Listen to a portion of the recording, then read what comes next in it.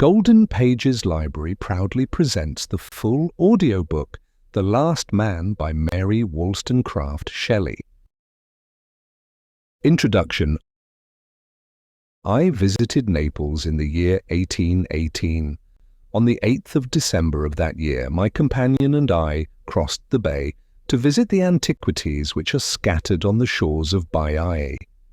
The translucent and shining waters of the calm sea covered fragments of old Roman villas which were interlaced by seaweed and received diamond tints from the chequering of the sunbeams. The blue and pellucid element was such as Galatea might have skimmed in her car of mother of pearl, or Cleopatra, more fitly than the Nile, have chosen as the path of her magic ship. Though it was winter, the atmosphere seemed more appropriate to early spring, and its genial warmth contributed to inspire those sensations of placid delight which are the portion of every traveller as he lingers loath to quit the tranquil bays and radiant promontories of Baiae. We visited the so-called Elysian Fields and Avernus, and wandered through various ruined temples, baths, and classic spots. At length we entered the gloomy cavern of the Cumaean Sibyl. Our lazzaroni bore flaring torches which shone red and almost dusky in the murky subterranean passages whose darkness thirstily surrounding them seemed eager to imbibe more and more of the element of light. We passed by a natural archway leading to a second gallery and inquired if we could not enter there also. The guides pointed to the reflection of their torches on the water that paved it, leaving us to form our own conclusion, but adding it was a pity, for it led to the Sibyl's cave. Our curiosity and enthusiasm were excited by this circumstance, and we insisted upon attempting the passage. As is usually the case in the prosecution of such enterprises, the difficulties decreased on examination. We found on each side of the humid pathway dry land for the sole of the foot. At length we arrived at a large, desert, dark cavern which the lazzaroni assured us was the Sibyl's cave. We were sufficiently disappointed, yet we examined it with care, as if its blank, rocky walls could still bear trace of celestial visitant. On one side was a small opening. "Whither does this lead?" we asked. "Can we enter here?" "Questa poi no," said the wild-looking savage who held the torch. "You can advance but a short distance, and nobody visits it." "Nevertheless, I will try it," said my companion. "It may lead to the real cavern. Shall I go alone, or will you accompany me?" I signified my readiness to proceed, but our guides protested against such a measure. With great volubility in their native Neapolitan dialect, with which we were not very familiar, they told us that there were spectres, that the roof would fall in, that it was too narrow to admit us, that there was a deep hole within filled with water, and we might be drowned. My friend shortened the harangue by taking the man's torch from him, and we proceeded alone. The passage, which at first scarcely admitted us, quickly grew narrower and lower. We were almost bent double, yet still we persisted in making our way through it. At length we entered a wider space, and the low roof heightened. But, as we congratulated ourselves on this change, our torch was extinguished by a current of air, and we were left in utter darkness. The guides bring with them materials for renewing the light, but we had none. Our only resource was to return as we came. We groped round the widened space to find the entrance, and after a time fancied that we had succeeded. This proved, however, to be a second passage, which evidently ascended. It terminated like the former, though something approaching to a ray, we could not tell whence, shed a very doubtful twilight in the space. By degrees our eyes grew somewhat accustomed to this dimness, and we perceived that there was no direct passage leading us further, but that it was possible to climb one side of the cavern to a low arch at top, which promised a more easy path, from whence we now discovered that this light proceeded. With considerable difficulty we scrambled up and came to another passage with still more of illumination, and this led to another ascent like the former. After a succession of these, which our resolution alone permitted us to surmount, we arrived at a wide cavern with an arched, dome-like roof. An aperture in the midst let in the light of heaven, but this was overgrown with brambles and underwood, which acted as a veil, obscuring the day, and giving a solemn religious hue to the apartment. It was spacious and nearly circular, with a raised seat of stone, about the size of a Grecian couch at one end. The only sign that life had been here was the perfect snow-white skeleton of a goat, which had probably not perceived the opening as it grazed on the hill above, and had fallen headlong. Ages perhaps had elapsed since this catastrophe, and the ruin it had made above had been repaired by the growth of vegetation during many hundred summers. The rest of the furniture of the cavern consisted of piles of leaves, fragments of bark, and a white, filmy substance resembling the inner part of the green hood which shelters the grain of the unripe Indian corn. We were fatigued by our struggles to attain this point, and seated ourselves on the rocky couch, while the sounds of tinkling sheep bells and shout of shepherd boy reached us from above. At length my friend, who had taken up some of the leaves strewed about, exclaimed, "This is the Sibyl's cave! These are Sibylline leaves!" On examination we found that all the leaves, bark, and other substances were traced with written characters. What appeared to us more astonishing was that these writings were expressed in various languages, some unknown to my companion, ancient Chaldee, and Egyptian hieroglyphics, old as the pyramids. Stranger still, some were in modern dialects, English and Italian. We could make out little by the dim light, but they seemed to contain prophecies, detailed relations of events, but lately past, names now well known, but of modern date, and often exclamations of exultation or woe, of victory or defeat, were traced on their thin, scant pages. This was certainly the Sibyl's cave, not indeed exactly as Virgil describes it, but the whole of this land had been so convulsed by earthquake and volcano that the change was not wonderful, though the traces of ruin were effaced by time, and we probably owed the preservation of these leaves to the accident which had closed the mouth of the cavern, and the swift-growing vegetation which had rendered its sole opening impervious to the storm.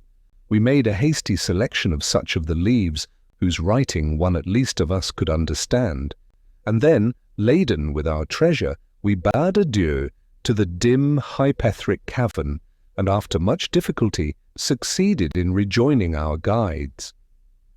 During our stay at Naples, we often returned to this cave, sometimes alone, skimming the sunlit sea, and each time added to our store. Since that period, whenever the world's circumstance has not imperiously called me away, or the temper of my mind impeded such study, I have been employed in deciphering these sacred remains. Their meaning, wondrous and eloquent, has often repaid my toil, soothing me in sorrow and exciting my imagination to daring flights through the immensity of nature and the mind of man. For a while my labours were not solitary, but that time is gone, and with the selected and matchless companion of my toils, their dearest reward is also lost to me. Di mie tenere frondi altro lavoro, crede a mostrarte, e qual fero pianeta, ne invidio insieme, o mio nobil tesoro. I present the public with my latest discoveries in the slight Sibylline pages. Scattered and unconnected as they were, I have been obliged to add links and model the work into a consistent form, but the main substance rests on the truths contained in these poetic rhapsodies and the divine intuition which the Cumaean damsel obtained from heaven. I have often wondered at the subject of her verses, and at the English dress of the Latin poet. Sometimes I have thought that, obscure and chaotic as they are, They owe their present form to me, their decipherer. As if we should give to another artist the painted fragments which form the mosaic copy of Raphael's Transfiguration in St. Peter's, he would put them together in a form whose mode would be fashioned by his own peculiar mind and talent. Doubtless, the leaves of the Cumean Sibyl have suffered distortion and diminution of interest and excellence in my hands. My only excuse for thus transforming them is that they were unintelligible in their pristine condition. My labours have cheered long hours of solitude and taken me out of a world which has averted its once benignant face from me to one glowing with imagination and power. Will my readers ask how I could find solace from the narration of misery and woeful change? This is one of the mysteries of our nature which holds full sway over me and from whose influence I cannot escape. I confess that I have not been unmoved by the development of the tale, and that I have been depressed, nay, agonized, at some parts of the recital, which I have faithfully transcribed from my materials. Yet such is human nature that the excitement of mind was dear to me, and that the imagination painter of tempest and earthquake, or worse, the stormy and ruin-fraught passions of man, softened my real sorrows and endless regrets by clothing these fictitious ones in that ideality which takes the mortal sting from pain. I hardly know whether this apology is necessary, for the merits of my adaptation and translation must decide how far I have well bestowed my time and imperfect powers in giving form and substance to the frail and attenuated leaves of the Sibyl, the Volume 1. Chapter 1. I am the native of a sea-surrounded nook, a cloud-enshadowed land, which, when the surface of the globe with its shoreless ocean and trackless continents presents itself to my mind, appears only as an inconsiderable speck in the immense whole, and yet when balanced in the scale of mental power, far outweighed countries of larger extent and more numerous population. So true it is that man's mind alone was the creator of all that was good or great to man, and that nature herself was only his first minister. England, seated far north in the turbid sea, now visits my dreams in the semblance of a vast and well-manned ship, which mastered the winds and rode proudly over the waves. In my boyish days, she was the universe to me.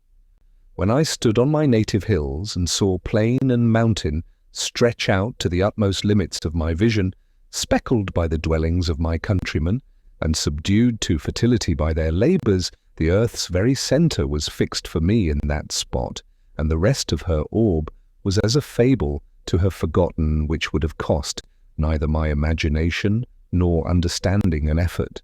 My fortunes have been, from the beginning, an exemplification of the power that mutability may possess over the varied tenor of man's life. With regard to myself, this came almost by inheritance. My father was one of those men on whom nature had bestowed to prodigality the envied gifts of wit and imagination, and then left his bark of life to be impelled by these winds, without adding reason as the rudder, or judgment as the pilot for the voyage. His extraction was obscure, but circumstances brought him early into public notice, and his small paternal property was soon dissipated in the splendid scene of fashion and luxury in which he was an actor. During the short years of thoughtless youth, he was adored by the high-bred triflers of the day, nor least by the youthful sovereign who escaped from the intrigues of party and the arduous duties of kingly business to find never-failing amusement and exhilaration of spirit in his society. My father's impulses, never under his own control, perpetually led him into difficulties from which his ingenuity alone could extricate him, and the accumulating pile of debts of honour and of trade, which would have bent to earth any other, was supported by him with a light spirit and tameless hilarity. while his company was so necessary at the tables and assemblies of the rich that his derelictions were considered venial, and he himself received with intoxicating flattery. This kind of popularity, like every other, is evanescent, and the difficulties of every kind with which he had to contend increased in a frightful ratio compared with his small means of extricating himself. At such times the king, in his enthusiasm for him, would come to his relief, and then kindly take his friend to task.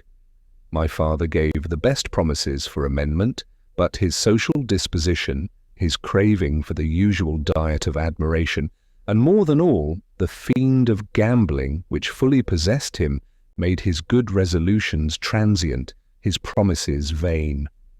With the quick sensibility peculiar to his temperament, he perceived his power in the brilliant circle to be on the wane. The king married, and the haughty Princess of Austria, who became, as Queen of England, the head of fashion, looked with harsh eyes on his defects, and with contempt on the affection her royal husband entertained for him. My father felt that his fall was near, but so far from profiting by this last calm before the storm to save himself, he sought to forget anticipated evil by making still greater sacrifices to the deity of pleasure, deceitful and cruel arbiter of his destiny. The king, who was a man of excellent dispositions but easily led, had now become a willing disciple of his imperious consort. He was induced to look with extreme disapprobation, and at last with distaste, on my father's imprudence and follies. It is true that his presence dissipated these clouds. His warm-hearted frankness, brilliant sallies, and confiding demeanour were irresistible. It was only when at a distance, while still renewed tales of his errors were poured into his royal friend's ear, that he lost his influence. The Queen's dexterous management was employed to prolong these absences and gather together accusations. At length the king was brought to see in him a source of perpetual disquiet, knowing that he should pay for the short-lived pleasure of his society by tedious homilies and more painful narrations of excesses, the truth of which he could not disprove. The result was that he would make one more attempt to reclaim him, and in case of ill success, cast him off forever. Such a scene must have been one of deepest interest and high-wrought passion. A powerful king, conspicuous for a goodness which had heretofore made him meek, and now lofty in his admonitions, with alternate entreaty and reproof, besought his friend to attend to his real interests, resolutely to avoid those fascinations which in fact were fast deserting him, and to spend his great powers on a worthy field, in which he, his sovereign, would be his prop, his stay, and his pioneer. My father felt this kindness. For a moment ambitious dreams floated before him, and he thought that it would be well to exchange his present pursuits for nobler duties. With sincerity and fervour he gave the required promise. As a pledge of continued favour, he received from his royal master a sum of money to defray pressing debts and enable him to enter under good auspices his new career. That very night, while yet full of gratitude and good resolves, this whole sum, and its amount doubled, was lost at the gaming table. In his desire to repair his first losses, my father risked double stakes, and thus incurred a debt of honour he was wholly unable to pay. Ashamed to apply again to the king, he turned his back upon London, its false delights and clinging miseries, and, with poverty for his sole companion, buried himself in solitude among the hills and lakes of Cumberland. His wit, his bon mots, the record of his personal attractions, fascinating manners and social talents, were long remembered and repeated from mouth to mouth. Ask where now was this favourite of fashion, this companion of the noble, this excelling beam which gilt with alien splendour the assemblies of the courtly and the gay. You heard that he was under a cloud, a lost man. Not one thought it belonged to him to repay pleasure by real services, or that his long reign of brilliant wit deserved a pension on retiring. The king lamented his absence. He loved to repeat his sayings, relate the adventures they had had together, and exalt his talents. But here ended his reminiscence. Meanwhile my father, forgotten, could not forget. He repined for the loss of what was more necessary to him than air or food, the excitements of pleasure, the admiration of the noble, the luxurious and polished living of the great. A nervous fever was the consequence, during which he was nursed by the daughter of a poor cottager under whose roof he lodged. She was lovely, gentle, and above all kind to him. Nor can it afford astonishment that the late idol of high-bred beauty should, even in a fallen state, appear a being of an elevated and wondrous nature to the lowly cottage girl. The attachment between them led to the ill-fated marriage, of which I was the offspring. Notwithstanding the tenderness and sweetness of my mother, her husband still deplored his degraded state. Unaccustomed to industry, he knew not in what way to contribute to the support of his increasing family. Sometimes he thought of applying to the king. Pride and shame for a while withheld him, and, before his necessities became so imperious as to compel him to some kind of exertion, he died.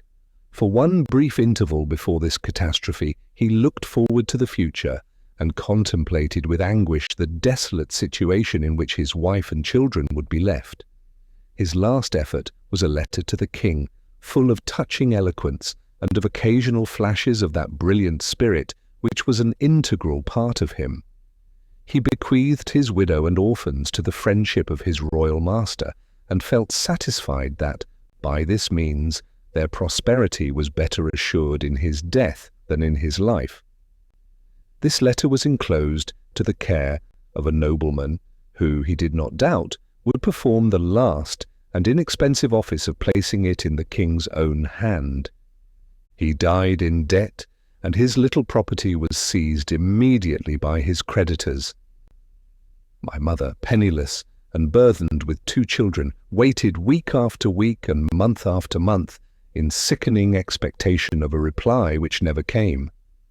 She had no experience beyond her father's cottage, and the mansion of the lord of the manor was the chiefest type of grandeur she could conceive. During my father's life, she had been made familiar with the name of royalty and the courtly circle, but such things, ill according with her personal experience, appeared, after the loss of him who gave substance and reality to them, vague and fantastical.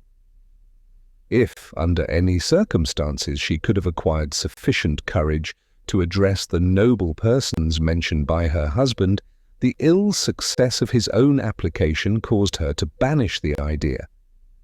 She saw therefore no escape from dire penury. Perpetual care, joined to sorrow for the loss of the wondrous being whom she continued to contemplate with ardent admiration, hard labour, and naturally delicate health, at length released her from the sad continuity of want and misery. The condition of her orphan children was peculiarly desolate. Her own father had been an emigrant from another part of the country, and had died long since. They had no one relation to take them by the hand. They were outcasts, paupers, unfriended beings, to whom the most scanty pittance was a matter of favour, and who were treated merely as children of peasants, yet poorer than the poorest, who, dying, had left them, a thankless bequest, to the close-handed charity of the land. I, the elder of the 2, was 5 years old when my mother died. A remembrance of the discourses of my parents and the communications which my mother endeavoured to impress upon me concerning my father's friends, in slight hope that I might one day derive benefit from the knowledge, floated like an indistinct dream through my brain. I conceived that I was different and superior to my protectors and companions, but I knew not how or wherefore. The sense of injury associated with the name of king and noble clung to me, but I could draw no conclusions from such feelings to serve as a guide to action. My first real knowledge of myself was as an unprotected orphan among the valleys and fells of Cumberland. I was in the service of a farmer, and with crook in hand, my dog at my side, I shepherded a numerous flock on the near uplands. I cannot say much in praise of such a life, and its pains far exceeded its pleasures. There was freedom in it, a companionship with nature, and a reckless loneliness. But these, romantic as they were, did not accord with the love of action and desire of human sympathy characteristic of youth. Neither the care of my flock nor the change of seasons were sufficient to tame my eager spirit. My outdoor life and unemployed time were the temptations that led me early into lawless habits. I associated with others friendless like myself. I formed them into a band. I was their chief and captain. All shepherd boys alike, while our flocks were spread over the pastures, we schemed and executed many a mischievous prank which drew on us the anger and revenge of the rustics. I was the leader and protector of my comrades, and as I became distinguished among them, their misdeeds were usually visited upon me. But while I endured punishment and pain in their defense with the spirit of an hero, I claimed as my reward their praise and obedience. In such a school my disposition became rugged but firm. The appetite for admiration and small capacity for self-control which I inherited from my father, nursed by adversity, made me daring and reckless. I was rough as the elements and unlearned as the animals I tended. I often compared myself to them, and finding that my chief superiority consisted in power, I soon persuaded myself that it was in power only that I was inferior to the chiefest potentates of the earth. Thus untaught in refined philosophy and pursued by a restless feeling of degradation from my true station in society, I wandered among the hills of civilized England as uncouth a savage as the wolf-bred founder of old Rome. I owned but one law. It was that of the strongest, and my greatest deed of virtue was never to submit. Yet let me a little retract from this sentence I have passed on myself. My mother, when dying, had, in addition to her other half-forgotten and misapplied lessons, committed with solemn exhortation her other child to my fraternal guardianship.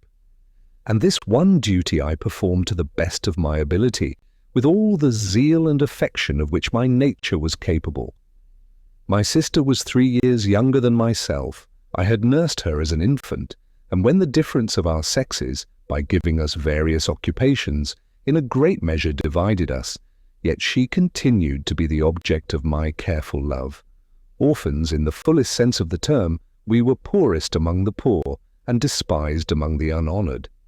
If my daring and courage obtained for me a kind of respectful aversion, her youth and sex, since they did not excite tenderness, by proving her to be weak, were the causes of numberless mortifications to her, and her own disposition was not so constituted as to diminish the evil effects of her lowly station.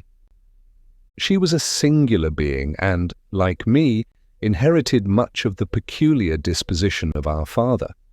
Her countenance was all expression. Her eyes were not dark, but impenetrably deep. You seemed to discover space after space in their intellectual glance, and to feel that the soul which was their soul comprehended an universe of thought in its ken. She was pale and fair, and her golden hair clustered on her temples, contrasting its rich hue with the living marble beneath. Her coarse peasant dress, little consonant apparently with the refinement of feeling which her face expressed, yet, in a strange manner, accorded with it.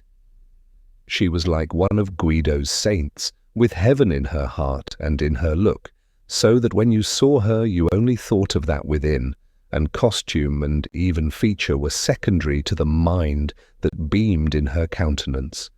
Yet though lovely and full of noble feeling, My poor Perdita, for this was the fanciful name my sister had received from her dying parent, was not altogether saintly in her disposition.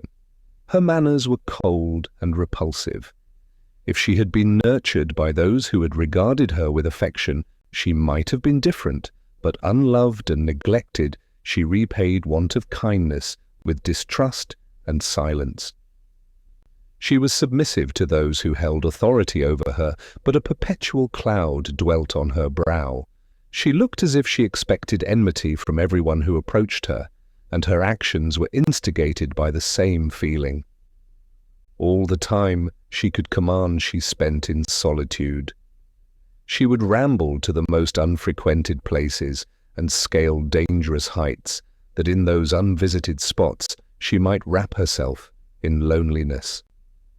Often she passed whole hours walking up and down the paths of the woods. She wove garlands of flowers and ivy, or watched the flickering of the shadows and glancing of the leaves.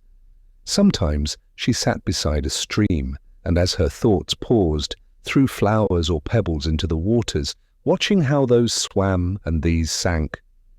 Or she would set afloat boats formed of bark of trees or leaves, with a feather for a sail, and intensely watch the navigation of her craft among the rapids and shallows of the brook. Meanwhile, her active fancy wove 1,000 combinations. She dreamt of moving accidents by flood and field. She lost herself delightedly in these self-created wanderings, and returned with unwilling spirit to the dull detail of common life. Poverty was the cloud that veiled her excellencies, and all that was good in her seemed about to perish from want of the genial dew of affection. She had not even the same advantage as I in the recollection of her parents. She clung to me, her brother, as her only friend, but her alliance with me completed the distaste that her protectors felt for her, and every error was magnified by them into crimes. If she had been bred in that sphere of life to which by inheritance the delicate framework of her mind and person was adapted, she would have been the object almost of adoration, for her virtues were as eminent as her defects. All the genius that ennobled the blood of her father illustrated hers. A generous tide flowed in her veins. Artifice, envy, or meanness were at the antipodes of her nature. Her countenance, when enlightened by amiable feeling, might have belonged to a queen of nations. Her eyes were bright, her look fearless. Although by our situation and dispositions we were almost equally cut off from the usual forms of social intercourse, we formed a strong contrast to each other. I always required the stimulants of companionship and applause. Perdita was all sufficient to herself. Notwithstanding my lawless habits, my disposition was sociable, hers recluse. My life was spent among tangible realities, hers was a dream. I might be said even to love my enemies, since by exciting me they, in a sort, bestowed happiness upon me. Perdita almost disliked her friends, for they interfered with her visionary moods. All my feelings, even of exultation and triumph, were changed to bitterness if unparticipated. Perdita, even in joy, fled to loneliness, and could go on from day to day, neither expressing her emotions, nor seeking a fellow feeling in another mind. Nay, she could love and dwell with tenderness on the look and voice of her friend, while her demeanour expressed the coldest reserve. A sensation with her became a sentiment, and she never spoke until she had mingled her perceptions of outward objects with others which were the native growth of her own mind.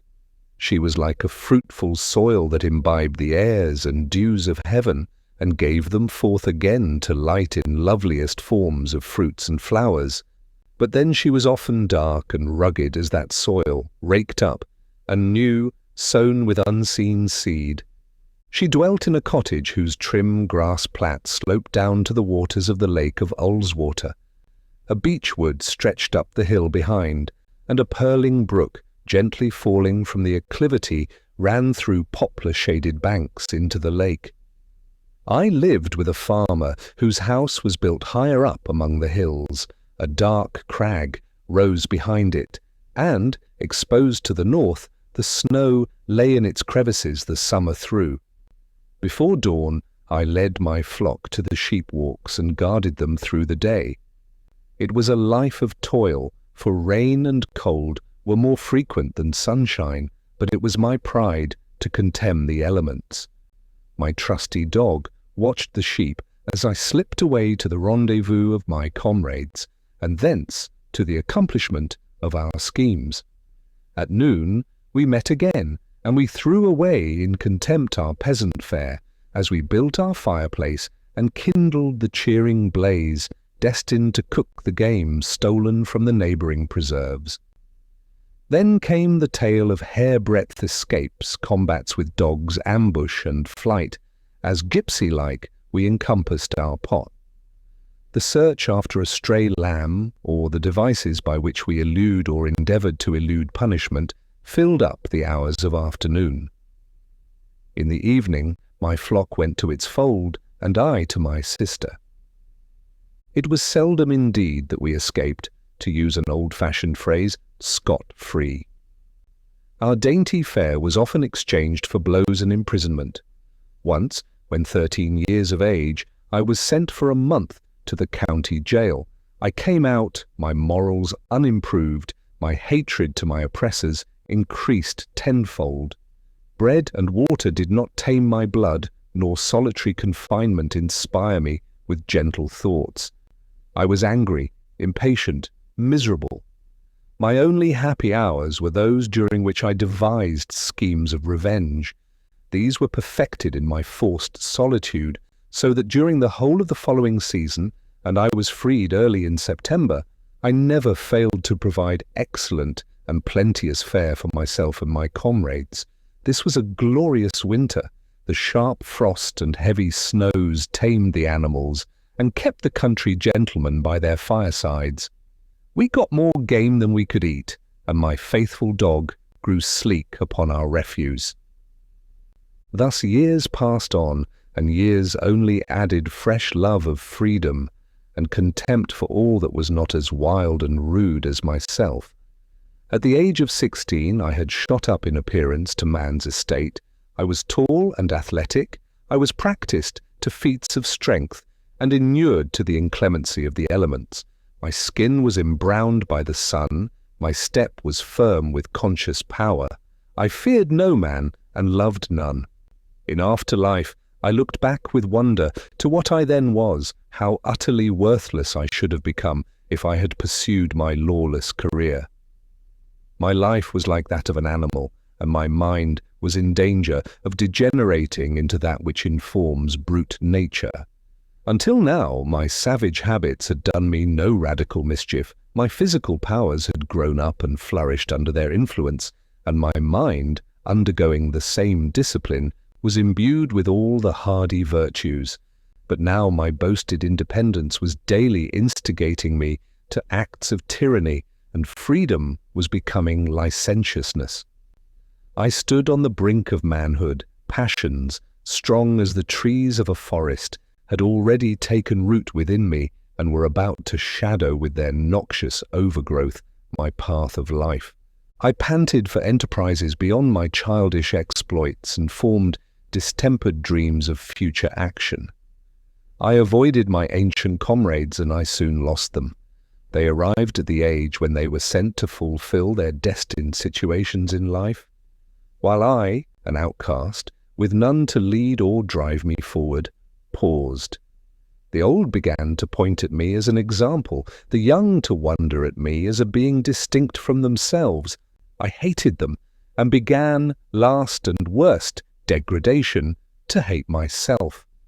I clung to my ferocious habits, yet half despised them.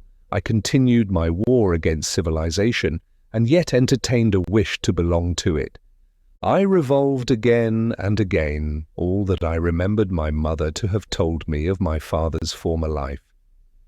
I contemplated the few relics I possessed belonging to him, which spoke of greater refinement than could be found among the mountain cottages.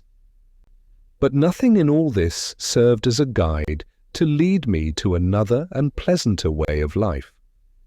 My father had been connected with nobles, but all I knew of such connection was subsequent neglect. The name of the king, he to whom my dying father had addressed his latest prayers, and who had barbarously slighted them, was associated only with the ideas of unkindness, injustice, and consequent resentment. I was born for something greater than I was, and greater I would become, but greatness, at least to my distorted perceptions, was no necessary associate of goodness, and my wild thoughts were unchecked by moral considerations when they rioted in dreams of distinction. Thus I stood upon a pinnacle, a sea of evil rolled at my feet. I was about to precipitate myself into it and rush like a torrent over all obstructions to the object of my wishes, when a stranger influence came over the current of my fortunes and changed their boisterous course to what was in comparison like the gentle meanderings of a meadow-encircling streamlet. Chapter 2. I lived far from the busy haunts of men, and the rumour of wars or political changes came worn to a mere sound to our mountain abodes. England had been the scene of momentous struggles during my early boyhood. In the year 2073, the last of its kings, the ancient friend of my father, had abdicated in compliance with the gentle force of the remonstrances of his subjects, and a republic was instituted. Large estates were secured to the dethroned monarch and his family.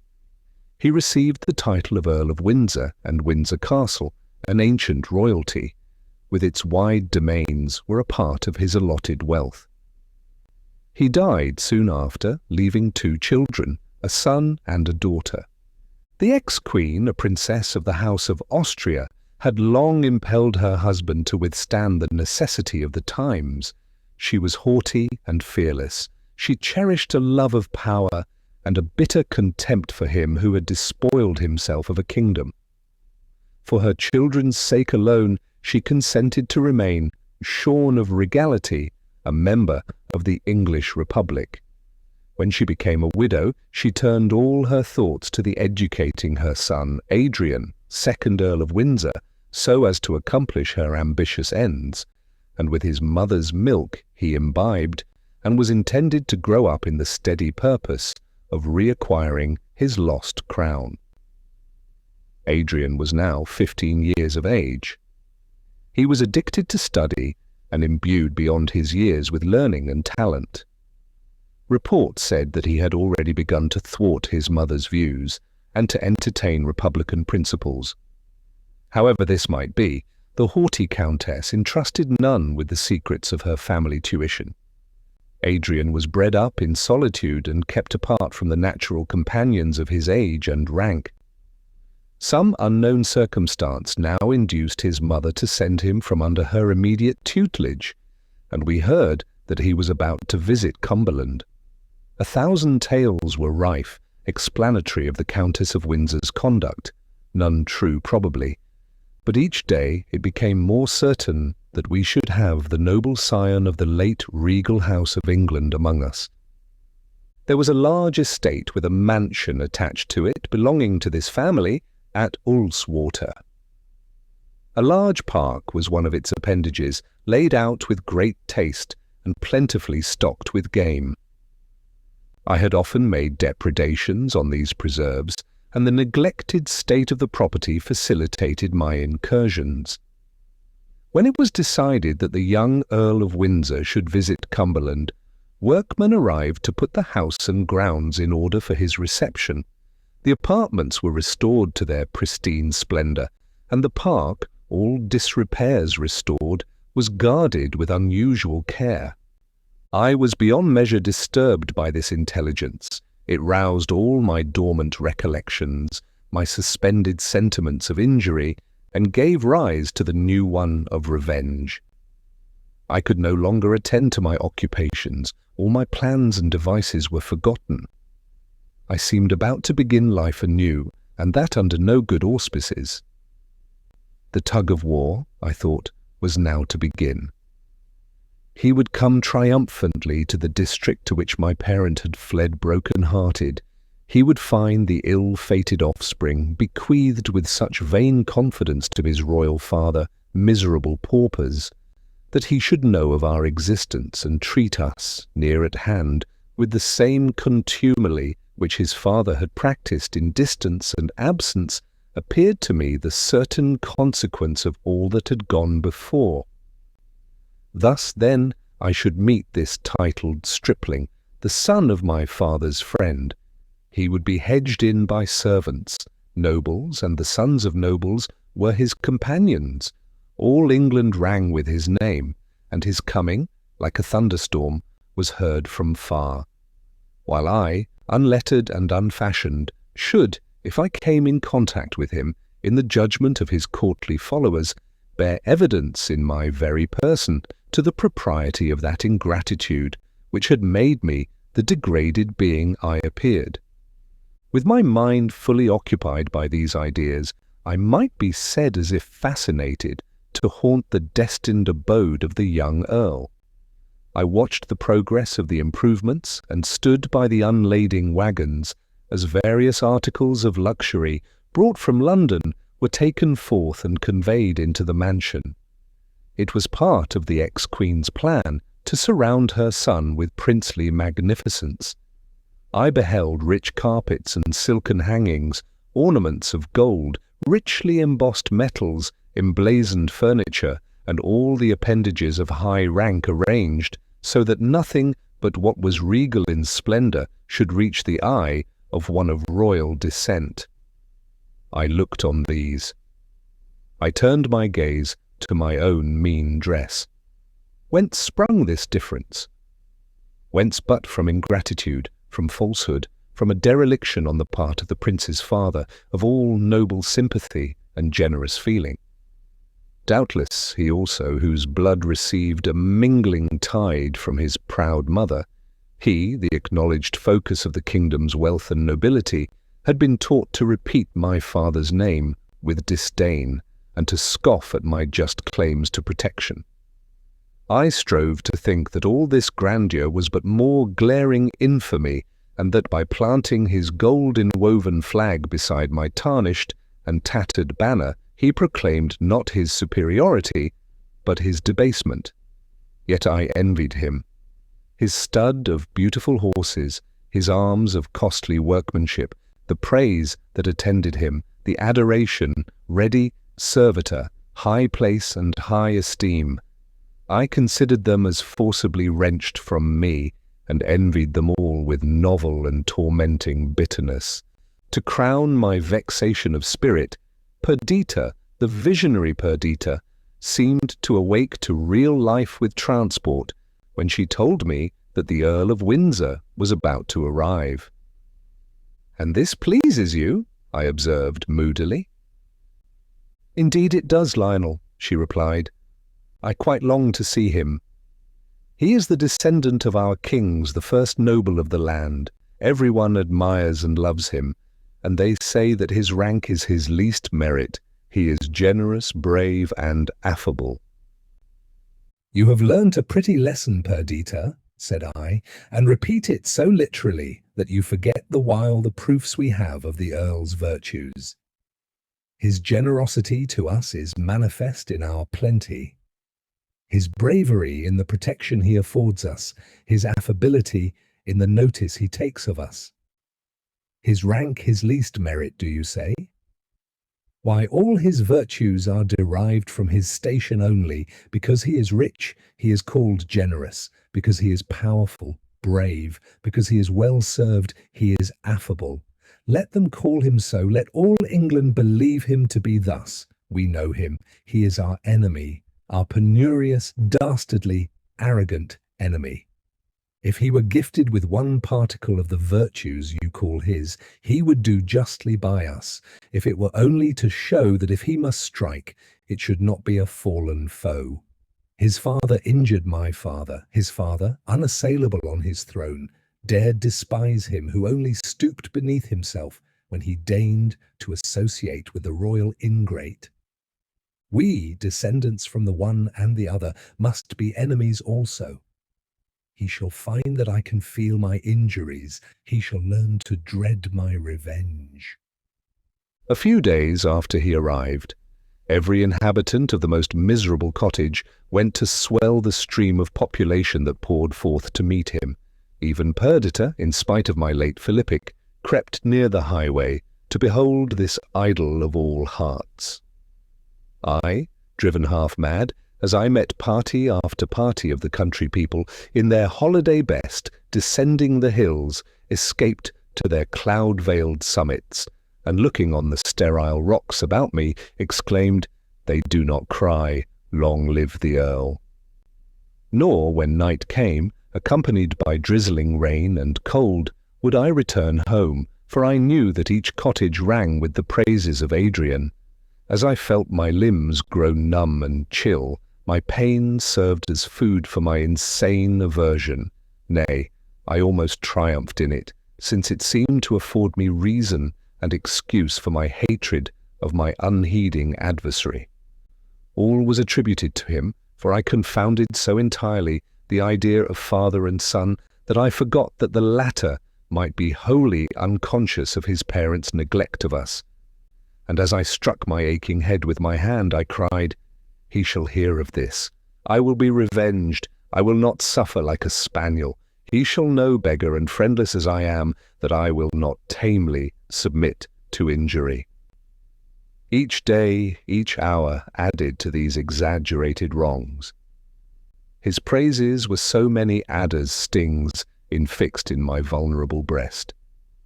If I saw him at a distance, riding a beautiful horse, my blood boiled with rage. The air seemed poisoned by his presence, and my very native English was changed to a vile jargon, since every phrase I heard was coupled with his name and honor.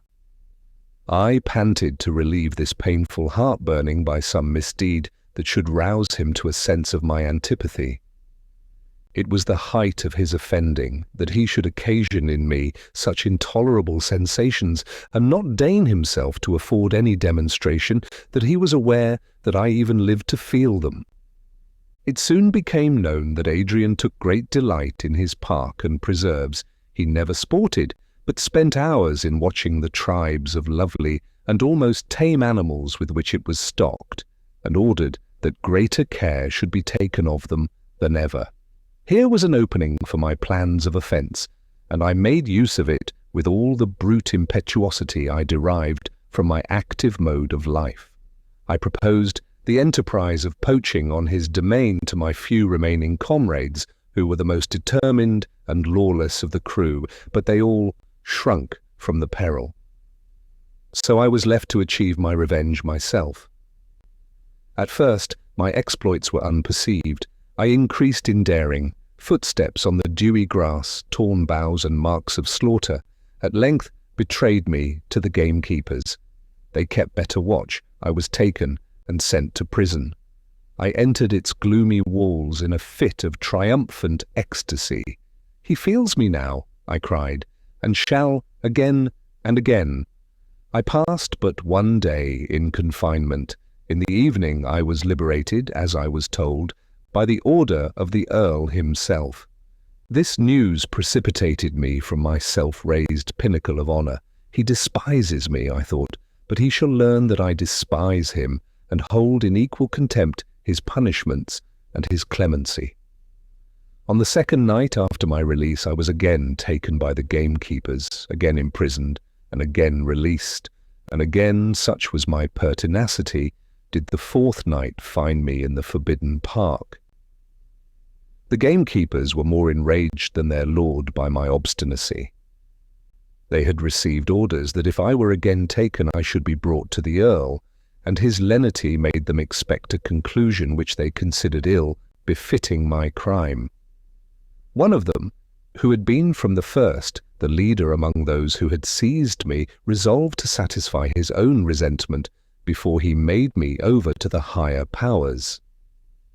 The late setting of the moon and the extreme caution I was obliged to use in this My third expedition consumed so much time that something like a qualm of fear came over me when I perceived dark night yield to twilight.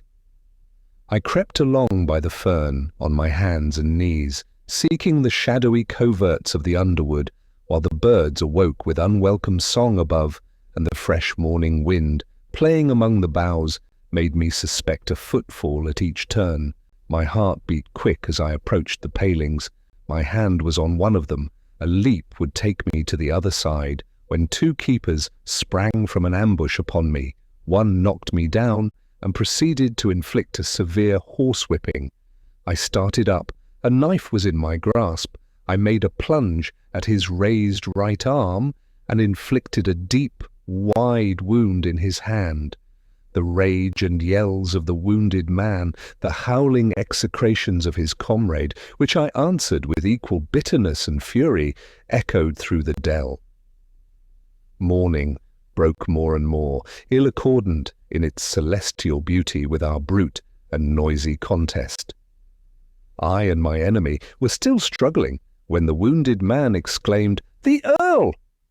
I sprang out of the Herculean hold of the keeper, panting from my exertions. I cast furious glances on my persecutors, and placing myself with my back to a tree, resolved to defend myself to the last. My garments were torn, and they, as well as my hands, were stained with the blood of the man I had wounded. One hand grasped the dead birds, my hard-earned prey, the other held the knife. My hair was matted, my face besmeared with the same guilty signs that bore witness against me on the dripping instrument I clenched. My whole appearance was haggard and squalid. Tall and muscular as I was in form, I must have looked like, what indeed I was, the merest ruffian that ever trod the earth. The name of the Earl startled me and caused all the indignant blood that warmed my heart to rush into my cheeks. I had never seen him before. I figured to myself a haughty, assuming youth who would take me to task if he deigned to speak to me with all the arrogance of superiority. My reply was ready, a reproach I deemed calculated to sting his very heart. He came up the while, and his appearance blew aside with gentle western breath my cloudy wrath. A tall, slim, fair boy with a physiognomy expressive of the excess of sensibility and refinement stood before me. The morning sunbeams tinged with gold his silken hair and spread light and glory over his beaming countenance. "How is this?" he cried. The men eagerly began their defense. He put them aside, saying, "Two of you at once on a mere lad, for shame?" He came up to me. "Verney!" he cried. "Lionel Verney, do we meet thus for the first time? We were born to be friends to each other, and though ill fortune has divided us, will you not acknowledge the hereditary bond of friendship which I trust will hereafter unite us?" As he spoke, his earnest eyes fixed on me seemed to read my very soul. My heart, my savage, revengeful heart, felt the influence of sweet benignity sink upon it, while his thrilling voice, like sweetest melody, awoke a mute echo within me, stirring to its depths the lifeblood in my frame. I desired to reply, to acknowledge his goodness, accept his proffered friendship, but words, fitting words, were not afforded to the rough mountaineer. I would have held out my hand, but its guilty stain restrained me. Adrian took pity on my faltering mien. "Come with me," he said. "I have much to say to you. Come home with me. You know who I am." "Yes," I exclaimed. "I do believe that I now know you, and that you will pardon my mistakes, my crime." Adrian smiled gently, and after giving his orders to the gamekeepers, he came up to me. Putting his arm in mine, we walked together to the mansion. It was not his rank, after all that I have said. Surely it will not be suspected that it was Adrian's rank that from the first subdued my heart of hearts and laid my entire spirit prostrate before him. Nor was it I alone who felt thus intimately his perfections. His sensibility and courtesy fascinated everyone. His vivacity, intelligence, and active spirit of benevolence completed the conquest. Even at this early age he was deep-read and imbued with the spirit of high philosophy. This spirit gave a tone of irresistible persuasion to his intercourse with others, so that he seemed like an inspired musician who struck, with unerring skill, the lyre of mind and produced thence divine harmony. In person, he hardly appeared of this world.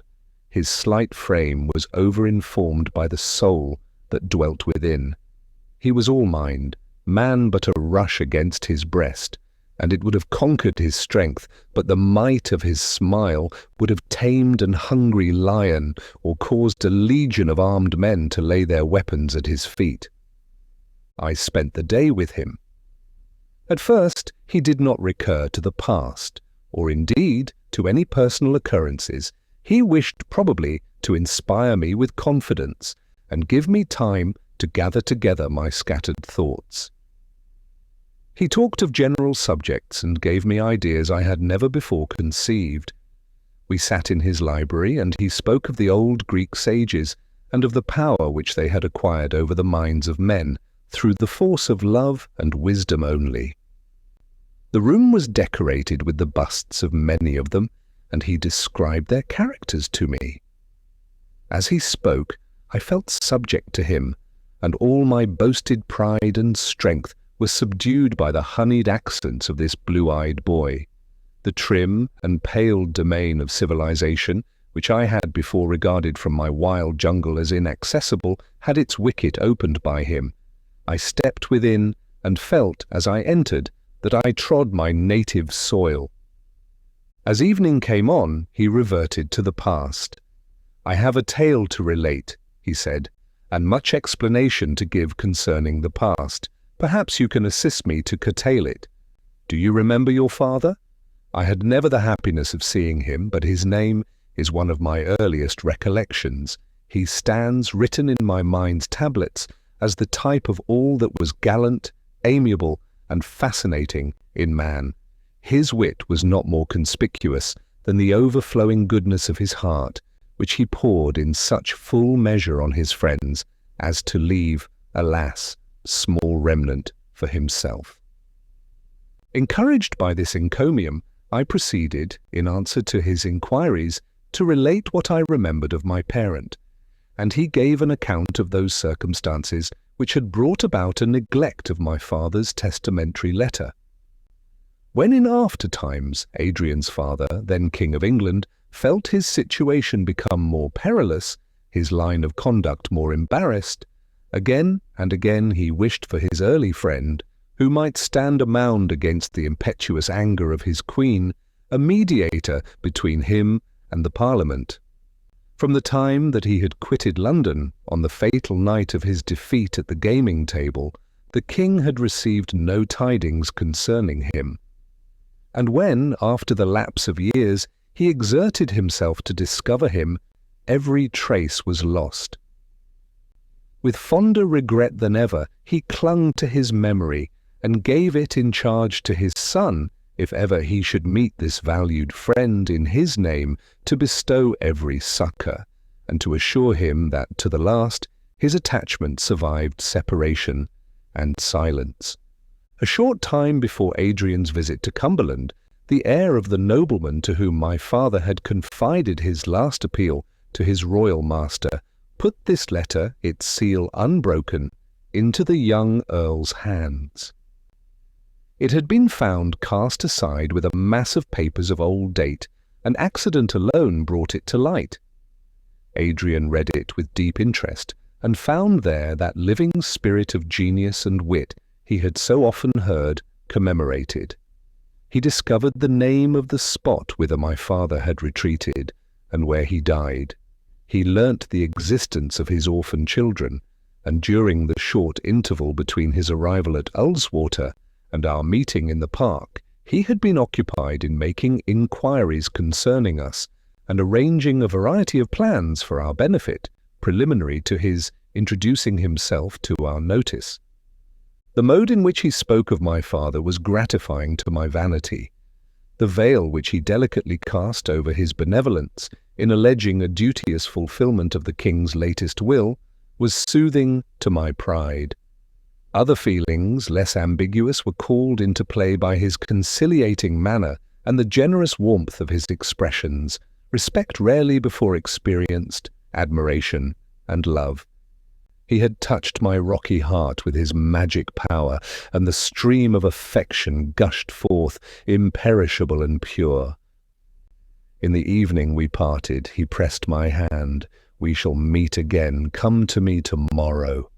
I clasped that kind hand. I tried to answer. A fervent "God bless you" was all my ignorance could frame of speech, and I darted away oppressed by my new emotions. I could not rest. I sought the hills. A west wind swept them, and the stars glittered above. I ran on, careless of outward objects, but trying to master the struggling spirit within me by means of bodily fatigue. This, I thought, is power. Not to be strong of limb, hard of heart, ferocious and daring, but kind, compassionate, and soft. Stopping short, I clasped my hands, and with the fervour of a new proselyte, cried, "Doubt me not, Adrian, I also will become wise and good." And then, quite overcome, I wept aloud. As this gust of passion passed from me, I felt more composed. I lay on the ground, and giving the reins to my thoughts, repassed in my mind my former life, and began, fold by fold, to unwind the many errors of my heart, and to discover how brutish, savage, and worthless I had hitherto been. I could not, however, at that time feel remorse, for methought I was born anew. My soul threw off the burthen of past sin, to commence a new career in innocence and love. Nothing harsh or rough remained to jar with the soft feelings which the transactions of the day had inspired. I was as a child lisping its devotions after its mother, and my plastic soul was remoulded by a master hand which I neither desired nor was able to resist. This was the first commencement of my friendship with Adrian, and I must commemorate this day as the most fortunate of my life. I now began to be human. I was admitted within that sacred boundary which divides the intellectual and moral nature of man from that which characterizes animals. My best feelings were called into play to give fitting responses to the generosity, wisdom, and amenity of my new friend. He, with a noble goodness all his own, took infinite delight in bestowing to prodigality the treasures of his mind and fortune on the long-neglected son of his father's friend, the offspring of that gifted being whose excellencies and talents he had heard commemorated from infancy. After his abdication, the late king had retreated from the sphere of politics, yet his domestic circle afforded him small content. The ex-queen had none of the virtues of domestic life, and those of courage and daring which she possessed were rendered null by the secession of her husband. She despised him, and did not care to conceal her sentiments. The king had, in compliance with her exactions, cast off his old friends, but he had acquired no new ones under her guidance. In this dearth of sympathy he had recourse to his almost infant son, and the early development of talent and sensibility rendered Adrian no unfitting depository of his father's confidence. He was never weary of listening to the latter's often repeated accounts of old times, in which my father had played a distinguished part. His keen remarks were repeated to the boy and remembered by him. His wit, his fascinations, his very faults were hallowed by the regret of affection. His loss was sincerely deplored. Even the queen's dislike of the favourite was ineffectual to deprive him of his son's admiration. It was bitter, sarcastic, contemptuous, but as she bestowed her heavy censure alike on his virtues as his errors, on his devoted friendship and his ill-bestowed loves, on his disinterestedness and his prodigality, on his prepossessing grace of manner and the facility with which he yielded to temptation, her double shot proved too heavy and fell short of the mark. Nor did her angry dislike prevent Adrian from imaging my father, as he had said, the type of all that was gallant, amiable, and fascinating in man. It was not strange, therefore, that when he heard of the existence of the offspring of this celebrated person, he should have formed the plan of bestowing on them all the advantages his rank made him rich to afford. When he found me a vagabond shepherd of the hills, a poacher, an unlettered savage, still his kindness did not fail. In addition to the opinion he entertained that his father was to a degree culpable of neglect towards us, and that he was bound to every possible reparation, he was pleased to say that under all my ruggedness there glimmered forth an elevation of spirit which could be distinguished from mere animal courage, and that I inherited a similarity of countenance to my father which gave proof that all his virtues and talents had not died with him. Whatever those might be which descended to me, my noble young friend resolved should not be lost for want of culture. Acting upon this plan in our subsequent intercourse, he led me to wish to participate in that cultivation which graced his own intellect. My active mind, when once it seized upon this new idea, fastened on it with extreme avidity. At first it was the great object of my ambition to rival the merits of my father and render myself worthy of the friendship of Adrian. But curiosity soon awoke, and an earnest love of knowledge which caused me to pass days and nights in reading and study. I was already well acquainted with what I may term the panorama of nature, the change of seasons, and the various appearances of heaven and earth. But I was at once startled and enchanted by my sudden extension of vision when the curtain which had been drawn before the intellectual world was withdrawn, and I saw the universe not only as it presented itself to my outward senses, but as it had appeared to the wisest among men. Poetry and its creations, philosophy and its researches and classifications alike awoke the sleeping ideas in my mind, and gave me new ones. I felt as the sailor who from the topmast first discovered the shore of America, and like him I hastened to tell my companions of my discoveries in unknown regions, but I was unable to excite in any breast the same craving appetite for knowledge that existed in mine. Even Perdita was unable to understand me. I had lived in what is generally called the world of reality, and it was awakening to a new country to find that there was a deeper meaning in all I saw besides that which my eyes conveyed to me. The visionary Perdita beheld in all this only a new gloss upon an old reading, and her own was sufficiently inexhaustible to content her. She listened to me as she had done to the narration of my adventures, and sometimes took an interest in this species of information, but she did not, as I did, look on it as an integral part of her being, which having obtained, I could no more put off than the universal sense of touch. We both agreed in loving Adrian, although she, not having yet escaped from childhood, could not appreciate as I did the extent of his merits, or feel the same sympathy in his pursuits and opinions. I was forever with him. There was a sensibility and sweetness in his disposition that gave a tender and unearthly tone to our converse. Then he was gay as a lark, carolling from its skiey tower, soaring in thought as an eagle, innocent as the mild-eyed dove. He could dispel the seriousness of Perdita and take the sting from the torturing activity of my nature. I looked back to my restless desires and painful struggles with my fellow beings as to a troubled dream, and felt myself as much changed as if I had transmigrated into another form, whose fresh sensorium and mechanism of nerves had altered the reflection of the apparent universe in the mirror of mind. But it was not so. I was the same in strength, in earnest craving for sympathy, in my yearning for active exertion. My manly virtues did not desert me, for the witch Urania spared the locks of Samson while he reposed at her feet, but all was softened and humanized. Nor did Adrian instruct me only in the cold truths of history and philosophy. At the same time that he taught me by their means to subdue my own reckless and uncultured spirit, he opened to my view the living page of his own heart and gave me to feel and understand its wondrous character. The ex-Queen of England had, even during infancy, endeavoured to implant daring and ambitious designs in the mind of her son. She saw that he was endowed with genius and surpassing talent. These she cultivated for the sake of afterwards using them for the furtherance of her own views.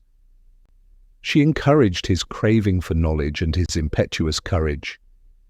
She even tolerated his tameless love of freedom under the hope that this would, as is too often the case, lead to a passion for command. She endeavoured to bring him up in a sense of resentment towards, and a desire to revenge himself upon, those who had been instrumental in bringing about his father's abdication. In this she did not succeed.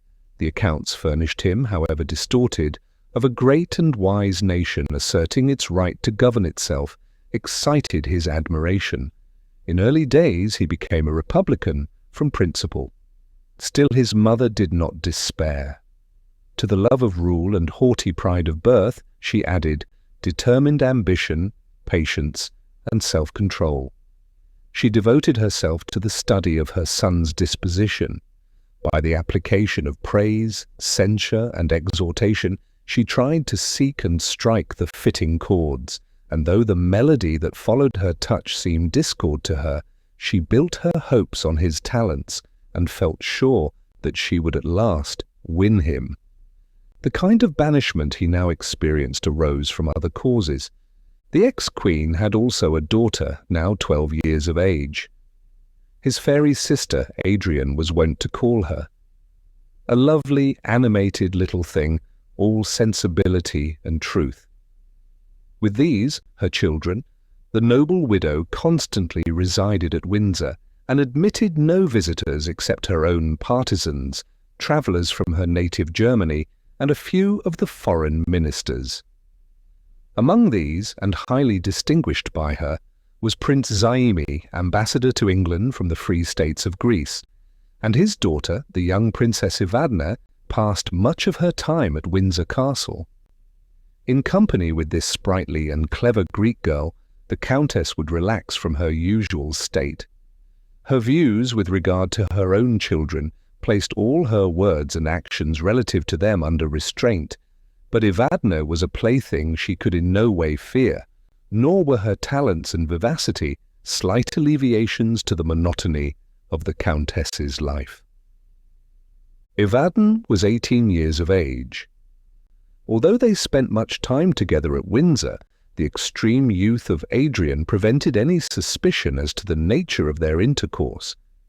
But he was ardent and tender of heart beyond the common nature of man, and had already learnt to love, while the beauteous Greek smiled benignantly on the boy. It was strange to me, who, though older than Adrian, had never loved, to witness the whole heart's sacrifice of my friend. There was neither jealousy, inquietude, or mistrust in his sentiment. It was devotion and faith. His life was swallowed up in the existence of his beloved, and his heart beat only in unison with the pulsations that vivified hers. This was the secret law of his life. He loved and was beloved. The universe was to him a dwelling, to inhabit with his chosen one, and not either a scheme of society or an enchainment of events that could impart to him either happiness or misery. What though life and the system of social intercourse were a wilderness, a tiger-haunted jungle?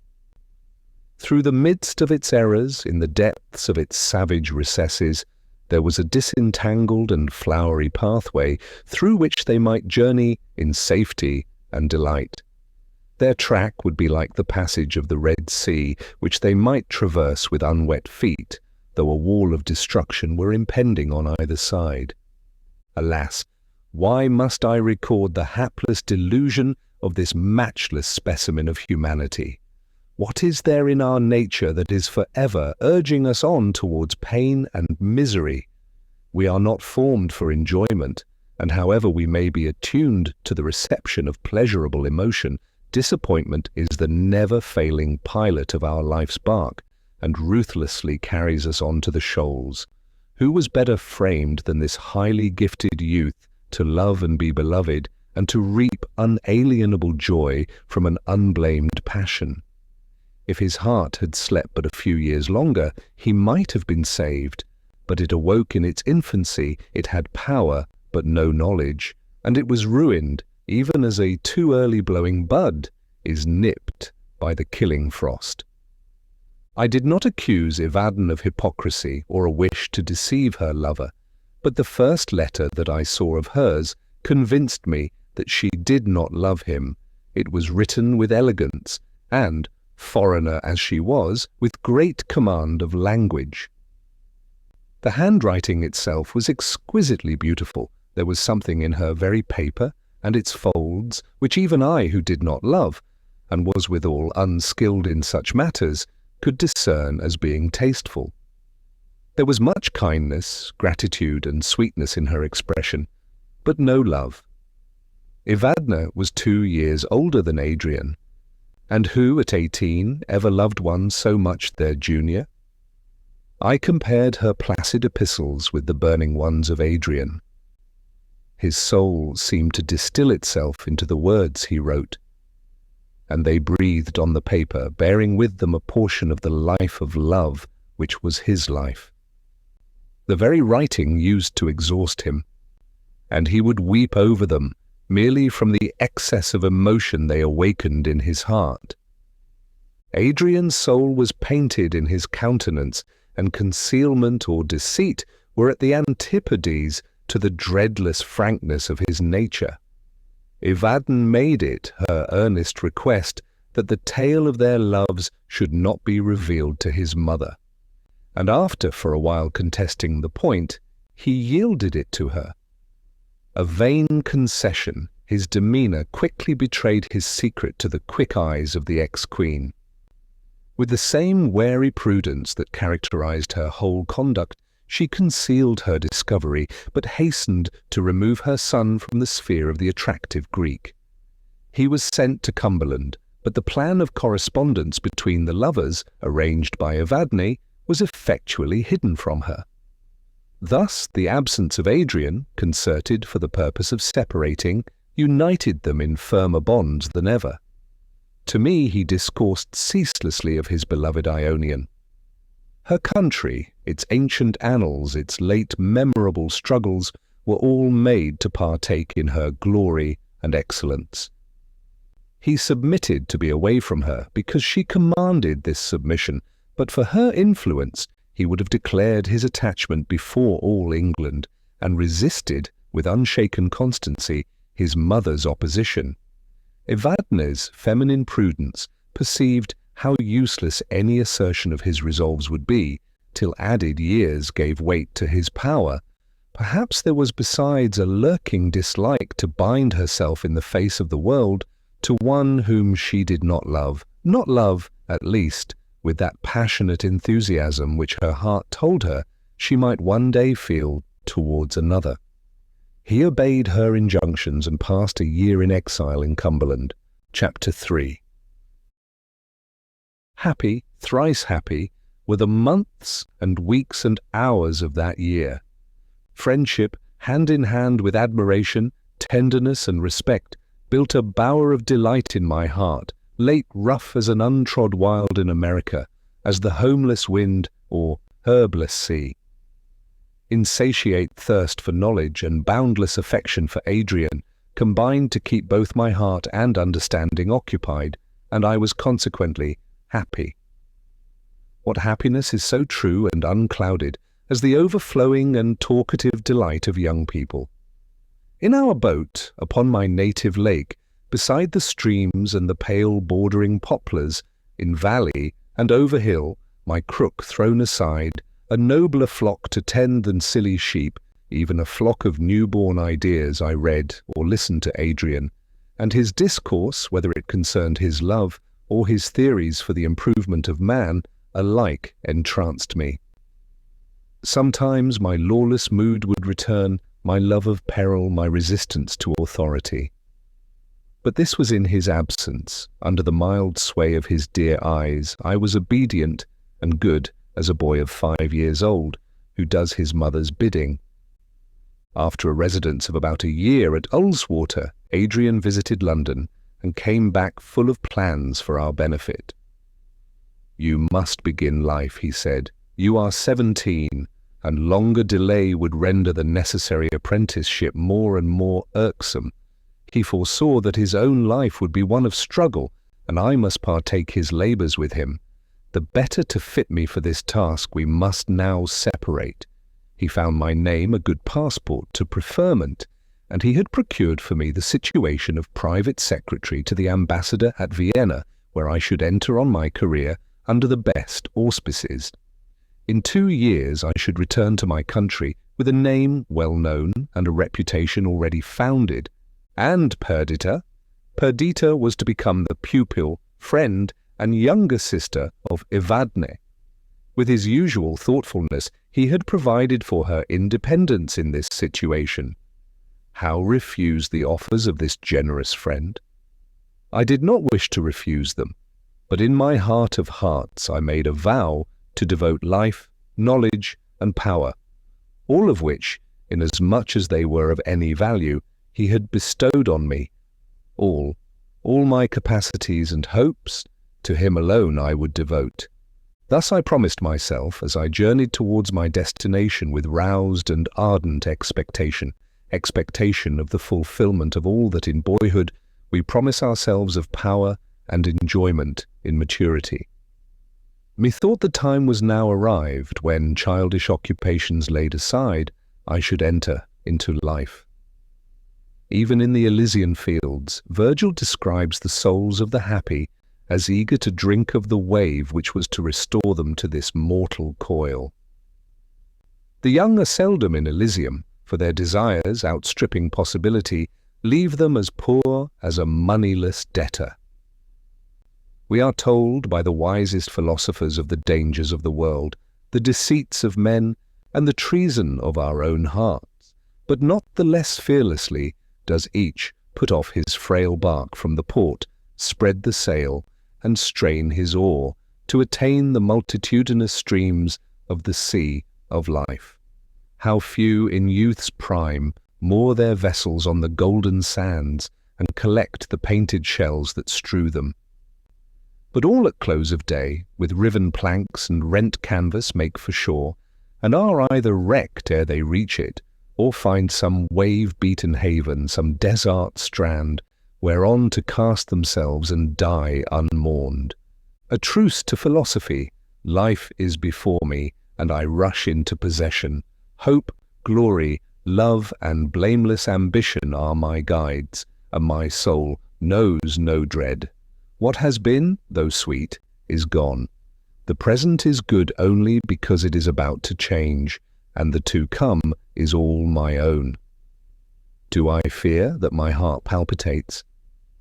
High aspirations cause the flow of my blood. My eyes seem to penetrate the cloudy midnight of time, and to discern within the depths of its darkness the fruition of all my soul desires. Now pause. During my journey I might dream, and with buoyant wings reach the summit of life's high edifice. Now that I am arrived at its base, my pinions are furled, the mighty stairs are before me, and step by step I must ascend the wondrous fane. Speak, what door is opened? Behold me in a new capacity. A diplomatist, one among the pleasure-seeking society of a gay city, a youth of promise, favourite of the ambassador.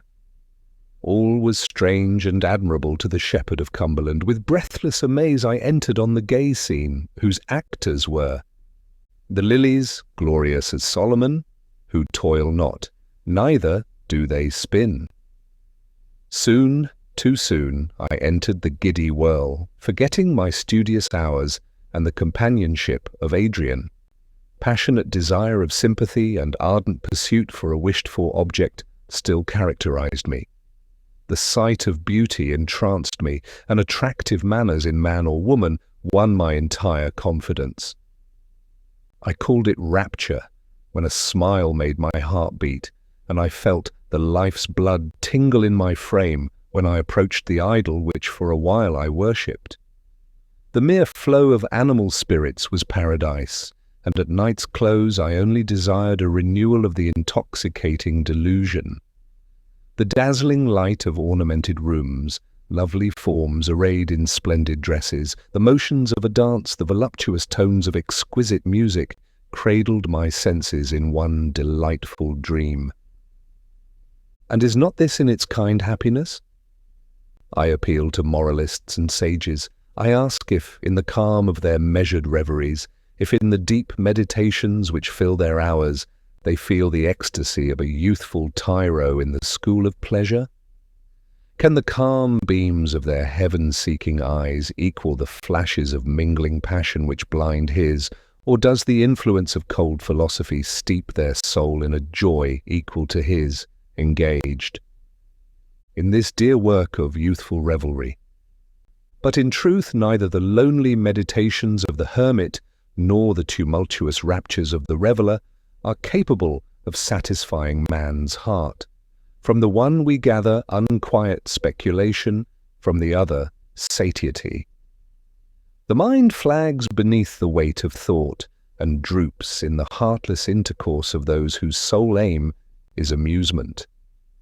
There is no fruition in their vacant kindness, and sharp rocks lurk beneath the smiling ripples of these shallow waters. Thus I felt when disappointment, weariness, and solitude drove me back upon my heart to gather thence the joy of which it had become barren. My flagging spirits asked for something to speak to the affections, and not finding it, I drooped. Thus, notwithstanding the thoughtless delight that waited on its commencement, the impression I have of my life at Vienna is melancholy. Goethe has said that in youth we cannot be happy unless we love. I did not love, but I was devoured by a restless wish to be something to others. I became the victim of ingratitude and cold coquetry. Then I desponded and imagined that my discontent gave me a right to hate the world. I receded to solitude, I had recourse to my books, and my desire again to enjoy the society of Adrian became a burning thirst. Emulation, that in its excess almost assumed the venomous properties of envy, gave a sting to these feelings. At this period, the name and exploits of one of my countrymen filled the world with admiration. Relations of what he had done, conjectures concerning his future actions, were the never-failing topics of the hour. I was not angry on my own account, but I felt as if the praises which this idol received were leaves torn from laurels destined for Adrian.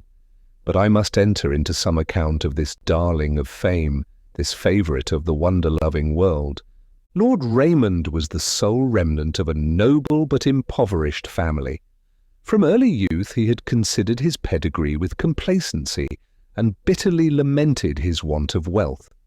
His first wish was aggrandizement, and the means that led towards this end were secondary considerations. Haughty, yet trembling to every demonstration of respect, ambitious, but too proud to show his ambition, willing to achieve honor, yet a votary of pleasure, he entered upon life. He was met on the threshold by some insult, real or imaginary, some repulse where he least expected it, some disappointment hard for his pride to bear. He writhed beneath an injury he was unable to revenge. And he quitted England with a vow not to return till the good time should arrive when she might feel the power of him she now despised.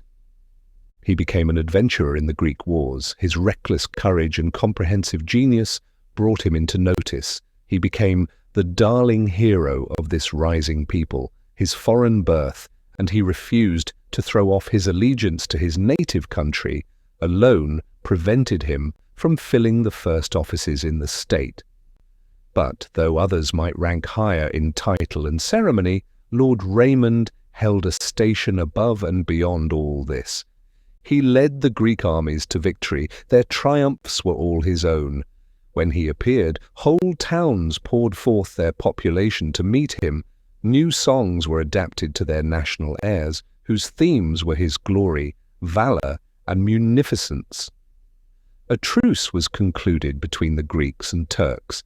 At the same time, Lord Raymond, by some unlooked-for chance, became the possessor of an immense fortune in England, whither he returned, crowned with glory, to receive the meed of honour and distinction before denied to his pretensions.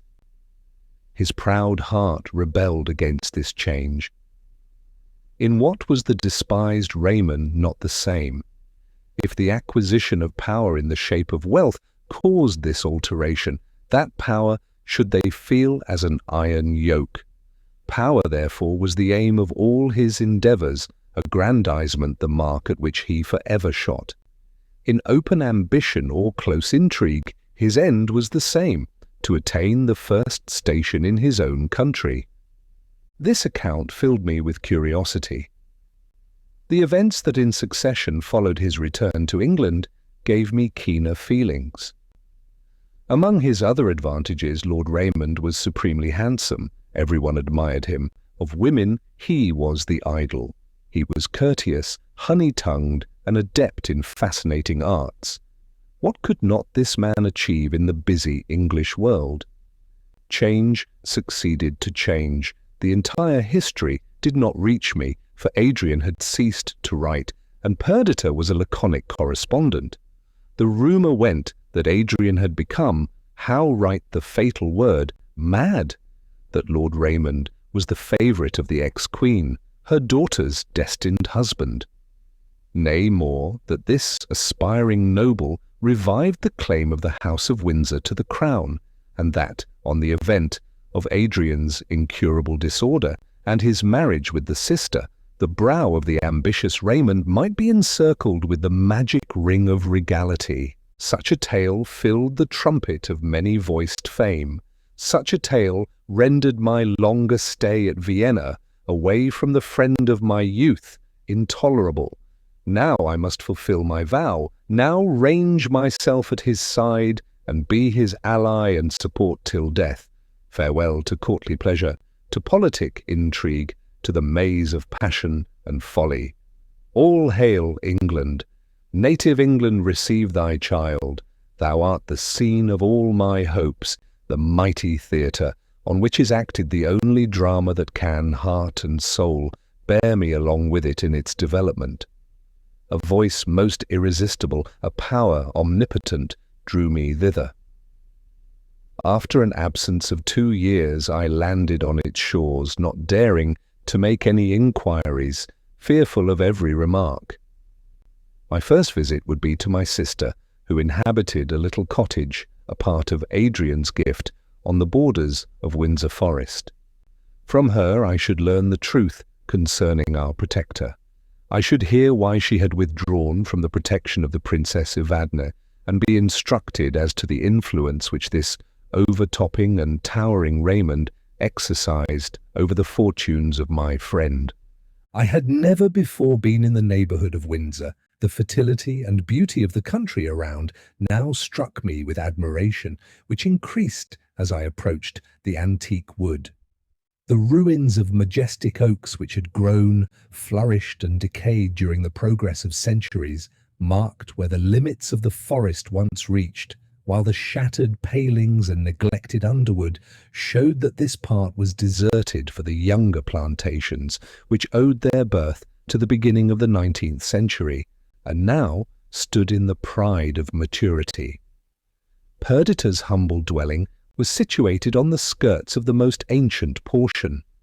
Before it was stretched Bishopgate Heath, which towards the east appeared interminable, and was bounded to the west by Chapel Wood and the grove of Virginia Water.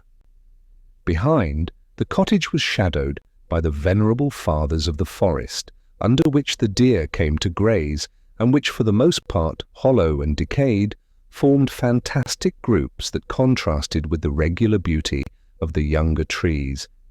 These, the offspring of a later period, stood erect and seemed ready to advance fearlessly into coming time, while those outworn stragglers, blasted and broke, clung to each other, their weak boughs sighing as the wind buffeted them, a weather-beaten crew. A light railing surrounded the garden of the cottage, which, low-roofed, seemed to submit to the majesty of nature and cower amidst the venerable remains of forgotten time. Flowers, the children of the spring, adorned her garden and casements. In the midst of lowliness there was an air of elegance which spoke the graceful taste of the inmate. With a beating heart I entered the enclosure.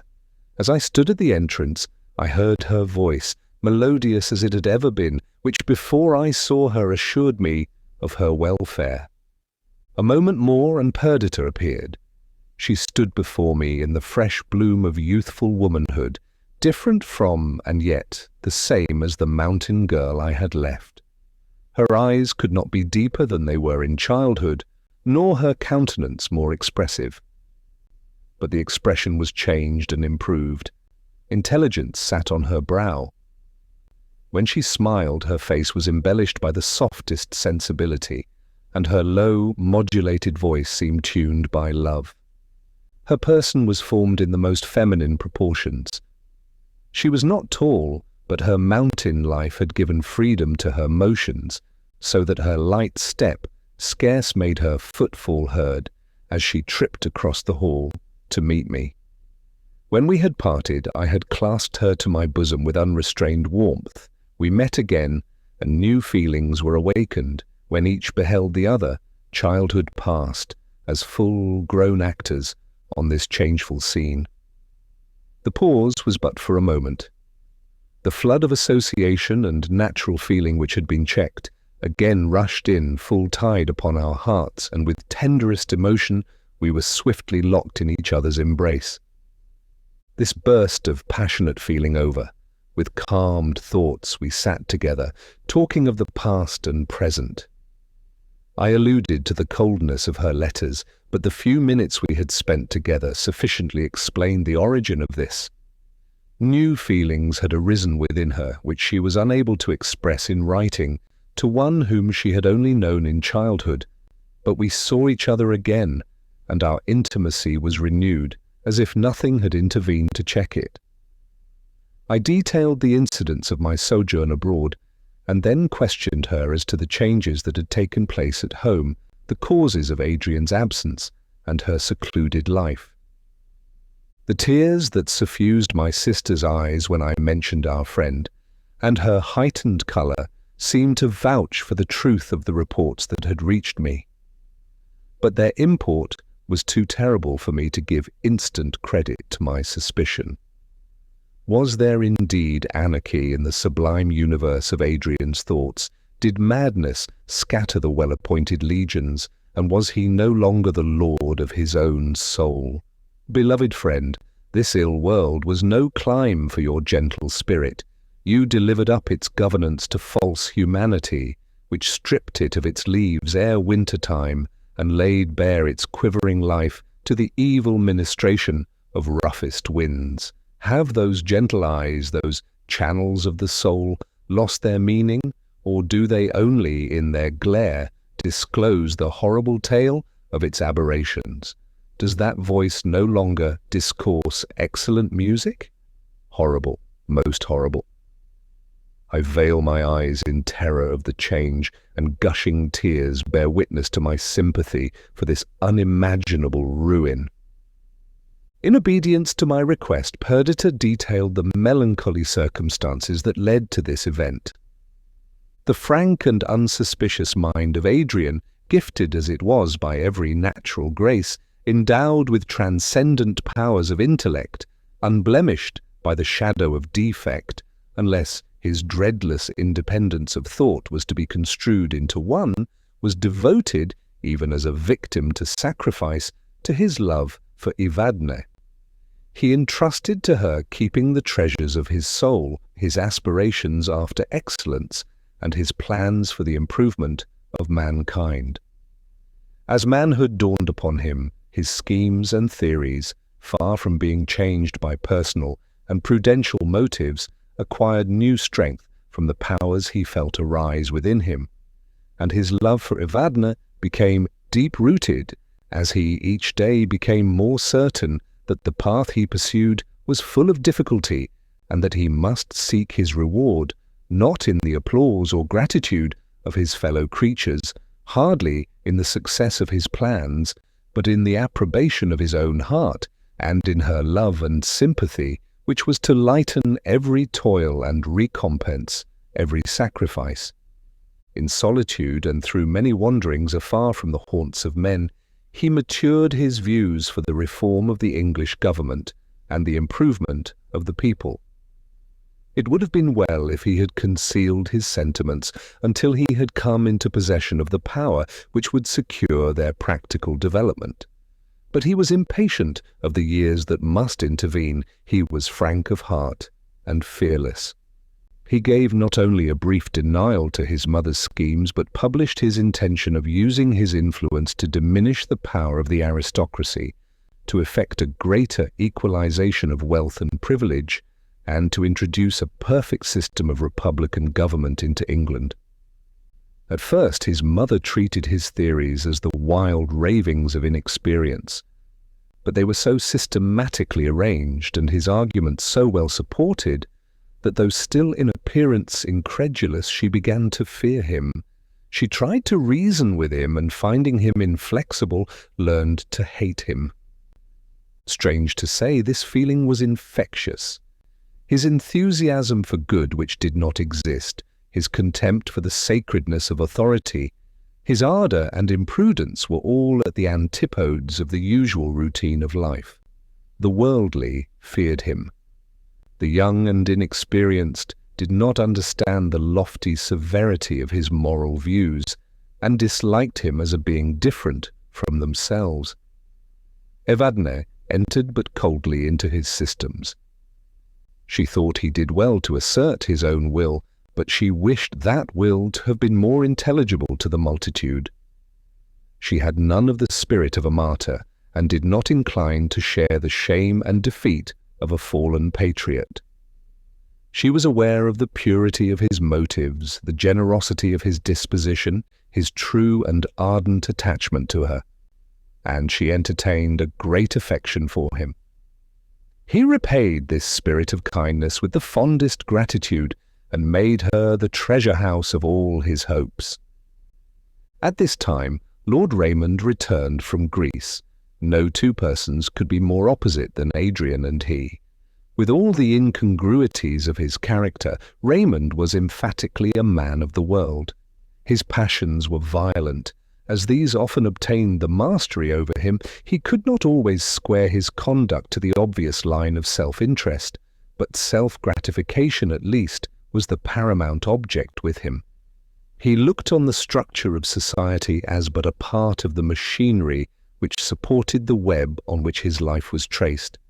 The earth was spread out as an highway for him, the heavens built up as a canopy for him. Adrian felt that he made a part of a great whole. He owned affinity not only with mankind, but all nature was akin to him. The mountains and sky were his friends, the winds of heaven and the offspring of earth his playmates. While he, the focus only of this mighty mirror, felt his life mingle with the universe of existence. His soul was sympathy and dedicated to the worship of beauty and excellence. Adrian and Raymond now came into contact, and a spirit of aversion rose between them. Adrian despised the narrow views of the politician, and Raymond held in supreme contempt the benevolent visions of the philanthropist. With the coming of Raymond was formed the storm that laid waste at one fell blow the gardens of delight and sheltered paths which Adrian fancied that he had secured to himself as a refuge from defeat and contumely. Raymond, the deliverer of Greece, the graceful soldier, who bore in his mien a tinge of all that, peculiar to her native clime, Evadne cherished as most dear. Raymond was loved by Evadne. Overpowered by her new sensations, she did not pause to examine them, or to regulate her conduct by any sentiments except the tyrannical one which suddenly usurped the empire of her heart. She yielded to its influence, and the too natural consequence in a mind unattuned to soft emotions was that the attentions of Adrian became distasteful to her. She grew capricious. Her gentle conduct towards him was exchanged for asperity and repulsive coldness. When she perceived the wild or pathetic appeal of his expressive countenance, she would relent, and for a while resume her ancient kindness. But these fluctuations shook to its depths the soul of the sensitive youth. He no longer deemed the world subject to him because he possessed Evadne's love. He felt in every nerve that the dire storms of the mental universe were about to attack his fragile being, which quivered at the expectation of its advent. Perdita, who then resided with Evadne, saw the torture that Adrian endured. She loved him as a kind elder brother, a relation to guide, protect, and instruct her, without the too frequent tyranny of parental authority. She adored his virtues, and with mixed contempt and indignation she saw Evadne pile drear sorrow on his head for the sake of one who hardly marked her. In his solitary despair, Adrian would often seek my sister, and in covered terms express his misery, while fortitude and agony divided the throne of his mind. Soon a lass was one to conquer. Anger made no part of his emotion. With whom should he be angry? Not with Raymond, who was unconscious of the misery he occasioned. Not with Evadne, for her his soul wept tears of blood.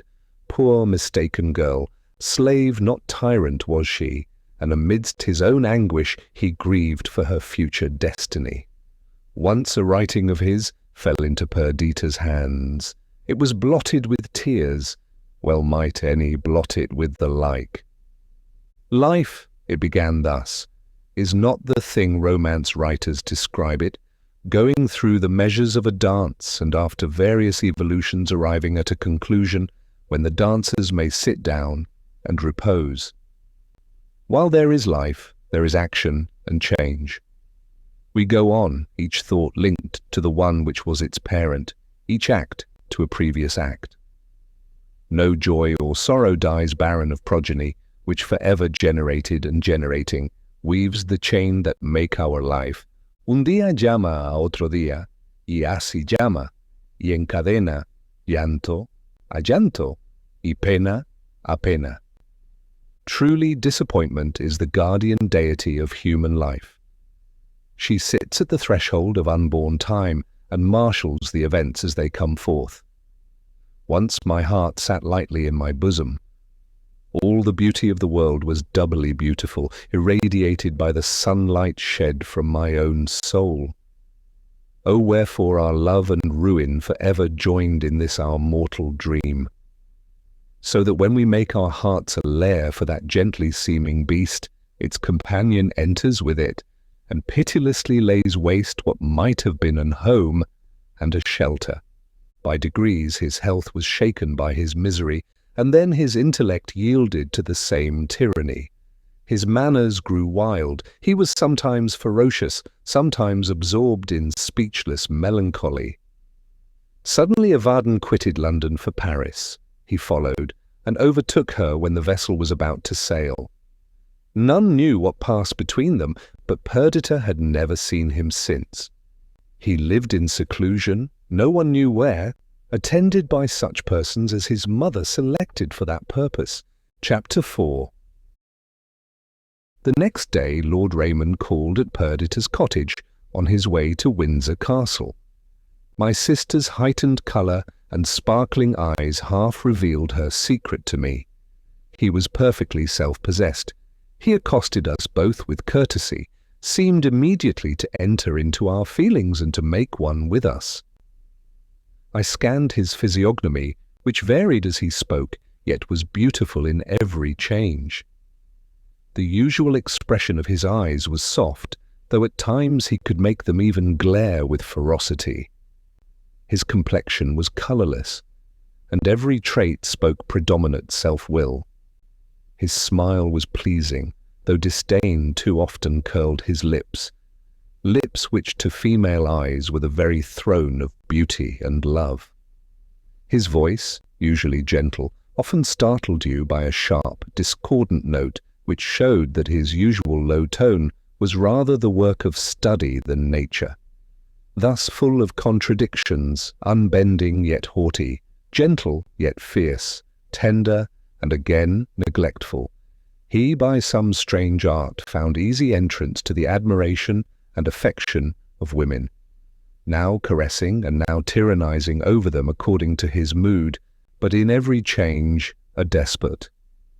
At the present time, Raymond evidently wished to appear amiable. Wit, hilarity, and deep observation were mingled in his talk, rendering every sentence that he uttered as a flash of light. He soon conquered my latent distaste. I endeavoured to watch him and Perdita, and to keep in mind everything I had heard to his disadvantage. But all appeared so ingenuous, and all was so fascinating, that I forgot everything, except the pleasure his society afforded me. Under the idea of initiating me in the scene of English politics and society, of which I was soon to become a part, he narrated a number of anecdotes and sketched many characters. His discourse, rich and varied, flowed on, pervading all my senses with pleasure. But for one thing he would have been completely triumphant.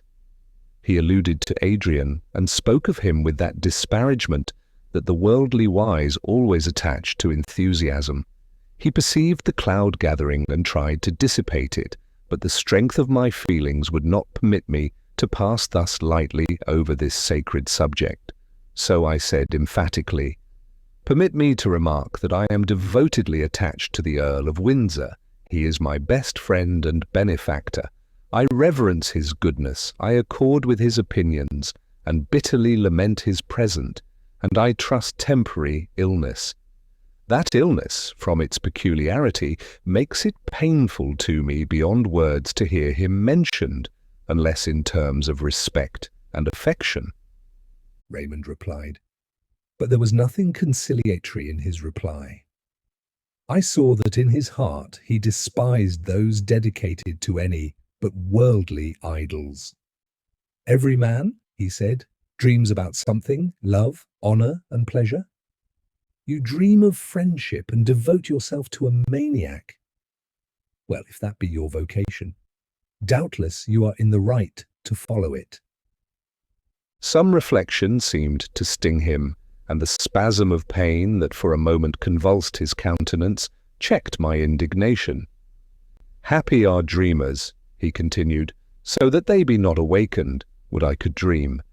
But broad and garish day is the element in which I live. The dazzling glare of reality inverts the scene for me. Even the ghost of friendship has departed, and love." He broke off.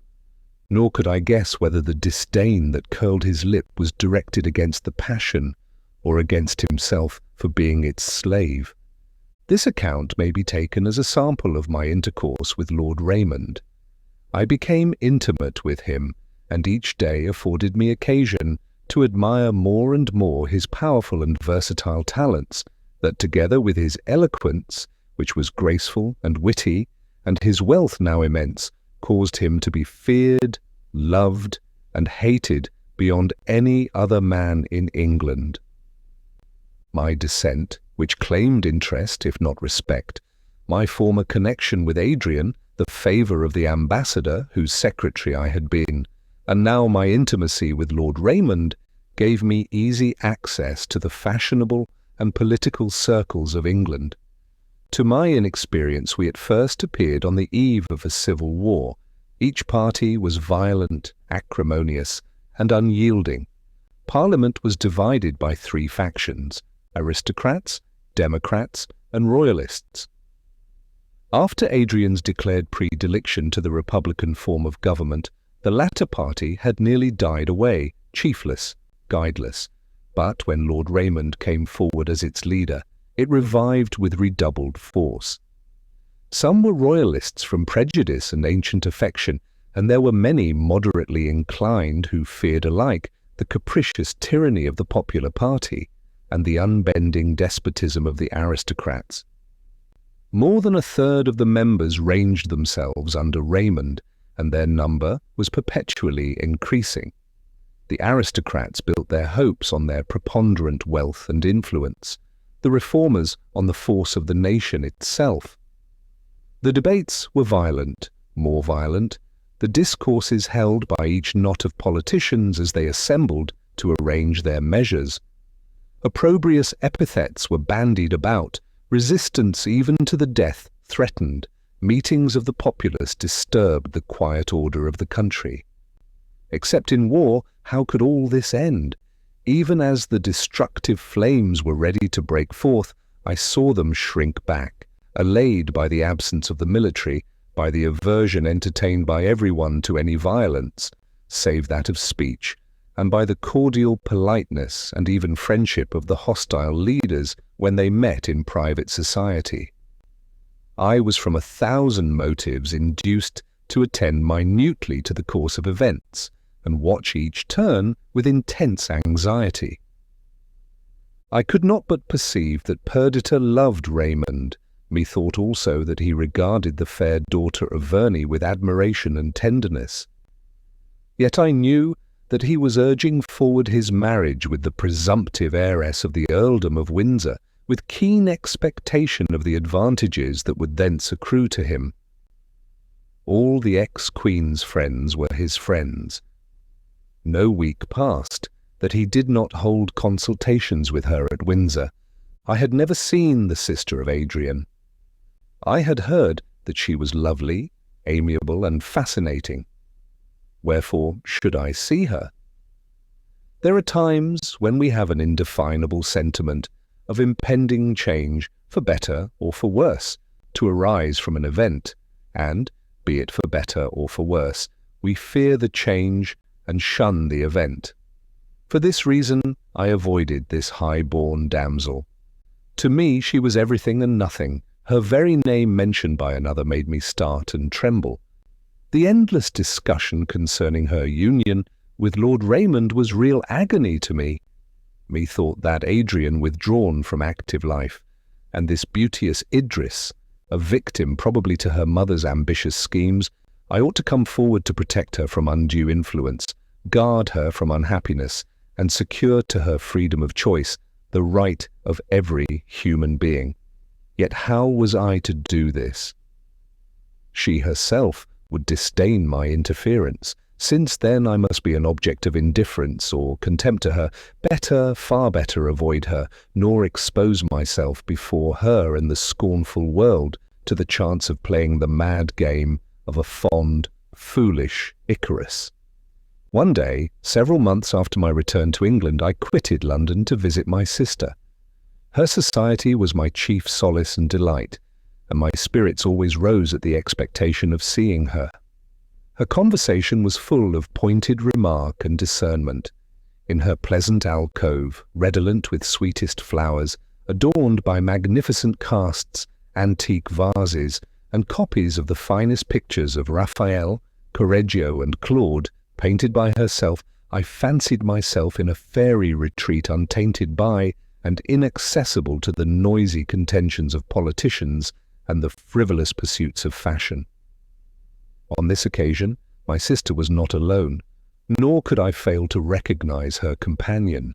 It was Idris, the till now unseen object of my mad idolatry. In what fitting terms of wonder and delight, in what choice expression and soft flow of language can I usher in the loveliest, wisest, best? How in poor assemblage of words convey the halo of glory that surrounded her, the 1,000 graces that waited unwearied on her. The first thing that struck you on beholding that charming countenance was its perfect goodness and frankness. Candour sat upon her brow, simplicity in her eyes, heavenly benignity in her smile. Her tall, slim figure bent gracefully as a poplar to the breezy west, and her gait, goddess-like, was as that of a winged angel, new alit from heaven's high floor. The pearly fairness of her complexion was stained by a pure suffusion. Her voice resembled the low, subdued tenor of a flute. It is easiest, perhaps, to describe by contrast. I have detailed the perfections of my sister, and yet she was utterly unlike Idris. Perdita, even where she loved, was reserved and timid. Idris was frank and confiding. The one recoiled to solitude, that she might there entrench herself from disappointment and injury. The other walked forth in open day, believing that none would harm her. Wordsworth has compared a beloved female to two fair objects in nature, but his lines always appeared to me rather a contrast than a similitude. A violet by a mossy stone, half hidden from the eye, fair as a star when only one is shining in the sky.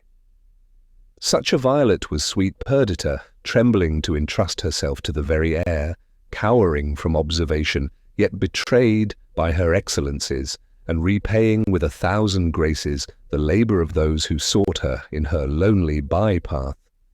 Idris was as the star, set in single splendour in the dim anadem of balmy evening, ready to enlighten and delight the subject world, shielded herself from every taint by her unimagined distance from all that was not like herself, akin to heaven.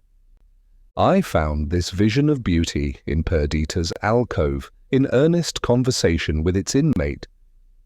When my sister saw me, she rose, and taking my hand said, "He is here, even at our wish. This is Lionel, my brother." Idris arose also, and bent on me her eyes of celestial blue, and with grace peculiar said, "You hardly need an introduction. We have a picture, highly valued by my father, which declares at once your name. Verney, you will acknowledge this tie, and as my brother's friend, I feel that I may trust you." Then with lids humid with a tear and trembling voice, she continued, "Dear friends, do not think it strange that now, visiting you for the first time, I ask your assistance and confide my wishes and fears to you. To you alone do I dare speak. I have heard you commended by impartial spectators. You are my brother's friends, therefore you must be mine. What can I say? If you refuse to aid me, I am lost indeed."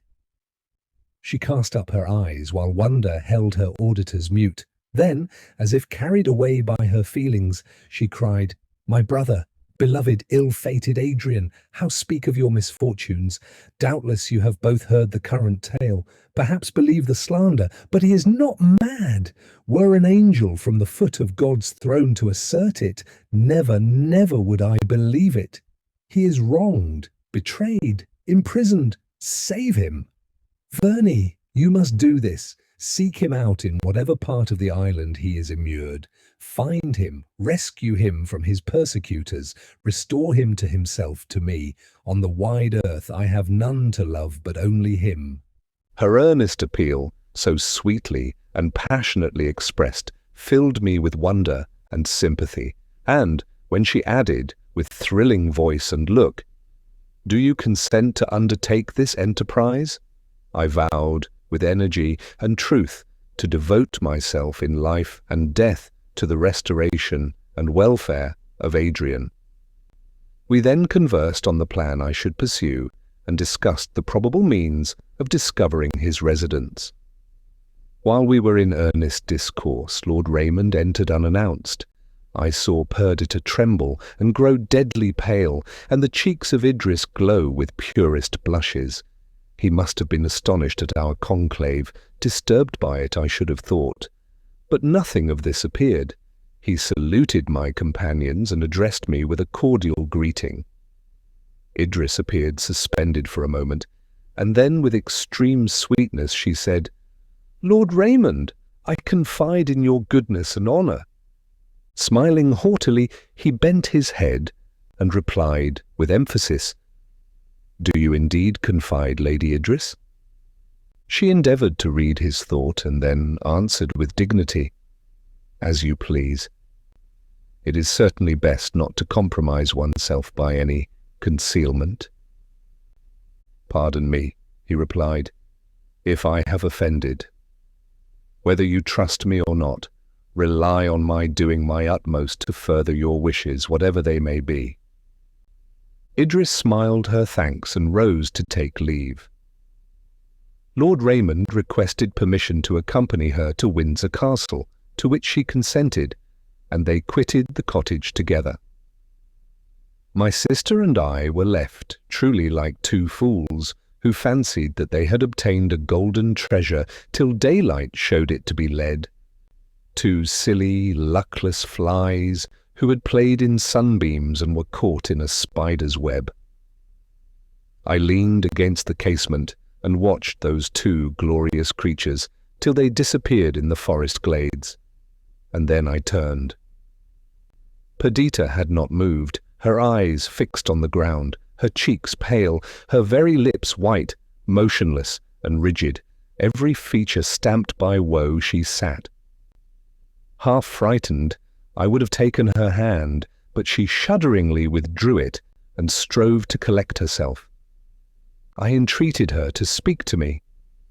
Not now, she replied. Nor do you speak to me, my dear Lionel. You can say nothing, for you know nothing. I will see you tomorrow. In the meantime, adieu. She rose and walked from the room, but pausing at the door and leaning against it, as if her over-busy thoughts had taken from her the power of supporting herself, she said, Lord Raymond will probably return. Will you tell him that he must excuse me today, for I am not well? I will see him tomorrow if he wishes it, and you also. You had better return to London with him. You can there make the inquiries agreed upon concerning the Earl of Windsor, and visit me again tomorrow before you proceed on your journey. Till then, farewell. She spoke falteringly and concluded with a heavy sigh. I gave my assent to her request, and she left me. I felt as if, from the order of the systematic world, I had plunged into chaos, obscure, contrary, unintelligible. That Raymond should marry Idris was more than ever intolerable, yet my passion, though a giant from its birth, was too strange, wild, and impracticable for me to feel at once the misery I perceived in Perdita. How should I act? She had not confided in me. I could not demand an explanation from Raymond without the hazard of betraying what was perhaps her most treasured secret. I would obtain the truth from her the following day, in the meantime.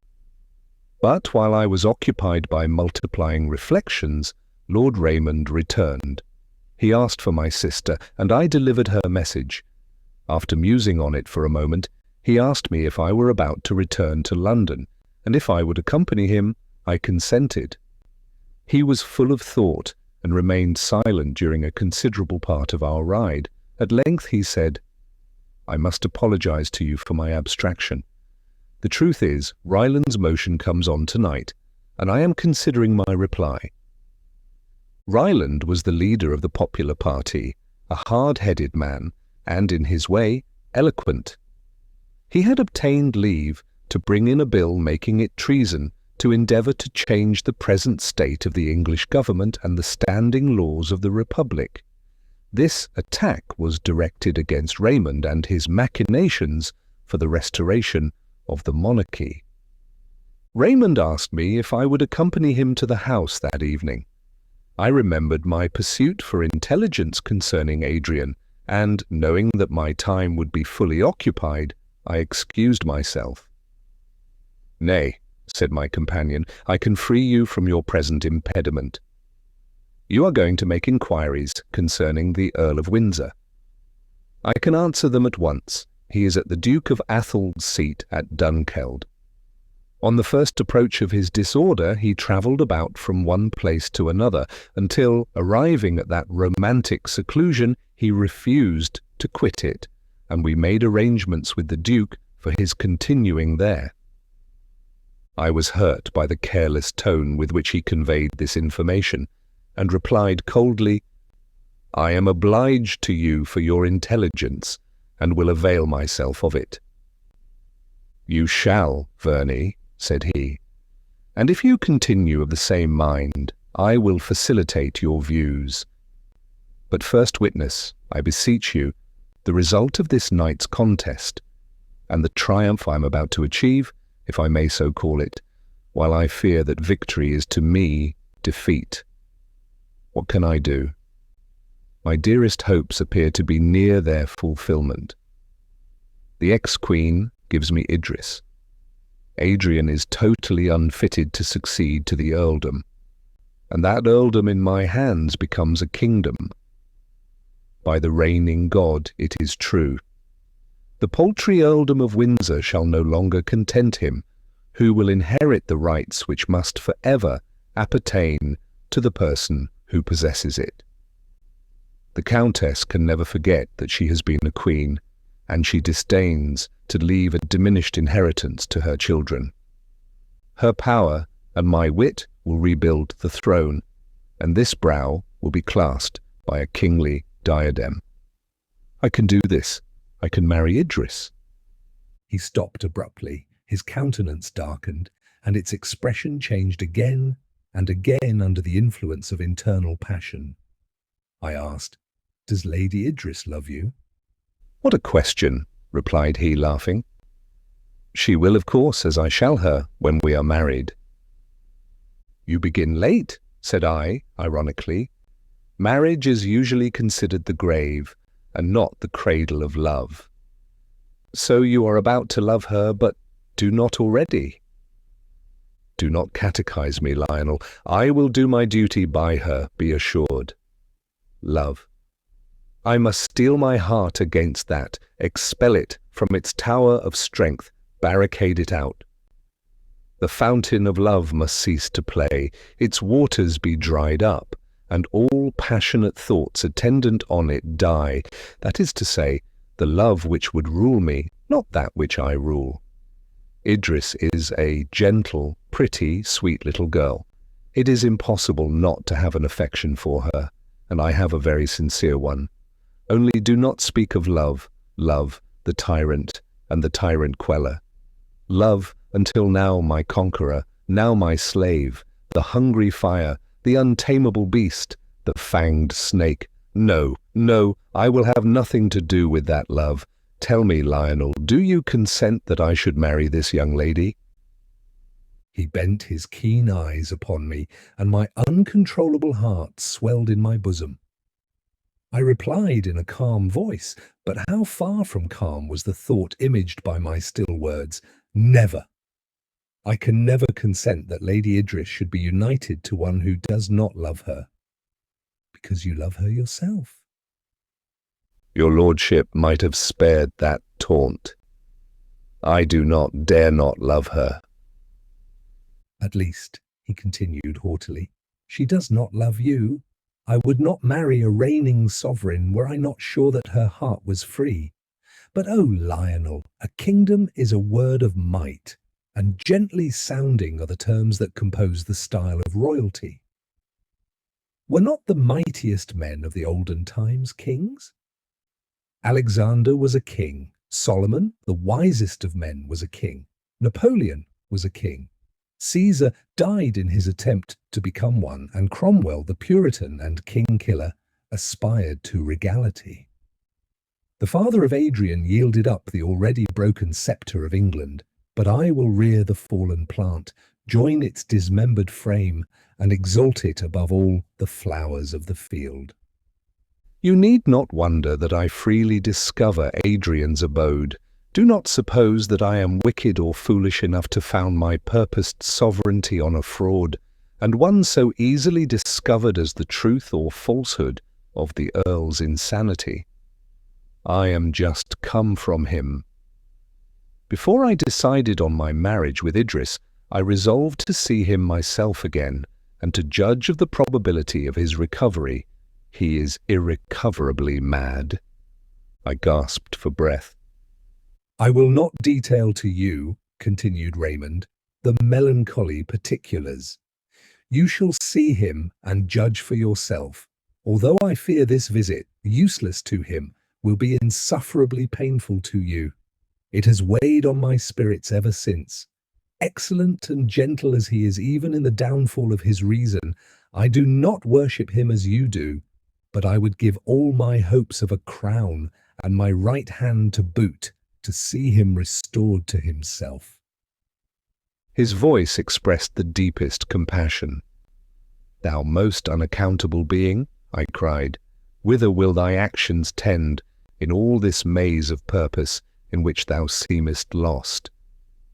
"Whither indeed? To a crown, a golden begemmed crown, I hope, and yet I dare not trust, and though I dream of a crown and wake for one, ever and anon a busy devil whispers to me that it is but a fool's cap that I seek, and that were I wise I should trample on it, and take in its stead that which is worth all the crowns of the East and presidentships of the West." "And what is that?" If I do make it my choice, then you shall know. At present I dare not speak, even think of it. Again he was silent, and after a pause turned to me laughingly. When scorn did not inspire his mirth, when it was genuine gaiety that painted his features with a joyous expression, his beauty became supereminent, divine.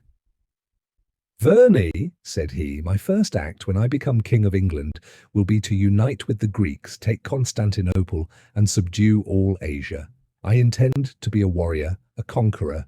Napoleon's name shall vail to mine, and enthusiasts, instead of visiting his rocky grave and exalting the merits of the fallen, shall adore my majesty and magnify my illustrious achievements."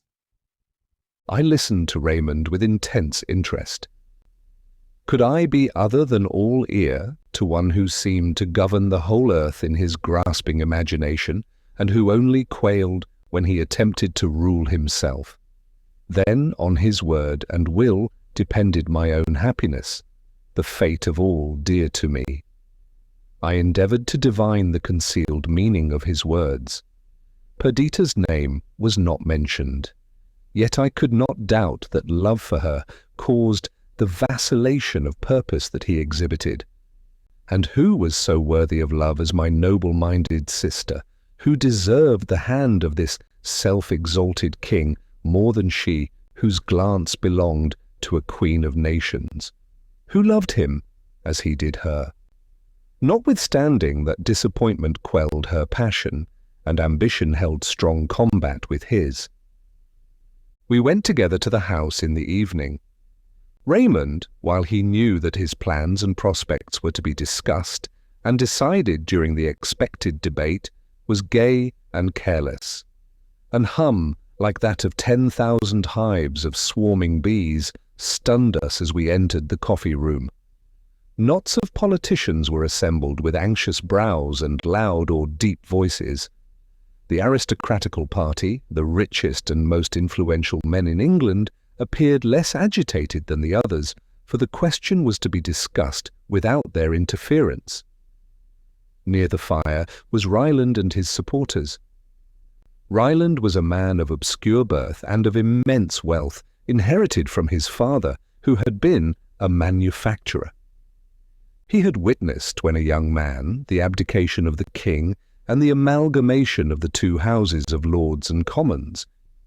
He had sympathized with these popular encroachments, and it had been the business of his life to consolidate and increase them.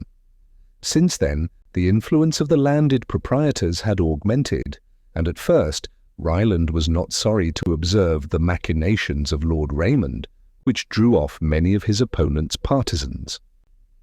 But the thing was now going too far.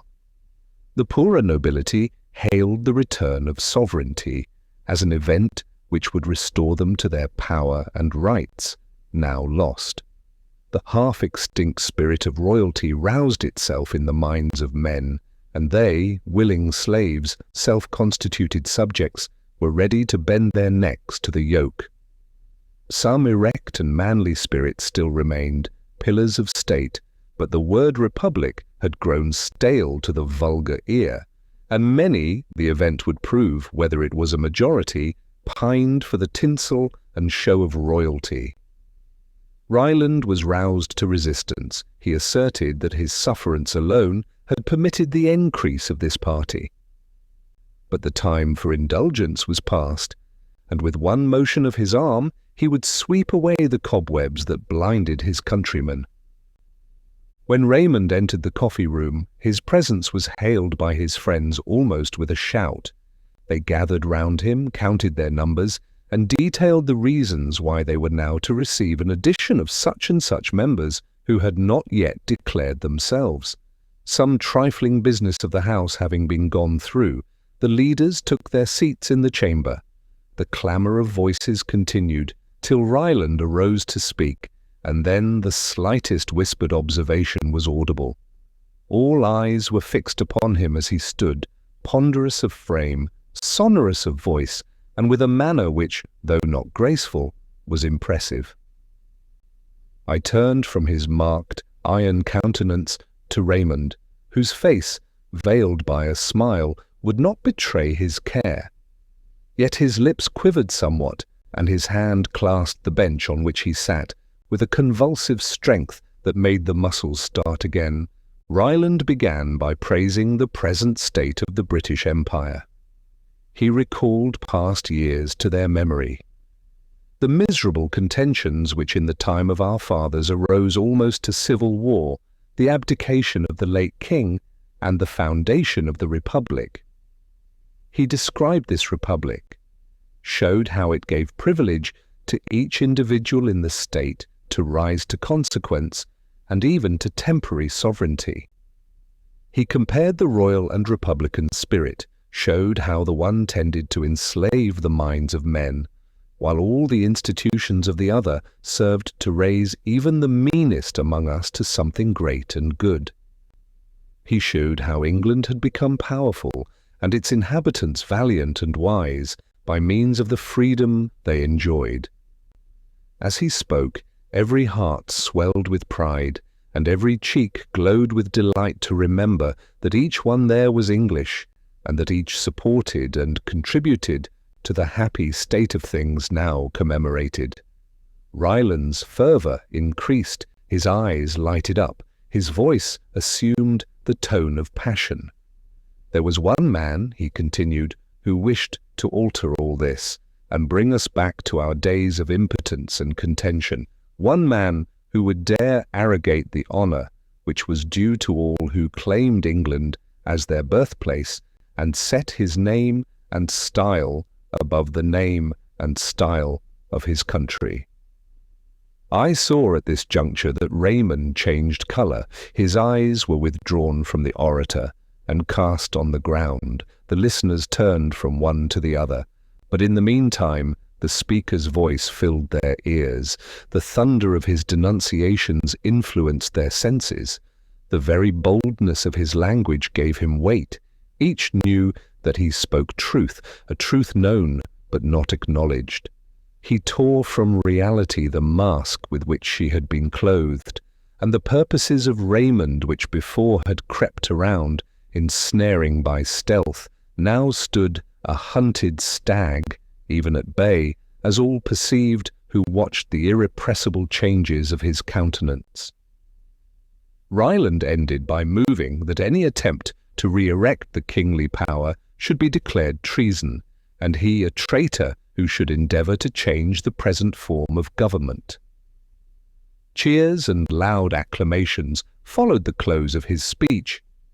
After his motion had been seconded, Lord Raymond rose, his countenance bland, his voice softly melodious, his manner soothing. His grace and sweetness came like the mild breathing of a flute after the loud, organ-like voice of his adversary. He rose, he said, to speak in favour of the honourable member's motion, with one slight amendment subjoined. He was ready to go back to old times and commemorate the contests of our fathers and the monarch's abdication. Nobly and greatly, he said, had the illustrious and last sovereign of England sacrificed himself to the apparent good of his country, and divested himself of a power which could only be maintained by the blood of his subjects. These subjects, named so no more, these, his friends and equals, had in gratitude conferred certain favours and distinctions on him and his family for ever. An ample estate was allotted to them, and they took the first rank among the peers of Great Britain. Yet it might be conjectured that they had not forgotten their ancient heritage, and it was hard that his heir should suffer alike with any other pretender, if he attempted to regain what by ancient right and inheritance belonged to him. He did not say that he should favour such an attempt, but he did say that such an attempt would be venial, and if the aspirant did not go so far as to declare war and erect a standard in the kingdom, his fault ought to be regarded with an indulgent eye. In his amendment he proposed that an exception should be made in the bill in favour of any person who claimed the sovereign power in right of the Earls of Windsor. Nor did Raymond make an end without drawing in vivid and glowing colours the splendour of a kingdom in opposition to the commercial spirit of republicanism. He asserted that each individual under the English monarchy was then, as now, capable of attaining high rank and power, with one only exception, that of the function of chief magistrate, higher and nobler rank than a bartering, timorous commonwealth could afford. And for this one exception, to what did it amount? The nature of riches and influence forcibly confined the list of candidates to a few of the wealthiest, and it was much to be feared that the ill humour and contention generated by this triennial struggle would counterbalance its advantages in impartial eyes. I can ill record the flow of language and graceful turns of expression, the wit and easy raillery that gave vigour and influence to his speech.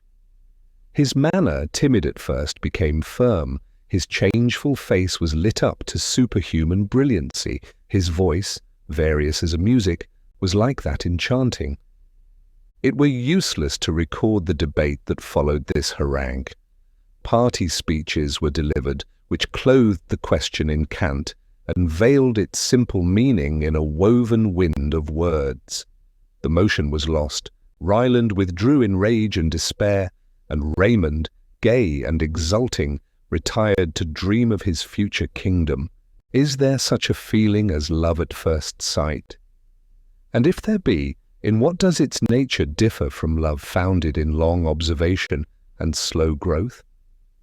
Perhaps its effects are not so permanent, but they are, while they last, as violent and intense. We walk the pathless mazes of society, vacant of joy, till we hold this clue leading us through that labyrinth to paradise. Our nature dim, like to an unlighted torch, sleeps in formless blank till the fire attain it. This life of life, this light to moon, and glory to the sun. What does it matter whether the fire be struck from flint and steel, nourished with care into a flame, slowly communicated to the dark wick, or whether swiftly the radiant power of light and warmth passes from a kindred power and shines at once the beacon and the hope? In the deepest fountain of my heart the pulses were stirred, around, above, beneath, the clinging memory as a cloak enwrapped me. In no one moment of coming time did I feel as I had done in time gone by. The spirit of Idris hovered in the air I breathed. Her eyes were ever and for ever bent on mine. Her remembered smile blinded my faint gaze and caused me to walk as one, not in eclipse, not in darkness and vacancy, but in a new and brilliant light, too novel, too dazzling for my human senses. On every leaf, on every small division of the universe, as on the hyacinth AI is engraved, was imprinted the talisman of my existence. She lives! She is! I had not time yet to analyze my feeling, to take myself to task, and leash in the tameless passion. All was one idea, one feeling, one knowledge. It was my life. But the die was cast. Raymond would marry Idris. The merry marriage bells rung in my ears. I heard the nation's gratulation which followed the union. The ambitious noble uprose with swift eagle flight from the lowly ground to regal supremacy and to the love of Idris. Yet not so. She did not love him. She had called me her friend. She had smiled on me. To me she had entrusted her heart's dearest hope, the welfare of Adrian. This reflection thawed my congealing blood, and again the tide of life and love flowed impetuously onward, again to ebb, as my busy thoughts changed. The debate had ended at 3 a.m. My soul was in tumults. I traversed the streets with eager rapidity. Truly, I was mad that night. Love, which I have named a giant from its birth, wrestled with despair. My heart, the field of combat, was wounded by the iron heel of the one, watered by the gushing tears of the other.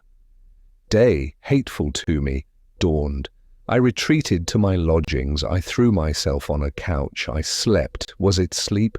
For thought was still alive. Love and despair struggled still, and I writhed with unendurable pain. I awoke half stupefied. I felt a heavy oppression on me, but knew not wherefore. I entered, as it were, the council chamber of my brain, and questioned the various ministers of thought therein assembled. Too soon I remembered all. Too soon my limbs quivered beneath the tormenting power. Soon, too soon, I knew myself a slave. Suddenly, unannounced, Lord Raymond entered my apartment. He came in gaily, singing the Tyrolese Song of Liberty, noticed me with a gracious nod, and threw himself on a sofa opposite the copy of a bust of the Apollo Belvedere. After 1 or 2 trivial remarks, to which I sullenly replied, he suddenly cried, looking at the bust, "I am called like that, Victor. Not a bad idea. The head will serve for my new coinage, and be an omen to all dutiful subjects of my future success." He said this in his most gay, yet benevolent manner, and smiled, not disdainfully, but in playful mockery of himself. Then his countenance suddenly darkened, and in that shrill tone peculiar to himself, he cried, "I fought a good battle last night. Higher conquest the plains of Greece never saw me achieve. Now I am the first man in the state, burthen of every ballad, and object of old women's mumbled devotions. What are your meditations? You who fancy that you can read the human soul as your native lake reads each crevice and folding of its surrounding hills, say what you think of me, king expectant, angel or devil, which? This ironical tone was discord to my bursting, overboiling heart. I was nettled by his insolence, and replied with bitterness, "There is a spirit, neither angel or devil, damned to limbo merely." I saw his cheeks become pale and his lips whiten and quiver. His anger served but to enkindle mine, and I answered with a determined look his eyes, which glared on me. Suddenly they were withdrawn, cast down. A tear, I thought, wetted the dark lashes. I was softened, and with involuntary emotion added, "Not that you are such, my dear lord." I paused, even awed by the agitation he evinced. "Yes," he said at length, rising and biting his lip, as he strove to curb his passion. "Such am I." "You do not know me, Verney. Neither you nor our audience of last night, nor does universal England know aught of me. I stand here, it would seem, an elected king. This hand is about to grasp a sceptre. These brows feel in each nerve the coming diadem. I appear to have strength, power, victory, standing as a dome-supporting column stands, and I am a reed. I have ambition, and that attains its aim. My nightly dreams are realized, my waking hopes fulfilled. A kingdom awaits my acceptance, my enemies are overthrown. But here," and he struck his heart with violence, "here is the rebel, here the stumbling block, this overruling heart, which I may drain of its living blood. But while one fluttering pulsation remains, I am its slave." He spoke with a broken voice, then bowed his head, and, hiding his face in his hands, wept. I was still smarting from my own disappointment, yet this scene oppressed me even to terror, nor could I interrupt his access of passion. It subsided at length, and throwing himself on the couch, he remained silent and motionless, except that his changeful features showed a strong internal conflict. At last he rose and said in his usual tone of voice, "The time grows on us, Verney. I must away. Let me not forget my chiefest errand here. Will you accompany me to Windsor tomorrow? You will not be dishonoured by my society, and as this is probably the last service or disservice you can do me, will you grant my request?" He held out his hand with almost a bashful air. Swiftly I thought, yes, I will witness the last scene of the drama, beside which his mien conquered me, and an affectionate sentiment towards him again filled my heart. I bade him command me. "Aye, that I will," said he gaily. "That's my cue now. Be with me tomorrow morning by 7. Be secret and faithful, and you shall be groom of the stole ere long." So saying, he hastened away, vaulted on his horse, and with a gesture as if he gave me his hand to kiss, bade me another laughing adieu. Left to myself, I strove with painful intensity to divine the motive of his request and foresee the events of the coming day. The hours passed on unperceived. My head ached with thought. The nerves seemed teeming with the overfull fraught. I clasped my burning brow as if my fevered hand could medicine its pain. I was punctual to the appointed hour on the following day and found Lord Raymond waiting for me. We got into his carriage and proceeded towards Windsor.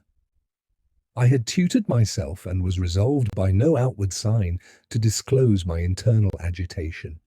"What a mistake Ryland made," said Raymond, "when he thought to overpower me the other night. He spoke well, very well. Such an harangue would have succeeded better addressed to me singly than to the fools and knaves assembled yonder. Had I been alone, I should have listened to him with a wish to hear reason, but when he endeavoured to vanquish me in my own territory, with my own weapons, he put me on my mettle, and the event was such as all might have expected."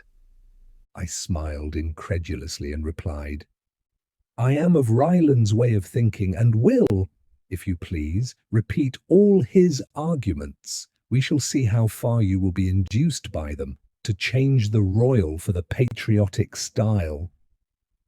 "The repetition would be useless," said Raymond, "since I well remember them, and have many others self-suggested, which speak with unanswerable persuasion." He did not explain himself, nor did I make any remark on his reply. Our silence endured for some miles, till the country with open fields or shady woods and parks presented pleasant objects to our view. After some observations on the scenery and seats, Raymond said, "Philosophers have called man a microcosm of nature, and find a reflection in the internal mind for all this machinery visibly at work around us. This theory has often been a source of amusement to me, and many an idle hour have I spent exercising my ingenuity in finding resemblances. Does not Lord Bacon say that the falling from a discord to a concord, which maketh great sweetness in music, hath an agreement with the affections, which are reintegrated to the better after some dislikes? What a sea is the tide of passion, whose fountains are in our own nature.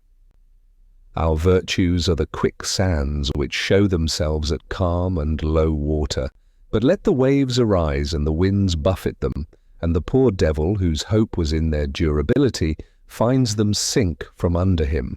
The fashions of the world, its exigencies, educations, and pursuits, are winds to drive our wills, like clouds all one way.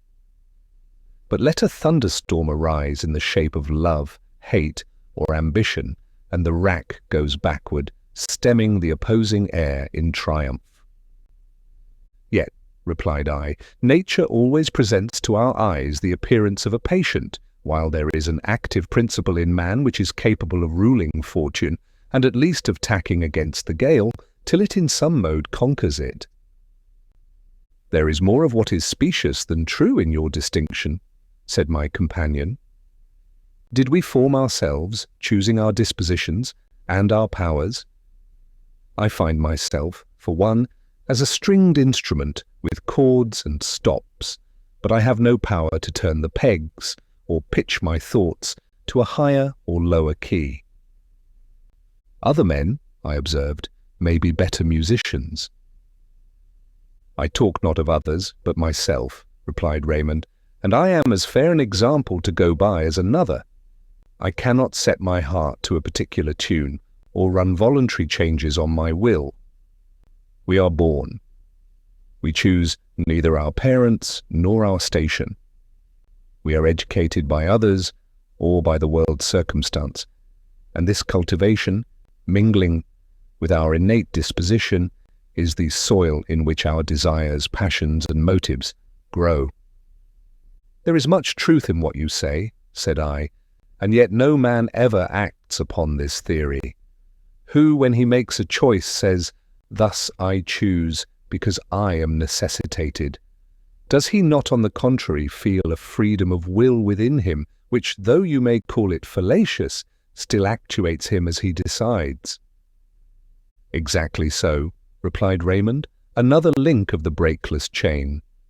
Were I now to commit an act which would annihilate my hopes, and pluck the regal garment from my mortal limbs, to clothe them in ordinary weeds, would this, think you, be an act of free will on my part? As we talked thus, I perceived that we were not going the ordinary road to Windsor, but through Englefield Green, towards Bishopgate Heath. I began to divine that Idris was not the object of our journey, but that I was brought to witness the scene that was to decide the fate of Raymond and of Perdita. Raymond had evidently vacillated during his journey, and irresolution was marked in every gesture as we entered Perdita's cottage. I watched him curiously, determined that if this hesitation should continue, I would assist Perdita to overcome herself and teach her to disdain the wavering love of him who balanced between the possession of a crown and of her whose excellence and affection transcended the worth of a kingdom. We found her in her flower-adorned alcove. She was reading the newspaper report of the debate in Parliament that apparently doomed her to hopelessness. That heart-sinking feeling was painted in her sunk eyes and spiritless attitude. A cloud was on her beauty, and frequent sighs were tokens of her distress. This sight had an instantaneous effect on Raymond. His eyes beamed with tenderness, and remorse clothed his manners with earnestness and truth. He sat beside her, and taking the paper from her hand, said, "Not a word more shall my sweet Perdita read of this contention of madmen and fools. I must not permit you to be acquainted with the extent of my delusion, lest you despise me, although, believe me, a wish to appear before you, not vanquished, but as a conqueror, inspired me during my wordy war." Perdita looked at him like one amazed. Her expressive countenance shone for a moment with tenderness. To see him only was happiness. But a bitter thought swiftly shadowed her joy. She bent her eyes on the ground, endeavoring to master the passion of tears that threatened to overwhelm her. Raymond continued, "I will not act a part with you, dear girl, or appear other than what I am, weak and unworthy, more fit to excite your disdain than your love. Yet you do love me. I feel and know that you do, and thence I draw my most cherished hopes. If pride guided you, or even reason, you might well reject me. Do so if your high heart, incapable of my infirmity of purpose, refuses to bend to the lowness of mine. Turn from me if you will, if you can. If your whole soul does not urge you to forgive me, if your entire heart does not open wide its door to admit me to its very centre, forsake me, never speak to me again. I, though sinning against you almost beyond remission, I also am proud. There must be no reserve in your pardon, no drawback to the gift of your affection." Perdita looked down, confused yet pleased. My presence embarrassed her, so that she dared not turn to meet her lover's eye or trust her voice to assure him of her affection, while a blush mantled her cheek and her disconsolate air was exchanged for one expressive of deep-felt joy. Raymond encircled her waist with his arm and continued, "I do not deny that I have balanced between you and the highest hope that mortal men can entertain, but I do so no longer. Take me, mold me to your will, possess my heart and soul to all eternity. If you refuse to contribute to my happiness, I quit England tonight and will never set foot in it again."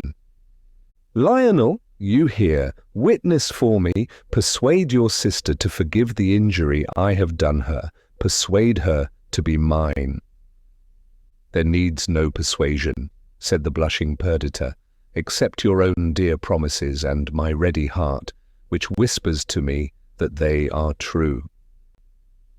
That same evening we all three walked together in the forest, and, with the garrulity which happiness inspires, they detailed to me the history of their loves. It was pleasant to see the haughty Raymond and reserved Perdita change through happy love into prattling, playful children, both losing their characteristic dignity in the fullness of mutual contentment. A night or two ago, Lord Raymond, with a brow of care and a heart oppressed with thought, bent all his energies to silence or persuade the legislators of England that a sceptre was not too weighty for his hand, while visions of dominion, war, and triumph floated before him. Now, frolicsome as a lively boy sporting under his mother's approving eye, the hopes of his ambition were complete when he pressed the small, fair hand of Perdita to his lips, while she, radiant with delight, looked on the still pool, not truly admiring herself, but drinking in with rapture the reflection there made of the form of herself and her lover, shewn for the first time in dear conjunction. I rambled away from them. If the rapture of assured sympathy was theirs, I enjoyed that of restored hope. I looked on the regal towers of Windsor. High is the wall and strong the barrier that separate me from my star of beauty. But not impassable. She will not be his. A few more years dwell in thy native garden, sweet flower, till I by toil and time acquire a right to gather thee. Despair not, nor bid me despair. What must I do now? First, I must seek Adrian and restore him to her. Patience, gentleness, and untired affection shall recall him, if it be true, as Raymond says, that he is mad. Energy and courage shall rescue him if he be unjustly imprisoned. After the lovers again joined me, we supped together in the alcove. Truly it was a fairy's supper. For though the air was perfumed by the scent of fruits and wine, we none of us either ate or drank. Even the beauty of the night was unobserved. Their ecstasy could not be increased by outward objects, and I was wrapped in reverie. At about midnight, Raymond and I took leave of my sister to return to town. He was all gaiety. Scraps of songs fell from his lips. Every thought of his mind, every object about us, gleamed under the sunshine of his mirth. He accused me of melancholy, of ill humour and envy. "Not so," said I, "though I confess that my thoughts are not occupied as pleasantly as yours are. You promised to facilitate my visit to Adrian. I conjure you to perform your promise. I cannot linger here. I long to soothe, perhaps to cure the malady of my first and best friend. I shall immediately depart for Dunkeld." "Thou bird of night," replied Raymond, "what an eclipse do you throw across my bright thoughts, forcing me to call to mind that melancholy ruin which stands in mental desolation, more irreparable than a fragment of a carved column in a weed-grown field." "You dream that you can restore him?" Daedalus never wound so inextricable an error round Minotaur as madness has woven about his imprisoned reason.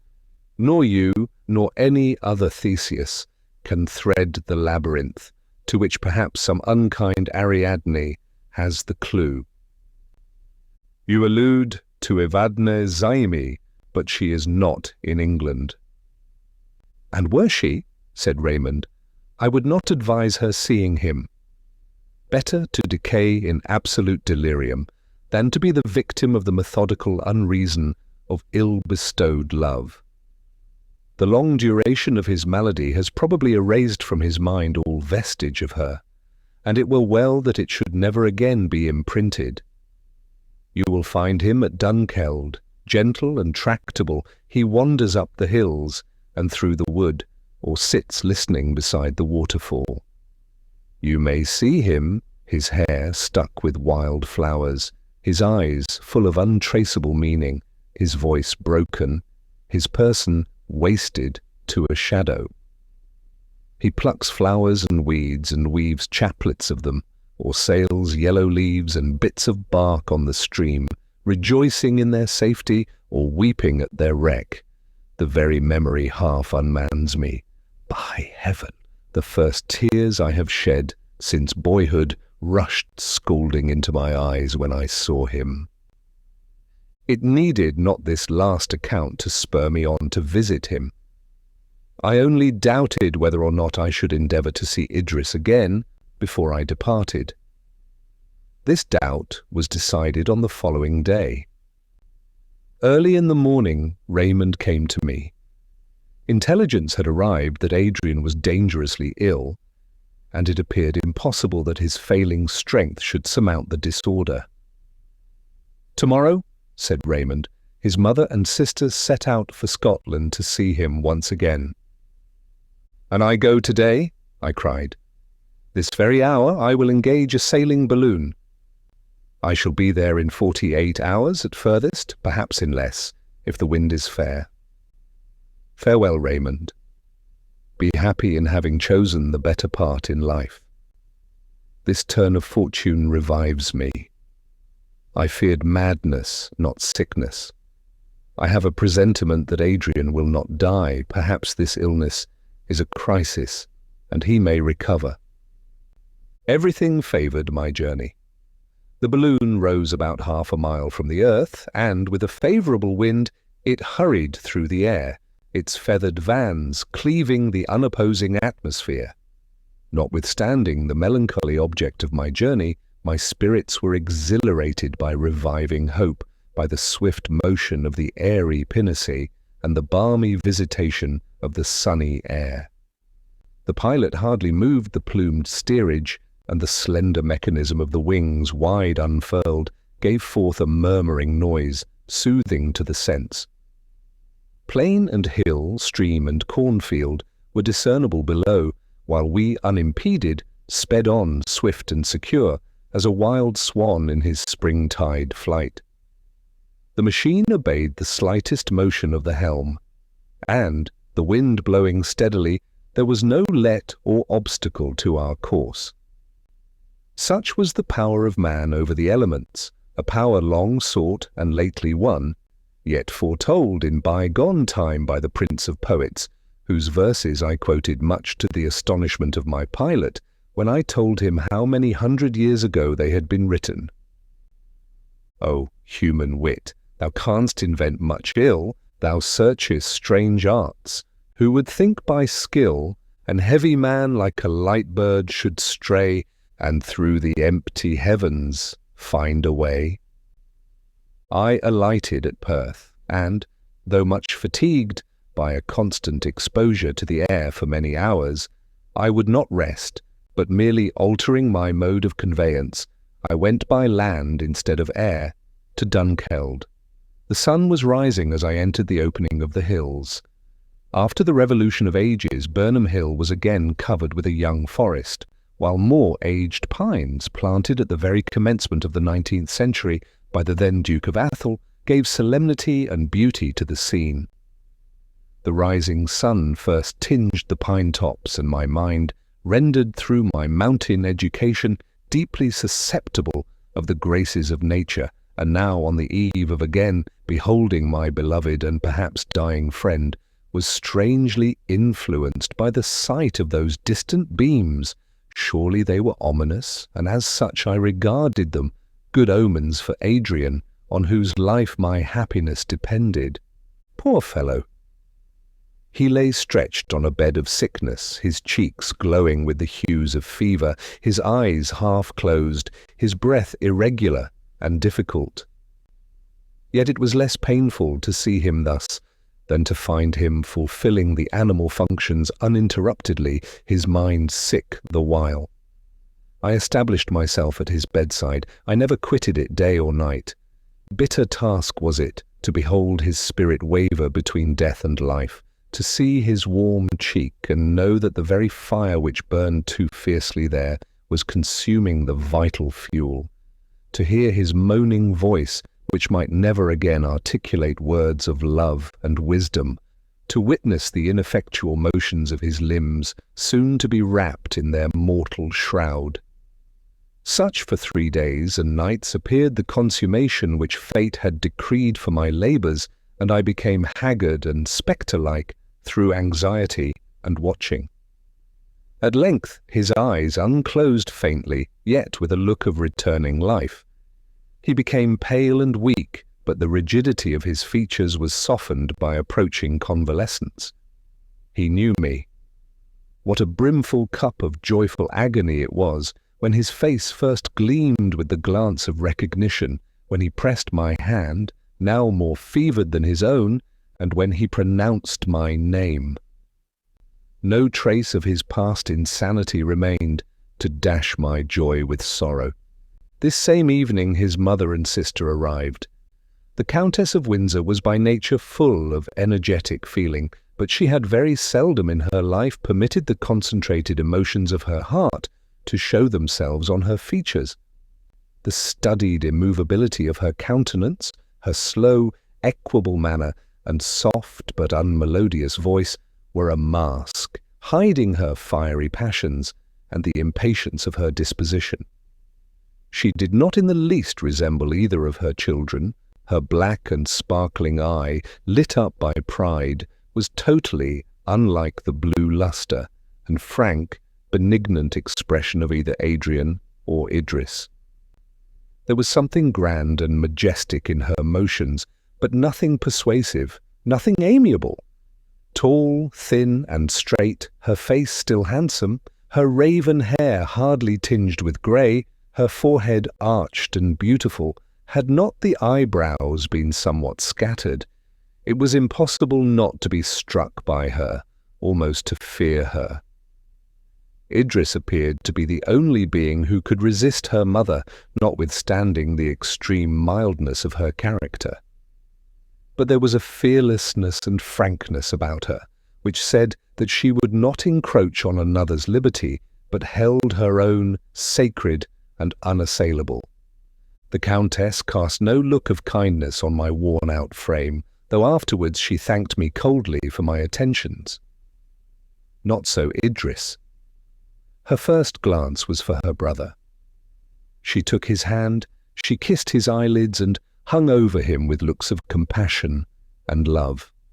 Her eyes glistened with tears when she thanked me, and the grace of her expressions was enhanced, not diminished, by the fervour which caused her almost to falter as she spoke.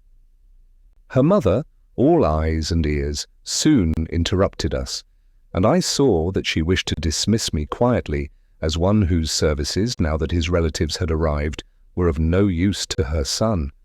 I was harassed and ill, resolved not to give up my post, yet doubting in what way I should assert it, when Adrian called me and, clasping my hand, bade me not leave him.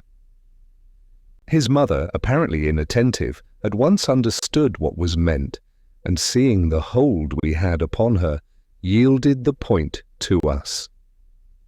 The days that followed were full of pain to me, so that I sometimes regretted that I had not yielded at once to the haughty lady who watched all my motions and turned my beloved task of nursing my friend to a work of pain and irritation. Never did any woman appear so entirely made of mind as the Countess of Windsor. Her passions had subdued her appetites, even her natural wants. She slept little and hardly ate at all. Her body was evidently considered by her as a mere machine, whose health was necessary for the accomplishment of her schemes, but whose senses formed no part of her enjoyment. There is something fearful in one who can thus conquer the animal part of our nature, if the victory be not the effect of consummate virtue. Nor was it without a mixture of this feeling that I beheld the figure of the Countess awake when others slept, fasting when I, abstemious naturally, and rendered so by the fever that preyed on me, was forced to recruit myself with food. She resolved to prevent or diminish my opportunities of acquiring influence over her children, and circumvented my plans by a hard, quiet, stubborn resolution that seemed not to belong to flesh and blood. War was at last tacitly acknowledged between us. We had many pitched battles during which no word was spoken, hardly a look was interchanged, but in which each resolved not to submit to the other. The Countess had the advantage of position. So I was vanquished, though I would not yield. I became sick at heart. My countenance was painted with the hues of ill health and vexation. Adrian and Idris saw this. They attributed it to my long watching and anxiety. They urged me to rest and take care of myself, while I most truly assured them that my best medicine was their good wishes. Those, and the assured convalescence of my friend, now daily more apparent. The faint rose again blushed on his cheek. His brow and lips lost the ashy paleness of threatened dissolution. Such was the dear reward of my unremitting attention, and bounteous heaven added overflowing recompense, when it gave me also the thanks and smiles of Idris.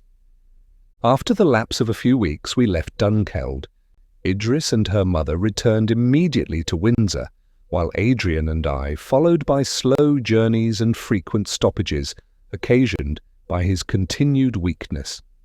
As we traversed the various counties of fertile England, all wore an exhilarating appearance to my companion, who had been so long secluded by disease from the enjoyments of weather and scenery. We passed through busy towns and cultivated plains. The husbandmen were getting in their plenteous harvests, and the women and children, occupied by light rustic toils, formed groups of happy, healthful persons, the very sight of whom carried cheerfulness to the heart. One evening, quitting our inn, we strolled down a shady lane, then up a grassy slope, till we came to an eminence that commanded an extensive view of hill and dale, meandering rivers, dark woods, and shining villages. The sun was setting, and the clouds, straying like new shorn sheep through the vast fields of sky, received the golden colour of his parting beams. The distant uplands shone out, and the busy hum of evening came, harmonized by distance, on our ear. Adrian, who felt all the fresh spirit infused by returning health, clasped his hands in delight, and exclaimed with transport, "O happy earth and happy inhabitants of earth! A stately palace has God built for you, O man, and worthy are you of your dwelling. Behold the verdant carpet spread at our feet, and the azure canopy above, the fields of earth which generate and nurture all things, and the track of heaven which contains and clasps all things." Now at this evening hour, at the period of repose and refection, methinks all hearts breathe one hymn of love and thanksgiving, and we, like priests of old on the mountain tops, give a voice to their sentiment. Assuredly a most benignant power built up the majestic fabric we inhabit, and framed the laws by which it endures. If mere existence and not happiness had been the final end of our being, what need of the profuse luxuries which we enjoy? Why should our dwelling place be so lovely, and why should the instincts of nature minister pleasurable sensations? the very sustaining of our animal machine is made delightful, and our sustenance, the fruits of the field, is painted with transcendent hues, endued with grateful odours, and palatable to our taste. Why should this be if he were not good? We need houses to protect us from the seasons, and behold the materials with which we are provided, the growth of trees with their adornment of leaves, while rocks of stone piled above the plains variegate the prospect with their pleasant irregularity. Nor are outward objects alone the receptacles of the spirit of good. Look into the mind of man, where wisdom reigns enthroned, where imagination, the painter, sits, with his pencil dipped in hues lovelier than those of sunset, adorning familiar life with glowing tints. What a noble boon, worthy the giver, is the imagination. It takes from reality its leaden hue, it envelopes all thought and sensation in a radiant veil, and with an hand of beauty beckons us from the sterile seas of life to her gardens and bowers and glades of bliss. And is not love a gift of the divinity? Love and her child, hope, which can bestow wealth on poverty, strength on the weak, and happiness on the sorrowing. My lot has not been fortunate. I have consorted long with grief, entered the gloomy labyrinth of madness, and emerged but half alive. Yet I thank God that I have lived. I thank God that I have beheld his throne, the heavens and earth, his footstool. I am glad that I have seen the changes of his day, to behold the sun, fountain of light, and the gentle pilgrim moon, to have seen the fire-bearing flowers of the sky and the flowery stars of earth, to have witnessed the sowing and the harvest. I am glad that I have loved and have experienced sympathetic joy and sorrow with my fellow creatures. I am glad now to feel the current of thought flow through my mind as the blood through the articulations of my frame. Mere existence is pleasure, and I thank God that I live. And all ye happy nurslings of Mother Earth, do ye not echo my words? Ye who are linked by the affectionate ties of nature, companions, friends, lovers, fathers who toil with joy for their offspring, women who, while gazing on the living forms of their children, forget the pains of maternity, children who neither toil nor spin but love and are loved. Oh, that death and sickness were banished from our earthly home, that hatred, tyranny, and fear could no longer make their lair in the human heart, that each man might find a brother in his fellow and a nest of repose amid the wide plains of his inheritance, that the source of tears were dry, and that lips might no longer form expressions of sorrow.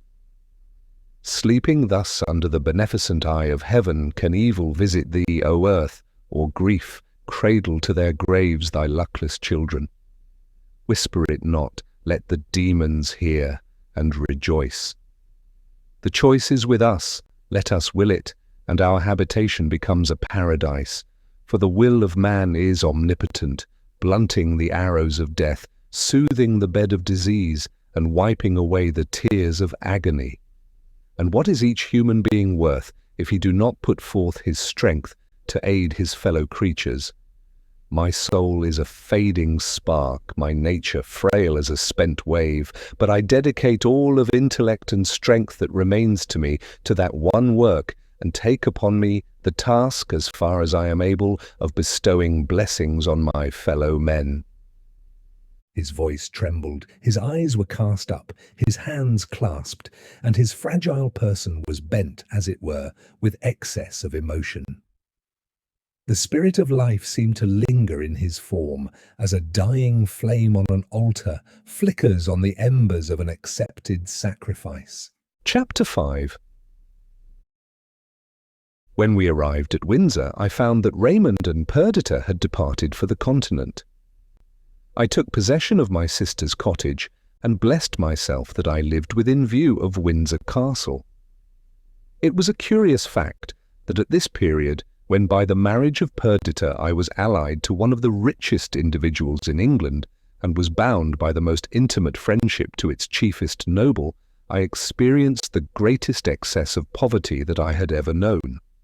My knowledge of the worldly principles of Lord Raymond would have ever prevented me from applying to him, however deep my distress might have been.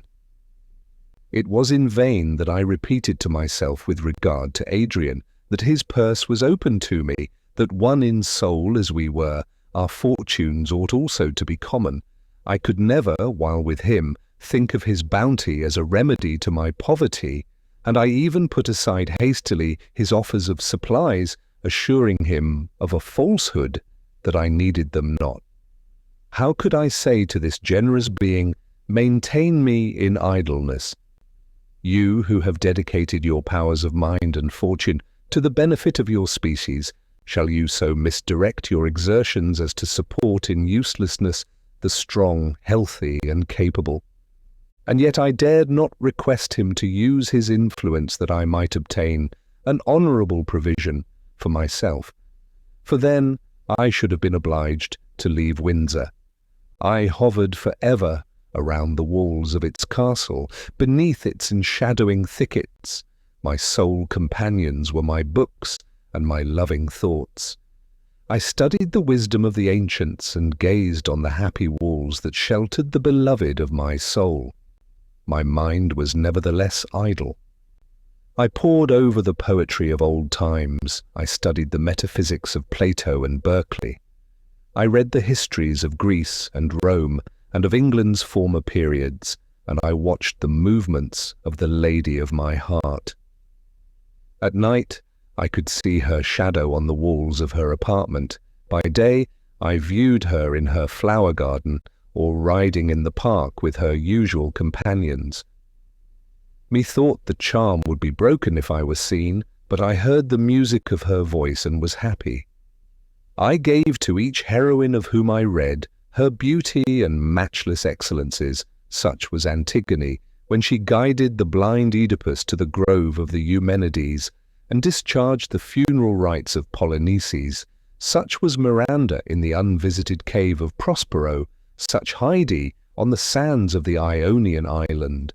I was mad with excess of passionate devotion, but pride, tameless as fire, invested my nature, and prevented me from betraying myself by word or look. In the meantime, while I thus pampered myself with rich mental repasts, a peasant would have disdained my scanty fare, which I sometimes robbed from the squirrels of the forest. I was, I own, often tempted to recur to the lawless feats of my boyhood, and knock down the almost tame pheasants that perched upon the trees and bent their bright eyes on me. But they were the property of Adrian, the nurslings of Idris, and so, although my imagination, rendered sensual by privation, made me think that they would better become the spit in my kitchen than the green leaves of the forest, natheless I checked my haughty will, and did not eat, but supped upon sentiment, and dreamt vainly of such morsels sweet as I might not waking attain. But at this period the whole scheme of my existence was about to change. The orphan and neglected son of Verney was on the eve of being linked to the mechanism of society by a golden chain, and to enter into all the duties and affections of life. Miracles were to be wrought in my favour, the machine of social life pushed with vast effort backward. Attend, O reader, while I narrate this tale of wonders. One day, as Adrian and Idris were riding through the forest with their mother and accustomed companions, Idris, drawing her brother aside from the rest of the cavalcade, suddenly asked him what had become of his friend, Lionel Verney. "Even from this spot," replied Adrian, pointing to my sister's cottage, "you can see his dwelling." "Indeed," said Idris, "and why, if he be so near, does he not come to see us and make one of our society?" "I often visit him," replied Adrian. But you may easily guess the motives which prevent him from coming where his presence may annoy anyone among us." "I do guess them," said Idris, "and such as they are, I would not venture to combat them. Tell me, however, in what way he passes his time, what he is doing and thinking in his cottage retreat." "Nay, my sweet sister," replied Adrian, "you ask me more than I can well answer. But if you feel interest in him, why not visit him? He will feel highly honored, and thus you may repay a part of the obligation I owe him and compensate for the injuries fortune has done him." "I will most readily accompany you to his abode," said the lady. "Not that I wish that either of us should unburthen ourselves of our debt, which being no less than your life, must remain unpayable ever. But let us go. Tomorrow we will arrange to ride out together, and proceeding towards that part of the forest, call upon him." The next evening, therefore, though the autumnal change had brought on cold and rain, Adrian and Idris entered my cottage. They found me curious-like, feasting on sorry fruits for supper, but they brought gifts richer than the golden bribes of the Sabines, nor could I refuse the invaluable store of friendship and delight which they bestowed. Surely the glorious twins of Latona were not more welcome when, in the infancy of the world, they were brought forth to beautify and enlighten this sterile promontory, than were this angelic pair to my lowly dwelling and grateful heart. We sat like one family round my hearth. Our talk was on subjects unconnected with the emotions that evidently occupied each. But we each divined the other's thought, and as our voices spoke of indifferent matters, our eyes, in mute language, told 1,000 things no tongue could have uttered. They left me in an hour's time. They left me happy, how unspeakably happy. It did not require the measured sounds of human language to syllable the story of my ecstasy. Idris had visited me. Idris I should again and again see. My imagination did not wander beyond the completeness of this knowledge. I trod air. No doubt, no fear, no hope even, disturbed me. I clasped with my soul the fullness of contentment, satisfied, undesiring, beatified. For many days Adrian and Idris continued to visit me thus. In this dear intercourse, love, in the guise of enthusiastic friendship, infused more and more of his omnipotent spirit. Idris felt it. Yes, divinity of the world, I read your characters in her looks and gesture. I heard your melodious voice echoed by her. You prepared for us a soft and flowery path. All gentle thoughts adorned it. Your name, O love, was not spoken, but you stood the genius of the hour, veiled, and time, but no mortal hand might raise the curtain. Organs of articulate sound did not proclaim the union of our hearts, for untoward circumstance allowed no opportunity for the expression that hovered on our lips. O my pen, haste thou to write what was, before the thought of what is arrests the hand that guides thee. If I lift up my eyes and see the desart earth, and feel that those dear eyes have spent their mortal lustre, and that those beauteous lips are silent, their crimson leaves faded, for ever I am mute. But you live, my Idris, even now you move before me. There was a glade, O reader, a grassy opening in the wood. The retiring trees left its velvet expanse as a temple for love. The silver Thames bounded it on one side, and a willow bending down dipped in the water, its naiad hair, dishevelled by the wind's viewless hand. The oaks around were the home of a tribe of nightingales. There am I now. Idris, in youth's dear prime, is by my side. Remember, I am just 22, and 17 summers have scarcely passed over the beloved of my heart. The river, swollen by autumnal rains, deluged the lowlands, and Adrian in his favourite boat is employed in the dangerous pastime of plucking the topmost bough from a submerged oak. Are you weary of life, O Adrian, that you thus play with danger? He has obtained his prize, and he pilots his boat through the flood. Our eyes were fixed on him fearfully, but the stream carried him away from us. He was forced to land far lower down, and to make a considerable circuit before he could join us. "He is safe," said Idris as he leapt on shore and waved the bow over his head in token of success. "We will wait for him here." We were alone together. The sun had set. The song of the nightingales began. The evening star shone distinct in the flood of light, which was yet unfaded in the west. The blue eyes of my angelic girl were fixed on this sweet emblem of herself. "How the light palpitates," she said, "which is that star's life. Its vacillating effulgence seems to say that its state, even like ours upon earth, is wavering and inconstant. It fears, methinks, and it loves." "Gaze not on the star, dear, generous friend," I cried. "Read not love in its trembling rays. Look not upon distant worlds. Speak not of the mere imagination of a sentiment. I have long been silent. Long even to sickness have I desired to speak to you and submit my soul, my life, my entire being to you. Look not on the star, dear love, or do, and let that eternal spark plead for me. Let it be my witness and my advocate, silent as it shines. Love is to me as light to the star. Even so long as that is uneclipsed by annihilation, so long shall I love you. Veiled forever to the world's callous eye must be the transport of that moment.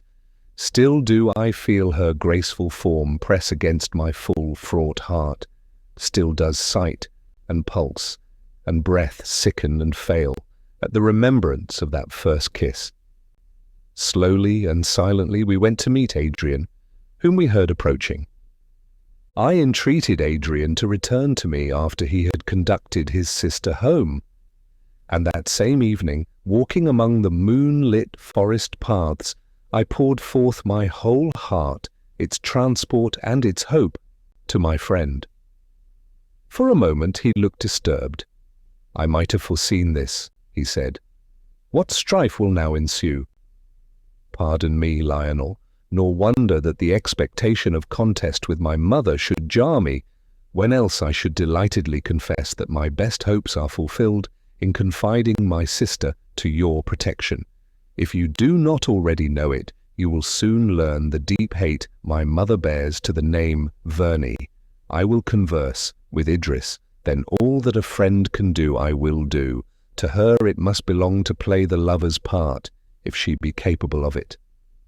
While the brother and sister were still hesitating in what manner they could best attempt to bring their mother over to their party, she, suspecting our meetings, taxed her children with them, taxed her fair daughter with deceit and an unbecoming attachment for one whose only merit was being the son of the profligate favourite of her imprudent father, and who was doubtless as worthless as he from whom he boasted his descent. The eyes of Idris flashed at this accusation. She replied, "I do not deny that I love Verney. Prove to me that he is worthless, and I will never see him more." "Dear madam," said Adrian, "let me entreat you to see him, to cultivate his friendship. You will wonder then, as I do, at the extent of his accomplishments and the brilliancy of his talents. Pardon me, gentle reader, this is not futile vanity, not futile, since to know that Adrian felt thus brings joy even now to my lone heart." "Mad and foolish boy," exclaimed the angry lady, "you have chosen with dreams and theories to overthrow my schemes for your own aggrandizement, but you shall not do the same by those I have formed for your sister. I but too well understand the fascination you both labour under, since I had the same struggle with your father to make him cast off the parent of this youth, who hid his evil propensities with the smoothness and subtlety of a viper. In those days how often did I hear of his attractions, his wide-spread conquests, his wit, his refined manners. It is well when flies only are caught by such spiders' webs, But is it for the high-born and powerful to bow their necks to the flimsy yoke of these unmeaning pretensions?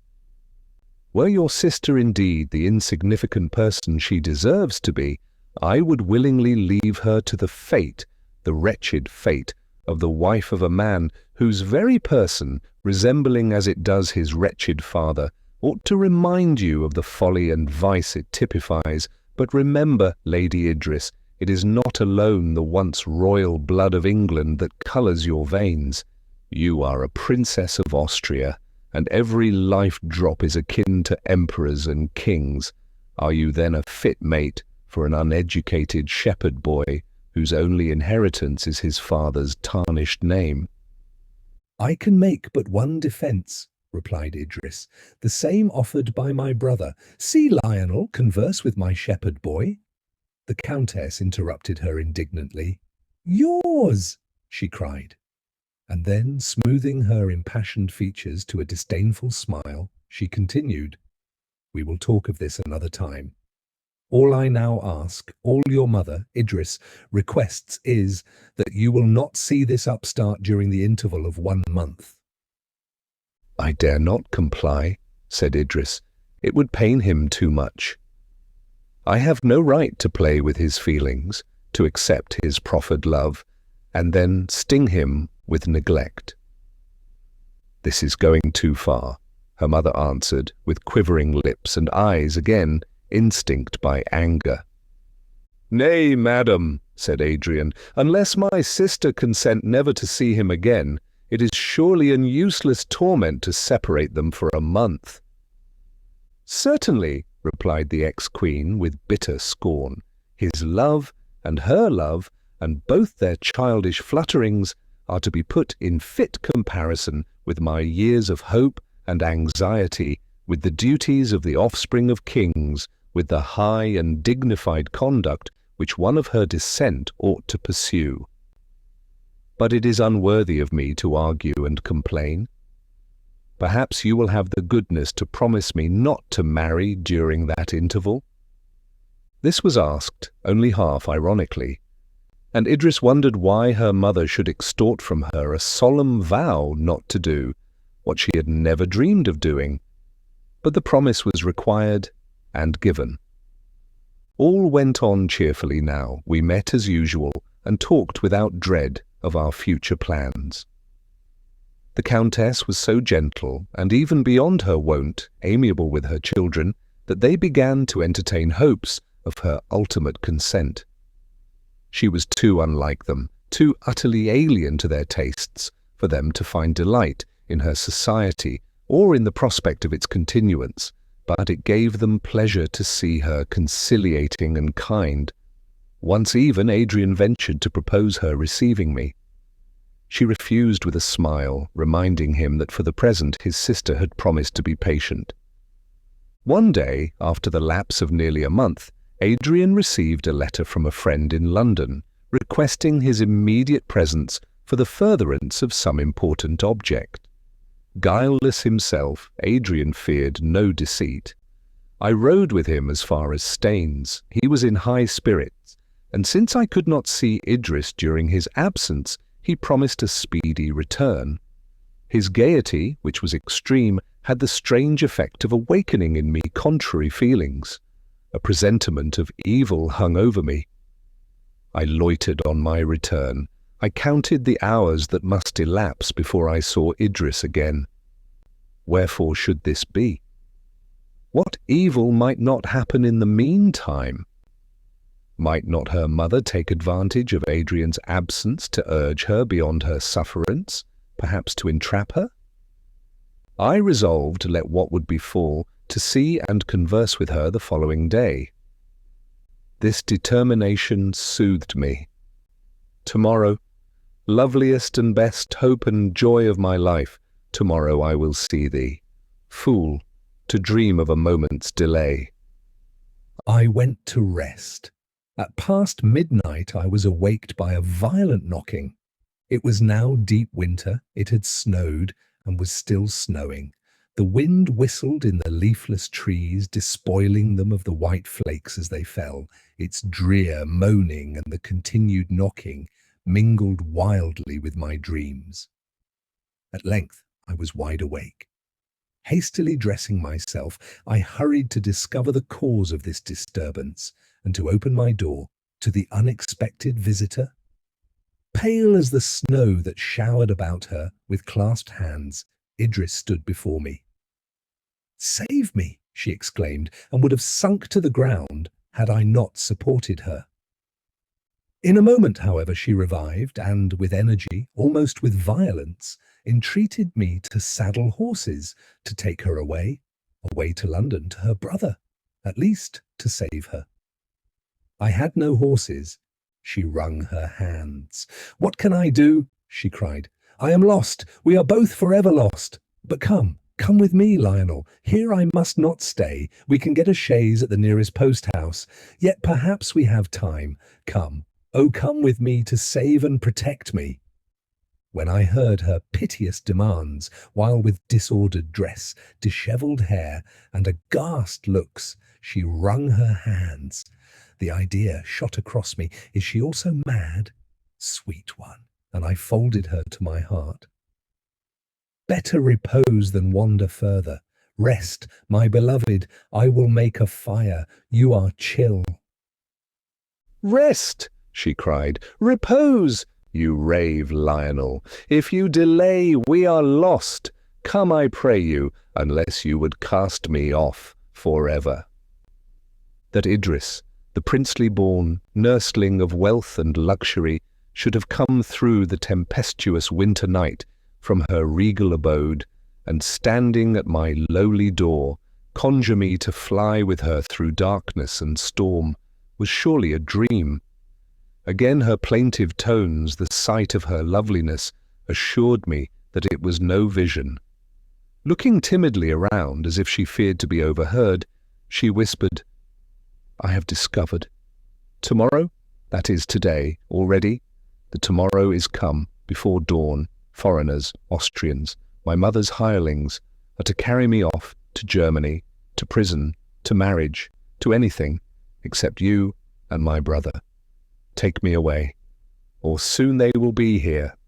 I was frightened by her vehemence and imagined some mistake in her incoherent tale, but I no longer hesitated to obey her. She had come by herself from the castle 3 long miles at midnight through the heavy snow. We must reach Englefield Green, 1.5 miles further, before we could obtain a chaise. She told me that she had kept up her strength and courage till her arrival at my cottage, and then both failed. Now she could hardly walk. Supporting her as I did, still she lagged, and at the distance of 1/2 mile, after many stoppages, shivering fits, and half-faintings, she slipped from my supporting arm on the snow, and with a torrent of tears averred that she must be taken, for that she could not proceed. I lifted her up in my arms. Her light form rested on my breast. I felt no burthen, except the internal one of contrary and contending emotions. Brimming delight now invested me. Again her chill limbs touched me as a torpedo, and I shuddered in sympathy with her pain and fright. Her head lay on my shoulder, her breath waved my hair, her heart beat near mine. Transport made me tremble, blinded me, annihilated me, till a suppressed groan, bursting from her lips, the chattering of her teeth, which she strove vainly to subdue, and all the signs of suffering she evinced, recalled me to the necessity of speed and succour. At last I said to her, "There is Englefield Green, there the inn. But if you are seen thus strangely circumstanced, dear Idris, even now your enemies may learn your flight too soon. Were it not better that I hired the chaise alone? I will put you in safety meanwhile, and return to you immediately." She answered that I was right, and might do with her as I pleased. I observed the door of a small outhouse ajar. I pushed it open, and, with some hay strewed about, I formed a couch for her, placing her exhausted frame on it and covering her with my cloak. I feared to leave her, she looked so wan and faint, but in a moment she reacquired animation and, with that, fear, and again she implored me not to delay. To call up the people of the inn and obtain a conveyance and horses, even though I harnessed them myself, was the work of many minutes, each freighted with the weight of ages. I caused the chaise to advance a little, waited till the people of the inn had retired, and then made the post-boy draw up the carriage to the spot where Idris, impatient, and now somewhat recovered, stood waiting for me. I lifted her into the chaise. I assured her that with our 4 horses we should arrive in London before 5 o'clock, the hour when she would be sought and missed. I besought her to calm herself. A kindly shower of tears relieved her, and by degrees she related her tale of fear and peril. That same night after Adrian's departure, her mother had warmly expostulated with her on the subject of her attachment to me. Every motive, every threat, every angry taunt was urged in vain. She seemed to consider that through me she had lost Raymond. I was the evil influence of her life. I was even accused of increasing and confirming the mad and base apostasy of Adrian from all views of advancement and grandeur. And now this miserable mountaineer was to steal her daughter. Never, Idris related, did the angry lady deign to recur to gentleness and persuasion. If she had, the task of resistance would have been exquisitely painful. As it was, the sweet girl's generous nature was roused to defend and ally herself with my despised cause. Her mother ended with a look of contempt and covert triumph, which for a moment awakened the suspicions of Idris. When they parted for the night, the Countess said, "Tomorrow I trust your tone will be changed. Be composed. I have agitated you. Go to rest, and I will send you a medicine I always take when unduly restless. It will give you a quiet night." By the time that she had, with uneasy thoughts, laid her fair cheek upon her pillow, her mother's servant brought a draught. A suspicion again crossed her at this novel proceeding, sufficiently alarming to determine her not to take the potion. But dislike of contention, and a wish to discover whether there was any just foundation for her conjectures, made her, she said, almost instinctively, and in contradiction to her usual frankness, pretend to swallow the medicine.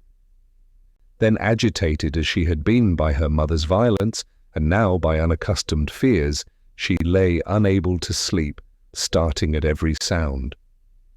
Soon her door opened softly, and on her springing up, she heard a whisper, "Not asleep yet," and the door again closed.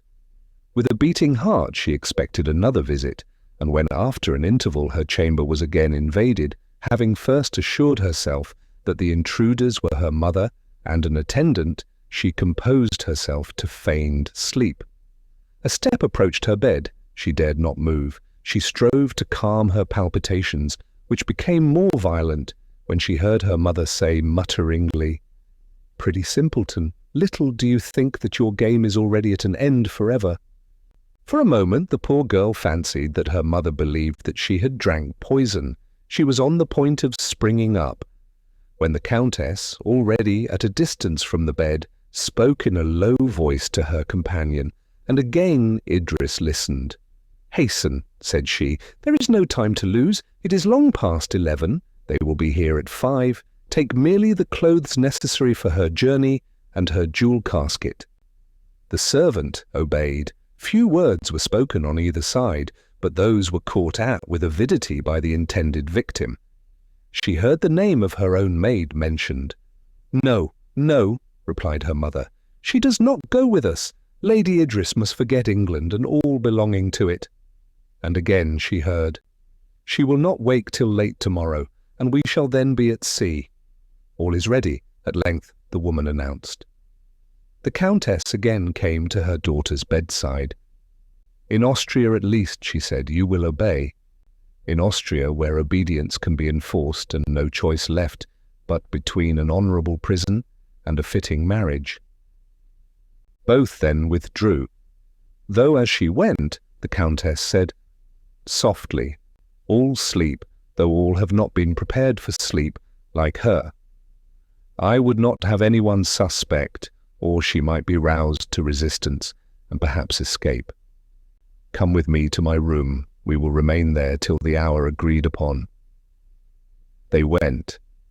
Idris, panic-struck but animated and strengthened even by her excessive fear, dressed herself hurriedly, and going down a flight of backstairs, avoiding the vicinity of her mother's apartment, she contrived to escape from the castle by a low window and came through snow, wind, and obscurity to my cottage, nor lost her courage until she arrived and, depositing her fate in my hands, gave herself up to the desperation and weariness that overwhelmed her. I comforted her as well as I might. Joy and exultation were mine to possess and to save her, yet not to excite fresh agitation in her. Per non turba quel bel viso sereno, I curbed my delight. I strove to quiet the eager dancing of my heart. I turned from her my eyes, beaming with too much tenderness, and proudly, to dark night and the inclement atmosphere, murmured the expressions of my transport.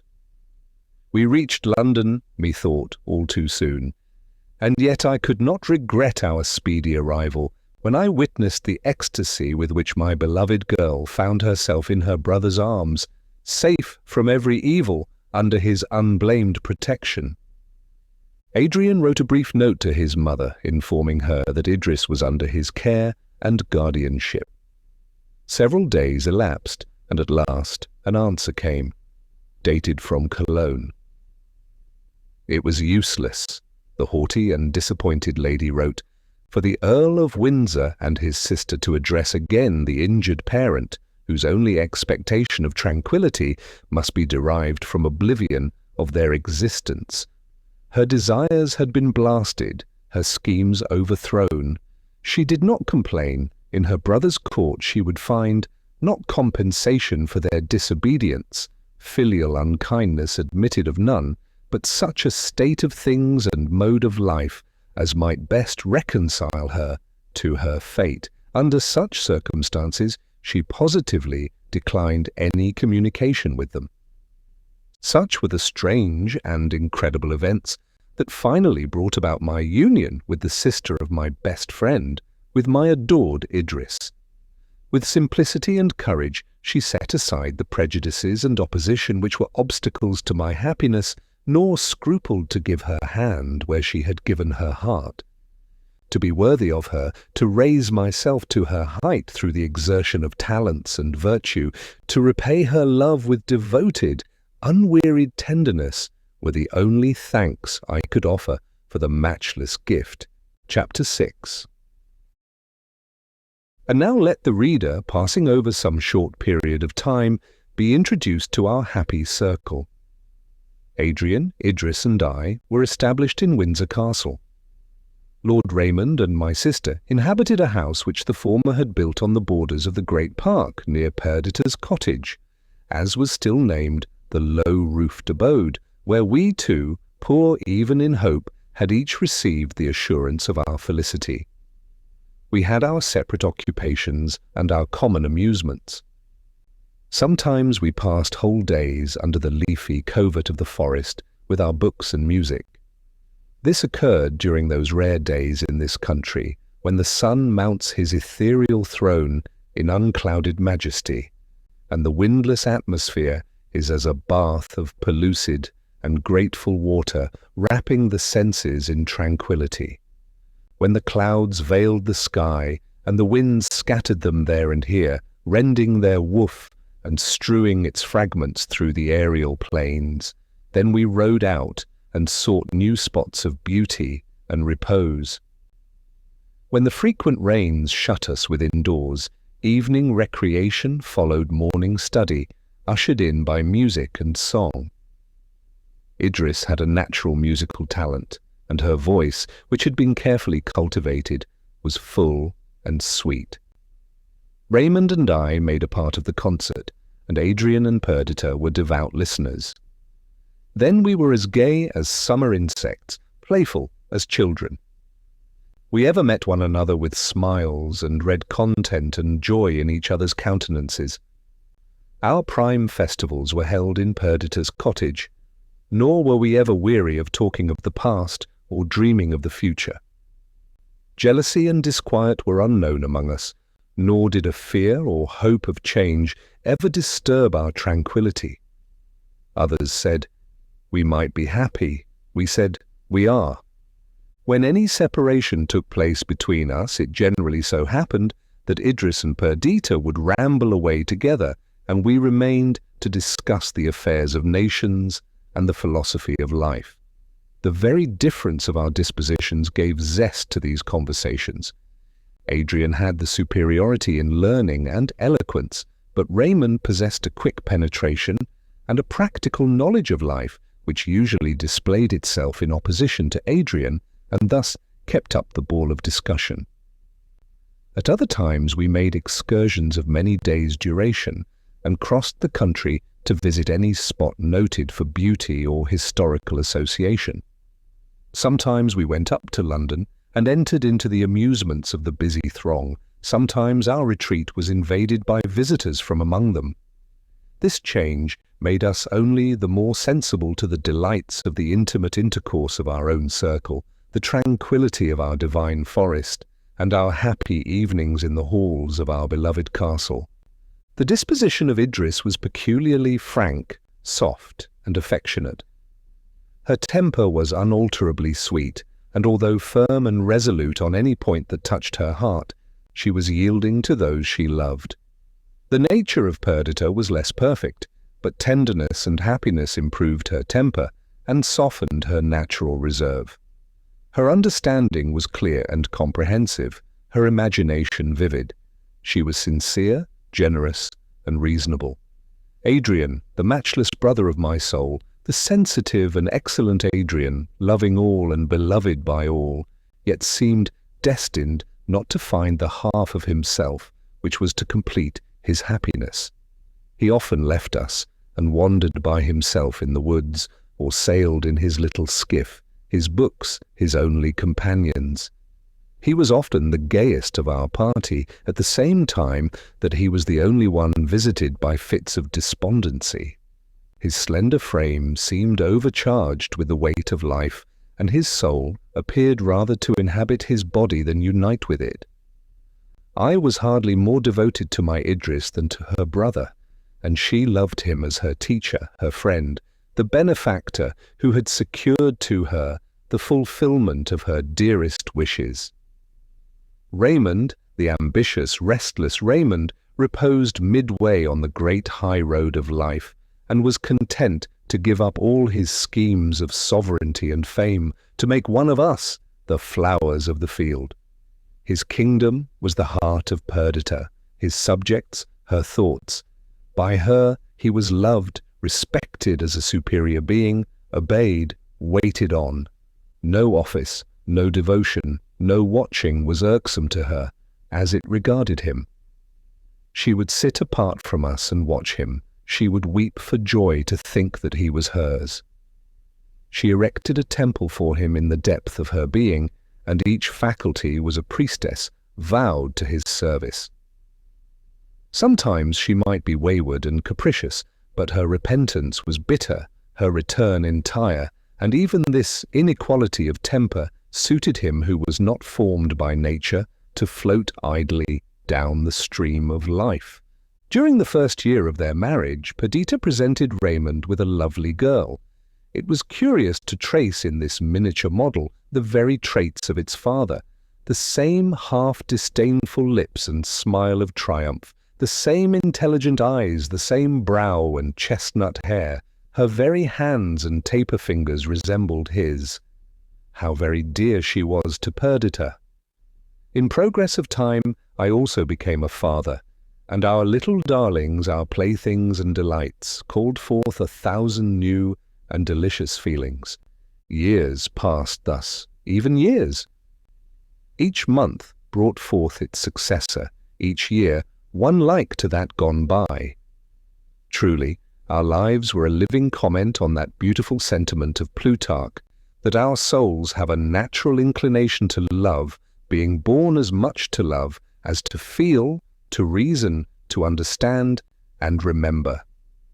We talked of change and active pursuits, but still remained, at Windsor, incapable of violating the charm that attached us to our secluded life.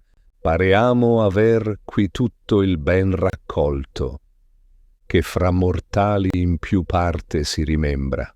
Now also that our children gave us occupation, we found excuses for our idleness in the idea of bringing them up to a more splendid career. At length our tranquillity was disturbed, and the course of events, which for 5 years had flowed on in hushing tranquillity, was broken by breakers and obstacles that woke us from our pleasant dream. A new Lord Protector of England was to be chosen, and, at Raymond's request, we removed to London to witness and even take a part in the election.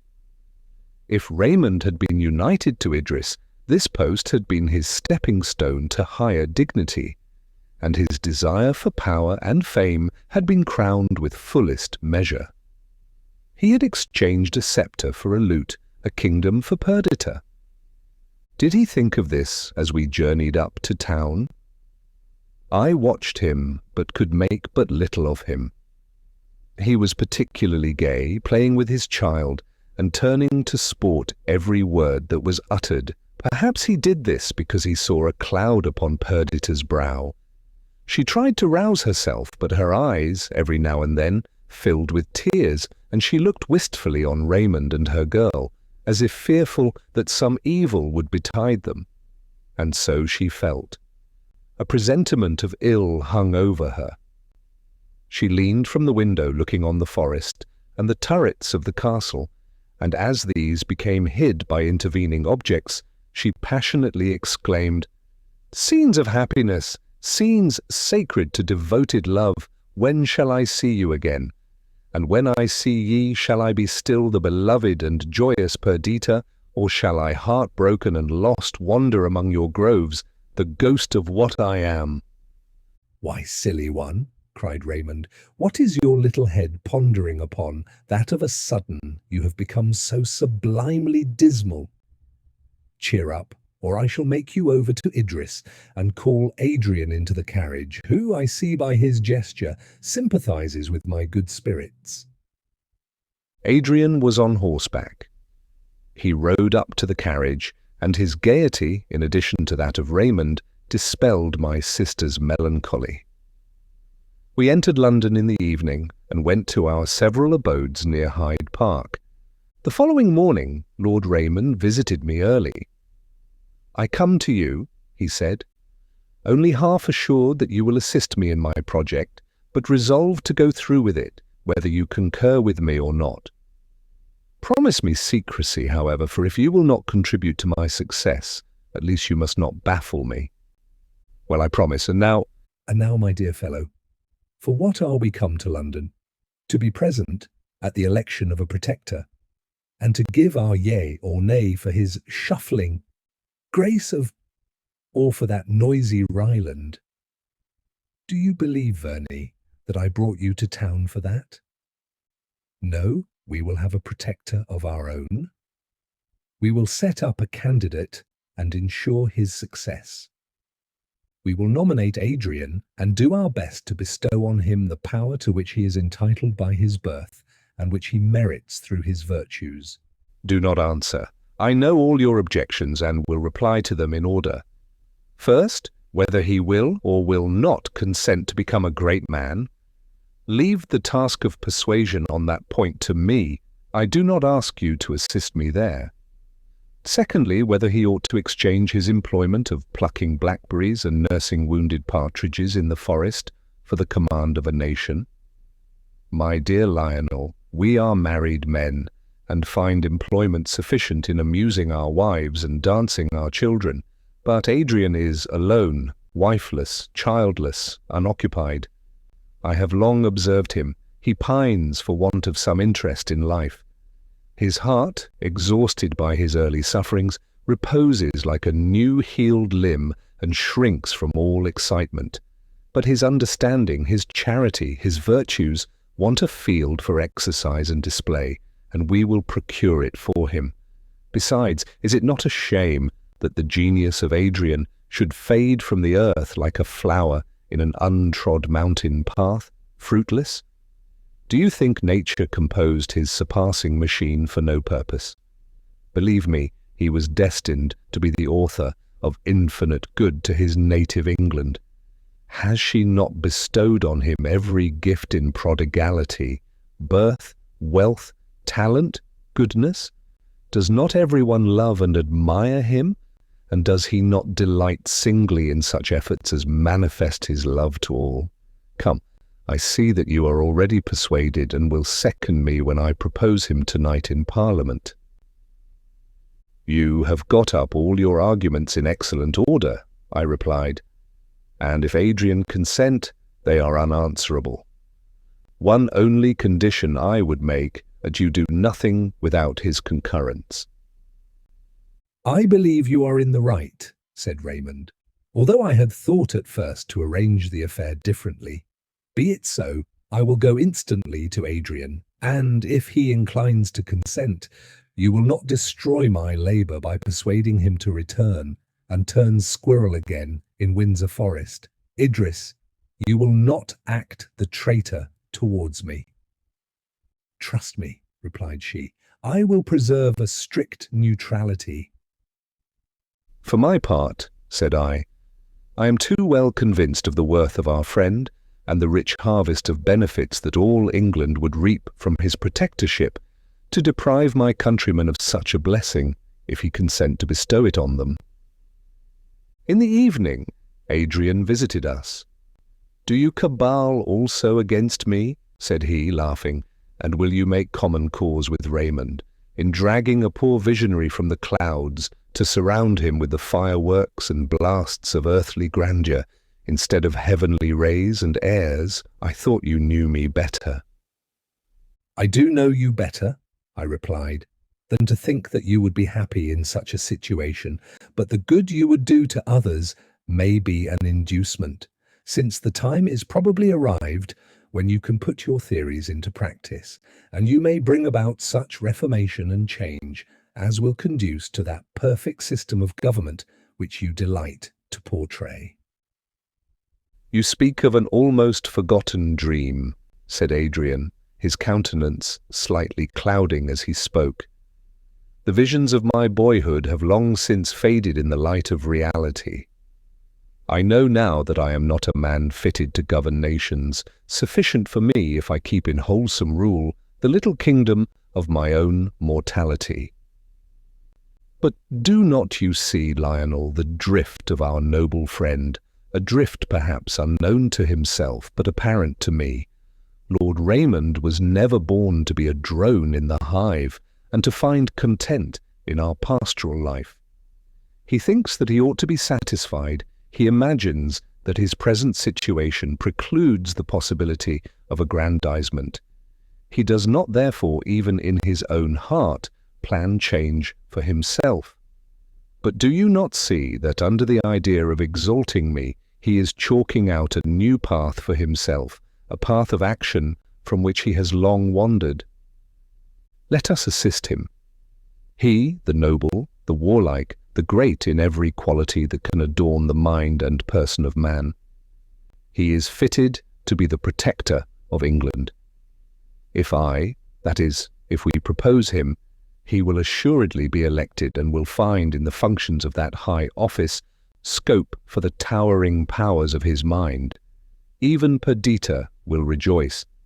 Perdita, in whom ambition was a covered fire until she married Raymond, which event was for a time the fulfillment of her hopes. Perdita will rejoice in the glory and advancement of her lord, and, coyly and prettily, not be discontented with her share. In the meantime, we, the wise of the land, will return to our castle, and, Cincinnatus-like, take to our usual labours until our friend shall require our presence and assistance here. The more Adrian reasoned upon this scheme, the more feasible it appeared. His own determination never to enter into public life was insurmountable, and the delicacy of his health was a sufficient argument against it.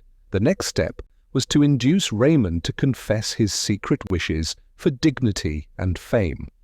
He entered while we were speaking. The way in which Adrian had received his project for setting him up as a candidate for the protectorship, and his replies had already awakened in his mind the view of the subject which we were now discussing. His countenance and manner betrayed irresolution and anxiety. But the anxiety arose from a fear that we should not prosecute or not succeed in our idea, and his irresolution from a doubt whether we should risk a defeat. A few words from us decided him, and hope and joy sparkled in his eyes. The idea of embarking in a career so congenial to his early habits and cherished wishes made him as before energetic and bold. We discussed his chances, the merits of the other candidates, and the dispositions of the voters.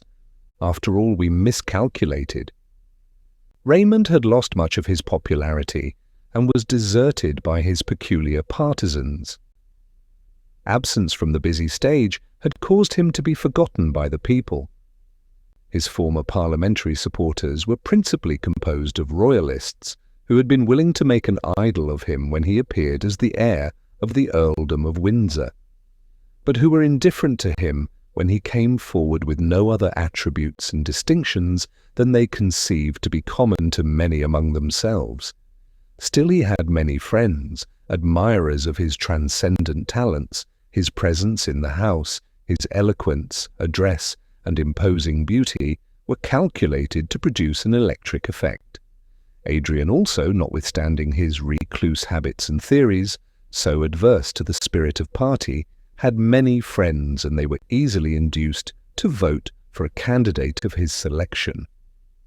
The Duke of and Mr. Ryland, Lord Raymond's old antagonist, were the other candidates.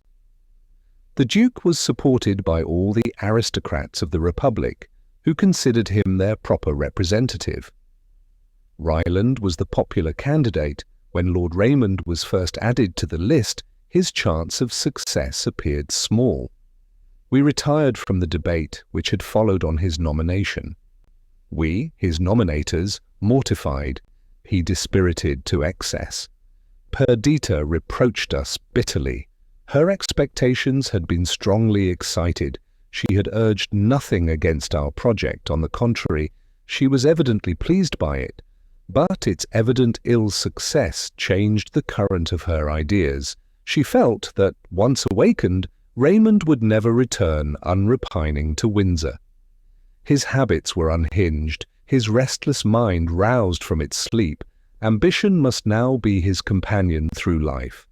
And if he did not succeed in his present attempt, she foresaw that unhappiness and cureless discontent would follow.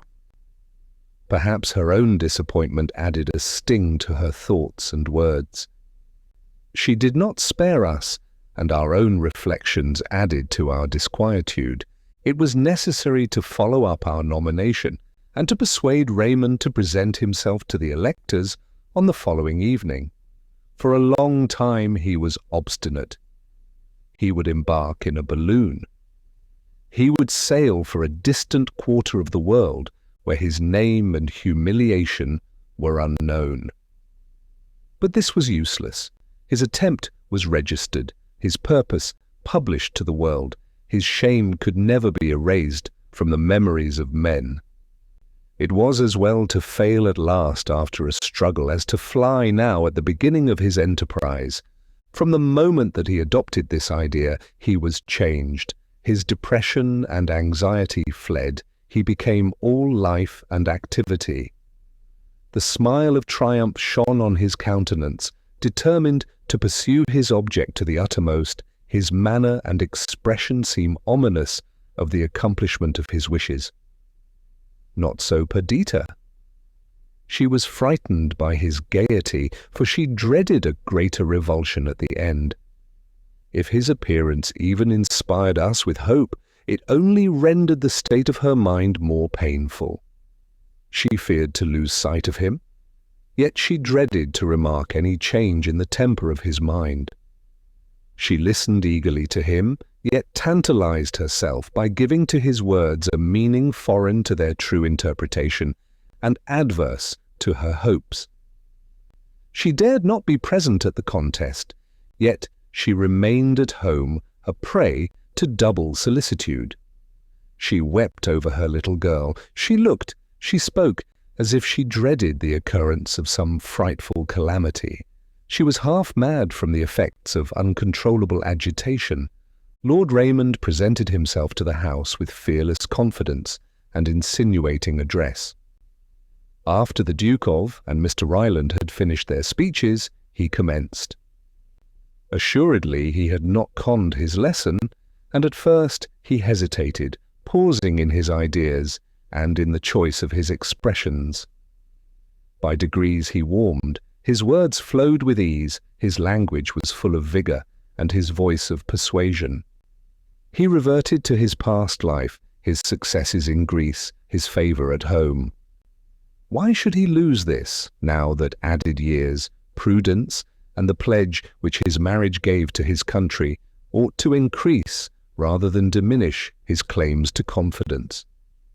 He spoke of the state of England, the necessary measures to be taken to ensure its security and confirm its prosperity. He drew a glowing picture of its present situation. As he spoke, every sound was hushed, every thought suspended by intense attention. His graceful elocution enchained the senses of his hearers. In some degree also he was fitted to reconcile all parties. His birth pleased the aristocracy, his being the candidate recommended by Adrian, a man intimately allied to the popular party, caused a number who had no great reliance either on the Duke or Mr. Ryland to range on his side. The contest was keen and doubtful. Neither Adrian nor myself would have been so anxious if our own success had depended on our exertions, but we had egged our friend on to the enterprise, and it became us to ensure his triumph. Idris, who entertained the highest opinion of his abilities, was warmly interested in the event, and my poor sister, who dared not hope and to whom fear was misery, was plunged into a fever of disquietude. Day after day passed while we discussed our projects for the evening, and each night was occupied by debates which offered no conclusion. At last the crisis came, the night when Parliament, which had so long delayed its choice, must decide. As the hour of 12 passed and the new day began, it was by virtue of the Constitution dissolved, its power extinct. We assembled at Raymond's house, we and our partisans. At 5:30 we proceeded to the house. Idris endeavoured to calm Perdita, but the poor girl's agitation deprived her of all power of self-command. She walked up and down the room, gazed wildly when anyone entered, fancying that they might be the announcers of her doom. I must do justice to my sweet sister. It was not for herself that she was thus agonized. She alone knew the weight which Raymond attached to his success. Even to us he assumed gaiety and hope, and assumed them so well that we did not divine the secret workings of his mind. Sometimes a nervous trembling, a sharp dissonance of voice, and momentary fits of absence revealed to Perdita the violence he did himself. But we, intent on our plans, observed only his ready laugh. His joke intruded on all occasions the flow of his spirits which seemed incapable of ebb. Besides, Perdita was with him in his retirement. She saw the moodiness that succeeded to this forced hilarity. She marked his disturbed sleep, his painful irritability. Once she had seen his tears, hers had scarce ceased to flow, since she had beheld the big drops which disappointed pride had caused to gather in his eye, but which pride was unable to dispel. What wonder, then, that her feelings were wrought to this pitch? I thus accounted to myself for her agitation, but this was not all, and the sequel revealed another excuse. One moment we seized before our departure to take leave of our beloved girls. I had small hope of success, and entreated Idris to watch over my sister. As I approached the latter, she seized my hand and drew me into another apartment. She threw herself into my arms and wept and sobbed bitterly and long. I tried to soothe her. I bade her hope. I asked what tremendous consequences would ensue, even on our failure. "My brother," she cried, "protector of my childhood, dear, most dear Lionel, my fate hangs by a thread. I have you all about me now, you, the companion of my infancy, Adrian, as dear to me as if bound by the ties of blood, Idris, the sister of my heart, and her lovely offspring. This, oh, this may be the last time that you will surround me thus." Abruptly, she stopped and then cried, "What have I said, foolish false girl that I am?" She looked wildly on me, and then suddenly calming herself, apologized for what she called her unmeaning words, saying that she must indeed be insane, for, while Raymond lived, she must be happy. And then, though she still wept, she suffered me tranquilly to depart. Raymond only took her hand when he went, and looked on her expressively. She answered by a look of intelligence and assent. Poor girl, what she then suffered!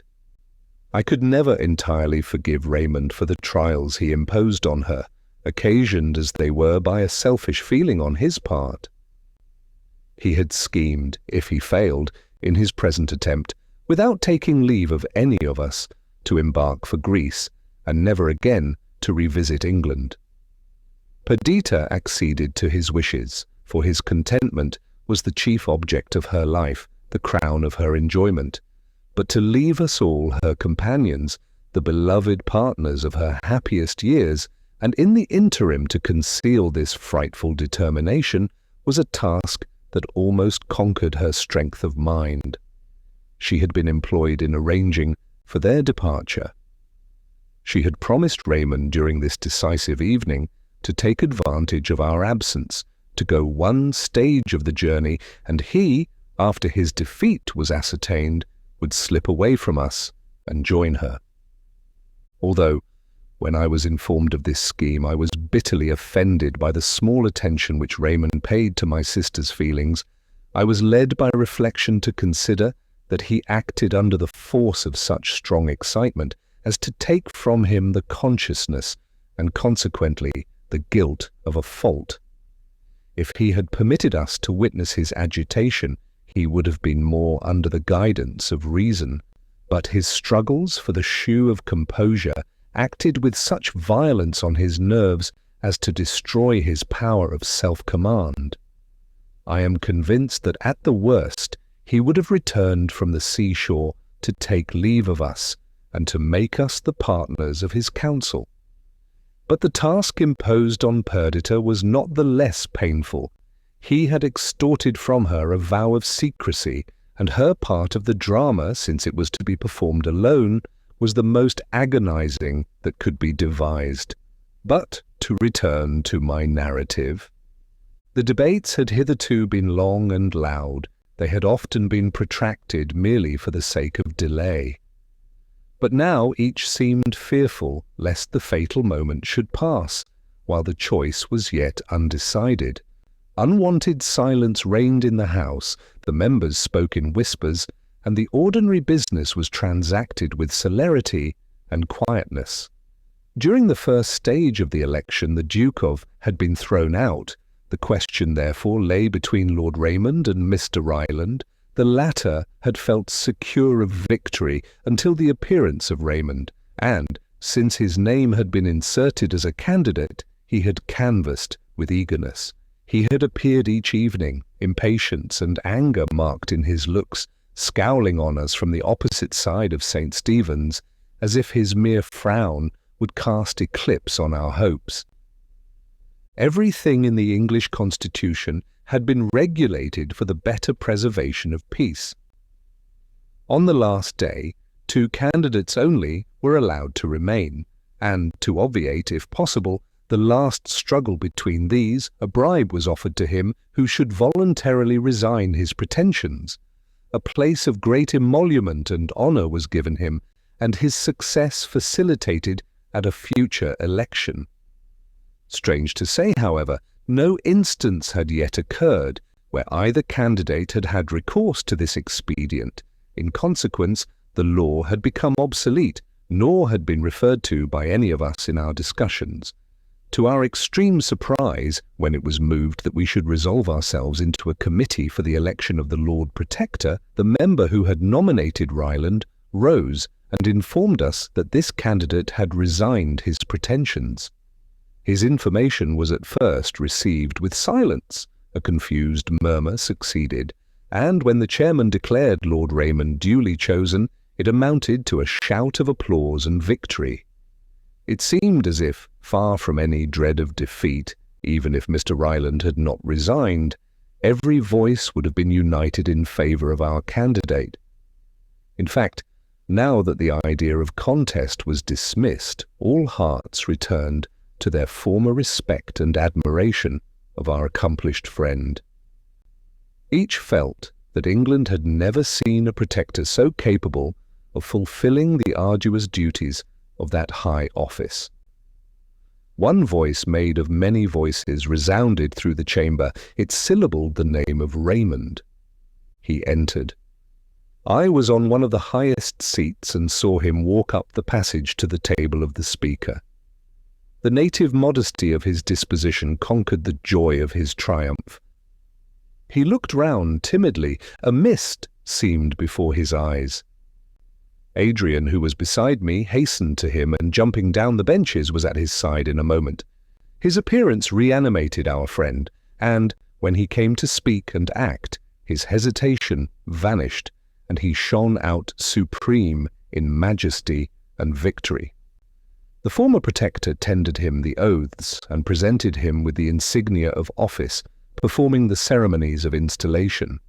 The House then dissolved. The chief members of the state crowded round the new magistrate and conducted him to the palace of government. Adrian suddenly vanished, and by the time that Raymond's supporters were reduced to our intimate friends merely, returned leading Idris to congratulate her friend on his success. But where was Perdita? In securing solicitously an unobserved retreat in case of failure, Raymond had forgotten to arrange the mode by which she was to hear of his success, and she had been too much agitated to revert to this circumstance. When Idris entered, so far had Raymond forgotten himself that he asked for my sister. One word, which told of her mysterious disappearance, recalled him. Adrian, it is true, had already gone to seek the fugitive, imagining that her tameless anxiety had led her to the purlieus of the house, and that some sinister event detained her. But Raymond, without explaining himself, suddenly quitted us, and in another moment we heard him gallop down the street, in spite of the wind and rain that scattered tempest over the earth. We did not know how far he had to go, and soon separated, supposing that in a short time he would return to the palace with Perdita, and that they would not be sorry to find themselves alone. Perdita had arrived with her child at Dartford, weeping and inconsolable. She directed everything to be prepared for the continuance of their journey, and placing her lovely sleeping charge on a bed, passed several hours in acute suffering. Sometimes she observed the war of elements, thinking that they also declared against her, and listened to the pattering of the rain in gloomy despair. Sometimes she hung over her child, tracing her resemblance to the father, and fearful lest in afterlife she should display the same passions and uncontrollable impulses that rendered him unhappy. Again, with a gush of pride and delight, she marked in the features of her little girl the same smile of beauty that often irradiated Raymond's countenance. The sight of it soothed her. She thought of the treasure she possessed in the affections of her lord, of his accomplishments, surpassing those of his contemporaries, his genius, his devotion to her. Soon she thought that all she possessed in the world except him might well be spared, nay, given with delight, a propitiatory offering to secure the supreme good she retained in him. Soon she imagined that fate demanded this sacrifice from her as a mark she was devoted to Raymond, and that it must be made with cheerfulness. She figured to herself their life in the Greek Isle he had selected for their retreat, her task of soothing him, her cares for the beauteous Clara, her rides in his company, her dedication of herself to his consolation. The picture then presented itself to her in such glowing colours that she feared the reverse, and a life of magnificence and power in London, where Raymond would no longer be hers only, nor she the sole source of happiness to him. So far as she merely was concerned, she began to hope for defeat. And it was only on his account that her feelings vacillated as she heard him gallop into the courtyard of the inn. That he should come to her alone, wetted by the storm, careless of everything except speed, what else could it mean than that, vanquished and solitary, they were to take their way from native England, the scene of shame, and hide themselves in the myrtle groves of the Grecian Isles. In a moment she was in his arms. The knowledge of his success had become so much a part of himself that he forgot that it was necessary to impart it to his companion. She only felt in his embrace a dear assurance that while he possessed her, he would not despair. "This is kind," she cried. "This is noble, my own beloved. Oh, fear not disgrace or lowly fortune while you have your Perdita. Fear not sorrow while our child lives and smiles. Let us go even where you will. The love that accompanies us will prevent our regrets." Locked in his embrace, she spoke thus and cast back her head, seeking an assent to her words in his eyes. They were sparkling with ineffable delight. "Why, my little lady protectress," said he playfully, "what is this you say? And what pretty scheme have you woven of exile and obscurity, while a brighter web, a golden woven tissue, is that which, in truth, you ought to contemplate?" He kissed her brow, but the wayward girl, half sorry at his triumph, agitated by swift change of thought, hid her face in his bosom and wept. He comforted her. He instilled into her his own hopes and desires, and soon her countenance beamed with sympathy. How very happy were they that night! How full, even to bursting, was their sense of joy! Chapter 7. Having seen our friend properly installed in his new office, we turned our eyes towards Windsor. The nearness of this place to London was such as to take away the idea of painful separation. When we quitted Raymond and Perdita, we took leave of them in the Protectoral Palace. It was pretty enough to see my sister enter, as it were, into the spirit of the drama, and endeavour to fill her station with becoming dignity. Her internal pride and humility of manner were now more than ever at war. Her timidity was not artificial, but arose from that fear of not being properly appreciated, that slight estimation of the neglect of the world which also characterized Raymond. But then Perdita thought more constantly of others than he, and part of her bashfulness arose from a wish to take from those around her a sense of inferiority, a feeling which never crossed her mind. From the circumstances of her birth and education, Idris would have been better fitted for the formulae of ceremony, but the very ease which accompanied such actions with her, arising from habit, rendered them tedious, while, with every drawback, Perdita evidently enjoyed her situation. She was too full of new ideas to feel much pain when we departed. She took an affectionate leave of us, and promised to visit us soon, but she did not regret the circumstances that caused our separation. The spirits of Raymond were unbounded. He did not know what to do with his new got power. His head was full of plans. He had as yet decided on none, but he promised himself, his friends, and the world that the era of his protectorship should be signalized by some act of surpassing glory. Thus we talked of them, and moralized as, with diminished numbers, we returned to Windsor Castle. We felt extreme delight at our escape from political turmoil and sought our solitude with redoubled zest. We did not want for occupation, but my eager disposition was now turned to the field of intellectual exertion only, and hard study I found to be an excellent medicine to allay a fever of spirit with which in indolence I should doubtless have been assailed. Perdita had permitted us to take Clara back with us to Windsor, and she and my two lovely infants were perpetual sources of interest and amusement. The only circumstance that disturbed our peace was the health of Adrian. It evidently declined, without any symptom which could lead us to suspect his disease, unless indeed his brightened eyes, animated look, and flustering cheeks made us dread consumption. But he was without pain or fear. He betook himself to books with ardour, and reposed from study in the society he best loved, that of his sister and myself. Sometimes he went up to London to visit Raymond and watch the progress of events. Clara often accompanied him in these excursions, partly that she might see her parents, partly because Adrian delighted in the prattle and intelligent looks of this lovely child. Meanwhile all went on well in London. The new elections were finished, Parliament met, and Raymond was occupied in 1,000 beneficial schemes. Canals, aqueducts, bridges, stately buildings, and various edifices for public utility were entered upon.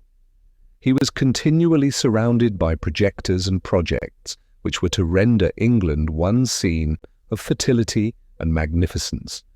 The state of poverty was to be abolished. Men were to be transported from place to place almost with the same facility as the princes Hussein, Ali, and Ahmed in the Arabian Nights. The physical state of man would soon not yield to the beatitude of angels. Disease was to be banished, labour lightened of its heaviest burden. Nor did this seem extravagant. The arts of life and the discoveries of science had augmented in a ratio which left all calculation behind. Food sprung up, so to say, spontaneously. Machines existed to supply with facility every want of the population. An evil direction still survived, and men were not happy, not because they could not, but because they would not rouse themselves to vanquish self-raised obstacles. Raymond was to inspire them with his beneficial will, and the mechanism of society, once systematized according to faultless rules, would never again swerve into disorder. For these hopes he abandoned his long-cherished ambition of being enregistered in the annals of nations as a successful warrior. Laying aside his sword, peace and its enduring glories became his aim. The title he coveted was that of the benefactor of his country. Among other works of art in which he was engaged, he had projected the erection of a national gallery for statues and pictures. He possessed many himself, which he designed to present to the Republic, and as the edifice was to be the great ornament of his protectorship, he was very fastidious in his choice of the plan on which it would be built. Hundreds were brought to him and rejected. He sent even to Italy and Greece for drawings, but as the design was to be characterized by originality as well as by perfect beauty, his endeavors were for a time without avail.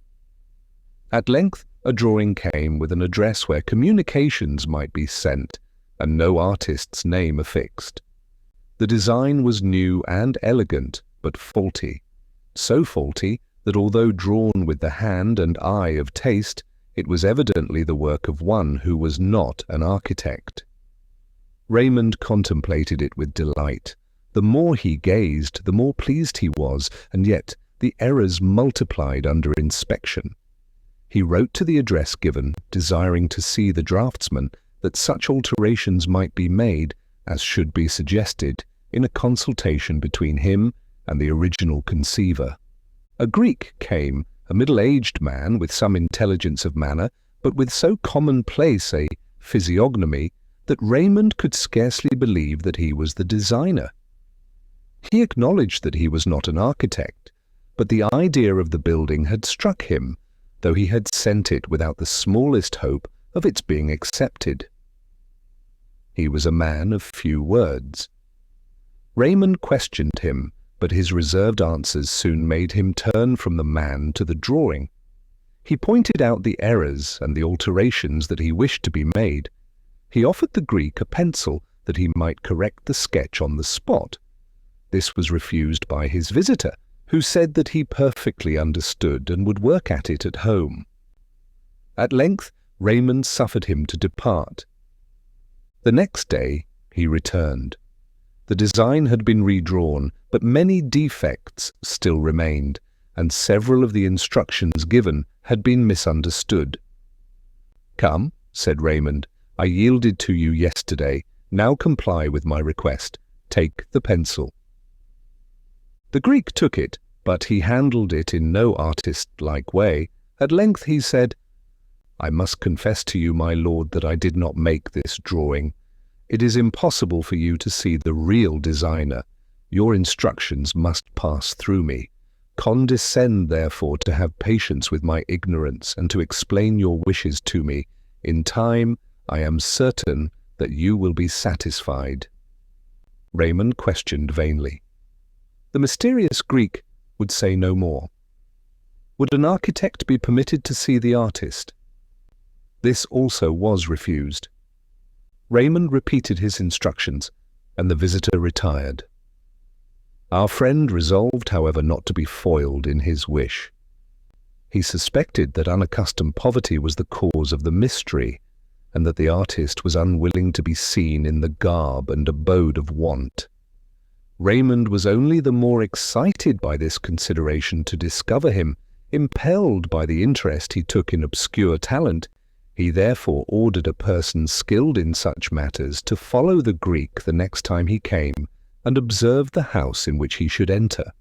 His emissary obeyed and brought the desired intelligence. He had traced the man to one of the most penurious streets in the metropolis. Raymond did not wonder that, thus situated, the artist had shrunk from notice, but he did not for this alter his resolve. On the same evening, he went alone to the house named to him. Poverty, dirt, and squalid misery characterized its appearance.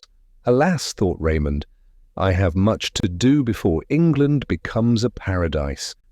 He knocked. The door was opened by a string from above. The broken, wretched staircase was immediately before him, but no person appeared. He knocked again, vainly, and then, impatient of further delay, he ascended the dark, creaking stairs.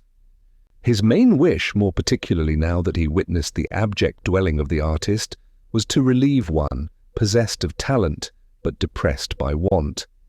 He pictured to himself a youth whose eyes sparkled with genius, whose person was attenuated by famine.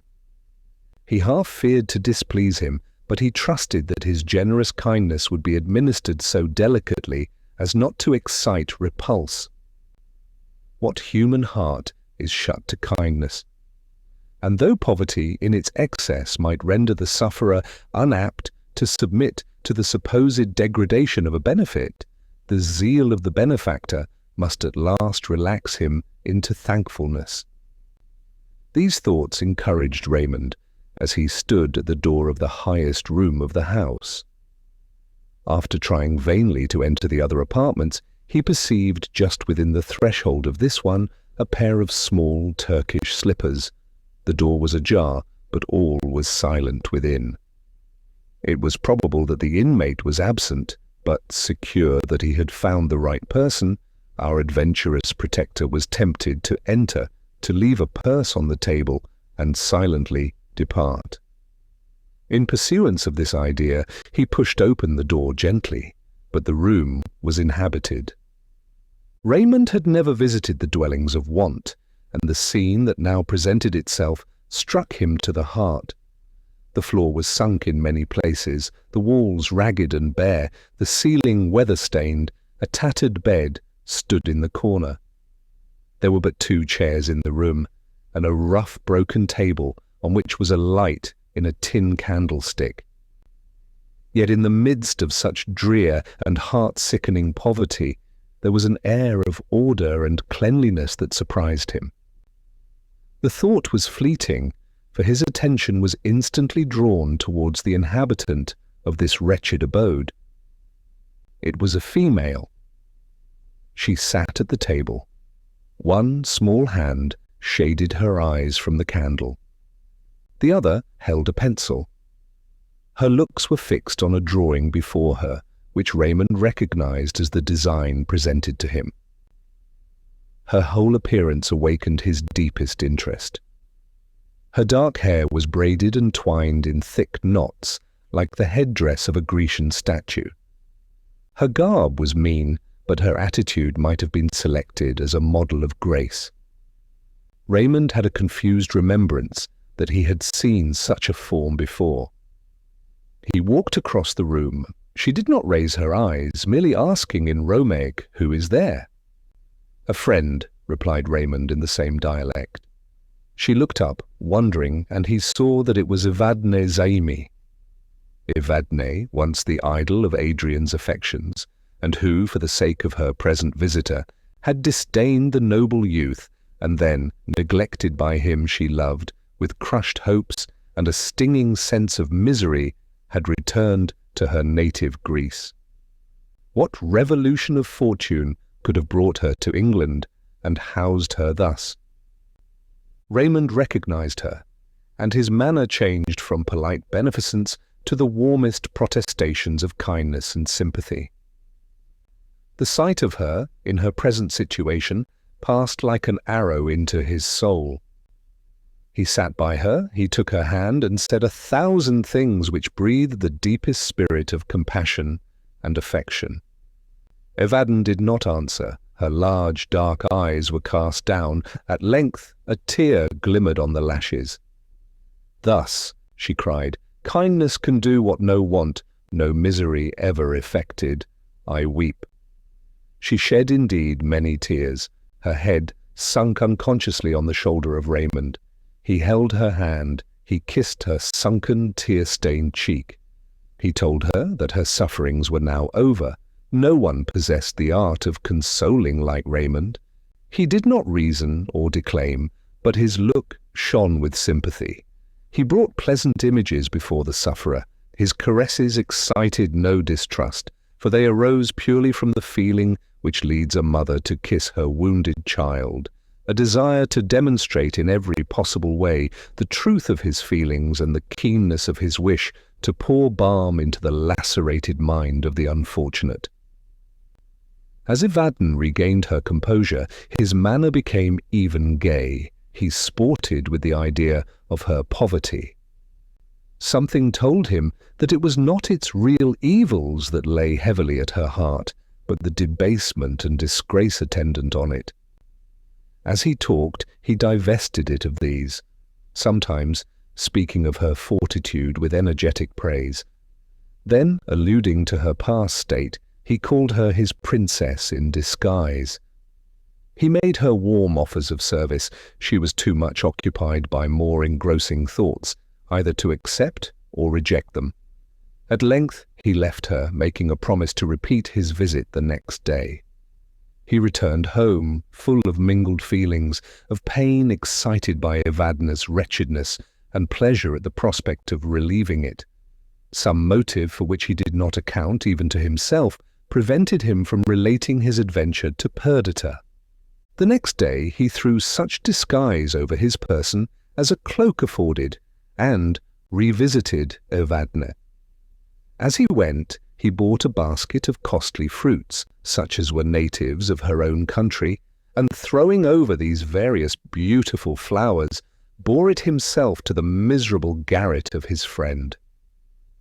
"Behold," cried he as he entered, "what bird's food I have brought for my sparrow on the housetop." Evadne now related the tale of her misfortunes. Her father, though of high rank, had in the end dissipated his fortune, and even destroyed his reputation and influence through a course of dissolute indulgence. His health was impaired beyond hope of cure, and it became his earnest wish before he died to preserve his daughter from the poverty which would be the portion of her orphaned state. He therefore accepted for her and persuaded her to accede to a proposal of marriage from a wealthy Greek merchant settled at Constantinople. She quitted her native Greece, her father died. By degrees she was cut off from all the companions and ties of her youth. The war, which about a year before the present time had broken out between Greece and Turkey, brought about many reverses of fortune. Her husband became bankrupt, and then in a tumult and threatened massacre on the part of the Turks, they were obliged to fly at midnight and reached in an open boat an English vessel under sail, which brought them immediately to this island. The few jewels they had saved supported them a while. The whole strength of Evadne's mind was exerted to support the failing spirits of her husband. Loss of property, hopelessness as to his future prospects, the inoccupation to which poverty condemned him, combined to reduce him to a state bordering on insanity. 5 months after their arrival in England, he committed suicide. "You will ask me," continued Evadne, "what I have done since. Why I have not applied for succor to the rich Greeks resident here. Why I have not returned to my native country. My answer to these questions must needs appear to you unsatisfactory, yet they have sufficed to lead me on day after day, enduring every wretchedness rather than by such means to seek relief. Shall the daughter of the noble, though prodigal Zamy, appear a beggar before her compeers or inferiors, superiors? She had none. Shall I bow my head before them, and with servile gesture sell my nobility for life? Had I a child or any tie to bind me to existence, I might descend to this, but as it is, the world has been to me a harsh stepmother. Fain would I leave the abode she seems to grudge, and in the grave forget my pride, my struggles, my despair. The time will soon come. Grief and famine have already sapped the foundations of my being. A very short time, and I shall have passed away, unstained by the crime of self-destruction, unstung by the memory of degradation. My spirit will throw aside the miserable coil, and find such recompense as fortitude and resignation may deserve. This may seem madness to you, yet you also have pride and resolution. Do not then wonder that my pride is tameless, my resolution unalterable." Having thus finished her tale, and given such an account as she deemed fit of the motives of her abstaining from all endeavour to obtain aid from her countrymen, Evadne paused. Yet she seemed to have more to say, to which she was unable to give words. In the meantime, Raymond was eloquent. His desire of restoring his lovely friend to her rank in society and to her lost prosperity animated him, and he poured forth with energy all his wishes and intentions on that subject. But he was checked. Evadne exacted a promise that he should conceal from all her friends her existence in England. "The relatives of the Earl of Windsor," said she haughtily, "doubtless think that I injured him. Perhaps the Earl himself would be the first to acquit me, but probably I do not deserve acquittal. I acted then, as I ever must, from impulse. This abode of penury may at least prove the disinterestedness of my conduct. No matter, I do not wish to plead my cause before any of them, not even before your lordship, had you not first discovered me. The tenor of my actions will prove that I had rather die than be a mark for scorn. Behold the proud Evadne in her tatters. Look on the beggar princess. There is aspic venom in the thought. Promise me that my secret shall not be violated by you." Raymond promised. But then a new discussion ensued. Evadne required another engagement on his part, that he would not without her concurrence enter into any project for her benefit, nor himself offer relief. "Do not degrade me in my own eyes," she said. "Poverty has long been my nurse. Hard-visaged she is, but honest.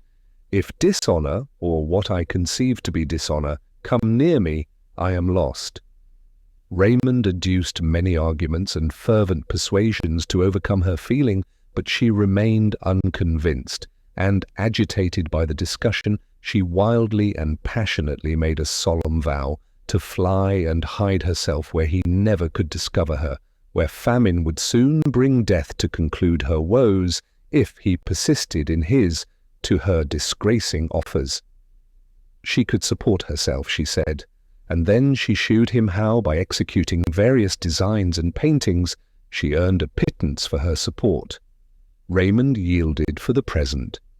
He felt assured, after he had for a while humoured her self-will, that in the end friendship and reason would gain the day. But the feelings that actuated Evadne were rooted in the depths of her being, and were such in their growth as he had no means of understanding. Evadne loved Raymond. He was the hero of her imagination, the image carved by love in the unchanged texture of her heart. 7 years ago, in her youthful prime, she had become attached to him. He had served her country against the Turks. He had in her own land acquired that military glory peculiarly dear to the Greeks, since they were still obliged inch by inch to fight for their security. Yet when he returned thence, and first appeared in public life in England, her love did not purchase his, which then vacillated between Perdita and a crown. While he was yet undecided, she had quitted England. The news of his marriage reached her, and her hopes, poorly nurtured blossoms, withered and fell. The glory of life was gone for her. The roseate halo of love, which had imbued every object with its own colour, faded. She was content to take life as it was, and to make the best of leaden-coloured reality. She married, and carrying her restless energy of character with her into new scenes, she turned her thoughts to ambition, and aimed at the title and power of Princess of Wallachia. While her patriotic feelings were soothed by the idea of the good she might do her country when her husband should be chief of this principality, she lived to find ambition as unreal a delusion as love. Her intrigues with Russia for the furtherance of her object excited the jealousy of the Porte and the animosity of the Greek government. She was considered a traitor by both. The ruin of her husband followed. They avoided death by a timely flight, and she fell from the height of her desires to penury in England. Much of this tale she concealed from Raymond, nor did she confess that repulse and denial as to a criminal convicted of the worst of crimes, that of bringing the scythe of foreign despotism to cut away the new springing liberties of her country, would have followed her application to any among the Greeks. She knew that she was the cause of her husband's utter ruin, and she strung herself to bear the consequences, the reproaches which agony extorted, or worse, cureless, uncomplaining depression, when his mind was sunk in a torpor, not the less painful because it was silent and moveless. She reproached herself with the crime of his death. Guilt and its punishments appeared to surround her. In vain she endeavoured to allay remorse by the memory of her real integrity. The rest of the world, and she among them, judged of her actions by their consequences.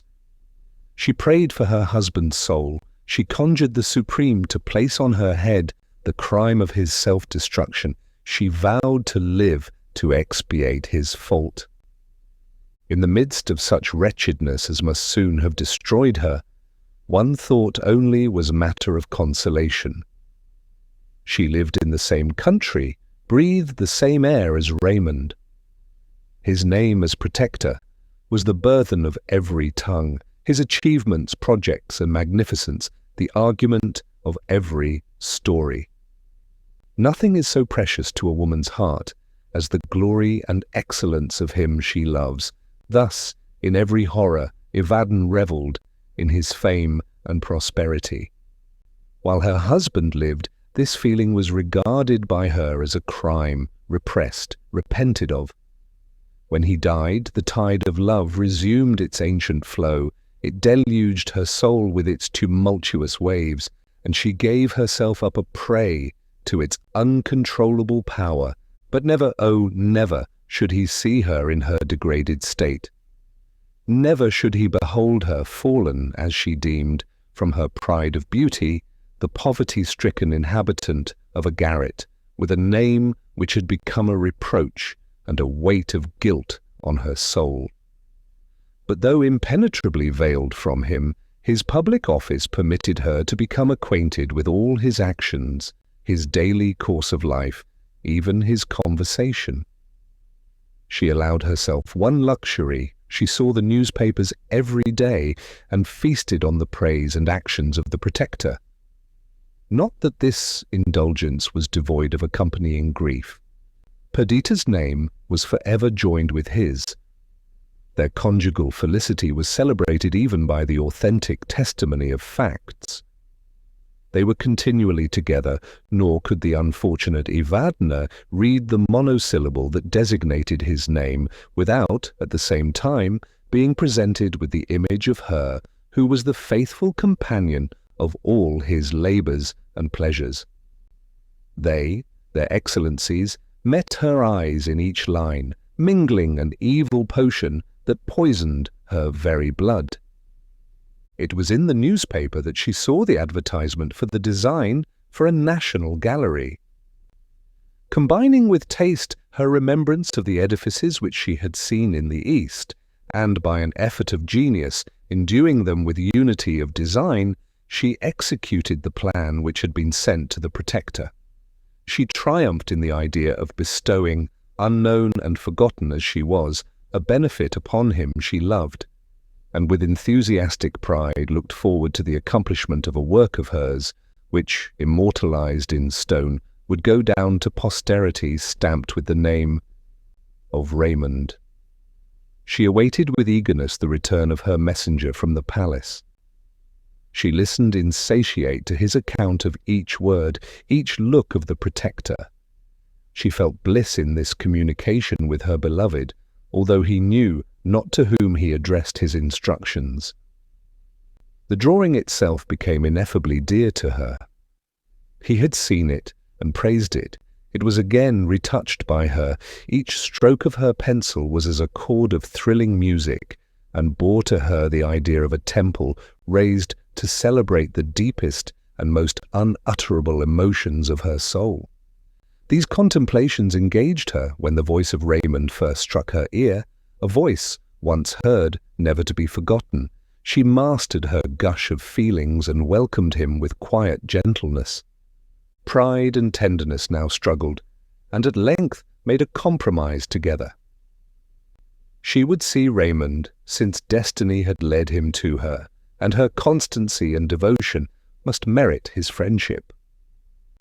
But her rights with regard to him, and her cherished independence, should not be injured by the idea of interest or the intervention of the complicated feelings attendant on pecuniary obligation and the relative situations of the benefactor and benefited. Her mind was of uncommon strength. She could subdue her sensible wants to her mental wishes and suffer cold, hunger, and misery rather than concede to fortune a contested point. Alas, that in human nature such a pitch of mental discipline and disdainful negligence of nature itself should not have been allied to the extreme of moral excellence. But the resolution that permitted her to resist the pains of privation sprung from the too great energy of her passions, and the concentrated self-will of which this was a sign was destined to destroy even the very idle, to preserve whose respect she submitted to this detail of wretchedness. Their intercourse continued. By degrees Evadne related to her friend the whole of her story, the stain her name had received in Greece, the weight of sin which had accrued to her from the death of her husband. When Raymond offered to clear her reputation and demonstrate to the world her real patriotism, she declared that it was only through her present sufferings that she hoped for any relief to the stings of conscience, that, in her state of mind, diseased as he might think it, the necessity of occupation was salutary medicine.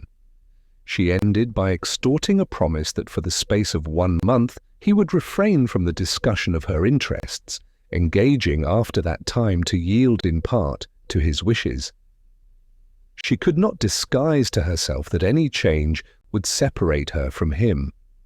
Now she saw him each day. His connection with Adrian and Perdita was never mentioned. He was to her a meteor, a companionless star, which at its appointed hour rose in her hemisphere, whose appearance brought felicity, and which, although it set, was never eclipsed. He came each day to her abode of penury, and his presence transformed it to a temple, redolent with sweets, radiant with heaven's own light. He partook of her delirium. They built a wall between them and the world. Without, 1,000 harpies raved, remorse and misery, expecting the destined moment for their invasion.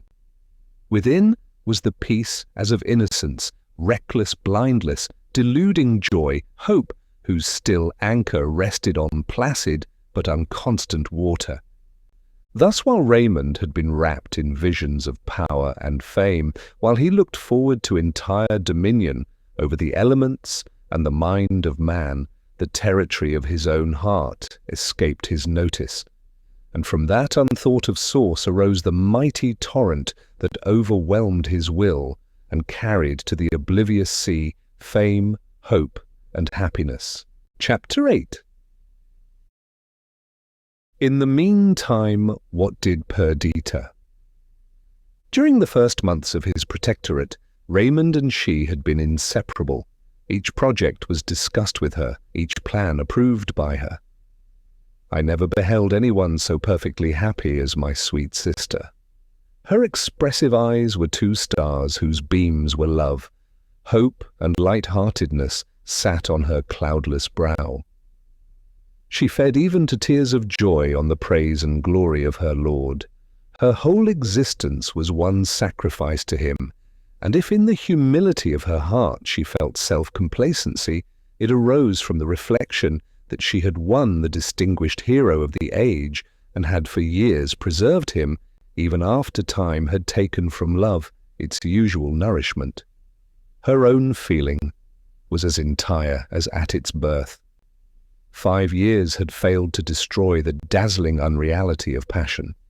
Most men ruthlessly destroy the sacred veil with which the female heart is wont to adorn the idol of its affections. Not so Raymond. He was an enchanter whose reign was forever undiminished, a king whose power never was suspended. Follow him through the details of common life, still the same charm of grace and majesty adorned him, nor could he be despoiled of the innate deification with which nature had invested him. Perdita grew in beauty and excellence under his eye. I no longer recognized my reserved, abstracted sister in the fascinating and open-hearted wife of Raymond. The genius that enlightened her countenance was now united to an expression of benevolence which gave divine perfection to her beauty. Happiness is in its highest degree the sister of goodness. Suffering and amiability may exist together, and writers have loved to depict their conjunction. There is a human and touching harmony in the picture. But perfect happiness is an attribute of angels, and those who possess it appear angelic. Fear has been said to be the parent of religion. Even of that religion is it the generator which leads its votaries to sacrifice human victims at its altars. But the religion which springs from happiness is a lovelier growth.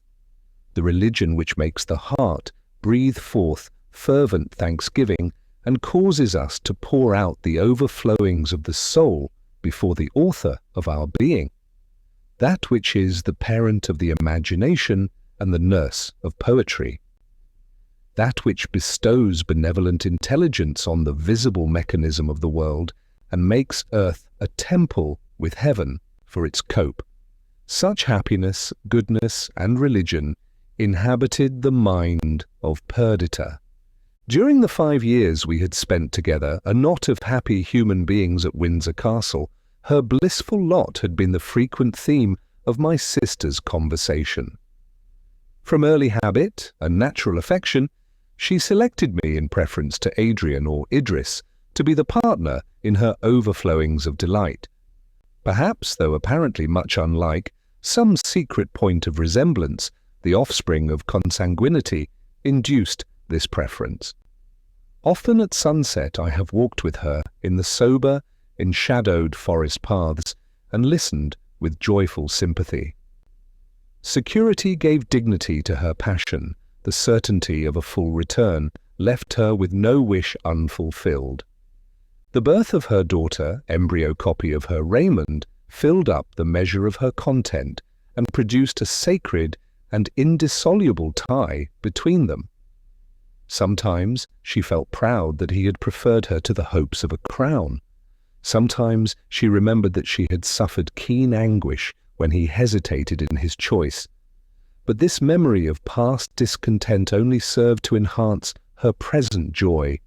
What had been hardly won was now entirely possessed, doubly dear. She would look at him at a distance with the same rapture, oh, far more exuberant rapture, that one might feel who, after the perils of a tempest, should find himself in the desired port. She would hasten towards him to feel more certain in his arms the reality of her bliss. This warmth of affection, added to the depth of her understanding and the brilliancy of her imagination, made her beyond words dear to Raymond. If a feeling of dissatisfaction ever crossed her, it arose from the idea that he was not perfectly happy. Desire of renown and presumptuous ambition had characterized his youth. The one he had acquired in Greece, the other he had sacrificed to love. His intellect found sufficient field for exercise in his domestic circle, whose members, all adorned by refinement and literature, were many of them, like himself, distinguished by genius. Yet active life was the genuine soil for his virtues, and he sometimes suffered tedium from the monotonous succession of events in our retirement.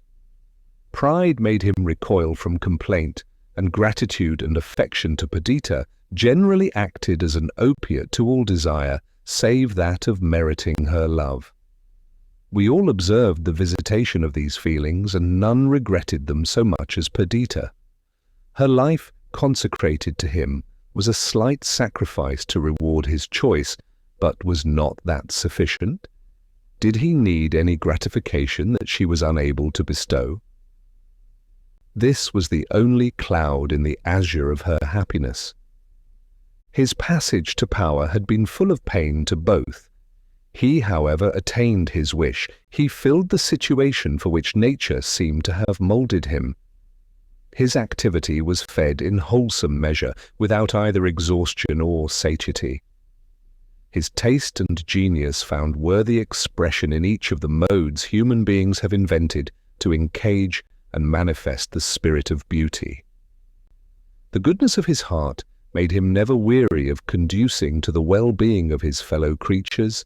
His magnificent spirit and aspirations for the respect and love of mankind now received fruition. True, his exaltation was temporary. Perhaps it were better that it should be so. Habit would not dull his sense of the enjoyment of power, nor struggles, disappointment, and defeat await the end of that which would expire at its maturity. He determined to extract and condense all of glory, power, and achievement which might have resulted from a long reign into the 3 years of his protectorate. Raymond was eminently social. All that he now enjoyed would have been devoid of pleasure to him had it been unparticipated. But in Perdita he possessed all that his heart could desire. Her love gave birth to sympathy. Her intelligence made her understand him at a word. Her powers of intellect enabled her to assist and guide him. He felt her worth. During the early years of their union, the inequality of her temper and yet unsubdued self-will which tarnished her character had been a slight drawback to the fullness of his sentiment. Now that unchanged serenity and gentle compliance were added to her other qualifications, his respect equaled his love. Years added to the strictness of their union. They did not now guess at and totter on the pathway, divining the mode to please, hoping, yet fearing the continuance of bliss. 5 years gave a sober certainty to their emotions, though it did not rob them of their ethereal nature. It had given them a child, but it had not detracted from the personal attractions of my sister. Timidity, which in her had almost amounted to awkwardness, was exchanged for a graceful decision of manner. Frankness, instead of reserve, characterized her physiognomy, and her voice was attuned to thrilling softness. She was now 23, in the pride of womanhood, fulfilling the precious duties of wife and mother, possessed of all her heart had ever coveted. Raymond was 10 years older. To his previous beauty, noble mien, and commanding aspect, he now added gentlest benevolence, winning tenderness, graceful and unwearied attention to the wishes of another. The first secret that had existed between them was the visits of Raymond to Evadne. He had been struck by the fortitude and beauty of the ill-fated Greek, and when her constant tenderness towards him unfolded itself, he asked with astonishment by what act of his he had merited this passionate and unrequited love. She was for a while the sole object of his reveries, and Perdita became aware that his thoughts and time were bestowed on a subject unparticipated by her. My sister was by nature destitute of the common feelings of anxious, petulant jealousy. The treasure which she possessed in the affections of Raymond was more necessary to her being than the lifeblood that animated her veins. More truly than Othello she might say, "To be once in doubt is once to be resolved." On the present occasion she did not suspect any alienation of affection, but she conjectured that some circumstance connected with his high place had occasioned this mystery. She was startled and pained. She began to count the long days and months and years which must elapse before he would be restored to a private station and unreservedly to her. She was not content that even for a time he should practice concealment with her. She often repined, but her trust in the singleness of his affection was undisturbed, and when they were together, unchecked by fear, she opened her heart to the fullest delight. Time went on. Raymond, stopping midway in his wild career, paused suddenly to think of consequences. 2 results presented themselves in the view he took of the future: that his intercourse with Evadne should continue a secret to, or that finally it should be discovered by Perdita. The destitute condition and highly wrought feelings of his friend prevented him from adverting to the possibility of exiling himself from her.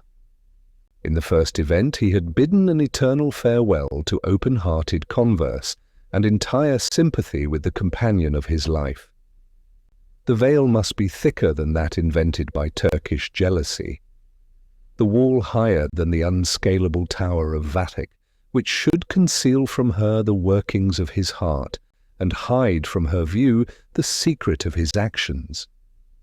This idea was intolerably painful to him. Frankness and social feelings were the essence of Raymond's nature. Without them his qualities became commonplace. Without these, to spread glory over his intercourse with Perdita, his vaunted exchange of a throne for her love, was as weak and empty as the rainbow hues which vanish when the sun is down. But there was no remedy. Genius, devotion, and courage, the adornments of his mind, and the energies of his soul, all exerted to their uttermost stretch, could not roll back 1 hair's breadth the wheel of time's chariot. That which had been was written with the adamantine pen of reality on the everlasting volume of the past. Nor could agony and tears suffice to wash out 1 iota from the act fulfilled. But this was the best side of the question. What if circumstance should lead Perdita to suspect, and suspecting to be resolved? The fibres of his frame became relaxed, and cold dew stood on his forehead at this idea. Many men may scoff at his dread, but he read the future, and the peace of Perdita was too dear to him, her speechless agony too certain, and too fearful not to unman him. His course was speedily decided upon. If the worst befell, if she learnt the truth, he would neither stand her reproaches or the anguish of her altered looks. He would forsake her, England, his friends, the scenes of his youth, the hopes of coming time. He would seek another country, and in other scenes begin life again. Having resolved on this, he became calmer. He endeavoured to guide with prudence the steeds of destiny through the devious road which he had chosen, and bent all his efforts the better to conceal what he could not alter. The perfect confidence that subsisted between Perdita and him rendered every communication common between them. They opened each other's letters, even as, until now, the inmost fold of the heart of each was disclosed to the other. A letter came unawares. Perdita read it. Had it contained confirmation, she must have been annihilated. As it was, trembling, cold and pale, she sought Raymond. He was alone, examining some petitions lately presented. She entered silently, sat on a sofa opposite to him, and gazed on him with a look of such despair that wildest shrieks and dire moans would have been tame exhibitions of misery compared to the living incarnation of the thing itself exhibited by her. At first, he did not take his eyes from the papers. When he raised them, he was struck by the wretchedness manifest on her altered cheek. For a moment he forgot his own acts and fears, and asked with consternation, "Dearest girl, what is the matter? What has happened?" "Nothing," she replied at first. "And yet not so," she continued, hurrying on in her speech. "You have secrets, Raymond. Where have you been lately? Whom have you seen? What do you conceal from me? Why am I banished from your confidence? Yet this is not it. I do not intend to entrap you with questions. One will suffice. Am I completely a wretch?" With trembling hand, she gave him the paper, and sat white and motionless looking at him while he read it. He recognized the handwriting of Evadne, and the colour mounted in his cheeks. With lightning speed he conceived the contents of the letter. All was now cast on one die. Falsehood and artifice were trifles in comparison with the impending ruin. He would either entirely dispel Perdita's suspicions or quit her for ever. "My dear girl," he said, "I have been to blame, but you must pardon me. I was in the wrong to commence a system of concealment, but I did it for the sake of sparing you pain, and each day has rendered it more difficult for me to alter my plan. Besides, I was instigated by delicacy towards the unhappy writer of these few lines." Perdita gasped. "Well," she cried, "well, go on." "That is all. This paper tells all. I am placed in the most difficult circumstances. I have done my best, though perhaps I have done wrong. My love for you is inviolate." Perdita shook her head doubtingly. "It cannot be," she cried. "I know that it is not. You would deceive me, but I will not be deceived. I have lost you myself, my life." "Do you not believe me?" said Raymond haughtily. "To believe you," she exclaimed, "I would give up all and expire with joy, so that in death I could feel that you were true. But that cannot be." "Perdita," continued Raymond, "you do not see the precipice on which you stand. You may believe that I did not enter on my present line of conduct without reluctance and pain. I knew that it was possible that your suspicions might be excited, but I trusted that my simple word would cause them to disappear. I built my hope on your confidence. Do you think that I will be questioned? and my replies disdainfully set aside? Do you think that I will be suspected, perhaps watched, cross-questioned, and disbelieved? I am not yet fallen so low. My honor is not yet so tarnished. You have loved me, I adored you. But all human sentiments come to an end. Let our affection expire, but let it not be exchanged for distrust and recrimination. Heretofore we have been friends, lovers. Let us not become enemies, mutual spies. I cannot live the object of suspicion. You cannot believe me. Let us part. Exactly so, cried Perdita. I knew that it would come to this. Are we not already parted? Does not a stream, boundless as ocean, deep as vacuum, yawn between us? Raymond rose. His voice was broken, his features convulsed, his manner calm as the earthquake-cradling atmosphere. He replied, I am rejoiced that you take my decision so philosophically. Doubtless you will play the part of the injured wife to admiration. Sometimes you may be stung with the feeling that you have wronged me, but the condolence of your relatives, the pity of the world, the complacency which the consciousness of your own immaculate innocence will bestow, will be excellent balm. Me you will never see more. Raymond moved towards the door. He forgot that each word he spoke was false.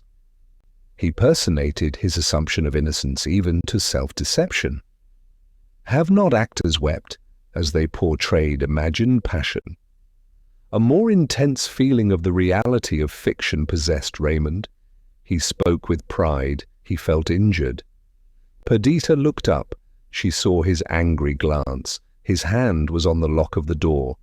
She started up. She threw herself on his neck. She gasped and sobbed. He took her hand and, leading her to the sofa, sat down near her. Her head fell on his shoulder. She trembled. Alternate changes of fire and ice ran through her limbs. Observing her emotion, he spoke with softened accents. The blow is given. I will not part from you in anger. I owe you too much. I owe you 6 years of unalloyed happiness. But they are past. I will not live the mark of suspicion, the object of jealousy. I love you too well. In an eternal separation only can either of us hope for dignity and propriety of action. We shall not then be degraded from our true characters. Faith and devotion have hitherto been the essence of our intercourse. These lost, let us not cling to the seedless husk of life, the unkernelled shell. You have your child, your brother, Idris, Adrian. And you, cried Perdita, the writer of that letter? Uncontrollable indignation flashed from the eyes of Raymond. He knew that this accusation at least was false. Entertain this belief, he cried. Hug it to your heart. Make it a pillow to your head, an opiate for your eyes. I am content. But by the God that made me, hell is not more false than the word you have spoken. Perdita was struck by the impassioned seriousness of his asseverations. She replied with earnestness, I do not refuse to believe you, Raymond. On the contrary, I promise to put implicit faith in your simple word. Only assure me that your love and faith towards me have never been violated, and suspicion and doubt and jealousy will at once be dispersed. We shall continue as we have ever done, one heart, one hope, one life. I have already assured you of my fidelity, said Raymond with disdainful coldness. Triple assertions will avail nothing where one is despised. I will say no more, for I can add nothing to what I have already said, to what you before contemptuously set aside. This contention is unworthy of both of us, and I confess that I am weary of replying to charges at once unfounded and unkind. Perdita tried to read his countenance, which he angrily averted. There was so much of truth and nature in his resentment that her doubts were dispelled. Her countenance, which for years had not expressed a feeling unallied to affection, became again radiant and satisfied. She found it, however, no easy task to soften and reconcile Raymond. At first, he refused to stay to hear her, but she would not be put off. Secure of his unaltered love, she was willing to undertake any labor, use any entreaty, to dispel his anger. She obtained an hearing. He sat in haughty silence, but he listened. She first assured him of her boundless confidence. Of this he must be conscious, since but for that she would not seek to detain him. She enumerated their years of happiness. She brought before him past scenes of intimacy and happiness. She pictured their future life. She mentioned their child. Tears, unbidden, now filled her eyes. She tried to disperse them, but they refused to be checked. Her utterance was choked. She had not wept before. Raymond could not resist these signs of distress. He felt perhaps somewhat ashamed of the part he acted of the injured man, he who was in truth the injurer. And then he devoutly loved Perdita. The bend of her head, her glossy ringlets, the turn of her form were to him subjects of deep tenderness and admiration. As she spoke, her melodious tones entered his soul. He soon softened towards her, comforting and caressing her, and endeavoring to cheat himself into the belief that he had never wronged her. Raymond staggered forth from this scene, as a man might do who had been just put to the torture and looked forward to when it would be again inflicted. He had sinned against his own honor by affirming, swearing to, a direct falsehood. True, this he had palmed on a woman, and it might therefore be deemed less base by others, not by him. For whom had he deceived? His own trusting, devoted, affectionate Perdita, whose generous belief galled him doubly when he remembered the parade of innocence with which it had been exacted. The mind of Raymond was not so rough cast, nor had been so rudely handled in the circumstance of life as to make him proof to these considerations. On the contrary, he was all nerve. His spirit was as a pure fire, which fades and shrinks from every contagion of foul atmosphere, but now the contagion had become incorporated with its essence, and the change was the more painful. Truth and falsehood, love and hate lost their eternal boundaries. Heaven rushed in to mingle with hell. While his sensitive mind, turned to a field for such battle, was stung to madness, he heartily despised himself. He was angry with Perdita, and the idea of Evadne was attended by all that was hideous and cruel. His passions, always his masters, acquired fresh strength from the long sleep in which love had cradled them. The clinging weight of destiny bent him down. He was goaded, tortured, fiercely impatient of that worst of miseries, the sense of remorse. This troubled state yielded by degrees to sullen animosity and depression of spirits. His dependents, even his equals, if in his present post he had any, were startled to find anger, derision, and bitterness in one before distinguished for suavity and benevolence of manner. He transacted public business with distaste, and hastened from it to the solitude which was at once his bane and relief. He mounted a fiery horse, that which had borne him forward to victory in Greece. He fatigued himself with deadening exercise, losing the pangs of a troubled mind in animal sensation. He slowly recovered himself. Yet at last, as one might from the effects of poison, he lifted his head from above the vapours of fever and passion into the still atmosphere of calm reflection. He meditated on what was best to be done. He was first struck by the space of time that had elapsed, since madness, rather than any reasonable impulse, had regulated his actions. A month had gone by, and during that time he had not seen Evadne. Her power, which was linked to few of the enduring emotions of his heart, had greatly decayed. He was no longer her slave, no longer her lover. he would never see her more, and by the completeness of his return, deserve the confidence of Perdita. Yet, as he thus determined, fancy conjured up the miserable abode of the Greek girl. An abode which, from noble and lofty principle, she had refused to exchange for one of greater luxury. He thought of the splendour of her situation and appearance when he first knew her. He thought of her life at Constantinople, attended by every circumstance of oriental magnificence, of her present penury, her daily task of industry, her lorn state, her faded, famine-struck cheek. Compassion swelled his breast. He would see her once again. He would devise some plan for restoring her to society and the enjoyment of her rank. Their separation would then follow, as a matter of course.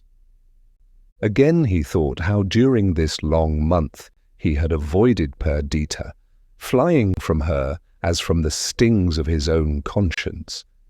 But he was awake now. All this should be remedied, and future devotion erased the memory of this only blot on the serenity of their life. He became cheerful as he thought of this, and soberly and resolutely marked out the line of conduct he would adopt. He remembered that he had promised Perdita to be present this very evening, the 19th of October, anniversary of his election as protector, at a festival given in his honour. Good augury should this festival be of the happiness of future years. First, he would look in on Evadne. He would not stay, but he owed her some account, some compensation for his long and unannounced absence, and then to Perdita, to the forgotten world, to the duties of society, the splendour of rank, the enjoyment of power. After the scene sketched in the preceding pages, Perdita had contemplated an entire change in the manners and conduct of Raymond. She expected freedom of communication and a return to those habits of affectionate intercourse which had formed the delight of her life. But Raymond did not join her in any of her avocations. He transacted the business of the day apart from her. He went out, she knew not whither. The pain inflicted by this disappointment was tormenting and keen. She looked on it as a deceitful dream and tried to throw off the consciousness of it, but like the shirt of Nessus, it clung to her very flesh and ate with sharp agony into her vital principle. She possessed that, though such an assertion may appear a paradox, which belongs to few, a capacity of happiness. Her delicate organization and creative imagination rendered her peculiarly susceptible of pleasurable emotion. The overflowing warmth of her heart, by making love a plant of deep root and stately growth, had attuned her whole soul to the reception of happiness when she found in Raymond all that could adorn love and satisfy her imagination. But if the sentiment on which the fabric of her existence was founded became commonplace through participation, the endless succession of attentions and graceful actions snapped by transfer, his universe of love wrested from her, happiness must depart and then be exchanged for its opposite. The same peculiarities of character rendered her sorrows agonies. Her fancy magnified them, her sensibility made her forever open to their renewed impression. Love envenomed the heart-piercing sting. There was neither submission, patience, nor self-abandonment in her grief. She fought with it, struggled beneath it, and rendered every pang more sharp by resistance. Again and again the idea recurred that he loved another. She did him justice. She believed that he felt a tender affection for her, but give a paltry prize to him who in some life-pending lottery has calculated on the possession of tens of thousands, and it will disappoint him more than a blank. The affection and amity of a Raymond might be inestimable, but beyond that affection, embosomed deeper than friendship, was the indivisible treasure of love. Take the sum in its completeness, and no arithmetic can calculate its price. take from it the smallest portion, give it but the name of parts, separate it into degrees and sections, and like the magician's coin, the valueless gold of the mine is turned to vilest substance. There is a meaning in the eye of love, a cadence in its voice, an irradiation in its smile, the talisman of whose enchantments one only can possess. Its spirit is elemental, its essence single, its divinity an unit. The very heart and soul of Raymond and Perdita had mingled, even as two mountain brooks that join in their descent, and murmuring and sparkling flow over shining pebbles beside starry flowers. But let one desert its primal course or be dammed up by choking obstruction, and the other shrinks in its altered banks. Perdita was sensible of the failing of the tide that fed her life. Unable to support the slow withering of her hopes, she suddenly formed a plan, resolving to terminate at once the period of misery and to bring to an happy conclusion the late disastrous events. The anniversary was at hand of the exaltation of Raymond to the office of protector, and it was customary to celebrate this day by a splendid festival. A variety of feelings urged Perdita to shed double magnificence over the scene. Yet, as she arrayed herself for the evening gala, she wondered herself at the pains she took to render sumptuous the celebration of an event which appeared to her the beginning of her sufferings. Woe befall the day, she thought, woe tears, and mourning betide the hour, that gave Raymond another hope than love, another wish than my devotion, and thrice joyful the moment when he shall be restored to me. God knows I put my trust in his vows and believe his asserted faith, but for that I would not seek what I am now resolved to attain. Shall 2 years more be thus passed, each day adding to our alienation, each act being another stone piled on the barrier which separates us? No, my Raymond, my only beloved, sole possession of Perdita. This night, this splendid assembly, these sumptuous apartments, and this adornment of your tearful girl are all united to celebrate your abdication. Once for me you relinquished the prospect of a crown. That was in days of early love, when I could only hold out the hope, not the assurance of happiness. Now you have the experience of all that I can give, the heart's devotion, taintless love, and unhesitating subjection to you. You must choose between these and your protectorate.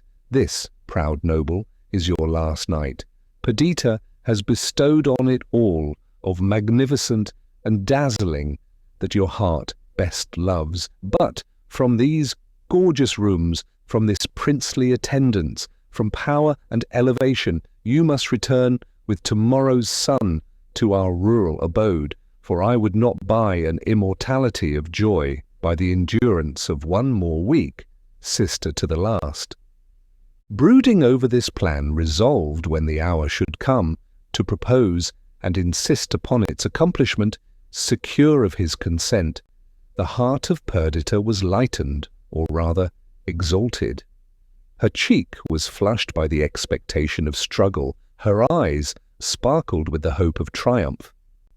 Having cast her fate upon a die, and feeling secure of winning, she whom I have named as bearing the stamp of Queen of Nations on her noble brow, now rose superior to humanity, and seemed in calm power to arrest with her finger the wheel of destiny.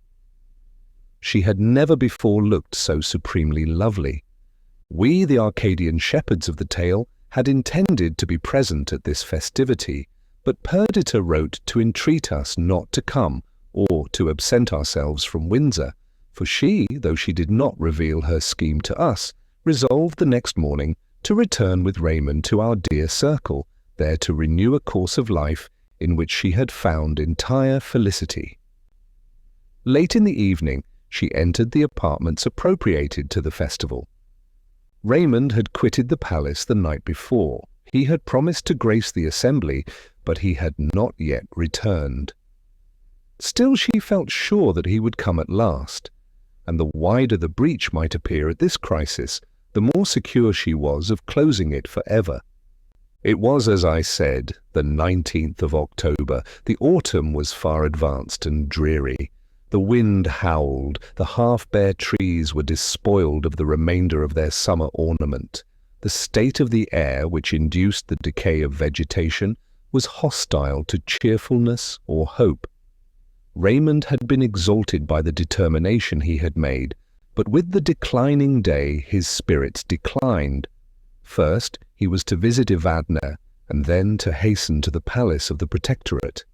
As he walked through the wretched streets in the neighborhood of the luckless Greek's abode, his heart smote him for the whole course of his conduct towards her. First, his having entered into any engagement that should permit her to remain in such a state of degradation, and then, after a short wild dream, having left her to drear solitude, anxious conjecture, and bitter, still, disappointed expectation. What had she done the while? How supported his absence and neglect? Light grew dim in these close streets, and when the well-known door was opened, the staircase was shrouded in perfect night. He groped his way up, he entered the garret, he found Evadne stretched, speechless, almost lifeless, on her wretched bed. He called for the people of the house, but could learn nothing from them, except that they knew nothing. Her story was plain to him, plain and distinct as the remorse and horror that darted their fangs into him. When she found herself forsaken by him, she lost the heart to pursue her usual avocations. Pride forbade every application to him. Famine was welcomed as the kind porter to the gates of death, within whose opening folds she should now, without sin, quickly repose. No creature came near her, as her strength failed. If she died, where could there be found on record a murderer whose cruel act might compare with his? What fiend more wanton in his mischief? What damned soul more worthy of perdition? But he was not reserved for this agony of self-reproach. He sent for medical assistance. The hours passed, spun by suspense into ages. The darkness of the long autumnal night yielded to day before her life was secure. He had her then removed to a more commodious dwelling, and hovered about her again and again to assure himself that she was safe. In the midst of his greatest suspense and fear as to the event, he remembered the festival given in his honor by Perdita. In his honor then, when misery and death were affixing indelible disgrace to his name, honor to him whose crimes deserved a scaffold. This was the worst mockery.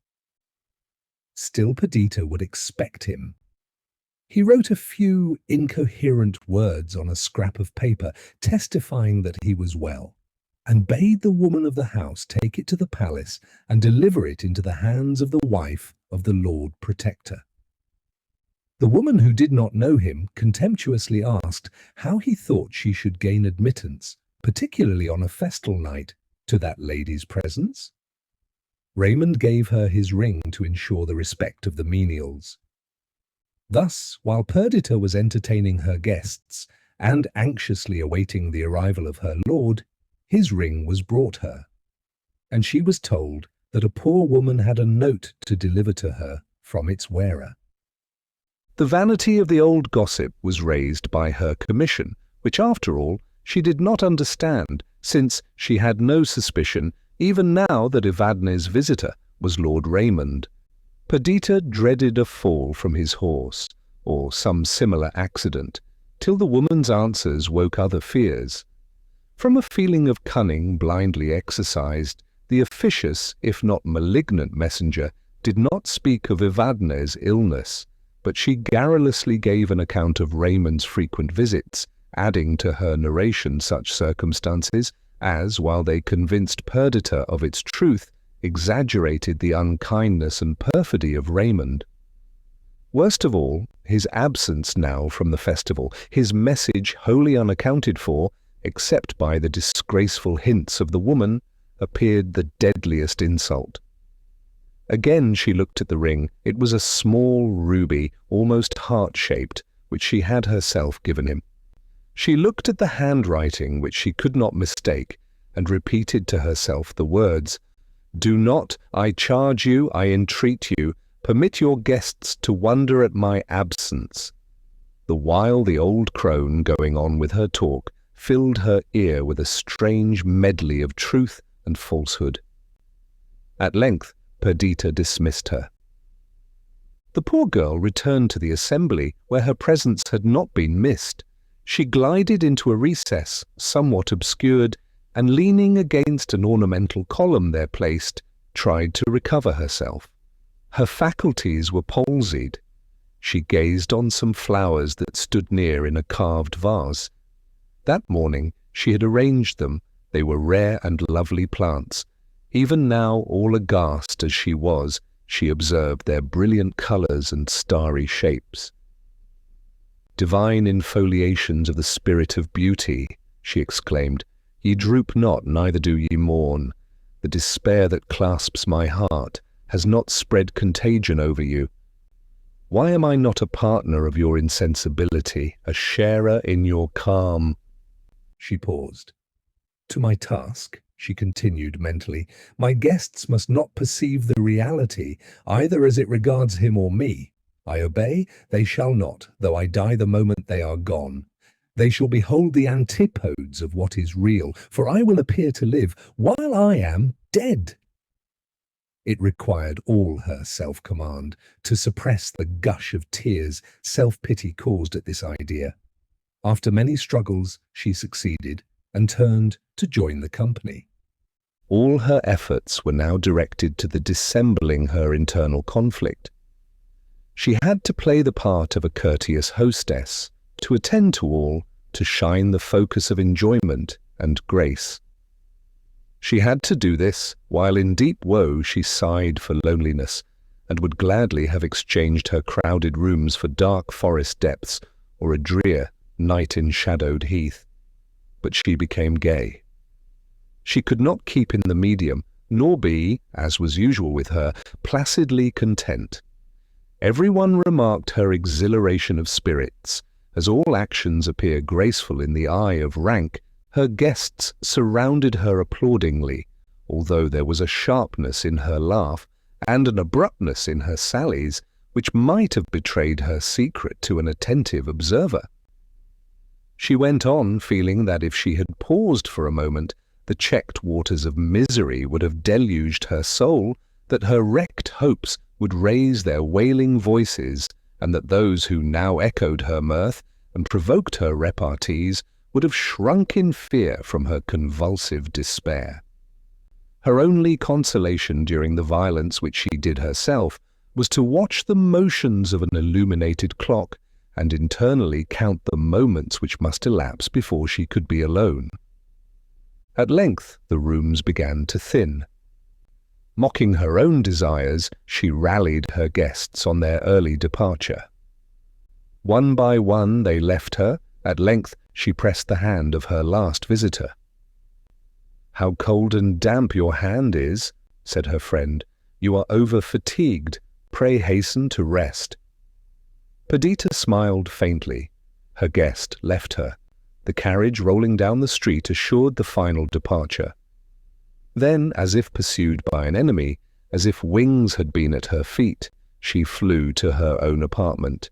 She dismissed her attendants. She locked the doors. She threw herself wildly on the floor. She bit her lips even to blood to suppress her shrieks, and lay long a prey to the vulture of despair, striving not to think, while multitudinous ideas made a home of her heart, and ideas, horrid as furies, cruel as vipers, and poured in with such swift succession that they seemed to jostle and wound each other while they worked her up to madness. At length she rose, more composed, not less miserable. She stood before a large mirror.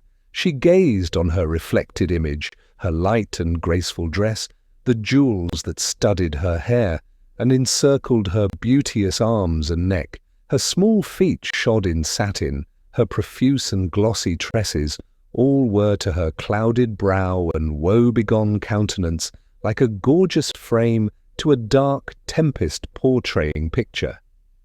Vase am I, she thought, vase brimful of despair's direst essence. Farewell, Perdita, farewell, poor girl. Never again will you see yourself thus. Luxury and wealth are no longer yours. In the excess of your poverty, you may envy the homeless beggar. Most truly am I without a home. I live on a barren desert, which, wide and interminable, brings forth neither fruit or flower. In the midst is a solitary rock, to which thou, Perdita, art chained, and thou seest the dreary levels stretch far away. She threw open her window, which looked on the palace garden. Light and darkness were struggling together, and the orient was streaked by roseate and golden rays. One star only trembled in the depth of the kindling atmosphere. The morning air, blowing freshly over the dewy plants, rushed into the heated room. All things go on, thought Perdita. All things proceed, decay, and perish. When noontide has passed, and the weary day has driven her team to their western stalls, the fires of heaven rise from the east, moving in their accustomed path. They ascend and descend the skiey hill. When their course is fulfilled, the dial begins to cast westward an uncertain shadow. The eyelids of day are opened, and birds and flowers, the startled vegetation, and fresh breeze awaken. The sun at length appears, and in majestic procession climbs the capital of heaven.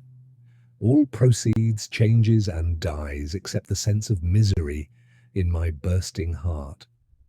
Aye, all proceeds and changes. What wonder then that love has journeyed on to its setting, and that the Lord of my life has changed. We call the supernal lights fixed, yet they wander about yonder plain.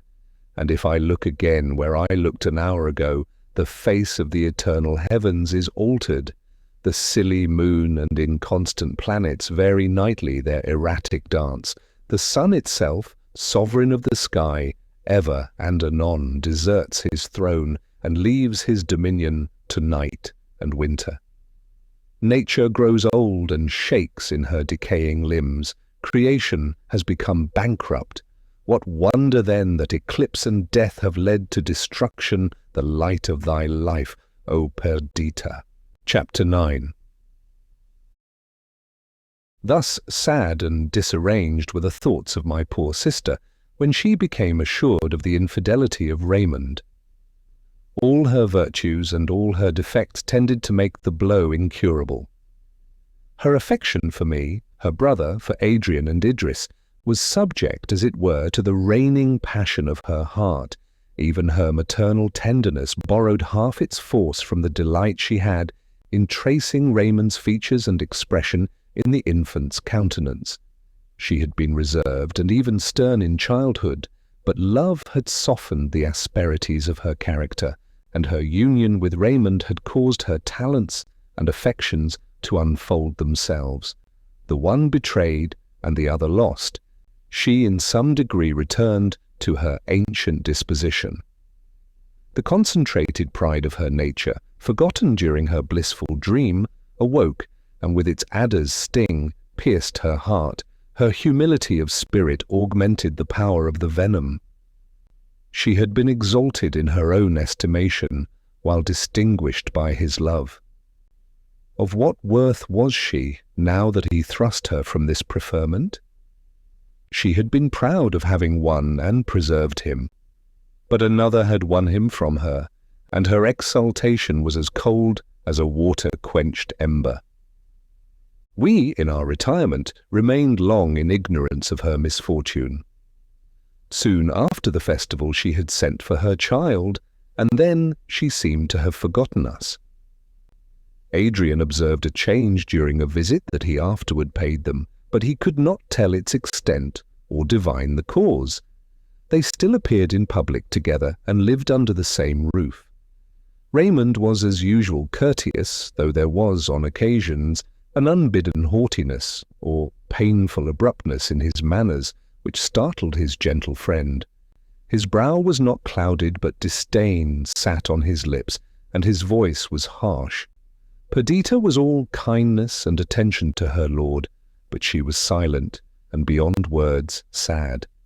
She had grown thin and pale, and her eyes often filled with tears. Sometimes she looked at Raymond as if to say that it should be so. At others her countenance expressed, "I will still do all I can to make you happy." But Adrian read, with uncertain aim, the charactery of her face, and might mistake. Clara was always with her, and she seemed most at ease when, in an obscure corner, she could sit holding her child's hand, silent and lonely. Still Adrian was unable to guess the truth.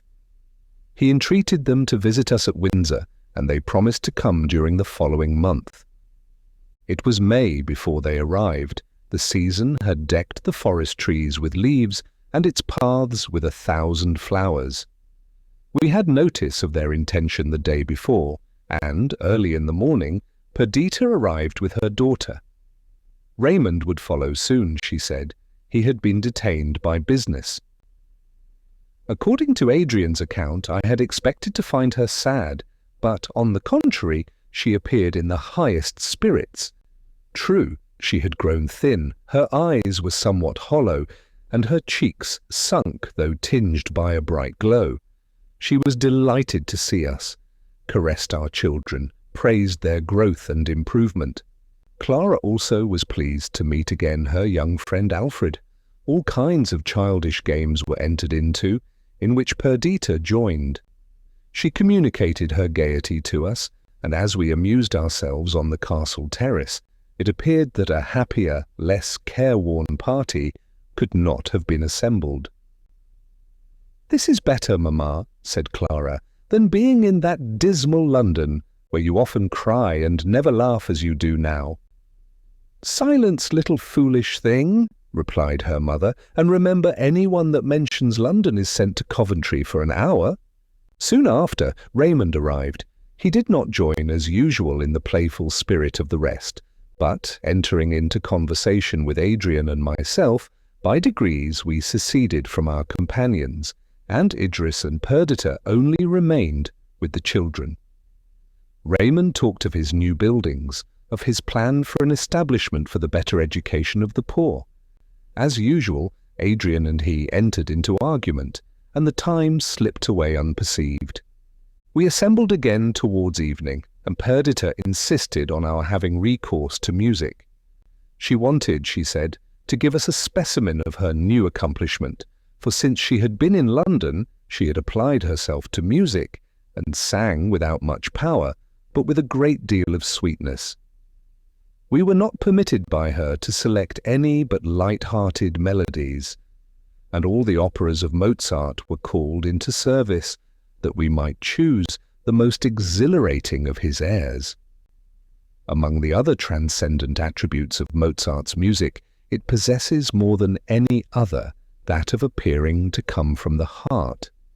You enter into the passions expressed by him, and are transported with grief, joy, anger, or confusion, as he, our soul's master, chooses to inspire.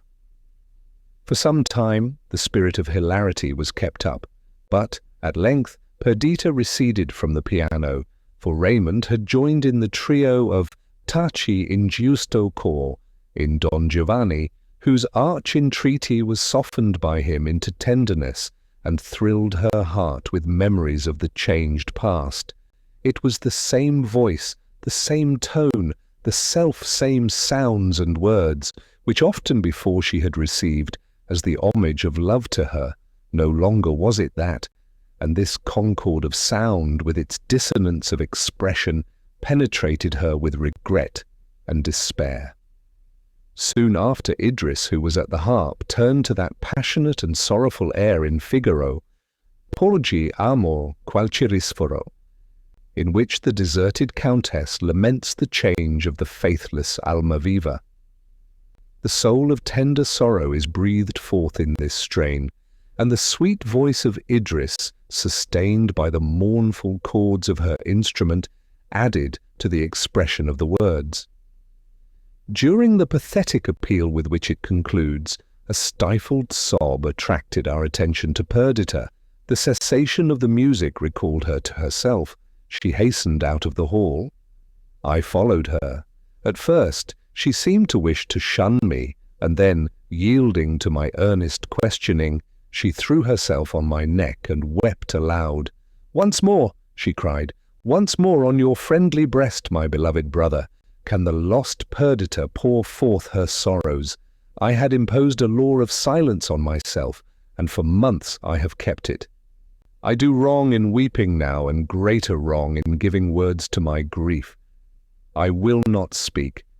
Be it enough for you to know that I am miserable. Be it enough for you to know that the painted veil of life is rent, that I sit forever shrouded in darkness and gloom, that grief is my sister, everlasting lamentation, my mate." I endeavored to console her. I did not question her. But I caressed her, assured her of my deepest affection, and my intense interest in the changes of her fortune.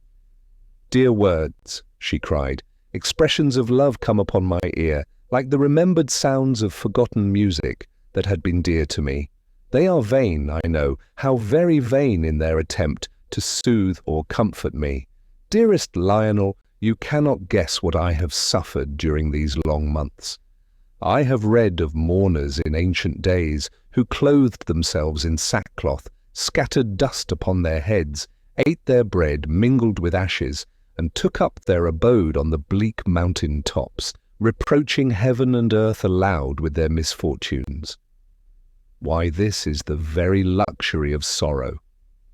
Thus one might go on from day to day, contriving new extravagances, revelling in the paraphernalia of woe, wedded to all the appurtenances of despair. Alas, I must forever conceal the wretchedness that consumes me.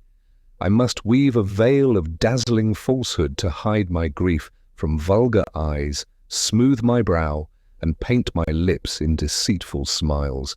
Even in solitude I dare not think how lost I am, lest I become insane and rave. The tears and agitation of my poor sister had rendered her unfit to return to the circle we had left, so I persuaded her to let me drive her through the park, and, during the ride, I induced her to confide the tale of her unhappiness to me, fancying that talking of it would lighten the burthen, and certain that if there were a remedy, it should be found and secured to her. Several weeks had elapsed since the festival of the anniversary, and she had been unable to calm her mind or to subdue her thoughts to any regular train. Sometimes she reproached herself for taking too bitterly to heart that which many would esteem an imaginary evil. But this was no subject for reason, and ignorant as she was of the motives and true conduct of Raymond, things assumed for her even a worse appearance than the reality warranted. He was seldom at the palace, never but when he was assured that his public duties would prevent his remaining alone with Perdita. They seldom addressed each other, shunning explanation, each fearing any communication the other might make. Suddenly, however, the manners of Raymond changed. He appeared to desire to find opportunities of bringing about a return to kindness and intimacy with my sister. The tide of love towards her appeared to flow again. He could never forget how once he had been devoted to her, making her the shrine and storehouse wherein to place every thought and every sentiment. Shame seemed to hold him back, yet he evidently wished to establish a renewal of confidence and affection. From the moment Perdita had sufficiently recovered herself to form any plan of action, she had laid one down, which now she prepared to follow. She received these tokens of returning love with gentleness. She did not shun his company, but she endeavored to place a barrier in the way of familiar intercourse or painful discussion, which mingled pride and shame prevented Raymond from surmounting. He began at last to show signs of angry impatience, and Perdita became aware that the system she had adopted could not continue. She must explain herself to him. She could not summon courage to speak. She wrote thus: "Read this letter with patience, I entreat you. It will contain no reproaches. Reproach is indeed an idle word. For what should I reproach you? Allow me in some degree to explain my feeling. Without that, we shall both grope in the dark, mistaking one another, erring from the path which may conduct, one of us at least, to a more eligible mode of life than that led by either during the last few weeks. I loved you, I love you. Neither anger nor pride dictates these lines, but a feeling beyond, deeper and more unalterable than either. My affections are wounded. It is impossible to heal them. Cease then the vain endeavour, if indeed that way your endeavours tend. Forgiveness, return. Idle words are these: I forgive the pain I endure, but the trodden path cannot be retraced. Common affection might have been satisfied with common usages. I believed that you read my heart and knew its devotion, its unalienable fidelity towards you. I never loved any but you. You came the embodied image of my fondest dreams. The praise of men, power, and high aspirations attended your career. Love for you invested the world for me in enchanted light. It was no longer the earth I trod, the earth, common mother, yielding only trite and stale repetition of objects and circumstances old and worn out. I lived in a temple glorified by intensest sense of devotion and rapture. I walked a consecrated being, contemplating only your power, your excellence. For oh, you stood beside me like my youth, transformed for me the real to a dream, clothing the palpable and familiar with golden exhalations of the dawn. The bloom has vanished from my life. There is no morning to this all-investing night, no rising to the set sun of love. In those days the rest of the world was nothing to me. All other men I never considered, nor felt what they were, nor did I look on you as one of them.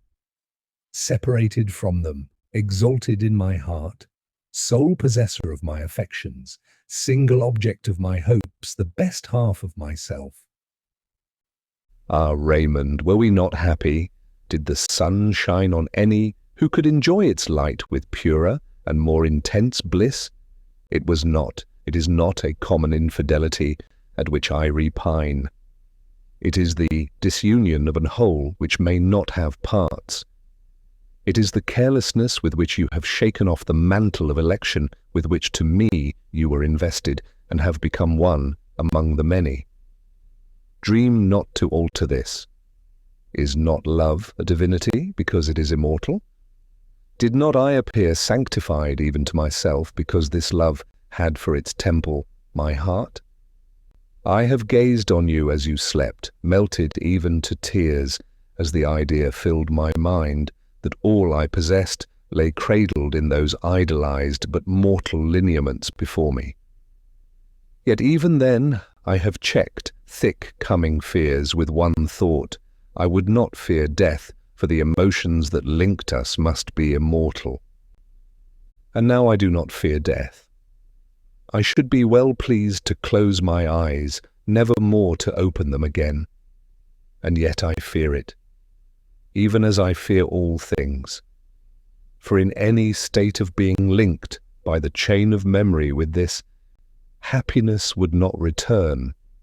Even in paradise I must feel that your love was less enduring than the mortal beatings of my fragile heart, every pulse of which knells audibly the funeral note of love deep buried without resurrection.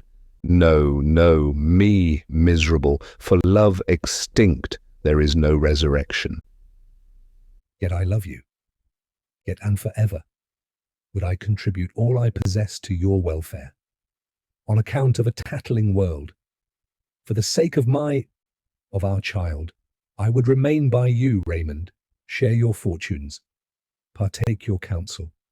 Shall it be thus? We are no longer lovers, nor can I call myself a friend to any, since lost as I am, I have no thought to spare from my own wretched, engrossing self. But it will please me to see you each day, to listen to the public voice praising you, to keep up your paternal love for our girl, to hear your voice, to know that I am near you, though you are no longer mine. If you wish to break the chains that bind us, say the word, and it shall be done.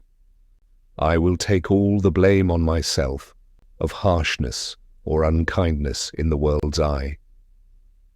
Yet, as I have said, I should be best pleased, at least for the present, to live under the same roof with you, when the fever of my young life is spent, when placid age shall tame the vulture that devours me.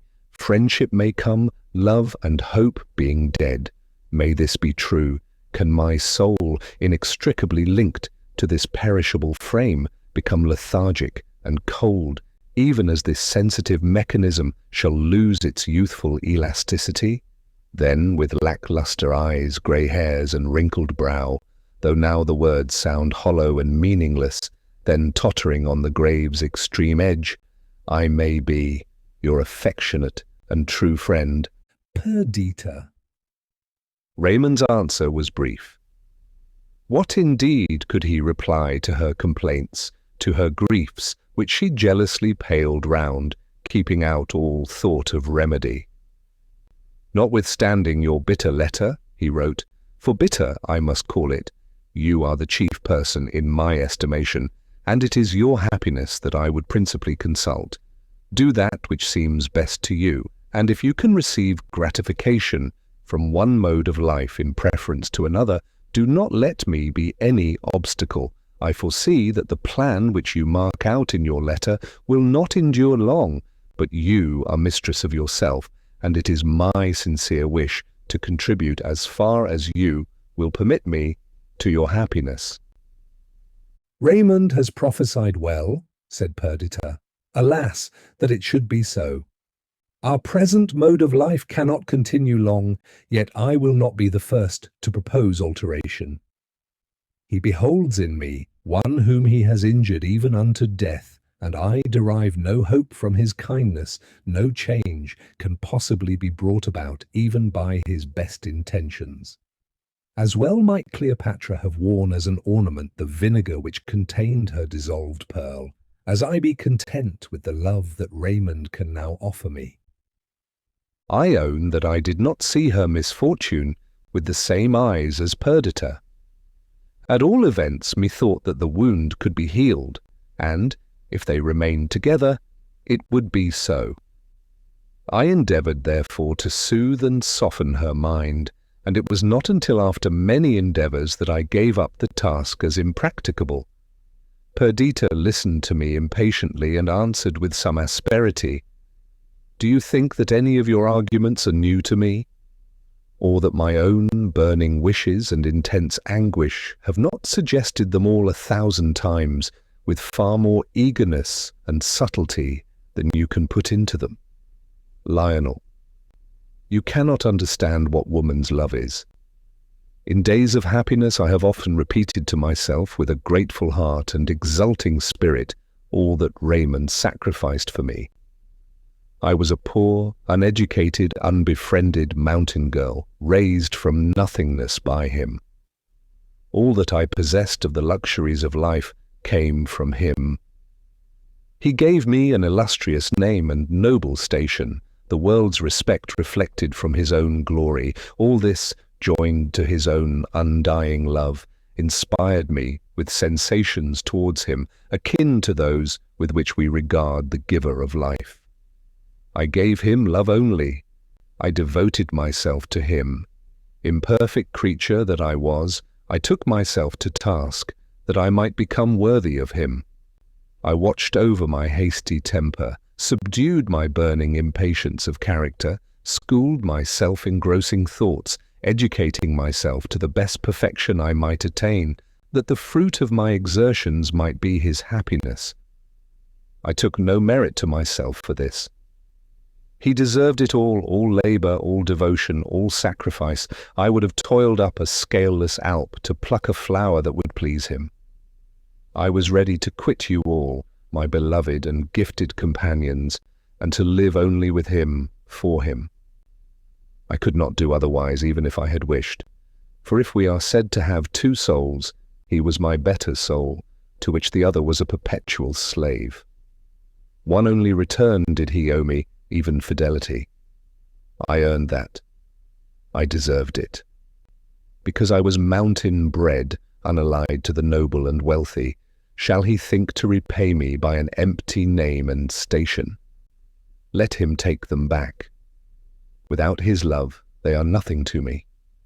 Their only merit in my eyes was that they were his. Thus passionately, Perdita ran on. When I adverted to the question of their entire separation, she replied, "Be it so. One day the period will arrive. I know it and feel it. But in this, I am a coward. This imperfect companionship and our masquerade of union are strangely dear to me.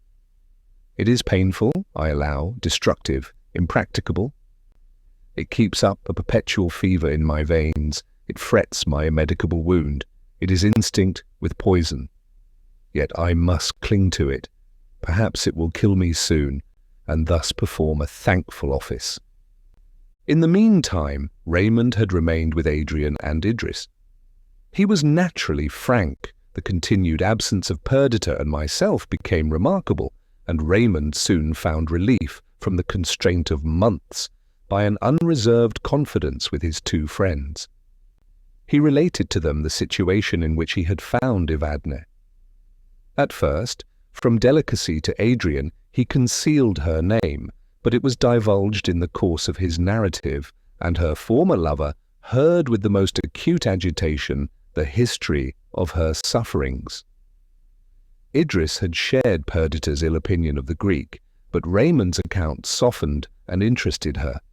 Evadne's constancy, fortitude, even her ill-fated and ill-regulated love were matter of admiration and pity, especially when, from the detail of the events of the 19th of October, it was apparent that she preferred suffering and death to any, in her eyes, degrading application for the pity and assistance of her lover. Her subsequent conduct did not diminish this interest. At first, relieved from famine and the grave, watched over by Raymond with the tenderest assiduity, with that feeling of repose peculiar to convalescence, Evadne gave herself up to rapturous gratitude and love. But reflection returned with health. She questioned him with regard to the motives which had occasioned his critical absence. She framed her inquiries with Greek subtlety. She formed her conclusions with the decision and firmness peculiar to her disposition. She could not divine that the breach which she had occasioned between Raymond and Perdita was already irreparable, but she knew that under the present system it would be widened each day, and that its result must be to destroy her lover's happiness and to implant the fangs of remorse in his heart.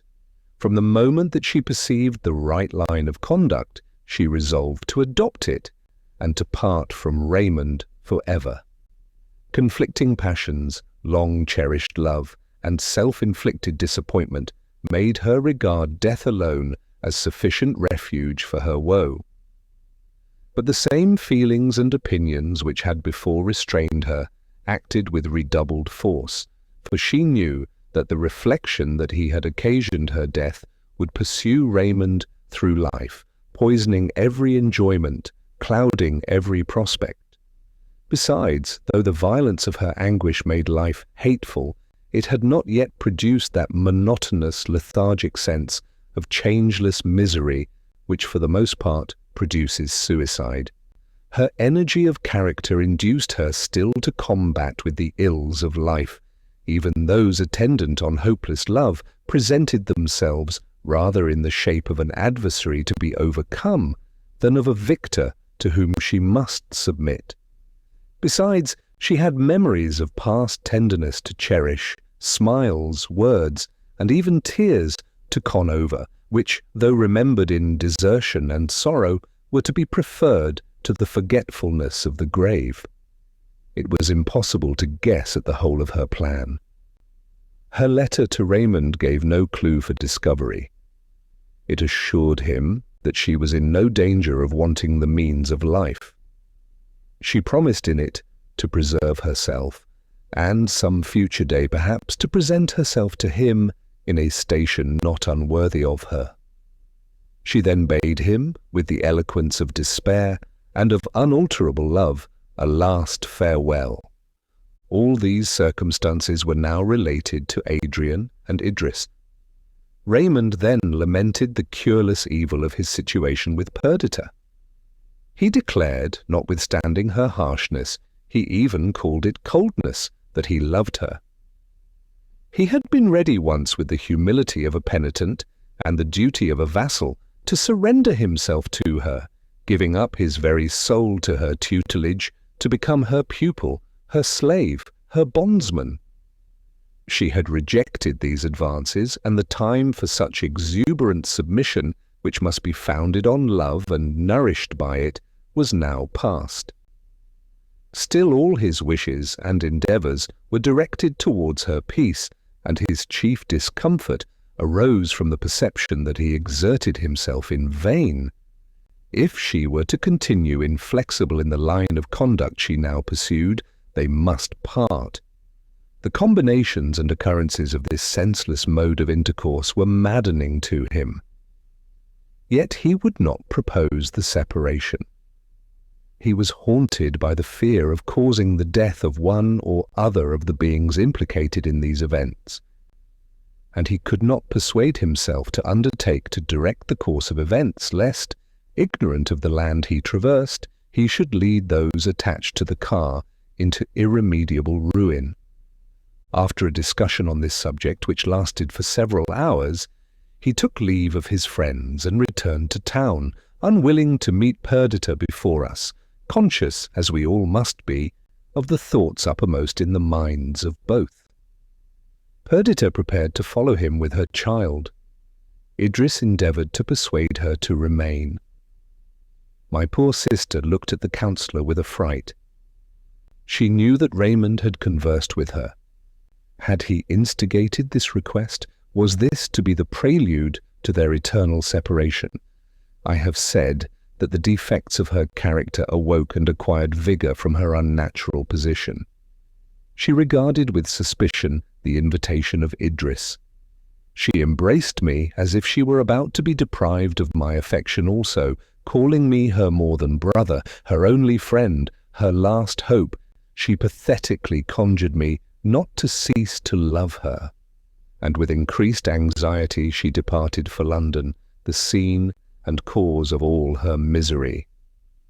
The scenes that followed convinced her that she had not yet fathomed the obscure gulf into which she had plunged. Her unhappiness assumed every day a new shape. Every day some unexpected event seemed to close, while in fact it led onward, the train of calamities which now befell her. The selected passion of the soul of Raymond was ambition, readiness of talent, a capacity of entering into and leading the dispositions of men. Earnest desire of distinction were the awakeners and nurses of his ambition. But other ingredients mingled with these and prevented him from becoming the calculating, determined character which alone forms a successful hero. He was obstinate, but not firm, benevolent in his first movements, harsh and reckless when provoked. Above all, he was remorseless and unyielding in the pursuit of any object of desire, however lawless. Love of pleasure and the softer sensibilities of our nature made a prominent part of his character, conquering the conqueror, holding him in at the moment of acquisition, sweeping away ambition's web, making him forget the toil of weeks for the sake of one moment's indulgence of the new and actual object of his wishes.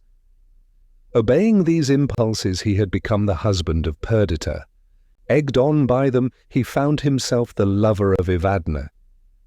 He had now lost both. He had neither the ennobling self-gratulation which constancy inspires to console him, nor the voluptuous sense of abandonment to a forbidden but intoxicating passion. His heart was exhausted by the recent events. His enjoyment of life was destroyed by the resentment of Perdita, and the flight of Evadne and the inflexibility of the former set the last seal upon the annihilation of his hopes. As long as their disunion remained a secret, he cherished an expectation of reawakening past tenderness in her bosom.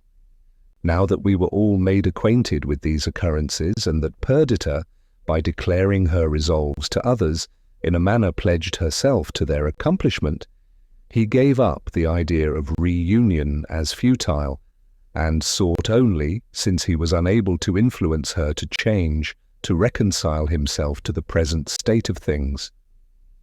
He made a vow against love and its train of struggles, disappointment, and remorse, and sought in mere sensual enjoyment a remedy for the injurious inroads of passion. Debasement of character is the certain follower of such pursuits, yet this consequence would not have been immediately remarkable if Raymond had continued to apply himself to the execution of his plans for the public benefit and the fulfilling his duties as protector. But, extreme in all things given up to immediate impressions, he entered with ardour into this new pursuit of pleasure, and followed up the incongruous intimacies occasioned by it without reflection or foresight. The council chamber was deserted, the crowds which attended on him as agents to his various projects were neglected. Festivity and even libertinism became the order of the day. Perdita beheld with affright the increasing disorder. For a moment she thought that she could stem the torrent, and that Raymond could be induced to hear reason from her. Vain hope! The moment of her influence was past. He listened with haughtiness, replied disdainfully, and if in truth she succeeded in awakening his conscience, the sole effect was that he sought an opiate for the pang in oblivious riot. With the energy natural to her, Perdita then endeavoured to supply his place. Their still apparent union permitted her to do much, but no woman could, in the end, present a remedy to the increasing negligence of the protector, who, as if seized with a paroxysm of insanity, trampled on all ceremony, all order, all duty, and gave himself up to license. Reports of these strange proceedings reached us, and we were undecided what method to adopt to restore our friend to himself and his country, when Perdita suddenly appeared among us. She detailed the progress of the mournful change, and entreated Adrian and myself to go up to London and endeavour to remedy the increasing evil. "Tell him," she cried, "tell Lord Raymond that my presence shall no longer annoy him, that he need not plunge into this destructive dissipation for the sake of disgusting me and causing me to fly. This purpose is now accomplished, he will never see me more, but let me, it is my last entreaty, let me, in the praises of his countrymen and the prosperity of England, find the choice of my youth justified." During our ride up to town, Adrian and I discussed and argued upon Raymond's conduct, and his falling off from the hopes of permanent excellence on his part, which he had before given us cause to entertain. My friend and I had both been educated in one school, or rather, I was his pupil in the opinion that steady adherence to principle was the only road to honour, a ceaseless observance of the laws of general utility, the only conscientious aim of human ambition. But though we both entertained these ideas, we differed in their application. Resentment added also a sting to my censure, and I reprobated Raymond's conduct in severe terms. Adrian was more benign, more considerate. He admitted that the principles that I laid down were the best, but he denied that they were the only ones. Quoting the text, "There are many mansions in my Father's house," he insisted that the modes of becoming good or great varied as much as the dispositions of men, of whom it might be said, as of the leaves of the forest, there were no two alike. We arrived in London at about 11 at night. We conjectured, notwithstanding what we had heard, that we should find Raymond in St. Stephen's. Thither we sped. The chamber was full, but there was no protector, and there was an austere discontent manifest on the countenances of the leaders, and a whispering and busy tattle among the underlings, not less ominous. We hastened to the palace of the Protectorate. We found Raymond in his dining room with 6 others. The bottle was being pushed about merrily, and had made considerable inroads on the understanding of 1 or 2. He who sat near Raymond was telling a story which convulsed the rest with laughter. Raymond sat among them, though while he entered into the spirit of the hour, his natural dignity never forsook him. He was gay, playful, fascinating, but never did he overstep the modesty of nature or the respect due to himself in his wildest sallies. Yet I own that, considering the task which Raymond had taken on himself as Protector of England, and the cares to which it became him to attend, I was exceedingly provoked to observe the worthless fellows on whom his time was wasted, and the jovial if not drunken spirit which seemed on the point of robbing him of his better self. I stood watching the scene while Adrian flitted like a shadow in among them, and, by a word and look of sobriety, endeavoured to restore order in the assembly. Raymond expressed himself delighted to see him, declaring that he should make one in the festivity of the night. This action of Adrian provoked me. I was indignant that he should sit at the same table with the companions of Raymond, men of abandoned characters, or rather without any, the refuse of high-bred luxury, the disgrace of their country. "Let me entreat Adrian," I cried, "not to comply, rather join with me in endeavouring to withdraw Lord Raymond from this scene and restore him to other society." "My good fellow," said Raymond, "this is neither the time nor place for the delivery of a moral lecture. Take my word for it that my amusements and society are not so bad as you imagine. We are neither hypocrites or fools. For the rest, dost thou think because thou art virtuous there shall be no more cakes and ale?" I turned angrily away. "Verney," said Adrian, "you are very cynical. Sit down. Or if you will not, perhaps, as you are not a frequent visitor, Lord Raymond will humour you and accompany us, as we had previously agreed upon, to Parliament." Raymond looked keenly at him. He could read benignity only in his gentle lineaments. He turned to me, observing with scorn my moody and stern demeanour. "Come," said Adrian, "I have promised for you. Enable me to keep my engagement. Come with us." Raymond made an uneasy movement and laconically replied, I won't." The party in the meantime had broken up. They looked at the pictures, strolled into the other apartments, talked of billiards, and one by one vanished. Raymond strode angrily up and down the room. I stood ready to receive and reply to his reproaches. Adrian leaned against the wall. "This is infinitely ridiculous," he cried. "If you were schoolboys, you could not conduct yourselves more unreasonably."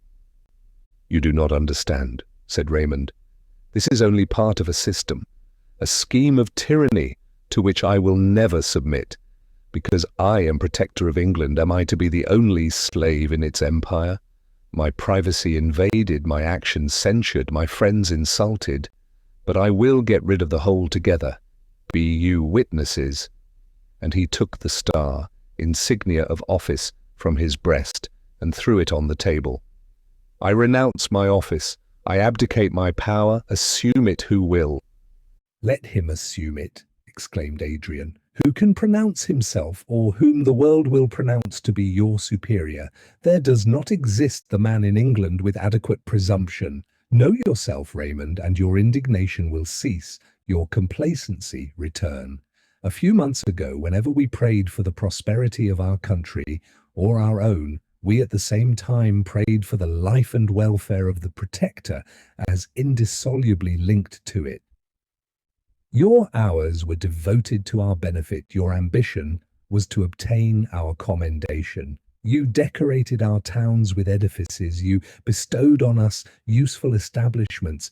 You gifted the soil with abundant fertility. The powerful and unjust cowered at the steps of your judgment seat, and the poor and oppressed arose like morn-awakened flowers under the sunshine of your protection.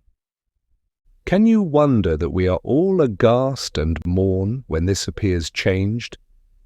But come, this splenetic fit is already past. Resume your functions. Your partisans will hail you.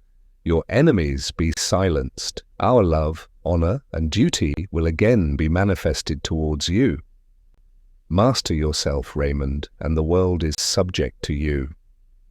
All this would be very good sense if addressed to another, replied Raymond moodily. Con the lesson yourself, and you, the first peer of the land, may become its sovereign. You, the good, the wise, the just, may rule all hearts, but I perceive, too soon for my own happiness, too late for England's good, that I undertook a task to which I am unequal. I cannot rule myself. My passions are my masters, my smallest impulse, my tyrant. Do you think that I renounced the protectorate, and I have renounced it, in a fit of spleen?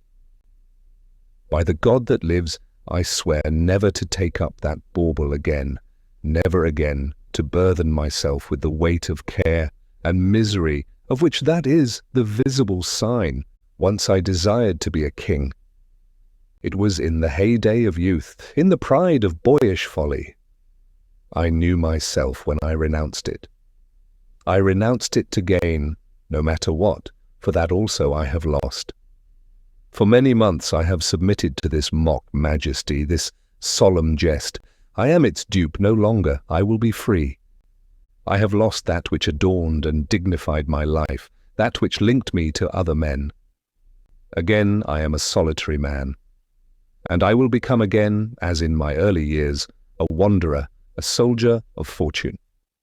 My friends, for Verney, I feel that you are my friend. Do not endeavour to shake my resolve. Perdita, wedded to an imagination, careless of what is behind the veil, whose character is in truth faulty and vile, Perdita has renounced me. With her it was pretty enough to play a sovereign's part, and, as in the recesses of your beloved forest we acted masks and imagined ourselves Arcadian shepherds, to please the fancy of the moment, so was I content, more for Perdita's sake than my own, to take on me the character of one of the great ones of the earth, to lead her behind the scenes of grandeur, to vary her life with a short act of magnificence and power. This was to be the colour, love and confidence, the substance of our existence, but we must live and not act our lives, pursuing the shadow. I lost the reality. Now I renounce both. Adrian, I am about to return to Greece, to become again a soldier, perhaps a conqueror. Will you accompany me? You will behold new scenes, see a new people, witness the mighty struggle there going forward between civilization and barbarism, behold and perhaps direct the efforts of a young and vigorous population for liberty and order. Come with me. I have expected you. I waited for this moment. All is prepared. Will you accompany me? I will, replied Adrian. Immediately? Tomorrow, if you will. Reflect, I cried. Wherefore? Asked Raymond.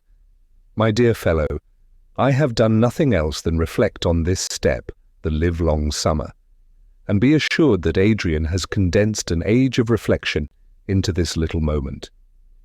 Do not talk of reflection. From this moment I abjure it. This is my only happy moment during a long interval of time. I must go, Lionel, the gods will it, and I must. Do not endeavour to deprive me of my companion, the outcast's friend. One word more concerning unkind, unjust Perdita. For a time I thought that, by watching a complying moment, fostering the still warm ashes, I might relume in her the flame of love. It is more cold within her than a fire left by gypsies in wintertime, the spent embers crowned by a pyramid of snow. Then, in endeavouring to do violence to my own disposition, I made all worse than before. Still I think that time, and even absence, may restore her to me. Remember that I love her still, that my dearest hope is that she will again be mine. I know, though she does not, how false the veil is which she has spread over the reality. Do not endeavour to rend this deceptive covering, but by degrees withdraw it. Present her with a mirror in which she may know herself, and when she is an adept in that necessary but difficult science, she will wonder at her present mistake, and hasten to restore to me what is by right mine, her forgiveness, her kind thoughts, her love. Chapter 10. After these events, it was long before we were able to attain any degree of composure. A moral tempest had wrecked our richly freighted vessel, and we, remnants of the diminished crew, were aghast at the losses and changes which we had undergone. Idris passionately loved her brother, and could ill brook an absence whose duration was uncertain. His society was dear and necessary to me. I had followed up my chosen literary occupations with delight under his tutorship and assistance. His mild philosophy, unerring reason, and enthusiastic friendship were the best ingredient, the exalted spirit of our circle. Even the children bitterly regretted the loss of their kind playfellow. Deeper grief oppressed Perdita. In spite of resentment, by day and night she figured to herself the toils and dangers of the wanderers. Raymond absent, struggling with difficulties, lost to the power and rank of the protectorate, exposed to the perils of war, became an object of anxious interest. Not that she felt any inclination to recall him, if recall must imply a return to their former union. Such return she felt to be impossible, and while she believed it to be thus, and with anguish regretted that so it should be, she continued angry and impatient with him, who occasioned her misery. These perplexities and regrets caused her to bathe her pillow with nightly tears, and to reduce her in person and in mind to the shadow of what she had been. She sought solitude and avoided us when in gaiety and unrestrained affection we met in a family circle. Lonely musings, interminable wanderings, and solemn music were her only pastimes. She neglected even her child. Shutting her heart against all tenderness, she grew reserved towards me, her first and fast friend.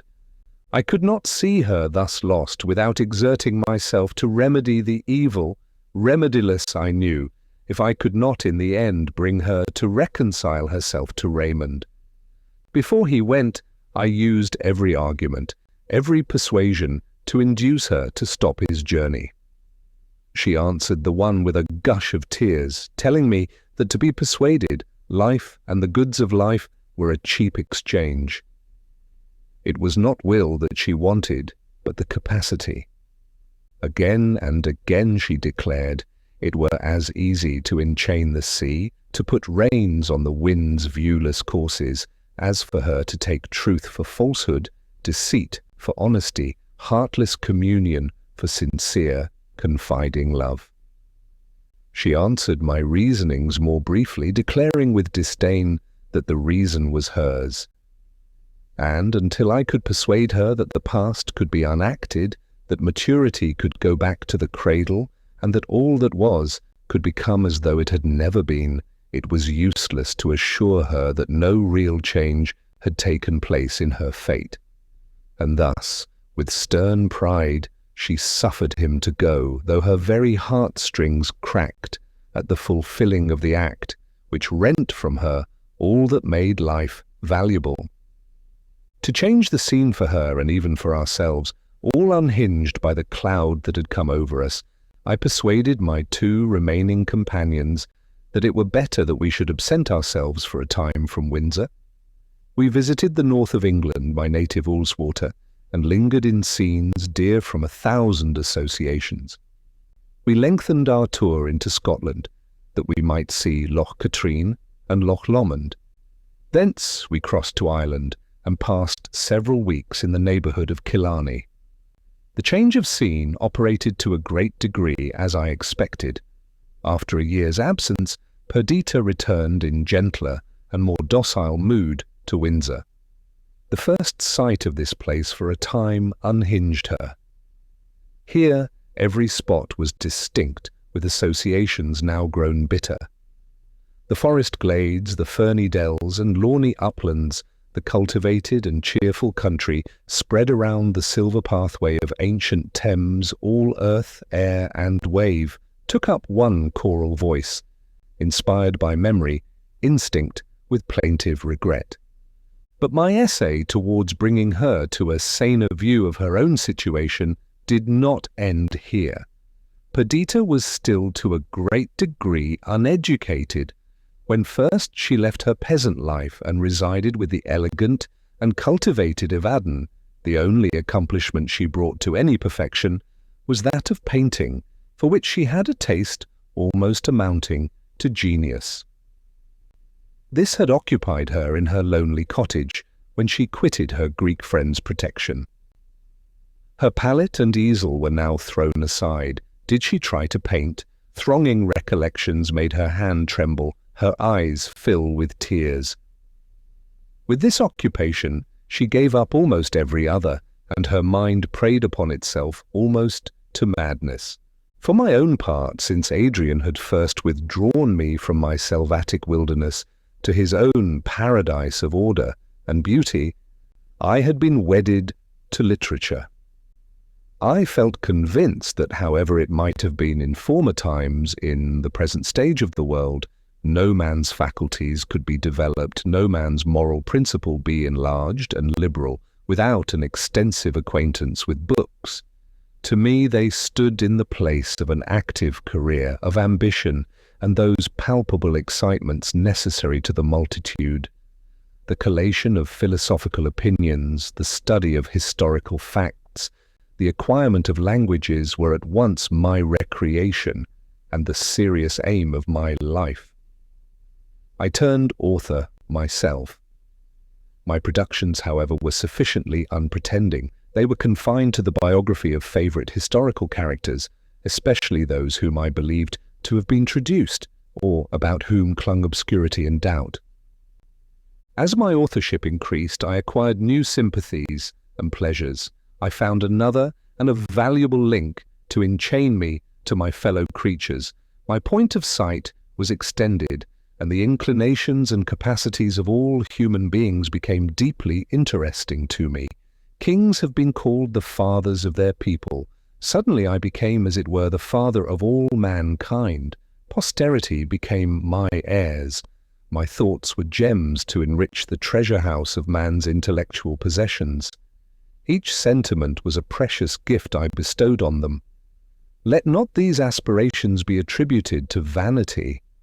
They were not expressed in words, nor even reduced to form in my own mind, but they filled my soul, exalting my thoughts, raising a glow of enthusiasm, and led me out of the obscure path in which I before walked, into the bright, noon-enlightened highway of mankind, making me, citizen of the world, a candidate for immortal honours, an eager aspirant to the praise and sympathy of my fellow men.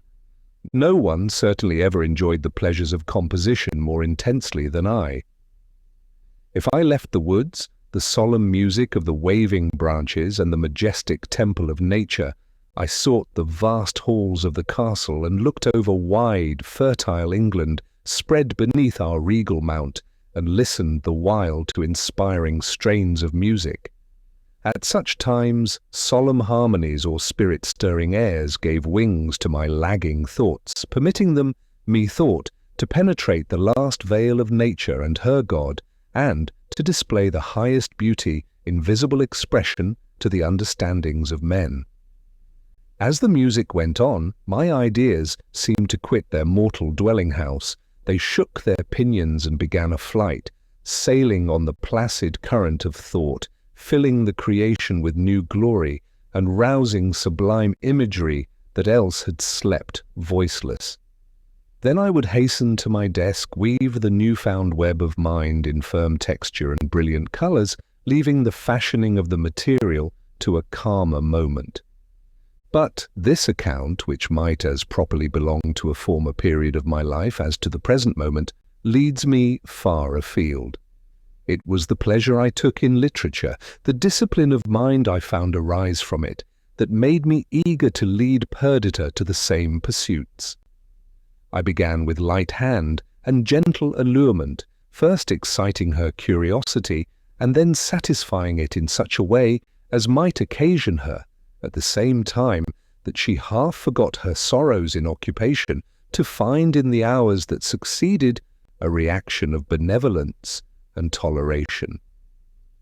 Intellectual activity, though not directed towards books, had always been my sister's characteristic. It had been displayed early in life, leading her out to solitary musing among her native mountains, causing her to form innumerous combinations from common objects, giving strength to her perceptions and swiftness to their arrangement. Love had come as the rod of the master prophet to swallow up every minor propensity.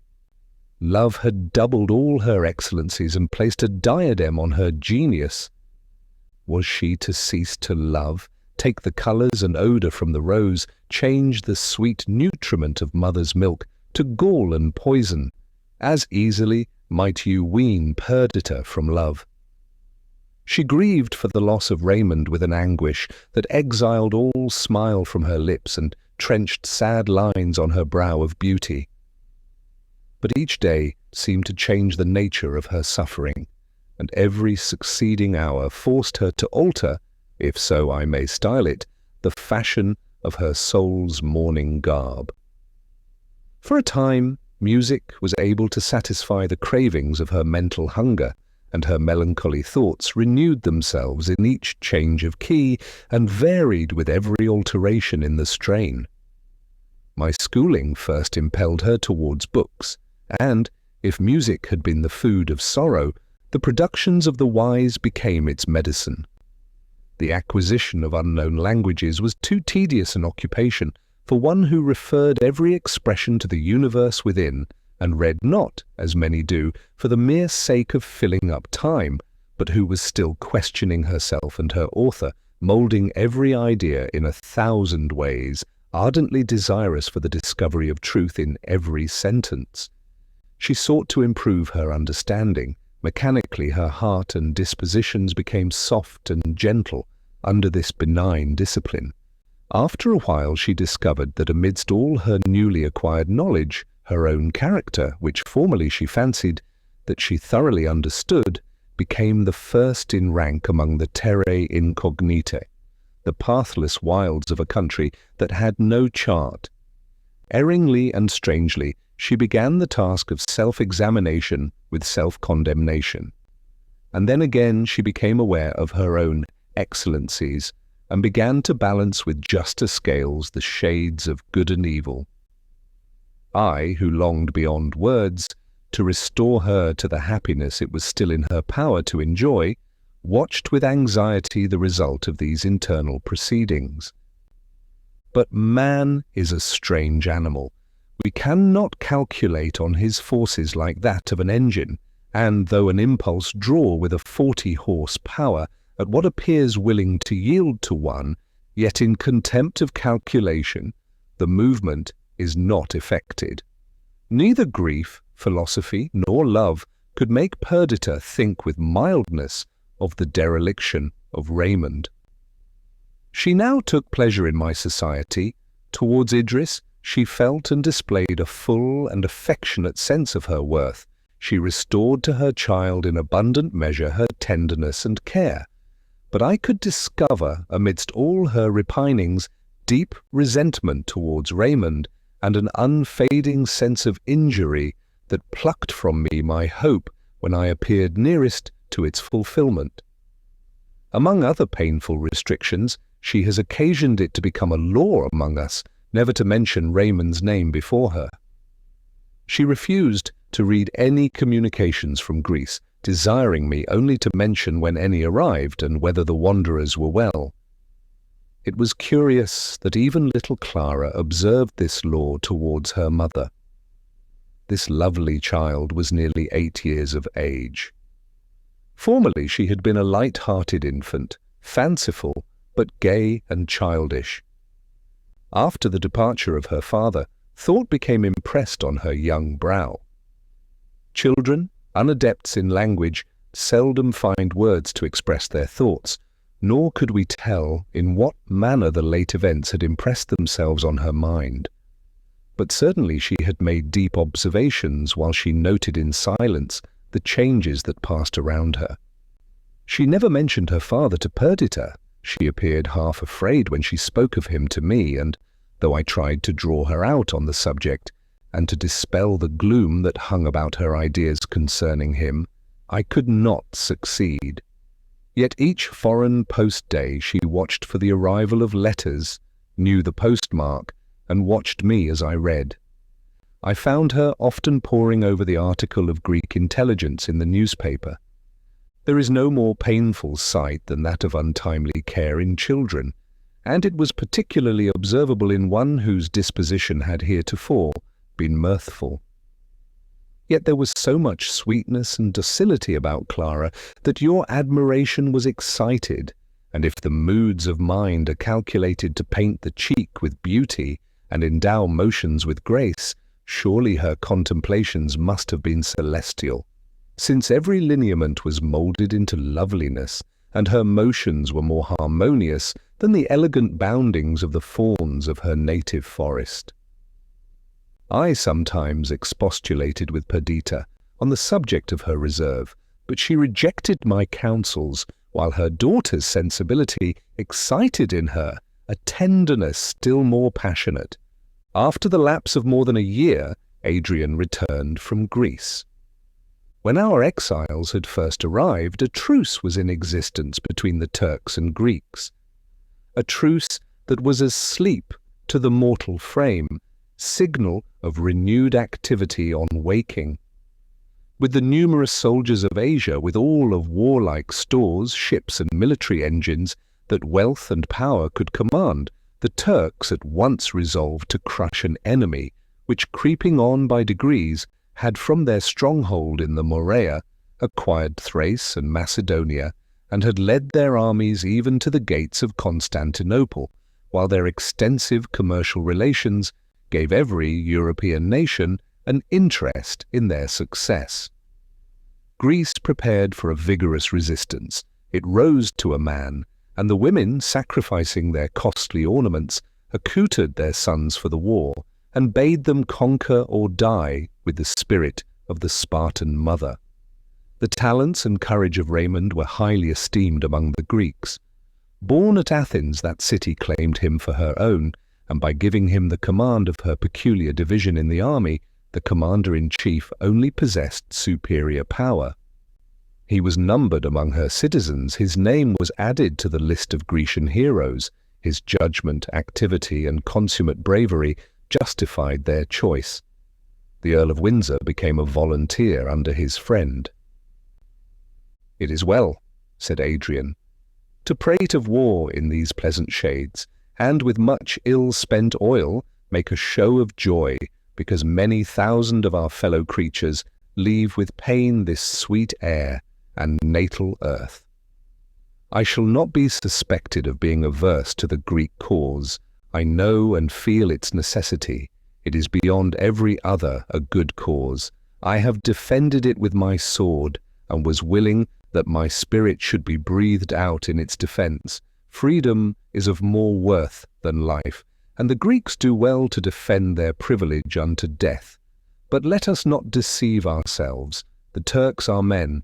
Each fibre, each limb is as feeling as our own, and every spasm, be it mental or bodily, is as truly felt in a Turk's heart or brain as in a Greek's.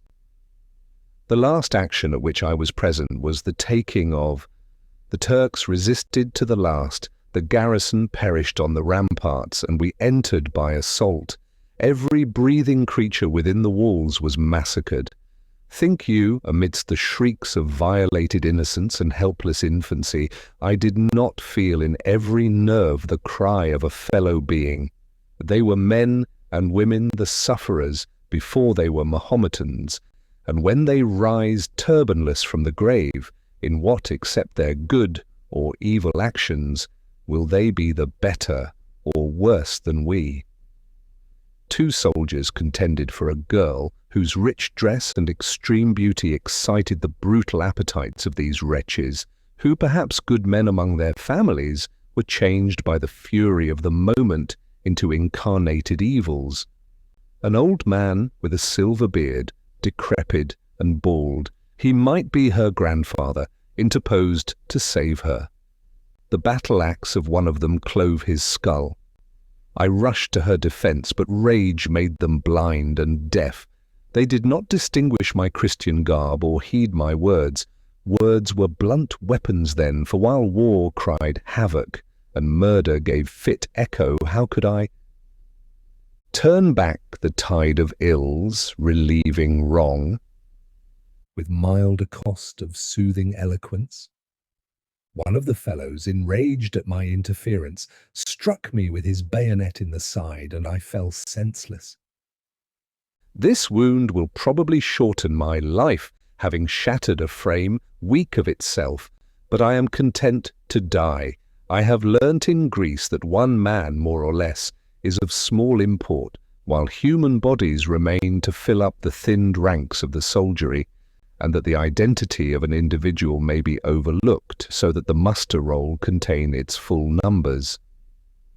All this has a different effect upon Raymond. He is able to contemplate the ideal of war, while I am sensible only to its realities. He is a soldier, a general. He can influence the bloodthirsty war dogs, while I resist their propensities vainly. The cause is simple. Burke has said that in all bodies, those who would lead must also, in a considerable degree, follow. I cannot follow, for I do not sympathize in their dreams of massacre and glory. To follow and to lead in such a career is the natural bent of Raymond's mind. He is always successful and bids fair, at the same time that he acquires high name and station for himself to secure liberty, probably extended empire, to the Greeks. Perdita's mind was not softened by this account. He, she thought, can be great and happy without me. Would that I also had a career. Would that I could freight some untried bark with all my hopes, energies, and desires, and launch it forth into the ocean of life, bound for some attainable point, with ambition or pleasure at the helm.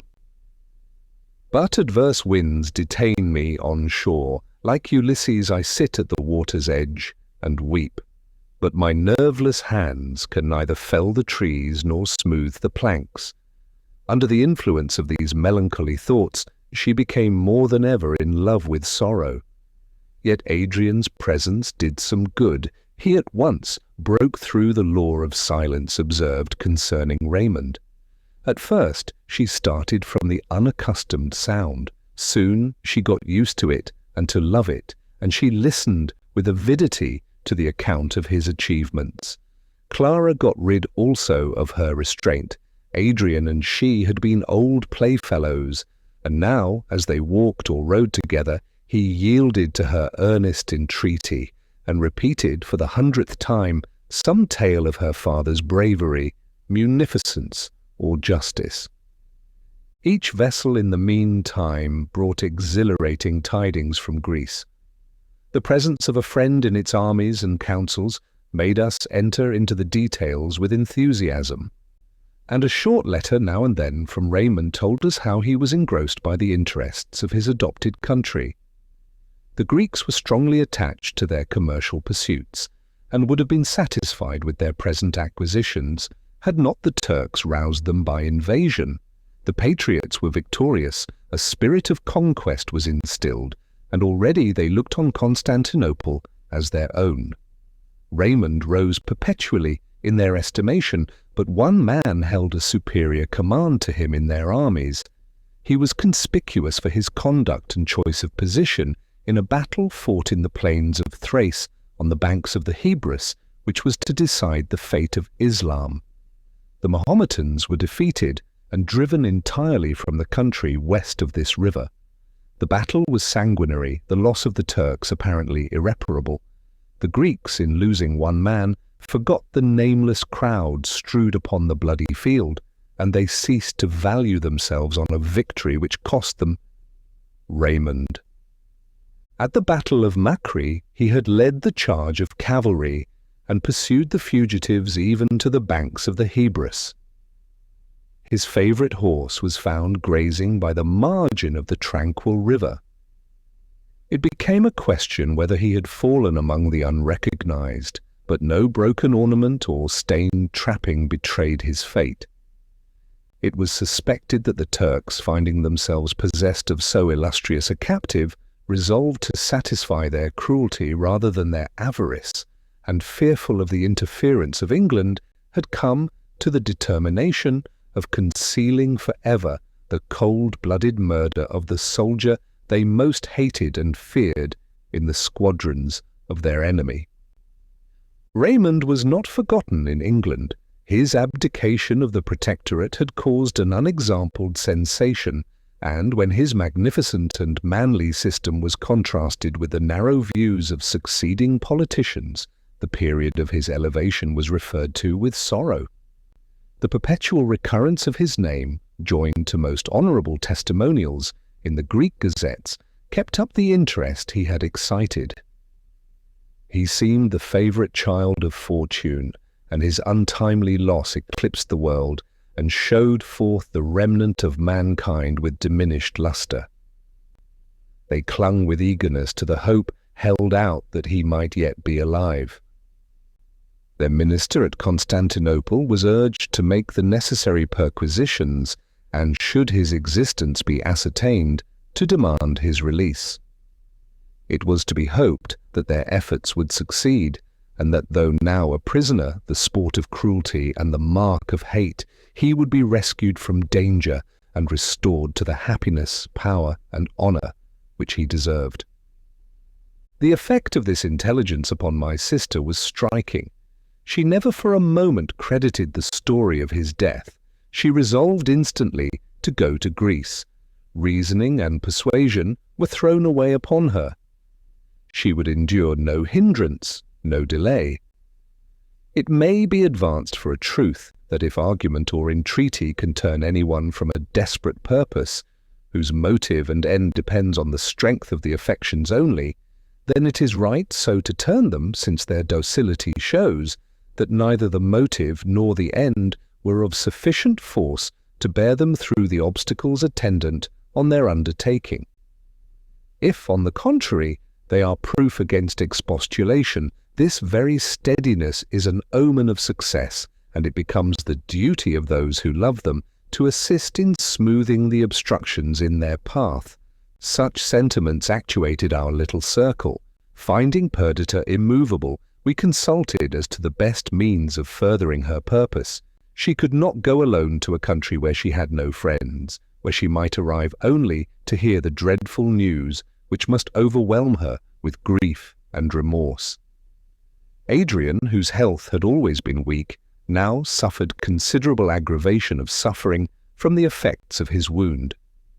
Idris could not endure to leave him in this state, nor was it right either to quit or take with us a young family for a journey of this description.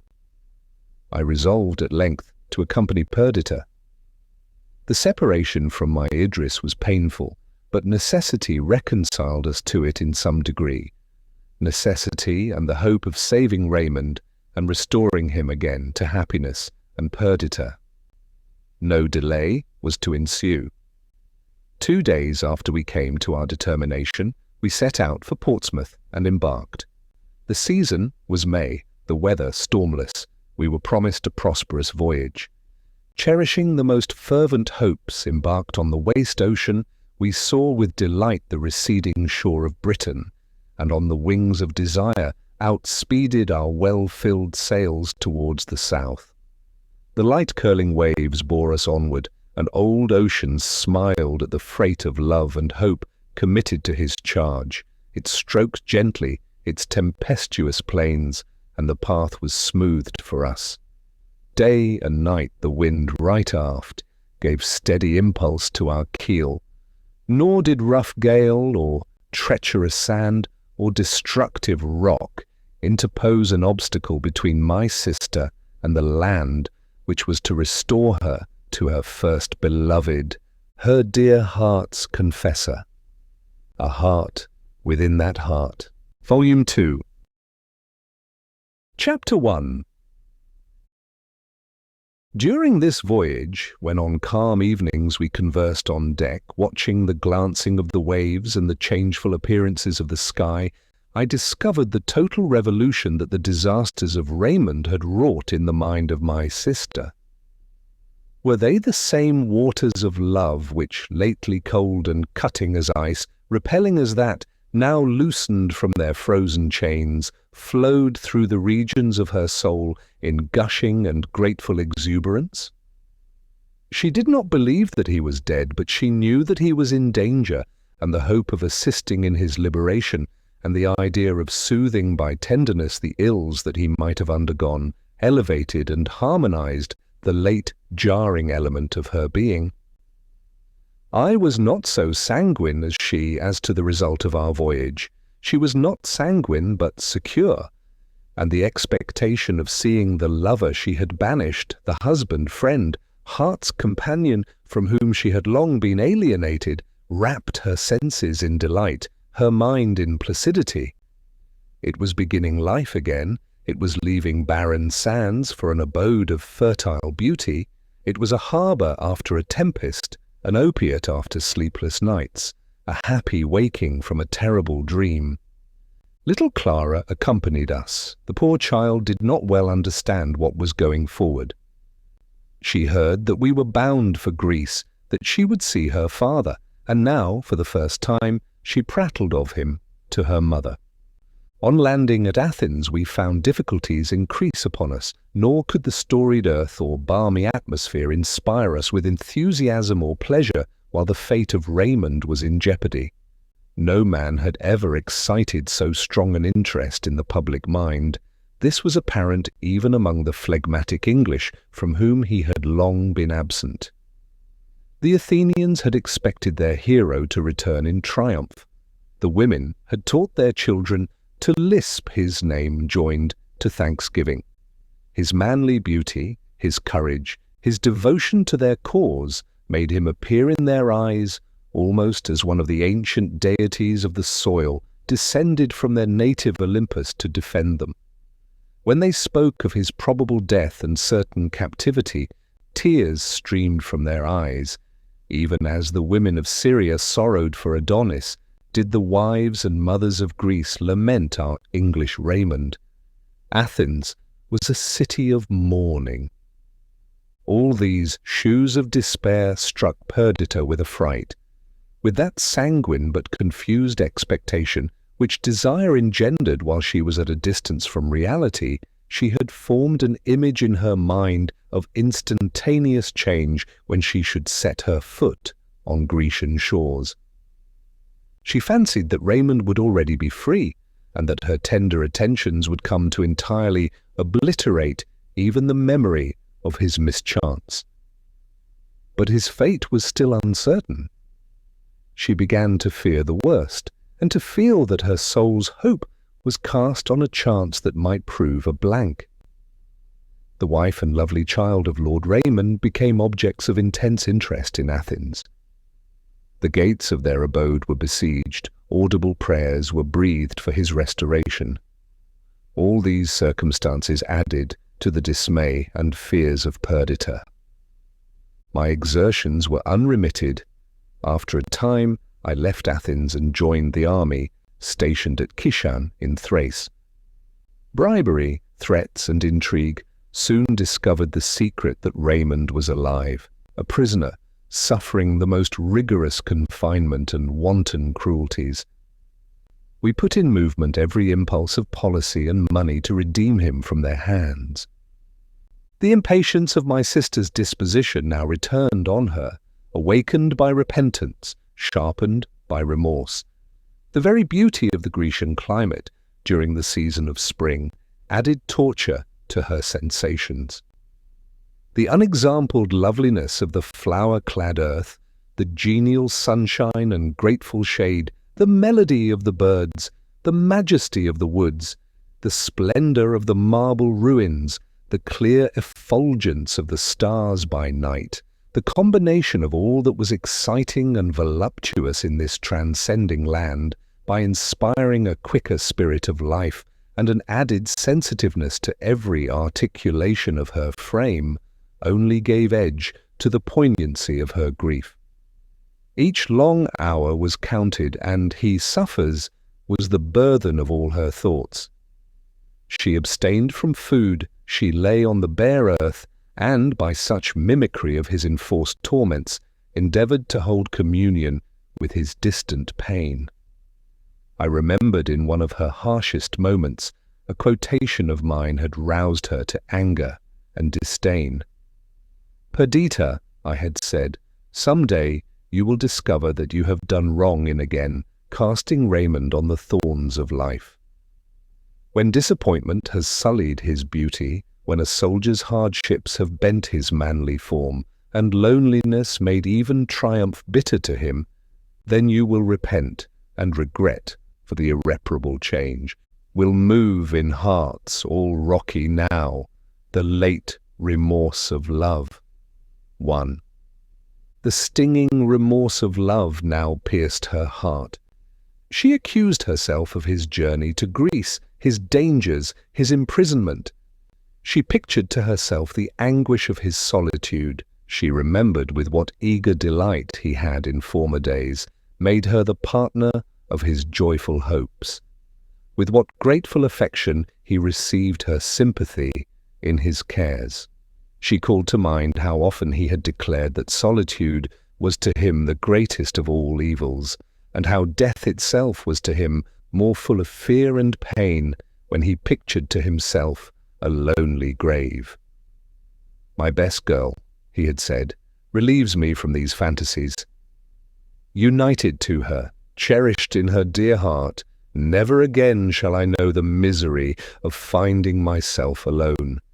Even if I die before you, my Perdita, treasure up my ashes till yours may mingle with mine. It is a foolish sentiment for one who is not a materialist, yet methinks, even in that dark cell, I may feel that my inanimate dust mingles with yours, and thus have a companion in decay.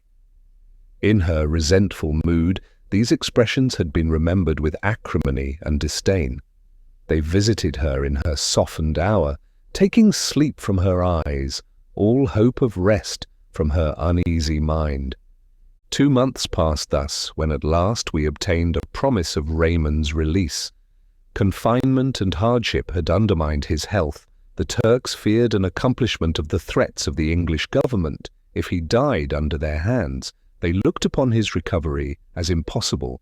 They delivered him up as a dying man, willingly making over to us the rites of burial. He came by sea from Constantinople to Athens. The wind, favourable to him, blew so strongly inshore that we were unable, as we had at first intended, to meet him on his watery road.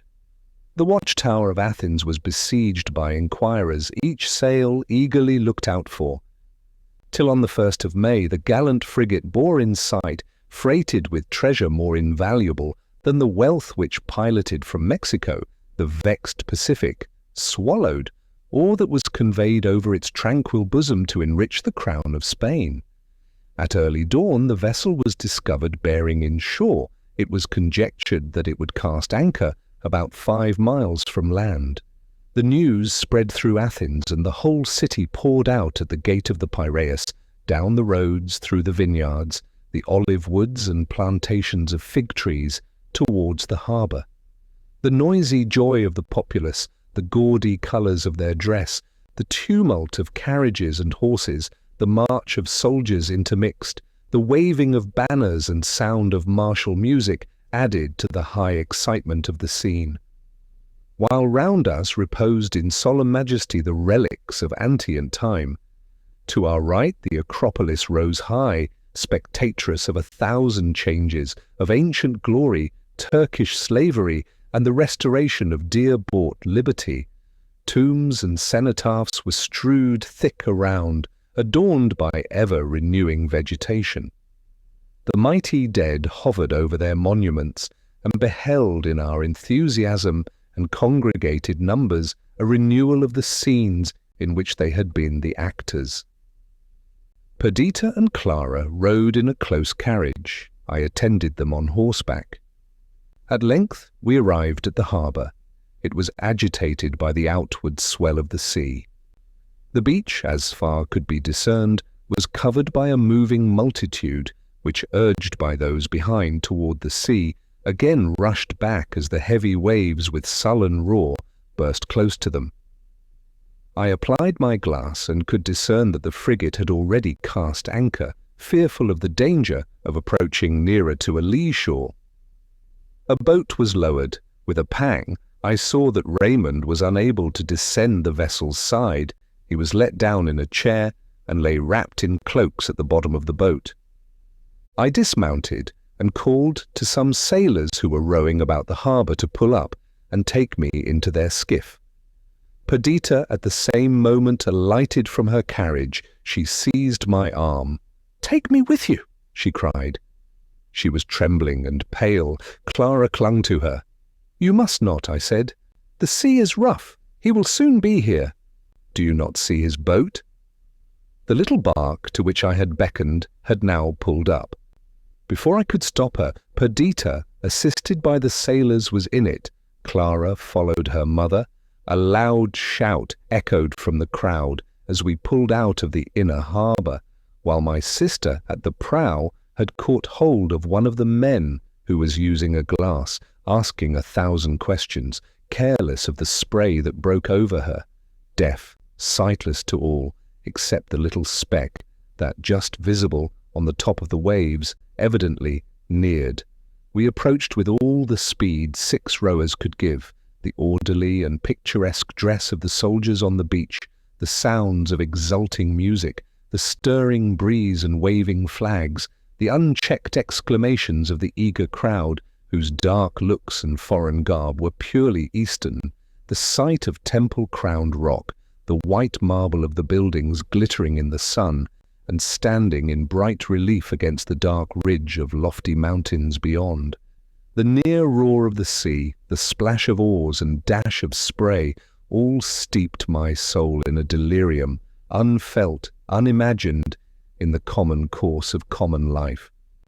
Trembling, I was unable to continue to look through the glass with which I had watched the motion of the crew when the frigate's boat had first been launched.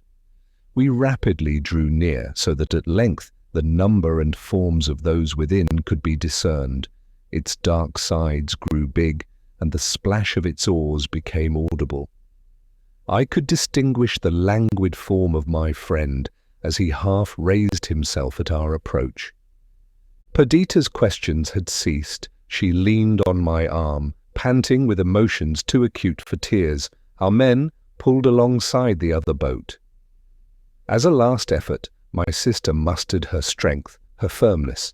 She stepped from one boat to the other, and then with a shriek she sprang towards Raymond, knelt at his side, and gluing her lips to the hand she seized, her face shrouded by her long hair, gave herself up to tears.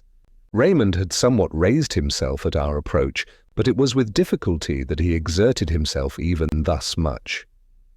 With sunken cheek and hollow eyes, pale and gaunt, how could I recognize the beloved of Perdita? I continued awestruck and mute. He looked smilingly on the poor girl. The smile was his. A day of sunshine falling on a dark valley displays its before hidden characteristics, and now this smile, the same with which he first spoke love to Perdita, with which he had welcomed the protectorate, playing on his altered countenance, made me in my heart's core feel that this was Raymond. He stretched out to me his other hand. I discerned the trace of manacles on his bared wrist. I heard my sister's sobs and thought, happy are women who can weep, and in a passionate caress disburthen the oppression of their feelings. Shame and habitual restraint hold back a man. I would have given worlds to have acted as in days of boyhood, have strained him to my breast, pressed his hand to my lips and wept over him. My swelling heart choked me. The natural current would not be checked. The big, rebellious tears gathered in my eyes. I turned aside, and they dropped in the sea. They came fast and faster, yet I could hardly be ashamed, for I saw that the rough sailors were not unmoved, and Raymond's eyes alone were dry from among our crew. He lay in that blessed calm which convalescence always induces, enjoying in secure tranquillity his liberty and reunion with her whom he adored. Perdita at length subdued her burst of passion and rose. She looked round for Clara. The child, frightened, not recognizing her father, and neglected by us, had crept to the other end of the boat. She came at her mother's call. Perdita presented her to Raymond. Her first words were, "Beloved, embrace our child." "Come hither, sweet one," said her father. "Do you not know me?" She knew his voice, and cast herself in his arms with half bashful but uncontrollable emotion. Perceiving the weakness of Raymond, I was afraid of ill consequences from the pressure of the crowd on his landing, but they were awed as I had been at the change of his appearance. The music died away, the shouts abruptly ended. The soldiers had cleared a space in which a carriage was drawn up. He was placed in it. Perdita and Clara entered with him, and his escort closed round it. A hollow murmur, akin to the roaring of the near waves, went through the multitude. They fell back as the carriage advanced, and fearful of injuring him they had come to welcome, by loud testimonies of joy, they satisfied themselves with bending in a low salaam as the carriage passed. It went slowly along the road of the Piraeus, passed by antique temple and heroic tomb beneath the craggy rock of the citadel. The sound of the waves was left behind. That of the multitude continued at intervals, suppressed and hoarse. And though, in the city, the houses, churches, and public buildings were decorated with tapestry and banners, though the soldiery lined the streets, and the inhabitants in thousands were assembled to give him hail, the same solemn silence prevailed. The soldiery presented arms, the banners veiled. Many a white hand waved a streamer, and vainly sought to discern the hero in the vehicle, which, closed and encompassed by the city guards, drew him to the palace allotted for his abode. Raymond was weak and exhausted, yet the interest he perceived to be excited on his account filled him with proud pleasure. He was nearly killed with kindness. It is true, the populace retained themselves, but there arose a perpetual hum and bustle from the throng round the palace, which added to the noise of fireworks, the frequent explosion of arms, the tramp to and fro of horsemen and carriages, to which effervescence he was the focus, retarded his recovery. So we retired a while to Eleusis, and here rest and tender care added each day to the strength of our invalid. The zealous attention of Perdita claimed the first rank in the causes which induced his rapid recovery, but the second was surely the delight he felt in the affection and goodwill of the Greeks. We are said to love much those whom we greatly benefit. Raymond had fought and conquered for the Athenians. He had suffered on their account peril, imprisonment, and hardship. Their gratitude affected him deeply, and he inly vowed to unite his fate forever to that of a people so enthusiastically devoted to him. Social feeling and sympathy constituted a marked feature in my disposition. In early youth, the living drama acted around me drew me heart and soul into its vortex. I was now conscious of a change. I loved, I hoped, I enjoyed, but there was something besides this, I was inquisitive as to the internal principles of action of those around me, anxious to read their thoughts justly, and forever occupied in divining their inmost mind. All events, at the same time that they deeply interested me, arranged themselves in pictures before me. I gave the right place to every personage in the group, the just balance to every sentiment. This undercurrent of thought often soothed me amidst distress and even agony. It gave ideality to that from which, taken in naked truth, the soul would have revolted. It bestowed pictorial colours on misery and disease, and not unfrequently relieved me from despair in deplorable changes. This faculty or instinct was now rused. I watched the reawakened devotion of my sister, Clara's timid but concentrated admiration of her father, and Raymond's appetite for renown and sensitiveness to the demonstrations of affection of the Athenians. Attentively perusing this animated volume, I was the less surprised at the tale I read on the new turned page. The Turkish army were at this time besieging Rodosto, and the Greeks, hastening their preparations and sending each day reinforcements, were on the eve of forcing the enemy to battle. Each people looked on the coming struggle as that which would be to a great degree decisive, as, in case of victory, the next step would be the siege of Constantinople by the Greeks. Raymond, being somewhat recovered, prepared to reassume his command in the army. Perdita did not oppose herself to his determination. She only stipulated to be permitted to accompany him. She had set down no rule of conduct for herself, but for her life she could not have opposed his slightest wish or do other than acquiesce cheerfully in all his projects. One word, in truth, had alarmed her more than battles or sieges, during which she trusted Raymond's high command would exempt him from danger. That word, as yet it was not more to her, was plague. This enemy to the human race had begun early in June to raise its serpent head on the shores of the Nile. Parts of Asia, not usually subject to this evil, were infected. It was in Constantinople, but as each year that city experienced a like visitation, small attention was paid to those accounts which declared more people to have died there already than usually made up the accustomed prey of the whole of the hotter months. However it might be, neither plague nor war could prevent Perdita from following her lord, or induce her to utter one objection to the plans which he proposed. To be near him, to be loved by him, to feel him again her own, was the limit of her desires. The object of her life was to do him pleasure. It had been so before, but with a difference. In past times, without thought or foresight, she had made him happy, being so herself, and in any question of choice, consulted her own wishes as being one with his. Now she sedulously put herself out of the question, sacrificing even her anxiety for his health and welfare to her resolve not to oppose any of his desires. Love of the Greek people, appetite for glory, and hatred of the barbarian government under which he had suffered, even to the approach of death, stimulated him. He wished to repay the kindness of the Athenians, to keep alive the splendid associations connected with his name, and to eradicate from Europe a power which, while every other nation advanced in civilization, stood still, a monument of antique barbarism. Having effected the reunion of Raymond and Perdita, I was eager to return to England.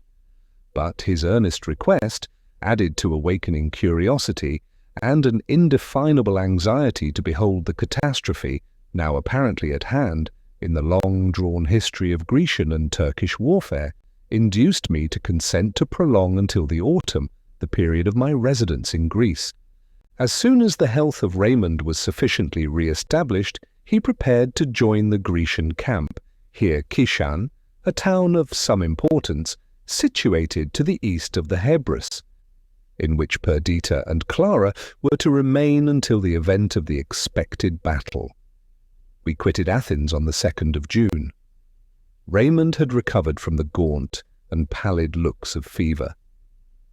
If I no longer saw the fresh glow of youth on his matured countenance, if care had besieged his brow, and dug deep trenches in his beauty's field, if his hair slightly mingled with grey, and his look, considerate even in its eagerness, gave signs of added years and past sufferings, yet there was something irresistibly affecting in the sight of one lately snatched from the grave, renewing his career, untamed by sickness or disaster. The Athenians saw in him, not as heretofore, the heroic boy or desperate man who was ready to die for them, but the prudent commander who, for their sakes, was careful of his life and could make his own warrior propensities second to the scheme of conduct policy might point out. All Athens accompanied us for several miles. When he had landed a month ago, the noisy populace had been hushed by sorrow and fear, but this was a festival day to all.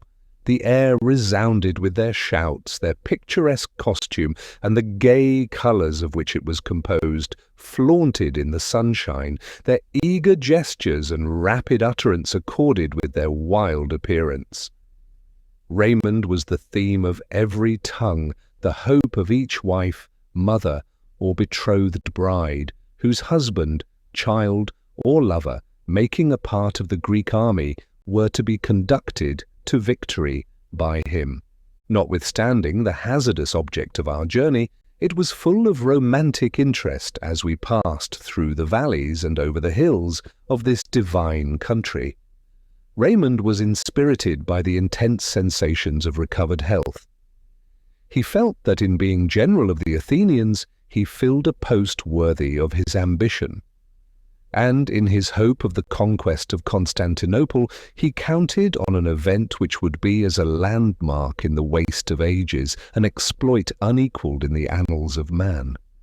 When a city of grand historic association, the beauty of whose site was the wonder of the world, which for many hundred years had been the stronghold of the Moslems, should be rescued from slavery and barbarism and restored to a people illustrious for genius, civilization, and a spirit of liberty.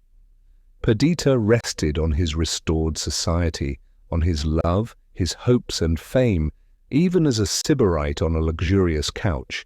Every thought was transport, each emotion bathed, as it were, in a congenial and balmy element.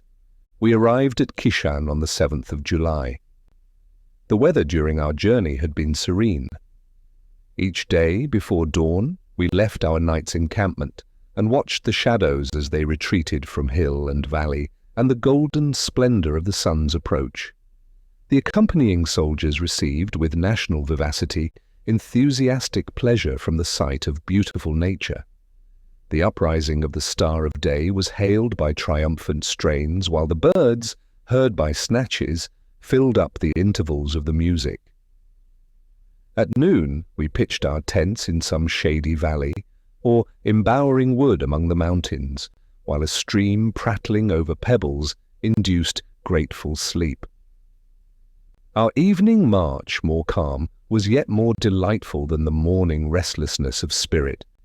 If the band played, involuntarily, they chose airs of moderated passion. The farewell of love, or lament at absence, was followed and closed by some solemn hymn, which harmonized with the tranquil loveliness of evening and elevated the soul to grand and religious thought. Often all sounds were suspended, that we might listen to the nightingale, while the fireflies danced in bright measure, and the soft cooing of the adziolo spoke of fair weather to the travellers. Did we pass a valley? Soft shades encompassed us, and rocks tinged with beauteous hues. If we traversed a mountain, Greece, a living map, was spread beneath, her renowned pinnacles cleaving the ether, her rivers threading in silver line the fertile land. Afraid almost to breathe, we English travellers surveyed with ecstasy this splendid landscape, so different from the sober hues and melancholy graces of our native scenery. When we quitted Macedonia, the fertile but low plains of Thrace afforded fewer beauties. Yet our journey continued to be interesting. An advanced guard gave information of our approach, and the country people were quickly in motion to do honour to Lord Raymond. The villages were decorated by triumphal arches of greenery by day and lamps by night. Tapestry waved from the windows, the ground was strewed with flowers, and the name of Raymond, joined to that of Greece, was echoed in the evive of the peasant crowd. When we arrived at Kishan, we learnt that on hearing of the advance of Lord Raymond and his detachment, the Turkish army had retreated from Rodosto, but meeting with a reinforcement, they had retrod their steps. In the meantime, Argyropylo, the Greek commander-in-chief, had advanced so as to be between the Turks and Rodosto. A battle, it was said, was inevitable. Perdita and her child were to remain at Kishan. Raymond asked me if I would not continue with them. "Now by the fells of Cumberland," I cried, "by all of the vagabond and poacher that appertains to me, I will stand at your side, draw my sword in the Greek cause, and be hailed as a victor along with you." All the plain, from Kishan to Rodosto, a distance of 16 leagues, was alive with troops or with the camp followers, all in motion at the approach of a battle. The small garrisons were drawn from the various towns and fortresses and went to swell the main army. We met baggage wagons and many females of high and low rank returning to Fairy or Kishan, there to wait the issue of the expected day. When we arrived at Rodosto, we found that the field had been taken and the scheme of the battle arranged. The sound of firing, early on the following morning, informed us that advanced posts of the armies were engaged. Regiment after regiment advanced, their colours flying and bands playing. They planted the cannon on the tumuli, sole elevations in this level country, and formed themselves into column and hollow square, while the pioneers threw up small mounds for their protection. These then were the preparations for a battle, nay, the battle itself, far different from anything the imagination had pictured. We read of centre and wing in Greek and Roman history. We fancy a spot plain as a table and soldiers small as chessmen, and drawn forth so that the most ignorant of the game can discover science and order in the disposition of the forces. When I came to the reality and saw regiments file off to the left far out of sight, fields intervening between the battalions, but a few troops sufficiently near me to observe their motions, I gave up all idea of understanding, even of seeing a battle, but attaching myself to Raymond, attended with intense interest to his actions. He showed himself collected, gallant, and imperial. His commands were prompt, his intuition of the events of the day to me miraculous. In the meantime, the cannon roared, the music lifted up its enlivening voice at intervals, and we on the highest of the mounds I mentioned, too far off to observe the fallen sheaves which death gathered into his storehouse, beheld the regiments, now lost in smoke, now banners and staves peering above the cloud, while shout and clamour drowned every sound. Early in the day, Argyropylo was wounded dangerously, and Raymond assumed the command of the whole army. He made few remarks till, on observing through his glass the sequel of an order he had given, his face, clouded for a while with doubt, became radiant. "The day is ours," he cried. "The Turks fly from the bayonet." And then swiftly he dispatched his aides-de-camp to command the horse to fall on the routed enemy. The defeat became total, the cannon ceased to roar, the infantry rallied, and horse pursued the flying Turks along the dreary plain. The staff of Raymond was dispersed in various directions to make observations and bear commands. Even I was dispatched to a distant part of the field. The ground on which the battle was fought was a level plain, so level that from the tumuli you saw the waving line of mountains on the wide-stretched horizon, yet the intervening space was unvaried by the least irregularity, save such undulations as resembled the waves of the sea. The whole of this part of Thrace had been so long a scene of contest that it had remained uncultivated and presented a dreary, barren appearance. The order I had received was to make an observation of the direction which a detachment of the enemy might have taken from a northern tumulus. The whole Turkish army, followed by the Greek, had poured eastward. None but the dead remained in the direction of my side. From the top of the mound I looked far round. All was silent and deserted. The last beams of the nearly sunken sun shot up from behind the far summit of Mount Athos. The Sea of Marmara still glittered beneath its rays, while the Asiatic coast beyond was half hid in a haze of low cloud. Many a casque and bayonet and sword, fallen from unnerved arms, reflected the departing ray. They lay scattered far and near. From the east, a band of ravens, old inhabitants of the Turkish cemeteries, came sailing along towards their harvest. The sun disappeared. This hour, melancholy yet sweet, has always seemed to me the time when we are most naturally led to commune with higher powers. Our mortal sternness departs, and gentle complacency invests the soul. But now, in the midst of the dying and the dead, how could a thought of heaven or a sensation of tranquillity possess one of the murderers?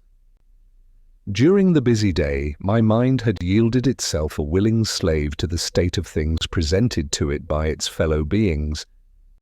Historical association, hatred of the foe, and military enthusiasm had held dominion over me. Now I looked on the evening star as softly and calmly it hung pendulous in the orange hues of sunset. I turned to the coarse, strewn earth and felt ashamed of my species. So perhaps were the placid skies, for they quickly veiled themselves in mist, and in this change assisted the swift disappearance of twilight usual in the south. Heavy masses of cloud floated up from the southeast, and red and turbid lightning shot from their dark edges. The rushing wind disturbed the garments of the dead, and was chilled as it passed over their icy forms. Darkness gathered round. The objects about me became indistinct. I descended from my station, and with difficulty guided my horse so as to avoid the slain. Suddenly I heard a piercing shriek. A form seemed to rise from the earth. It flew swiftly towards me, sinking to the ground again as it drew near. All this passed so suddenly that I with difficulty reined in my horse so that it should not trample on the prostrate being. The dress of this person was that of a soldier, but the bared neck and arms and the continued shrieks discovered a female thus disguised. I dismounted to her aid, while she, with heavy groans and her hand placed on her side, resisted my attempt to lead her on. In the hurry of the moment I forgot that I was in Greece, and in my native accents endeavoured to soothe the sufferer. With wild and terrific exclamations did the lost, dying Evadna, for it was she, recognize the language of her lover. Pain and fever from her wound had deranged her intellects, while her piteous cries and feeble efforts to escape penetrated me with compassion. In wild delirium she called upon the name of Raymond. She exclaimed that I was keeping him from her, while the Turks with fearful instruments of torture were about to take his life. Then again she sadly lamented her hard fate, that a woman with a woman's heart and sensibility should be driven by hopeless love and vacant hopes to take up the trade of arms and suffer beyond the endurance of man privation, labour, and pain, the while her dry, hot hand pressed mine, and her brow and lips burned with consuming fire. As her strength grew less, I lifted her from the ground. Her emaciated form hung over my arm, her sunken cheek rested on my breast. In a sepulchral voice she murmured, "This is the end of love, yet not the end." And frenzy lent her strength as she cast her arm up to heaven. "There is the end, there we meet again. Many living deaths have I borne for thee, O Raymond, and now I expire thy victim. by my death I purchase thee. Lo, the instruments of war, fire, the plague are my servitors. I dared, I conquered them all till now. I have sold myself to death with the sole condition that thou shouldst follow me. Fire and war and plague unite for thy destruction. O my Raymond, there is no safety for thee. With an heavy heart I listened to the changes of her delirium. I made her a bed of cloaks. Her violence decreased, and a clammy dew stood on her brow as the paleness of death succeeded to the crimson of fever. I placed her on the cloaks. She continued to rave of her speedy meeting with her beloved in the grave, of his death nigh at hand. Sometimes she solemnly declared that he was summoned. Sometimes she bewailed his hard destiny. Her voice grew feebler, her speech interrupted, a few convulsive movements, and her muscles relaxed, the limbs fell, no more to be sustained, one deep sigh, and life was gone. I bore her from the near neighborhood of the dead. Wrapped in cloaks, I placed her beneath a tree. Once more, I looked on her altered face. The last time I saw her, she was 18. Beautiful as poet's vision, splendid as a sultana of the East. 12 years had passed, 12 years of change, sorrow and hardship. Her brilliant complexion had become worn and dark. Her limbs had lost the roundness of youth and womanhood. Her eyes had sunk deep, crushed and o'er-worn. The hours had drained her blood and filled her brow. With lines and wrinkles, with shuddering horror, I veiled this monument of human passion and human misery. I heaped over her all of flags and heavy accoutrements I could find, to guard her from birds and beasts of prey, until I could bestow on her a fitting grave.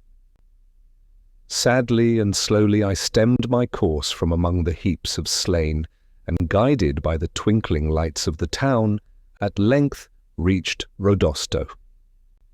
1 Lord Byron's 4th canto of Childe Harold. 2 Shakespeare's Sonnets, Chapter 2. On my arrival I found that an order had already gone forth for the army to proceed immediately towards Constantinople, and the troops which had suffered least in the battle were already on their way. The town was full of tumult. The wound and consequent inability of Argyropylo caused Raymond to be the first in command. He rode through the town, visiting the wounded, and giving such orders as were necessary for the siege. He meditated. Early in the morning, the whole army was in motion. In the hurry, I could hardly find an opportunity to bestow the last offices on Evadne. Attended only by my servant, I dug a deep grave for her at the foot of the tree, and without disturbing her warrior shroud, I placed her in it, heaping stones upon the grave. The dazzling sun and glare of daylight deprived the scene of solemnity. From Evadne's low tomb, I joined Raymond and his staff, now on their way to the Golden City. Constantinople was invested, trenches dug, and advances made. The whole Greek fleet blockaded it by sea, on land from the river Kiat Kbana near the Sweet Waters to the Tower of Marmara, on the shores of the Propontis. Along the whole line of the ancient walls, the trenches of the siege were drawn. We already possessed Pera, the Golden Horn itself, the city, bastioned by the sea, and the ivy-mantled walls of the Greek emperors, was all of Europe that the Mahometans could call theirs. Our army looked on her as certain prey. They counted the garrison. It was impossible that it should be relieved. Each sally was a victory, for even when the Turks were triumphant, the loss of men they sustained was an irreparable injury. I rode one morning with Raymond to the lofty mound, not far from the top Kapu, cannon gate, on which Mahmud planted his standard and first saw the city. Still the same lofty domes and minarets towered above the verdurous walls where Constantine had died and the Turk had entered the city. The plain around was interspersed with cemeteries, Turk, Greek, and Armenian, with their growth of cypress trees, and other woods of more cheerful aspect diversified the scene. Among them the Greek army was encamped, and their squadrons moved to and fro, now in regular march, now in swift career. Raymond's eyes were fixed on the city. "I have counted the hours of her life," said he. 1 month, and she falls. Remain with me till then. Wait till you see the cross on St. Sophia, and then return to your peaceful glades." "You then," I asked, "still remain in Greece?" "Assuredly," replied Raymond. "Yet, Lionel, when I say this, believe me, I look back with regret to our tranquil life at Windsor. I am but half a soldier. I love the renown, but not the trade of war. Before the Battle of Rodosto, I was full of hope and spirit. To conquer there, and afterwards to take Constantinople, was the hope, the bourne, the fulfillment of my ambition. This enthusiasm is now spent. I know not why. I seem to myself to be entering a darksome gulf. The ardent spirit of the army is irksome to me, the rapture of triumph null." He paused and was lost in thought. His serious mien recalled, by some association, the half-forgotten Evadne to my mind, and I seized this opportunity to make inquiries from him concerning her strange lot. I asked him if he had ever seen among the troops anyone resembling her, if since he had returned to Greece he had heard of her. He started at her name. He looked uneasily on me. "Even so," he cried, "I knew you would speak of her. Long, long I had forgotten her. Since our encampment here, she daily, hourly, visits my thoughts. When I am addressed, her name is the sound I expect. In every communication I imagine that she will form a part. At length you have broken the spell. Tell me what you know of her." I related my meeting with her. The story of her death was told and retold. With painful earnestness he questioned me concerning her prophecies with regard to him. I treated them as the ravings of a maniac. "No, no," he said, "do not deceive yourself. Me you cannot. She has said nothing but what I knew before, though this is confirmation. Fire, the sword, and plague, they may all be found in yonder city. On my head alone may they fall." From this day, Raymond's melancholy increased. He secluded himself as much as the duties of his station permitted. When in company, sadness would, in spite of every effort, steal over his features, and he sat absent and mute among the busy crowd that thronged about him. Perdita rejoined him, and before her he forced himself to appear cheerful, for she, even as a mirror, changed as he changed, and if he were silent and anxious, she solicitously inquired concerning, and endeavoured to remove the cause of his seriousness. She resided at the Palace of Sweet Waters, a summer seraglio of the Sultan.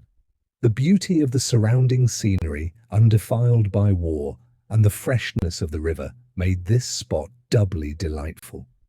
Raymond felt no relief, received no pleasure from any show of heaven or earth. He often left Perdita to wander in the grounds alone, or in a light shallop he floated idly on the pure waters, musing deeply. Sometimes I joined him. At such times his countenance was invariably solemn, his air dejected. He seemed relieved on seeing me, and would talk with some degree of interest on the affairs of the day. There was evidently something behind all this, yet, when he appeared about to speak of that which was nearest his heart, he would abruptly turn away, and with a sigh endeavour to deliver the painful idea to the winds. It had often occurred that when, as I said, Raymond quitted Perdita's drawing-room, Clara came up to me, and gently drawing me aside, said, "Papa is gone. Shall we go to him? I dare say he will be glad to see you." And, as accident permitted, I complied with or refused her request. One evening, a numerous assembly of Greek chieftains were gathered together in the palace. The intriguing Pali, the accomplished Karaza, the warlike Ypsilanti were among the principal. They talked of the events of the day, the skirmish at noon, the diminished numbers of the infidels, their defeat and flight. They contemplated, after a short interval of time, the capture of the Golden City. They endeavoured to picture forth what would then happen, and spoke in lofty terms of the prosperity of Greece when Constantinople should become its capital. The conversation then reverted to Asiatic intelligence and the ravages the plague made in its chief cities. Conjectures were hazarded as to the progress that disease might have made in the besieged city. Raymond had joined in the former part of the discussion. In lively terms, he demonstrated the extremities to which Constantinople was reduced, the wasted and haggard, though ferocious appearance of the troops. Famine and pestilence was at work for them, he observed, and the infidels would soon be obliged to take refuge in their only hope, submission. Suddenly, in the midst of his harangue, he broke off, as if stung by some painful thought. He rose uneasily, and I perceived him at length quit the hall, and through the long corridor seek the open air. He did not return, and soon Clara crept round to me, making the accustomed invitation. I consented to her request, and taking her little hand, followed Raymond. We found him just about to embark in his boat, and he readily agreed to receive us as companions. After the heats of the day, the cooling land breeze ruffled the river and filled our little sail. The city looked dark to the south, while numerous lights along the near shores, and the beautiful aspect of the banks reposing in placid night, the waters keenly reflecting the heavenly lights, gave to this beauteous river a dower of loveliness that might have characterized a retreat in paradise. Our single boatman attended to the sail. Raymond steered. Clara sat at his feet, clasping his knees with her arms and laying her head on them. Raymond began the conversation somewhat abruptly. "This, my friend, is probably the last time we shall have an opportunity of conversing freely. My plans are now in full operation, and my time will become more and more occupied. Besides, I wish at once to tell you my wishes and expectations, and then never again to revert to so painful a subject. First, I must thank you, Lionel, for having remained here at my request. Vanity first prompted me to ask you. Vanity, I call it. Yet even in this I see the hand of fate. Your presence will soon be necessary. You will become the last resource of Perdita, her protector and consoler. You will take her back to Windsor." "Not without you?" I said. "You do not mean to separate again?" "Do not deceive yourself," replied Raymond. "The separation at hand is one over which I have no control. Most near at hand is it. The days are already counted. May I trust you? For many days I have longed to disclose the mysterious presentiments that weigh on me, although I fear that you will ridicule them. Yet do not, my gentle friend, for all childish and unwise as they are, they have become a part of me, and I dare not expect to shake them off." "Yet how can I expect you to sympathize with me? You are of this world, I am not. You hold forth your hand, it is even as a part of yourself. And you do not yet divide the feeling of identity from the mortal form that shapes forth Lionel. How then can you understand me? Earth is to me a tomb, the firmament a vault, shrouding mere corruption. Time is no more, for I have stepped within the threshold of eternity. Each man I meet appears a corpse, which will soon be deserted of its animating spark on the eve of decay and corruption. Cada piedra un pirámide levanta, y cada flor construye un monumento. Cada edificio es un sepulcro altivo, cada soldado un esqueleto vivo. 3. His accent was mournful. He sighed deeply. "A few months ago," he continued, "I was thought to be dying, but life was strong within me. My affections were human. Hope and love were the day stars of my life. Now, they dream that the brows of the conqueror of the infidel faith are about to be encircled by triumphant laurel. They talk of honorable reward, of title, power, and wealth. All I ask of Greece is a grave. Let them raise a mound above my lifeless body, which may stand even when the dome of Saint Sophia has fallen. Wherefore do I feel thus? At Rodosto I was full of hope. But when first I saw Constantinople, that feeling with every other joyful one departed. The last words of Evadne were the seal upon the warrant of my death. Yet I do not pretend to account for my mood by any particular event. All I can say is that it is so. The plague, I am told, is in Constantinople. Perhaps I have imbibed its effluvia. Perhaps disease is the real cause of my prognostications. It matters little why or wherefore I am affected. No power can avert the stroke, and the shadow of fate's uplifted hand already darkens me. To you, Lionel, I entrust your sister and her child. Never mention to her the fatal name of Evadne. She would doubly sorrow over the strange link that enchains me to her, making my spirit obey her dying voice, following her, as it is about to do, to the unknown country. I listened to him with wonder, but that his sad demeanour and solemn utterance assured me of the truth and intensity of his feelings, I should, with light derision, have attempted to dissipate his fears. Whatever I was about to reply was interrupted by the powerful emotions of Clara. Raymond had spoken, thoughtless of her presence, and she, poor child, heard with terror and faith the prophecy of his death. Her father was moved by her violent grief.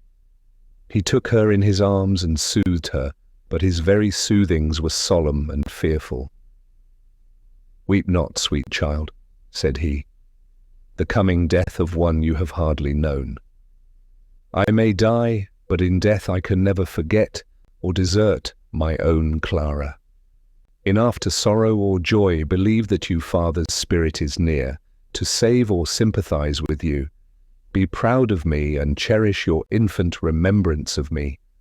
Thus, sweetest, I shall not appear to die. One thing you must promise, not to speak to anyone but your uncle of the conversation you have just overheard. When I am gone, you will console your mother and tell her that death was only bitter because it divided me from her, that my last thoughts will be spent on her. But while I live, promise not to betray me. Promise, my child." With faltering accents, Clara promised, while she still clung to her father in a transport of sorrow. Soon we returned to shore, and I endeavoured to obviate the impression made on the child's mind by treating Raymond's fears lightly. We heard no more of them, for, as he had said, the siege, now drawing to a conclusion, became paramount in interest, engaging all his time and attention. The empire of the Mahometans in Europe was at its close. The Greek fleet, blockading every port of Stamboul, prevented the arrival of succour from Asia. All egress on the side towards land had become impracticable, except to such desperate sallies as reduced the numbers of the enemy without making any impression on our lines. The garrison was now so much diminished that it was evident that the city could easily have been carried by storm, but both humanity and policy dictated a slower mode of proceeding. We could hardly doubt that, if pursued to the utmost, its palaces, its temples, and store of wealth would be destroyed in the fury of contending triumph and defeat. Already the defenceless citizens had suffered through the barbarity of the Janissaries, and, in time of storm, tumult and massacre, beauty, infancy, and decrepitude would have alike been sacrificed to the brutal ferocity of the soldiers. Famine and blockade were certain means of conquest, and on these we founded our hopes of victory. Each day the soldiers of the garrison assaulted our advanced posts and impeded the accomplishment of our works. Fireboats were launched from the various ports, while our troops sometimes recoiled from the devoted courage of men who did not seek to live but to sell their lives dearly. These contests were aggravated by the season. They took place during summer, when the southern Asiatic wind came laden with intolerable heat, when the streams were dried up in their shallow beds, and the vast basin of the sea appeared to glow under the unmitigated rays of the solstitial sun. Nor did night refresh the earth. Dew was denied, herbage and flowers there were none. The very trees drooped, and summer assumed the blighted appearance of winter as it went forth in silence and flame to abridge the means of sustenance to man. In vain did the eye strive to find the wreck of some northern cloud in the stainless empyrean, which might bring hope of change and moisture to the oppressive and windless atmosphere. All was serene, burning, annihilating. We, the besiegers, were in the comparison little affected by these evils. The woods around afforded us shade, the river secured to us a constant supply of water. Nay, detachments were employed in furnishing the army with ice, which had been laid up on Haemus and Athos and the mountains of Macedonia, while cooling fruits and wholesome food renovated the strength of the labourers and made us bear with less impatience the weight of the unrefreshing air. But in the city things wore a different face. The sun's rays were refracted from the pavement and buildings, the stoppage of the public fountains, the bad quality of the food, and scarcity even of that, produced a state of suffering which was aggravated by the scourge of disease, while the garrison arrogated every superfluity to themselves, adding by waste and riot to the necessary evils of the time. Still they would not capitulate. Suddenly the system of warfare was changed. We experienced no more assaults, and by night and day we continued our labours unimpeded. Stranger still, when the troops advanced near the city, the walls were vacant, and no cannon was pointed against the intruders. When these circumstances were reported to Raymond, he caused minute observations to be made as to what was doing within the walls, and when his scouts returned, reporting only the continued silence and desolation of the city, he commanded the army to be drawn out before the gates. No one appeared on the walls. The very portals, though locked and barred, seemed unguarded. Above, the many domes and glittering crescents pierced heaven, while the old walls, survivors of ages with ivy-crowned tower and weed-tangled buttress, stood as rocks in an uninhabited waste. From within the city, neither shout nor cry, nor aught except the casual howling of a dog, broke the noonday stillness. Even our soldiers were awed to silence. The music paused, the clang of arms was hushed. Each man asked his fellow in whispers the meaning of this sudden peace, while Raymond from an height endeavoured, by means of glasses, to discover and observe the stratagem of the enemy. No form could be discerned on the terraces of the houses. In the higher parts of the town, no moving shadow bespoke the presence of any living being. The very trees waved not, and mocked the stability of architecture with like immovability. The tramp of horses, distinctly heard in the silence, was at length discerned. It was a troop sent by Caraza, the admiral.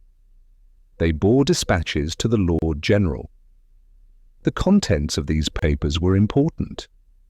The night before, the watch on board one of the smaller vessels anchored near the Seraglio wall was roused by a slight splashing as of muffled oars. The alarm was given. 12 small boats, each containing 3 Janissaries, were descried endeavouring to make their way through the fleet to the opposite shore of Scutari.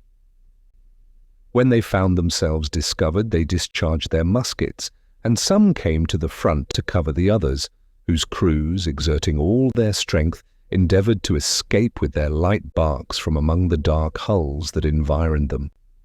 They were in the end all sunk, and, with the exception of 2 or 3 prisoners, the crews drowned.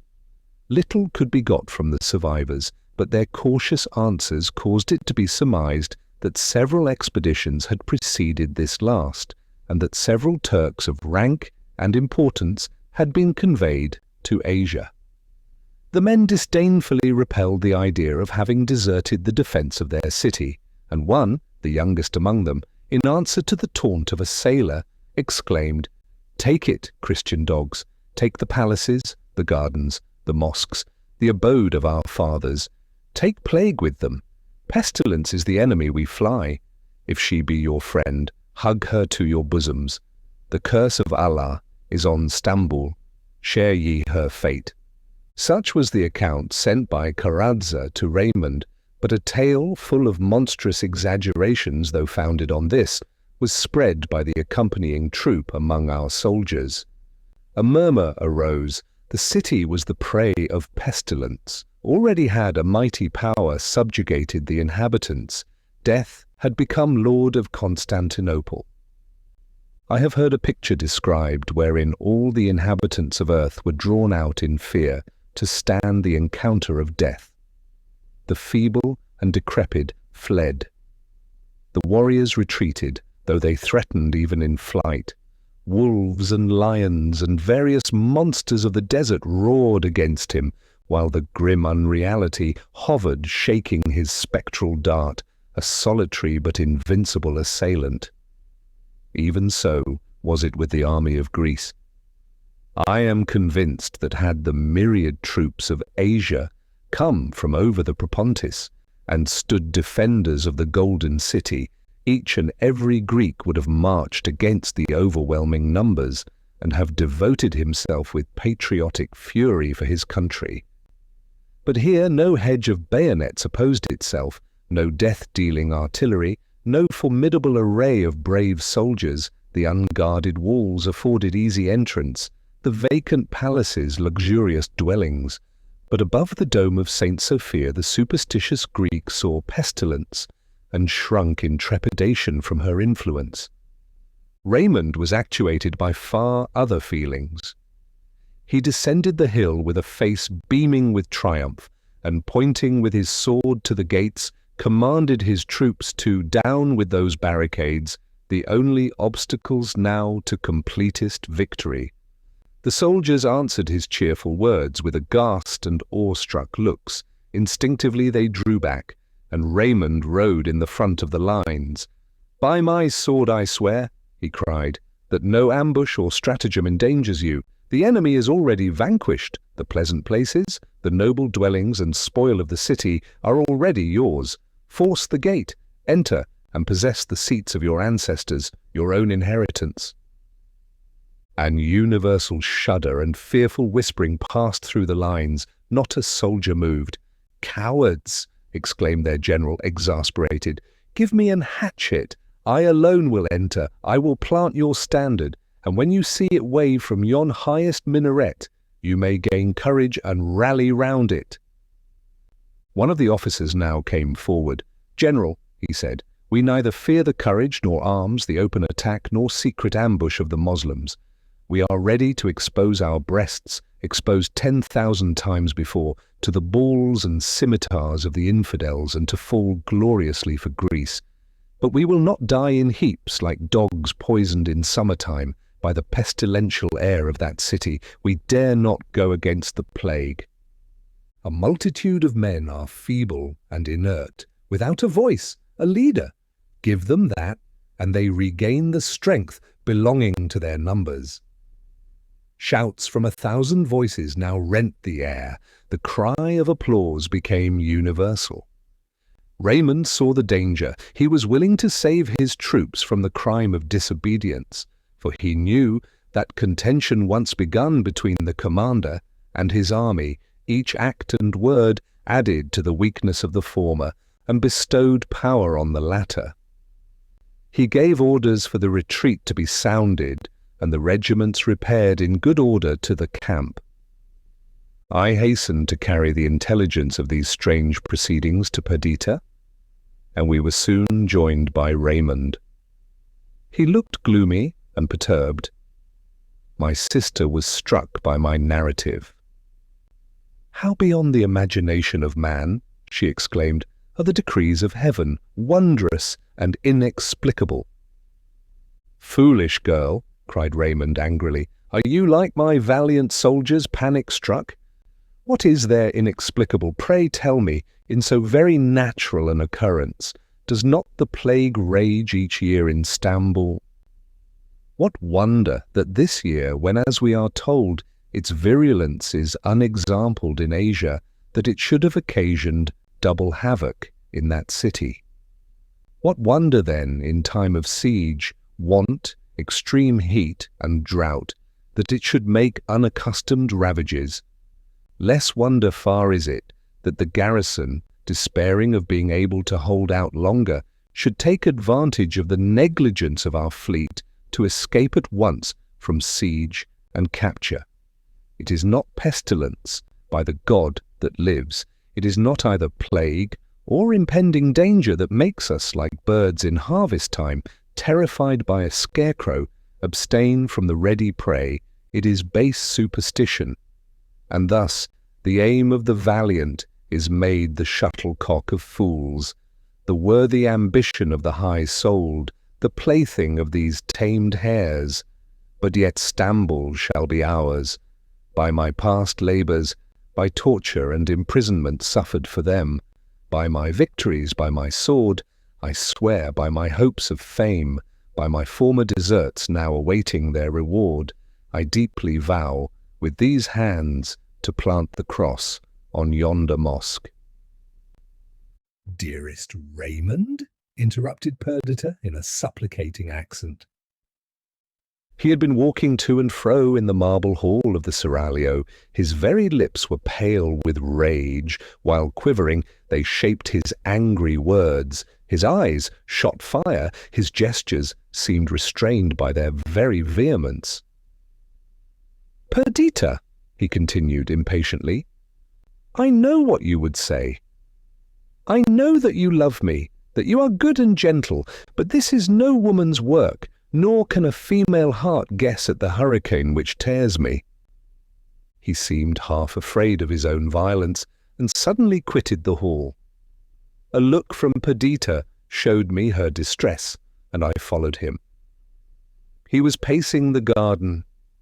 His passions were in a state of inconceivable turbulence. "Am I forever," he cried, "to be the sport of fortune? Must man, the heaven-climber, be forever the victim of the crawling reptiles of his species? Were I as you, Lionel, looking forward to many years of life, to a succession of love-enlightened days, to refined enjoyments and fresh, springing hopes, I might yield, and breaking my general's staff, seek repose in the glades of Windsor. But I am about to die. Nay, interrupt me not. Soon I shall die. From the many-peopled earth, from the sympathies of man, from the loved resorts of my youth, from the kindness of my friends, from the affection of my only beloved Perdita, I am about to be removed. Such is the will of fate, such the decree of the high ruler from whom there is no appeal, to whom I submit. But to lose all, to lose with life and love, glory also, it shall not be. I, and in a few brief years, all you, this panic-struck army, and all the population of fair Greece will no longer be. But other generations will arise, and forever will continue to be made happier by our present acts, to be glorified by our valor. The prayer of my youth was to be one among those who render the pages of earth's history splendid, who exalt the race of man, and make this little globe a dwelling of the mighty. Alas for Raymond! The prayer of his youth is wasted, the hopes of his manhood are null. From my dungeon in yonder city I cried, "Soon I will be thy lord." When Evadne pronounced my death, I thought that the title of Victor of Constantinople would be written on my tomb, and I subdued all mortal fear. I stand before its vanquished walls and dare not call myself a conqueror. So shall it not be. Did not Alexander leap from the walls of the city of the Oxydraci to show his coward troops the way to victory, encountering alone the swords of its defenders? Even so will I brave the plague, and though no man follow, I will plant the Grecian standard on the height of Saint Sophia. Reason came unavailing to such high-wrought feelings. In vain I showed him that when winter came, the cold would dissipate the pestilential air and restore courage to the Greeks. "Talk not of other season than this," he cried. "I have lived my last winter, and the date of this year, 2092, will be carved upon my tomb. Already do I see," he continued, looking up mournfully, "the born and precipitate edge of my existence, over which I plunge into the gloomy mystery of the life to come. I am prepared so that I leave behind a trail of light so radiant that my worst enemies cannot cloud it. I owe this to Greece, to you, to my surviving Perdita, and to myself, the victim of ambition." We were interrupted by an attendant who announced that the staff of Raymond was assembled in the council chamber. He requested me in the meantime to ride through the camp and to observe and report to him the dispositions of the soldiers. He then left me. I had been excited to the utmost by the proceedings of the day, and now, more than ever, by the passionate language of Raymond. Alas for human reason! He accused the Greeks of superstition. What name did he give to the faith he lent to the predictions of Evadne? I passed from the palace of sweet waters to the plain on which the encampment lay, and found its inhabitants in commotion. The arrival of several with fresh stories of marvels from the fleet, the exaggerations bestowed on what was already known, tales of old prophecies, of fearful histories of whole regions which had been laid waste during the present year by pestilence, alarmed and occupied the troops. Discipline was lost, the army disbanded itself. Each individual, before a part of a great whole, moving only in unison with others, now became resolved into the unit nature had made him, and thought of himself only. They stole off at first by ones and twos, then in larger companies, until, unimpeded by the officers, whole battalions sought the road that led to Macedonia. About midnight I returned to the palace and sought Raymond. He was alone, and apparently composed. Such composure, at least, was his, as is inspired by resolve to adhere to a certain line of conduct. He heard my account of the self-dissolution of the army with calmness, and then said, "You know, Verney, my fixed determination not to quit this place until in the light of day, Stamboul is confessedly ours. If the men I have about me shrink from following me, others, more courageous, are to be found. Go you before break of day, bear these dispatches to Caraza, add to them your own entreaties that he send me his marines and naval force. If I can get but one regiment to second me, the rest would follow, of course. Let him send me this regiment. I shall expect your return by tomorrow noon." Methought this was but a poor expedient, but I assured him of my obedience and zeal. I quitted him to take a few hours' rest. With the breaking of morning, I was accoutred for my ride. I lingered a while, desirous of taking leave of Perdita, and from my window observed the approach of the sun. The golden splendour arose, and weary nature awoke to suffer yet another day of heat and thirsty decay. No flowers lifted up their dew-laden cups to meet the dawn. The dry grass had withered on the plains. The burning fields of air were vacant of birds. The cicale alone, children of the sun, began their shrill and deafening song among the cypresses and olives. I saw Raymond's coal-black charger brought to the palace gate. A small company of officers arrived soon after. Care and fear was painted on each cheek, and in each eye unrefreshed by sleep. I found Raymond and Perdita together. He was watching the rising sun, while with one arm he encircled his beloved's waist. She looked on him, the sun of her life, with earnest gaze of mingled anxiety and tenderness. Raymond started angrily when he saw me. "Here still?" he cried. "Is this your promised zeal?" "Pardon me," I said, "but even as you speak, I am gone." "Nay, pardon me," he replied. "I have no right to command or reproach, but my life hangs on your departure and speedy return. Farewell." His voice had recovered its bland tone, but a dark cloud still hung on his features. I would have delayed. I wished to recommend watchfulness to Perdita, but his presence restrained me. I had no pretence for my hesitation, and on his repeating his farewell, I clasped his outstretched hand. It was cold and clammy. "Take care of yourself, my dear lord," I said. "Nay," said Perdita, "that task shall be mine. Return speedily, Lionel." With an air of absence he was playing with her auburn locks while she leaned on him. Twice I turned back, only to look again on this matchless pair. At last, with slow and heavy steps, I had paced out of the hall and sprung upon my horse. At that moment Clara flew towards me. Clasping my knee, she cried, "Make haste back, uncle." "Dear uncle, I have such fearful dreams. I dare not tell my mother. Do not be long away." I assured her of my impatience to return, and then, with a small escort, rode along the plain towards the tower of Marmora.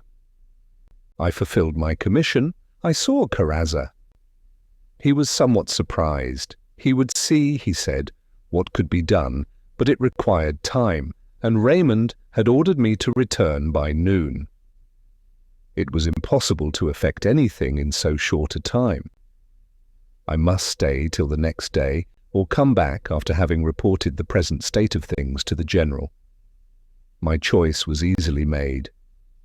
A restlessness, a fear of what was about to betide, a doubt as to Raymond's purposes, urged me to return without delay to his quarters. Quitting the 7 Towers, I rode eastward towards the Sweet Waters. I took a circuitous path, principally for the sake of going to the top of the mount before mentioned, which commanded a view of the city. I had my glass with me. The city basked under the noonday sun, and the venerable walls formed its picturesque boundary.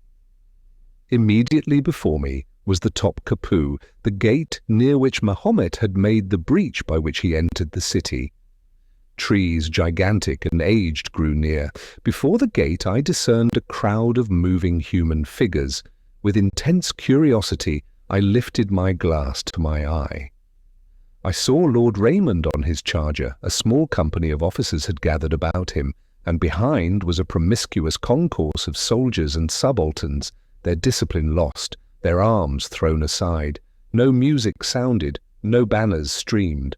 The only flag among them was one which Raymond carried. He pointed with it to the gate of the city. The circle round him fell back. With angry gestures he leapt from his horse, and seizing a hatchet that hung from his saddlebow, went with the apparent intention of battering down the opposing gate. A few men came to aid him. Their numbers increased. Under their united blows the obstacle was vanquished.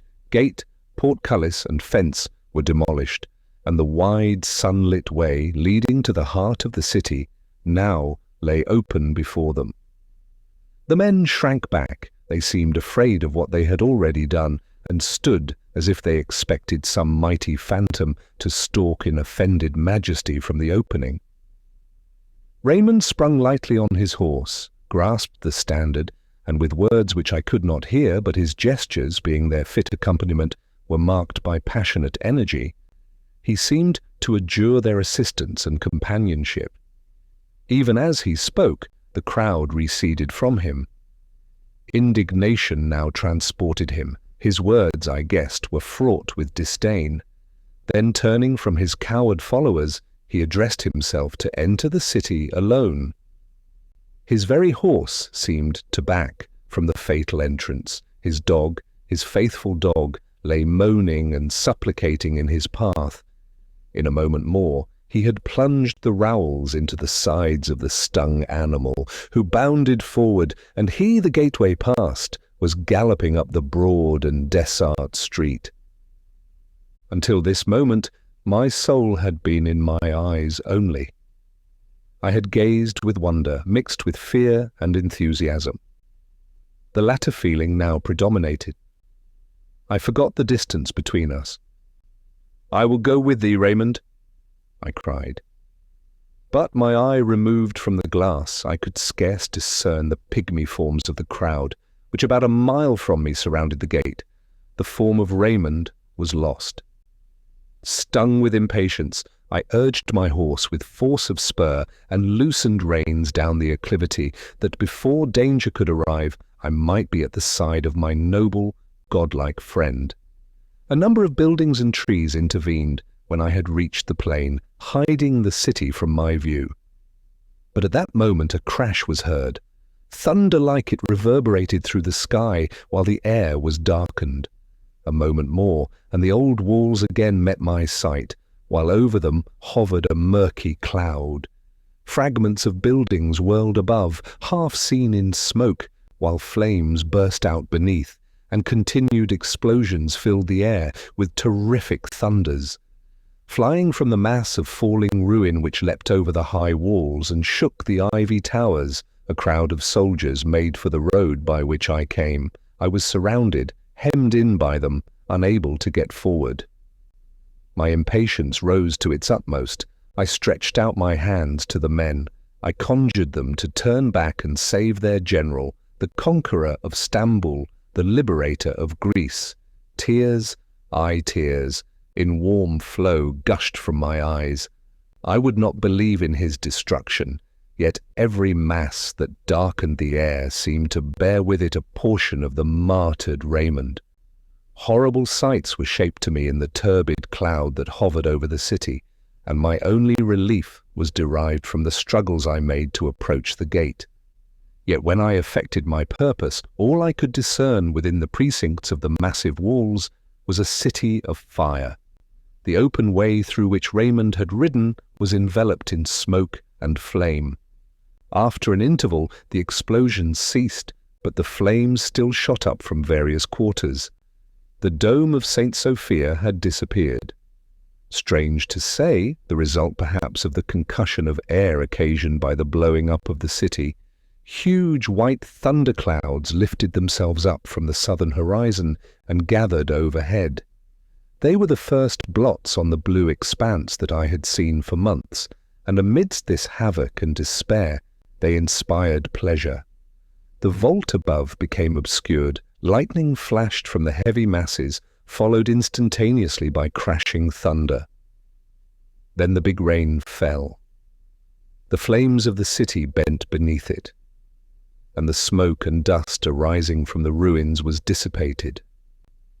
I no sooner perceived an abatement of the flames than, hurried on by an irresistible impulse, I endeavored to penetrate the town. I could only do this on foot, as the mass of ruin was impracticable for a horse. I had never entered the city before, and its ways were unknown to me. The streets were blocked up, the ruins smoking. I climbed up one heap only to view others in succession, and nothing told me where the centre of the town might be or towards what point Raymond might have directed his course.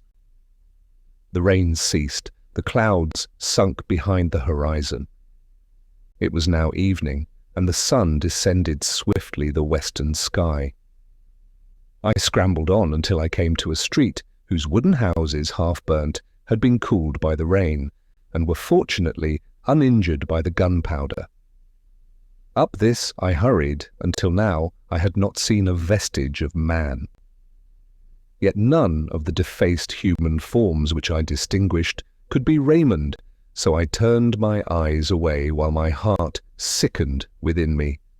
I came to an open space. A mountain of ruin in the midst announced that some large mosque had occupied the space, and here, scattered about, I saw various articles of luxury and wealth, singed, destroyed. but showing what they had been in their ruin.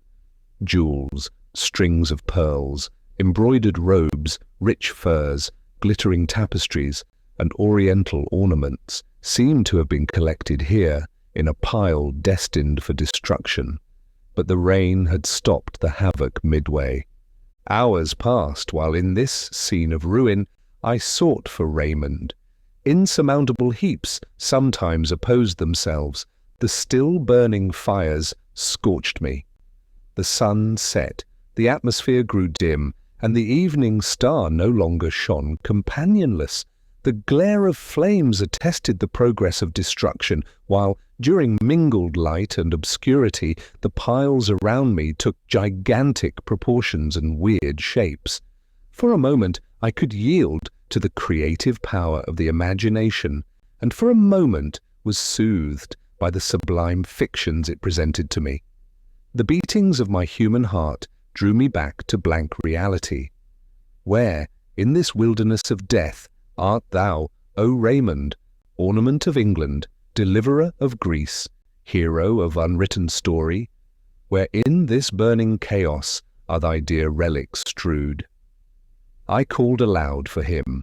Through the darkness of night, over the scorching ruins of fallen Constantinople, his name was heard. No voice replied. Echo even was mute.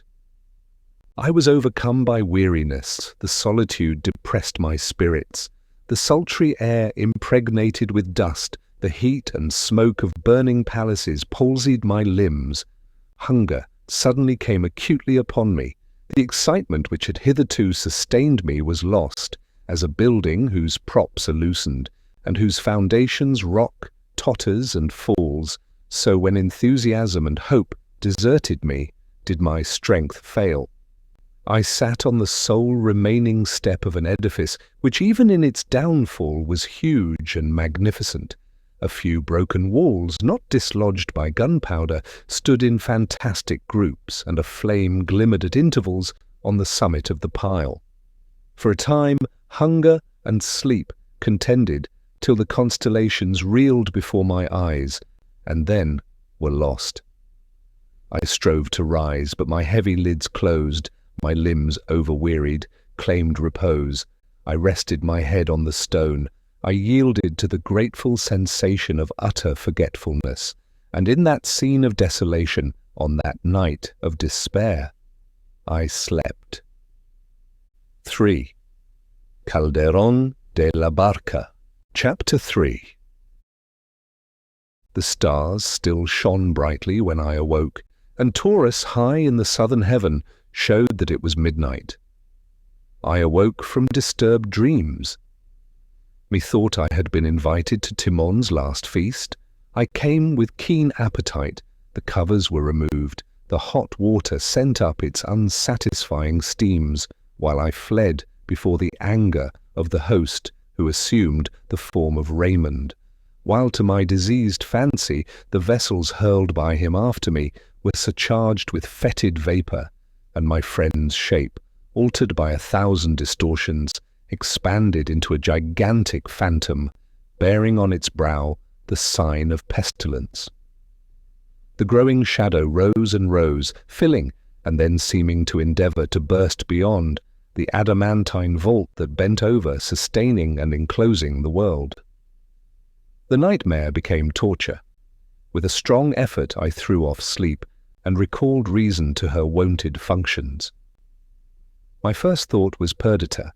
To her I must return, her I must support, drawing such food from despair as might best sustain her wounded heart, recalling her from the wild excesses of grief by the austere laws of duty and the soft tenderness of regret.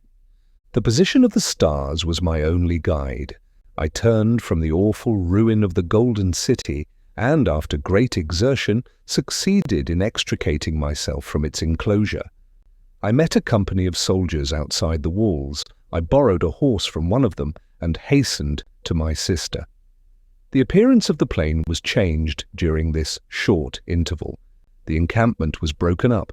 The relics of the disbanded army met in small companies here and there. Each face was clouded, Every gesture spoke astonishment and dismay. With an heavy heart I entered the palace and stood fearful to advance, to speak, to look. In the midst of the hall was Perdita. She sat on the marble pavement, her head fallen on her bosom, her hair dishevelled, her fingers twined busily one within the other. She was pale as marble, and every feature was contracted by agony. She perceived me and looked up inquiringly. Her half-glance of hope was misery. The words died before I could articulate them. I felt a ghastly smile wrinkle my lips. She understood my gesture. Again her head fell. Again her fingers worked restlessly. At last I recovered speech, but my voice terrified her. The hapless girl had understood my look, and for worlds she would not that the tale of her heavy misery should have been shaped out and confirmed by hard, irrevocable words. Nay, she seemed to wish to distract my thoughts from the subject.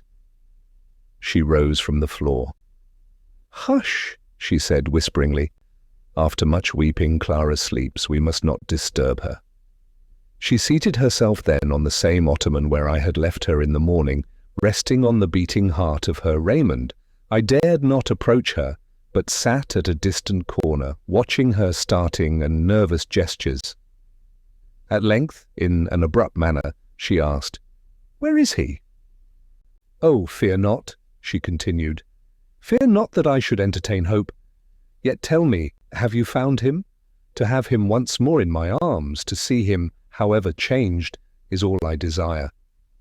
Though Constantinople be heaped above him as a tomb, yet I must find him, then cover us with the city's weight, with a mountain piled above. I care not, so that one grave hold Raymond and his Perdita."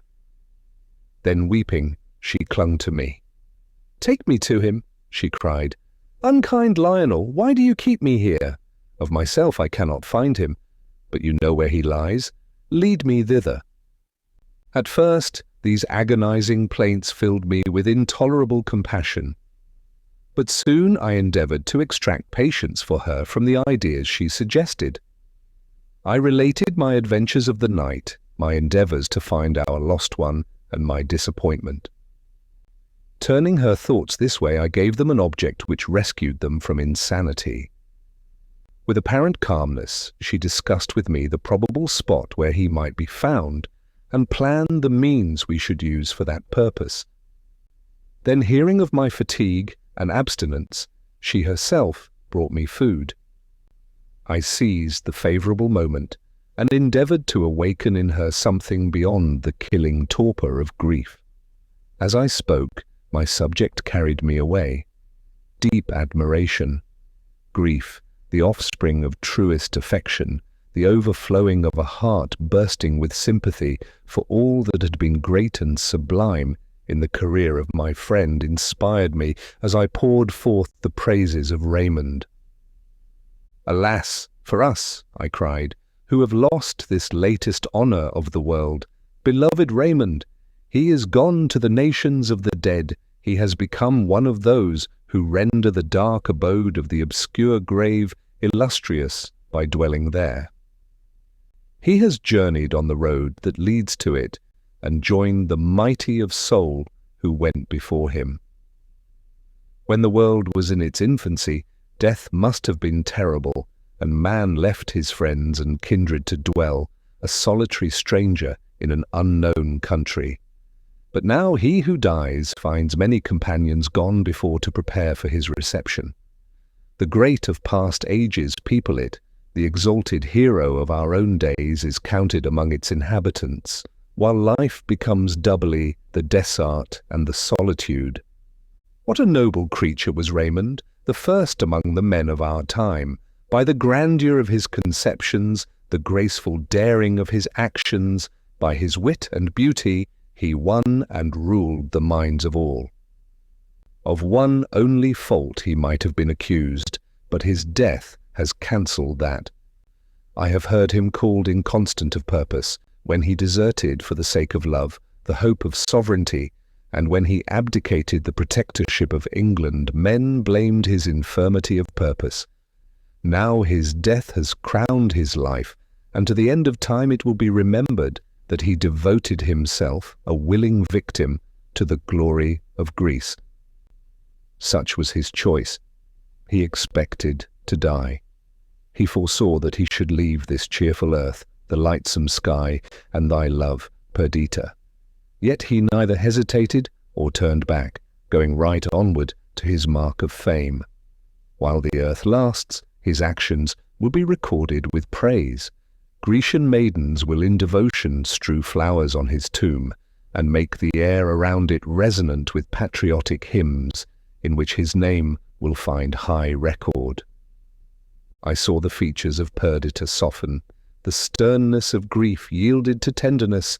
I continued, "Thus to honor him is the sacred duty of his survivors, to make his name even as an holy spot of ground, enclosing it from all hostile attacks by our praise, shedding on it the blossoms of love and regret, guarding it from decay, and bequeathing it untainted to posterity. Such is the duty of his friends.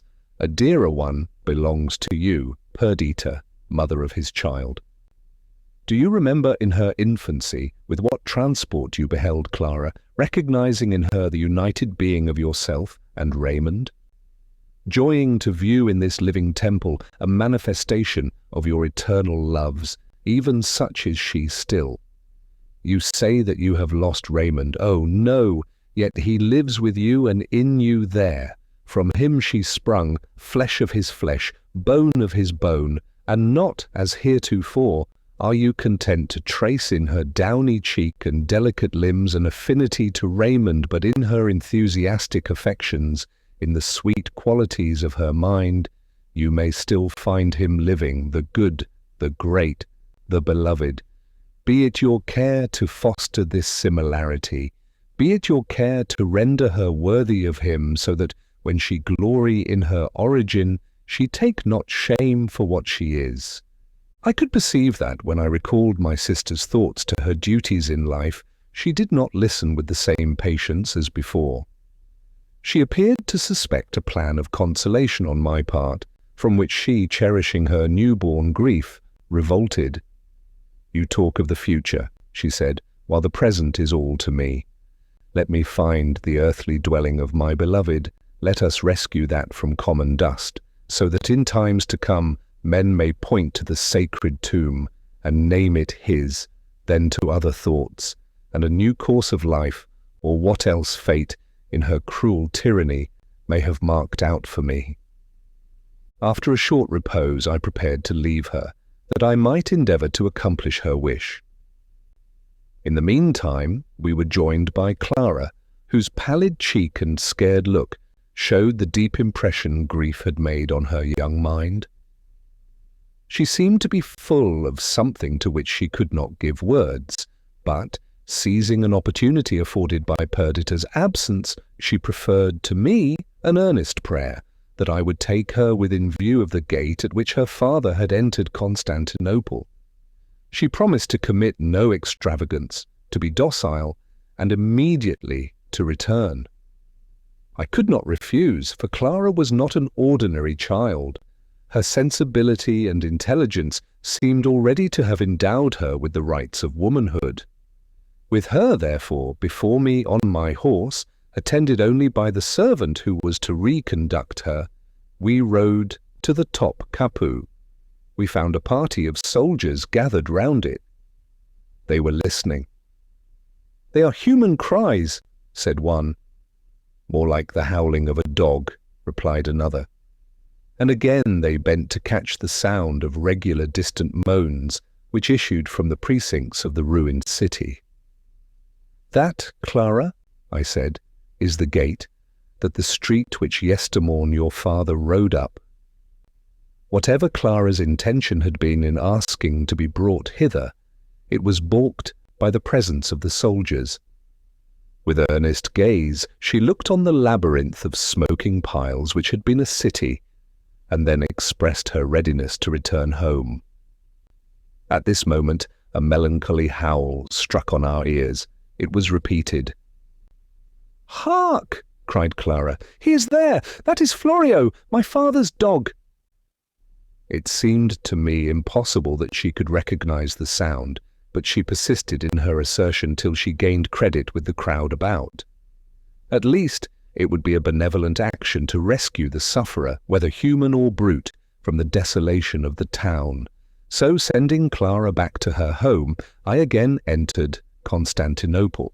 Encouraged by the impunity attendant on my former visit, several soldiers who had made a part of Raymond's bodyguard, who had loved him and sincerely mourned his loss, accompanied me. It is impossible to conjecture the strange enchainment of events which restored the lifeless form of my friend to our hands, in that part of the town where the fire had most raged the night before, and which now lay quenched, black and cold. The dying dog of Raymond crouched beside the mutilated form of its lord. At such a time, sorrow has no voice. Affliction, tamed by it is very vehemence, is mute. The poor animal recognized me, licked my hand, crept close to its lord, and died. He had been evidently thrown from his horse by some falling ruin, which had crushed his head and defaced his whole person. I bent over the body, and took in my hand the edge of his cloak, less altered in appearance than the human frame it clothed. I pressed it to my lips while the rough soldiers gathered around, mourning over this worthiest prey of death, as if regret and endless lamentation could re-illumine the extinguished spark, or call to its shattered prison house of flesh the liberated spirit. Yesterday, those limbs were worth an universe. They then enshrined a transcendent power, whose intents, words, and actions were worthy to be recorded in letters of gold.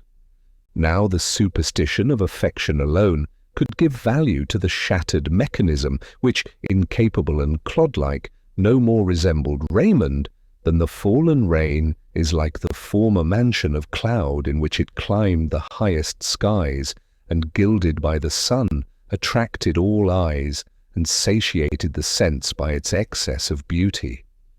Such as he had now become, such as was his terrene vesture, defaced and spoiled, we wrapped it in our cloaks, and lifting the burthen in our arms, bore it from this city of the dead.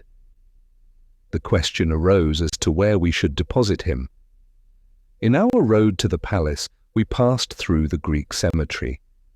Here, on a tablet of black marble, I caused him to be laid. The cypresses waved high above, their death-like gloom accorded with his state of nothingness. We cut branches of the funereal trees and placed them over him, and on these again his sword. I left a guard to protect this treasure of dust, and ordered perpetual torches to be burned around. When I returned to Perdita, I found that she had already been informed of the success of my undertaking. He, her beloved, the sole and eternal object of her passionate tenderness, was restored her. Such was the maniac language of her enthusiasm. What though those limbs moved not, and those lips could no more frame modulated accents of wisdom and love? What though, like a weed, flung from the fruitless sea, he lay the prey of corruption? Still, that was the form she had caressed, those the lips that, meeting hers, had drank the spirit of love from the commingling breath. That was the earthly mechanism of dissoluble clay she had called her own. True, she looked forward to another life. True, the burning spirit of love seemed to her unextinguishable throughout eternity. Yet at this time, with human fondness, she clung to all that her human senses permitted her to see and feel to be a part of Raymond. Pale as marble, clear and beaming as that, she heard my tale and inquired concerning the spot where he had been deposited. Her features had lost the distortion of grief, her eyes were brightened, her very person seemed dilated, while the excessive whiteness and even transparency of her skin and something hollow in her voice bore witness that not tranquillity, but excess of excitement occasioned the treacherous calm that settled on her countenance. I asked her where he should be buried. She replied, "At Athens, even at the Athens which he loved. Without the town, on the acclivity of Hymettus, there is a rocky recess which he pointed out to me as the spot where he would wish to repose." My own desire certainly was that he should not be removed from the spot where he now lay, but her wish was of course to be complied with, and I entreated her to prepare without delay for our departure. Behold now the melancholy train cross the flats of Thrace, and win through the defiles, and over the mountains of Macedonia, coast the clear waves of the Peneus, cross the Larician plain, past the straits of Thermopylae, and ascending in succession Heta and Parnassus, descend to the fertile plain of Athens. Women bear with resignation these long-drawn ills, but to a man's impatient spirit, the slow motion of our cavalcade, the melancholy repose we took at noon, the perpetual presence of the pall, gorgeous though it was, that wrapped the rifled casket which had contained Raymond, the monotonous recurrence of day and night, unvaried by hope or change, all the circumstances of our march were intolerable. Perdita, shut up in herself, spoke little. Her carriage was closed, and, when we rested, she sat leaning her pale cheek on her white, cold hand, with eyes fixed on the ground, indulging thoughts which refused communication or sympathy. We descended from Parnassus, emerging from its many folds, and passed through Livadia on our road to Attica. Perdita would not enter Athens, but reposing at Marathon on the night of our arrival, conducted me on the following day to the spot selected by her as the treasure house of Raymond's dear remains. It was in a recess near the head of the ravine to the south of Hymettus. The chasm, deep, black, and hoary, swept from the summit to the base. In the fissures of the rock, myrtle underwood grew and wild thyme, the food of many nations of bees. Enormous crags protruded into the cleft, some beetling over, others rising perpendicularly from it. At the foot of this sublime chasm, a fertile, laughing valley reached from sea to sea, and beyond was spread the blue Aegean, sprinkled with islands, the light waves glancing beneath the sun. Close to the spot on which we stood was a solitary rock, high and conical, which, divided on every side from the mountain, seemed a nature-hewn pyramid. With little labour, this block was reduced to a perfect shape. The narrow cell was scooped out beneath, in which Raymond was placed, and a short inscription, carved in the living stone, recorded the name of its tenant, the cause and era of his death. Everything was accomplished with speed under my directions. I agreed to leave the finishing and guardianship of the tomb to the head of the religious establishment at Athens, and by the end of October prepared for my return to England. I mentioned this to Perdita. It was painful to appear to drag her from the last scene that spoke of her lost one, but to linger here was vain, and my very soul was sick with its yearning to rejoin my Idris and her babes. In reply, my sister requested me to accompany her the following evening to the tomb of Raymond. Some days had passed since I had visited the spot. The path to it had been enlarged, and steps hewn in the rock led us less circuitously than before to the spot itself. The platform on which the pyramid stood was enlarged, and looking towards the south, in a recess overshadowed by the straggling branches of a wild fig tree, I saw foundations dug and props and rafters fixed, evidently the commencement of a cottage. Standing on its unfinished threshold, the tomb was at our right hand, the whole ravine and plain and azure sea immediately before us. The dark rocks received a glow from the descending sun, which glanced along the cultivated valley and dyed in purple and orange the placid waves. We sat on a rocky elevation, and I gazed with rapture on the beauteous panorama of living and changeful colours which varied and enhanced the graces of earth and ocean. "Did I not do right," said Perdita, "in having my loved one conveyed hither? Hereafter this will be the cynosure of Greece. In such a spot death loses half its terrors, and even the inanimate dust appears to partake of the spirit of beauty which hallows this region. Lionel, he sleeps there. That is the grave of Raymond, he whom in my youth I first loved, whom my heart accompanied in days of separation and anger, to whom I am now joined forever. Never, mark me, never will I leave this spot. Methinks his spirit remains here, as well as that dust, which, uncommunicable though it be, is more precious in its nothingness than aught else widowed earth clasps to her sorrowing bosom. The myrtle bushes, the thyme, the little cyclamen, which peep from the fissures of the rock, all the produce of the place, bear affinity to him. The light that invests the hills participates in his essence, and sky and mountains, sea and valley are imbued by the presence of his spirit. I will live and die here. Go you to England, Lionel, return to sweet Idris, and dearest Adrian, return and let my orphan girl be as a child of your own in your house. Look on me as dead, and truly, if death be a mere change of state, I am dead. This is another world from that which late I inhabited, from that which is now your home. Here I hold communion only with the has-been and to come.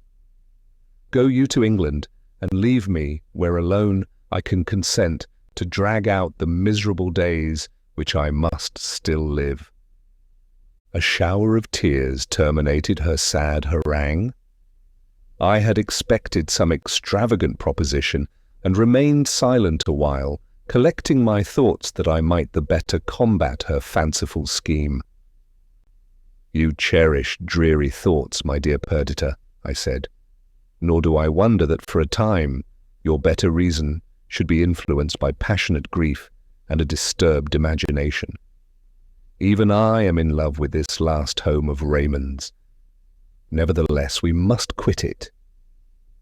"I expected this," cried Perdita. "I suppose that you would treat me as a mad, foolish girl, but do not deceive yourself. This cottage is built by my order, and here I shall remain until the hour arrives when I may share his happier dwelling." "My dearest girl?"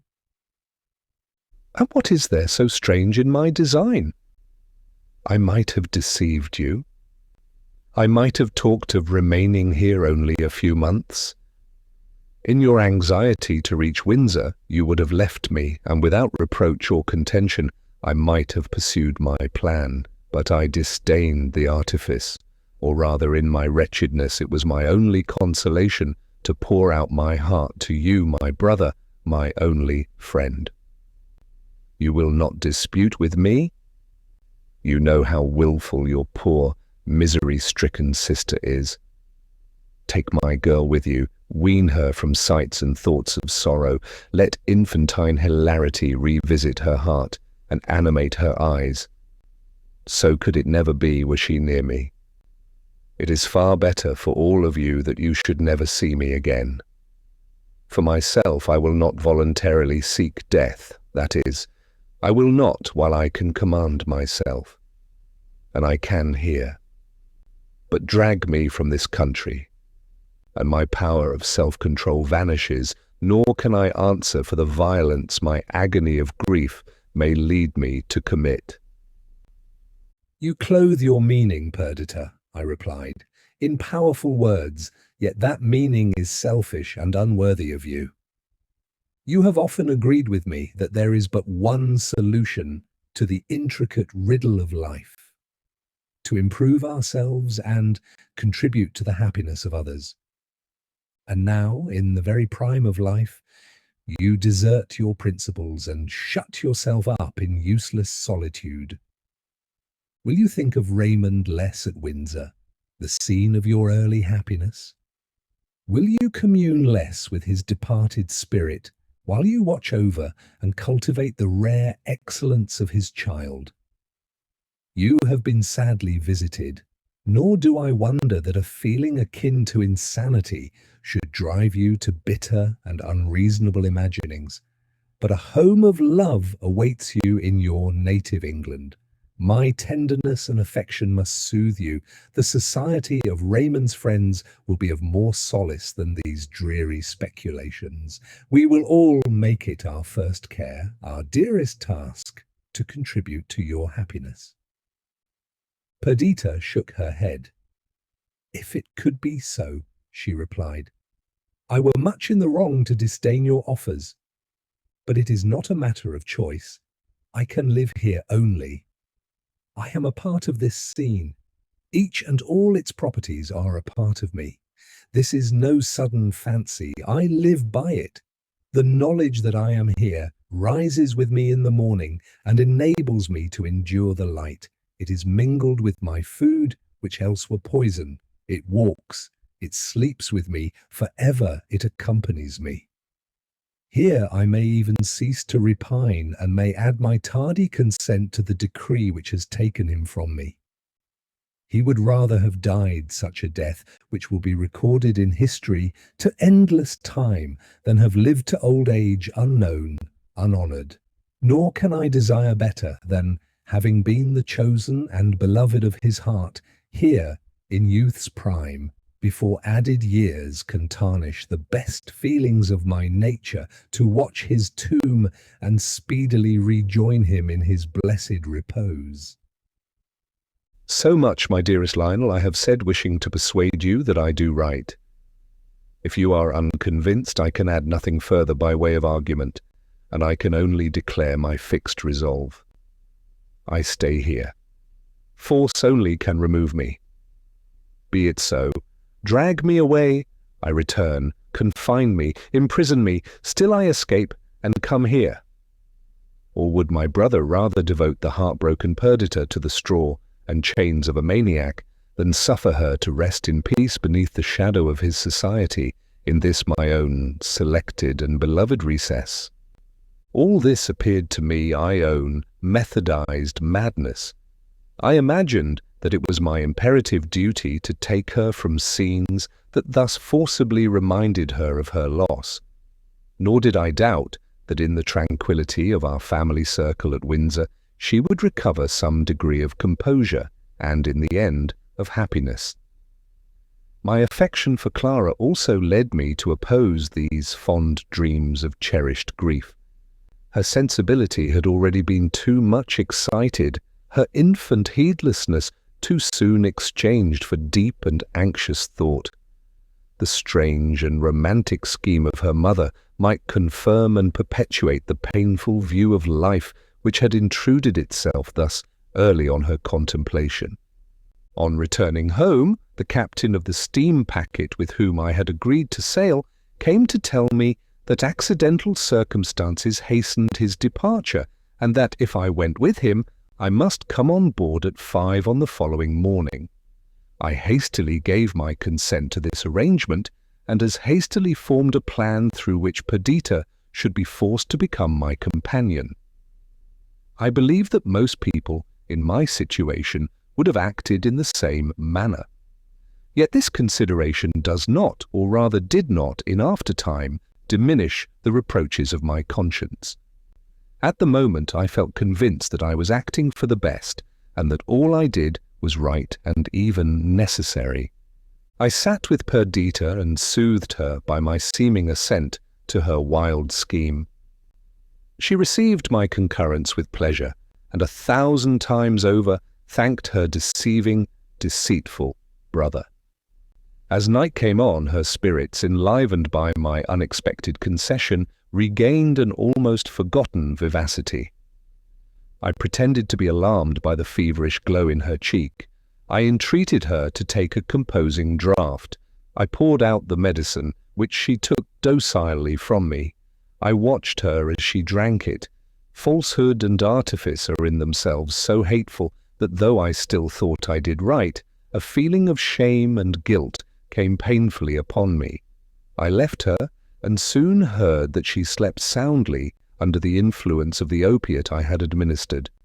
She was carried thus unconscious on board, the anchor weighed, and the wind being favourable, we stood far out to sea, with all the canvas spread, and the power of the engine to assist. We scudded swiftly and steadily through the chafed element. It was late in the day before Perdita awoke, and a longer time elapsed before, recovering from the torpor occasioned by the laudanum, she perceived her change of situation. She started wildly from her couch and flew to the cabin window. The blue and troubled sea sped past the vessel and was spread shoreless around. The sky was covered by a rack, which in its swift motion showed how speedily she was borne away. The creaking of the masts, the clang of the wheels, the tramp above, all persuaded her that she was already far from the shores of Greece. "Where are we?" she cried. "Where are we going?" The attendant whom I had stationed to watch her replied, "To England." "And my brother?" "Is on deck, madam." "Unkind, unkind," exclaimed the poor victim, as with a deep sigh she looked on the waste of waters. Then, without further remark, she threw herself on her couch, and closing her eyes remained motionless, so that but for the deep sighs that burst from her, it would have seemed that she slept. As soon as I heard that she had spoken, I sent Clara to her, that the sight of the lovely innocent might inspire gentle and affectionate thoughts. But neither the presence of her child, nor a subsequent visit from me, could rouse my sister. She looked on Clara with a countenance of woeful meaning, but she did not speak. When I appeared, she turned away, and in reply to my inquiries only said, "You know not what you have done." I trusted that this sullenness betokened merely the struggle between disappointment and natural affection, and that in a few days she would be reconciled to her fate. When night came on, she begged that Clara might sleep in a separate cabin. Her servant, however, remained with her. About midnight she spoke to the latter, saying that she had had a bad dream, and bade her go to her daughter and bring word whether she rested quietly. The woman obeyed. The breeze, that had flagged since sunset, now rose again. I was on deck, enjoying our swift progress. The quiet was disturbed only by the rush of waters as they divided before the steady keel, the murmur of the moveless and full sails, the wind whistling in the shrouds, and the regular motion of the engine. The sea was gently agitated, now showing a white crest, and now resuming an uniform hue. The clouds had disappeared, and dark ether clipped the broad ocean in which the constellations vainly sought their accustomed mirror. Our rate could not have been less than 8 knots. Suddenly I heard a splash in the sea. The sailors on watch rushed to the side of the vessel with the cry, "Someone gone overboard." "It is not from deck," said the man at the helm. "Something has been thrown from the aft cabin." A call for the boat to be lowered was echoed from the deck. I rushed into my sister's cabin. It was empty. With sails abaft, the engine stopped. The vessel remained unwillingly stationary until, after an hour's search, my poor Perdita was brought on board. But no care could reanimate her, no medicine cause her dear eyes to open, and the blood to flow again from her pulseless heart. One clenched hand contained a slip of paper on which was written, "To Athens."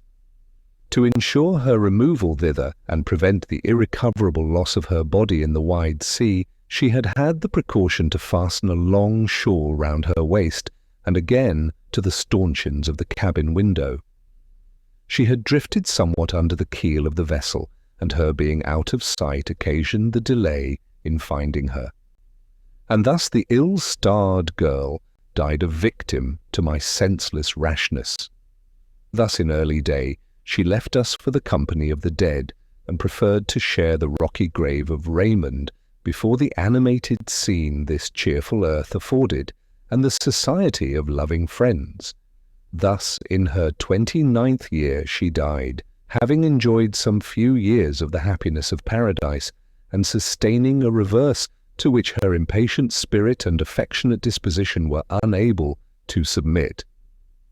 As I marked the placid expression that had settled on her countenance in death, I felt, in spite of the pangs of remorse, in spite of heart-rending regret, that it was better to die so than to drag on long, miserable years of repining and inconsolable grief. Stress of weather drove us up the Adriatic Gulf, and, our vessel being hardly fitted to weather a storm, we took refuge in the port of Ancona. Here I met Giorgio Palli, the vice-admiral of the Greek fleet, a former friend and warm partisan of Raymond. I committed the remains of my lost Perdita to his care for the purpose of having them transported to Hymettus and placed in the cell her Raymond already occupied beneath the pyramid. This was all accomplished even as I wished. She reposed beside her beloved, and the tomb above was inscribed with the united names of Raymond and Perdita. I then came to a resolution of pursuing our journey to England overland. My own heart was racked by regrets and remorse. The apprehension that Raymond had departed forever, that his name, blended eternally with the past, must be erased from every anticipation of the future, had come slowly upon me. I had always admired his talents, his noble aspirations, his grand conceptions of the glory and majesty of his ambition, his utter want of mean passions, his fortitude and daring. In Greece I had learnt to love him. His very waywardness and self-abandonment to the impulses of superstition attached me to him doubly. It might be weakness, but it was the antipodes of all that was grovelling and selfish. To these pangs were added the loss of Perdita, lost through my own accursed self-will and conceit. This dear one, my sole relation, whose progress I had marked from tender childhood through the varied path of life, and seen her throughout conspicuous for integrity, devotion, and true affection. For all that constitutes the peculiar graces of the female character, and beheld her at last the victim of too much loving, too constant an attachment to the perishable and lost, she, in her pride of beauty and life, had thrown aside the pleasant perception of the apparent world for the unreality of the grave, and had left poor Clara quite an orphan. I concealed from this beloved child that her mother's death was voluntary, and tried every means to awaken cheerfulness in her sorrow-stricken spirit. One of my first acts for the recovery even of my own composure was to bid farewell to the sea. Its hateful splash renewed again and again to my sense the death of my sister. Its roar was a dirge. In every dark hull that was tossed on its inconstant bosom, I imaged a bier that would convey to death all who trusted to its treacherous smiles. Farewell to the sea. Come, my Clara, sit beside me in this aerial bark. Quickly and gently it cleaves the azure serene, and with soft undulation glides upon the current of the air. Or, if storms shake its fragile mechanism, the green earth is below. We can descend and take shelter on the stable continent. Here aloft, the companions of the swift-winged birds, we skim through the unresisting element, fleetly and fearlessly. The light boat heaves not, nor is opposed by death-bearing waves. The ether opens before the prow, and the shadow of the globe that upholds it shelters us from the noonday sun.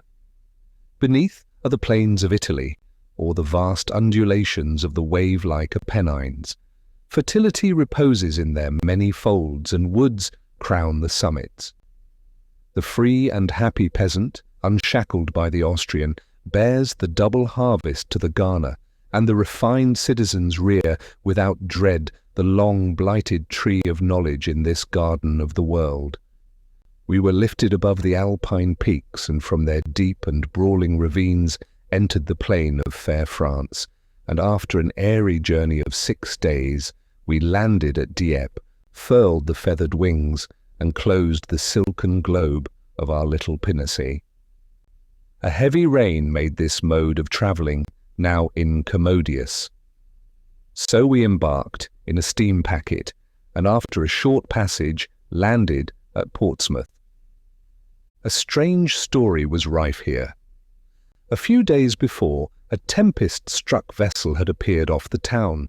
The hull was parched-looking and cracked, the sails rent and bent in a careless, unseamanlike manner, the shrouds tangled and broken. She drifted towards the harbour and was stranded on the sands at the entrance. In the morning, the custom-house officers, together with a crowd of idlers, visited her. One only of the crew appeared to have arrived with her. He had got to shore and had walked a few paces towards the town, and then, vanquished by malady and approaching death, had fallen on the inhospitable beach. He was found stiff, his hands clenched and pressed against his breast, his skin nearly black, his matted hair and bristly beard were signs of a long, protracted misery.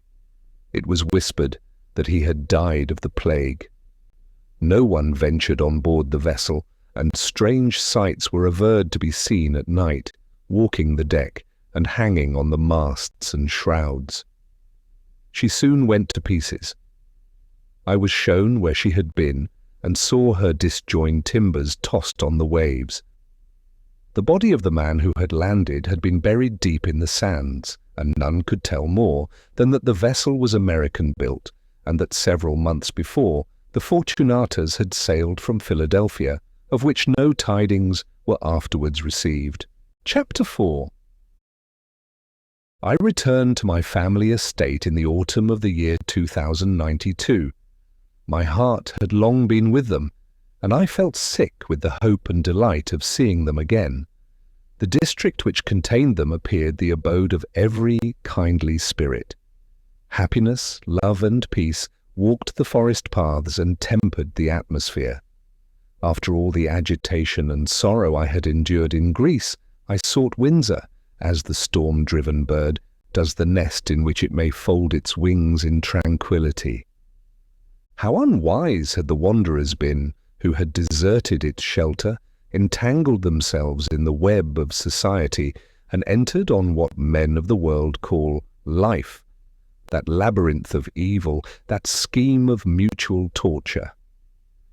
To live according to this sense of the word, we must not only observe and learn, we must also feel. We must not be mere spectators of action, we must act. We must not describe, but be subjects of description. Deep sorrow must have been the inmate of our bosoms, fraud must have lain in wait for us, the artful must have deceived us, sickening doubt and false hope must have checkered our days. Hilarity and joy that lap the soul in ecstasy must at times have possessed us. Who that knows what life is would pine for this feverish species of existence? I have lived. I have spent days and nights of festivity. I have joined in ambitious hopes and exulted in victory. Now, shut the door on the world and build high the wall that is to separate me from the troubled scene enacted within its precincts. Let us live for each other and for happiness. Let us seek peace in our dear home, near the inland murmur of streams and the gracious waving of trees, the beauteous vesture of earth and sublime pageantry of the skies. Let us leave life that we may live. Idris was well content with this resolve of mine. Her native sprightliness needed no undue excitement, and her placid heart reposed contented on my love, the well-being of her children, and the beauty of surrounding nature. Her pride and blameless ambition was to create smiles in all around her, and to shed repose on the fragile existence of her brother. In spite of her tender nursing, the health of Adrian perceptibly declined. Walking, riding, the common occupations of life overcame him. He felt no pain, but seemed to tremble forever on the verge of annihilation. Yet, as he had lived on for months nearly in the same state, he did not inspire us with any immediate fear. And though he talked of death as an event most familiar to his thoughts, He did not cease to exert himself to render others happy or to cultivate his own astonishing powers of mind. Winter passed away, and spring, led by the months, awakened life in all nature. The forest was dressed in green, the young calves frisked on the new-sprung grass, the wind-winged shadows of light clouds sped over the green cornfields. The hermit cuckoo repeated his monotonous all-hail to the season. The nightingale, bird of love and minion of the evening star, filled the woods with song, while Venus lingered in the warm sunset, and the young green of the trees lay in gentle relief along the clear horizon. Delight awoke in every heart, delight and exultation, for there was peace through all the world. The temple of universal Janus was shut, and man died not that year by the hand of man. "Let this last but 12 months," said Adrian, "and earth will become a paradise." The energies of man were before directed to the destruction of his species. They now aim at its liberation and preservation. Man cannot repose, and his restless aspirations will now bring forth good instead of evil. The favored countries of the South will throw off the iron yoke of servitude. Poverty will quit us, and with that, sickness. What may not the forces never before united of liberty and peace achieve in this dwelling of man? "Dreaming, forever dreaming, Windsor," said Ryland, the old adversary of Raymond, and candidate for the protectorate at the ensuing election. "Be assured that earth is not nor ever can be heaven, while the seeds of hell are natives of her soil. When the seasons have become equal, when the air breeds no disorders, when its surface is no longer liable to blights and droughts, then sickness will cease. When men's passions are dead, poverty will depart. When love is no longer akin to hate, then brotherhood will exist. We are very far from that state at present." "Not so far as you may suppose," observed a little old astronomer by name Merivale. "The poles proceed slowly but securely. In 100,000 years—" "We shall all be underground," said Ryland. "The pole of the earth will coincide with the pole of the ecliptic," continued the astronomer. "An universal spring will be produced, and earth become a paradise. And we shall, of course, enjoy the benefit of the change," said Ryland, contemptuously. "We have strange news here," I observed. I had the newspaper in my hand, and as usual had turned to the intelligence from Greece. It seems that the total destruction of Constantinople and the supposition that winter had purified the air of the fallen city gave the Greeks courage to visit its site and begin to rebuild it. But they tell us that the curse of God is on the place, for everyone who has ventured within the walls has been tainted by the plague, that this disease has spread in Thrace and Macedonia, and now, fearing the virulence of infection during the coming heats, a cordon has been drawn on the frontiers of Thessaly, and a strict quarantine exacted. This intelligence brought us back from the prospect of paradise, held out after the lapse of 100,000 years, to the pain and misery at present existent upon earth. We talked of the ravages made last year by pestilence in every quarter of the world, and of the dreadful consequences of a second visitation. We discussed the best means of preventing infection and of preserving health and activity in a large city thus afflicted, London, for instance. Merivale did not join in this conversation. Drawing near Idris, he proceeded to assure her that the joyful prospect of an earthly paradise after 100,000 years was clouded to him by the knowledge that in a certain period of time after, an earthly hell or purgatory would occur when the ecliptic and equator would be at right angles. Our party at length broke up. "We are all dreaming this morning," said Ryland. "It is as wise to discuss the probability of a visitation of the plague in our well-governed metropolis as to calculate the centuries which must escape before we can grow pineapples here in the open air. But though it seemed absurd to calculate upon the arrival of the plague in London, I could not reflect without extreme pain on the desolation this evil would cause in Greece. The English for the most part talked of Thrace and Macedonia, as they would of a lunar territory which, unknown to them, presented no distinct idea or interest to the minds. I had trod the soil. The faces of many of the inhabitants were familiar to me. In the towns, plains, hills, and defiles of these countries, I had enjoyed unspeakable delight as I journeyed through them the year before. Some romantic village, some cottage, or elegant abode there situated, inhabited by the lovely and the good, rose before my mental sight, and the question haunted me, is the plague there also? That same invincible monster which hovered over and devoured Constantinople, that fiend more cruel than tempest, less tame than fire, is, alas, unchained in that beautiful country. These reflections would not allow me to rest. The political state of England became agitated as the time drew near when the new protector was to be elected. This event excited the more interest, since it was the current report that if the popular candidate, Ryland, should be chosen, the question of the abolition of hereditary rank and other feudal relics would come under the consideration of Parliament. Not a word had been spoken during the present session on any of these topics. Everything would depend upon the choice of a protector and the elections of the ensuing year. Yet this very silence was awful, showing the deep weight attributed to the question, the fear of either party to hazard an ill-timed attack, and the expectation of a furious contention when it should begin. But although St. Stephen's did not echo with the voice which filled each heart, the newspapers teemed with nothing else, and in private companies the conversation, however remotely begun, soon verged towards this central point, while voices were lowered and chairs drawn closer. The nobles did not hesitate to express their fear. The other party endeavoured to treat the matter lightly.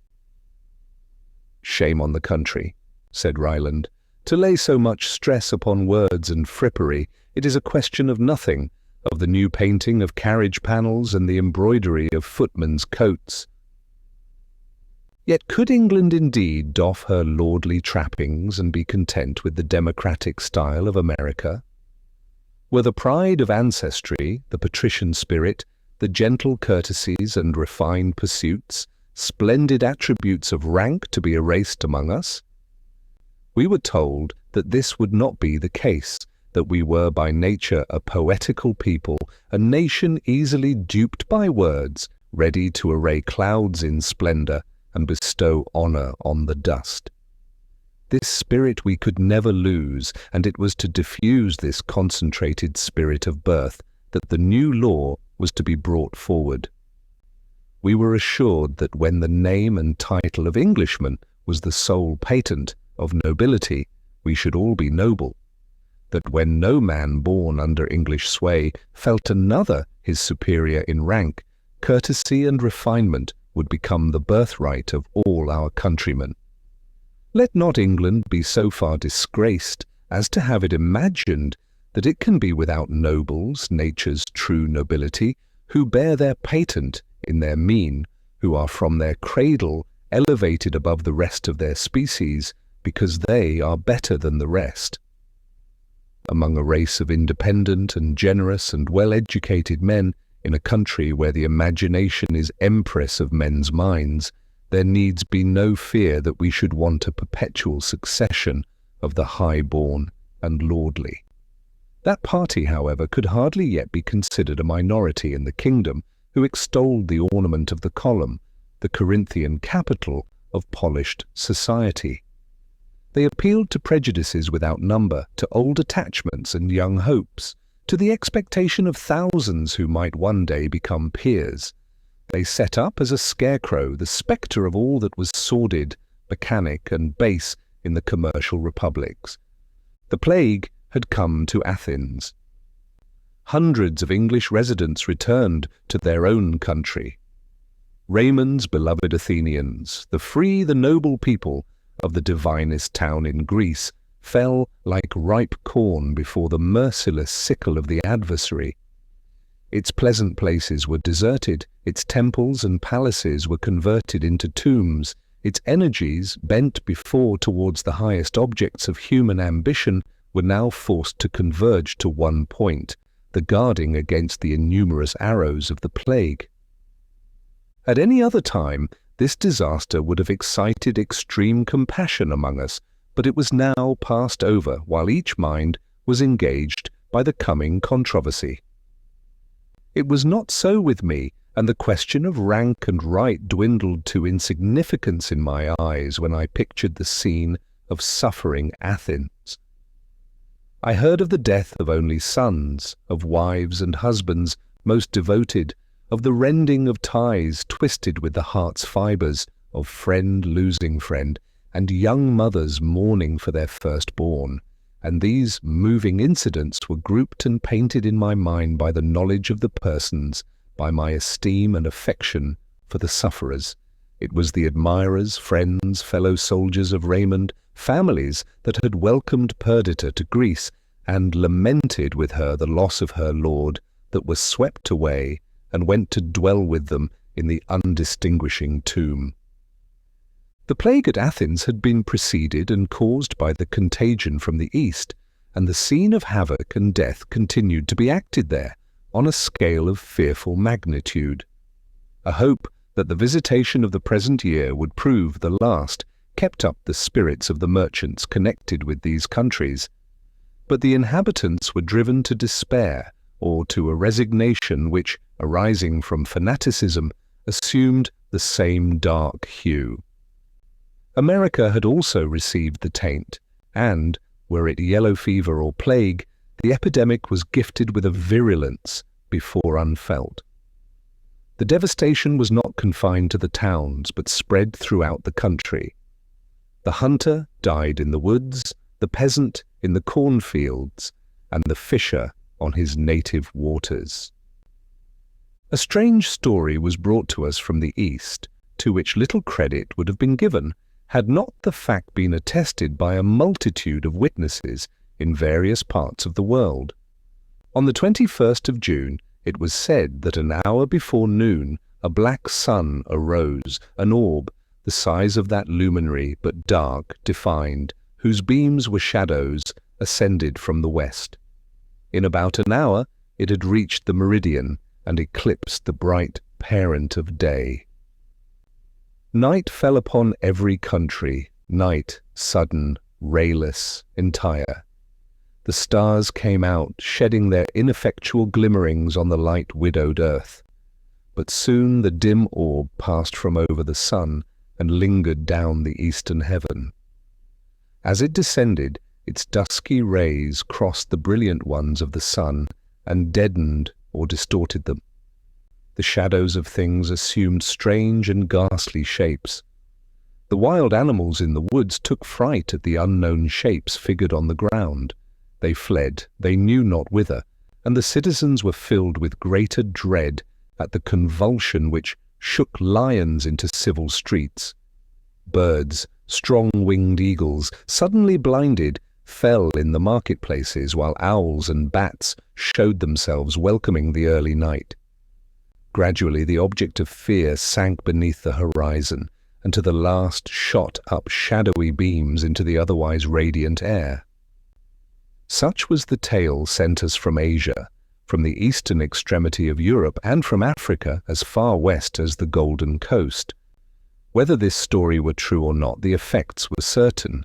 Through Asia, from the banks of the Nile to the shores of the Caspian, from the Hellespont even to the Sea of Oman, a sudden panic was driven. The men filled the mosques, the women, veiled, hastened to the tombs, and carried offerings to the dead, thus to preserve the living. The plague was forgotten in this new fear which the black sun had spread, and though the dead multiplied, and the streets of Ispahan, of Pekin, and of Delhi were strewed with pestilence-struck corpses, men passed on, gazing on the ominous sky, regardless of the death beneath their feet. The Christians sought their churches, Christian maidens, even at the Feast of Roses clad in white, with shining veils, sought in long procession the places consecrated to their religion, filling the air with their hymns. While, ever and anon, from the lips of some poor mourner in the crowd, a voice of wailing burst, and the rest looked up, fancying they could discern the sweeping wings of angels who passed over the earth, lamenting the disasters about to fall on man. In the sunny clime of Persia, in the crowded cities of China, amidst the aromatic groves of Kashmir, and along the southern shores of the Mediterranean, such scenes had place. Even in Greece, the tale of the son of darkness increased the fears and despair of the dying multitude. We, in our cloudy isle, were far removed from danger, and the only circumstance that brought these disasters at all home to us was the daily arrival of vessels from the east, crowded with emigrants, mostly English. For the Moslems, though the fear of death was spread keenly among them, still clung together. That if they were to die, and if they were, death would as readily meet them on the homeless sea, or in far England, as in Persia. If they were to die, their bones might rest in earth made sacred by the relics of true believers. Mecca had never before been so crowded with pilgrims. Yet the Arabs neglected to pillage the caravans, but, humble and weaponless, they joined the procession, praying Mahomet to avert plague from their tents and deserts. I cannot describe the rapturous delight with which I turned from political brawls at home and the physical evils of distant countries to my own dear home, to the selected abode of goodness and love, to peace and the interchange of every sacred sympathy. Had I never quitted Windsor, these emotions would not have been so intense, but I had in Greece been the prey of fear and deplorable change. In Greece, after a period of anxiety and sorrow, I had seen depart two whose very names were the symbol of greatness and virtue. But such miseries could never intrude upon the domestic circle left to me, while, secluded in our beloved forest, we passed our lives in tranquillity. Some small change indeed the progress of years brought here, and time, as it is wont, stamped the traces of mortality on our pleasures and expectations. Idris, the most affectionate wife, sister, and friend, was a tender and loving mother. The feeling was not with her, as with many, a pastime, it was a passion. We had had 3 children. One, the second in age, died while I was in Greece. This had dashed the triumphant and rapturous emotions of maternity with grief and fear. Before this event, the little beings sprung from herself, the young heirs of her transient life, seemed to have a sure lease of existence. Now she dreaded that the pitiless destroyer might snatch her remaining darlings, as it had snatched their brother. The least illness caused throes of terror. She was miserable if she were at all absent from them. Her treasure of happiness she had garnered in their fragile being, and kept forever on the watch, lest the insidious thief should, as before, steal these valued gems. She had fortunately small cause for fear. Alfred, now 9 years old, was an upright, manly little fellow, with radiant brow, soft eyes, and gentle, though independent disposition. Our youngest was yet in infancy, but his downy cheek was sprinkled with the roses of health, and his unwearied vivacity filled our halls with innocent laughter. Clara had passed the age which, from its mute ignorance, was the source of the fears of Idris. Clara was dear to her, to all. There was so much intelligence combined with innocence, sensibility with forbearance, and seriousness with perfect good humour, a beauty so transcendent, united to such endearing simplicity, that she hung like a pearl in the shrine of our possessions, a treasure of wonder and excellence. At the beginning of winter, our Alfred, now 9 years of age, first went to school at Eton. This appeared to him the primary step towards manhood, and he was proportionably pleased. Community of study and amusement developed the best parts of his character, his steady perseverance, generosity, and well-governed firmness. What deep and sacred emotions are excited in a father's bosom when he first becomes convinced that his love for his child is not a mere instinct but worthily bestowed, and that others, less akin, participate his approbation.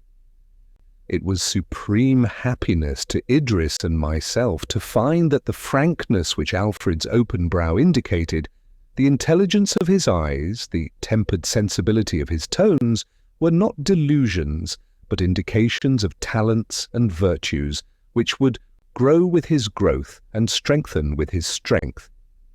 At this period, the termination of an animal's love for its offspring, the true affection of the human parent, commences. We no longer look on this dearest part of ourselves as a tender plant which we must cherish, or a plaything for an idle hour. We build now on his intellectual faculties, we establish our hopes on his moral propensities. His weakness still imparts anxiety to this feeling, his ignorance prevents entire intimacy, but we begin to respect the future man and to endeavor to secure his esteem, even as if he were our equal. What can a parent have more at heart than the good opinion of his child? In all our transactions with him, our honor must be inviolate, the integrity of our relations untainted. Fate and circumstance may, when he arrives at maturity, separate us forever. But as his aegis in danger, his consolation in hardship, let the ardent youth forever bear with him through the rough path of life, love, and honor for his parents. We had lived so long in the vicinity of Eton that its population of young folks was well known to us. Many of them had been Alfred's playmates before they became his schoolfellows. We now watched this youthful congregation with redoubled interest. We marked the difference of character among the boys and endeavored to read the future man in the stripling. There is nothing more lovely to which the heart more yearns than a free-spirited boy, gentle, brave, and generous. Several of the Etonians had these characteristics. All were distinguished by a sense of honor and spirit of enterprise. In some, as they verged towards manhood, this degenerated into presumption, but the younger ones, lads a little older than our own, were conspicuous for their gallant and sweet dispositions. Here were the future governors of England, the men who, when our ardor was cold and our projects completed or destroyed forever, when our drama acted, we doffed the garb of the hour and assumed the uniform of age, or of more equalizing death.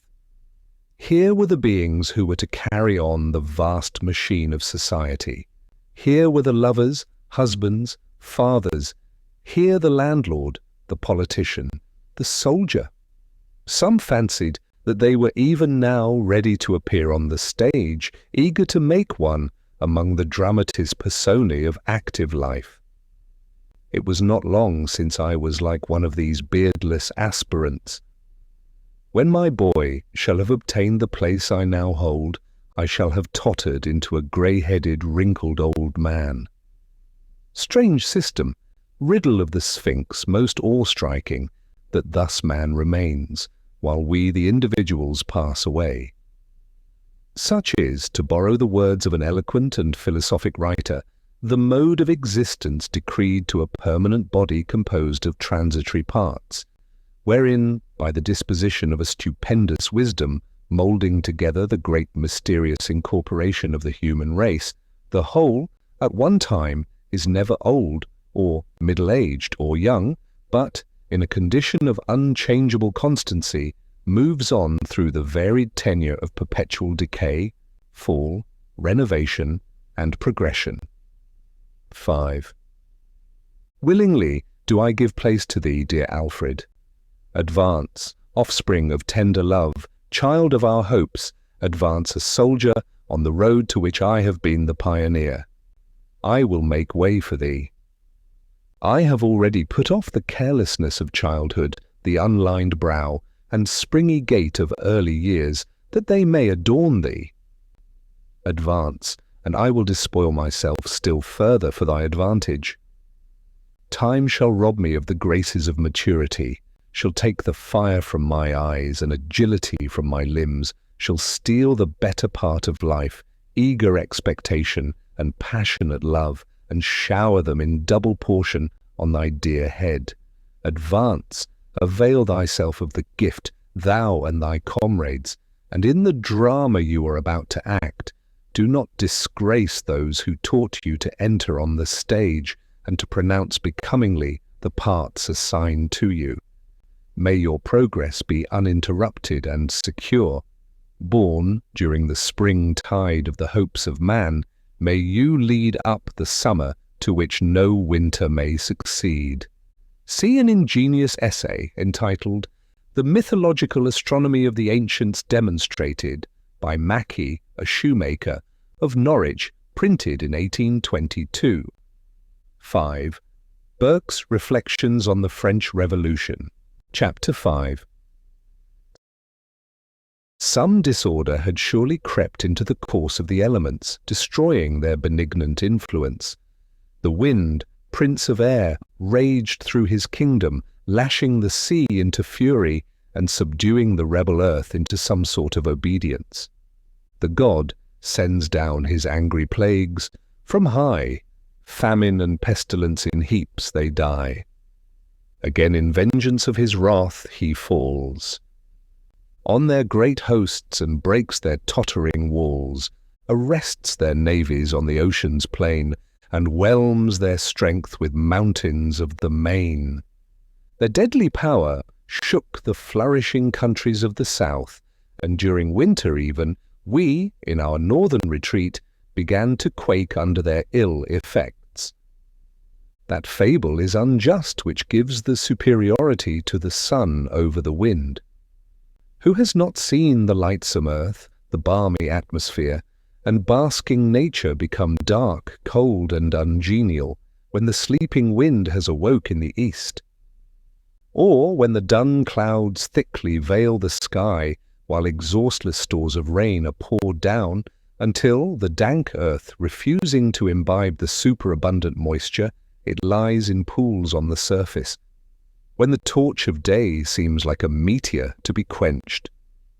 Who has not seen the clouds stirring north arise, the streaked blue appear, and soon an opening made in the vapours in the eye of the wind, through which the bright azure shines? The clouds become thin, an arch is formed for ever rising upwards, till, the universal cope being unveiled, the sun pours forth its rays, reanimated and fed by the breeze. Then mighty art thou, O wind, to be throned above all other vicegerents of nature's power, whether thou comest destroying from the east, or pregnant with elementary life from the west. Thee the clouds obey, the sun is subservient to thee, the shoreless ocean is thy slave. Thou sweepest over the earth, and oaks the growth of centuries submit to thy viewless axe. The snowdrift is scattered on the pinnacles of the Alps, the avalanche thunders down their valleys. Thou holdest the keys of the frost, and canst first chain, and then set free the streams.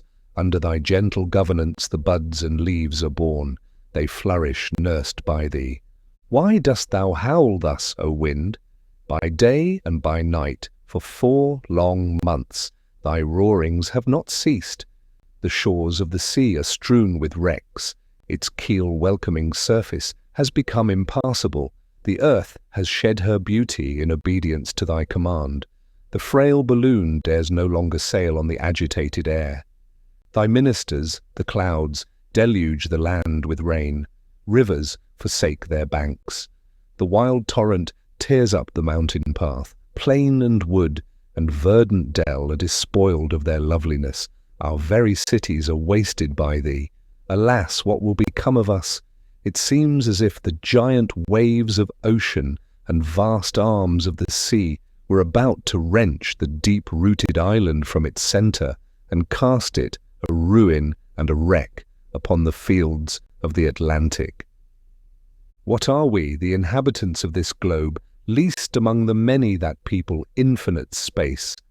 Our minds embrace infinity. The visible mechanism of our being is subject to merest accident. Day by day we are forced to believe this. He whom a scratch has disorganized, he who disappears from apparent life under the influence of the hostile agency at work around us, had the same powers as I also am subject to the same laws. In the face of all this, we call ourselves lords of the creation, wielders of the elements, masters of life and death, and we allege, in excuse of this arrogance, that though the individual is destroyed, man continues forever. Thus, losing our identity, that of which we are chiefly conscious, we glory in the continuity of our species and learn to regard death without terror. But when any whole nation becomes the victim of the destructive powers of exterior agents, then indeed man shrinks into insignificance. He feels his tenure of life insecure, his inheritance on earth cut off. I remember, after having witnessed the destructive effects of a fire, I could not even behold a small one in a stove without a sensation of fear. The mounting flames had curled round the building as it fell and was destroyed. They insinuated themselves into the substances about them, and the impediments to their progress yielded at their touch. Could we take integral parts of this power and not be subject to its operation? Could we domesticate a cub of this wild beast and not fear its growth and maturity? Thus we began to feel, with regard to many-visaged death let loose on the chosen districts of our fair habitation, and above all with regard to the plague. We feared the coming summer. Nations bordering on the already infected countries began to enter upon serious plans for the better keeping out of the enemy. We, a commercial people, were obliged to bring such schemes under consideration, and the question of contagion became matter of earnest disquisition. That the plague was not what is commonly called contagious, like the scarlet fever or extinct smallpox, was proved. It was called an epidemic. But the grand question was still unsettled of how this epidemic was generated and increased. If infection depended upon the air was subject to infection. As for instance, a typhus fever has been brought by ships to one seaport town, yet the very people who brought it there were incapable of communicating it in a town more fortunately situated. But how are we to judge of airs and pronounce, in such a city, plague will die unproductive, in such another, nature has provided for it a plentiful harvest? In the same way, individuals may escape 99 times and receive the death blow at the 100th, because bodies are sometimes in a state to reject the infection of malady, and at others thirsty to imbibe it. These reflections made our legislators pause before they could decide on the laws to be put in force. The evil was so widespreading, so violent and immedicable that no care, no prevention could be judged superfluous, which even added a chance to our escape. These were questions of prudence. There was no immediate necessity for an earnest caution. England was still secure. France, Germany, Italy, and Spain were interposed, walls yet without a breach between us and the plague. Our vessels truly were the sport of winds and waves, even as Gulliver was the toy of the Brobdingnagians. But we on our stable abode could not be hurt in life or limb by these eruptions of nature. We could not fear, we did not. Yet a feeling of awe, a breathless sentiment of wonder, a painful sense of the degradation of humanity was introduced into every heart. Nature, our mother and our friend, had turned on us a brow of menace. She showed us plainly that though she permitted us to assign her laws and subdue her apparent powers, yet, if she put forth but a finger, we must quake. She could take our globe, fringed with mountains, girded by the atmosphere, containing the condition of our being and all that man's mind could invent or his force achieve. She could take the ball in her hand and cast it into space, where life would be drunk up and man and all his efforts forever annihilated. As these speculations were rife among us, yet not the less we proceeded in our daily occupations and our plans, whose accomplishment demanded the lapse of many years. No voice was heard telling us to hold. When foreign distresses came to be felt by us through the channels of commerce, we set ourselves to apply remedies. Subscriptions were made for the emigrants and merchants bankrupt by the failure of trade. The English spirit awoke to its full activity and, as it had ever done, set itself to resist the evil and to stand in the breach which diseased nature had suffered chaos and death to make in the bounds and banks which had hitherto kept them out. At the commencement of summer we began to feel that the mischief which had taken place in distant countries was greater than we had at first suspected. Quito was destroyed by an earthquake. Mexico laid waste by the united effects of storm, pestilence, and famine. Crowds of emigrants inundated the west of Europe, and our island had become the refuge of thousands. In the meantime, Ryland had been chosen protector. He had sought this office with eagerness, under the idea of turning his whole forces to the suppression of the privileged orders of our community. His measures were thwarted, and his schemes interrupted by this new state of things. Many of the foreigners were utterly destitute, and their increasing numbers at length forbade a recourse to the usual modes of relief. Trade was stopped by the failure of the interchange of cargoes usual between us and America, India, Egypt, and Greece. A sudden break was made in the routine of our lives. In vain our protector and his partisans sought to conceal this truth. In vain, day after day, he appointed a period for the discussion of the new laws concerning hereditary rank and privilege. In vain he endeavored to represent the evil as partial and temporary. These disasters came home to so many bosoms, and through the various channels of commerce were carried so entirely into every class and division of the community that of necessity they became the first question in the state, the chief subjects to which we must turn our attention. Can it be true, each asked the other with wonder and dismay, that whole countries are laid waste, whole nations annihilated by these disorders in nature? The vast cities of America, the fertile plains of Hindustan, the crowded abodes of the Chinese are menaced with utter ruin. Where late the busy multitudes assembled for pleasure or profit, now only the sound of wailing and misery is heard. The air is empoisoned, and each human being inhales death, even while in youth and health their hopes are in the flower.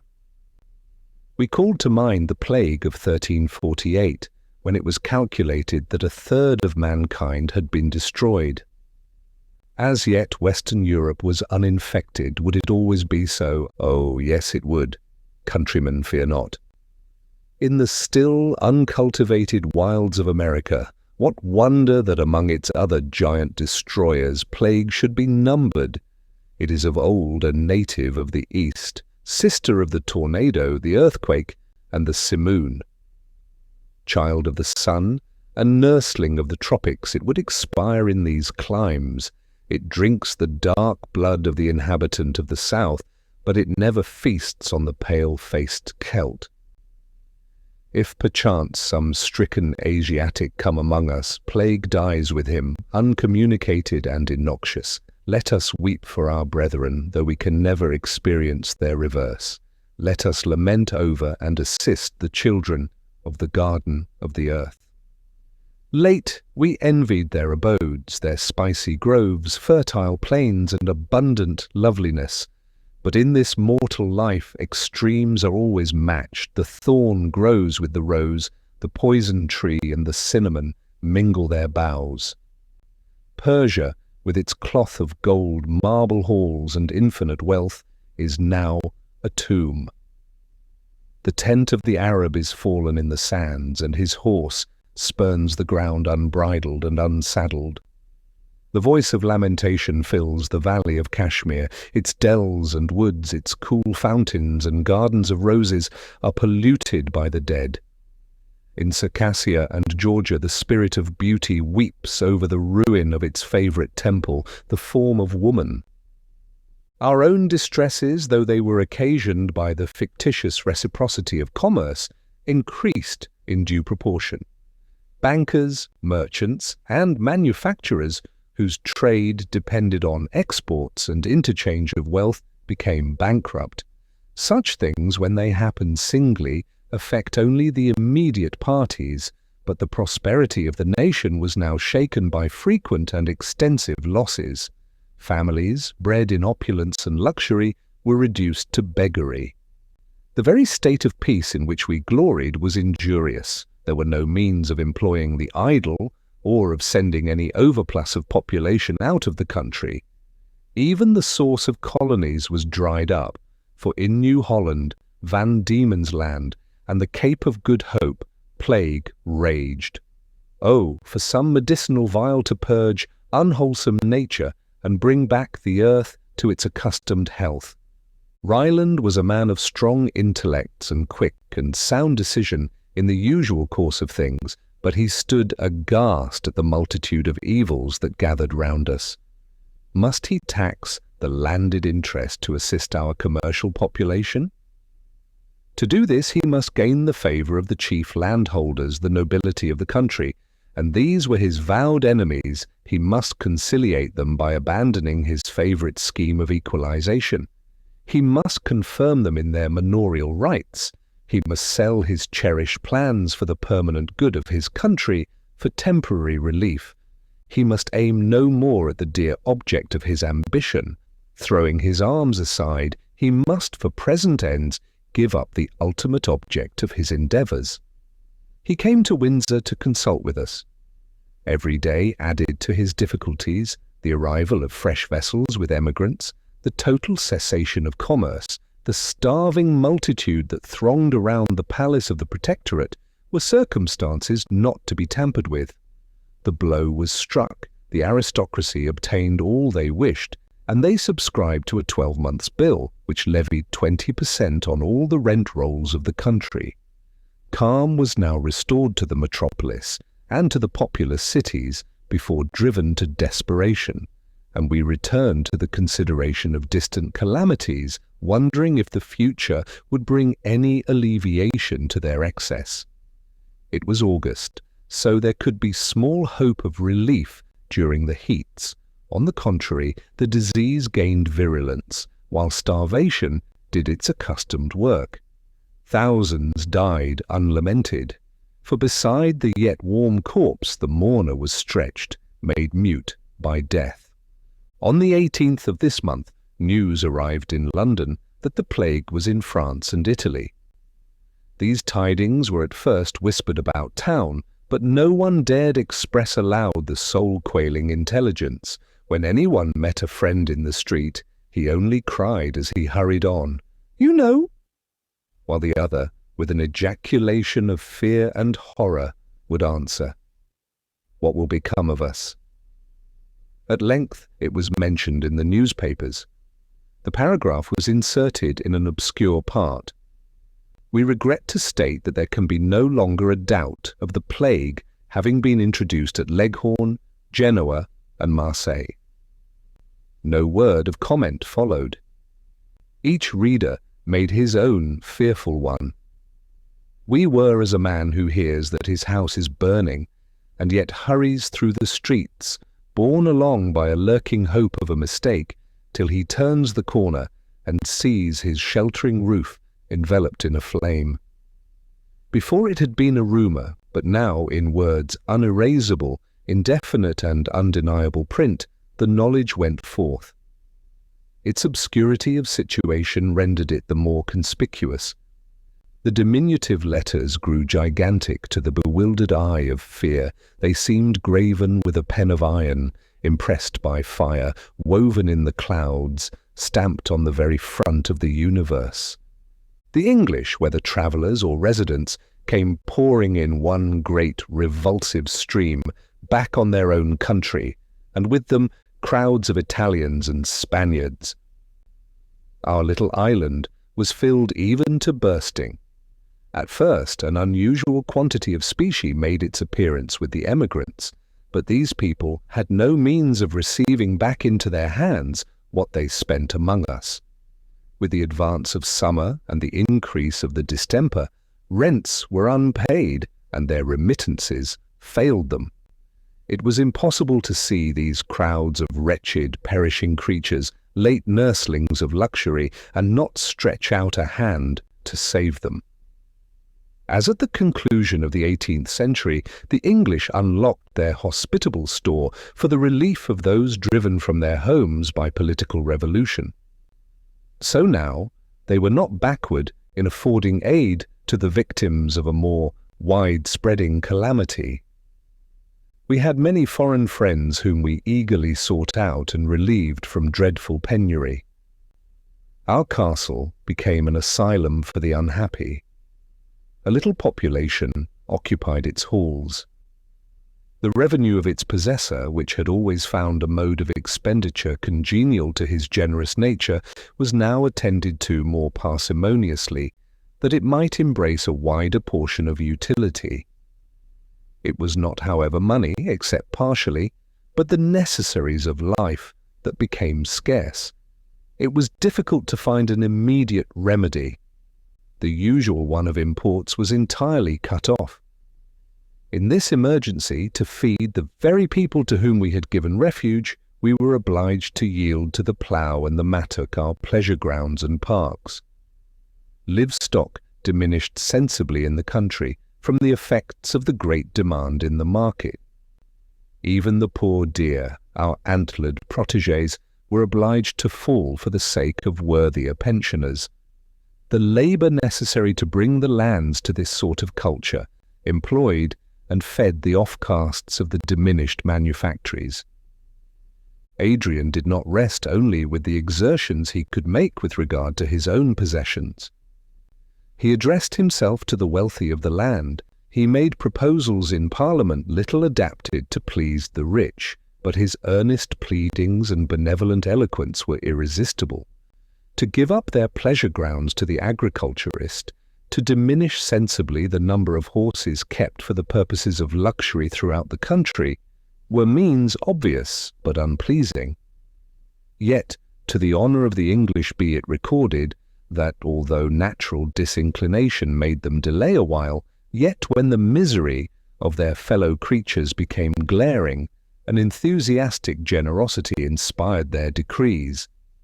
The most luxurious were often the first to part with their indulgencies. As is common in communities, a fashion was set.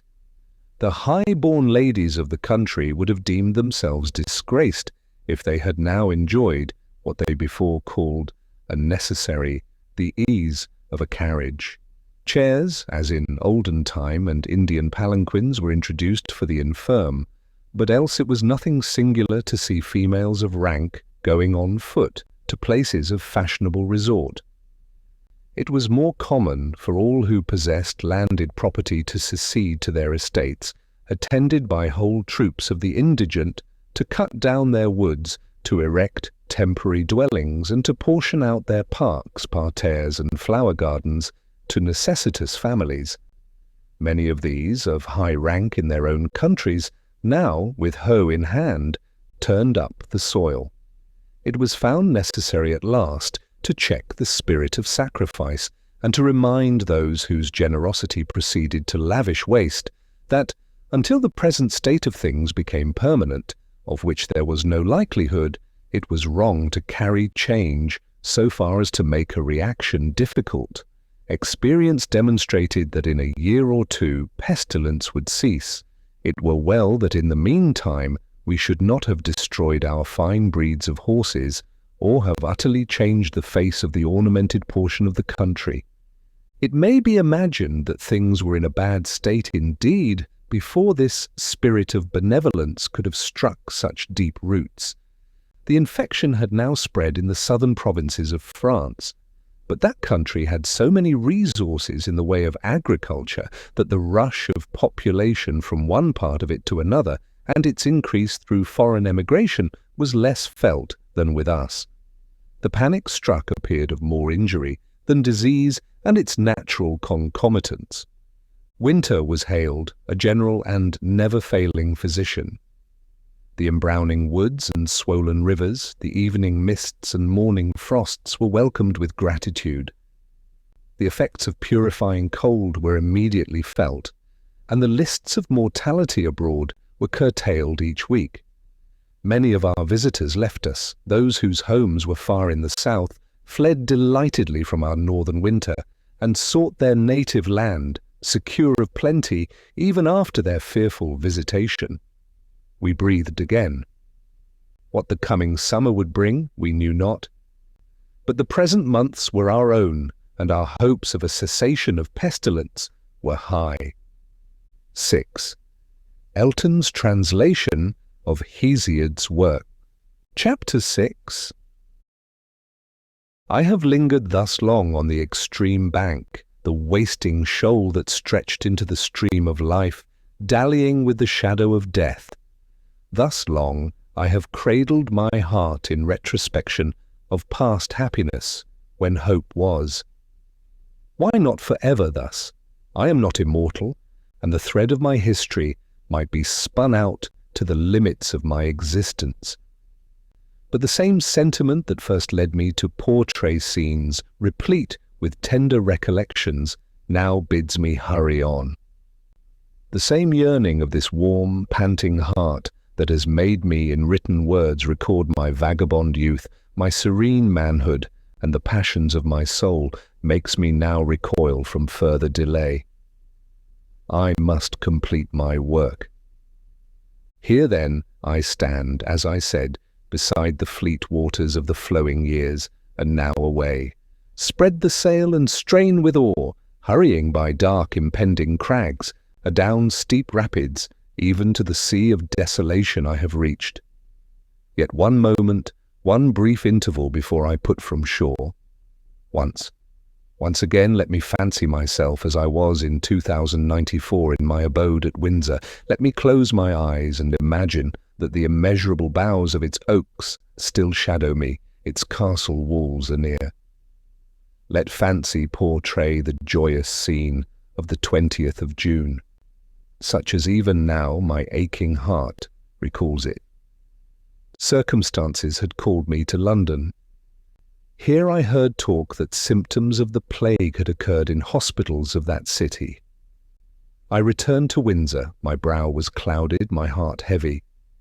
I entered the little park, as was my custom, at the Frogmore Gate, on my way to the castle. A great part of these grounds had been given to cultivation, and strips of potato land and corn were scattered here and there. The rooks cawed loudly in the trees above. Mixed with their hoarse cries, I heard a lively strain of music. It was Alfred's birthday. The young people, the Etonians, and children of the neighbouring gentry held a mock fair to which all the country people were invited. The park was speckled by tents whose flaunting colours and gaudy flags waving in the sunshine added to the gaiety of the scene.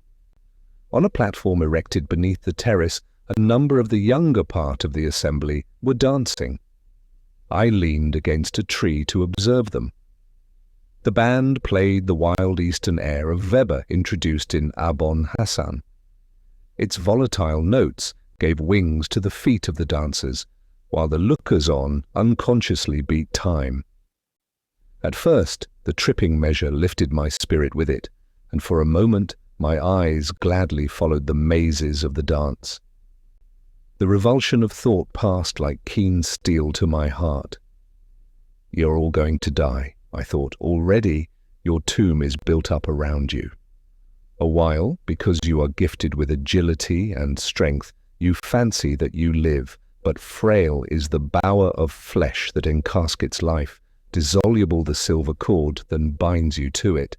The joyous soul, charioted from pleasure to pleasure by the gracious mechanism of well-formed limbs, will suddenly feel the axle tree give way and spring and wheel dissolve in dust. Not one of you, O fated crowd, can escape. Not one, not my own ones, not my Idris and her babes. Horror and misery. Already the gay dance vanished. The green sward was strewn with corpses. The blue air above became fetid with deathly exhalations. Shriek, ye clarions, ye loud trumpets, howl. Pile dirge on dirge, rouse the funereal chords. Let the air ring with dire wailing. Let wild discord rush on the wings of the wind. Already I hear it, while guardian angels, attendant on humanity, their task achieved, hasten away, and their departure is announced by melancholy strains. Faces all unseemly with weeping, forced open my lids.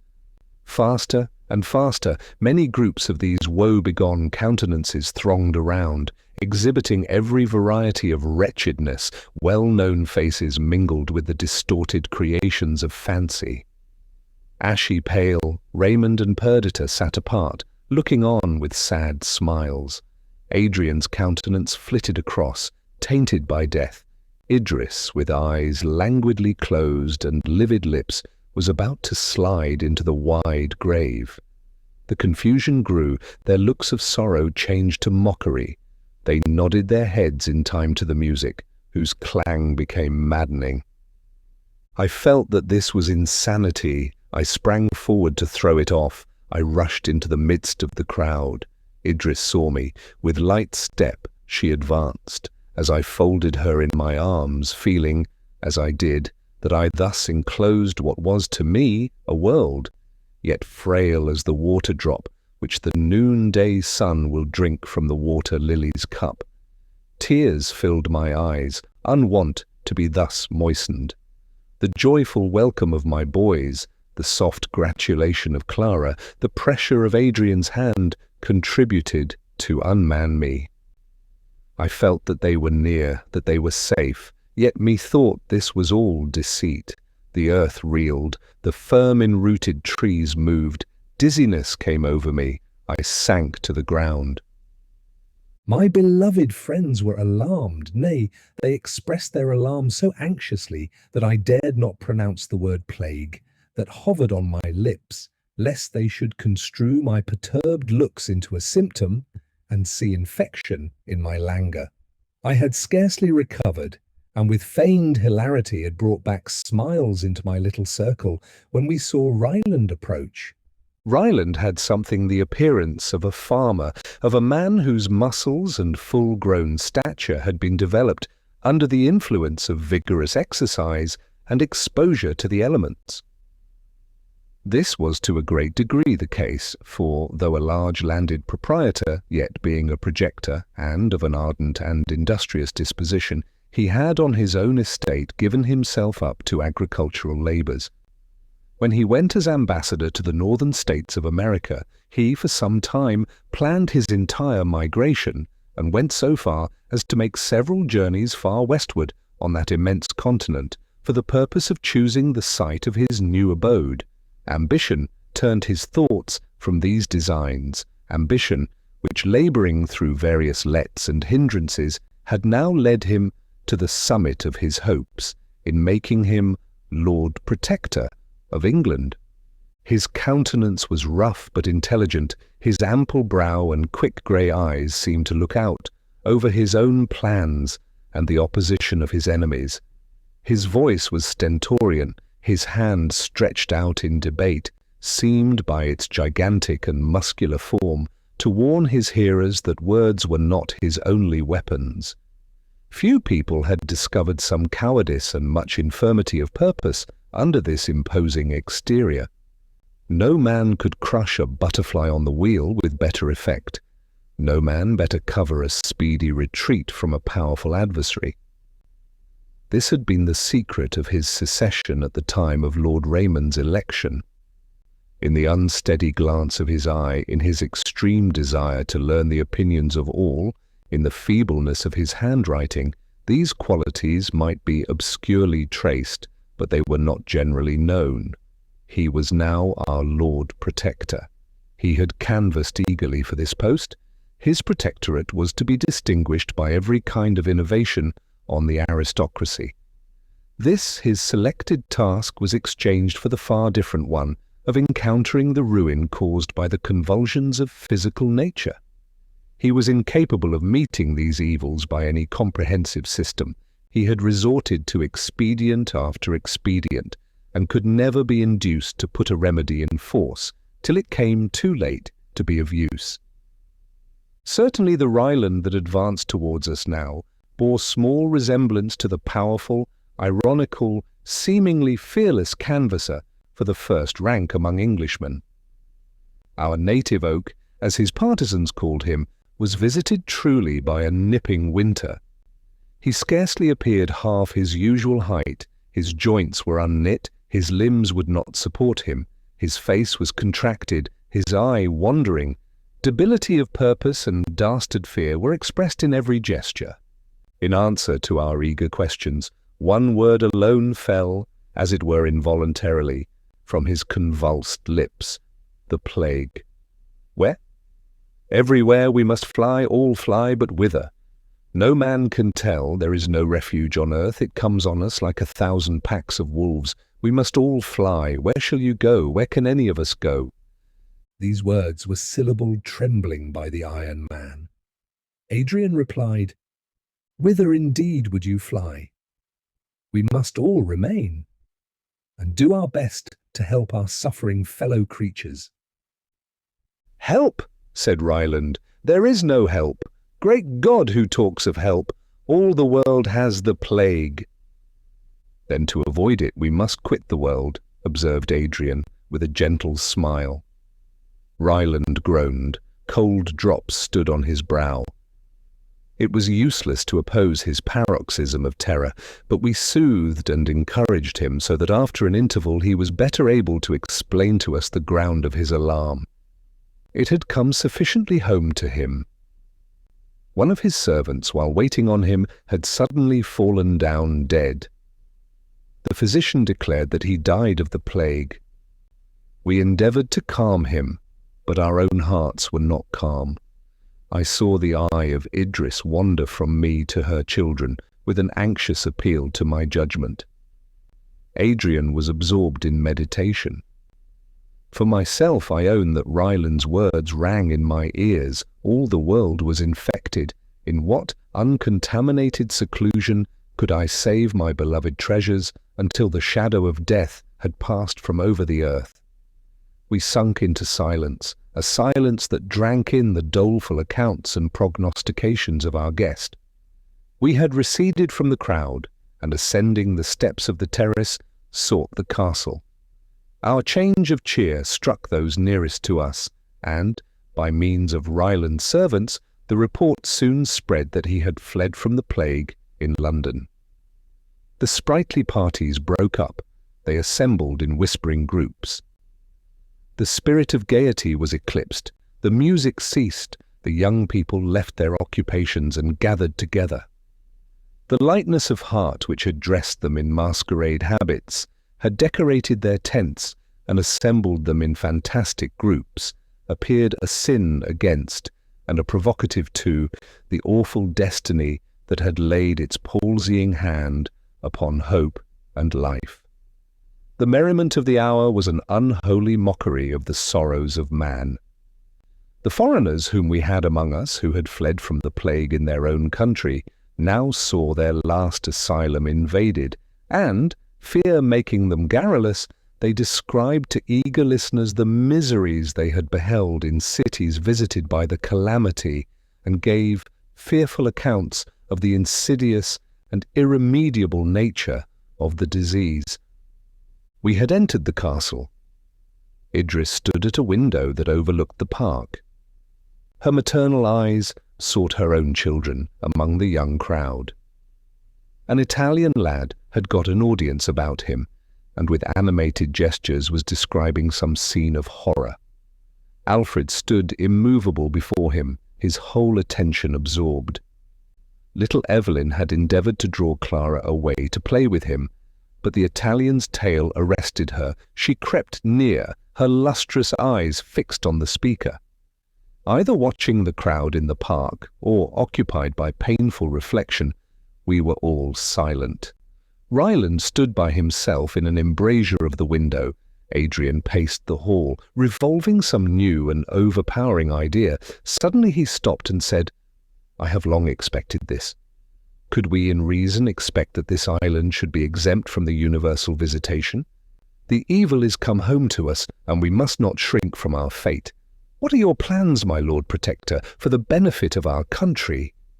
"For heaven's love, Windsor," cried Ryland, "do not mock me with that title. Death and disease level all men. I neither pretend to protect nor govern an hospital. Such will England quickly become." "Do you then intend now in time of peril to recede from your duties?" Duties? Speak rationally, my lord. When I am a plague-spotted corpse, where will my duties be? Every man for himself. The devil take the protectorship, say I, if it expose me to danger. "Faint-hearted man," cried Adrian indignantly. "Your countrymen put their trust in you, and you betray them." "I betray them," said Ryland. "The plague betrays me. Faint-hearted. It is well shut up in your castle out of danger, to boast yourself out of fear. Take the protectorship who will. Before God, I renounce it." "And before God," replied his opponent fervently, "do I receive it. No one will canvass for this honour now. None envy my danger or labours. Deposit your powers in my hands. Long have I fought with death, and much," he stretched out his thin hand, "much have I suffered in the struggle. It is not by flying, but by facing the enemy that we can conquer. If my last combat is now about to be fought, and I am to be worsted, so let it be." "But come, Ryland, recollect yourself. Men have hitherto thought you magnanimous and wise. Will you cast aside these titles? Consider the panic your departure will occasion. Return to London. I will go with you. Encourage the people by your presence. I will incur all the danger. Shame, shame, if the first magistrate of England be foremost to renounce his duties." Meanwhile, among our guests in the park, all thoughts of festivity had faded. As summer flies are scattered by rain, so did this congregation, late noisy and happy, in sadness and melancholy, murmurs break up, dwindling away apace. With the set sun and the deepening twilight, the park became nearly empty. Adrian and Ryland were still in earnest discussion. We had prepared a banquet for our guests in the lower hall of the castle, and thither Idris and I repaired to receive and entertain the few that remained. There is nothing more melancholy than a merry meeting thus turned to sorrow. The gala dresses, the decorations, gay as they might otherwise be, receive a solemn and funereal appearance. If such change be painful from lighter causes, it weighed with intolerable heaviness from the knowledge that the earth's desolator had at last, even as an arch-fiend, lightly overleaped the boundaries our precautions raised, and at once enthroned himself in the full and beating heart of our country. Idris sat at the top of the half-empty hall. Pale and tearful, she almost forgot her duties as hostess. Her eyes were fixed on her children. Alfred's serious air showed that he still revolved the tragic story related by the Italian boy. Evelyn was the only mirthful creature present. He sat on Clara's lap, and, making matter of glee from his own fancies, laughed aloud.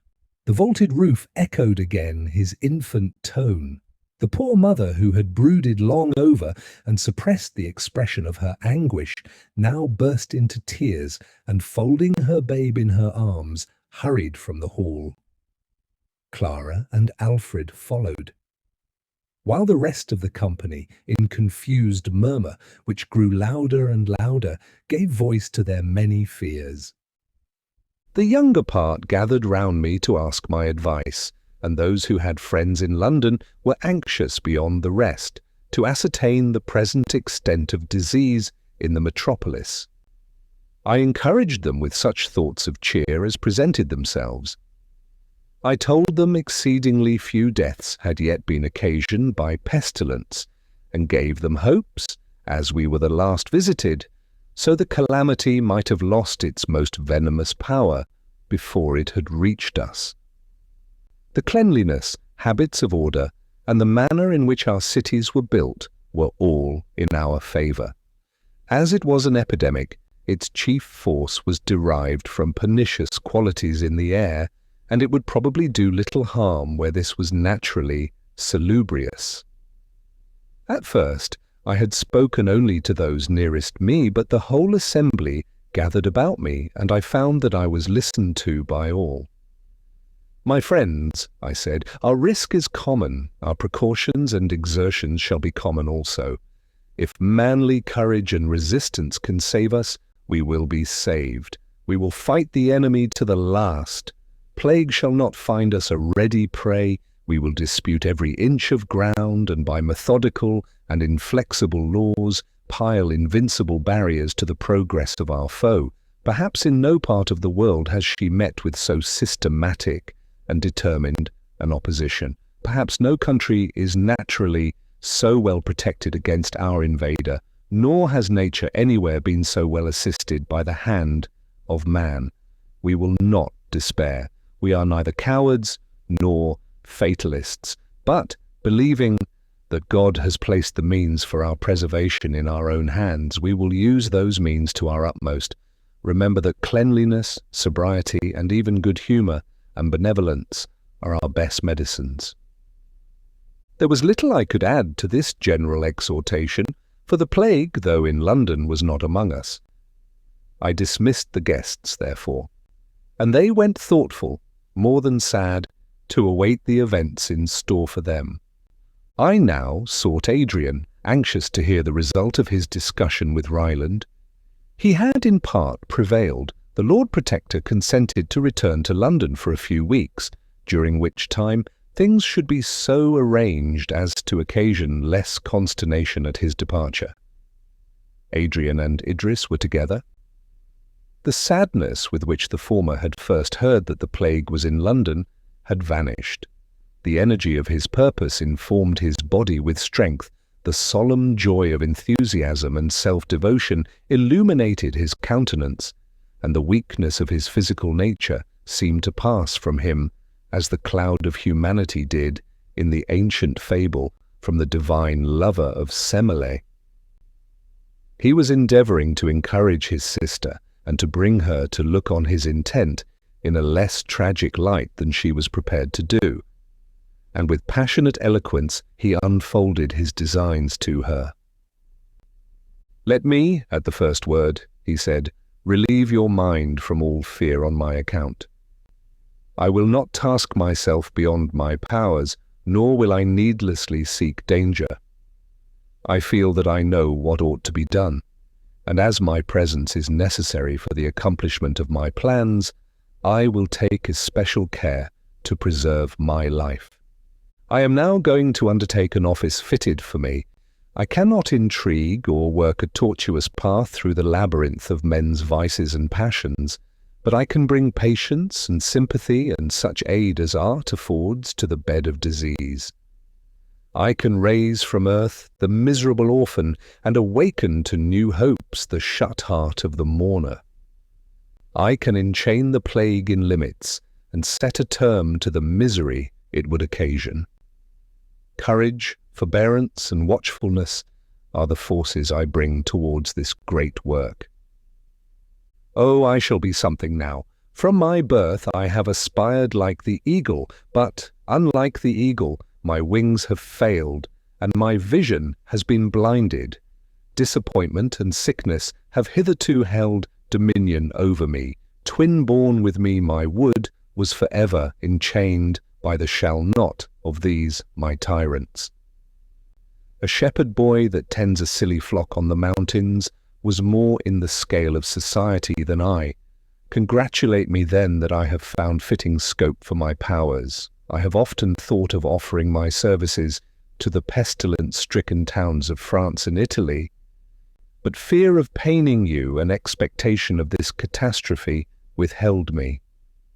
To England and to Englishmen I dedicate myself.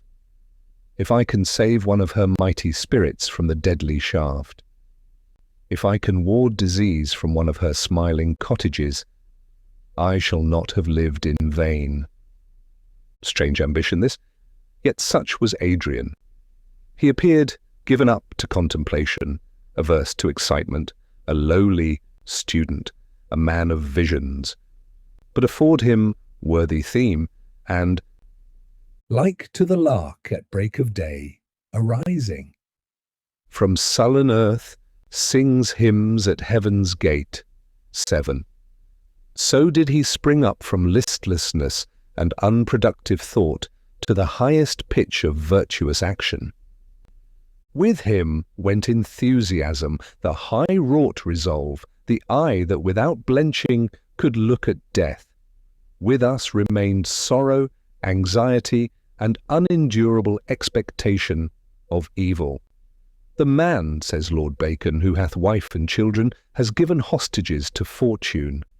Vain was all philosophical reasoning, vain all fortitude, vain a reliance on probable good. I might heap high the scale with logic, courage, and resignation, but let one fear for Idris and our children enter the opposite one, and, overweighed, it kicked the beam. The plague was in London. Fools that we were not long ago to have foreseen this. We wept over the ruin of the boundless continents of the East and the desolation of the Western world, while we fancied that the little channel between our island and the rest of the earth was to preserve us alive among the dead. It were no mighty leap, methinks, from Calais to Dover. The eye easily discerns the sister land, they were united once, and the little path that runs between looks in a map, but as a trodden footway through high grass. Yet this small interval was to save us. The sea was to rise a wall of adamant, without disease and misery, within a shelter from evil, a nook of the garden of paradise, a particle of celestial soil, which no evil could invade. Truly, we were wise in our generation to imagine all these things. But we are awake now. The plague is in London, the air of England is tainted, and her sons and daughters strew the unwholesome earth. And now the sea, late our defence, seems our prison bound. Hemmed in by its gulfs, we shall die like the famished inhabitants of a besieged town. Other nations have a fellowship in death, but we, shut out from all neighbourhood, must bury our own dead, and little England become a wide tomb. This feeling of universal misery assumed concentration and shape when I looked on my wife and children, and the thought of danger to them possessed my whole being with fear. How could I save them? I revolved 1,000 plans. They should not die. First, I would be gathered to nothingness ere infection should come anear these idols of my soul. I would walk barefoot through the world to find an uninfected spot. I would build my home on some wave-tossed plank, drifted about on the barren, shoreless ocean. I would betake me with them to some wild beast's den, where a tiger's cubs, which I would slay, had been reared in health. I would seek the mountain eagle's eyrie, and live years suspended in some inaccessible recess of a sea-bounding cliff, no labour too great, no scheme too wild, if it promised life to them. O ye heartstrings of mine, could ye be torn asunder, and my soul not spend itself in tears of blood for sorrow. Idris, after the first shock, regained a portion of fortitude. She studiously shut out all prospect of the future and cradled her heart in present blessings. She never for a moment lost sight of her children. But while they, in health, sported about her, she could cherish contentment and hope. A strange and wild restlessness came over me. the more intolerable because I was forced to conceal it. My fears for Adrian were ceaseless. August had come, and the symptoms of plague increased rapidly in London. It was deserted by all who possessed the power of removing, and he, the brother of my soul, was exposed to the perils from which all but slaves, enchained by circumstance, fled. He remained to combat the fiend, his side unguarded, his toils unshared. Infection might even reach him, and he die unattended and alone. By day and night, these thoughts pursued me. I resolved to visit London to see him, to quiet these agonizing throes by the sweet medicine of hope or the opiate of despair. It was not until I arrived at Brentford that I perceived much change in the face of the country. The better sort of houses were shut up.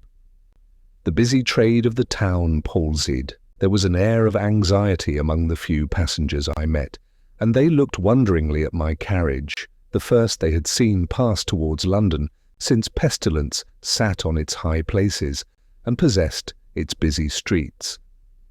I met several funerals. They were slenderly attended by mourners and were regarded by the spectators as omens of direst import.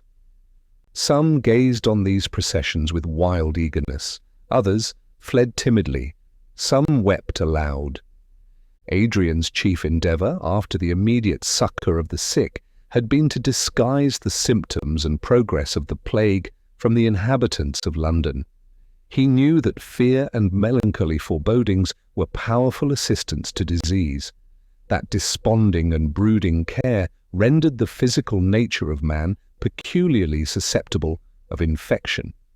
No unseemly sights were therefore discernible. The shops were in general open, the concourse of passengers in some degree kept up. But although the appearance of an infected town was avoided, to me, who had not beheld it since the commencement of the visitation, London appeared sufficiently changed. There were no carriages, and grass had sprung high in the streets. The houses had a desolate look. Most of the shutters were closed, and there was a ghast and frightened stare in the persons I met, very different from the usual business-like demeanour of the Londoners. My solitary carriage attracted notice as it rattled along towards the Protectoral Palace, and the fashionable streets leading to it wore a still more dreary and deserted appearance. I found Adrian's antechamber crowded.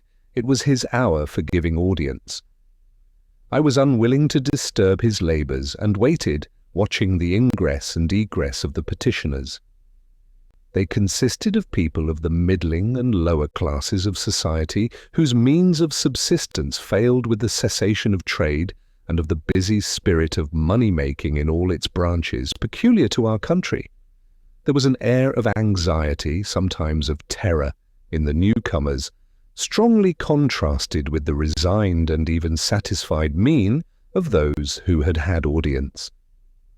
I could read the influence of my friend in their quickened motions and cheerful faces. 2 o'clock struck, after which none were admitted.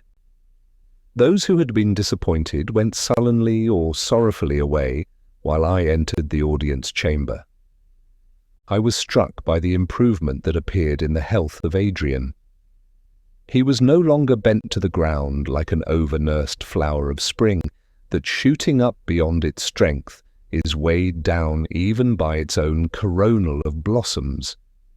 His eyes were bright, his countenance composed, an air of concentrated energy was diffused over his whole person, much unlike its former languor.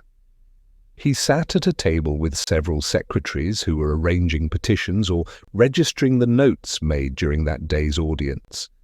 2 or 3 petitioners were still in attendance. I admired his justice and patience. Those who possessed a power of living out of London, he advised immediately to quit it, affording them the means of so doing. Others, whose trade was beneficial to the city, or who possessed no other refuge, he provided with advice for better avoiding the epidemic, relieving overloaded families, supplying the gaps made in others by death. Order, comfort, and even health rose under his influence, as from the touch of a magician's wand. "I am glad you are come," he said to me when we were at last alone. "I can only spare a few minutes, and must tell you much in that time. The plague is now in progress. It is useless closing one's eyes to the fact. The deaths increase each week. What will come, I cannot guess. As yet, thank God, I am equal to the government of the town, and I look only to the present. Ryland, whom I have so long detained, has stipulated that I shall suffer him to depart before the end of this month. The deputy appointed by Parliament is dead. Another therefore must be named. I have advanced my claim, and I believe that I shall have no competitor. Tonight the question is to be decided, as there is a call of the House for the purpose. You must nominate me, Lionel. Ryland, for shame, cannot show himself, but you, my friend, will do me this service." How lovely is devotion! Here was a youth royally sprung, bred in luxury, by nature averse to the usual struggles of a public life, and now, in time of danger, at a period when to live was the utmost scope of the ambitious, he, the beloved and heroic Adrian, made, in sweet simplicity, an offer to sacrifice himself for the public good. The very idea was generous and noble, but beyond this, his unpretending manner, his entire want of the assumption of a virtue, rendered his act 10 times more touching. I would have withstood his request, but I had seen the good he diffused. I felt that his resolves were not to be shaken, so, with an heavy heart, I consented to do as he asked. He grasped my hand affectionately. "Thank you," he said. "You have relieved me from a painful dilemma, and are, as you ever were, the best of my friends. Farewell. I must now leave you for a few hours. Go you and converse with Ryland. Although he deserts his post in London, he may be of the greatest service in the north of England, by receiving and assisting travellers, and contributing to supply the metropolis with food. Awaken him, I entreat you, to some sense of duty." Adrian left me, as I afterwards learnt, upon his daily task of visiting the hospitals and inspecting the crowded parts of London. I found Ryland much altered, even from what he had been when he visited Windsor. Perpetual fear had jaundiced his complexion and shrivelled his whole person. I told him of the business of the evening, and a smile relaxed the contracted muscles. He desired to go. Each day he expected to be infected by pestilence. Each day he was unable to resist the gentle violence of Adrian's detention. The moment Adrian should be legally elected his deputy, he would escape to safety. Under this impression he listened to all I said, and, elevated almost to joy by the near prospect of his departure, he entered into a discussion concerning the plans he should adopt in his own county, forgetting for the moment his cherished resolution of shutting himself up from all communication in the mansion and grounds of his estate. In the evening, Adrian and I proceeded to Westminster. As we went, he reminded me of what I was to say and do, yet, strange to say, I entered the chamber without having once reflected on my purpose. Adrian remained in the coffee-room, while I, in compliance with his desire, took my seat in St. Stephen's. There reigned unusual silence in the chamber. I had not visited it since Raymond's protectorate, a period conspicuous for a numerous attendance of members, for the eloquence of the speakers, and the warmth of the debate. The benches were very empty. Those by custom occupied by the hereditary members were vacant. The city members were there, the members for the commercial towns, few landed proprietors, and not many of those who entered Parliament for the sake of a career. The first subject that occupied the attention of the House was an address from the Lord Protector, praying them to appoint a deputy during a necessary absence on his part. A silence prevailed, till one of the members coming to me whispered that the Earl of Windsor had sent him word that I was to move his election in the absence of the person who had been first chosen for this office. Now, for the first time, I saw the full extent of my task, and I was overwhelmed by what I had brought on myself.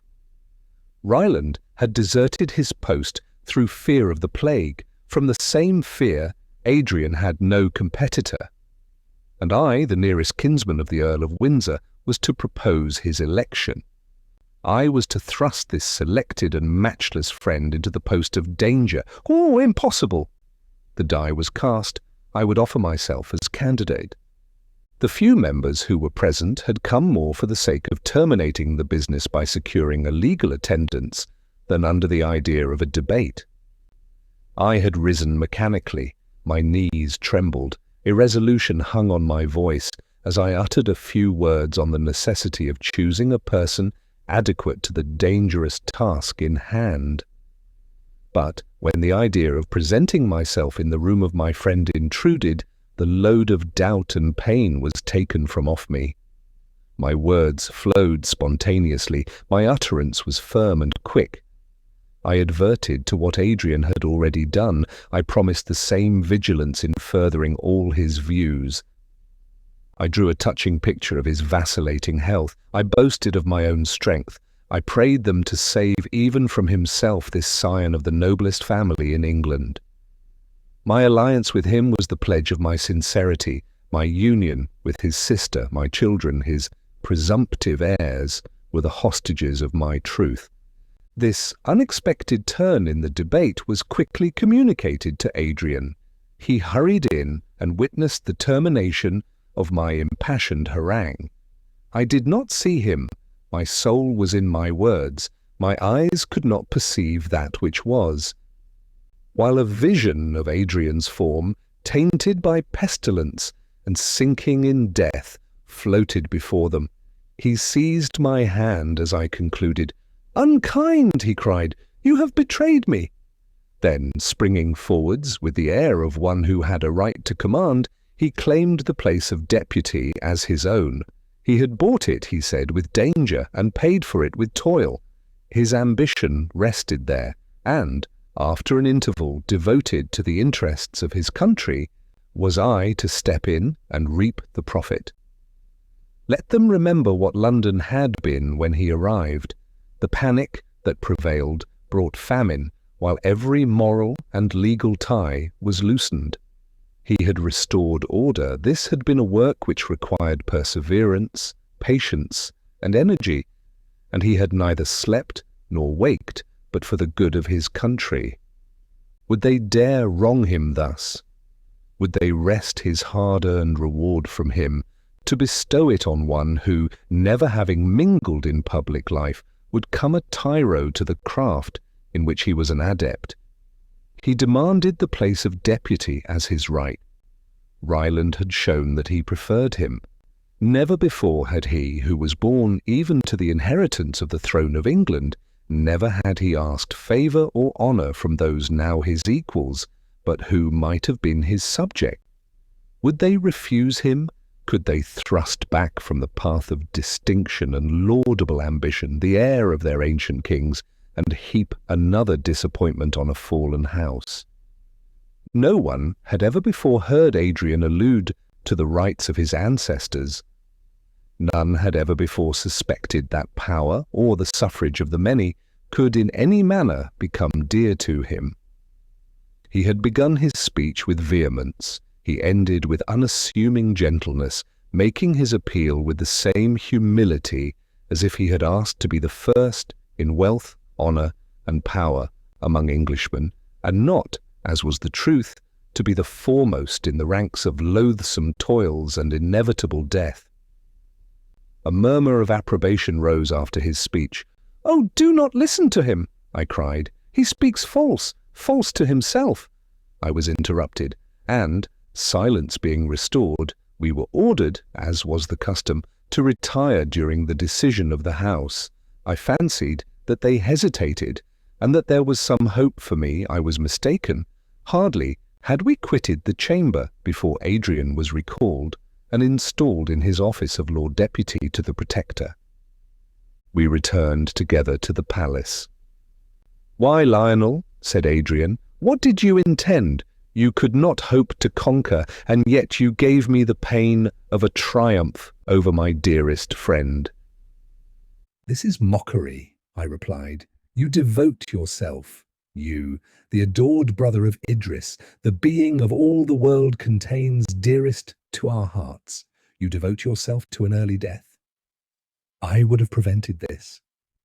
My death would be a small evil, or rather, I should not die while you cannot hope to escape." "As to the likelihood of escaping," said Adrian, 10 years hence the cold stars may shine on the graves of all of us. But as to my peculiar liability to infection, I could easily prove, both logically and physically, that in the midst of contagion I have a better chance of life than you. This is my post. I was born for this, to rule England in anarchy, to save her in danger, to devote myself for her. The blood of my forefathers cries aloud in my veins, and bids me be first among my countrymen. Or, if this mode of speech offend you, let me say that my mother, the proud queen, instilled early into me a love of distinction, and all that, if the weakness of my physical nature and my peculiar opinions had not prevented such a design, might have made me long since struggle for the lost inheritance of my race. But now my mother, or if you will, my mother's lessons, awaken within me. I cannot lead on to battle. I cannot, through intrigue and faithlessness, rear again the throne upon the wreck of English public spirit, but I can be the first to support and guard my country, now that terrific disasters and ruin have laid strong hands upon her. That country and my beloved sister are all I have. I will protect the first, the latter I commit to your charge. If I survive and she be lost, I were far better dead. Preserve her. For her own sake I know that you will. If you require any other spur, think that in preserving her, you preserve me. Her faultless nature, one sum of perfections, is wrapped up in her affections. If they were hurt, she would droop like an unwatered floweret, and the slightest injury they receive is a nipping frost to her. Already she fears for us. She fears for the children she adores, and for you, the father of these, her lover, husband, protector. And you must be near her to support and encourage her. Return to Windsor then, my brother, for such you are by every tie. Fill the double place my absence imposes on you, and let me, in all my sufferings here, turn my eyes towards that dear seclusion and say, there is peace. 7. Shakespeare's Sonnets. Chapter 7. I did proceed to Windsor, but not with the intention of remaining there. I went but to obtain the consent of Idris, and then to return and take my station beside my unequalled friend, to share his labours and save him, if so it must be, at the expense of my life. Yet I dreaded to witness the anguish which my resolve might excite in Idris.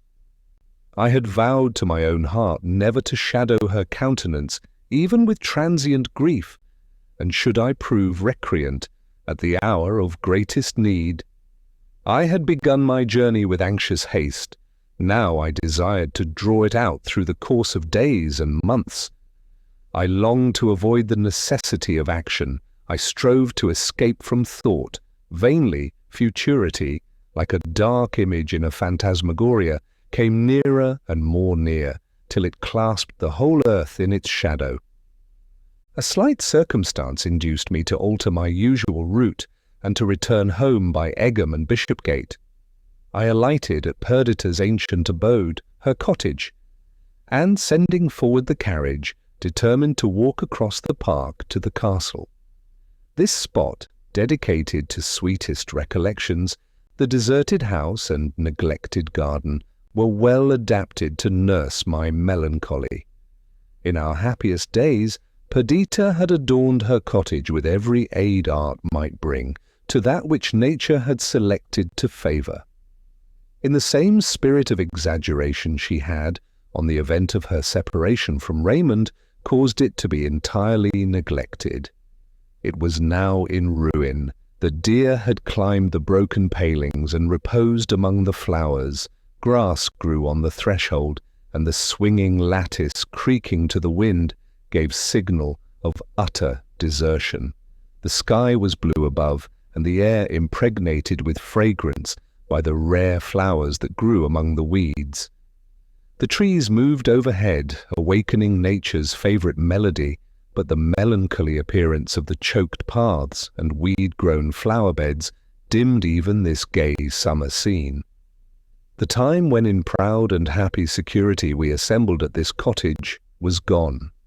Soon the present hours would join those past, and shadows of future ones rose dark and menacing from the womb of time, their cradle and their bier.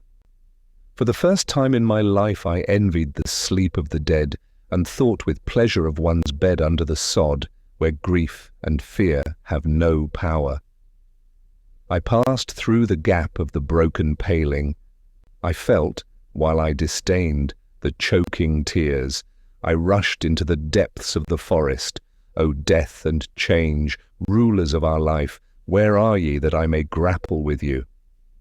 What was there in our tranquillity that excited your envy, in our happiness, that ye should destroy it? We were happy, loving, and beloved.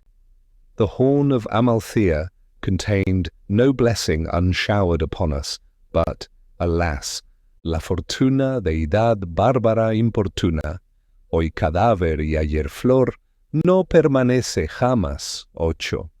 As I wandered on thus ruminating, a number of country people passed me. They seemed full of careful thought, and a few words of their conversation that reached me induced me to approach and make further inquiries. A party of people flying from London, as was frequent in those days, had come up the Thames in a boat. No one at Windsor would afford them shelter, so going a little further up, they remained all night in a deserted hut near Bolter's Lock. They pursued their way the following morning, leaving one of their company behind them, sick of the plague. This circumstance once spread abroad, none dared approach within half a mile of the infected neighbourhood, and the deserted wretch was left to fight with disease and death in solitude, as he best might. I was urged by compassion to hasten to the hut for the purpose of ascertaining his situation and administering to his wants. As I advanced, I met knots of country people talking earnestly of this event. Distant as they were from the apprehended contagion, fear was impressed on every countenance. I passed by a group of these terrorists in a lane in the direct road to the hut. One of them stopped me, and conjecturing that I was ignorant of the circumstance, told me not to go on, for that an infected person lay but at a short distance. "I know it," I replied, "and I am going to see in what condition the poor fellow is." A murmur of surprise and horror ran through the assembly. I continued, "This poor wretch is deserted, dying succourless in these unhappy times. God knows how soon any or all of us may be in like want. I am going to do as I would be done by." "But you will never be able to return to the castle, Lady Idris, his children." In confused speech were the words that struck my ear. "Do you not know, my friends," I said, "that the Earl himself, now Lord Protector, visits daily not only those probably infected by this disease, but the hospitals and pest houses, going near and even touching the sick? Yet he was never in better health. You labour under an entire mistake as to the nature of the plague, but do not fear.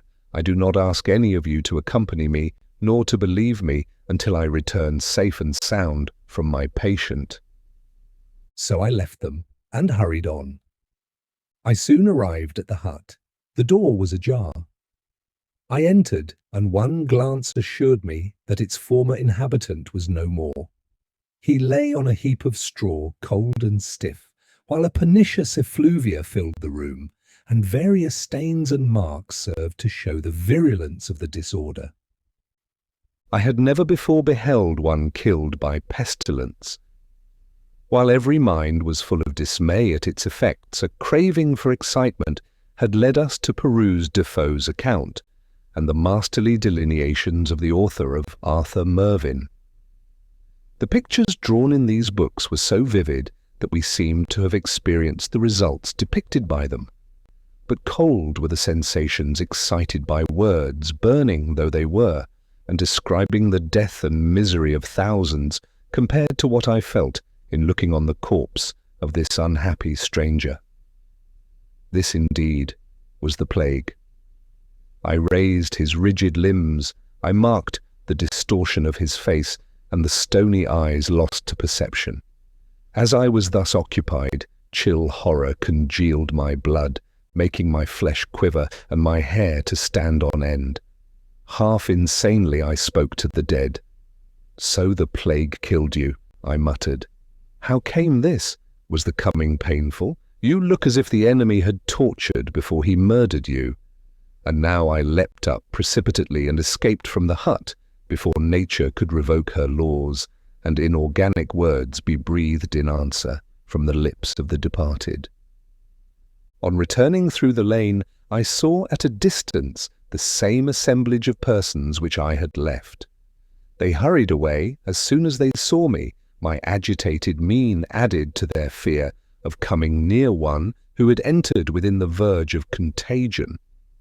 At a distance from facts, one draws conclusions which appear infallible, which yet when put to the test of reality, vanish like unreal dreams. I had ridiculed the fears of my countrymen when they related to others. Now that they came home to myself, I paused. The Rubicon, I felt, was past, and it behoved me well to reflect what I should do on this hither side of disease and danger. According to the vulgar superstition, my dress, my person, the air I breathed, bore in it mortal danger to myself and others. Should I return to the castle, to my wife and children, with this taint upon me? Not surely if I were infected, but I felt certain that I was not. A few hours would determine the question. I would spend these in the forest, in reflection on what was to come and what my future actions were to be. In the feeling communicated to me by the sight of one struck by the plague, I forgot the events that had excited me so strongly in London.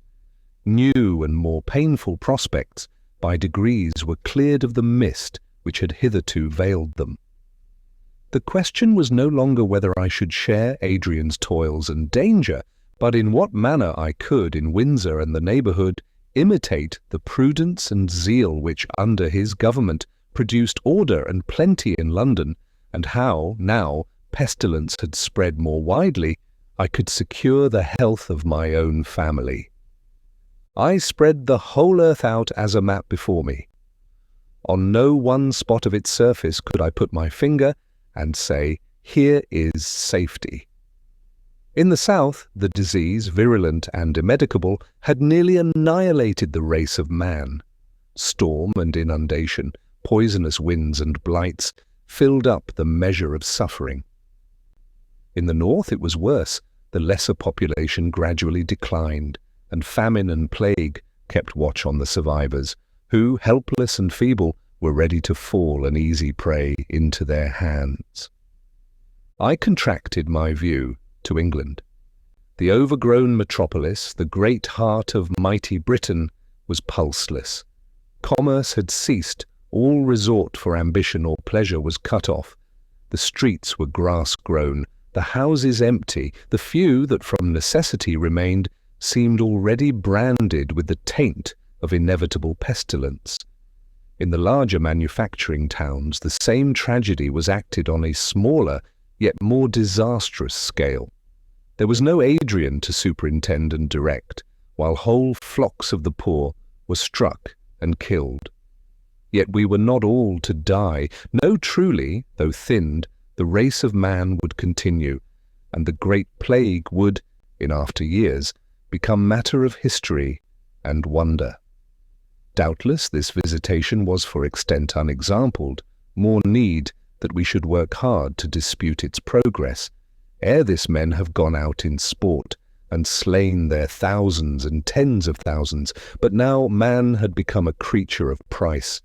The life of one of them was of more worth than the so-called treasures of kings. Look at his thought-endued countenance, his graceful limbs, his majestic brow, his wondrous mechanism. The type and model of this best work of God is not to be cast aside as a broken vessel. He shall be preserved, and his children and his children's children carry down the name and form of man to latest time. Above all, I must guard those entrusted by nature and fate to my especial care. And surely, if among all my fellow creatures I were to select those who might stand forth examples of the greatness and goodness of man, I could choose no other than those allied to me by the most sacred ties. Some from among the family of man must survive, and these should be among the survivors. That should be my task. To accomplish it, my own life were a small sacrifice. There then, in that castle, in Windsor Castle, birthplace of Idris and my babes, should be the haven and retreat for the wrecked bark of human society. Its forest should be our world, its garden afford us food. Within its walls I would establish the shaken throne of health. I was an outcast and a vagabond when Adrian gently threw over me the silver net of love and civilization and linked me inextricably to human charities and human excellence. I was one who, though an aspirant after good and an ardent lover of wisdom, was yet unenrolled in any list of worth, when Idris, the princely born, who was herself the personification of all that was divine in woman, she who walked the earth like a poet's dream, as a carved goddess endued with sense, or pictured saint stepping from the canvas, she, the most worthy, chose me and gave me herself, a priceless gift.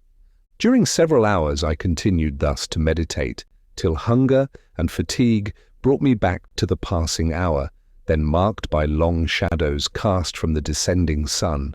I had wandered towards Bracknell, far to the west of Windsor. The feeling of perfect health which I enjoyed assured me that I was free from contagion. I remembered that Idris had been kept in ignorance of my proceedings. She might have heard of my return from London and my visit to Bolter's Lock, which, connected with my continued absence, might tend greatly to alarm her. I returned to Windsor by the long walk, and passing through the town towards the castle, I found it in a state of agitation and disturbance. "It is too late to be ambitious," says Sir Thomas Browne. "We cannot hope to live so long in our names as some have done in their persons. One face of Janus holds no proportion to the other." Upon this text, many fanatics arose, who prophesied that the end of time was come. The spirit of superstition had birth from the wreck of our hopes, and antics wild and dangerous were played on the great theatre, while the remaining particle of futurity dwindled into a point in the eyes of the prognosticators. Weak-spirited women died of fear as they listened to their denunciations.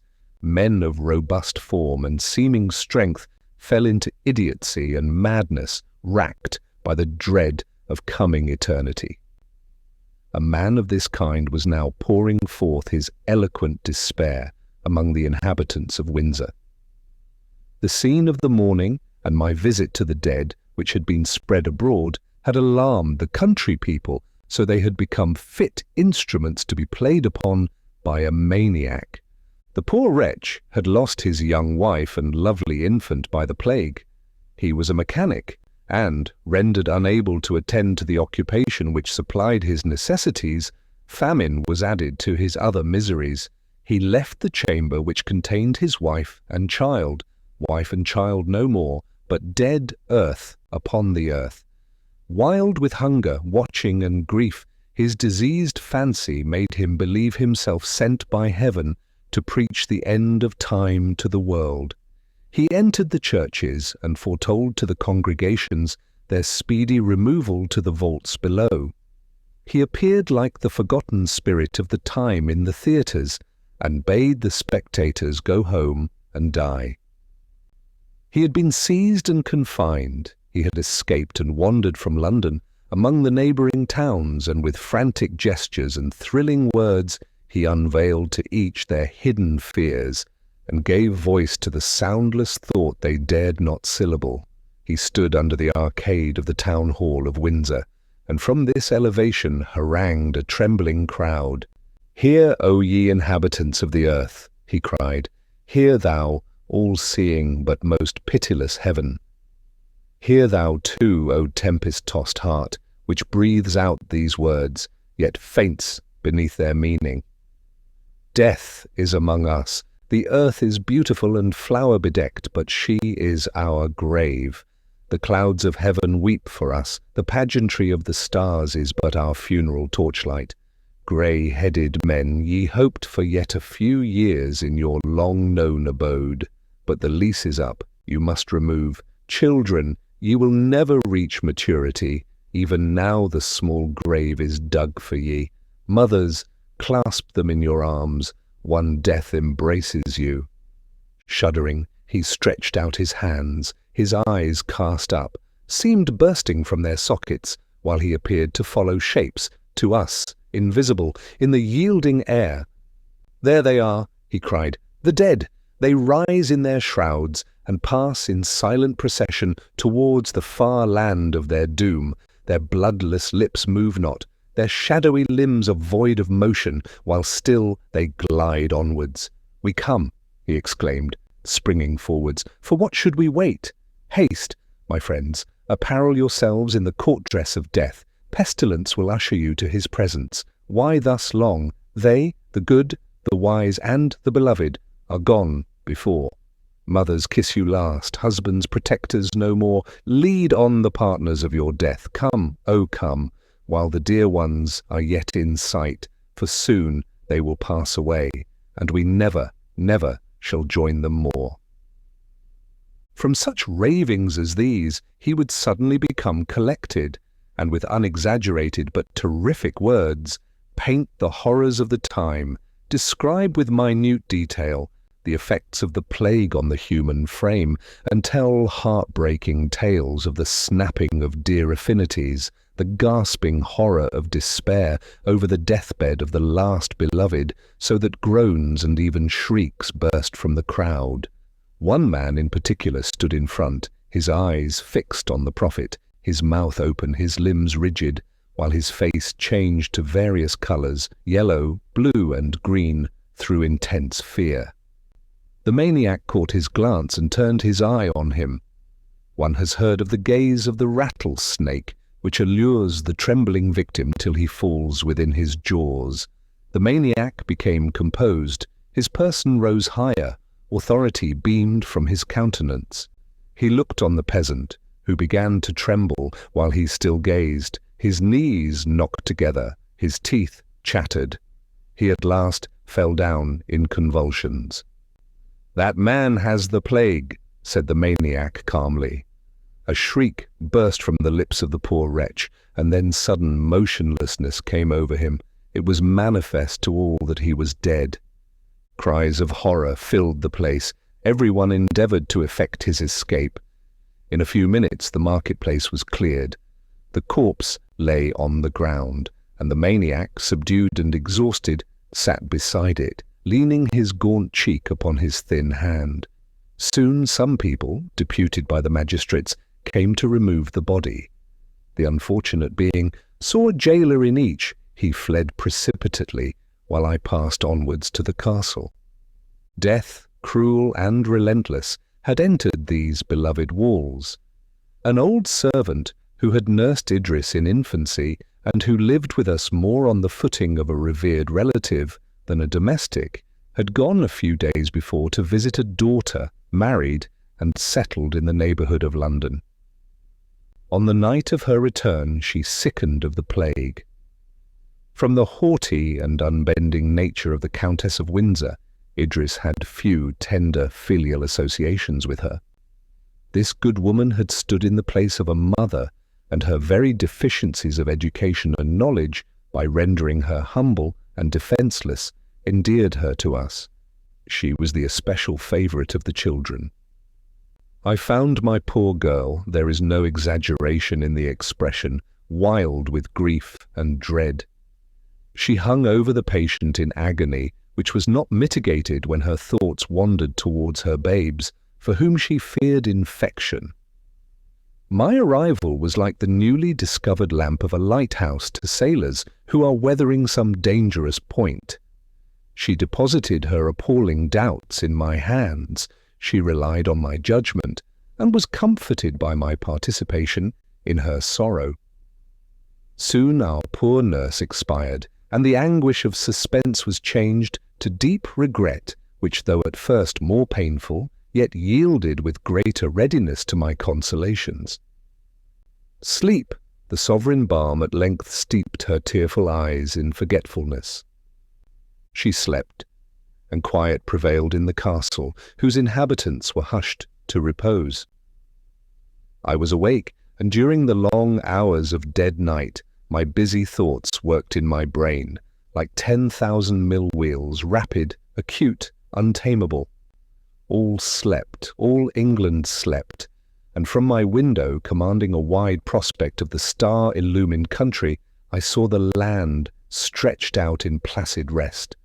I was awake, alive, while the brother of death possessed my race.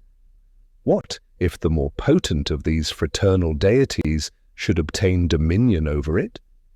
The silence of midnight, to speak truly, though apparently a paradox, rung in my ears. The solitude became intolerable. I placed my hand on the beating heart of Idris. I bent my head to catch the sound of her breath, to assure myself that she still existed.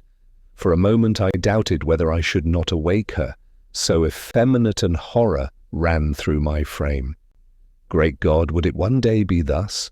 One day, all extinct save myself, should I walk the earth alone?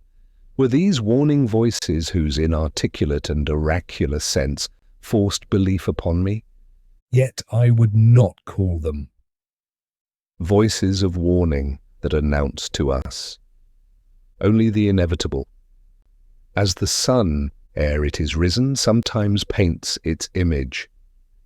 In the atmosphere, so often do the spirits of great events stride on before the events. And in today, already walks tomorrow. 9. 8. Calderon de la Barca. 9. Coleridge's translation of Schiller's Wallenstein. Chapter 8. After a long interval, I am again impelled by the restless spirit within me to continue my narration, but I must alter the mode which I have hitherto adopted. The details contained in the foregoing pages, apparently trivial, yet each slightest one weighing like lead in the depressed scale of human afflictions. This tedious dwelling on the sorrows of others while my own were only in apprehension. This slowly laying bare of my soul's wounds. This journal of death. This long-drawn and tortuous path leading to the ocean of countless tears awakens me again to keen grief. I had used this history as an opiate. While it described my beloved friends, fresh with life and glowing with hope, active assistance on the scene, I was soothed. There will be a more melancholy pleasure in painting the end of all. But the intermediate steps, the climbing the wall, raised up between what was and is, while I still looked back, nor saw the concealed desert beyond, is a labour past my strength. Time and experience have placed me on an height from which I can comprehend the past as a whole, and in this way I must describe it, bringing forward the leading incidents and disposing light and shade so as to form a picture in whose very darkness there will be harmony. It would be needless to narrate those disastrous occurrences for which a parallel might be found in any slighter visitation of our gigantic calamity. Does the reader wish to hear of the pest houses where death is the comforter, of the mournful passage of the death cart, of the insensibility of the worthless and the anguish of the loving heart, of harrowing shrieks and silence dire, of the variety of disease, desertion, famine, despair, and death? There are many books which can feed the appetite craving for these things. Let them turn to the accounts of Boccaccio, Defoe, and Browne. The vast annihilation that has swallowed all things, the voiceless solitude of the once busy earth, the lonely state of singleness which hems me in, has deprived even such details of their stinging reality, and mellowing the lurid tints of past anguish with poetic hues, I am able to escape from the mosaic of circumstance by perceiving and reflecting back the grouping and combined colouring of the past. I had returned from London possessed by the idea, with the intimate feeling that it was my first duty to secure, as well as I was able, the well-being of my family, and then to return and take my post beside Adrian. The events that immediately followed on my arrival at Windsor changed this view of things. The plague was not in London alone, it was everywhere. It came on us, as Ryland had said, like 1,000 packs of wolves howling through the winter night, gaunt and fierce. When once disease was introduced into the rural districts, its effects appeared more horrible, more exigent, and more difficult to cure than in towns. There was a companionship in suffering there, and, the neighbours keeping constant watch on each other, and inspired by the active benevolence of Adrian, succour was afforded, and the path of destruction smoothed. But in the country, among the scattered farmhouses, in lone cottages, in fields and barns, tragedies were acted harrowing to the soul, unseen, unheard, unnoticed. Medical aid was less easily procured, food was more difficult to obtain, and human beings, unwithheld by shame, for they were unbeheld of their fellows, ventured on deeds of greater wickedness, or gave way more readily to their abject fears. Deeds of heroism also occurred, whose very mention swells the heart and brings tears into the eyes. Such is human nature that beauty and deformity are often closely linked. In reading history, we are chiefly struck by the generosity and self-devotion that follow close on the heels of crime, veiling with supernal flowers the stain of blood. Such acts were not wanting to adorn the grim train that waited on the progress of the plague. The inhabitants of Berkshire and Bucks had been long aware that the plague was in London, in Liverpool, Bristol, Manchester, York, in short, in all the more populous towns of England. They were not, however, the less astonished and dismayed when it appeared among themselves. They were impatient and angry in the midst of terror. They would do something to throw off the clinging evil, and while in action, they fancied that a remedy was applied. The inhabitants of the smaller towns left their houses, pitched tents in the fields, wandering separate from each other, careless of hunger or the sky's inclemency, while they imagined that they avoided the death-dealing disease. The farmers and cottagers, on the contrary, struck with the fear of solitude and madly desirous of medical assistance, flocked into the towns. But winter was coming, and with winter, hope. In August, the plague had appeared in the country of England, and during September it made its ravages. Towards the end of October it dwindled away, and was in some degree replaced by a typhus of hardly less virulence. The autumn was warm and rainy, the infirm and sickly died off. Happy are they. Many young people flushed with health and prosperity, made pale by wasting malady, became the inhabitants of the grave. The crop had failed, the bad corn, and want of foreign wines added vigour to disease. Before Christmas, half England was under water. The storms of the last winter were renewed, but the diminished shipping of this year caused us to feel less the tempests of the sea. The flood and storms did more harm to continental Europe than to us, giving, as it were, the last blow to the calamities which destroyed it. In Italy, the rivers were unwatched by the diminished peasantry, and like wild beasts from their lair when the hunters and dogs are afar, did Tiber, Arno, and Po rush upon and destroy the fertility of the plains. Whole villages were carried away. Rome and Florence and Pisa were overflowed, and their marble palaces, late mirrored in tranquil streams, had their foundations shaken by their winter-gifted power. In Germany and Russia the injury was still more momentous, but frost would come at last, and with it a renewal of our lease of earth. Frost would blunt the arrows of pestilence and enchain the furious elements, and the land would in spring throw off her garment of snow, released from her menace of destruction. It was not until February that the desired signs of winter appeared. For 3 days the snow fell, ice stopped the current of the rivers, and the birds flew out from crackling branches of the frost-whitened trees. On the 4th morning, all vanished. A southwest wind brought up rain. The sun came out, and mocking the usual laws of nature, seemed even at this early season to burn with solstitial force. It was no consolation that with the first winds of March the lanes were filled with violets, the fruit trees covered with blossoms, that the corn sprung up, and the leaves came out, forced by the unseasonable heat. We feared the balmy air, we feared the cloudless sky, the flower-covered earth, and delightful woods, for we looked on the fabric of the universe no longer as our dwelling, but our tomb, and the fragrant land smelled to the apprehension of fear like a wide churchyard. Pisando la tierra dura de continuo, el hombre está, y cada paso que da es sobre su sepultura.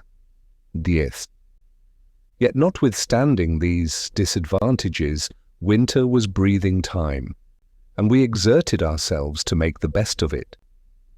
Plague might not revive with the summer, but if it did, it should find us prepared. It is a part of man's nature to adapt itself through habit, even to pain and sorrow. Pestilence had become a part of our future, our existence. It was to be guarded against, like the flooding of rivers, the encroachments of ocean, or the inclemency of the sky. After long suffering and bitter experience, some panacea might be discovered. As it was, all that received infection died. All, however, were not infected, and it became our part to fix deep the foundations and raise high the barrier between contagion and the sane. To introduce such order as would conduce to the well-being of the survivors, and as would preserve hope and some portion of happiness to those who were spectators of the still renewed tragedy. Adrian had introduced systematic modes of proceeding in the metropolis, which, while they were unable to stop the progress of death, yet prevented other evils, vice and folly, from rendering the awful fate of the hour still more tremendous. I wished to imitate his example, but men are used to. Move all together if they move at all. 11. And I could find no means of leading the inhabitants of scattered towns and villages, who forgot my words as soon as they heard them not, and veered with every baffling wind that might arise from an apparent change of circumstance. I adopted another plan. Those writers who have imagined a reign of peace and happiness on earth have generally described a rural country where each small township was directed by the elders and wise men. This was the key of my design. Each village, however small, usually contains a leader, one among themselves whom they venerate, whose advice they seek in difficulty, and whose good opinion they chiefly value. I was immediately drawn to make this observation by occurrences that presented themselves to my personal experience. In the village of Little Marlow, an old woman ruled the community. She had lived for some years in an almshouse, and on fine Sundays her threshold was constantly beset by a crowd, seeking her advice and listening to her admonitions. She had been a soldier's wife, and had seen the world. Infirmity, induced by fevers caught in unwholesome quarters, had come on her before its time, and she seldom moved from her little cot. The plague entered the village, and while fright and grief deprived the inhabitants of the little wisdom they possessed, old Martha stepped forward and said, "Before now I have been in a town where there was the plague." "And you escaped?" "No, but I recovered." After this, Martha was seated more firmly than ever on the regal seat, elevated by reverence and love. She entered the cottages of the sick. She relieved their wants with her own hand. She betrayed no fear and inspired all who saw her with some portion of her own native courage. She attended the markets. She insisted upon being supplied with food for those who were too poor to purchase it. She shewed them how the well-being of each included the prosperity of all. She would not permit the gardens to be neglected, nor the very flowers in the cottage lattices to droop from want of care. Hope, she said, was better than a doctor's prescription, and everything that could sustain and enliven the spirits of more worth than drugs and mixtures. It was the sight of little Marlowe and my conversations with Martha that led me to the plan I formed. I had before visited the manor houses and gentlemen's seats, and often found the inhabitants, actuated by the purest benevolence, ready to lend their utmost aid for the welfare of their tenants. But this was not enough. The intimate sympathy generated by similar hopes and fears, similar experience and pursuits was wanting here. The poor perceived that the rich possessed other means of preservation than those which could be partaken of by themselves: seclusion, and, as far as circumstances permitted, freedom from care. They could not place reliance on them, but turned with tenfold dependence to the succour and advice of their equals. I resolved, therefore, to go from village to village, seeking out the rustic archon of the place, and by systematizing their exertions and enlightening their views, increase both their power and their use among their fellow cottagers. Many changes also now occurred in these spontaneous regal elections. Depositions and abdications were frequent, while in the place of the old and prudent, the ardent youth would step forward, eager for action, regardless of danger. Often, too, the voice to which all listened was suddenly silenced, the helping hand cold, the sympathetic eye closed, and the villagers feared still more the death that had selected a choice victim, shivering in dust the heart that had beat for them, reducing to incommunicable annihilation the mind forever occupied with projects for their welfare. Whoever labours for man must often find ingratitude, watered by vice and folly, spring from the grain which he has sown. Death, which had in our younger days walked the earth like a thief that comes in the night, now, rising from his subterranean vault, girt with power, with dark banner floating, came a conqueror. Many saw, seated above his vice-regal throne, a supreme providence, who directed his shafts and guided his progress, and they bowed their heads in resignation, or at least in obedience. Others perceived only a passing casualty. They endeavoured to exchange terror for heedlessness, and plunged into licentiousness to avoid the agonizing throes of worst apprehension. Thus, while the wise, the good, and the prudent were occupied by the labours of benevolence, the truce of winter produced other effects among the young, the thoughtless, and the vicious. During the colder months there was a general rush to London in search of amusement. The ties of public opinion were loosened. Many were rich, heretofore poor. Many had lost father and mother, the guardians of their morals, their mentors and restraints. It would have been useless to have opposed these impulses by barriers which would only have driven those actuated by them to more pernicious indulgencies. The theatres were open and thronged, dance and midnight festival were frequented. In many of these decorum was violated, and the evils, which hitherto adhered to an advanced state of civilization, were doubled. The student left his books, the artist his study. The occupations of life were gone, but the amusements remained. enjoyment might be protracted to the verge of the grave. All factitious colouring disappeared, death rose like night, and, protected by its murky shadows, the blush of modesty, the reserve of pride, the decorum of prudery were frequently thrown aside as useless veils. This was not universal. Among better natures, anguish and dread, the fear of eternal separation, and the awful wonder produced by unprecedented calamity drew closer the ties of kindred and friendship. Philosophers opposed their principles as barriers to the inundation of profligacy or despair, and the only ramparts to protect the invaded territory of human life. The religious, hoping now for their reward, clung fast to their creeds, as the rafts and planks which over the tempest-vexed sea of suffering would bear them in safety to the harbour of the unknown continent. The loving heart, obliged to contract its view, bestowed its overflow of affection in triple portion on the few that remained. Yet, even among these, the present, as an unalienable possession, became all of time to which they dared commit the precious freight of their hopes. The experience of immemorial time had taught us formerly to count our enjoyments by years and extend our prospect of life through a lengthened period of progression and decay. The long road threaded a vast labyrinth, and the valley of the shadow of death in which it terminated was hid by intervening objects. But an earthquake had changed the scene. Under our very feet the earth yawned.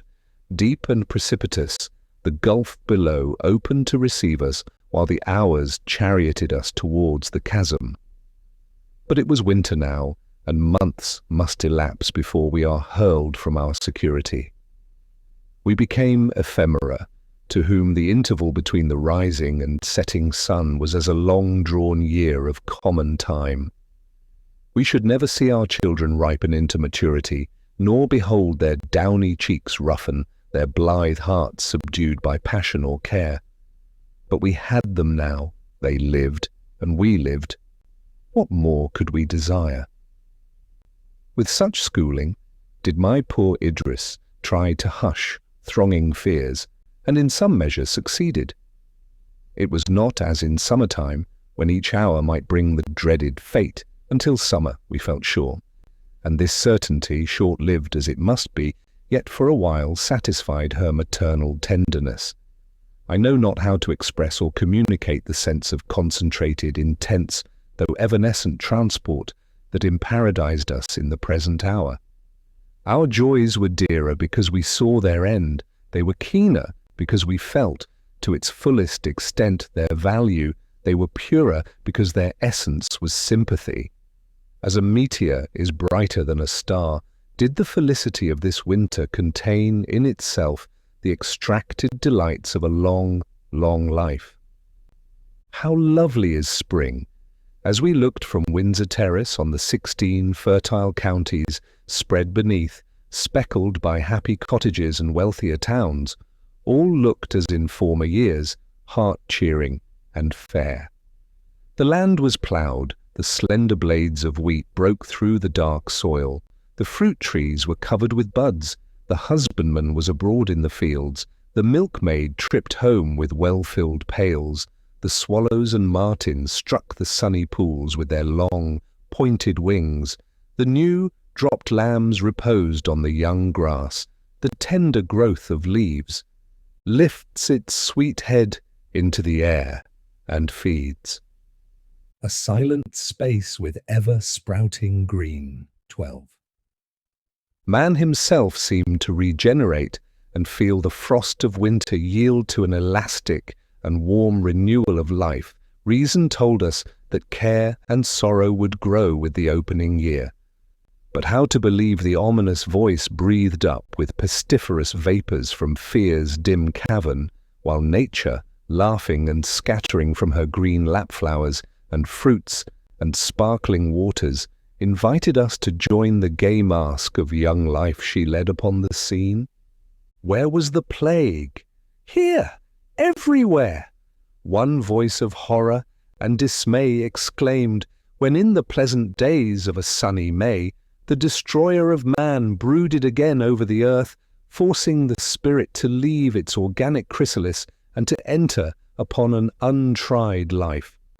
With one mighty sweep of its potent weapon, all caution, all care, all prudence were levelled low. Death sat at the tables of the great, stretched itself on the cottager's pallet, seized the dastard who fled, quelled the brave man who resisted. Despondency entered every heart, sorrow dimmed every eye. Sights of woe now became familiar to me, and were I to tell all of anguish and pain that I witnessed, of the despairing moans of age, and the more terrible smiles of infancy in the bosom of horror, my reader, his limbs quivering and his hair on end, would wonder how I did not seized, with sudden frenzy, dash myself from some precipice, and so close my eyes for ever on the sad end of the world. But the powers of love, poetry, and creative fancy will dwell even beside the sick of the plague, with the squalid and with the dying. A feeling of devotion, of duty, of a high and steady purpose elevated me. A strange joy filled my heart. In the midst of saddest grief I seemed to tread air, while the spirit of good shed round me an ambrosial atmosphere which blunted the sting of sympathy and purified the air of sighs. If my wearied soul flagged in its career, I thought of my loved home, of the casket that contained my treasures, of the kiss of love and the filial caress, while my eyes were moistened by purest dew, and my heart was at once softened and refreshed by thrilling tenderness. Maternal affection had not rendered Idris selfish. At the beginning of our calamity, she had, with thoughtless enthusiasm, devoted herself to the care of the sick and helpless. I checked her, and she submitted to my rule. I told her how the fear of her danger palsied my exertions, how the knowledge of her safety strung my nerves to endurance. I shewed her the dangers which her children incurred during her absence, and she at length agreed not to go beyond the enclosure of the forest. Indeed, within the walls of the castle, we had a colony of the unhappy, deserted by their relatives, and in themselves helpless, sufficient to occupy her time and attention, while ceaseless anxiety for my welfare and the health of her children, however she strove to curb or conceal it, absorbed all her thoughts and undermined the vital principle. After watching over and providing for their safety, her second care was to hide from me her anguish and tears. Each night I returned to the castle and found there repose and love awaiting me.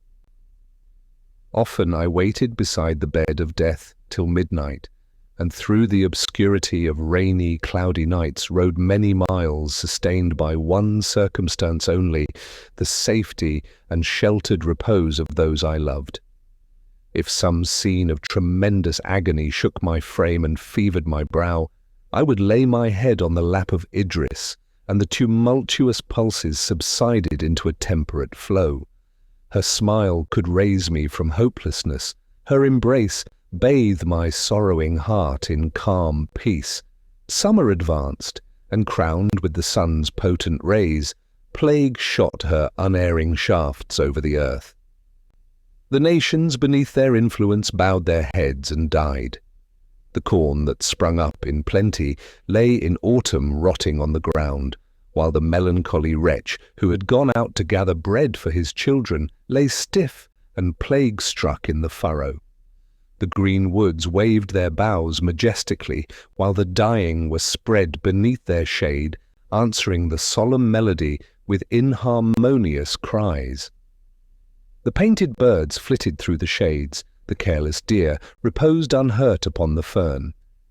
The oxen and the horses strayed from their unguarded stables and grazed among the wheat, for death fell on man alone. With summer and mortality grew our fears. My poor love and I looked at each other and our babes. "We will save them, Idris," I said. "I will save them. Years hence we shall recount to them our fears, then passed away with their occasion. Though they only should remain on the earth, still they shall live, nor shall their cheeks become pale, nor their sweet voices languish. Our eldest in some degree understood the scenes passing around, and at times he, with serious looks, questioned me concerning the reason of so vast a desolation. But he was only 10 years old, and the hilarity of youth soon chased unreasonable care from his brow.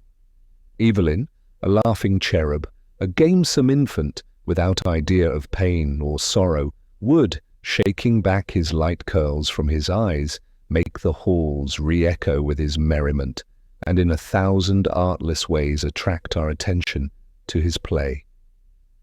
Clara, our lovely gentle Clara, was our stay, our solace, our delight. She made it her task to attend the sick, comfort the sorrowing, assist the aged, and partake the sports and awaken the gaiety of the young.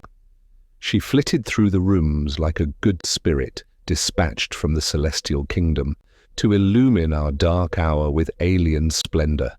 Gratitude and praise marked where her footsteps had been.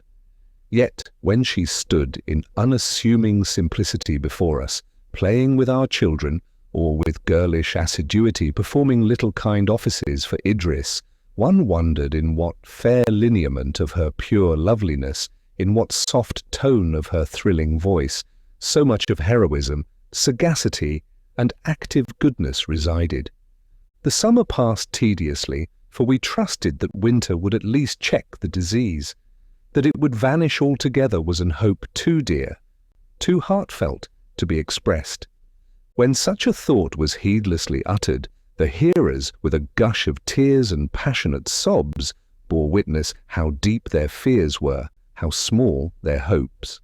For my own part, my exertions for the public good permitted me to observe more closely than most others the virulence and extensive ravages of our sightless enemy. A short month has destroyed a village, and where in May the first person sickened, in June the paths were deformed by unburied corpses, the houses tenantless, no smoke arising from the chimneys, and the housewife's clock marked only the hour when death had been triumphant. From such scenes I have sometimes saved a deserted infant, sometimes led a young and grieving mother from the lifeless image of her firstborn, or drawn the sturdy labourer from childish weeping over his extinct family. July is gone, August must pass, and by the middle of September we may hope. Each day was eagerly counted, and the inhabitants of towns, desirous to leap this dangerous interval, plunged into dissipation, and strove by riot, and what they wished to imagine to be pleasure, to banish thought and opiate despair. None but Adrian could have tamed the motley population of London, which, like a troop of unbitted steeds rushing to their pastures, had thrown aside all minor fears through the operation of the fear paramount.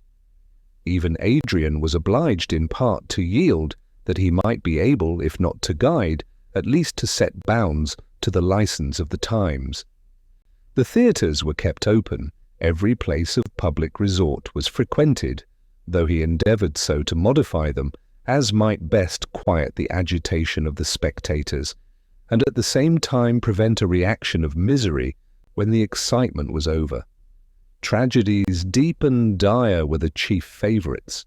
Comedy brought with it too great a contrast to the inner despair.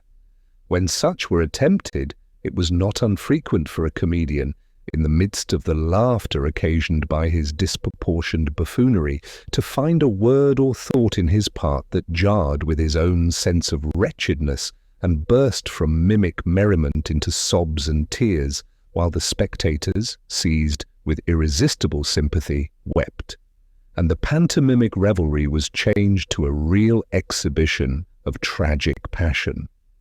It was not in my nature to derive consolation from such scenes, from theatres whose buffoon laughter and discordant mirth awakened distempered sympathy, or where fictitious tears and wailings mocked the heartfelt grief within, from festival or crowded meeting where hilarities sprung from the worst feelings of our nature, or such enthralment of the better ones as impressed it with garish and false varnish, from assemblies of mourners in the guise of revellers.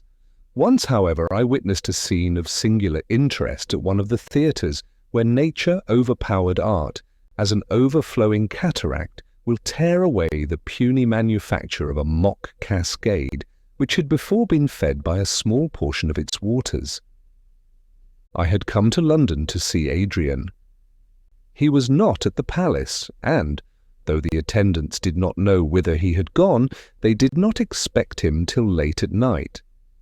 It was between 6 and 7 o'clock, a fine summer afternoon, and I spent my leisure hours in a ramble through the empty streets of London, now turning to avoid an approaching funeral, now urged by curiosity to observe the state of a particular spot. My wanderings were instinct with pain, for silence and desertion characterized every place I visited, and the few beings I met were so pale and woe-begone, so marked with care and depressed by fear, that weary of encountering only signs of misery, I began to retread my steps towards home. I was now in Holborn, and passed by a public house filled with uproarious companions, whose songs, laughter, and shouts were more sorrowful than the pale looks and silence of the mourner. Such an one was near, hovering round this house. The sorry plight of her dress displayed her poverty. She was ghastly pale, and continued approaching, first the window, and then the door of the house, as if fearful, yet longing to enter. A sudden burst of song and merriment seemed to sting her to the heart. She murmured, "Can he have the heart?" And then, mustering her courage, she stepped within the threshold. The landlady met her in the passage. The poor creature asked, "Is my husband here? Can I see George?" "See him?" cried the woman. "Yes, if you go to him. Last night he was taken with the plague, and we sent him to the hospital." The unfortunate inquirer staggered against a wall. A faint cry escaped her. "Oh, were you cruel enough," she exclaimed, "to send him there?" The landlady meanwhile hurried away, but a more compassionate barmaid gave her a detailed account, the sum of which was that her husband had been taken ill after a night of riot, and sent by his boon companions with all expedition to St. Bartholomew's Hospital. I had watched this scene, for there was a gentleness about the poor woman that interested me. She now tottered away from the door, walking as well as she could down Holborn Hill, but her strength soon failed her. She leaned against a wall, and her head sunk on her bosom, while her pallid cheek became still more white. I went up to her and offered my services. She hardly looked up. "You can do me no good," she replied. "I must go to the hospital if I do not die before I get there." There were still a few hackney coaches accustomed to stand about the streets, more truly from habit than for use. I put her in one of these and entered with her that I might secure her entrance into the hospital.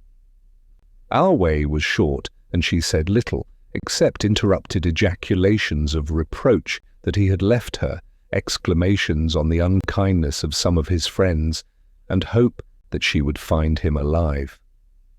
There was a simple, natural earnestness about her that interested me in her fate, especially when she assured me that her husband was the best of men, had been so till want of business during these unhappy times had thrown him into bad company. "He could not bear to come home," she said, "only to see our children die. A man cannot have the patience a mother has with her own flesh and blood." We were set down at St. Bartholomew's and entered the wretched precincts of the house of disease. The poor creature clung closer to me as she saw with what heartless haste they bore the dead from the wards and took them into a room whose half-open door displayed a number of corpses, horrible to behold by one unaccustomed to such scenes. We were directed to the ward where her husband had been first taken, and still was, the nurse said, if alive. My companion looked eagerly from one bed to the other, till at the end of the ward she espied, on a wretched bed, a squalid, haggard creature, writhing under the torture of disease.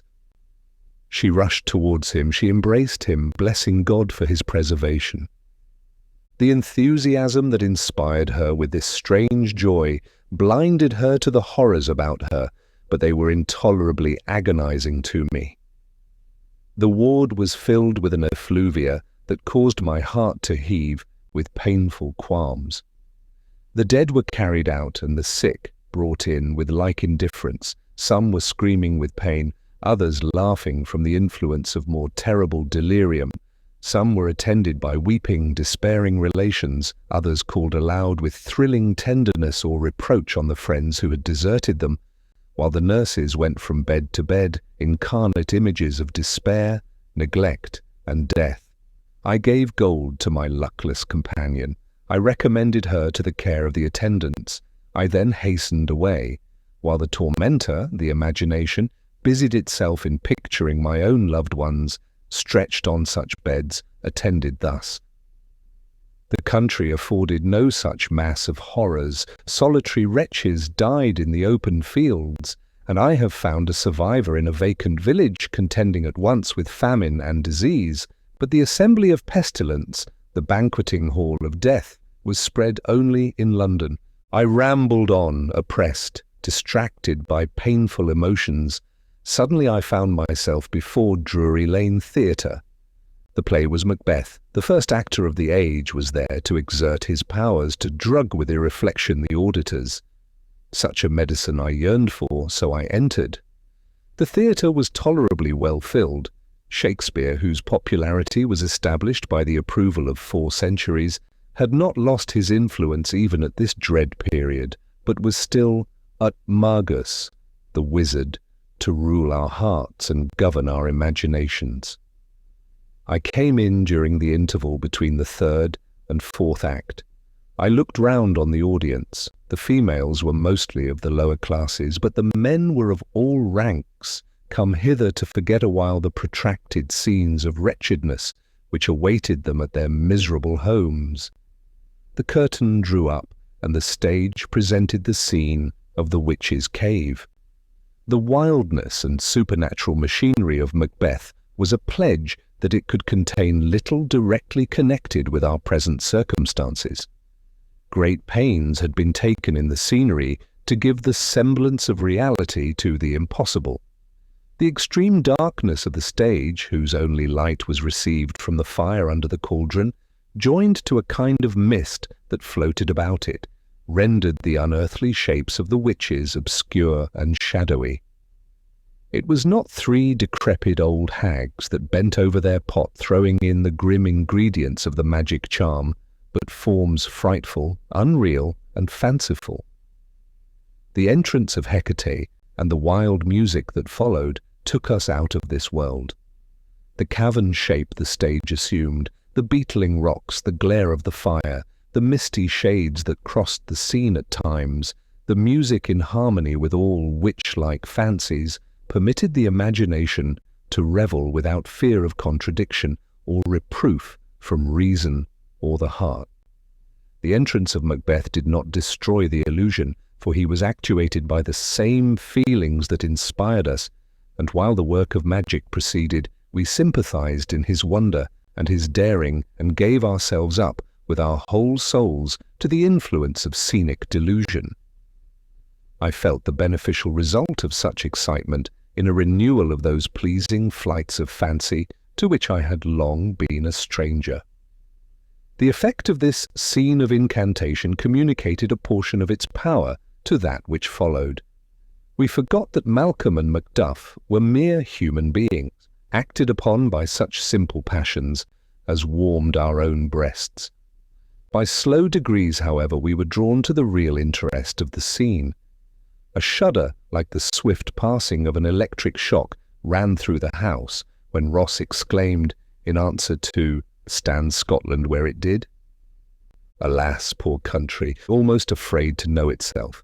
It cannot be called our mother, but our grave, where nothing, but who knows nothing, is once seen to smile, where sighs and groans and shrieks that rent the air are made, not marked, where violent sorrow seems a modern ecstasy, the dead man's knell. Is there scarce asked, for who, and good men's lives expire before the flowers in their caps, dying, or ere they sicken. Each word struck the sense as our life's passing bell. We feared to look at each other, but bent our gaze on the stage, as if our eyes could fall innocuous on that alone. The person who played the part of Ross suddenly became aware of the dangerous ground he trod. He was an inferior actor, but truth now made him excellent. As he went on to announce to Macduff the slaughter of his family, he was afraid to speak, trembling from apprehension of a burst of grief from the audience, not from his fellow mime. Each word was drawn out with difficulty. Real anguish painted his features. His eyes were now lifted in sudden horror, now fixed in dread upon the ground. This show of terror increased ours. We gasped with him. Each neck was stretched out. Each face changed with the actor's changes. At length, while Macduff, who, attending to his part, was unobservant of the high-wrought sympathy of the house, cried with well-acted passion, "All my pretty ones, did you say all? Oh, hell kite, all." What? All my pretty chickens and their dam at one fell swoop? A pang of tameless grief wrenched every heart. A burst of despair was echoed from every lip. I had entered into the universal feeling. I had been absorbed by the terrors of Ross. I re-echoed the cry of Macduff, and then rushed out as from an hell of torture to find calm in the free air and silent street. Free the air was not, or the street silent. Oh, how I longed then for the dear soothings of maternal nature, as my wounded heart was still further stung by the roar of heartless merriment from the public house, by the sight of the drunkard reeling home, having lost the memory of what he would find there in oblivious debauch, and by the more appalling salutations of those melancholy beings to whom the name of home was a mockery. I ran on at my utmost speed until I found myself, I knew not how, close to Westminster Abbey, and was attracted by the deep and swelling tone of the organ. I entered with soothing awe the lighted chancel, and listened to the solemn religious chaunt which spoke peace and hope to the unhappy. The notes, freighted with man's dearest prayers, re-echoed through the dim aisles, and the bleeding of the soul's wounds was staunched by heavenly balm. In spite of the misery I deprecated and could not understand, in spite of the cold hearths of wide London and the corpse-strewn fields of my native land, in spite of all the variety of agonizing emotions I had that evening experienced, I thought that in reply to our melodious adjurations, the Creator looked down in compassion and promise of relief. The awful peal of the heaven-winged music seemed fitting voice wherewith to commune with the Supreme. Calm was produced by its sound and by the sight of many other human creatures offering up prayers and submission with me. A sentiment approaching happiness followed the total resignation of one's being to the guardianship of the world's ruler. Alas, with the failing of this solemn strain, the elevated spirit sank again to earth. Suddenly one of the choristers died. He was lifted from his desk, the vaults below were hastily opened. He was consigned with a few muttered prayers to the darksome cavern, abode of thousands who had gone before, now wide yawning to receive even all who fulfilled the funeral rites. In vain I would then have turned from this scene to darkened aisle or lofty dome, echoing with melodious praise. In the open air alone I found relief.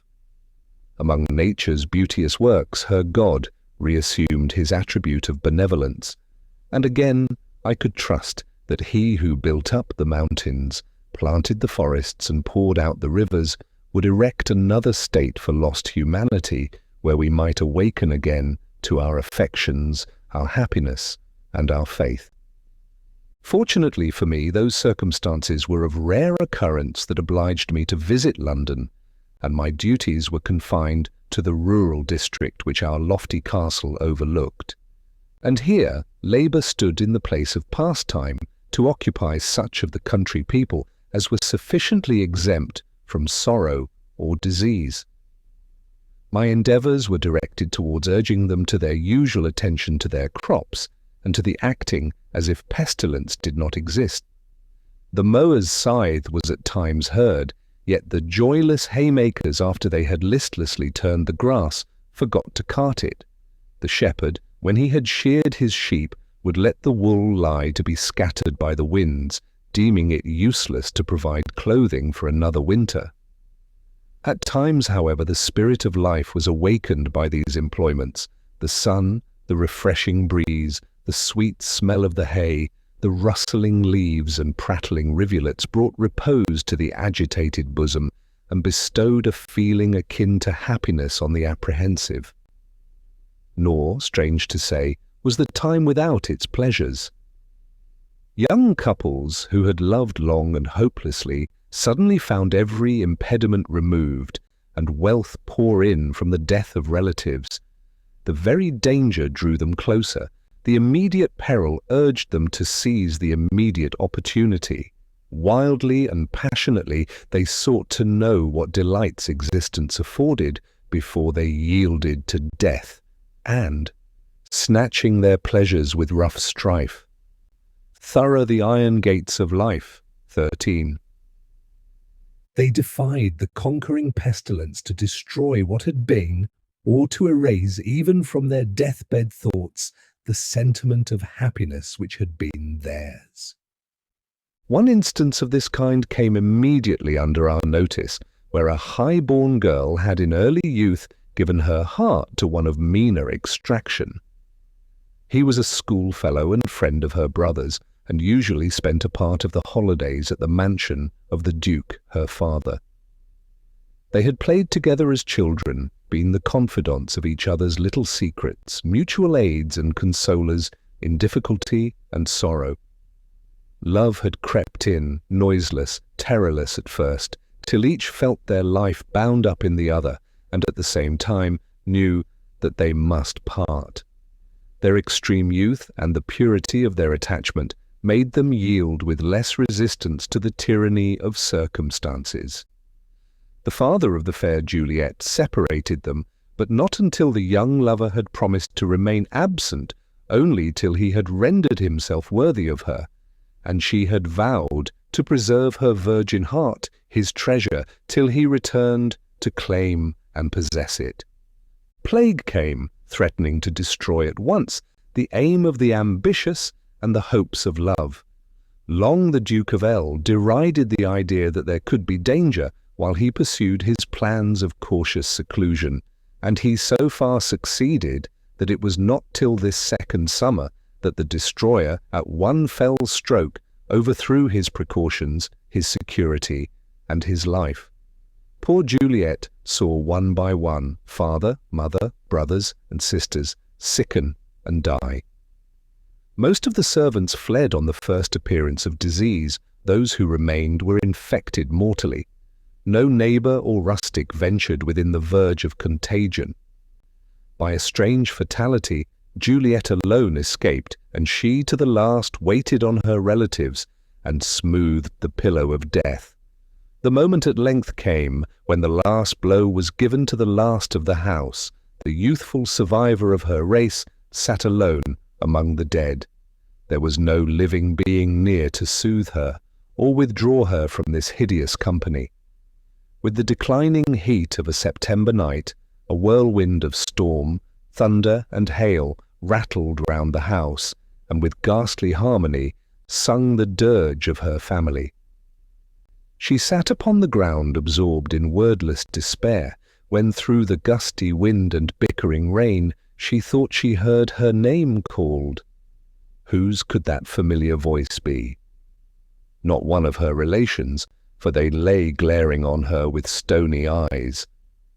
Again her name was syllabled, and she shuddered as she asked herself, "Am I becoming mad, or am I dying, that I hear the voices of the departed?" A second thought passed, swift as an arrow, into her brain. She rushed to the window, and a flash of lightning shewed to her the expected vision, her lover in the shrubbery beneath. Joy lent her strength to descend the stairs, to open the door, and then she fainted in his supporting arms. 1,000 times she reproached herself, as with a crime, that she should revive to happiness with him. The natural clinging of the human mind to life and joy was in its full energy in her young heart. She gave herself impetuously up to the enchantment. They were married, and in their radiant features I saw incarnate, for the last time, the spirit of love, of rapturous sympathy, which once had been the life of the world. I envied them, but felt how impossible it was to imbibe the same feeling, now that years had multiplied my ties in the world. Above all, the anxious mother, my own beloved and drooping Idris, claimed my earnest care. I could not reproach the anxiety that never for a moment slept in her heart, but I exerted myself to distract her attention from too keen an observation of the truth of things, of the near and nearer approaches of disease, misery, and death, of the wild look of our attendants as intelligence of another and yet another death reached us. For to the last, something new occurred that seemed to transcend in horror all that had gone before. Wretched beings crawled to die under our succouring roof. The inhabitants of the castle decreased daily, while the survivors huddled together in fear, and, as in a famine-struck boat, the sport of the wild, interminable waves, each looked in the other's face, to guess on whom the death lot would next fall. All this I endeavoured to veil so that it might least impress my Idris. Yet, as I have said, my courage survived even despair. I might be vanquished, but I would not yield. One day, it was the 9th of September, seemed devoted to every disaster, to every harrowing incident. Early in the day, I heard of the arrival of the aged grandmother of one of our servants at the castle. This old woman had reached her 100th year. Her skin was shriveled, her form was bent and lost in extreme decrepitude, but as still from year to year she continued in existence, outliving many younger and stronger, she began to feel as if she were to live forever. The plague came, and the inhabitants of her village died. Clinging, with the dastard feeling of the aged, to the remnant of her spent life, she had, on hearing that the pestilence had come into her neighbourhood, barred her door and closed her casement, refusing to communicate with any. She would wander out at night to get food, and returned home, pleased that she had met no one, that she was in no danger from the plague.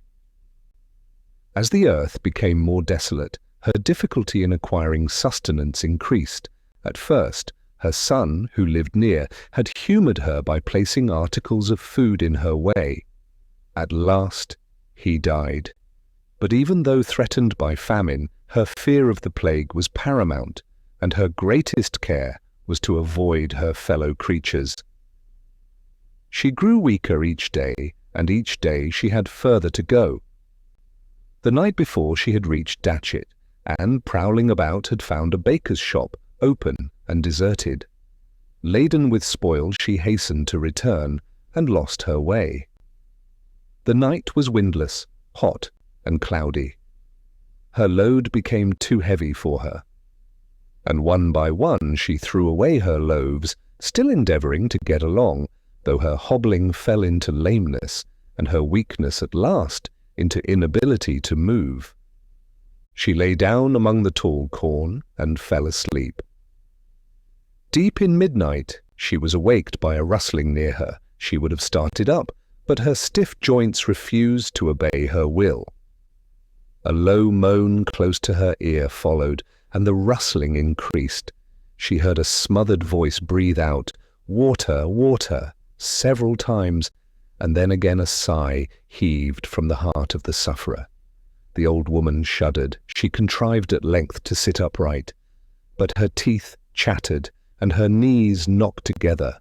Close, very close, lay a half-naked figure, just discernible in the gloom, and the cry for water and the stifled moan were again uttered.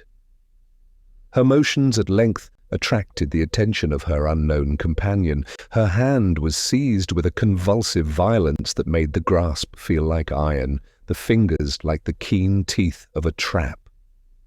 "At last you are come," were the words given forth, but this exertion was the last effort of the dying. The joints relaxed, the figure fell prostrate, one low moan, the last, marked the moment of death. Morning broke, and the old woman saw the corpse, marked with the fatal disease, close to her. Her wrist was livid with the hold loosened by death. She felt struck by the plague. Her aged frame was unable to bear her away with sufficient speed, and now, believing herself infected, she no longer dreaded the association of others, but, as swiftly as she might, came to her granddaughter at Windsor Castle, there to lament and die. The sight was horrible, still she clung to life and lamented her mischance with cries and hideous groans, while the swift advance of the disease shewed, what proved to be the fact, that she could not survive many hours.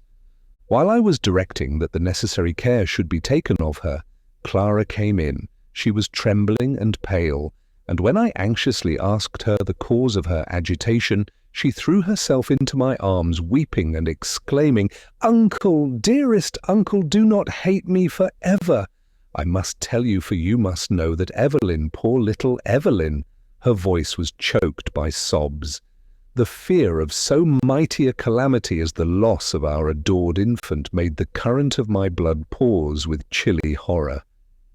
But the remembrance of the mother restored my presence of mind. I sought the little bed of my darling. He was oppressed by fever, but I fondly and fearfully trusted, that there were no symptoms of the plague. He was not 3 years old, and his illness appeared only one of those attacks incident to infancy. I watched him long, his heavy half-closed lids, his burning cheeks and restless twining of his small fingers. The fever was violent, the torpor complete, enough, without the greater fear of pestilence, to awaken alarm. Idris must not see him in this state. Clara, though only 12 years old, was rendered through extreme sensibility so prudent and careful that I felt secure in entrusting the charge of him to her, and it was my task to prevent Idris from observing their absence. I administered the fitting remedies and left my sweet niece to watch beside him and bring me notice of any change she should observe. I then went to Idris, contriving in my way plausible excuses for remaining all day in the castle and endeavouring to disperse the traces of care from my brow. Fortunately, she was not alone. I found Merivale, the astronomer, with her. He was far too long-sighted in his view of humanity to heed the casualties of the day, and lived in the midst of contagion, unconscious of its existence. This poor man, learned as Laplace, guileless and unforeseeing as a child, had often been on the point of starvation. He, his pale wife, and numerous offspring, while he neither felt hunger nor observed distress. His astronomical theories absorbed him. Calculations were scrawled with coal on the bare walls of his garret. A hard-earned guinea, or an article of dress, was exchanged for a book without remorse. He neither heard his children cry, nor observed his companion's emaciated form, and the excess of calamity was merely to him as the occurrence of a cloudy night, when he would have given his right hand to observe a celestial phenomenon. His wife was one of those wondrous beings to be found only among women, with affections not to be diminished by misfortune. Her mind was divided between boundless admiration for her husband and tender anxiety for her children. She waited on him, worked for them, and never complained, though care rendered her life one long-drawn, melancholy dream. He had introduced himself to Adrian by a request he made to observe some planetary motions from his glass. His poverty was easily detected and relieved. He often thanked us for the books we lent him and for the use of our instruments, but never spoke of his altered abode or change of circumstances. His wife assured us that he had not observed any difference, except in the absence of the children from his study, and, to her infinite surprise, he complained of this unaccustomed quiet. He came now to announce to us the completion of his essay on the pericyclical motions of the Earth's axis and the precession of the equinoctial points. If an old Roman of the period of the Republic had returned to life and talked of the impending election of some laurel-crowned consul, or of the last battle with Mithridates, his ideas would not have been more alien to the times than the conversation of Merivale. Man, no longer with an appetite for sympathy, clothed his thoughts in visible signs, nor were there any readers left. While each one, having thrown away his sword, with opposing shield alone, awaited the plague, Merivale talked of the state of mankind 6,000 years hence. He might, with equal interest to us, have added a commentary to describe the unknown and unimaginable lineaments of the creatures who would then occupy the vacated dwelling of mankind. We had not the heart to undeceive the poor old man, and at the moment I came in, he was reading parts of his book to Idris, asking what answer could be given to this or that position. Idris could not refrain from a smile as she listened. She had already gathered from him that his family was alive and in health, though not apt to forget the precipice of time on which she stood. Yet I could perceive that she was amused for a moment by the contrast between the contracted view we had so long taken of human life and the 7-league strides with which Merivale paced a coming eternity. I was glad to see her smile, because it assured me of her total ignorance of her infant's danger. But I shuddered to think of the revulsion that would be occasioned by a discovery of the truth. While Merivale was talking, Clara softly opened a door behind Idris and beckoned me to come with a gesture and look of grief. A mirror betrayed the sign to Idris. She started up. To suspect evil, to perceive that Alfred being with us, the danger must regard her youngest darling, to fly across the long chambers into his apartment, was the work but of a moment. There she beheld her Evelyn lying fever-stricken and motionless. I followed her, and strove to inspire more hope than I could myself entertain, but she shook her head mournfully. Anguish deprived her of presence of mind. She gave up to me and Clara the physician's and nurse's parts. She sat by the bed, holding one little burning hand, and, with glazed eyes fixed on her babe, passed the long day in one unvaried agony.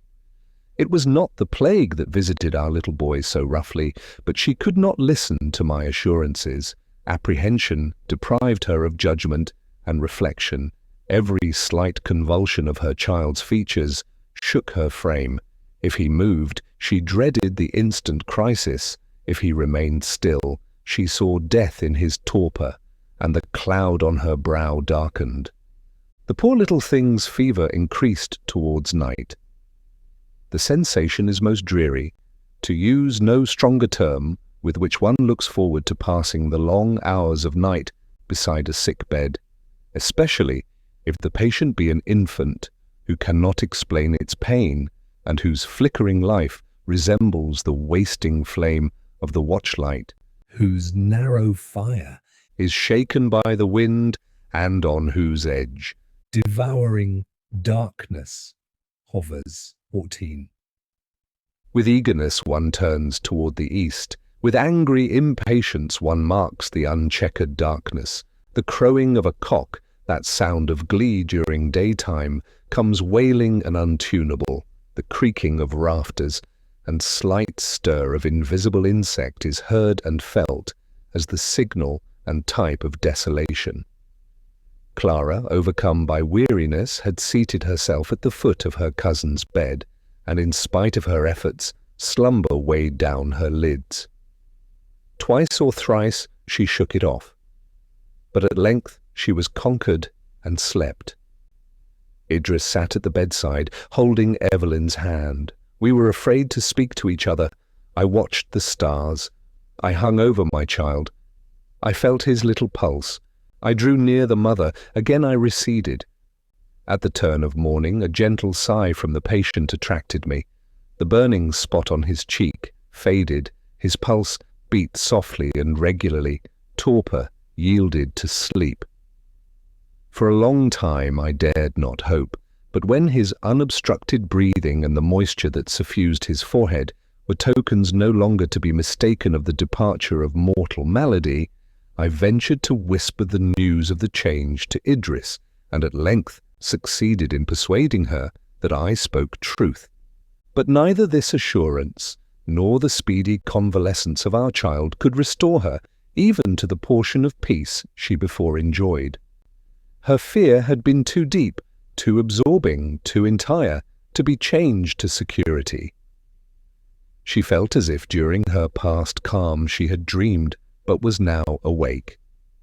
She was as one, in some lone watchtower on the deep, awakened. From soothing visions of the home he loves, trembling to hear the wrathful billows roar. 15. As one who has been cradled by a storm and awakes to find the vessel sinking. Before she had been visited by pangs of fear. Now she never enjoyed an interval of hope. No smile of the heart ever irradiated her fair countenance. Sometimes she forced one, and then gushing tears would flow, and the sea of grief close above these wrecks of past happiness. Still, while I was near her, she could not be in utter despair. She fully confided herself to me. She did not seem to fear my death or revert to its possibility.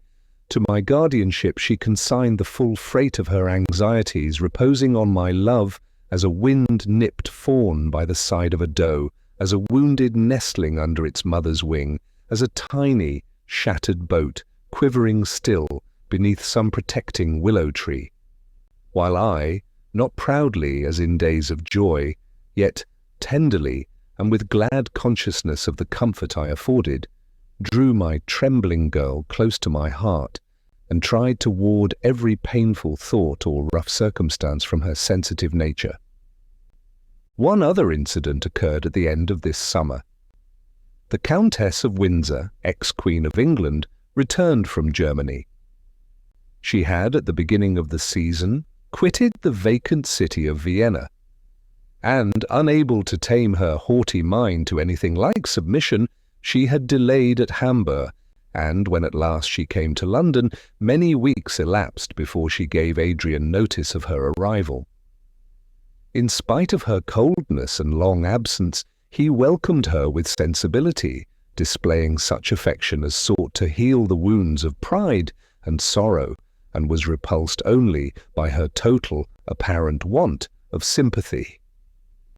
Idris heard of her mother's return with pleasure. Her own maternal feelings were so ardent that she imagined her parent must now, in this waste world, have lost pride and harshness, and would receive with delight her filial attentions. The first check to her duteous demonstrations was a formal intimation from the fallen majesty of England that I was in no manner to be intruded upon her. She consented, she said, to forgive her daughter and acknowledge her grandchildren. Larger concessions must not be expected. To me this proceeding appeared, if so light a term may be permitted, extremely whimsical. Now that the race of man had lost in fact all distinction of rank, this pride was doubly fortuitous. Now that we felt a kindred fraternal nature with all who bore the stamp of humanity, this angry reminiscence of times forever gone was worse than foolish. Idris was too much taken up by her own dreadful fears to be angry, hardly grieved, for she judged that insensibility must be the source of this continued rancour. This was not altogether the fact, but predominant self-will assumed the arms and mask of callous feeling, and the haughty lady disdained to exhibit any token of the struggle she endured, while the slave of pride, she fancied that she sacrificed her happiness to immutable principle. False was all this, false all but the affections of our nature, and the links of sympathy with pleasure or pain. There was but one good and one evil in the world, life and death. The pomp of rank, the assumption of power, the possessions of wealth, vanished like morning mist. One living beggar had become of more worth than a national peerage of dead lords. Alas the day, than of dead heroes, patriots, or men of genius. There was much of degradation in this, for even vice and virtue had lost their attributes. Life, the continuation of our animal mechanism, was the alpha and omega of the desires, the prayers, the prostrate ambition of human race. 10. Calderon de la Barca. 11. Wordsworth. 12. Keats. 13. Andrew Marvell. 14. The Cenci. 15. The Bride's Tragedy by T. L. Beddoes, S.K. Chapter 9. Half England was desolate when October came, and the equinoctial winds swept over the earth, chilling the ardours of the unhealthy season. The summer, which was uncommonly hot, had been protracted into the beginning of this month, when on the 18th a sudden change was brought about from summer temperature to winter frost. Pestilence then made a pause in her death-dealing career. Gasping, not daring to name our hopes, yet full even to the brim with intense expectation, we stood as a shipwrecked sailor stands on a barren rock islanded by the ocean, watching a distant vessel, fancying that now it nears, and then again that it is bearing from sight. This promise of a renewed lease of life turned rugged natures to melting tenderness, and by contrast filled the soft with harsh and unnatural sentiments. When it seemed destined that all were to die, we were reckless of the how and when. Now that the virulence of the disease was mitigated, and it appeared willing to spare some, each was eager to be among the elect, and clung to life with dastard tenacity. Instances of desertion became more frequent, and even murders, which made the hearer sick with horror, where the fear of contagion had armed those nearest in blood against each other. But these smaller and separate tragedies were about to yield to a mightier interest, and, while we were promised calm from infectious influences, a tempest arose wilder than the winds, a tempest bred by the passions of man, nourished by his most violent impulses, unexampled and dire. A number of people from North America, the relics of that populous continent, had set sail for the East with mad desire of change, leaving their native plains for lands not less afflicted than their own. Several hundreds landed in Ireland about the 1st of November and took possession of such vacant habitations as they could find, seizing upon the superabundant food and the stray cattle. As they exhausted the produce of one spot, they went on to another. At length, they began to interfere with the inhabitants, and strong in their concentrated numbers, ejected the natives from their dwellings and robbed them of their winter store. A few events of this kind roused the fiery nature of the Irish, and they attacked the invaders. Some were destroyed, the major part escaped by quick and well-ordered movements, and danger made them careful. Their numbers ably arranged, the very deaths among them concealed. Moving on in good order, and apparently given up to enjoyment, they excited the envy of the Irish. The Americans permitted a few to join their band, and presently the recruits outnumbered the strangers, nor did they join with them, nor imitate the admirable order, which, preserved by the transatlantic chiefs, rendered them at once secure and formidable. The Irish followed their track in disorganized multitudes, each day increasing, each day becoming more lawless. The Americans were eager to escape from the spirit they had roused, and, reaching the eastern shores of the island, embarked for England. Their incursion would hardly have been felt had they come alone, but the Irish, collected in unnatural numbers, began to feel the inroads of famine, and they followed in the wake of the Americans for England also. The crossing of the sea could not arrest their progress. The harbours of the desolate seaports of the west of Ireland were filled with vessels of all sizes, from the man-of-war to the small fisher's boat, which lay sailorless and rotting on the lazy deep. The emigrants embarked by hundreds, and unfurling their sails with rude hands, made strange havoc of buoy and cordage. Those who modestly betook themselves to the smaller craft, for the most part, achieved their watery journey in safety. Some, in the true spirit of reckless enterprise, went on board a ship of 120 guns. The vast hull drifted with the tide out of the bay, and after many hours its crew of landsmen contrived to spread a great part of her enormous canvas. The wind took it, and while 1,000 mistakes of the helmsman made her present her head now to one point and now to another, the vast fields of canvas that formed her sails flapped with a sound like that of a huge cataract, or such as a sea-like forest may give forth when buffeted by an equinoctial north wind. The portholes were open, and with every sea which, as she lurched, washed her decks, they received whole tons of water. The difficulties were increased by a fresh breeze which began to blow, whistling among the shrouds, dashing the sails this way and that, and rending them with horrid split, and such were as may have visited the dreams of Milton, when he imagined the winnowing of the arch-fiend's van-like wings, which increased the uproar of wild chaos. These sounds were mingled with the roaring of the sea, the splash of the chafed billows round the vessel's sides, and the gurgling up of the water in the hold. The crew, many of whom had never seen the sea before, felt indeed as if heaven and earth came ruining together as the vessel dipped her bows in the waves or rose high upon them. Their yells were drowned in the clamour of elements, and the thunder rivings of their unwieldy habitation. They discovered at last that the water gained on them, and they betook themselves to their pumps. They might as well have laboured to empty the ocean by bucketfuls. As the sun went down, the gale increased. The ship seemed to feel her danger. She was now completely waterlogged, and presented other indications of settling before she went down.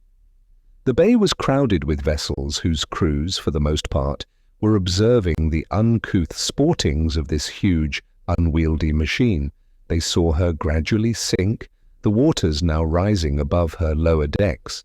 They could hardly wink before she had utterly disappeared, nor could the place where the sea had closed over her be at all discerned. Some few of her crew were saved, but the greater part, clinging to her cordage and masts, went down with her, to rise only when death loosened their hold. This event caused many of those who were about to sail to put foot again on firm land, ready to encounter any evil rather than to rush into the yawning jaws of the pitiless ocean. But these were few in comparison to the numbers who actually crossed. Many went up as high as Belfast to ensure a shorter passage, and then journeying south through Scotland, they were joined by the poorer natives of that country, and all poured with one consent into England. Such incursions struck the English with affright in all those towns where there was still sufficient population to feel the change. There was room enough indeed in our hapless country for twice the number of invaders. But their lawless spirit instigated them to violence. They took a delight in thrusting the possessors from their houses, in seizing on some mansion of luxury where the noble dwellers secluded themselves in fear of the plague, in forcing these of either sex to become their servants and purveyors, till, the ruin complete in one place, they removed their locust visitation to another. When unopposed, they spread their ravages wide. In cases of danger they clustered, and by dint of numbers overthrew their weak and despairing foes. They came from the east and the north, and directed their course without apparent motive, but unanimously towards our unhappy metropolis. Communication had been to a great degree cut off through the paralyzing effects of pestilence, so that the van of our invaders had proceeded as far as Manchester and Derby before we received notice of their arrival. They swept the country like a conquering army, burning, laying waste, murdering. The lower and vagabond English joined with them. Some few of the Lords Lieutenant who remained endeavoured to collect the militia, but the ranks were vacant, panic seized on all, and the opposition that was made only served to increase the audacity and cruelty of the enemy. They talked of taking London, conquering England, calling to mind the long detail of injuries which had for many years been forgotten.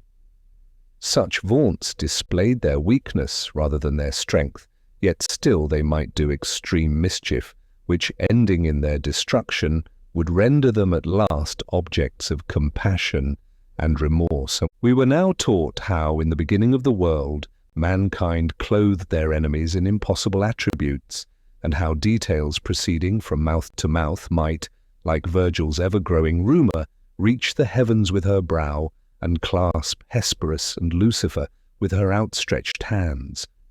Gorgon and centaur, dragon and iron-hoofed lion, vast sea monster and gigantic hydra were but types of the strange and appalling accounts brought to London concerning our invaders.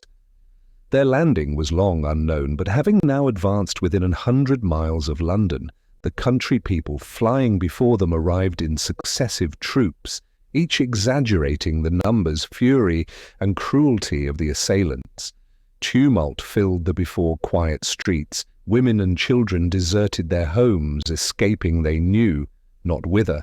Fathers, husbands, and sons stood trembling, not for themselves, but for their loved and defenceless relations.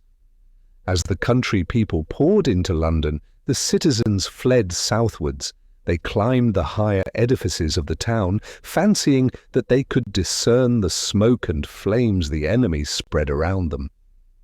As Windsor lay to a great degree in the line of march from the west, I removed my family to London, assigning the Tower for their sojourn, and joining Adrian, acted as his lieutenant in the coming struggle. We employed only 2 days in our preparations and made good use of them. Artillery and arms were collected, the remnants of such regiments as could be brought through many losses into any show of muster were put under arms, with that appearance of military discipline which might encourage our own party and seem most formidable to the disorganized multitude of our enemies. Even music was not wanting, banners floated in the air, and the shrill fife and loud trumpet breathed forth sounds of encouragement and victory. A practised ear might trace an undue faltering in the step of the soldiers, but this was not occasioned so much by fear of the adversary as by disease, by sorrow, and by fatal prognostications, which often weighed most potently on the brave and quelled the manly heart to abject subjection. Adrian led the troops. He was full of care. It was small relief to him that our discipline should gain us success in such a conflict.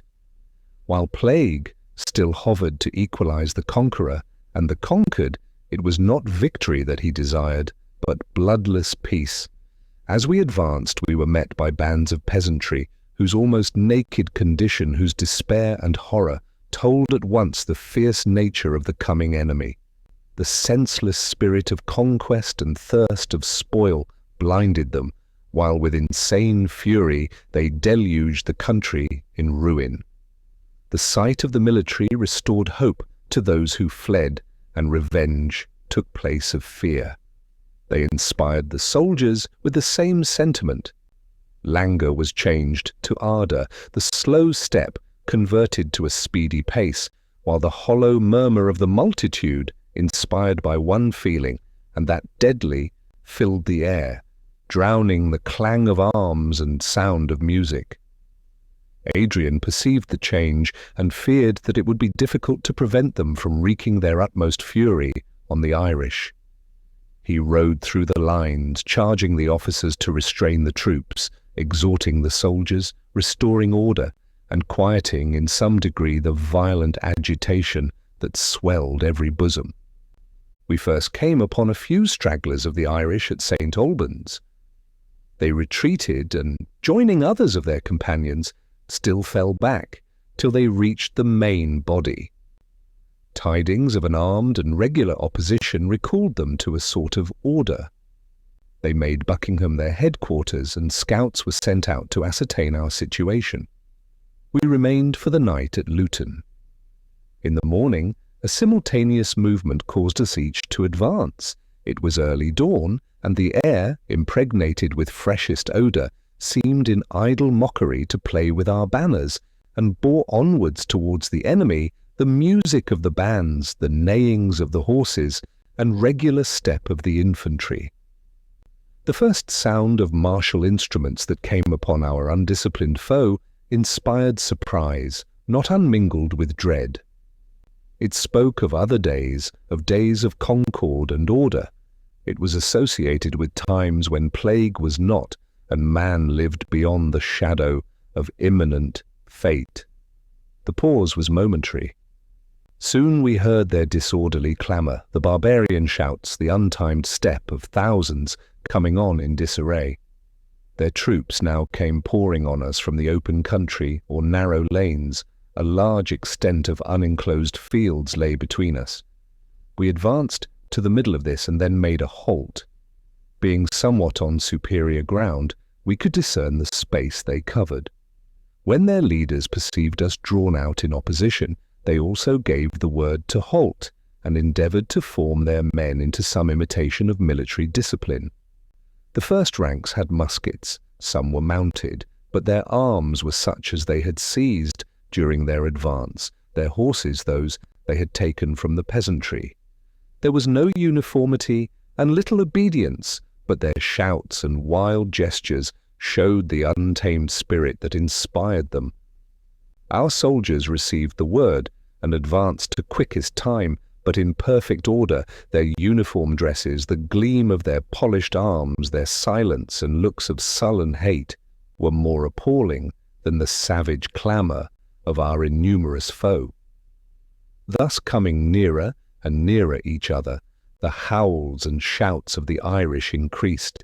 The English proceeded in obedience to their officers until they came near enough to distinguish the faces of their enemies. The sight inspired them with fury. With one cry that rent heaven and was re-echoed by the furthest lines, they rushed on. They disdained the use of the bullet, but with fixed bayonet dashed among the opposing foe, while the ranks opening at intervals, the matchmen lighted the cannon, whose deafening roar and blinding smoke filled up the horror of the scene. I was beside Adrian. A moment before, he had again given the word to halt, and had remained a few yards distant from us in deep meditation. He was forming swiftly his plan of action to prevent the effusion of blood. The noise of cannon, the sudden rush of the troops and yell of the foe startled him. With flashing eyes he exclaimed, "Not one of these must perish!" And plunging the rowels into his horse's sides, he dashed between the conflicting bands. We, his staff, followed him to surround and protect him. Obeying his signal, however, we fell back somewhat. The soldiery, perceiving him, paused in their onset. He did not swerve from the bullets that passed near him, but rode immediately between the opposing lines. Silence succeeded to clamour. About 50 men lay on the ground, dying or dead. Adrian raised his sword in act to speak. "By whose command," he cried, addressing his own troops, "do you advance?" "Who ordered your attack?" "Fall back! These misguided men shall not be slaughtered while I am your general." "Sheath your weapons. These are your brothers. Commit not fratricide. Soon the plague will not leave one for you to glut your revenge upon. Will you be more pitiless than pestilence? As you honor me, as you worship God, in whose image those also are created, as your children and friends are dear to you, shed not a drop of precious human blood." He spoke with outstretched hand and winning voice, and then turning to our invaders, with a severe brow, he commanded them to lay down their arms. "Do you think," he said, "that because we are wasted by plague, you can overcome us? The plague is also among you, and when ye are vanquished by famine and disease, the ghosts of those you have murdered will arise, to bid you not hope in death. Lay down your arms, barbarous and cruel men, men whose hands are stained with the blood of the innocent, whose souls are weighed down by the orphan's cry. We shall conquer, for the right is on our side. Already your cheeks are pale, the weapons fall from your nerveless grasp. Lay down your arms, fellow men. Brethren, pardon, succor, and brotherly love await your repentance. You are dear to us because you wear the frail shape of humanity. Each one among you will find a friend and host among these forces. Shall man be the enemy of man, while plague, the foe to all, even now is above us, triumphing in our butchery, more cruel than her own. Each army paused. On our side the soldiers grasped their arms firmly and looked with stern glances on the foe. These had not thrown down their weapons, more from fear than the spirit of contest. They looked at each other, each wishing to follow some example given him, but they had no leader. Adrian threw himself from his horse, and approaching one of those just slain, "He was a man," he cried, "and he is dead. Oh, quickly bind up the wounds of the fallen. Let not one die, let not one more soul escape through your merciless gashes, to relate before the throne of God the tale of fratricide. Bind up their wounds, restore them to their friends. Cast away the hearts of tigers that burn in your breasts. Throw down those tools of cruelty and hate. In this pause of exterminating destiny, let each man be brother, guardian, and stay to the other. Away with those blood-stained arms, and hasten some of you to bind up these wounds." As he spoke, he knelt on the ground and raised in his arms a man from whose side the warm tide of life gushed. The poor wretch gasped, so still had either host become that his moans were distinctly heard, and every heart late fiercely bent on universal massacre now beat anxiously in hope and fear for the fate of this one man. Adrian tore off his military scarf and bound it round the sufferer. It was too late. The man heaved a deep sigh, his head fell back, his limbs lost their sustaining power. "He is dead," said Adrian, as the corpse fell from his arms on the ground, and he bowed his head in sorrow and awe. The fate of the world seemed bound up in the death of this single man. On either side the bands threw down their arms, even the veterans wept, and our party held out their hands to their foes, while a gush of love and deepest amity filled every heart. The two forces mingling, unarmed and hand in hand, talking only how each might assist the other, the adversaries conjoined, each repenting, the one side their former cruelties, the other their late violence. They obeyed the orders of the general to proceed towards London. Adrian was obliged to exert his utmost prudence, first to allay the discord, and then to provide for the multitude of the invaders. They were marched to various parts of the southern counties. Quartered in deserted villages, a part were sent back to their own island, while the season of winter so far revived our energy that the passes of the country were defended and any increase of numbers prohibited. On this occasion, Adrian and Idris met after a separation of nearly a year. Adrian had been occupied in fulfilling a laborious and painful task.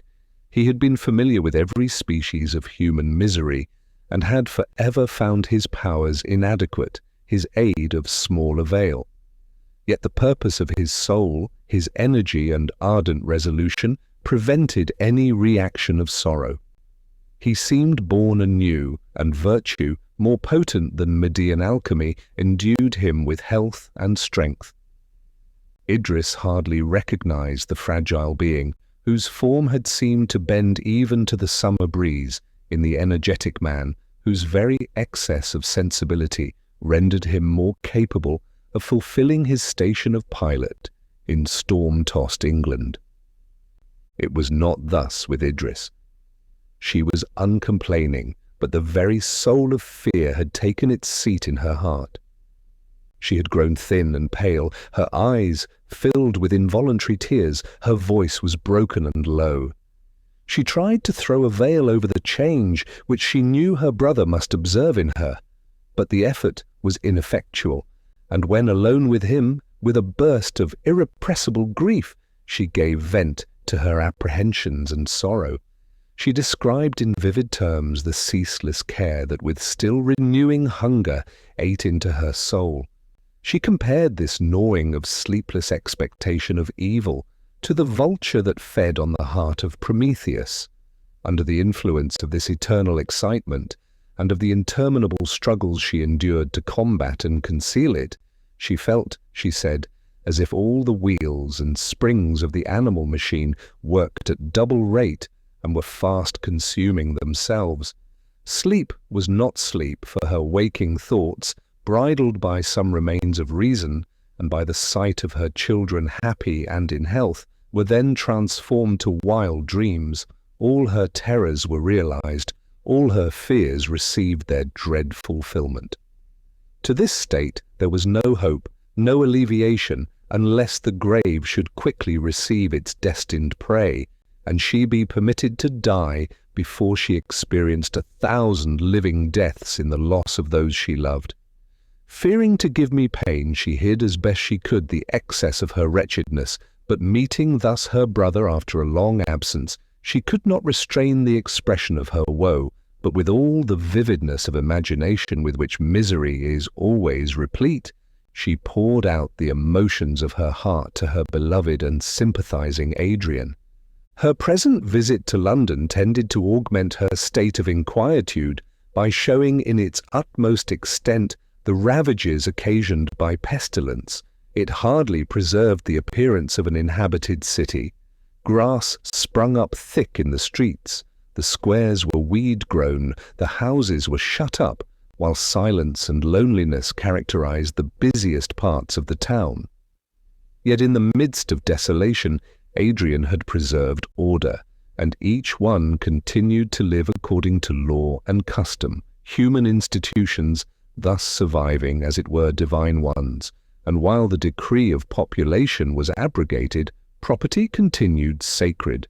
It was a melancholy reflection, and in spite of the diminution of evil produced, it struck on the heart as a wretched mockery. All idea of resort for pleasure, of theatres and festivals had passed away. "Next summer," said Adrian as we parted on our return to Windsor, "will decide the fate of the human race. I shall not pause in my exertions until that time, but if plague revives with the coming year, all contest with her must cease, and our only occupation be the choice of a grave." I must not forget one incident that occurred during this visit to London. The visits of Merivale to Windsor, before frequent, had suddenly ceased. At this time, where but a hair's line separated the living from the dead, I feared that our friend had become a victim to the all-embracing evil. On this occasion I went, dreading the worst, to his dwelling, to see if I could be of any service to those of his family who might have survived.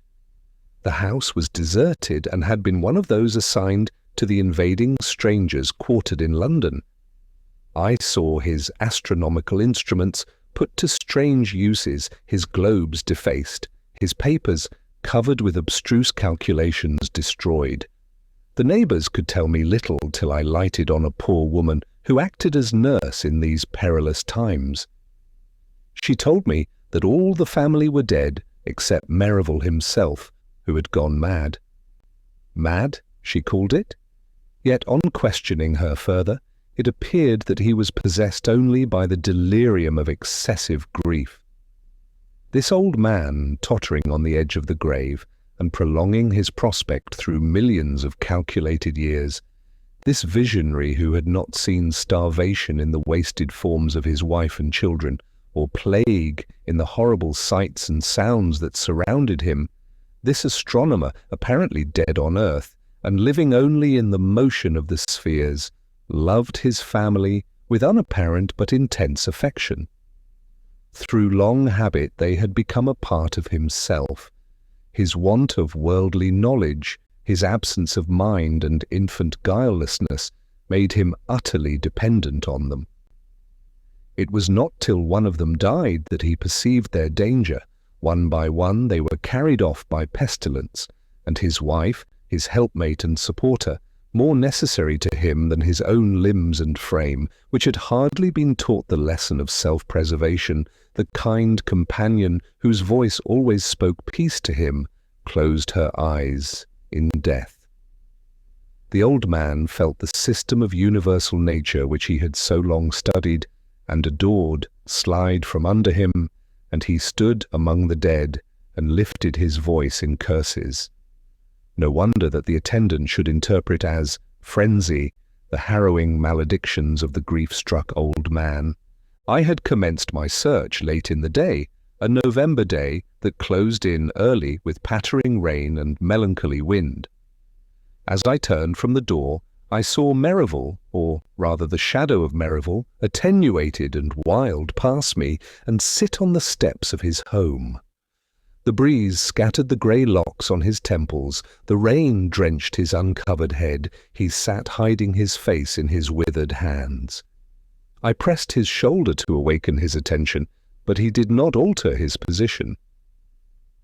"Merivale," I said, "it is long since we have seen you. You must return to Windsor with me. Lady Idris desires to see you. You will not refuse her request. Come home with me." He replied in a hollow voice, "Why deceive a helpless old man? Why talk hypocritically to one half-crazed? Windsor is not my home. My true home I have found, the home that the Creator has prepared for me." His accent of bitter scorn thrilled me. "Do not tempt me to speak," he continued. "My words would scare you. In an universe of cowards, I dare think, among the churchyard tombs, among the victims of his merciless tyranny, I dare reproach the supreme evil. How can he punish me? Let him bare his arm and transfix me with lightning. This is also one of his attributes." And the old man laughed. He rose, and I followed him through the rain to a neighbouring churchyard. He threw himself on the wet earth. "Here they are," he cried, "beautiful creatures, breathing, speaking, loving creatures. She who by day and night cherished the age-worn lover of her youth. They, parts of my flesh, my children, here they are. Call them, scream their names through the night. They will not answer."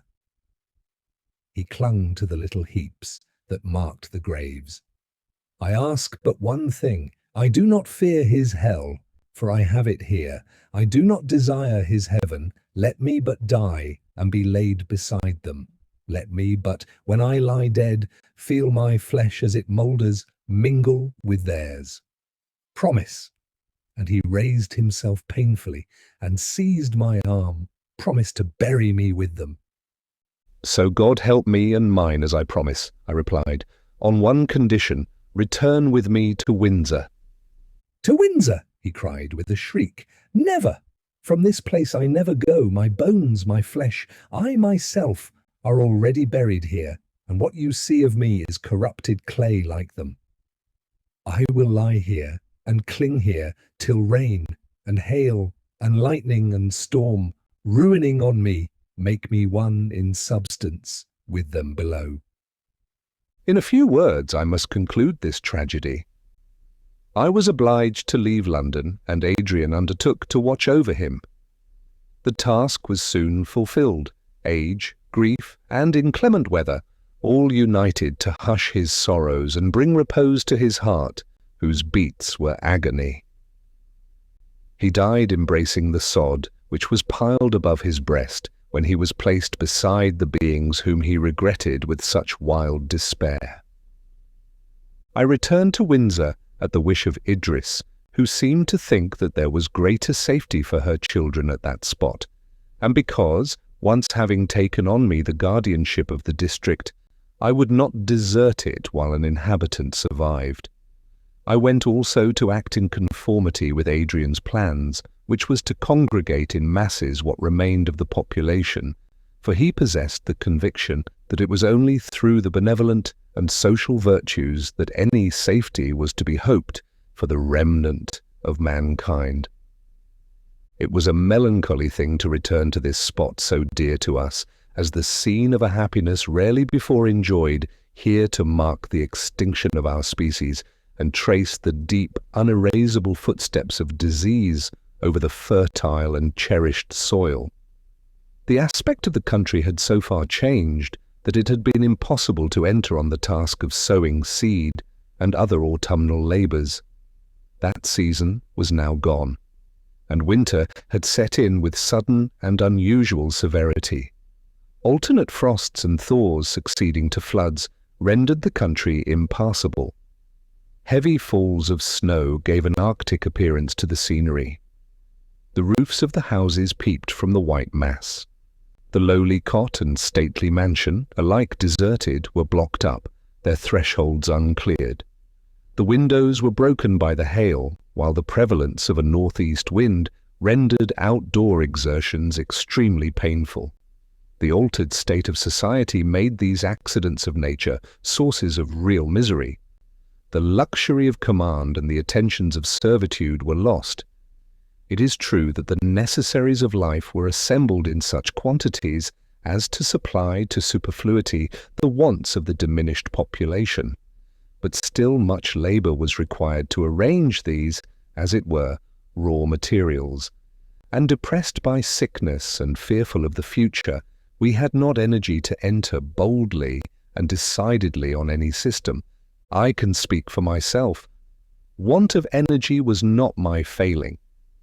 The intense life that quickened my pulses and animated my frame had the effect not of drawing me into the mazes of active life, but of exalting my lowliness, and of bestowing majestic proportions on insignificant objects. I could have lived the life of a peasant in the same way. My trifling occupations were swelled into important pursuits. My affections were impetuous and engrossing passions, and nature with all her changes was invested in divine attributes. The very spirit of the Greek mythology inhabited my heart. I deified the uplands, glades, and streams. I had sight of Proteus coming from the sea, and heard old Triton blow his wreathed horn. 16. Strange that while the earth preserved her monotonous course, I dwelt with ever-renewing wonder on her antique laws, and now that with eccentric wheel she rushed into an untried path, I should feel this spirit fade. I struggled with despondency and weariness, but like a fog they choked me. Perhaps after the labours and stupendous excitement of the past summer, the calm of winter and the almost menial toils it brought with it were by natural reaction doubly irksome. It was not the grasping passion of the preceding year which gave life and individuality to each moment. It was not the aching pangs induced by the distresses of the times. The utter inutility that had attended all my exertions took from them their usual effects of exhilaration, and despair rendered abortive the balm of self-applause. I longed to return to my old occupations, but of what use were they? To read were futile, to write vanity indeed. The earth, late wide circus for the display of dignified exploits, vast theatre for a magnificent drama, now presented a vacant space, an empty stage. For actor or spectator, there was no longer aught to say or hear. Our little town of Windsor, in which the survivors from the neighbouring counties were chiefly assembled, wore a melancholy aspect. Its streets were blocked up with snow, the few passengers seemed palsied and frozen by the ungenial visitation of winter. To escape these evils was the aim and scope of all our exertions. Families late devoted to exalting and refined pursuits, rich, blooming and young, with diminished numbers and care-fraught hearts, huddled over a fire, grown selfish and grovelling through suffering. Without the aid of servants, it was necessary to discharge all household duties. Hands unused to such labour must knead the bread, or, in the absence of flour, the statesman or perfumed courtier must undertake the butcher's office. Poor and rich were now equal, or rather the poor were the superior, since they entered on such tasks with alacrity and experience, while ignorance, inaptitude, and habits of repose rendered them fatiguing to the luxurious, galling to the proud, disgustful to all whose minds, bent on intellectual improvement, held it their dearest privilege to be exempt from attending to mere animal wants. But in every change, goodness and affection can find field for exertion and display. Among some, these changes produced a devotion and sacrifice of self at once graceful and heroic. It was a sight for the lovers of the human race to enjoy, to behold, as in ancient times, the patriarchal modes in which the variety of kindred and friendship fulfilled their duteous and kindly offices. Youths, nobles of the land, performed for the sake of mother or sister the services of menials with amiable cheerfulness. They went to the river to break the ice and draw water. They assembled on foraging expeditions, or axe in hand felled the trees for fuel.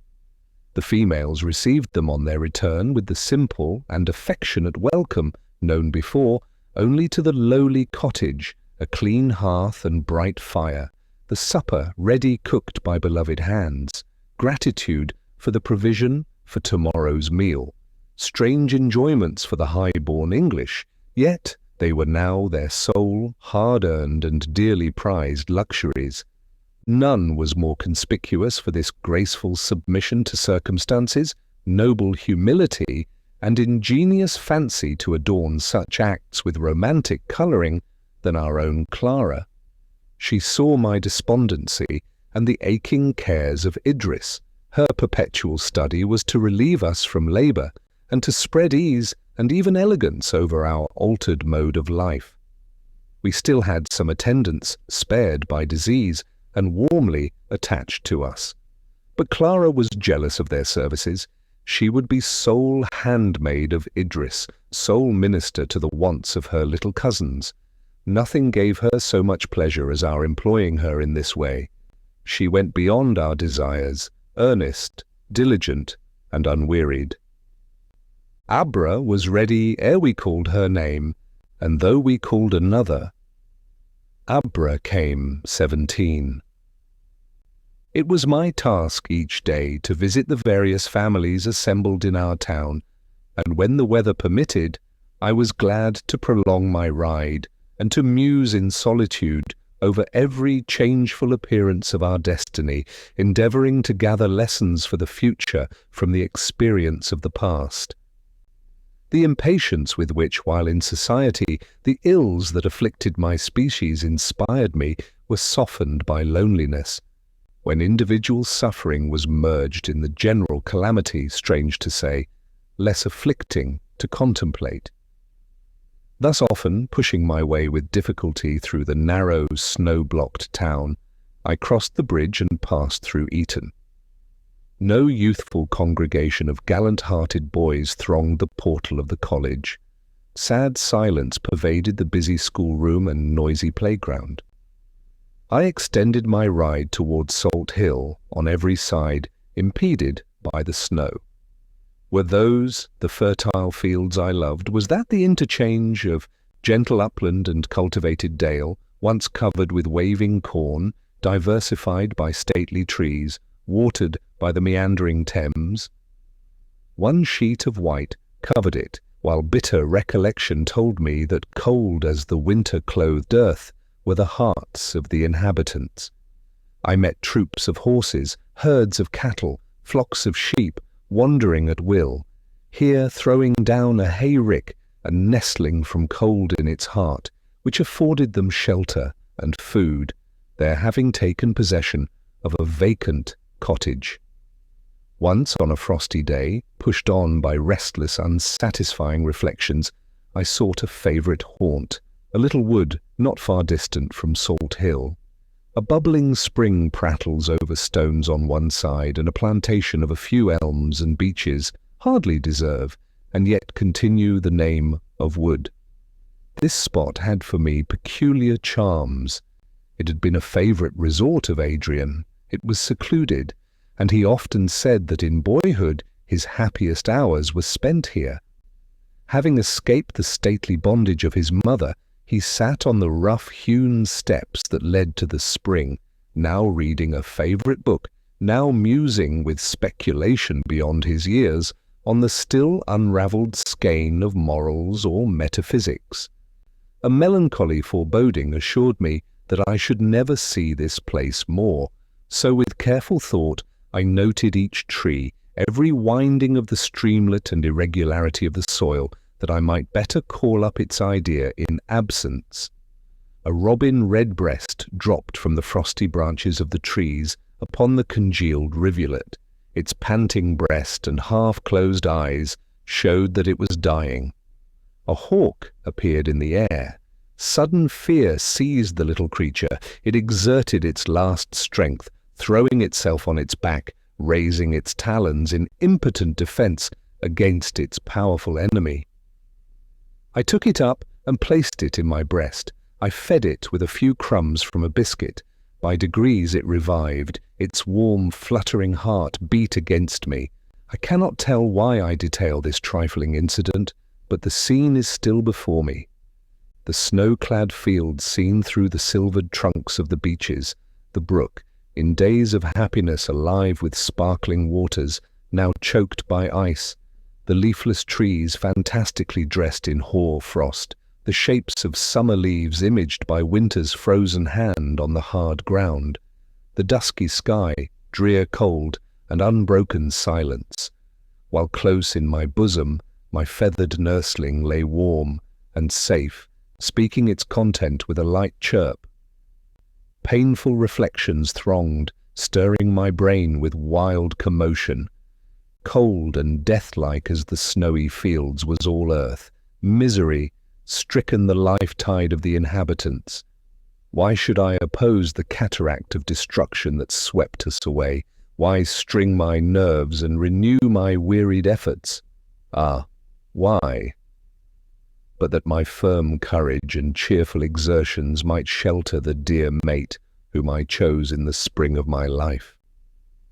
Though the throbbings of my heart be replete with pain, though my hopes for the future are chill, still while your dear head, my gentlest love, can repose in peace on that heart, and while you derive from its fostering care, comfort, and hope, my struggles shall not cease. I will not call myself altogether vanquished. One fine February day, when the sun had reassumed some of its genial power, I walked in the forest with my family. It was one of those lovely winter days which assert the capacity of nature to bestow beauty on barrenness. The leafless trees spread their fibrous branches against the pure sky.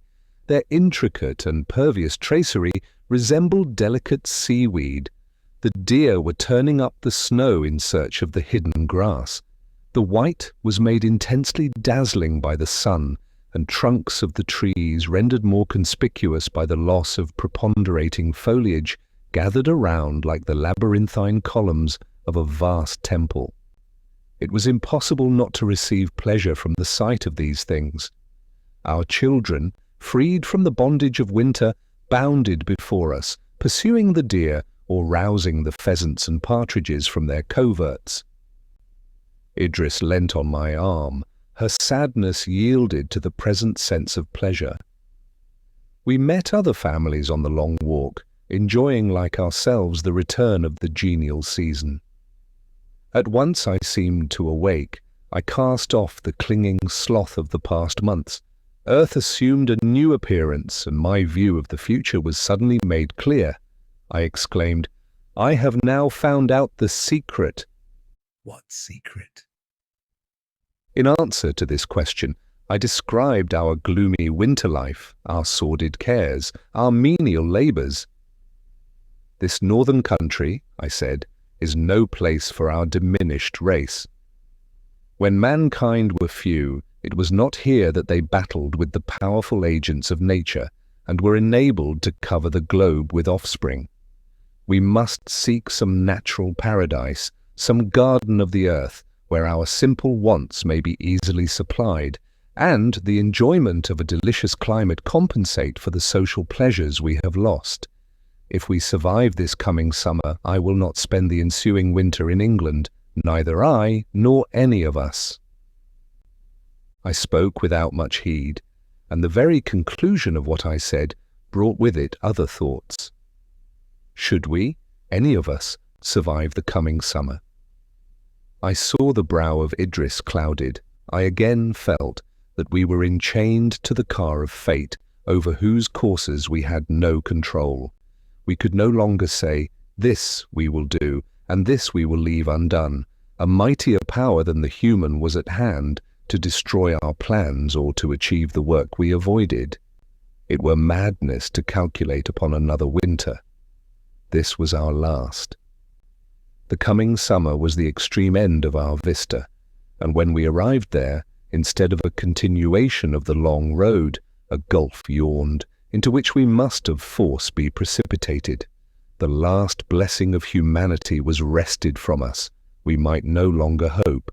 Can the madman, as he clanks his chains, hope? Can the wretch, led to the scaffold, who when he lays his head on the block, marks the double shadow of himself and the executioner, whose uplifted arm bears the axe, hope? Can the shipwrecked mariner, who spent with swimming, hears close behind the splashing waters divided by a shark, which pursues him through the Atlantic, hope? Such hope as theirs, we also may entertain.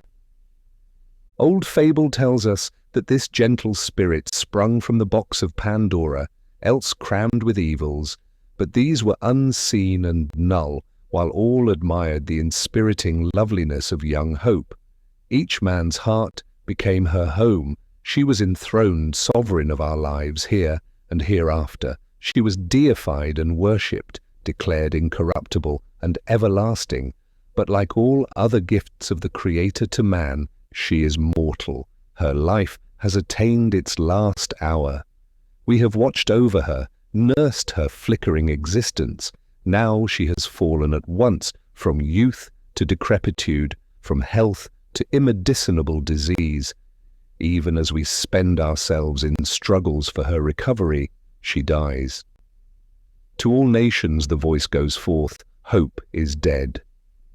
We are but mourners in the funeral train, and what immortal essence or perishable creation will refuse to make one in the sad procession that attends to its grave the dead comforter of humanity? Does not the sun call in his light? And day, like a thin exhalation, melt away, both wrapping up their beams in clouds to be, themselves close mourners at this obsequy. 18. 16. Wordsworth. 17. Prior's Solomon. 18. Cleveland's Poems, Volume 3. Chapter 1. Hear you not the rushing sound of the coming tempest? Do you not behold the clouds open, and destruction lurid and dire pour down on the blasted earth? See you not the thunderbolt fall, and are deafened by the shout of heaven that follows its descent? Feel you not the earth quake and open with agonizing groans, while the air is pregnant with shrieks and wailings, all announcing the last days of man? No, none of these things accompanied our fall. The balmy air of spring, breathed from nature's ambrosial home, invested the lovely earth, which wakened as a young mother about to lead forth in pride her beauteous offspring to meet their sire who had been long absent. The buds decked the trees, the flowers adorned the land, the dark branches, swollen with seasonable juices, expanded into leaves, and the variegated foliage of spring, bending and singing in the breeze, rejoiced in the genial warmth of the unclouded empyrean. The brooks flowed murmuring, the sea was waveless, and the promontories that overhung it were reflected in the placid waters. Birds awoke in the woods, while abundant food for man and beast sprung up from the dark ground. Where was pain and evil? Not in the calm air or weltering ocean, not in the woods or fertile fields, nor among the birds that made the woods resonant with song, nor the animals that in the midst of plenty basked in the sunshine. Our enemy, like the calamity of Homer, trod our hearts, and no sound was echoed from her steps. With ills the land is rife, with ills the sea, diseases haunt our frail humanity. Through noon, through night, on casual wing they glide. Silent, a voice the power all-wise denied. 19. Once man was a favourite of the Creator, as the royal psalmist sang. God had made him a little lower than the angels, and had crowned him with glory and honour. God made him to have dominion over the works of his hands, and put all things under his feet. Once it was so. Now is man lord of the creation. Look at him. Ah, I see plague. She has invested his form, is incarnate in his flesh, has entwined herself with his being, and blinds his heaven-seeking eyes. Lie down, O man, on the flower-strown earth. Give up all claim to your inheritance. All you can ever possess of it is the small cell which the dead require. Plague is the companion of spring, of sunshine and plenty. We no longer struggle with her. We have forgotten what we did when she was not. Of old navies used to stem the giant ocean waves betwixt Indus and the Pole for slight articles of luxury. Men made perilous journeys to possess themselves of earth's splendid trifles, gems and gold. Human labour was wasted, human life set at naught. Now life is all that we covet, that this automaton of flesh should, with joints and springs in order, perform its functions, that this dwelling of the soul should be capable of containing its dweller.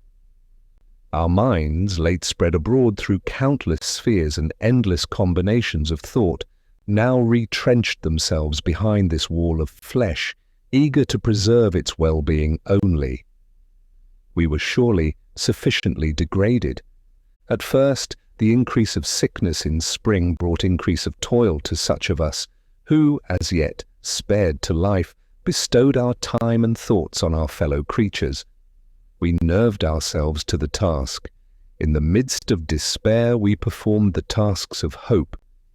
We went out with the resolution of disputing with our foe.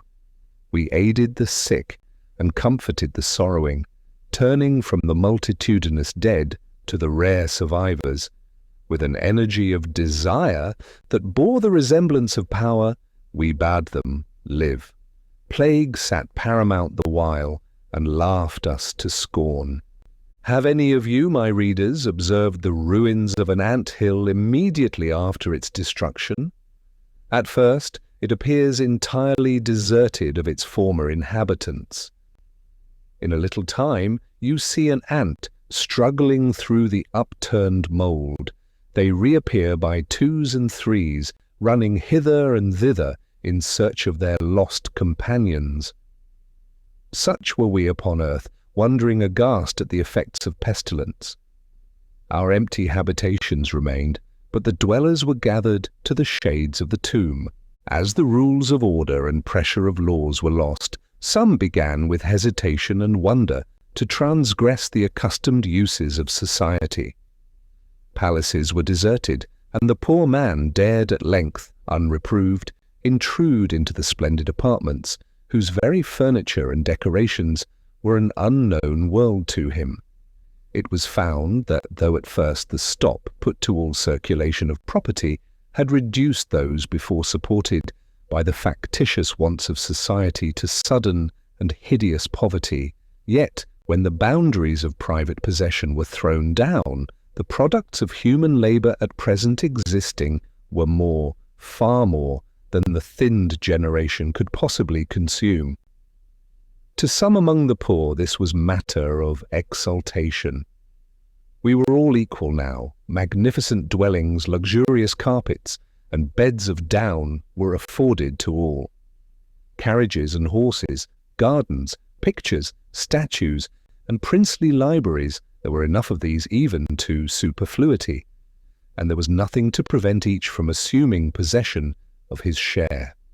We were all equal now, but near at hand was an equality still more levelling, a state where beauty and strength and wisdom would be as vain as riches and birth. The grave yawned beneath us all, and its prospect prevented any of us from enjoying the ease and plenty which in so awful a manner was presented to us. Still the bloom did not fade on the cheeks of my babes, and Clara sprung up in years and growth, unsullied by disease. We had no reason to think the site of Windsor Castle peculiarly healthy, for many other families had expired beneath its roof. We lived therefore without any particular precaution. But we lived, it seemed, in safety. If Idris became thin and pale, it was anxiety that occasioned the change, an anxiety I could in no way alleviate. She never complained, but sleep and appetite fled from her. A slow fever preyed on her veins. Her colour was hectic, and she often wept in secret. Gloomy prognostications, care, and agonizing dread ate up the principle of life within her. I could not fail to perceive this change. I often wished that I had permitted her to take her own course and engage herself in such labours for the welfare of others as might have distracted her thoughts, but it was too late now. Besides that, with the nearly extinct race of man, all our toils grew near a conclusion. She was too weak. Consumption, if so it might be called, or rather the overactive life within her, which, as with Adrian, spent the vital oil in the early morning hours, deprived her limbs of strength. At night, when she could leave me unperceived, she wandered through the house or hung over the couches of her children, and in the daytime would sink into a perturbed sleep, while her murmurs and starts betrayed the unquiet dreams that vexed her. As this state of wretchedness became more confirmed, and in spite of her endeavours at concealment more apparent, I strove, though vainly, to awaken in her courage and hope. I could not wonder at the vehemence of her care. Her very soul was tenderness. She trusted indeed that she should not outlive me if I became the prey of the vast calamity, and this thought sometimes relieved her. We had for many years trod the highway of life, hand in hand, and still thus linked we might step within the shades of death. But her children, her lovely, playful, animated children, beings sprung from her own dear side, portions of her own being, depositories of our loves, even if we died, it would be comfort to know that they ran man's accustomed course. But it would not be so. Young and blooming as they were, they would die, and from the hopes of maturity, from the proud name of attained manhood, they were cut off forever. Often, with maternal affection, she had figured their merits and talents exerted on life's wide stage. Alas for these latter days! The world had grown old, and all its inmates partook of the decrepitude. Why talk of infancy, manhood, and old age. We all stood equal sharers of the last throes of time-worn nature. Arrived at the same point of the world's age, there was no difference in us. The name of parent and child had lost their meaning. Young boys and girls were level now with men. This was all true, but it was not less agonizing to take the admonition home. Where could we turn and not find a desolation pregnant with the dire lesson of example? The fields had been left uncultivated, weeds and gaudy flowers sprung up, or where a few wheat fields showed signs of the living hopes of the husbandman, the work had been left halfway. The ploughman had died beside the plough. The horses had deserted the furrow, and no seedsman had approached the dead.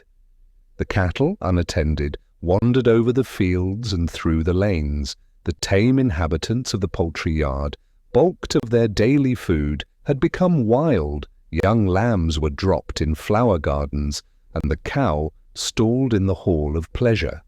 Sickly and few, the country people neither went out to sow nor reap, but sauntered about the meadows or lay under the hedges when the inclement sky did not drive them to take shelter under the nearest roof. Many of those who remained secluded themselves. Some had laid up stores which should prevent the necessity of leaving their homes. Some deserted wife and child and imagined that they secured their safety in utter solitude. Such had been Ryland's plan, and he was discovered dead and half devoured by insects, in a house many miles from any other, with piles of food laid up in useless superfluity. Others made long journeys to unite themselves to those they loved, and arrived to find them dead. London did not contain above 1,000 inhabitants, and this number was continually diminishing. Most of them were country people, come up for the sake of change. The Londoners had sought the country. The busy eastern part of the town was silent, or at most you saw only where, half from cupidity, half from curiosity, the warehouses had been more ransacked than pillaged. Bales of rich India goods, shawls of price, jewels and spices, unpacked, strewed the floors. In some places the possessor had to the last kept watch on his store, and died before the barred gates. The massy portals of the churches swung creaking on their hinges, and some few lay dead on the pavement. The wretched female, loveless victim of vulgar brutality, had wandered to the toilet of high-born beauty, and, arraying herself in the garb of splendor, had died before the mirror which reflected to herself alone her altered appearance. Women whose delicate feet had seldom touched the earth in their luxury had fled in fright and horror from their homes till, losing themselves in the squalid streets of the metropolis, they had died on the threshold of poverty. The heart sickened at the variety of misery presented, and, when I saw a specimen of this gloomy change, my soul ached with the fear of what might befall my beloved Idris and my babes. Were they, surviving Adrian and myself, to find themselves protectorless in the world? As yet, the mind alone had suffered. Could I forever put off the time when the delicate frame and shrinking nerves of my child of prosperity, the nursling of rank and wealth, who was my companion, should be invaded by famine, hardship, and disease? Better die at once, better plunge a poignard in her bosom, still untouched by drear adversity, and then again sheathe it in my own. But no, in times of misery we must fight against our destinies, and strive not to be overcome by them. I would not yield, but to the last gasp resolutely defended my dear ones against sorrow and pain, and if I were vanquished at last, it should not be ingloriously. I stood in the gap, resisting the enemy, the impalpable, invisible foe who had so long besieged us. As yet he had made no breach. It must be my care that he should not, secretly undermining, burst up within the very threshold of the temple of love, at whose altar I daily sacrificed. The hunger of death was now stung more sharply by the diminution of his food. Or was it that before, the survivors being many, the dead were less eagerly counted? Now each life was a gem, each human breathing form of far more worth than subtlest imagery of sculptured stone. And the daily, nay, hourly, decrease visible in our numbers visited the heart with sickening misery. This summer extinguished our hopes. The vessel of society was wrecked, and the shattered raft, which carried the few survivors over the sea of misery, was riven and tempest-tossed. Man existed by twos and threes, man the individual who might sleep and wake and perform the animal functions, but man in himself weak, yet more powerful in congregated numbers than wind or ocean. Man, the queller of the elements, the lord of created nature, the peer of demigods, existed no longer. Farewell to the patriotic scene, to the love of liberty and well-earned meed of virtuous aspiration. Farewell to crowded senate, vocal with the counsels of the wise, whose laws were keener than the sword blade tempered at Damascus. Farewell to kingly pomp and warlike pageantry. The crowns are in the dust, and the wearers are in their graves. Farewell to the desire of rule and the hope of victory, to high vaulting ambition, to the appetite for praise, and the craving for the suffrage of their fellows. The nations are no longer, no senate sits in council for the dead, no scion of a time-honored dynasty pants to rule over the inhabitants of a charnel house. The general's hand is cold, and the soldier has his untimely grave dug in his native fields, unhonoured though in youth. The marketplace is empty, the candidate for popular favour finds none whom he can represent. To chambers of painted state farewell, to midnight revelry and the panting emulation of beauty, to costly dress and birthday show, to title and the gilded coronet farewell. Farewell to the giant powers of man, to knowledge that could pilot the deep-drawing bark through the opposing waters of shoreless ocean, to science that directed the silken balloon through the pathless air, to the power that could put a barrier to mighty waters and set in motion wheels and beams and vast machinery that could divide rocks of granite or marble and make the mountains plain. Farewell to the arts and to eloquence, which is to the human mind as the winds to the sea, stirring and then allaying it. Farewell to poetry and deep philosophy, for man's imagination is cold, and his inquiring mind can no longer expatiate on the wonders of life, for there is no work, nor device, nor knowledge, nor wisdom in the grave, whither thou goest. To the graceful building, which in its perfect proportion transcended the rude forms of nature, the fretted Gothic and massy Saracenic pile, to the stupendous arch and glorious dome, the fluted column with its capital, Corinthian, Ionic, or Doric, the peristyle and fair entablature, whose harmony of form is to the eye as musical concord to the ear. Farewell to sculpture, where the pure marble mocks human flesh, and in the plastic expression of the culled excellencies of the human shape shines forth the God. Farewell to painting, the high wrought sentiment and deep knowledge of the artist's mind in pictured canvas, to paradisaical scenes where trees are ever vernal and the ambrosial air rests in perpetual glow. To the stamped form of tempest and wildest uproar of universal nature encaged in the narrow frame, O farewell.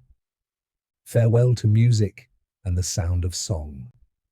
To the marriage of instruments where the concord of soft and harsh unites in sweet harmony and gives wings to the panting listeners whereby to climb heaven and learn the hidden pleasures of the eternals. Farewell to the well-trod stage. A truer tragedy is enacted on the world's ample scene that puts to shame mimic grief, to high-bred comedy and the low buffoon farewell. Man may laugh no more. Alas, to enumerate the adornments of humanity shows, by what we have lost, how supremely great man was. It is all over now. He is solitary, like our first parents expelled from paradise. He looks back towards the scene he has quitted. The high walls of the tomb and the flaming sword of plague lie between it and him. Like to our first parents, the whole earth is before him, a wide desart. Unsupported and weak, let him wander through fields where the unreaped corn stands in barren plenty, through copses planted by his fathers, through towns built for his use. Posterity is no more, fame and ambition and love are words void of meaning. Even as the cattle that grazes in the field, do thou, O deserted one, lie down at evening tide, unknowing of the past, careless of the future, for from such fond ignorance alone canst thou hope for ease. Joy paints with its own colours every act and thought. The happy do not feel poverty, for delight is as a gold-tissued robe, and crowns them with priceless gems. Enjoyment plays the cook to their homely fare, and mingles intoxication with their simple drink. Joy strews the hard couch with roses, and makes labour ease.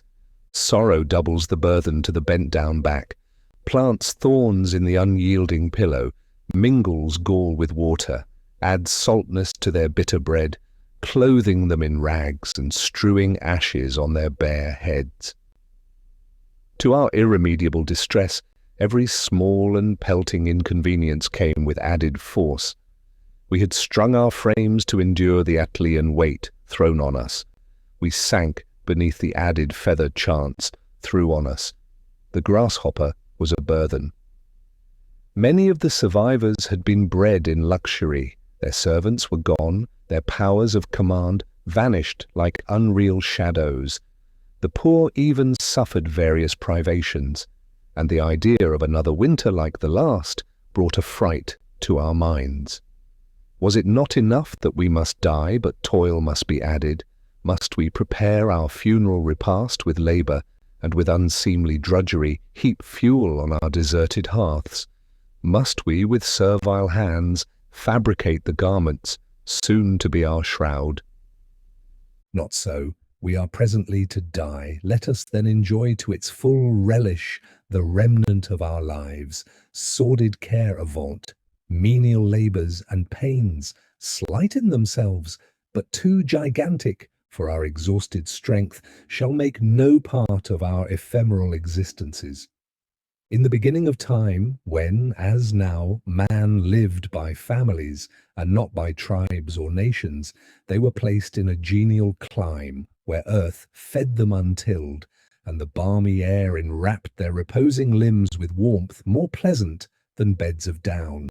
The south is the native place of the human race, the land of fruits more grateful to man than the hard-earned ceres of the north, of trees whose boughs are as a palace roof, of couches of roses, and of the thirst-appeasing grape. We need not there fear cold and hunger. Look at England. The grass shoots up high in the meadows, but they are dank and cold, unfit bed for us. Corn we have none, and the crude fruits cannot support us. We must seek firing in the bowels of the earth, or the unkind atmosphere will fill us with rheums and aches. The labour of hundreds of thousands alone could make this inclement nook fit habitation for one man. To the south, then, to the sun, where nature is kind, where Jove has showered forth the contents of Amalthea's horn, and earth is garden. England, late birthplace of excellence and school of the wise, thy children are gone, thy glory faded. Thou, England, wert the triumph of man. Small favour was shown thee by thy Creator, thou isle of the north, a ragged canvas naturally, painted by man with alien colours, but the hues he gave are faded, never more to be renewed. So we must leave thee, thou marvel of the world. We must bid farewell to thy clouds and cold and scarcity for ever. Thy manly hearts are still, thy tale of power and liberty at its close, bereft of man, O little isle. The ocean waves will buffet thee, and the raven flap his wings over thee. Thy soil will be birthplace of weeds, thy sky will canopy barrenness. It was not for the rose of Persia thou wert famous, nor the banana of the East, not for the spicy gales of India, nor the sugar groves of America, not for thy vines, nor thy double harvests, nor for thy vernal airs, nor solstitial sun, but for thy children, their unwearied industry and lofty aspiration. They are gone, and thou goest with them the oft-trodden path that leads to oblivion. Farewell, sad isle, farewell thy fatal glory, is summed, cast up, and cancelled in this story. 20. 19. Elton's translation of Hesiod. 20. Cleveland's Poems, Chapter 2. In the autumn of this year, 2096, the spirit of emigration crept in among the few survivors who, congregating from various parts of England, met in London. This spirit existed as a breath, a wish, a far-off thought, until communicated to Adrian, who imbibed it with ardour and instantly engaged himself in plans for its execution. The fear of immediate death vanished with the heats of September. Another winter was before us, and we might elect our mode of passing it to the best advantage. Perhaps in rational philosophy none could be better chosen than this scheme of migration, which would draw us from the immediate scene of our woe and, leading us through pleasant and picturesque countries, amuse for a time our despair. The idea once broached, all were impatient to put it in execution. We were still at Windsor, our renewed hopes medicine the anguish we had suffered from the late tragedies. The death of many of our inmates had weaned us from the fond idea that Windsor Castle was a spot sacred from the plague. But our lease of life was renewed for some months, and even Idris lifted her head as a lily after a storm when a last sunbeam tinges its silver cup. Just at this time, Adrian came down to us. His eager looks showed us that he was full of some scheme. He hastened to take me aside and disclosed to me with rapidity his plan of emigration from England.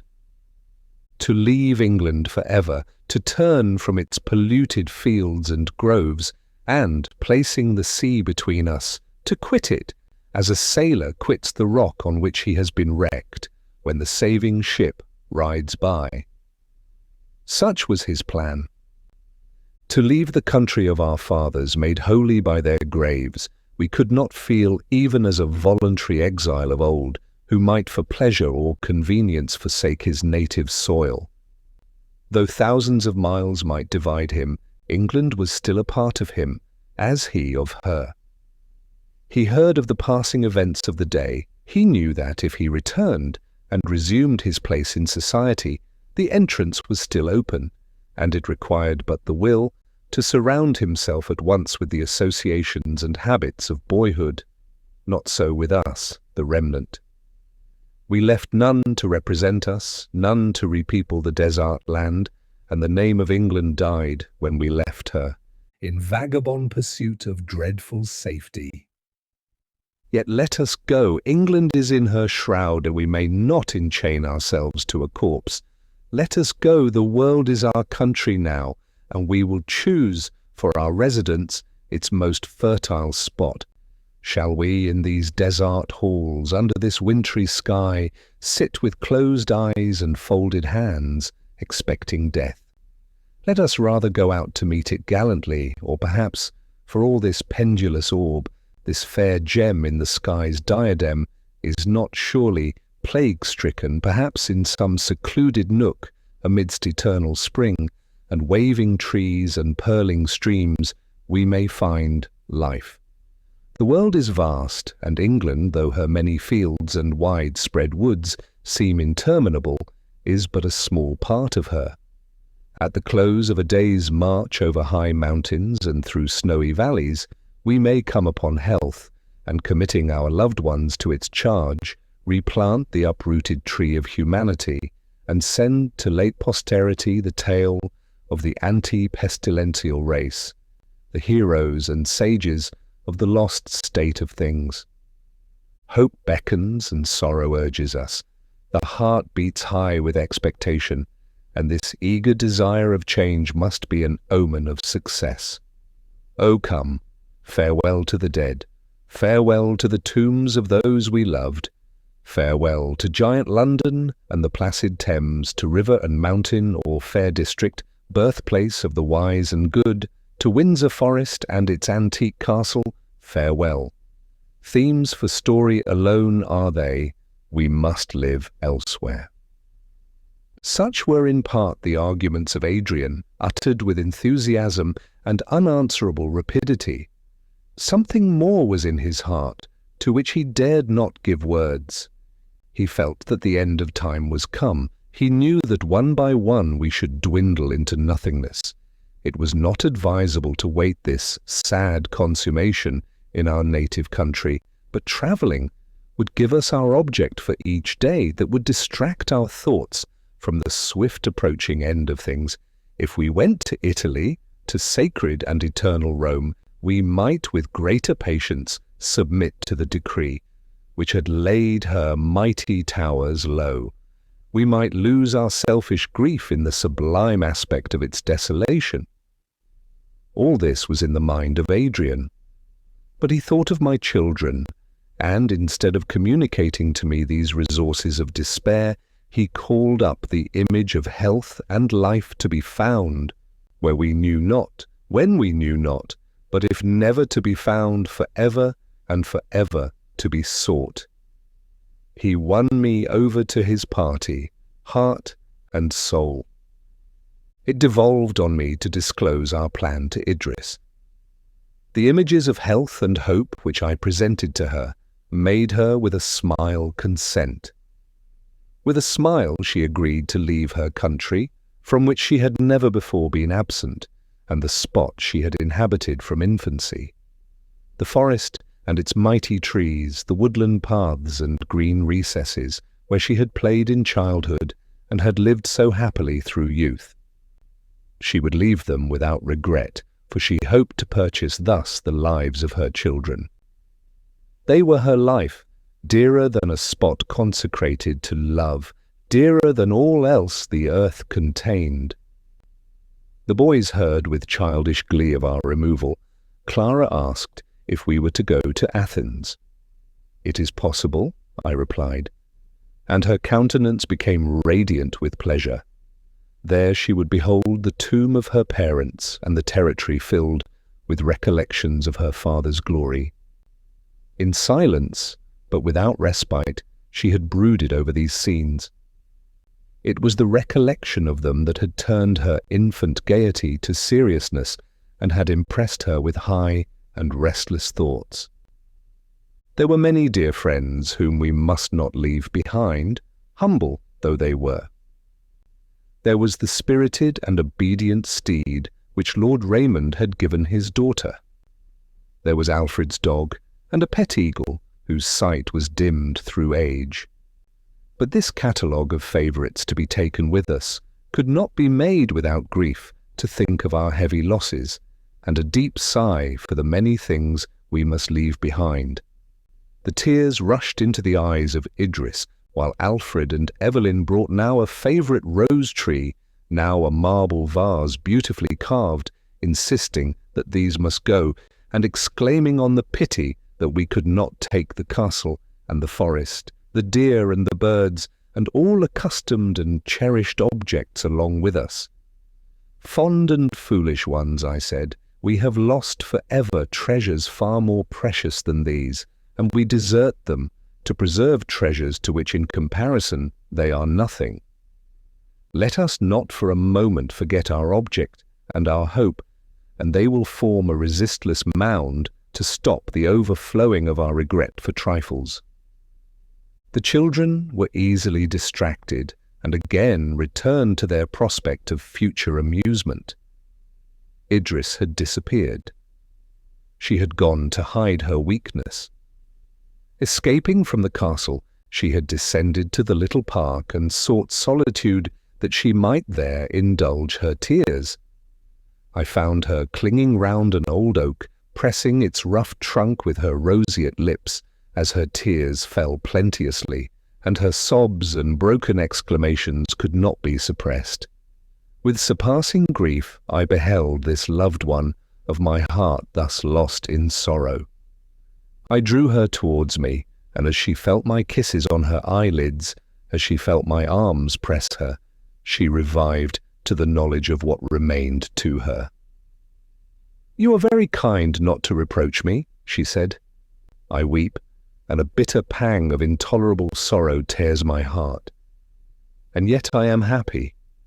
Mothers lament their children, wives lose their husbands, while you and my children are left to me. Yes, I am happy, most happy, that I can weep thus for imaginary sorrows, and that the slight loss of my adored country is not dwindled and annihilated in mightier misery. Take me where you will.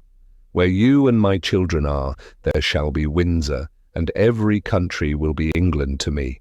Let these tears flow not for myself, happy and ungrateful as I am, but for the dead world, for our lost country, for all of love and life and joy now choked in the dusty chambers of death."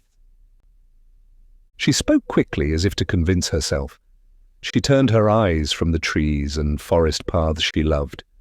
She hid her face in my bosom, and yes, my masculine firmness dissolved. We wept together consolatory tears. And then calm, nay almost cheerful, we returned to the castle. The first cold weather of an English October made us hasten our preparations.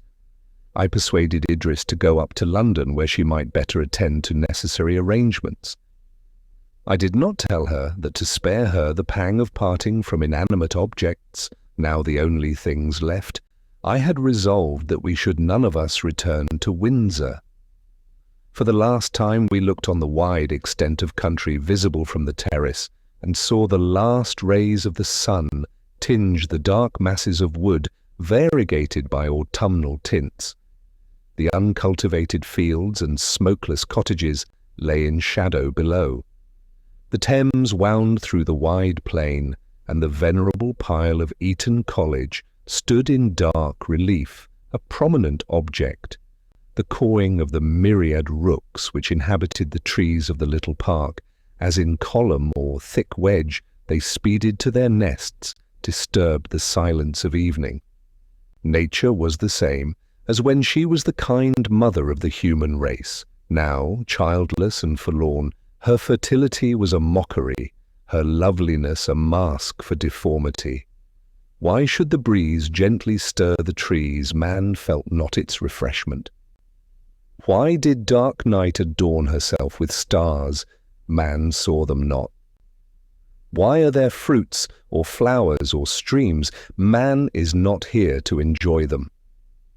Idris stood beside me, her dear hand locked in mine. Her face was radiant with a smile. "The sun is alone," she said, "but we are not. A strange star, my Lionel, ruled our birth. Sadly and with dismay we may look upon the annihilation of man, but we remain for each other. Did I ever in the wide world seek other than thee? And since in the wide world thou remainest, why should I complain? Thou and nature are still true to me. Beneath the shades of night, and through the day, whose garish light displays our solitude, thou wilt still be at my side, and even Windsor will not be regretted." I had chosen night time for our journey to London, that the change and desolation of the country might be the less observable. Our only surviving servant drove us. We passed down the steep hill and entered the dusky avenue of the Long Walk. At times like these, minute circumstances assume giant and majestic proportions.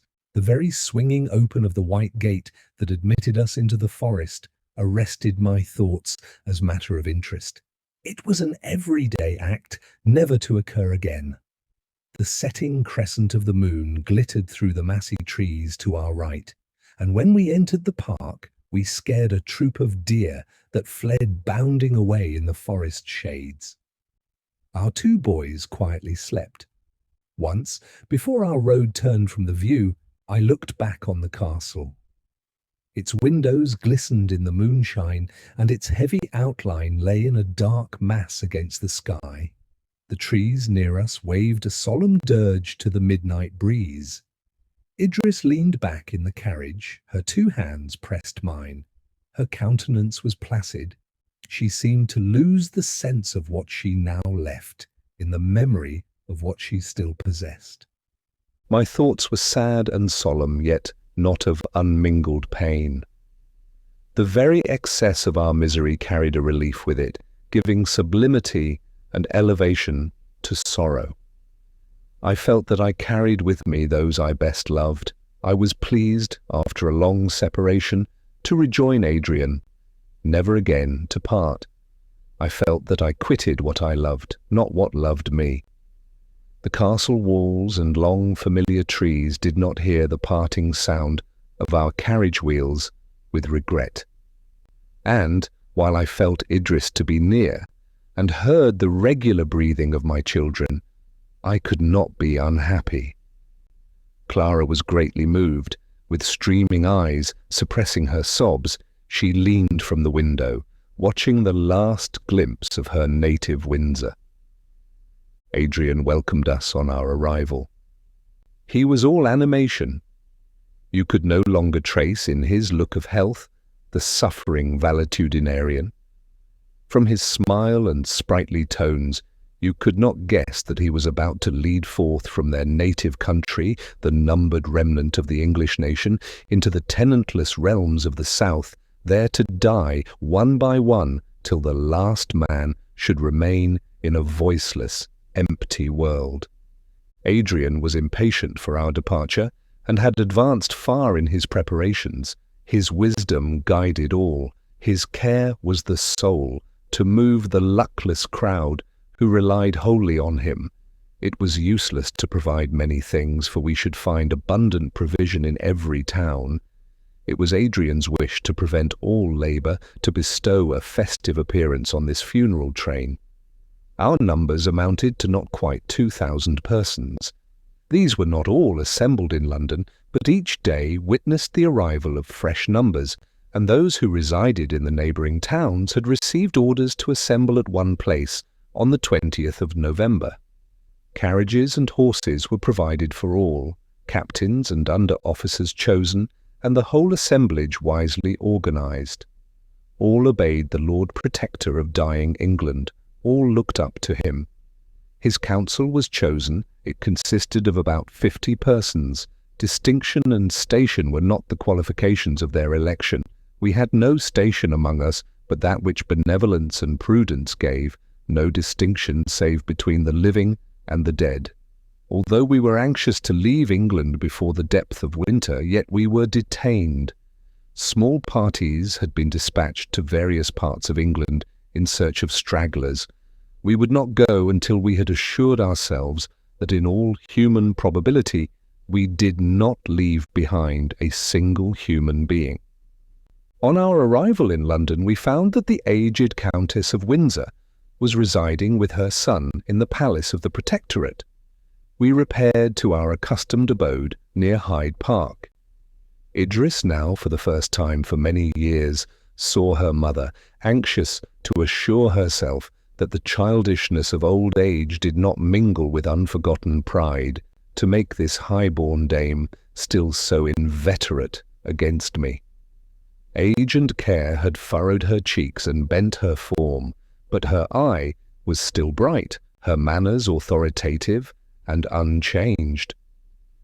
She received her daughter coldly, but displayed more feeling as she folded her grandchildren in her arms. It is our nature to wish to continue our systems and thoughts to posterity through our own offspring. The Countess had failed in this design with regard to her children.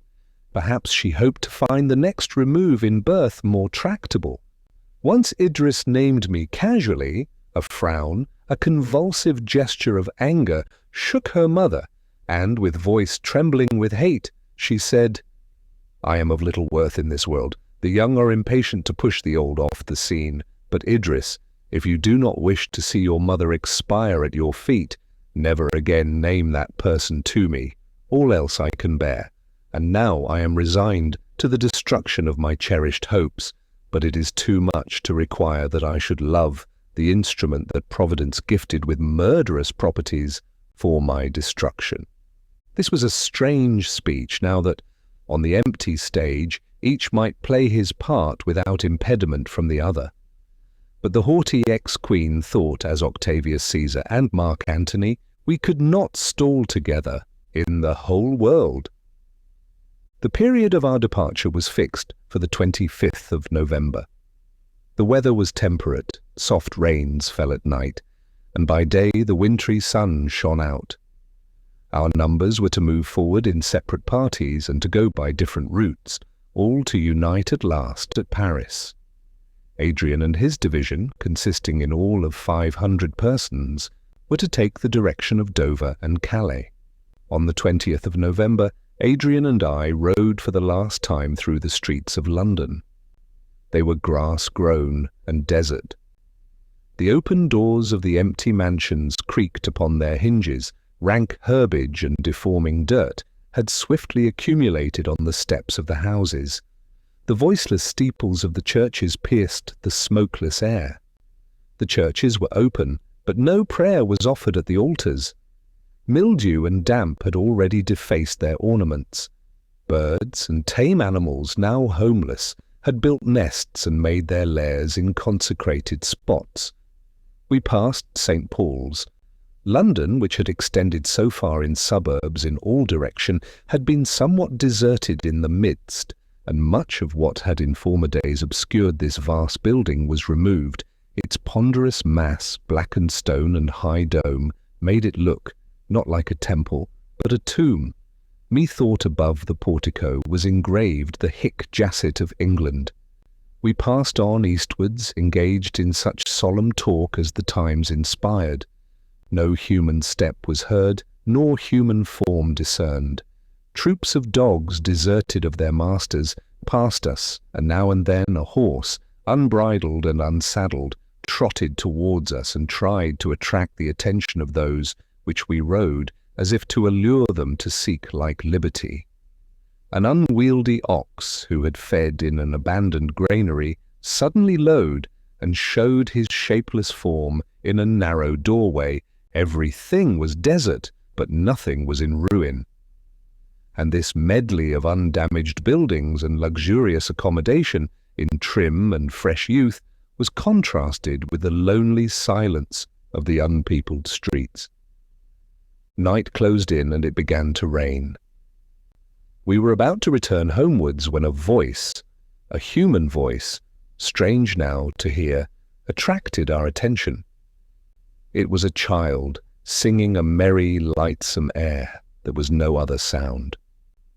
We had traversed London from Hyde Park even to where we now were in the Minories, and had met no person, heard no voice nor footstep. The singing was interrupted by laughing and talking. Never was merry ditty so sadly timed, never laughter more akin to tears. The door of the house from which these sounds proceeded was open. The upper rooms were illuminated as for a feast. It was a large, magnificent house, in which doubtless some rich merchant had lived.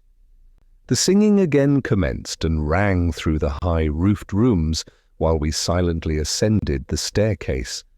Lights now appeared to guide us, and a long suite of splendid rooms illuminated made us still more wonder. Their only inhabitant, a little girl, was dancing, waltzing, and singing about them, followed by a large Newfoundland dog, who, boisterously jumping on her and interrupting her, made her now scold, now laugh, now throw herself on the carpet to play with him. She was dressed grotesquely in glittering robes and shawls fit for a woman. She appeared about 10 years of age. We stood at the door, looking on this strange scene, till the dog, perceiving us, barked loudly. The child turned and saw us. Her face, losing its gaiety, assumed a sullen expression. She slunk back, apparently meditating an escape. I came up to her and held her hand. She did not resist, but with a stern brow, so strange in childhood, so different from her former hilarity, she stood still, her eyes fixed on the ground. "What do you do here?" I said gently. "Who are you?" She was silent, but trembled violently. "My poor child," asked Adrian, "are you alone?" There was a winning softness in his voice that went to the heart of the little girl. She looked at him, then snatching her hand from me, threw herself into his arms, clinging round his neck, ejaculating, "Save me, save me," while her unnatural sullenness dissolved in tears. "I will save you," he replied. "Of what are you afraid?" "You need not fear my friend. He will do you no harm." "Are you alone?" No, Lion is with me. "And your father and mother?" I never had any. I am a charity girl.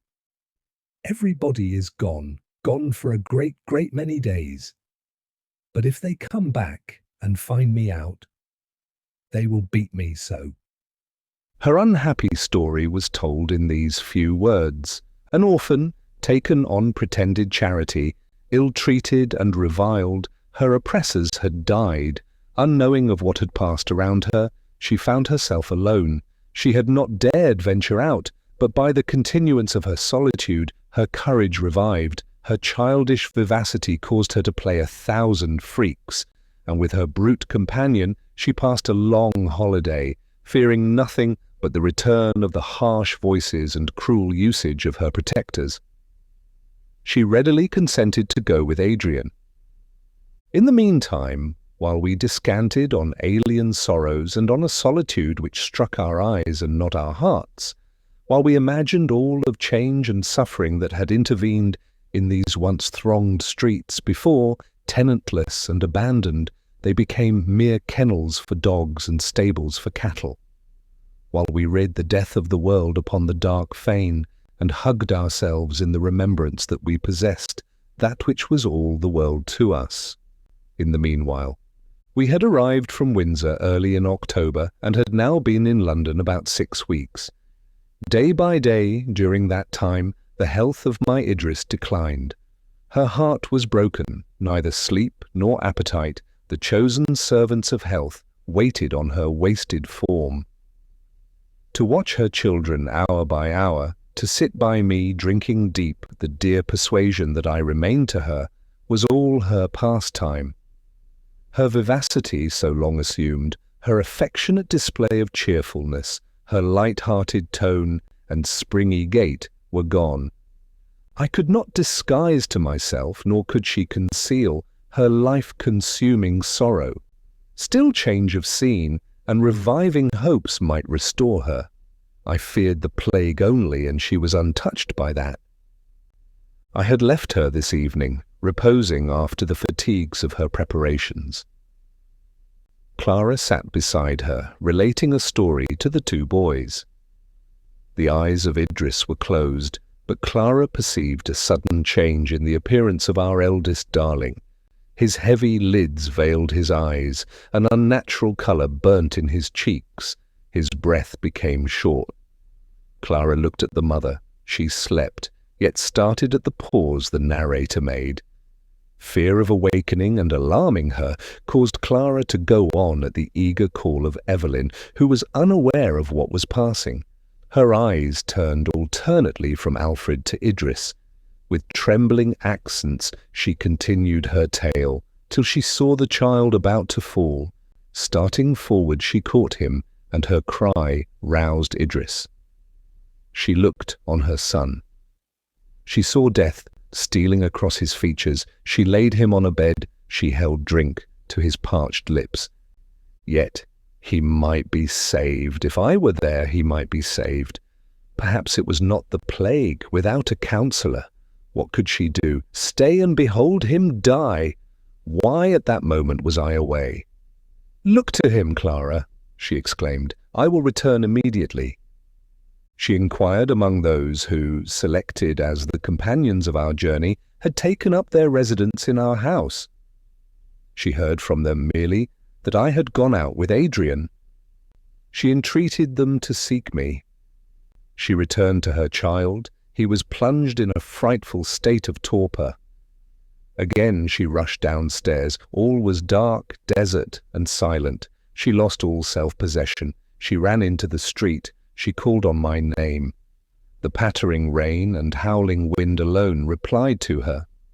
Wild fear gave wings to her feet. She darted forward to seek me, she knew not where, but, putting all her thoughts, all her energy, all her being in speed only, most misdirected speed, she neither felt, nor feared, nor paused, but ran right on, till her strength suddenly deserted her so suddenly that she had not thought to save herself.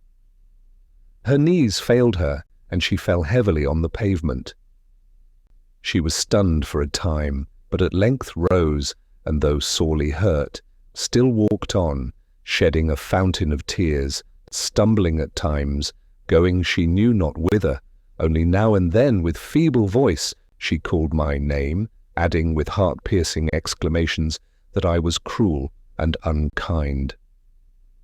Human being there was none to reply, and the inclemency of the night had driven the wandering animals to the habitations they had usurped. Her thin dress was drenched with rain, her wet hair clung round her neck.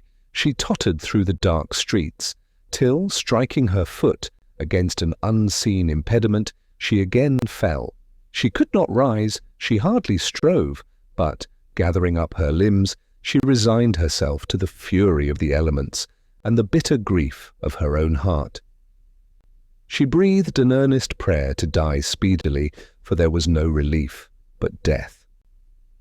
While hopeless of safety for herself, she ceased to lament for her dying child, but shed kindly bitter tears for the grief I should experience in losing her.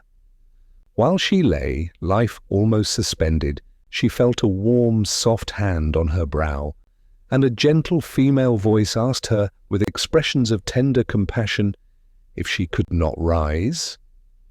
That another human being, sympathetic and kind, should exist near, roused her.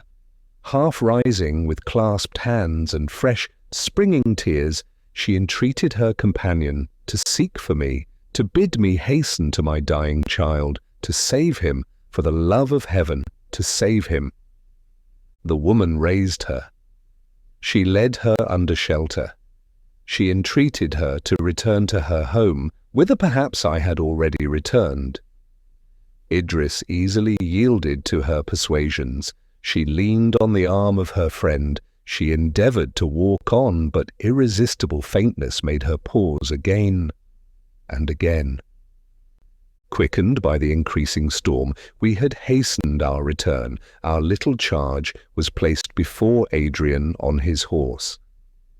There was an assemblage of persons under the portico of our house, in whose gestures I instinctively read some heavy change, some new misfortune. With swift alarm, afraid to ask a single question, I leapt from my horse. The spectators saw me, knew me, and in awful silence divided to make way for me. I snatched a light, and rushing upstairs and hearing a groan, without reflection I threw open the door of the first room that presented itself. It was quite dark, but as I stepped within, a pernicious scent assailed my senses, producing sickening qualms which made their way to my very heart, while I felt my leg clasped, and a groan repeated by the person that held me. I lowered my lamp, and saw a negro half-clad, writhing under the agony of disease, while he held me with a convulsive grasp. With mixed horror and impatience I strove to disengage myself, and fell on the sufferer. He wound his naked, festering arms round me, his face was close to mine, and his breath, death-laden, entered my vitals. For a moment I was overcome, my head was bowed by aching nausea, till, reflection returning, I sprung up, threw the wretch from me, and darting up the staircase, entered the chamber usually inhabited by my family. A dim light shewed me Alfred on a couch. Clara, trembling and paler than whitest snow, had raised him on her arm, holding a cup of water to his lips. I saw full well that no spark of life existed in that ruined form. His features were rigid, his eyes glazed, his head had fallen back. I took him from her. I laid him softly down, kissed his cold little mouth, and turned to speak in a vain whisper, when loudest sound of thunder like cannon could not have reached him in his immaterial abode. And where was Idris? That she had gone out to seek me and had not returned were fearful tidings, while the rain and driving wind clattered against the window and roared round the house. Added to this, the sickening sensation of disease gained upon me. No time was to be lost, if ever I would see her again. I mounted my horse and rode out to seek her, fancying that I heard her voice in every gust, oppressed by fever and aching pain. I rode in the dark and rain through the labyrinthine streets of unpeopled London. My child lay dead at home. The seeds of mortal disease had taken root in my bosom. I went to seek Idris, my adored, now wandering alone, while the waters were rushing from heaven like a cataract to bathe her dear head in chill damp, her fair limbs in numbing cold.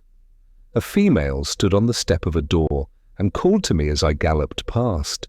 It was not Idris, so I rode swiftly on until a kind of second sight, a reflection back again on my senses of what I had seen but not marked, made me feel sure that another figure, thin, graceful and tall, stood clinging to the foremost person who supported her. In a minute I was beside the suppliant. In a minute I received the sinking Idris in my arms. Lifting her up, I placed her on the horse. She had not strength to support herself. So I mounted behind her and held her close to my bosom, wrapping my riding cloak round her, while her companion, whose well-known but changed countenance, it was Juliet, daughter of the Duke of L, could at this moment of horror obtain from me no more than a passing glance of compassion. She took the abandoned rein and conducted our obedient steed homewards. Dare I avouch it? That was the last moment of my happiness, but I was happy. Idris must die, for her heart was broken. I must die, for I had caught the plague. Earth was a scene of desolation. Hope was madness. Life had married death. They were one. But thus, supporting my fainting love, thus feeling that I must soon die, I revelled in the delight of possessing her once more. Again and again I kissed her and pressed her to my heart. We arrived at our home. I assisted her to dismount. I carried her upstairs and gave her into Clara's care, that her wet garments might be changed. Briefly I assured Adrian of her safety and requested that we might be left to repose. As the miser who with trembling caution visits his treasure to count it again and again, so I numbered each moment and grudged every one that was not spent with Idris. I returned swiftly to the chamber where the life of my life reposed. Before I entered the room I paused for a few seconds. For a few seconds I tried to examine my state. Sickness and shuddering ever and anon came over me. My head was heavy, my chest oppressed, my legs bent under me, but I threw off resolutely the swift-growing symptoms of my disorder and met Idris with placid and even joyous looks. She was lying on a couch, carefully fastening the door to prevent all intrusion. I sat by her, we embraced, and our lips met in a kiss, long drawn and breathless. Would that moment had been my last? Maternal feeling now awoke in my poor girl's bosom, and she asked, "And Alfred?" "Idris," I replied, "we are spared to each other. We are together. Do not let any other idea intrude. I am happy. Even on this fatal night, I declare myself happy, beyond all name, all thought, What would you more, sweet one? Idris understood me. She bowed her head on my shoulder and wept. "Why?" she again asked. "Do you tremble, Lionel? What shakes you thus?" Well, may I be shaken, I replied, happy as I am. Our child is dead, and the present hour is dark and ominous.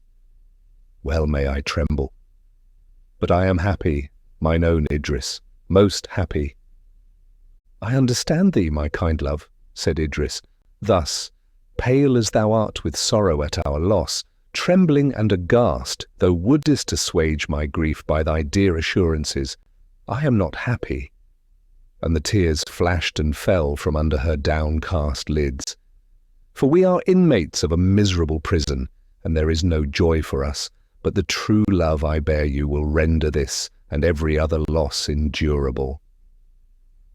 We have been happy together, at least, I said. No future misery can deprive us of the past. We have been true to each other for years, ever since my sweet princess love came through the snow to the lowly cottage of the poverty-stricken heir of the ruined Verney. Even now that eternity is before us, we take hope only from the presence of each other. Idris, do you think that when we die, we shall be divided? Die! When we die! What mean you? What secret lies hid from me in those dreadful words? Must we not all die, dearest? I asked, with a sad smile. Gracious God, are you ill, Lionel, that you speak of death? My only friend, heart of my heart, speak. I do not think, replied I, that we have any of us long to live. And when the curtain drops on this mortal scene, where think you, we shall find ourselves? Idris was calmed by my unembarrassed tone and look. She answered, You may easily believe that during this long progress of the plague I have thought much on death, and asked myself, now that all mankind is dead to this life, to what other life they may have been born. Hour after hour I have dwelt on these thoughts, and strove to form a rational conclusion concerning the mystery of a future state. What a scarecrow indeed would death be if we were merely to cast aside the shadow in which we now walk, and, stepping forth into the unclouded sunshine of knowledge and love, revived with the same companions, the same affections, and reached the fulfillment of our hopes, leaving our fears with our earthly vesture in the grave. Alas, the same strong feeling which makes me sure that I shall not wholly die, makes me refuse to believe that I shall live wholly as I do now. Yet, Lionel, never, never can I love any but you. Through eternity I must desire your society. And as I am innocent of harm to others, and as relying and confident as my mortal nature permits, I trust that the ruler of the world will never tear us asunder. Your remarks are like yourself, dear love, replied I, gentle and good. Let us cherish such a belief and dismiss anxiety from our minds. But sweet, we are so formed, and there is no sin, if God made our nature, to yield to what he ordains. We are so formed that we must love life and cling to it. We must love the living smile, the sympathetic touch, and thrilling voice, peculiar to our mortal mechanism. Let us not, through security in hereafter, neglect the present. This present moment, short as it is a part of eternity, and the dearest part, since it is our own, unalienably. Thou, the hope of my futurity, art my present joy. Let me then look on thy dear eyes, and reading love in them, drink intoxicating pleasure. Timidly, for my vehemence somewhat terrified her, Idris looked on me. My eyes were bloodshot, starting from my head. Every artery beat, methought, audibly. Every muscle throbbed, each single nerve felt. Her look of wild affright told me that I could no longer keep my secret. So it is, mine own beloved, I said. The last hour of many happy ones is arrived, nor can we shun any longer the inevitable destiny. I cannot live long, but again and again I say, this moment is ours. Paler than marble, with white lips and convulsed features, Idris became aware of my situation. My arm, as I sat, encircled her waist. She felt the palm burn with fever. Even on the heart it pressed. "One moment," she murmured, scarce audibly. "Only one moment." She kneeled, and hiding her face in her hands, uttered a brief but earnest prayer that she might fulfill her duty and watch over me to the last. While there was hope, the agony had been unendurable. All was now concluded. Her feelings became solemn and calm, even as Epicharis, unperturbed and firm, submitted to the instruments of torture, did Idris, suppressing every sigh and sign of grief, enter upon the endurance of torments of which the rack and the wheel are but faint and metaphysical symbols. I was changed. The tight-drawn cord that sounded so harshly was loosened the moment that Idris participated in my knowledge of our real situation. The perturbed and passion-tossed waves of thought subsided, leaving only the heavy swell that kept right on without any outward manifestation of its disturbance, till it should break on the remote shore towards which I rapidly advanced. "It is true that I am sick," I said, "and your society, my Idris, is my only medicine. Come and sit beside me." She made me lie down on the couch and, drawing a low ottoman near, sat close to my pillow, pressing my burning hands in her cold palms. She yielded to my feverish restlessness and let me talk, and talk to me on subjects strange indeed to beings who thus looked the last and heard the last of what they loved alone in the world. We talked of times gone by, of the happy period of our early love, of Raymond, Perdita, and Evadne. We talked of what might arise on this desert earth, if, 2 or 3 being saved, it was slowly repeopled. We talked of what was beyond the tomb, and man in his human shape being nearly extinct, we felt with certainty of faith that other spirits, other minds, other perceptive beings, sightless to us, must people with thought and love this beauteous and imperishable universe. We talked, I know not how long, but in the morning I awoke from a painful, heavy slumber. The pale cheek of Idris rested on my pillow. The large orbs of her eyes half raised the lids and shewed the deep blue lights beneath. Her lips were unclosed, and the slight murmurs they formed told that even while asleep she suffered. If she were dead, I thought, what difference? Now that form is the temple of a residing deity. Those eyes are the windows of her soul. All grace, love, and intelligence are throned on that lovely bosom. Were she dead, where would this mind, the dearer half of mine, be? For quickly the fair proportion of this edifice would be more defaced than are the sand-choked ruins of the desert temples of Palmyra. Chapter 3. Idris stirred and awoke. Alas, she awoke to misery. She saw the signs of disease on my countenance, and wondered how she could permit the long night to pass without her having sought, not cure, that was impossible, but alleviation to my sufferings. She called Adrian. My couch was quickly surrounded by friends and assistants, and such medicines as were judged fitting were administered. It was the peculiar and dreadful distinction of our visitation that none who had been attacked by the pestilence had recovered. The first symptom of the disease was the death warrant, which in no single instance had been followed by pardon or reprieve. No gleam of hope, therefore, cheered my friends. While fever-producing torpor, heavy pains, sitting like lead on my limbs and making my breast heave, were upon me, I continued insensible to everything but pain, and at last even to that. I awoke on the 4th morning as from a dreamless sleep. An irritating sense of thirst, and, when I strove to speak or move, an entire dereliction of power was all I felt. For 3 days and nights Idris had not moved from my side. She administered to all my wants and never slept nor rested. She did not hope, and therefore she neither endeavoured to read the physician's countenance nor to watch for symptoms of recovery. All her thought was to attend on me to the last, and then to lie down and die beside me. On the 3rd night, animation was suspended. To the eye and touch of all I was dead. With earnest prayer, almost with force, Adrian tried to draw Idris from me. He exhausted every adjuration, her child's welfare and his own.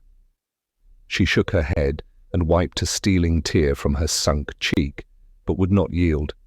She entreated to be allowed to watch me that one night only, with such affliction and meek earnestness that she gained her point, and sat silent and motionless, except when, stung by intolerable remembrance, she kissed my closed eyes and pallid lips and pressed my stiffening hands to her beating heart.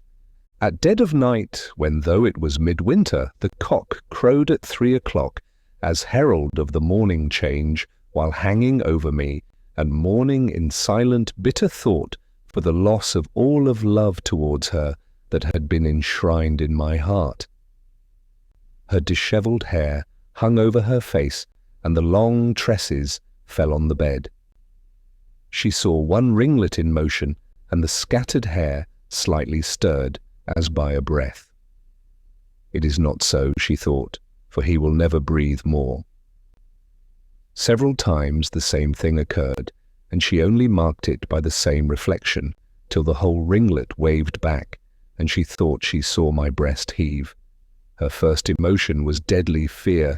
Cold dew stood on her brow, my eyes half opened, and, reassured, she would have exclaimed, "He lives!" But the words were choked by a spasm, and she fell with a groan on the floor. Adrian was in the chamber. After long watching, he had unwillingly fallen into a sleep. He started up, and beheld his sister senseless on the earth, weltering in a stream of blood that gushed from her mouth. Increasing signs of life in me in some degree explained her state. The surprise, the burst of joy, the revulsion of every sentiment had been too much for her frame, worn by long months of care, late shattered by every species of woe and toil. She was now in far greater danger than I. The wheels and springs of my life, once again set in motion, acquired elasticity from their short suspension. For a long time, no one believed that I should indeed continue to live. During the reign of the plague upon earth, not one person, attacked by the grim disease, had recovered. My restoration was looked on as a deception. Every moment it was expected that the evil symptoms would recur, with redoubled violence, until confirmed convalescence, absence of all fever or pain, and increasing strength brought slow conviction that I had recovered from the plague. The restoration of Idris was more problematical. When I had been attacked by illness, her cheeks were sunk, her form emaciated, but now the vessel, which had broken from the effects of extreme agitation, did not entirely heal, but was as a channel that drop by drop drew from her the ruddy stream that vivified her heart. Her hollow eyes and worn countenance had a ghastly appearance. Her cheekbones, her open fair brow, the projection of the mouth, stood fearfully prominent. You might tell each bone in the thin anatomy of her frame. Her hand hung powerless, each joint lay bare, so that the light penetrated through and through. It was strange that life could exist in what was wasted and worn into a very type of death. To take her from these heart-breaking scenes, to lead her to forget the world's desolation in the variety of objects presented by travelling, and to nurse her failing strength in the mild climate towards which we had resolved to journey, was my last hope for her preservation. The preparations for our departure, which had been suspended during my illness, were renewed. I did not revive to doubtful convalescence. Health spent her treasures upon me. As the tree in spring may feel from its wrinkled limbs the fresh green break forth and the living sap rise and circulate, so did the renewed vigor of my frame, the cheerful current of my blood, the newborn elasticity of my limbs, influence my mind to cheerful endurance and pleasurable thoughts. My body, late the heavy weight that bound me to the tomb, was exuberant with health.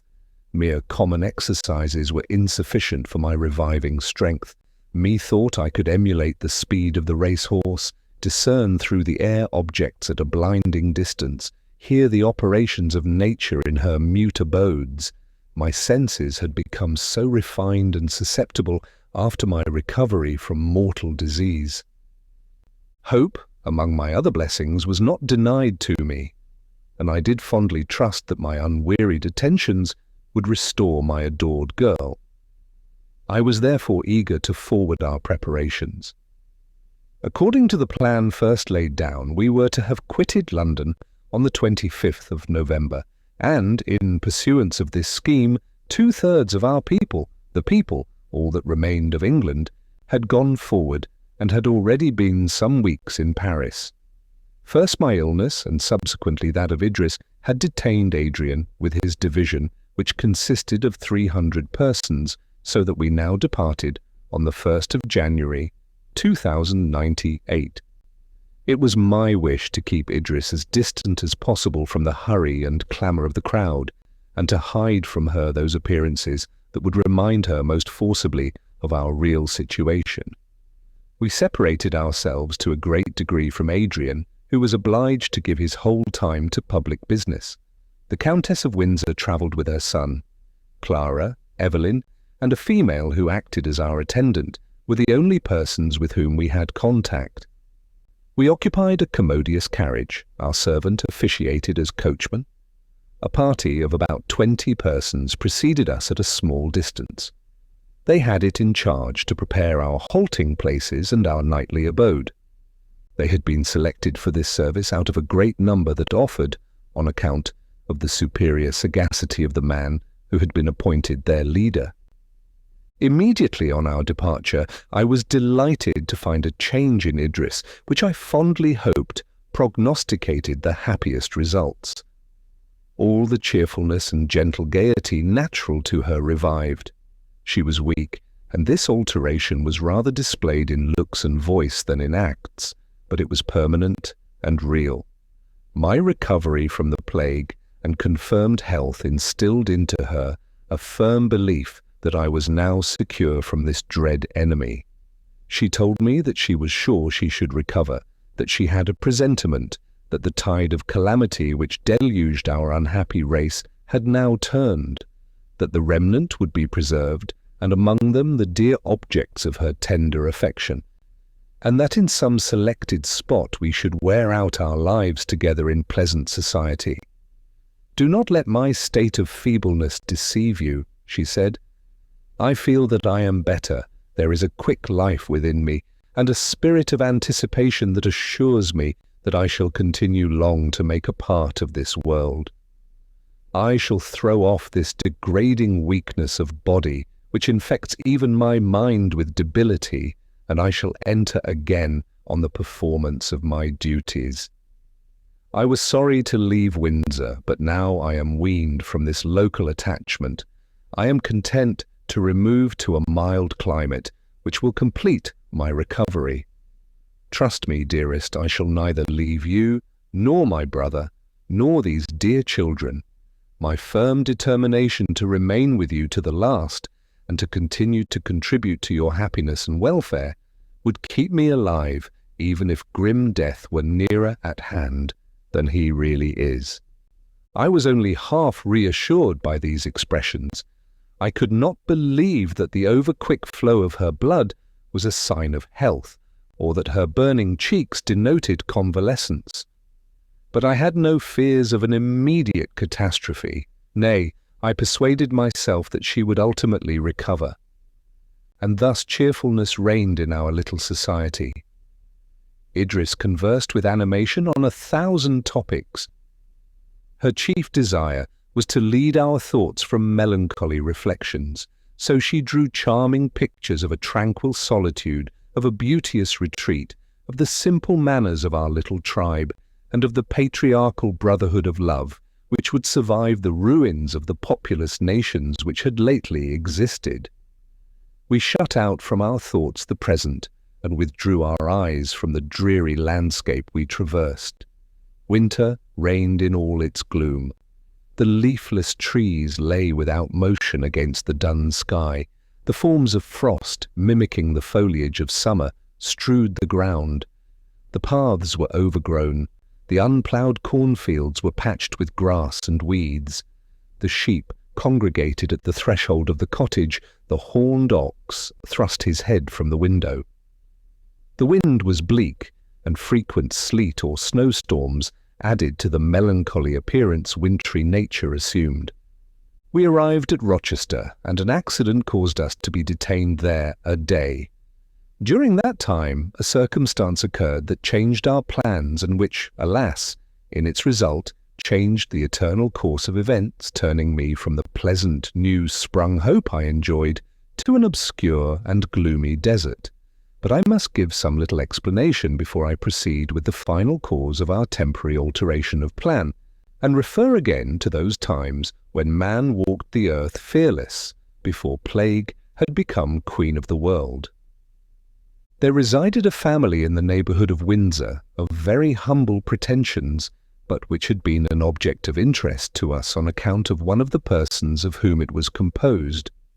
The family of the Claytons had known better days, but, after a series of reverses, the father died a bankrupt, and the mother, heartbroken, and a confirmed invalid, retired with her 5 children to a little cottage between Eton and Salt Hill.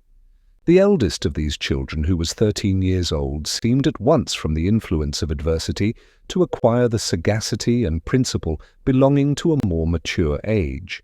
Her mother grew worse and worse in health, but Lucy attended on her, and was as a tender parent to her younger brothers and sisters, and in the meantime showed herself so good-humoured, social, and benevolent that she was beloved as well as honoured in her little neighbourhood.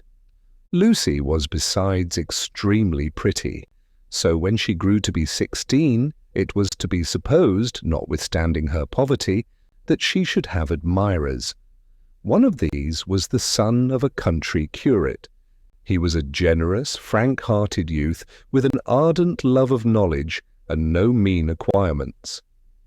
Though Lucy was untaught, her mother's conversation and manners gave her a taste for refinements superior to her present situation.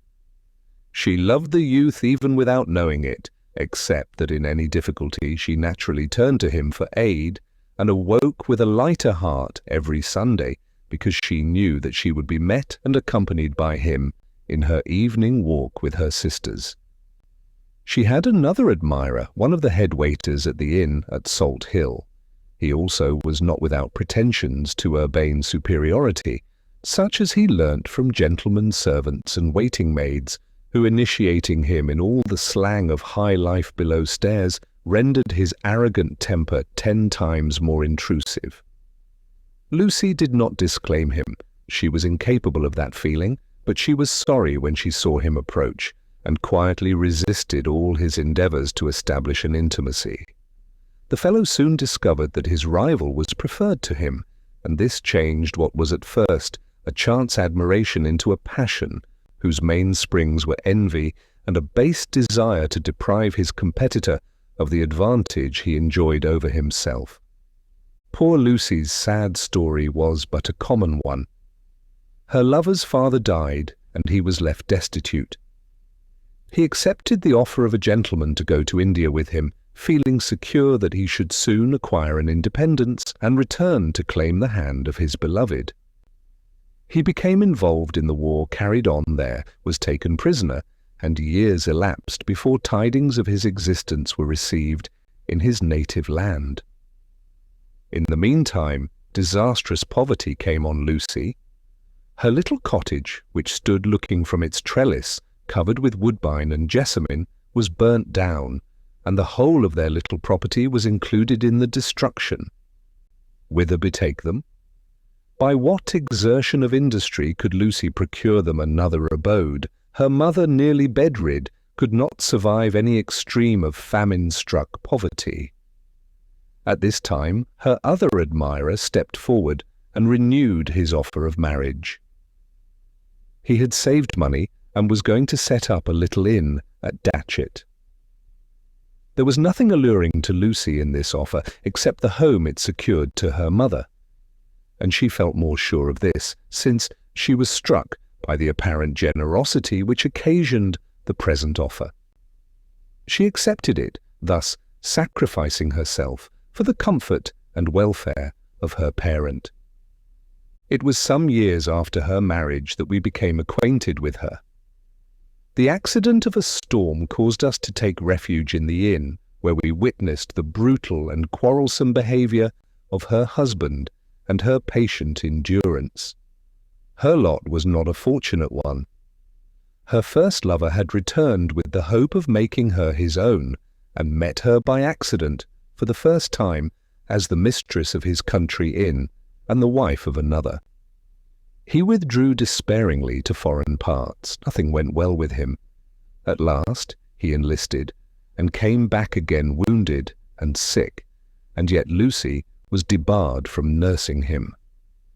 Her husband's brutal disposition was aggravated by his yielding to the many temptations held out by his situation and the consequent disarrangement of his affairs. Fortunately, she had no children, but her heart was bound up in her brothers and sisters, and these his avarice and ill temper soon drove from the house. They were dispersed about the country, earning their livelihood with toil and care. He even showed an inclination to get rid of her mother, but Lucy was firm here. She had sacrificed herself for her. She lived for her. She would not part with her. If the mother went, she would also go beg bread for her, die with her, but never desert her. The presence of Lucy was too necessary in keeping up the order of the house, and in preventing the whole establishment from going to wreck, for him to permit her to leave him. He yielded the point, but in all accesses of anger, or in his drunken fits, he recurred to the old topic, and stung poor Lucy's heart by opprobrious epithets bestowed on her parent.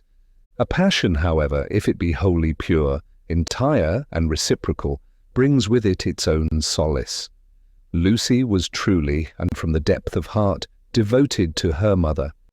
The sole end she proposed to herself in life was the comfort and preservation of this parent.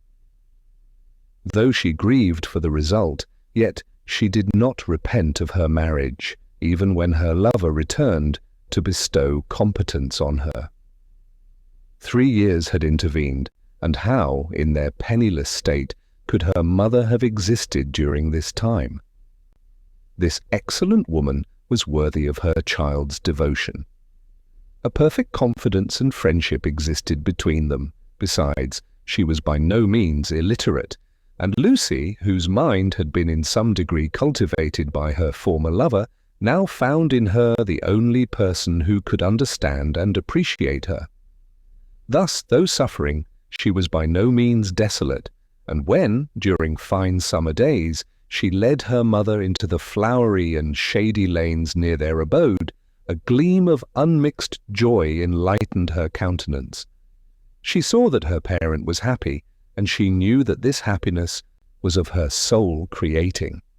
Meanwhile, her husband's affairs grew more and more involved. Ruin was near at hand, and she was about to lose the fruit of all her labours when pestilence came to change the aspect of the world. Her husband reaped benefit from the universal misery, but as the disaster increased, the spirit of lawlessness seized him. He deserted his home to revel in the luxuries promised him in London, and found there a grave. Her former lover had been one of the first victims of the disease. But Lucy continued to live for and in her mother. Her courage only failed when she dreaded peril for her parent, or feared that death might prevent her from performing those duties to which she was unalterably devoted. When we had quitted Windsor for London, as the previous step to our final emigration, we visited Lucy and arranged with her the plan of her own and her mother's removal. Lucy was sorry at the necessity which forced her to quit her native lanes and village, and to drag an infirm parent from her comforts at home to the homeless waste of depopulate earth. But she was too well disciplined by adversity, and of too sweet a temper, to indulge in repinings at what was inevitable. Subsequent circumstances, my illness and that of Idris, drove her from our remembrance, and we called her to mind at last, only to conclude that she made one of the few who came from Windsor to join the emigrants, and that she was already in Paris. When we arrived at Rochester, therefore, we were surprised to receive, by a man just come from Slough, a letter from this exemplary sufferer. His account was that, journeying from his home and passing through Datchet, he was surprised to see smoke issue from the chimney of the inn, and supposing that he should find comrades for his journey assembled there, he knocked and was admitted. There was no one in the house but Lucy and her mother. The latter had been deprived of the use of her limbs by an attack of rheumatism, and so, one by one, all the remaining inhabitants of the country set forward, leaving them alone. Lucy entreated the man to stay with her. In a week or two her mother would be better, and they would then set out, but they must perish if they were left thus helpless and forlorn. The man said that his wife and children were already among the emigrants, and it was therefore, according to his notion, impossible for him to remain. Lucy, as a last resource, gave him a letter for Idris, to be delivered to her wherever he should meet us. This commission at least he fulfilled, and Idris received with emotion the following letter. Honoured Lady, I am sure that you will remember and pity me, and I dare hope that you will assist me. What other hope have I? Pardon my manner of writing, I am so bewildered. A month ago my dear mother was deprived of the use of her limbs. She is already better, and in another month would, I am sure, be able to travel, in the way you were so kind as to say you would arrange for us. But now everybody is gone, everybody, as they went away, each said that perhaps my mother would be better before we were quite deserted. But 3 days ago I went to Samuel Wood's, who, on account of his newborn child, remained to the last, and there being a large family of them, I thought I could persuade them to wait a little longer for us, but I found the house deserted. I have not seen a soul since, till this good man came. What will become of us? My mother does not know our state. She is so ill that I have hidden it from her. Will you not send someone to us? I am sure we must perish miserably as we are. If I were to try to move my mother now, she would die on the road. And if, when she gets better, I were able, I cannot guess how, to find out the roads and get on so many miles to the sea, you would all be in France, and the great ocean would be between us, which is so terrible even to sailors. What would it be to me, a woman who never saw it? We should be imprisoned by it in this country, all alone with no help. Better die where we are. I can hardly write. I cannot stop my tears. It is not for myself. I could put my trust in God and let the worst come. I think I could bear it if I were alone. But my mother, my sick, my dear mother, who never, since I was born, spoke a harsh word to me, who has been patient in many sufferings. Pity her, dear lady. She must die a miserable death if you do not pity her. People speak carelessly of her because she is old and infirm, as if we must not all, if we are spared, become so. And then, when the young are old themselves, they will think that they ought to be taken care of. It is very silly of me to write in this way to you, but when I hear her trying not to groan, and see her look smiling on me to comfort me, when I know she is in pain, and when I think that she does not know the worst, but she soon must, and then she will not complain, but I shall sit guessing at all that she is dwelling upon, of famine and misery, I feel as if my heart must break, and I do not know what I say or do. My mother, for whom I have borne much, God preserve you from this fate. Preserve her, lady, and he will bless you. And I, poor miserable creature as I am, will thank you and pray for you while I live. Your unhappy and dutiful servant, December 30th, 2097, Lucy Martin.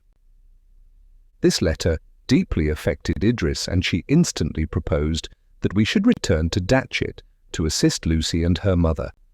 I said that I would without delay set out for that place, but entreated her to join her brother and there await my return with the children. But Idris was in high spirits and full of hope.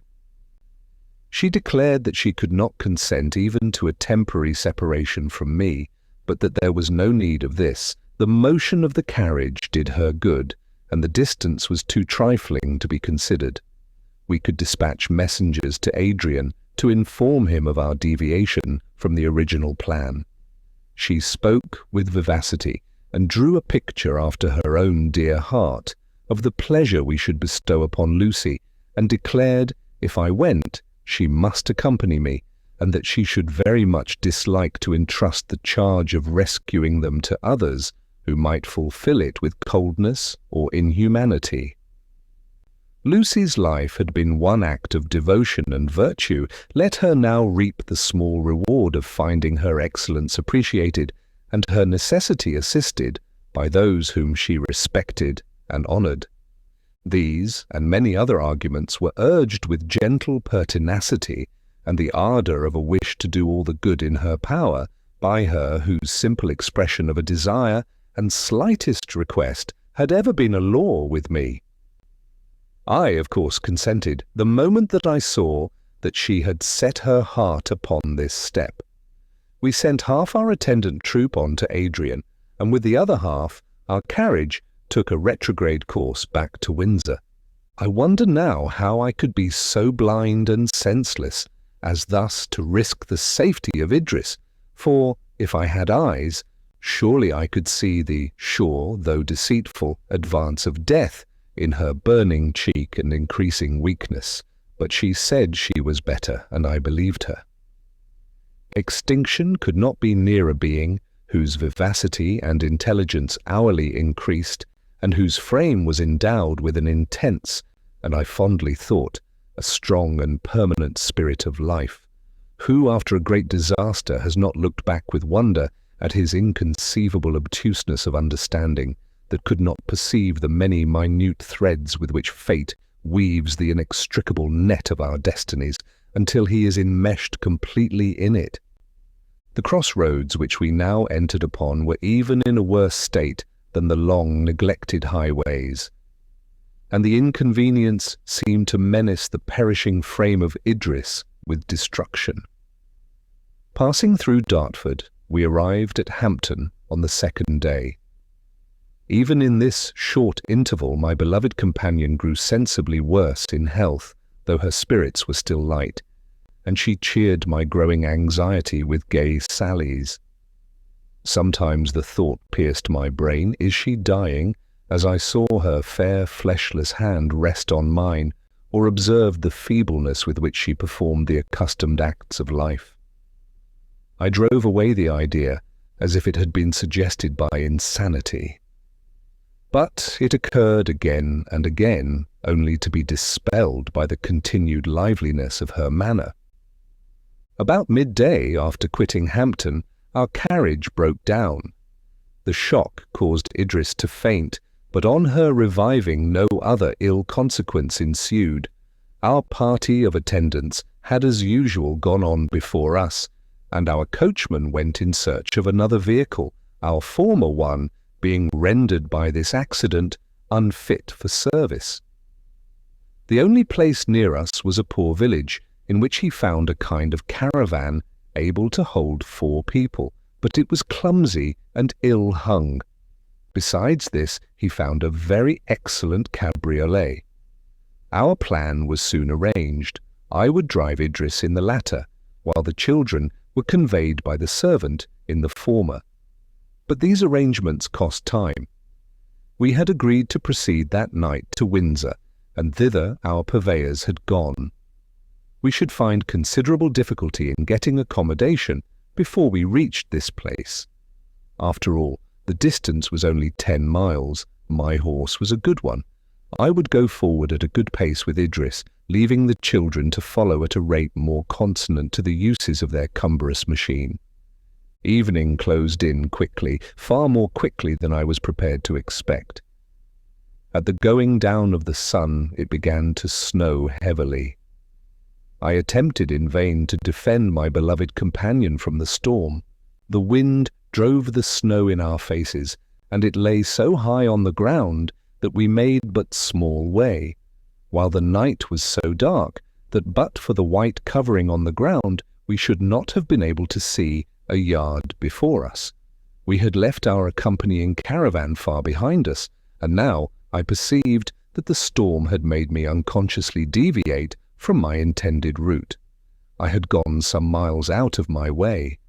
My knowledge of the country enabled me to regain the right road, but instead of going, as at first agreed upon, by a crossroad through Stanwell to Datchet, I was obliged to take the way of Egham and Bishopgate. It was certain, therefore, that I should not be rejoined by the other vehicle, that I should not meet a single fellow creature till we arrived at Windsor. The back of our carriage was drawn up, and I hung a pelisse before it, thus to curtain the beloved sufferer from the pelting sleet. She leaned on my shoulder, growing every moment more languid and feeble. At first, she replied to my words of cheer with affectionate thanks, but by degrees she sunk into silence. Her head lay heavily upon me.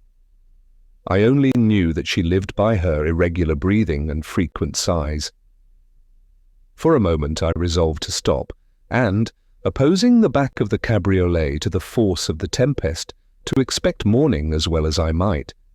But the wind was bleak and piercing, while the occasional shudderings of my poor Idris, and the intense cold I felt myself, demonstrated that this would be a dangerous experiment. At length, methought she slept, fatal sleep, induced by frost. At this moment, I saw the heavy outline of a cottage traced on the dark horizon close to us. "Dearest love," I said, "support yourself but one moment, and we shall have shelter. Let us stop here, that I may open the door of this blessed dwelling." As I spoke, my heart was transported, and my senses swam with excessive delight and thankfulness. I placed the head of Idris against the carriage, and leaping out, scrambled through the snow to the cottage, whose door was open.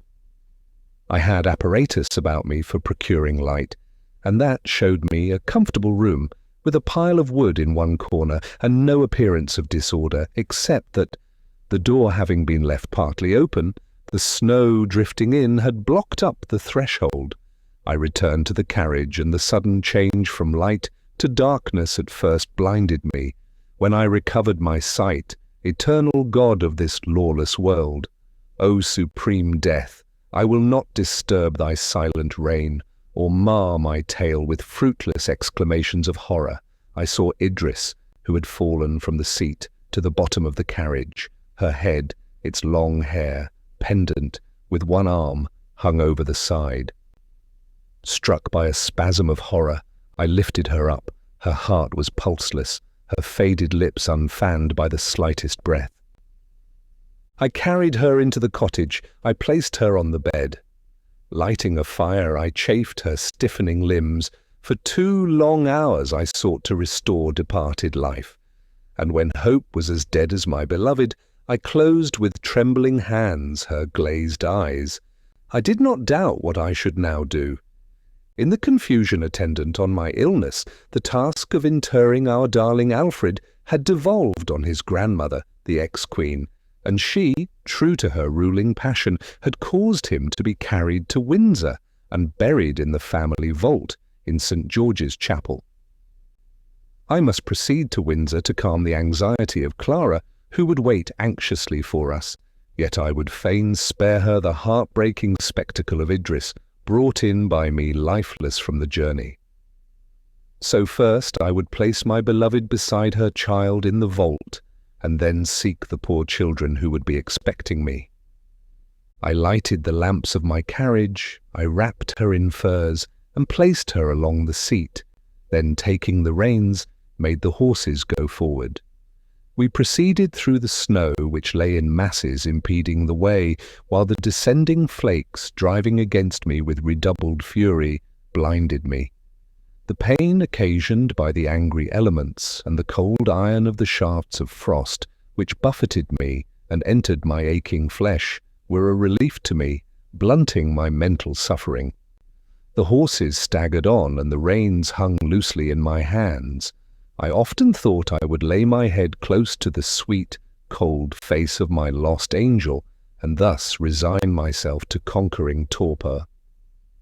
Yet I must not leave her a prey to the fowls of the air, but, in pursuance of my determination, place her in the tomb of her forefathers, where a merciful God might permit me to rest also.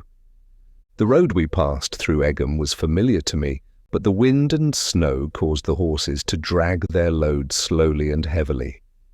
Suddenly the wind veered from southwest to west, and then again to northwest. As Samson with tug and strain stirred from their bases the columns that supported the Philistine temple, so did the gale shake the dense vapors propped on the horizon, while the massy dome of clouds fell to the south, disclosing through the scattered web the clear empyrean and the little stars, which were set at an immeasurable distance in the crystalline fields, showered their small rays on the glittering snow. Even the horses were cheered and moved on with renovated strength. We entered the forest at Bishopgate, and at the end of the long walk I saw the castle, the proud keep of Windsor, rising in the majesty of proportion, girt with the double belt of its kindred and coeval towers. I looked with reverence on a structure, ancient almost as the rock on which it stood, abode of kings, theme of admiration for the wise. With greater reverence and tearful affection, I beheld it as the asylum of the long lease of love I had enjoyed there, with the perishable, unmatchable treasure of dust, which now lay cold beside me. Now, indeed, I could have yielded to all the softness of my nature, and wept, and, womanlike, have uttered bitter plaints, while the familiar trees, the herds of living deer, the sward oft pressed by her fairy feet, one by one with sad association, presented themselves. The white gate at the end of the long walk was wide open, and I rode up the empty town through the first gate of the feudal tower, and now St. George's Chapel, with its blackened, fretted sides, was right before me. I halted at its door, which was open. I entered and placed my lighted lamp on the altar. Then I returned, and with tender caution, I bore Idris up the aisle into the chancel, and laid her softly down on the carpet which covered the step leading to the communion table. The banners of the Knights of the Garter and their half-drawn swords were hung in vain emblazonry above the stalls. The banner of her family hung there, still surmounted by its regal crown. Farewell to the glory and heraldry of England. I turned from such vanity with a slight feeling of wonder at how mankind could have ever been interested in such things. I bent over the lifeless corpse of my beloved, and, while looking on her uncovered face, the features already contracted by the rigidity of death, I felt as if all the visible universe had grown as soulless, inane, and comfortless as the clay-cold image beneath me.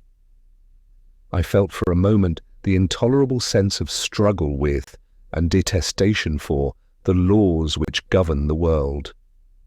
Till the calm, still visible on the face of my dead love, recalled me to a more soothing tone of mind, and I proceeded to fulfill the last office that could now be paid her.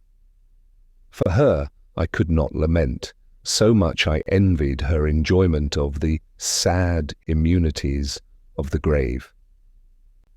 The vault had been lately opened to place our Alfred therein. The ceremony customary in these latter days had been cursorily performed, and the pavement of the chapel, which was its entrance, having been removed, had not been replaced. I descended the steps and walked through the long passage to the large vault which contained the kindred dust of my Idris. I distinguished the small coffin of my babe. With hasty, trembling hands I constructed a bier beside it, spreading it with the furs and Indian shawls which had wrapped Idris in her journey thither.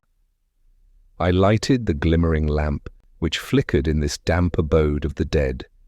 Then I bore my lost one to her last bed, decently composing her limbs and covering them with a mantle, veiling all except her face, which remained lovely and placid. She appeared to rest like one overwearied, her beauteous eyes steeped in sweet slumber. Yet so it was not, she was dead. How intensely! I then longed to lie down beside her, to gaze till death should gather me to the same repose. But death does not come at the bidding of the miserable. I had lately recovered from mortal illness, and my blood had never flowed with such an even current, nor had my limbs ever been so instinct with quick life as now. I felt that my death must be voluntary, yet what more natural than famine, as I watched in this chamber of mortality, placed in a world of the dead beside the lost hope of my life. Meanwhile, as I looked on her, the features which bore a sisterly resemblance to Adrian brought my thoughts back again to the living, to this dear friend, to Clara and to Evelyn, who were probably now in Windsor, waiting anxiously for our arrival. Methought I heard a noise, a step in the far chapel, which was re-echoed by its vaulted roof, and borne to me through the hollow passages. Had Clara seen my carriage pass up the town, and did she seek me here? I must save her at least from the horrible scene the vault presented.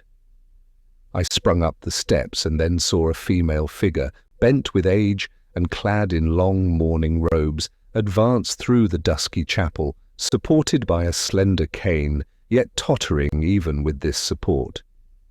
She heard me and looked up. The lamp I held illuminated my figure, and the moonbeams, struggling through the painted glass, fell upon her face, wrinkled and gaunt, yet with a piercing eye and commanding brow. I recognized the Countess of Windsor. With a hollow voice she asked, "Where is the princess?" I pointed to the torn-up pavement. She walked to the spot and looked down into the palpable darkness, for the vault was too distant for the rays of the small lamp I had left there to be discernible. "Your light," she said. I gave it her, and she regarded the now visible but precipitous steps as if calculating her capacity to descend. Instinctively I made a silent offer of my assistance. She motioned me away with a look of scorn, saying in a harsh voice, as she pointed downwards, "There at least I may have her undisturbed." She walked deliberately down while I, overcome, miserable beyond words, or tears, or groans, threw myself on the pavement near. The stiffening form of Idris was before me, the death-struck countenance hushed in eternal repose beneath. That was to me the end of all. The day before I had figured to myself various adventures and communion with my friends in after-time. Now I had leapt the interval and reached the utmost edge and bourne of life. Thus wrapped in gloom, enclosed, walled up, vaulted over by the omnipotent present, I was startled by the sound of feet on the steps of the tomb, and I remembered her whom I had utterly forgotten, my angry visitant. Her tall form slowly rose upwards from the vault, a living statue, instinct with hate and human, passionate strife. She seemed to me as having reached the pavement of the aisle. She stood motionless, seeking with her eyes alone some desired object, till, perceiving me close to her, she placed her wrinkled hand on my arm, exclaiming with tremulous accents, "Lionel Verney, my son!" This name, applied at such a moment by my angel's mother, instilled into me more respect than I had ever before felt for this disdainful lady. I bowed my head and kissed her shriveled hand, and, remarking that she trembled violently, supported her to the end of the chancel, where she sat on the steps that led to the regal stall. She suffered herself to be led, and still holding my hand, she leaned her head back against the stall, while the moonbeams, tinged with various colours by the painted glass, fell on her glistening eyes. Aware of her weakness, again calling to mind her long-cherished dignity, she dashed the tears away. Yet they fell fast as she said for excuse, "She is so beautiful and placid even in death. No harsh feeling ever clouded her serene brow. How did I treat her? Wounding her gentle heart with savage coldness. I had no compassion on her in past years. Does she forgive me now? Little does it boot to talk of repentance and forgiveness to the dead. Had I during her life once consulted her gentle wishes and curbed my rugged nature to do her pleasure, I should not feel thus." Idris and her mother were unlike in person. The dark hair, deep-set black eyes and prominent features of the ex-queen were in entire contrast to the golden tresses, the full blue orbs, and the soft lines and contour of her daughter's countenance. Yet, in latter days, illness had taken from my poor girl the full outline of her face and reduced it to the inflexible shape of the bone beneath.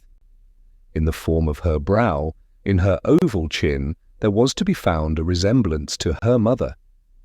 Nay, in some moods, their gestures were not unlike.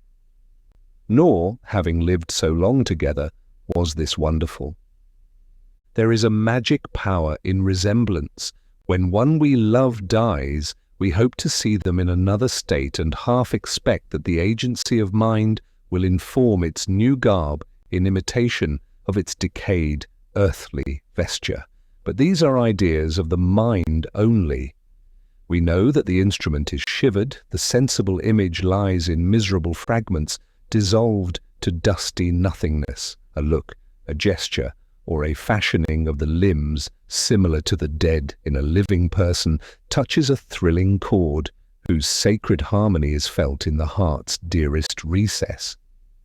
Strangely moved, prostrate before this spectral image, and enslaved by the force of blood manifested in likeness of look and movement, I remained trembling in the presence of the harsh, proud, until now unloved mother of Idris.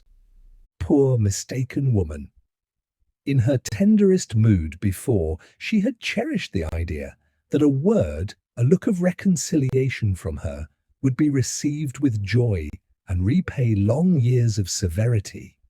Now that the time was gone for the exercise of such power, she fell at once upon the thorny truth of things, and felt that neither smile nor caress could penetrate to the unconscious state, or influence the happiness of her who lay in the vault beneath.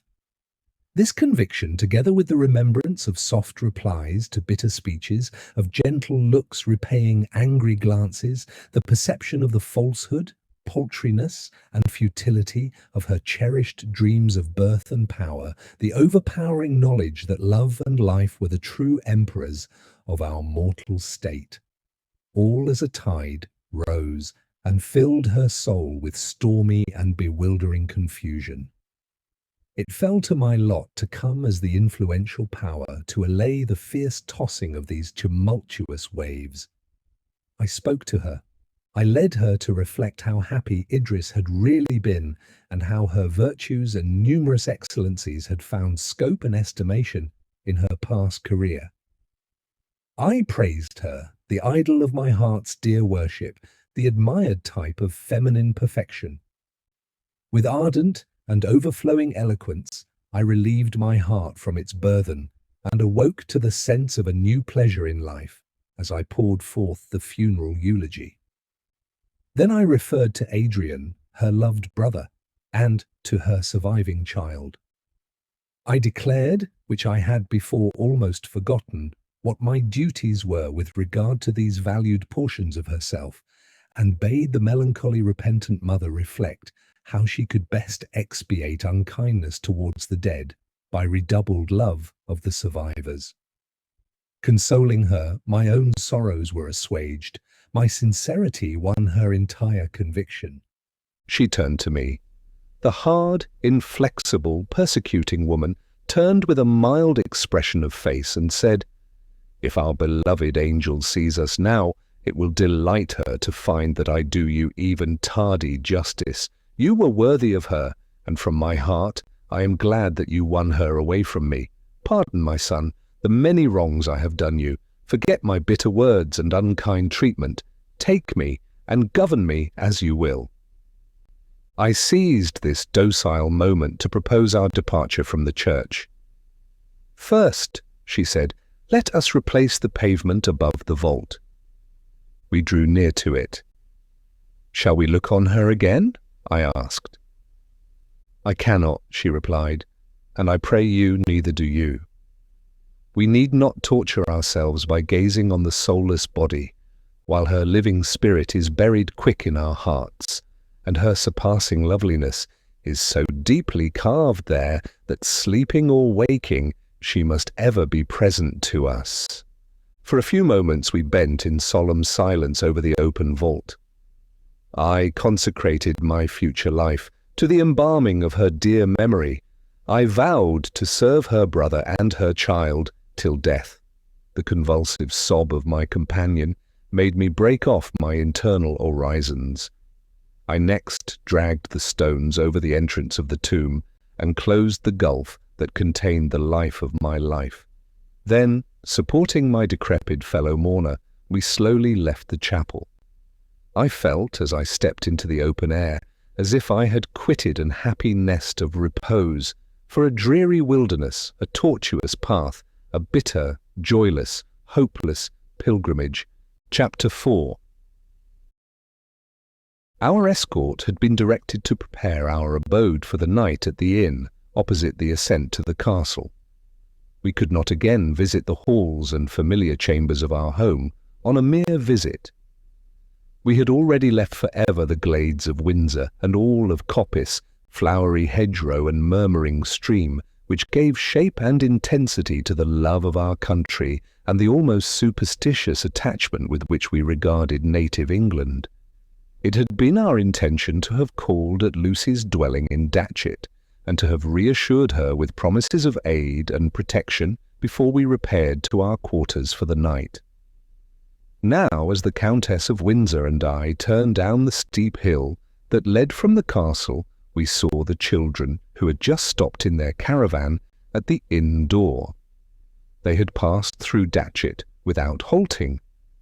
I dreaded to meet them, and to be the bearer of my tragic story, so while they were still occupied in the hurry of arrival, I suddenly left them, and through the snow and clear moonlight air hastened along the well-known road to Datchet.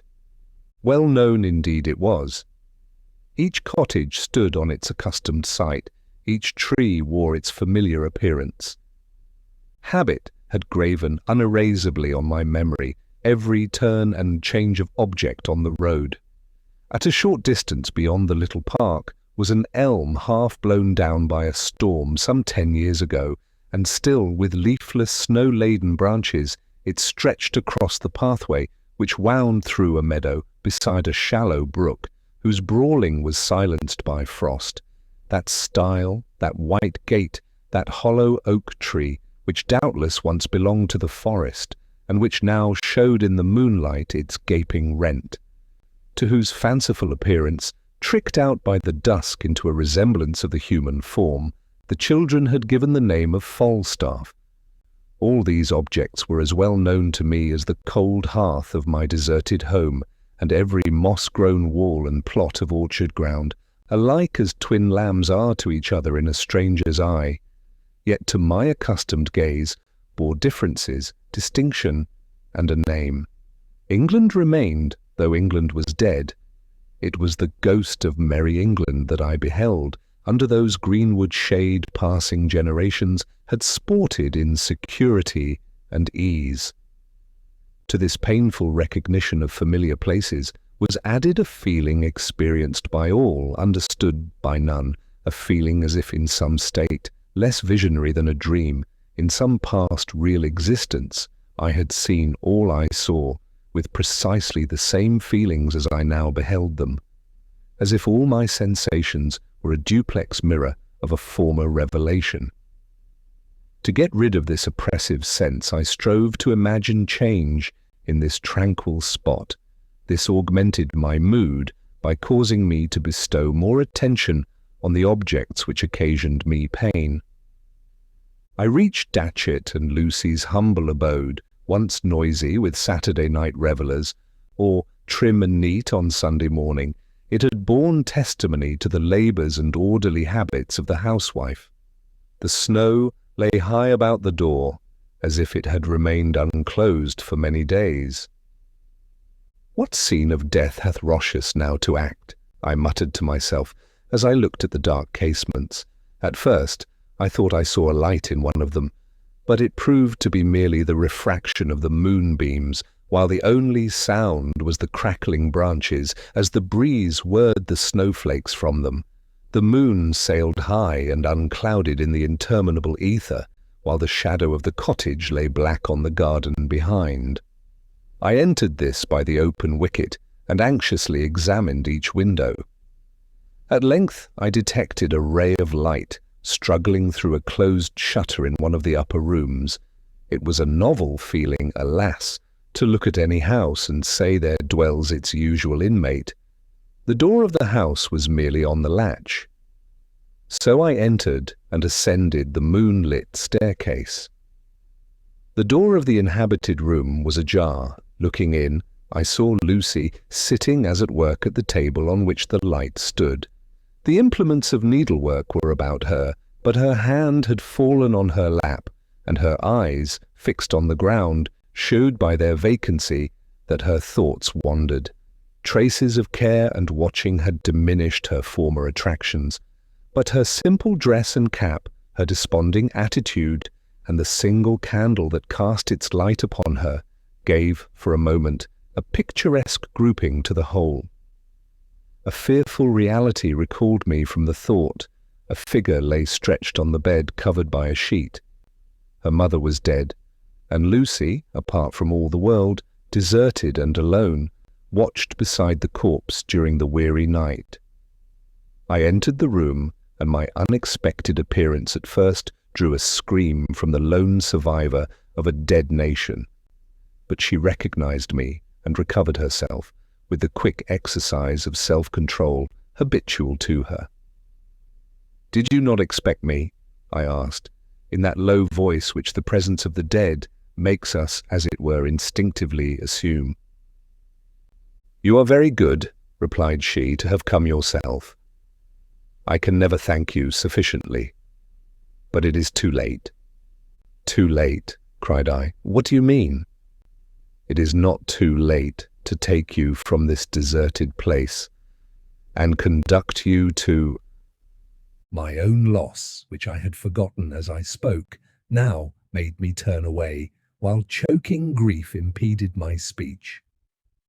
I threw open the window and looked on the cold, waning, ghastly, misshaped circle on high, and the chill white earth beneath.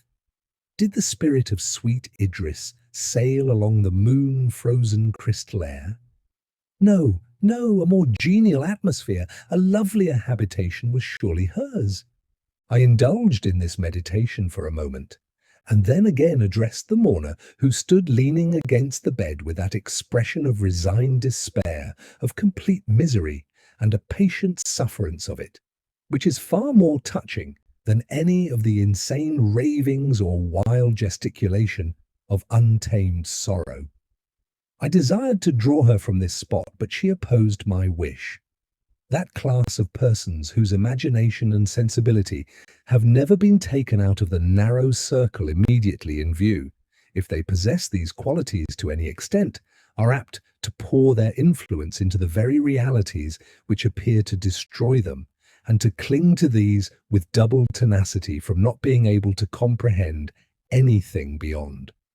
Thus Lucy, in desert England, in a dead world, wished to fulfill the usual ceremonies of the dead, such as were customary to the English country people when death was a rare visitant, and gave us time to receive his dreaded usurpation with pomp and circumstance, going forth in procession to deliver the keys of the tomb into his conquering hand. She had already, alone as she was, accomplished some of these, and the work on which I found her employed was her mother's shroud. My heart sickened at such detail of woe, which a female can endure, but which is more painful to the masculine spirit than deadlier struggle or throes of unutterable but transient agony. This must not be, I told her. And then, as further inducement, I communicated to her my recent loss, and gave her the idea that she must come with me to take charge of the orphan children, whom the death of Idris had deprived of a mother's care.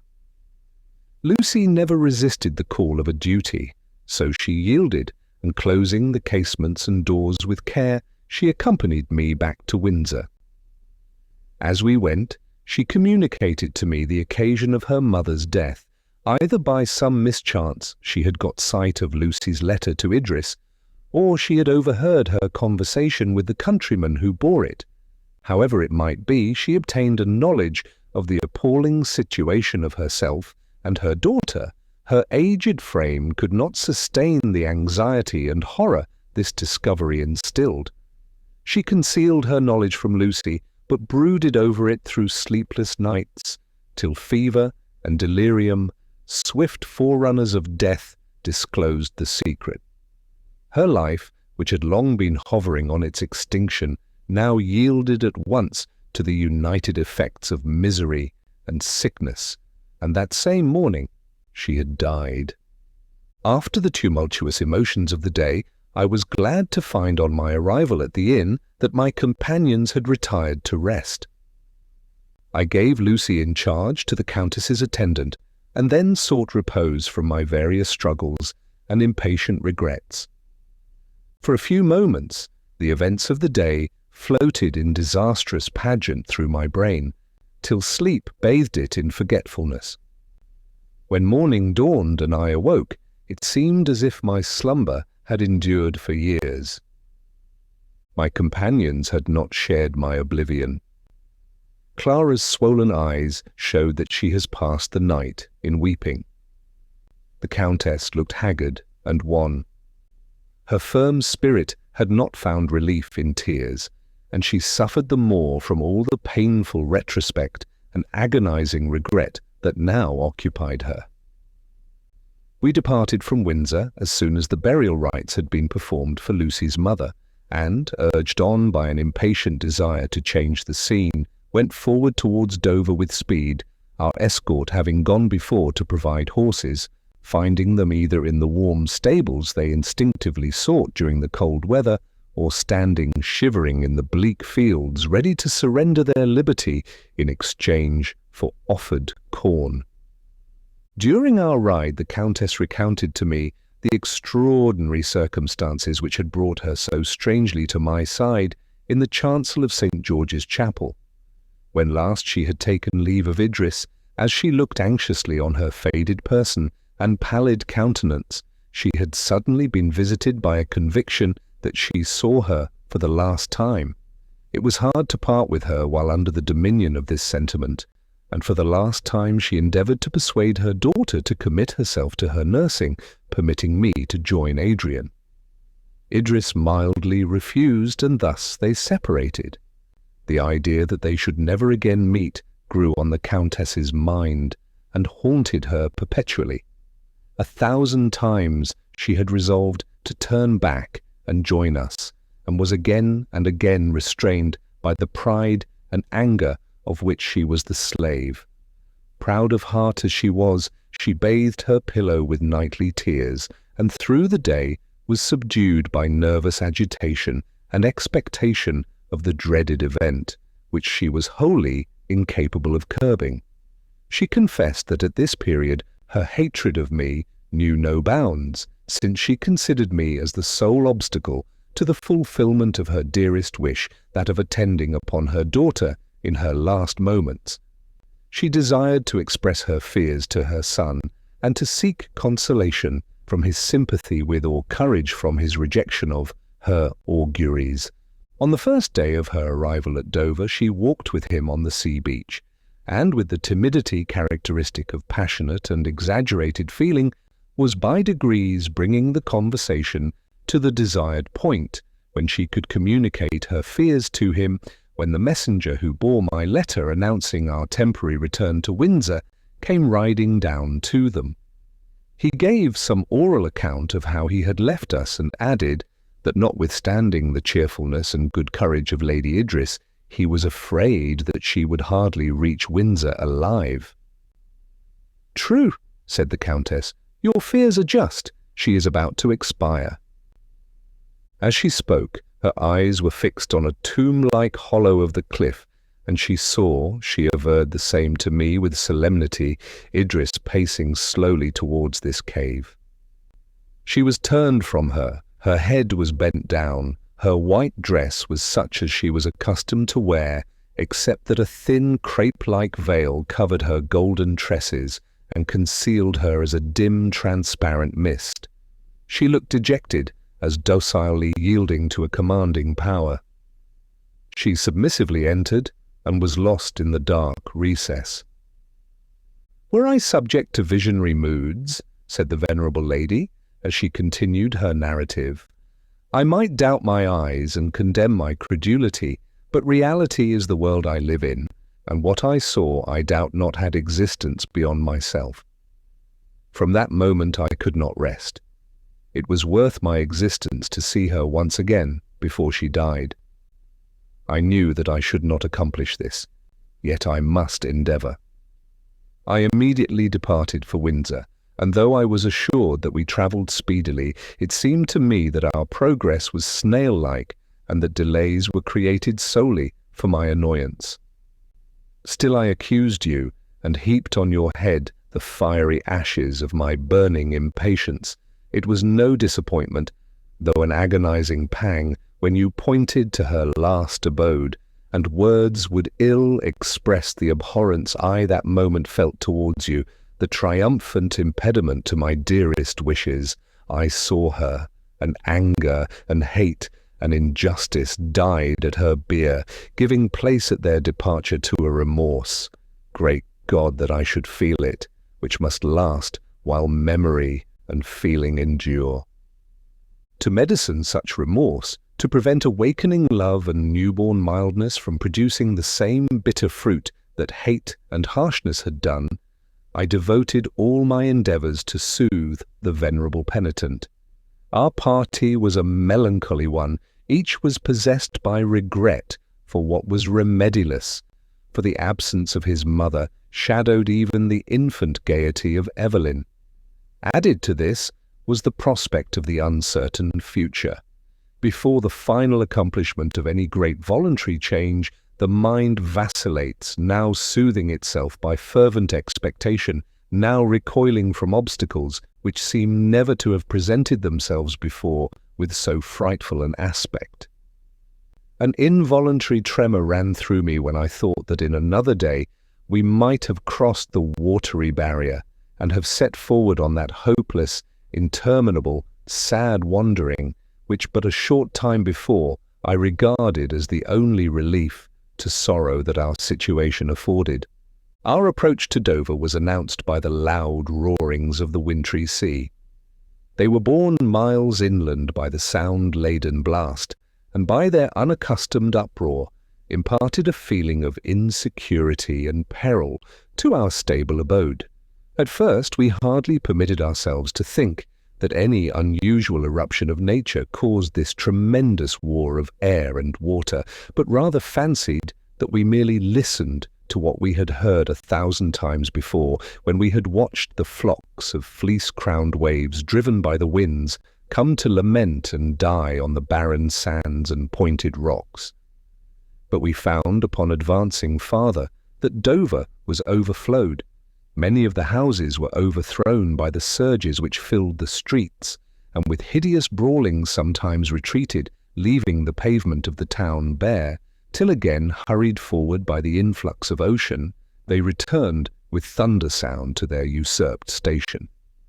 Hardly less disturbed than the tempestuous world of waters was the assembly of human beings that from the cliff fearfully watched its ravings. On the morning of the arrival of the emigrants under the conduct of Adrian, the sea had been serene and glassy. The slight ripples refracted the sunbeams, which shed their radiance through the clear blue frosty air. This placid appearance of nature was hailed as a good augury for the voyage, and the chief immediately repaired to the harbour to examine 2 steamboats which were moored there. On the following midnight, when all were at rest, a frightful storm of wind and clattering rain and hail first disturbed them, and the voice of one shrieking in the streets that the sleepers must awake or they would be drowned. And when they rushed out, half-clothed, to discover the meaning of this alarm, they found that the tide, rising above every mark, was rushing into the town. They ascended the cliff, but the darkness permitted only the white crest of waves to be seen, while the roaring wind mingled its howlings in dire accord with the wild surges. The awful hour of night, the utter inexperience of many who had never seen the sea before, the wailing of women and cries of children, added to the horror of the tumult. All the following day, the same scene continued. When the tide ebbed, the town was left dry, but on its flow it rose even higher than on the preceding night. The vast ships that lay rotting in the roads were whirled from their anchorage and driven and jammed against the cliff. The vessels in the harbour were flung on land like seaweed, and they are battered to pieces by the breakers. The waves dashed against the cliff, which if in any place it had been before, loosened, now gave way, and the affrighted crowd saw vast fragments of the near earth fall with crash and roar into the deep. This sight operated differently on different persons. The greater part thought it a judgment of God to prevent or punish our emigration from our native land. Many were doubly eager to quit a nook of ground now become their prison, which appeared unable to resist the inroads of ocean's giant waves. When we arrived at Dover, after a fatiguing day's journey, we all required rest and sleep, but the scene acting around us soon drove away such ideas. We were drawn, along with the greater part of our companions, to the edge of the cliff, there to listen to and make 1,000 conjectures. A fog narrowed our horizon to about 1/4 of a mile, and the misty veil, cold and dense, enveloped sky and sea in equal obscurity. What added to our inquietude was the circumstance that 2/3 of our original number were now waiting for us in Paris, and clinging, as we now did most painfully, to any addition to our melancholy remnant. This division, with the tameless, impassable ocean between, struck us with affright. At length, after loitering for several hours on the cliff, we retired to Dover Castle, whose roof sheltered all who breathed the English air, and sought the sleep necessary to restore strength and courage to our worn frames and languid spirits. Early in the morning, Adrian brought me the welcome intelligence that the wind had changed. It had been southwest. It was now northeast. The sky was stripped bare of clouds by the increasing gale, while the tide at its ebb seceded entirely from the town. The change of wind rather increased the fury of the sea, but it altered its late dusky hue to a bright green, and in spite of its unmitigated clamour, its more cheerful appearance instilled hope and pleasure. All day we watched the ranging of the mountainous waves, and towards sunset a desire to decipher the promise for the morrow at its setting made us all gather with one accord on the edge of the cliff.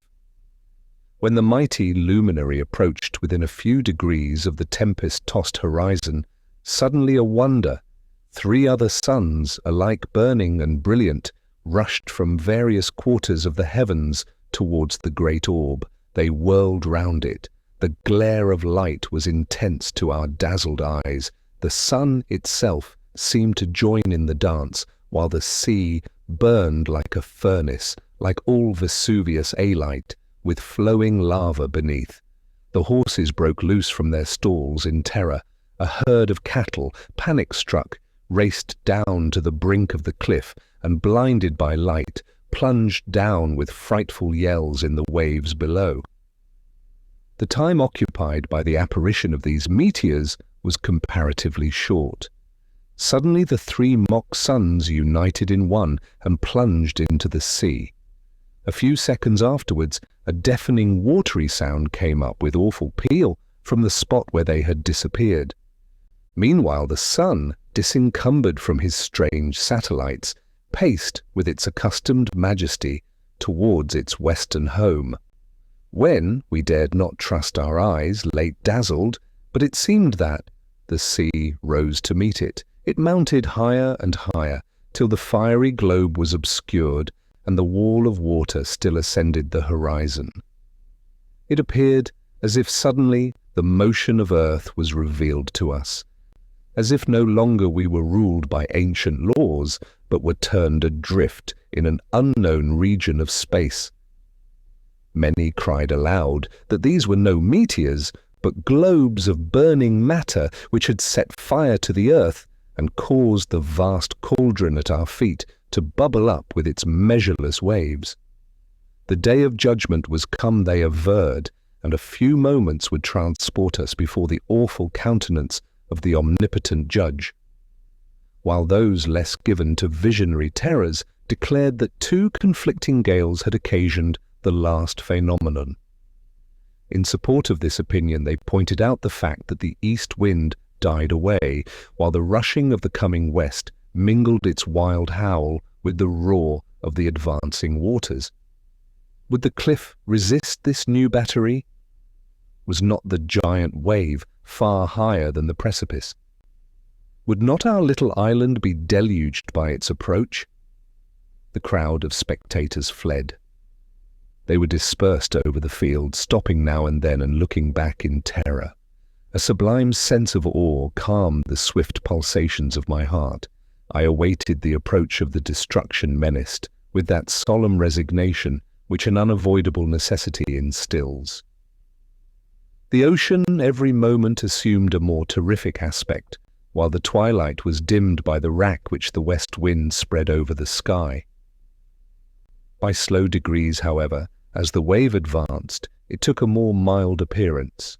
Some undercurrent of air, or obstruction in the bed of the waters, checked its progress, and it sank gradually, while the surface of the sea became uniformly higher as it dissolved into it.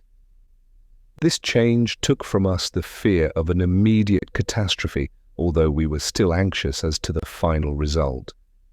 We continued during the whole night to watch the fury of the sea and the pace of the driving clouds, through whose openings the rare stars rushed impetuously. The thunder of conflicting elements deprived us of all power to sleep. This endured ceaselessly for 3 days and nights. The stoutest hearts quailed before the savage enmity of nature. Provisions began to fail us, though every day foraging parties were dispersed to the nearer towns. In vain we schooled ourselves into the belief that there was nothing out of the common order of nature in the strife we witnessed. Our disastrous and overwhelming destiny turned the best of us to cowards. Death had hunted us through the course of many months, even to the narrow strip of time on which we now stood. Narrow indeed, and buffeted by storms was our footway overhanging the great sea of calamity. As an unsheltered northern shore is shaken by the wintry wave, and frequent storms for evermore, while from the west the loud winds rave, or from the east or mountains hoar. The struck and tottering sandbank wave 21. It required more than human energy to bear up against the menaces of destruction that everywhere surrounded us. After the lapse of 3 days, The gale died away. The seagull sailed upon the calm bosom of the windless atmosphere, and the last yellow leaf on the topmost branch of the oak hung without motion. The sea no longer broke with fury, but a swell setting in steadily for shore, with long sweep and sullen burst, replaced the roar of the breakers. Yet we derived hope from the change, and we did not doubt that after the interval of a few days, the sea would resume its tranquillity. The sunset of the fourth day favoured this idea. It was clear and golden. As we gazed on the purple sea, radiant beneath, we were attracted by a novel spectacle. A dark speck, as it neared, visibly a boat, rode on the top of the waves, every now and then lost in the steep valleys between. We marked its course with eager questionings, and when we saw that it evidently made for shore, we descended to the only practicable landing place and hoisted a signal to direct them. By the help of glasses we distinguished her crew. It consisted of 9 men, Englishmen, belonging in truth to the 2 divisions of our people who had preceded us and had been for several weeks at Paris. As countryman was wont to meet countrymen in distant lands, did we greet our visitors on their landing with outstretched hands and gladsome welcome. They were slow to reciprocate our gratulations. They looked angry and resentful, not less than the chafed sea which they had traversed with imminent peril, though apparently more displeased with each other than with us. It was strange to see these human beings, who appeared to be given forth by the earth like rare and inestimable plants, full of towering passion and the spirit of angry contest. Their first demand was to be conducted to the Lord Protector of England. So they called Adrian, though he had long discarded the empty title as a bitter mockery of the shadow to which the protectorship was now reduced. They were speedily led to Dover Castle, from whose keep Adrian had watched the movements of the boat. He received them with the interest and wonder so strange a visitation created. In the confusion occasioned by their angry demands for precedence, it was long before we could discover the secret meaning of this strange scene. By degrees, from the furious declamations of one, the fierce interruptions of another, and the bitter scoffs of a third, we found that they were deputies from our colony at Paris, from 3 parties there formed, who, each with angry rivalry, tried to attain a superiority over the other 2. These deputies had been dispatched by them to Adrian, who had been selected arbiter, and they had journeyed from Paris to Calais, through the vacant towns and desolate country, indulging the while violent hatred against each other, and now they pleaded their several causes with unmitigated party spirit. By examining the deputies apart, and after much investigation, we learnt the true state of things at Paris.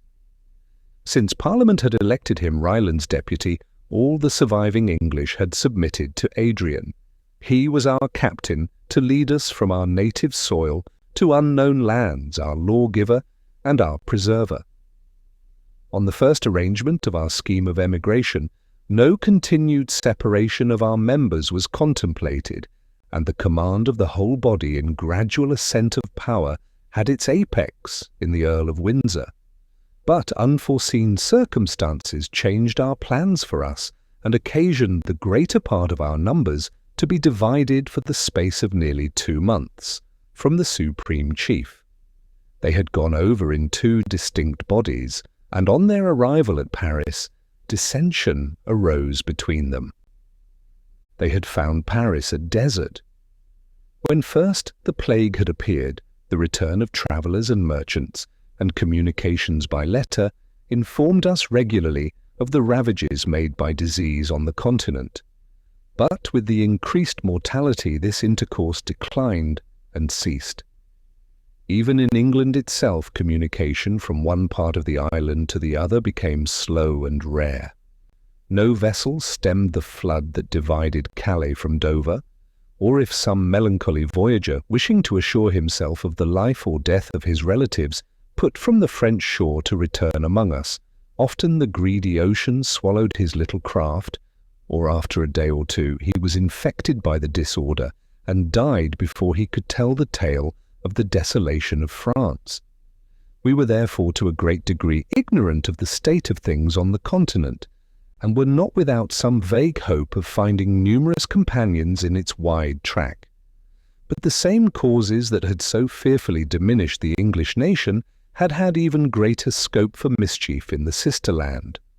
France was a blank. During the long line of road from Calais to Paris, not one human being was found. In Paris there were a few, perhaps 100, who, resigned to their coming fate, flitted about the streets of the capital and assembled to converse of past times, with that vivacity and even gaiety that seldom deserts the individuals of this nation. The English took uncontested possession of Paris. Its high houses and narrow streets were lifeless. A few pale figures were to be distinguished at the accustomed resort at the Tuileries.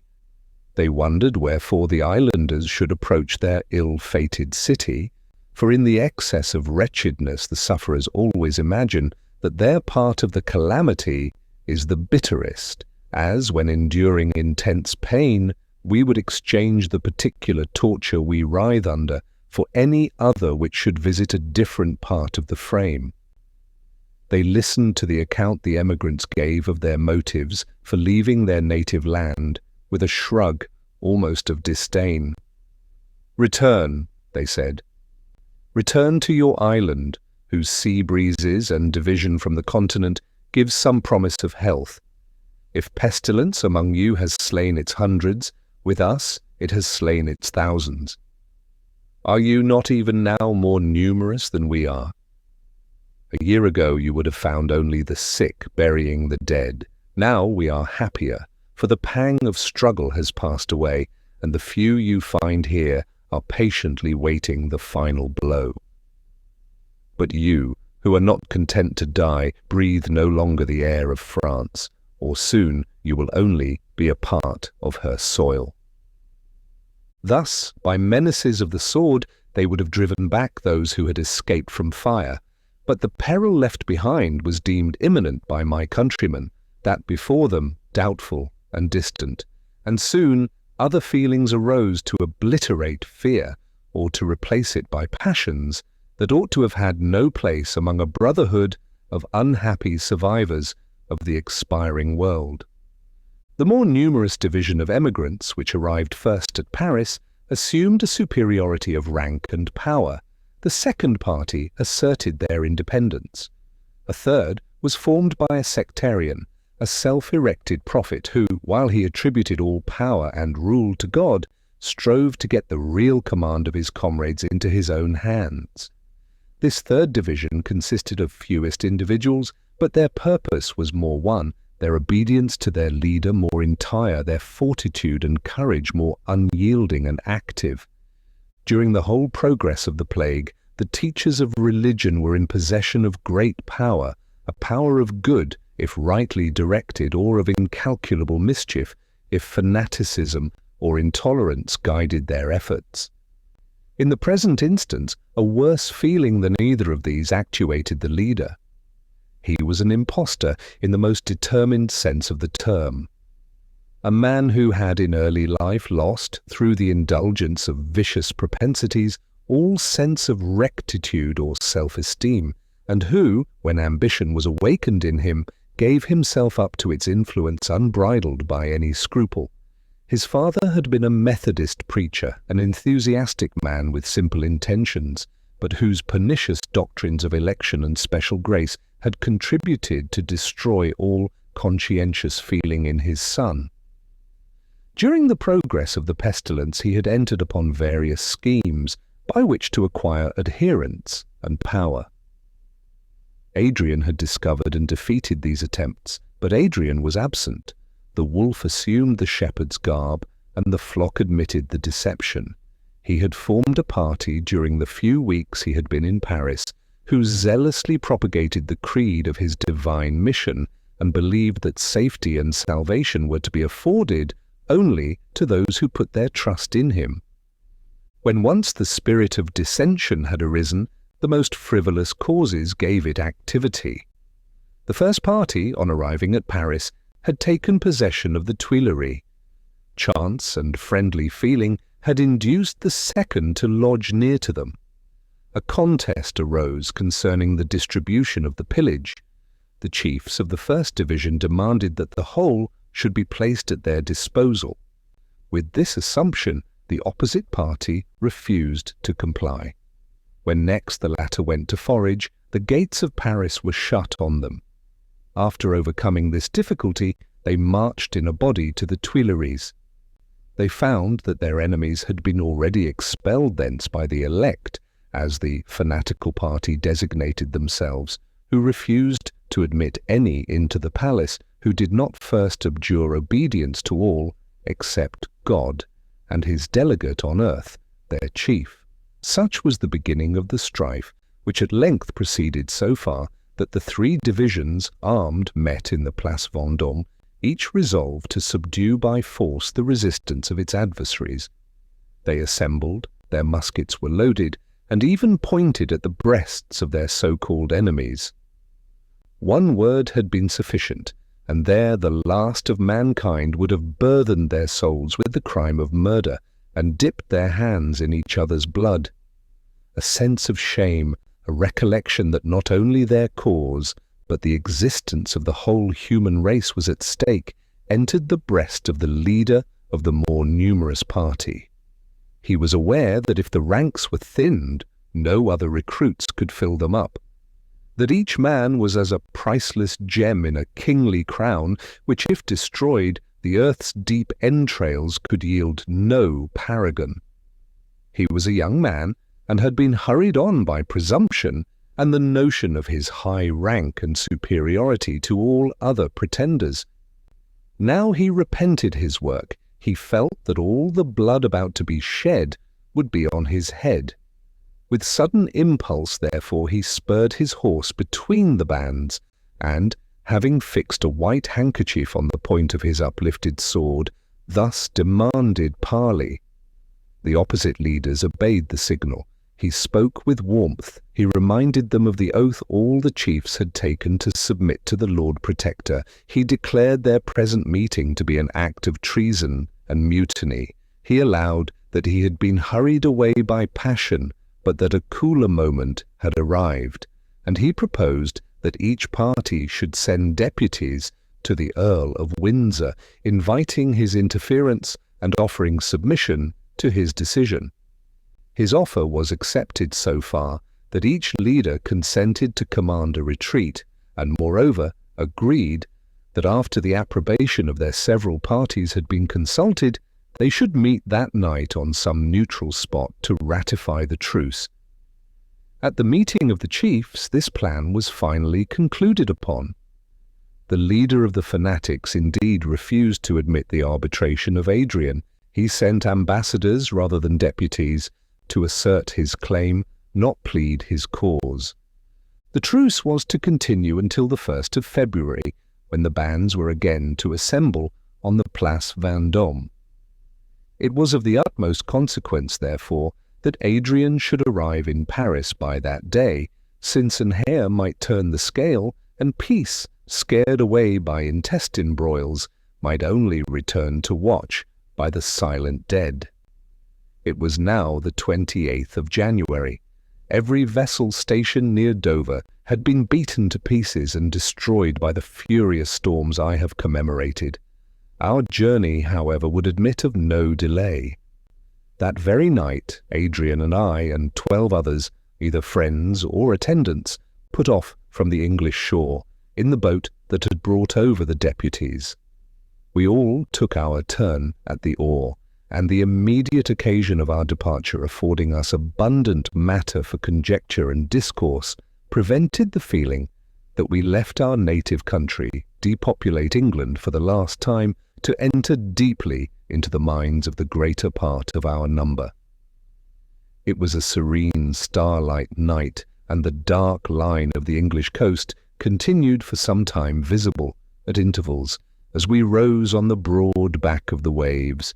I exerted myself with my long oar to give swift impulse to our skiff, and while the waters splashed with melancholy sound against its sides, I looked with sad affection on this last glimpse of sea-girt England, and strained my eyes not too soon to lose sight of the castellated cliff which rose to protect the land of heroism and beauty from the inroads of ocean that, turbulent as I had lately seen it, required such cyclopean walls for its repulsion. A solitary seagull winged its flight over our heads to seek its nest in a cleft of the precipice. Yes, thou shalt revisit the land of thy birth, I thought, as I looked invidiously on the airy voyager, but we shall nevermore. Tomb of Idris, farewell. Grave in which my heart lies sepultured, farewell forever. We were 12 hours at sea, and the heavy swell obliged us to exert all our strength. At length, by mere dint of rowing, we reached the French coast. The stars faded, and the grey morning cast a dim veil over the silver horns of the waning moon. The sun rose broad and red from the sea as we walked over the sands to Calais. Our first care was to procure horses, and although wearied by our night of watching and toil, some of our party immediately went in quest of these in the wide fields of the unenclosed and now barren plain round Calais. We divided ourselves, like seamen, into watches, and some reposed, while others prepared the morning's repast. Our foragers returned at noon with only 6 horses. On these, Adrian and I and 4 others proceeded on our journey towards the great city, which its inhabitants had fondly named the capital of the civilized world. Our horses had become, through their long holiday, almost wild, and we crossed the plain round Calais with impetuous speed. From the height near Boulogne, I turned again to look on England. Nature had cast a misty pall over her. Her cliff was hidden. There was spread the watery barrier that divided us, never again to be crossed. She lay on the ocean plain, in the great pool a swan's nest. Ruined the nest, alas, the swans of Albion had passed away for ever, an uninhabited rock in the wide Pacific, which had remained since the creation uninhabited, unnamed, unmarked, would be of as much account in the world's future history as desert England. Our journey was impeded by 1,000 obstacles. As our horses grew tired, we had to seek for others, and hours were wasted while we exhausted our artifices to allure some of these enfranchised slaves of man to resume the yoke, or as we went from stable to stable through the towns, hoping to find some who had not forgotten the shelter of their native stalls.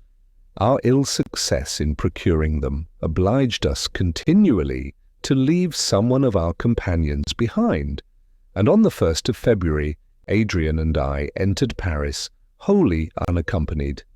The serene morning had dawned when we arrived at Saint-Denis, and the sun was high when the clamour of voices and the clash, as we feared, of weapons guided us to where our countrymen had assembled on the Place Vendôme. We passed a knot of Frenchmen who were talking earnestly of the madness of the insular invaders, and then coming by a sudden turn upon the place, we saw the sun glitter on drawn swords and fixed bayonets, while yells and clamours rent the air. It was a scene of unaccustomed confusion in these days of depopulation.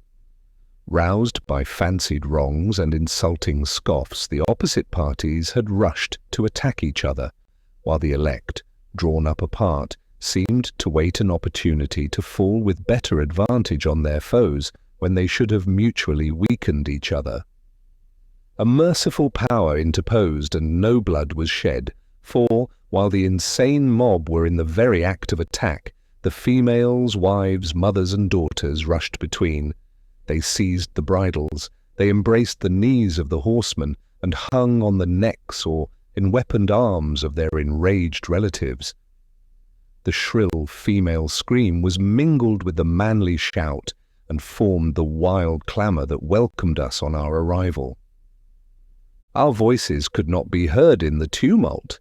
Adrian, however, was eminent for the white charger he rode. Spurring him, he dashed into the midst of the throng.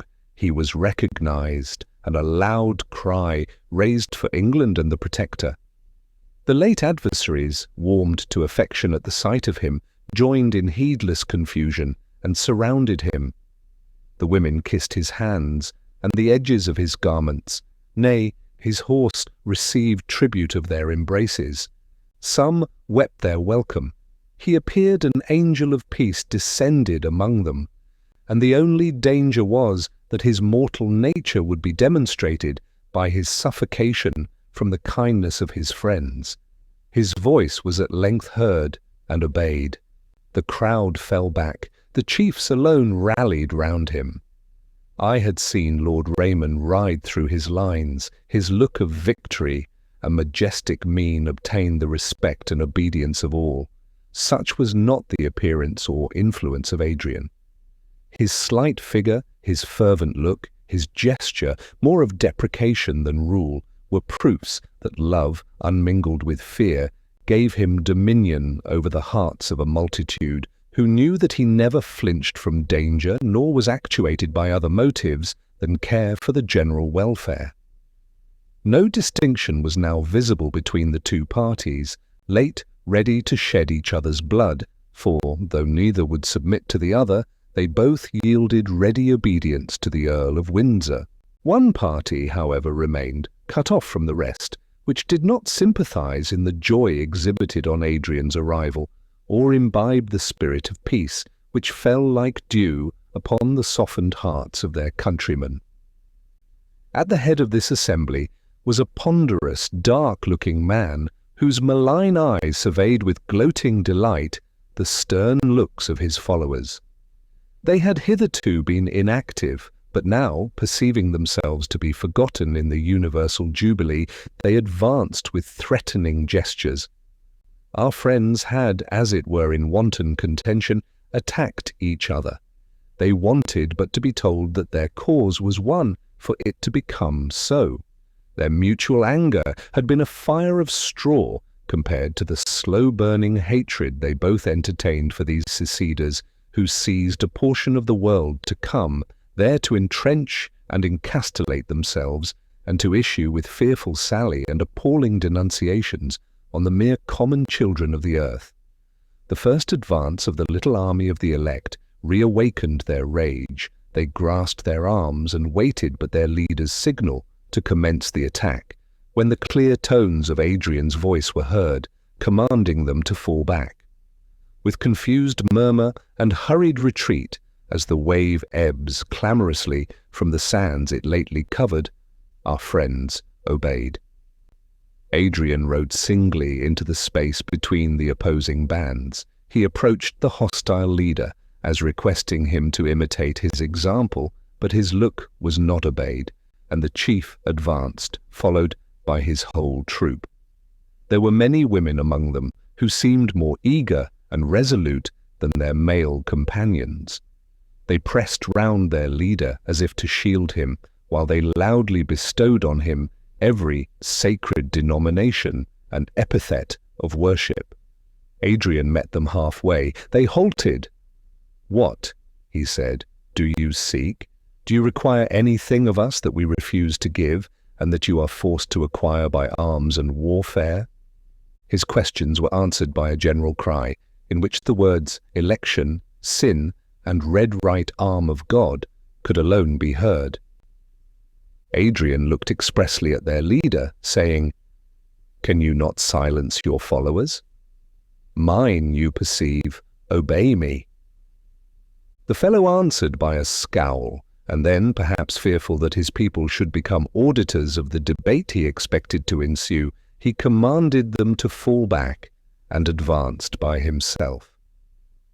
"What, I again ask," said Adrian, "do you require of us?" "Repentance," replied the man, whose sinister brow gathered clouds as he spoke. "Obedience to the will of the Most High, made manifest to these, his elected people. Do we not all die through your sins, O generation of unbelief, and have we not a right to demand of you repentance and obedience. And if we refuse them, what then? His opponent inquired mildly. Beware, cried the man. God hears you and will smite your stony heart in his wrath. His poisoned arrows fly, his dogs of death are unleashed. We will not perish unrevenged, and mighty will our avenger be when he descends in visible majesty and scatters destruction among you. My good fellow, said Adrian with quiet scorn, I wish that you were ignorant only, and I think it would be no difficult task to prove to you that you speak of what you do not understand. On the present occasion, however, it is enough for me to know that you seek nothing of us, and heaven is our witness, we seek nothing of you. I should be sorry to embitter by strife the few days that we any of us may have here to live. When there, he pointed downwards, we shall not be able to contend, while here we need not. Go home or stay. Pray to your God in your own mode. Your friends may do the like. My orisons consist in peace and goodwill, in resignation and hope. Farewell. He bowed slightly to the angry disputant who was about to reply, and, turning his horse down Rue Saint-Honoré, called on his friends to follow him. He rode slowly, to give time to all to join him at the barrier, and then issued his orders that those who yielded obedience to him should rendezvous at Versailles. In the meantime, he remained within the walls of Paris until he had secured the safe retreat of all. In about a fortnight, the remainder of the emigrants arrived from England, and they all repaired to Versailles. Apartments were prepared for the family of the Protector in the Grand Trianon, and there, after the excitement of these events, we reposed amidst the luxuries of the departed Bourbons. 21. Chorus in Oedipus Coloneus, Chapter 5. After the repose of a few days, we held a council to decide on our future movements. Our first plan had been to quit our wintry native latitude and seek for our diminished numbers the luxuries and delights of a southern climate. We had not fixed on any precise spot as the termination of our wanderings, but a vague picture of perpetual spring, fragrant groves and sparkling streams floated in our imagination to entice us on. A variety of causes had detained us in England, and we had now arrived at the middle of February. If we pursued our original project, we should find ourselves in a worse situation than before, having exchanged our temperate climate for the intolerable heats of a summer in Egypt or Persia.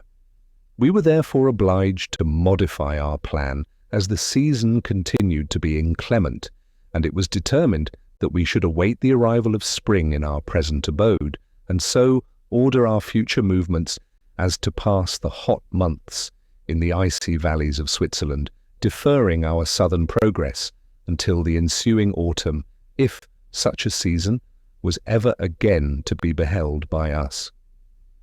The castle and town of Versailles afforded our numbers ample accommodation, and foraging parties took it by turns to supply our wants. There was a strange and appalling motley in the situation of these, the last of the race. At first I likened it to a colony which, borne over the far seas, struck root for the first time in a new country. But where was the bustle and industry characteristic of such an assemblage?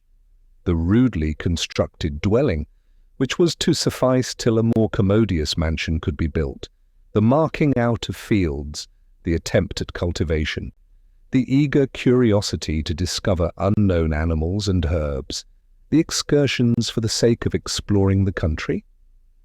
Our habitations were palaces, our food was ready stored in granaries, there was no need of labour, no inquisitiveness, no restless desire to get on.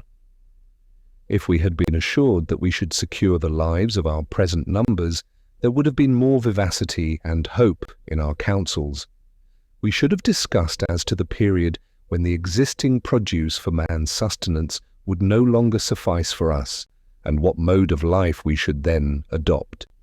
We should have considered more carefully our future plans, and debated concerning the spot where we should in future dwell. But summer and the plague were near, and we dared not look forward. Every heart sickened at the thought of amusement if the younger part of our community were ever impelled, by youthful and untamed hilarity, to enter on any dance or song to cheer the melancholy time they would suddenly break off, checked by a mournful look or agonizing sigh from anyone among them who was prevented by sorrows and losses from mingling in the festivity. If laughter echoed under our roof, yet the heart was vacant of joy, and whenever it chanced that I witnessed such attempts at pastime, they increased instead of diminishing my sense of woe. In the midst of the pleasure-hunting throng, I would close my eyes and see before me the obscure cavern where was garnered the mortality of Idris, and the dead lay around, mouldering in hushed repose. When I again became aware of the present hour, softest melody of Lydian flute, or harmonious maze of graceful dance, was but as the demoniac chorus in the Wolf's Glen, and the caperings of the reptiles that surrounded the magic circle. My dearest interval of peace occurred when, released from the obligation of associating with the crowd, I could repose in the dear home where my children lived. Children, I say, for the tenderest emotions of paternity bound me to Clara.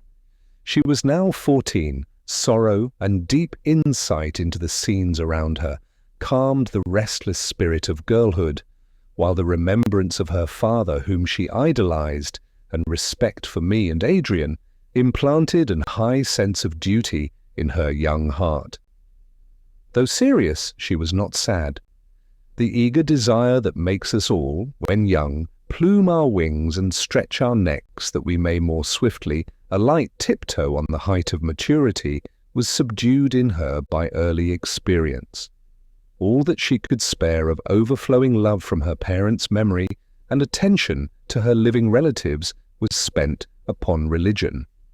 This was the hidden law of her heart, which she concealed with childish reserve and cherished the more because it was secret. What faith so entire, what charity so pure, what hope so fervent as that of early youth? And she, all love, all tenderness and trust, who from infancy had been tossed on the wide sea of passion and misfortune, saw the finger of apparent divinity in all, and her best hope was to make herself acceptable to the power she worshipped. Evelyn was only 5 years old. His joyous heart was incapable of sorrow, and he enlivened our house with the innocent mirth incident to his years. The aged Countess of Windsor had fallen from her dream of power, rank, and grandeur. She had been suddenly seized with the conviction that love was the only good of life, virtue the only ennobling distinction and enriching wealth. Such a lesson had been taught her by the dead lips of her neglected daughter, and she devoted herself with all the fiery violence of her character to the obtaining the affection of the remnants of her family. In early years, the heart of Adrian had been chilled towards her, and though he observed a due respect, her coldness, mixed with the recollection of disappointment and madness, caused him to feel even pain in her society. She saw this, and yet determined to win his love. The obstacle served the rather to excite her ambition. As Henry, Emperor of Germany, lay in the snow before Pope Leo's gate for 3 winter days and nights, so did she in humility wait before the icy barriers of his closed heart, till he, the servant of love and prince of tender courtesy, opened it wide for her admittance, bestowing, with fervency and gratitude, the tribute of filial affection she merited. Her understanding, courage, and presence of mind became powerful auxiliaries to him in the difficult task of ruling the tumultuous crowd, which was subjected to his control, in truth, by a single hair.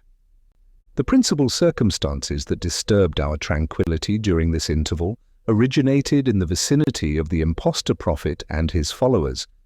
They continued to reside at Paris, but missionaries from among them often visited Versailles, and such was the power of assertions, however false, yet vehemently iterated, over the ready credulity of the ignorant and fearful, that they seldom failed in drawing over to their party some from among our numbers. An instance of this nature coming immediately under our notice, we were led to consider the miserable state in which we should leave our countrymen, when we should, at the approach of summer, move on towards Switzerland and leave a deluded crew behind us in the hands of their miscreant leader. The sense of the smallness of our numbers and expectation of decrease pressed upon us, and, while it would be a subject of congratulation to ourselves to add one to our party, it would be doubly gratifying to rescue from the pernicious influence of superstition and unrelenting tyranny the victims that now, though voluntarily enchained, groaned beneath it. If we had considered the preacher as sincere in a belief of his own denunciations, or only moderately actuated by kind feeling in the exercise of his assumed powers, we should have immediately addressed ourselves to him and endeavored with our best arguments to soften and humanize his views. But he was instigated by ambition. He desired to rule over these last stragglers from the fold of death. His projects went so far as to cause him to calculate that if, from these crushed remains, a few survived, so that a new race should spring up, he, by holding tight the reins of belief, might be remembered by the post-pestilential race as a patriarch, a prophet, nay, a deity, such as of old among the post-diluvians were Jupiter the conqueror, Serapis the lawgiver, and Vishnu the preserver. These ideas made him inflexible in his rule and violent in his hate of any who presumed to share with him his usurped empire. It is a strange fact, but incontestable, that the philanthropist who, ardent in his desire to do good, who patient, reasonable, and gentle, yet disdains to use other argument than truth, has less influence over men's minds than he who, grasping and selfish, refuses not to adopt any means, nor awaken any passion, nor diffuse any falsehood for the advancement of his cause. If this from time immemorial has been the case, the contrast was infinitely greater now that the one could bring harrowing fears and transcendent hopes into play, while the other had few hopes to hold forth, nor could influence the imagination to diminish the fears which he himself was the first to entertain. The preacher had persuaded his followers that their escape from the plague, the salvation of their children, and the rise of a new race of men from their seed depended on their faith in and their submission to him. They greedily imbibed this belief, and their overweening credulity even rendered them eager to make converts to the same faith. How to seduce any individuals from such an alliance of fraud was a frequent subject of Adrian's meditations and discourse. He formed many plans for the purpose, but his own troop kept him in full occupation to ensure their fidelity and safety. Beside which the preacher was as cautious and prudent as he was cruel. His victims lived under the strictest rules and laws, which either entirely imprisoned them within the Tuileries, or let them out in such numbers and under such leaders as precluded the possibility of controversy. There was one among them, however, whom I resolved to save. She had been known to us in happier days. Idris had loved her, and her excellent nature made it peculiarly lamentable that she should be sacrificed by this merciless cannibal of souls. This man had between 200 and 300 persons enlisted under his banners. More than half of them were women. There were about 50 children of all ages, and not more than 80 men. They were mostly drawn from that which, when such distinctions existed, was denominated the lower rank of society. The exceptions consisted of a few high-born females who, panic-struck and tamed by sorrow, had joined him. Among these was one, young, lovely, and enthusiastic, whose very goodness made her a more easy victim. I have mentioned her before, Juliet, the youngest daughter, and now sole relic of the ducal house of Ella. There are some beings whom fate seems to select on whom to pour, in unmeasured portion, the vials of her wrath, and whom she bathes even to the lips in misery. Such a one was the ill-starred Juliet. She had lost her indulgent parents, her brothers and sisters, companions of her youth. In one fell swoop they had been carried off from her. Yet she had again dared to call herself happy.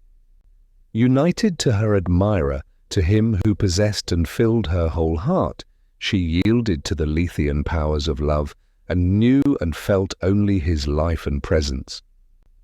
At the very time when with keen delight she welcomed the tokens of maternity, this sole prop of her life failed, her husband died of the plague. For a time she had been lulled in insanity. The birth of her child restored her to the cruel reality of things, but gave her at the same time an object for whom to preserve at once life and reason. Every friend and relative had died off, and she was reduced to solitude and penury. Deep melancholy and angry impatience distorted her judgment, so that she could not persuade herself to disclose her distress to us. When she heard of the plan of universal emigration, she resolved to remain behind with her child, and alone in wide England to live or die, as fate might decree, beside the grave of her beloved. She had hidden herself in one of the many empty habitations of London. It was she who rescued my Idris on the fatal 20th of November, though my immediate danger and the subsequent illness of Idris caused us to forget our hapless friend. This circumstance had, however, brought her again in contact with her fellow creatures. A slight illness of her infant proved to her that she was still bound to humanity by an indestructible tie. To preserve this little creature's life became the object of her being, and she joined the first division of migrants who went over to Paris. She became an easy prey to the Methodist. Her sensibility and acute fears rendered her accessible to every impulse. Her love for her child made her eager to cling to the merest straw held out to save him. Her mind, once unstrung and now tuned by roughest inharmonious hands, made her credulous. Beautiful as fabled goddess, with voice of unrivalled sweetness, burning with new lighted enthusiasm, she became a steadfast proselyte and powerful auxiliary to the leader of the elect. I had remarked her in the crowd on the day we met on the Place Vendôme, and, recollecting suddenly her providential rescue of my lost one on the night of the 20th of November, I reproached myself for my neglect and ingratitude, and felt impelled to leave no means that I could adopt untried to recall her to her better self and rescue her from the fangs of the hypocrite destroyer.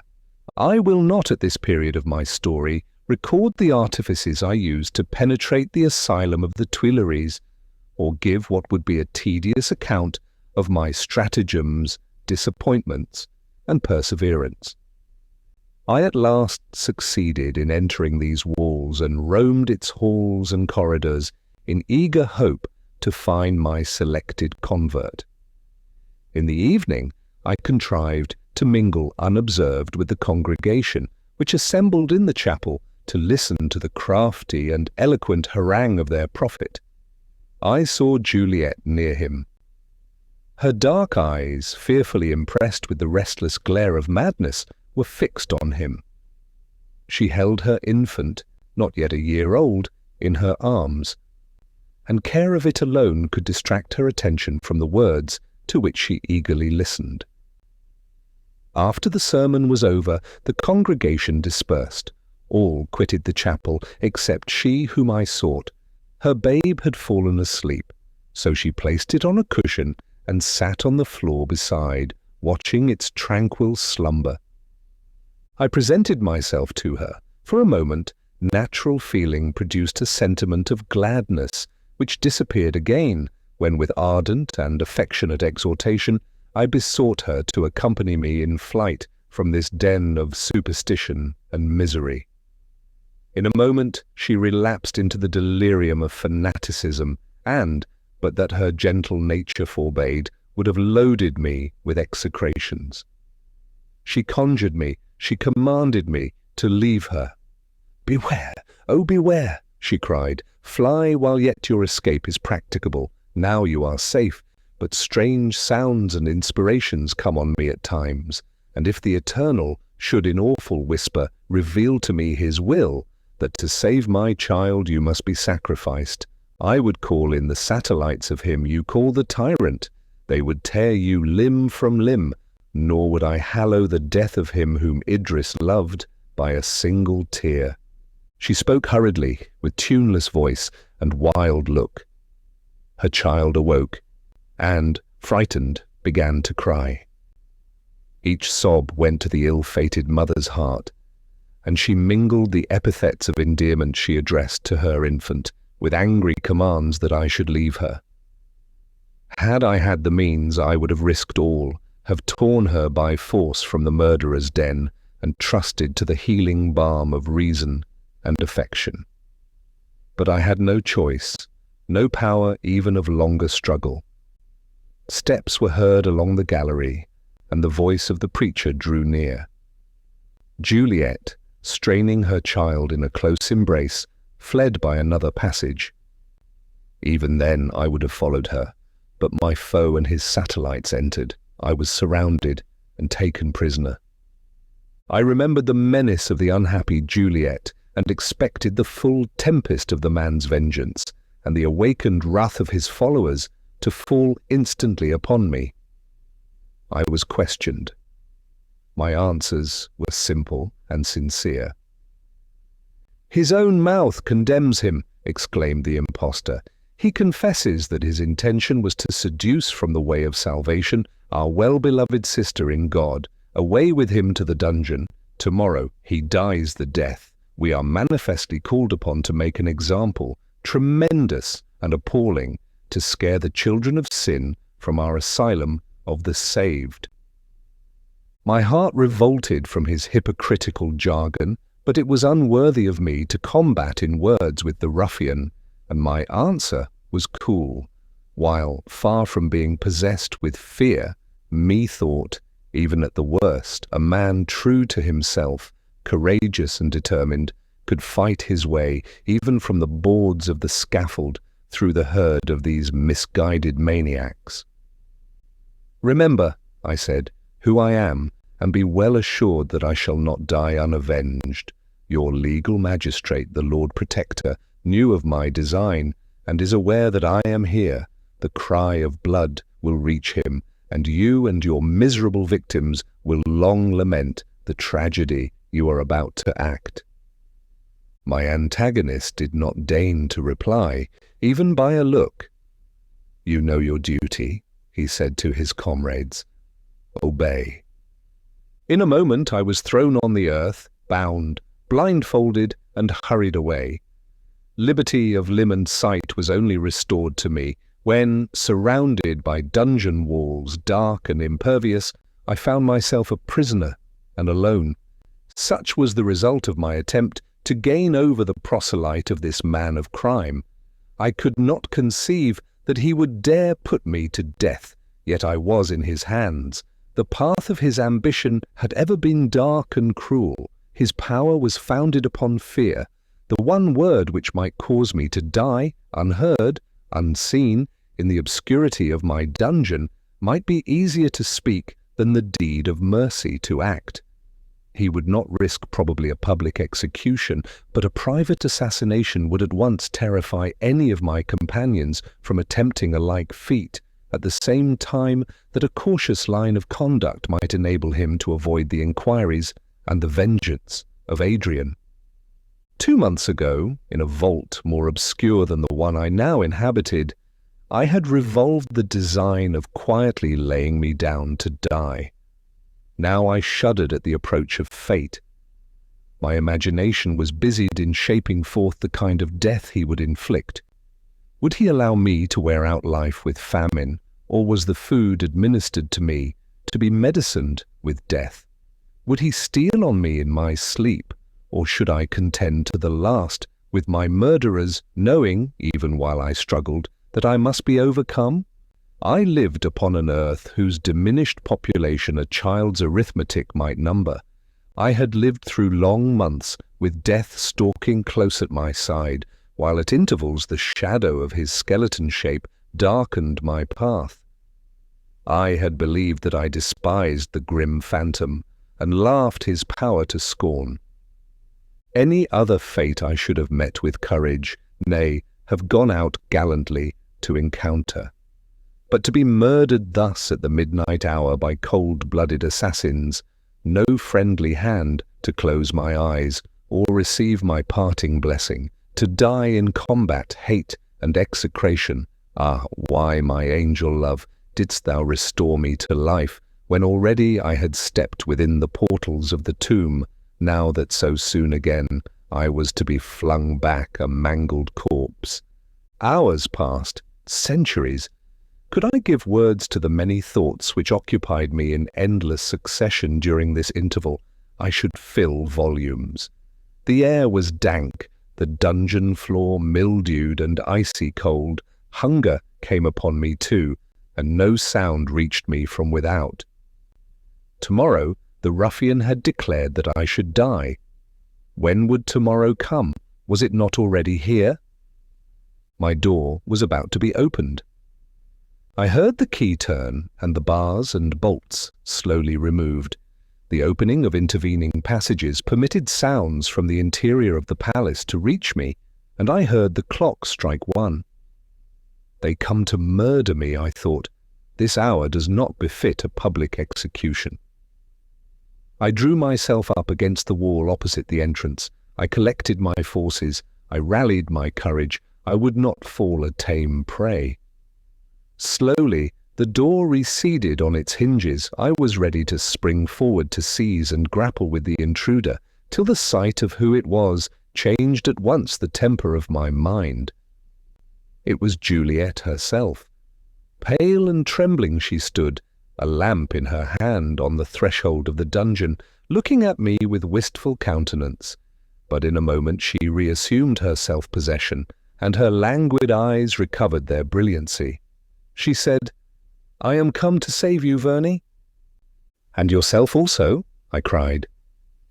"Dearest friend, can we indeed be saved?" "Not a word," she replied. "Follow me." I obeyed instantly. We threaded with light steps many corridors, ascended several flights of stairs, and passed through long galleries. At the end of one, she unlocked a low portal. A rush of wind extinguished our lamp, but, in lieu of it, we had the blessed moonbeams and the open face of heaven. Then first, Juliet spoke. "You are safe," she said. "God bless you. Farewell." I seized her reluctant hand. "Dear friend," I cried, "misguided victim, do you not intend to escape with me? Have you not risked all in facilitating my flight? And do you think that I will permit you to return and suffer alone the effects of that miscreant's rage? Never." "Do not fear for me," replied the lovely girl mournfully. "And do not imagine that without the consent of our chief you could be without these walls. It is he that has saved you. He assigned to me the part of leading you hither, because I am best acquainted with your motives for coming here, and can best appreciate his mercy in permitting you to depart." "And are you," I cried, "the dupe of this man? He dreads me alive as an enemy, and dead he fears my avengers. By favouring this clandestine escape, he preserves a show of consistency to his followers, but mercy is far from his heart. Do you forget his artifices, his cruelty and fraud? As I am free, so are you. Come, Juliet, the mother of our lost Idris will welcome you. The noble Adrian will rejoice to receive you. You will find peace and love and better hopes than fanaticism can afford. Come, and fear not, long before day we shall be at Versailles. Close the door on this abode of crime. Come, sweet Juliet, from hypocrisy and guilt to the society of the affectionate and good." I spoke hurriedly, but with fervour, and while with gentle violence I drew her from the portal, some thought, some recollection of past scenes of youth and happiness made her listen and yield to me. Suddenly she broke away with a piercing shriek. "My child! My child! He has my child! My darling girl is my hostage!" She darted from me into the passage. The gate closed between us. She was left in the fangs of this man of crime, a prisoner, still to inhale the pestilential atmosphere which adhered to his demoniac nature. The unimpeded breeze played on my cheek. The moon shone graciously upon me. My path was free. Glad to have escaped, yet melancholy in my very joy, I retrod my steps to Versailles. Chapter 6. Eventful winter passed. Winter, the respite of our ills. By degrees the sun, which with slant beams had before yielded the more extended rain to night, lengthened his diurnal journey, and mounted his highest throne, at once the fosterer of earth's new beauty and her lover. We who, like flies that congregate upon a dry rock at the ebbing of the tide, had played wantonly with time, allowing our passions, our hopes, and our mad desires to rule us, now heard the approaching roar of the ocean of destruction, and would have fled to some sheltered crevice before the first wave broke over us. We resolved without delay to commence our journey to Switzerland. We became eager to leave France. Under the icy vaults of the glaciers, beneath the shadow of the pines, the swinging of whose mighty branches was arrested by a load of snow, beside the streams whose intense cold proclaimed their origin to be from the slow, melting piles of congelated waters, amidst frequent storms which might purify the air, we should find health, if in truth health were not herself diseased. We began our preparations at first with alacrity. We did not now bid adieu to our native country, to the graves of those we loved, to the flowers and streams and trees which had lived beside us from infancy. Small sorrow would be ours on leaving Paris. A scene of shame when we remembered our late contentions and thought that we left behind a flock of miserable, deluded victims bending under the tyranny of a selfish impostor. Small pangs should we feel in leaving the gardens, woods, and halls of the palaces of the Bourbons at Versailles, which we feared would soon be tainted by the dead, when we looked forward to valleys lovelier than any garden, to mighty forests and halls, built not for mortal majesty, but palaces of nature's own, with the Alp of marmoreal whiteness for their walls, the sky for their roof. Yet our spirits flagged as the day drew near which we had fixed for our departure. Dire visions and evil auguries, if such things were, thickened around us, so that in vain might men say, "These are their reasons, they are natural." 22. We felt them to be ominous, and dreaded the future event enchained to them. That the night owl should screech before the noonday sun, that the hard-winged bat should wheel around the bed of beauty, that muttering thunder should in early spring startle the cloudless air, that sudden and exterminating blight should fall on the tree and shrub, were unaccustomed, but physical events less horrible than the mental creations of almighty fear. Some had sight of funeral processions, and faces all begrimed with tears, which flitted through the long avenues of the gardens, and drew aside the curtains of the sleepers at dead of night. Some heard wailing and cries in the air. A mournful chaunt would stream through the dark atmosphere, as if spirits above sang the requiem of the human race. What was there in all this but that fear created other senses within our frames, making us see, hear, and feel what was not? What was this but the action of diseased imaginations and childish credulity? So might it be. But what was most real was the existence of these very fears, the staring looks of horror, the faces pale even to ghastliness, the voices struck dumb with harrowing dread of those among us who saw and heard these things. Of this number was Adrian, who knew the delusion, yet could not cast off the clinging terror. Even ignorant infancy appeared with timorous shrieks and convulsions to acknowledge the presence of unseen powers. We must go. In change of scene, in occupation, and such security as we still hoped to find, we should discover a cure for these gathering horrors. On mustering our company, we found them to consist of 1,400 souls, men, women, and children. Until now, therefore, we were undiminished in numbers except by the desertion of those who had attached themselves to the impostor prophet and remained behind in Paris. About 50 French joined us. Our order of march was easily arranged. The ill success which had attended our division determined Adrian to keep all in one body. I, with 100 men, went forward first as purveyor, taking the road of the Côte d'Or through Auxerre, Dijon, Dole, over the Jura to Geneva. I was to make arrangements at every 10 miles for the accommodation of such numbers as I found the town or village would receive, leaving behind a messenger with a written order signifying how many were to be quartered there. The remainder of our tribe was then divided into bands of 50 each, every division containing 18 men, and the remainder consisting of women and children.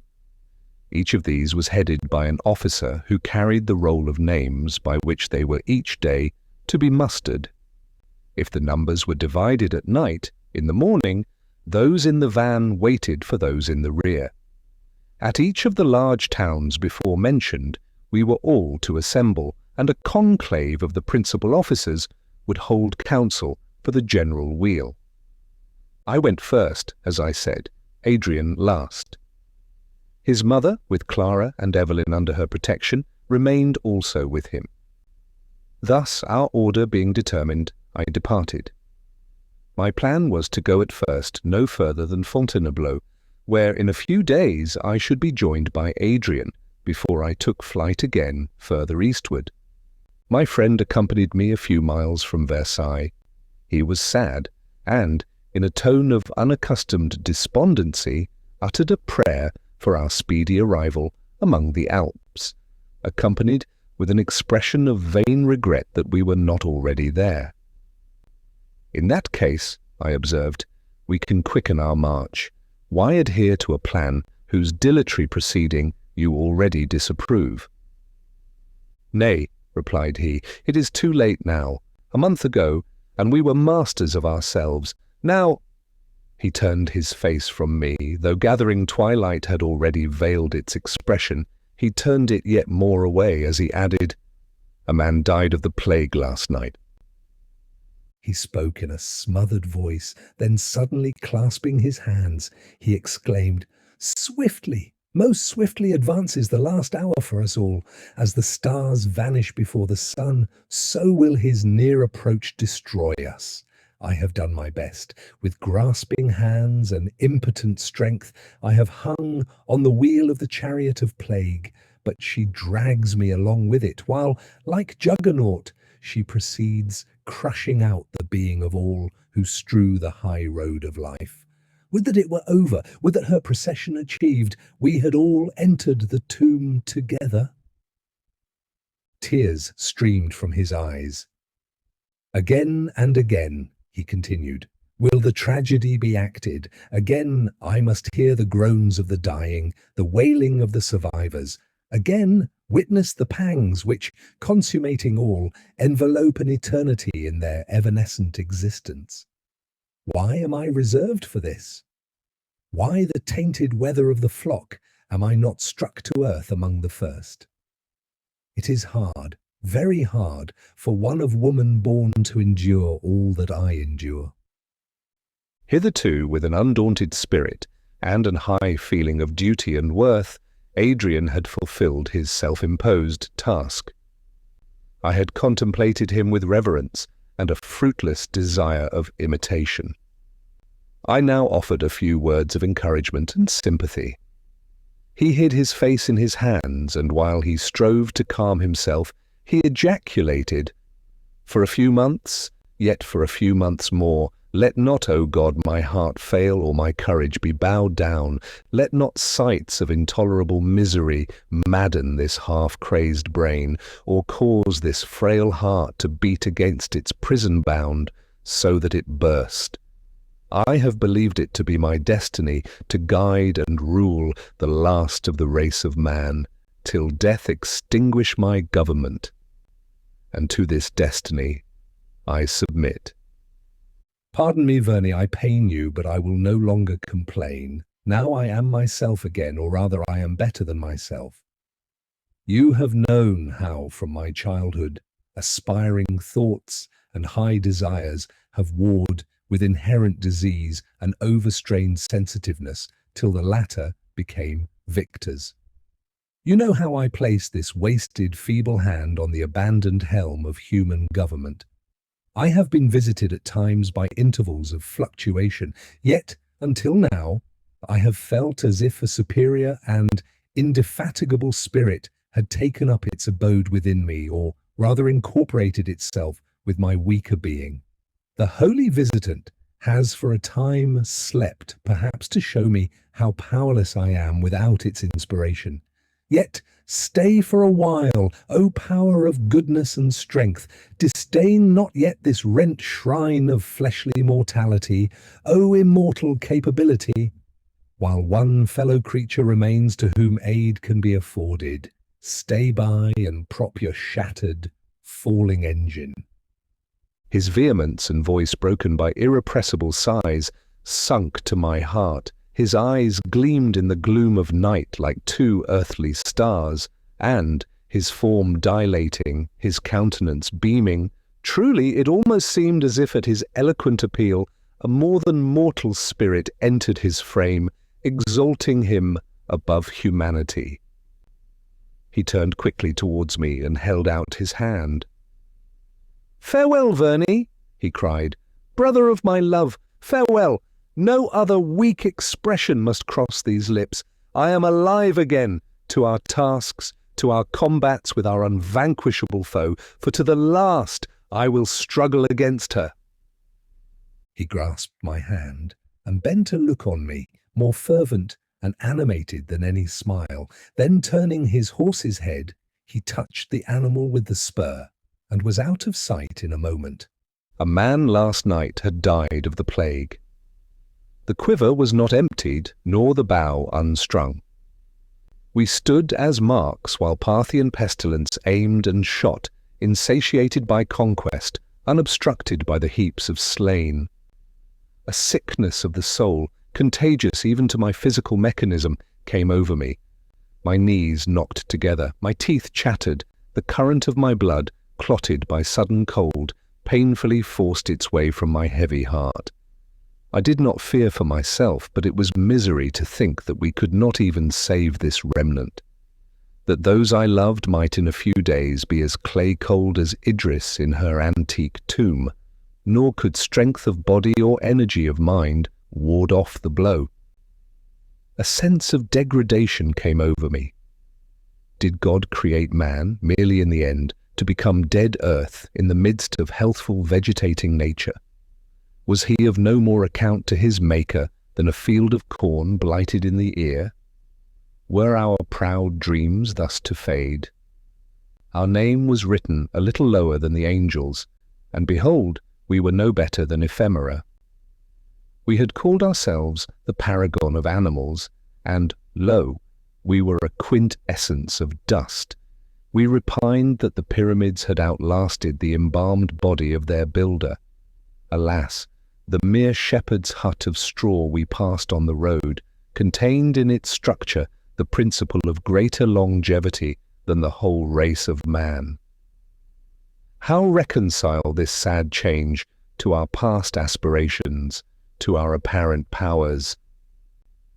Sudden an internal voice, articulate and clear, seemed to say, "Thus, from eternity it was decreed, The steeds that bear time onwards had this hour and this fulfillment enchained to them, since the void brought forth its burthen. Would you read backwards the unchangeable laws of necessity?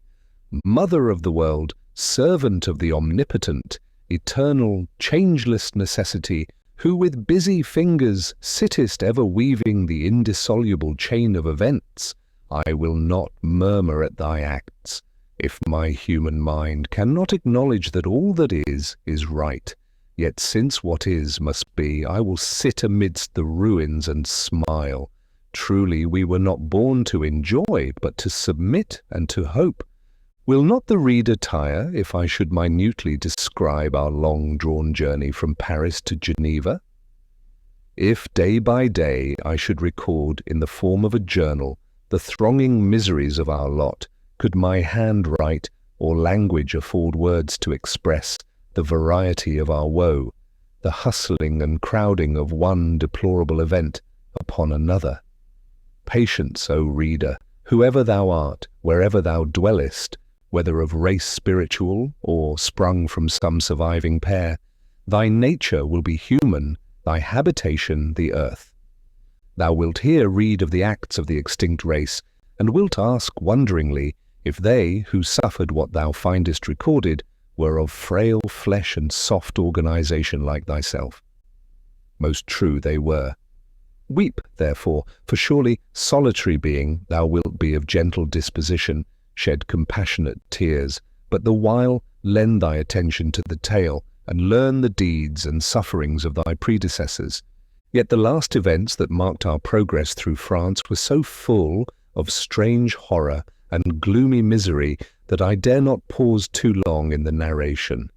If I were to dissect each incident, every small fragment of a second would contain an harrowing tale, whose minutest word would curdle the blood in thy young veins. It is right that I should erect for thy instruction this monument of the foregone race, but not that I should drag thee through the wards of an hospital, nor the secret chambers of the charnel house. This tale, therefore, shall be rapidly unfolded. Images of destruction, pictures of despair, the procession of the last triumph of death shall be drawn before thee, swift as the rack driven by the north wind along the blotted splendor of the sky.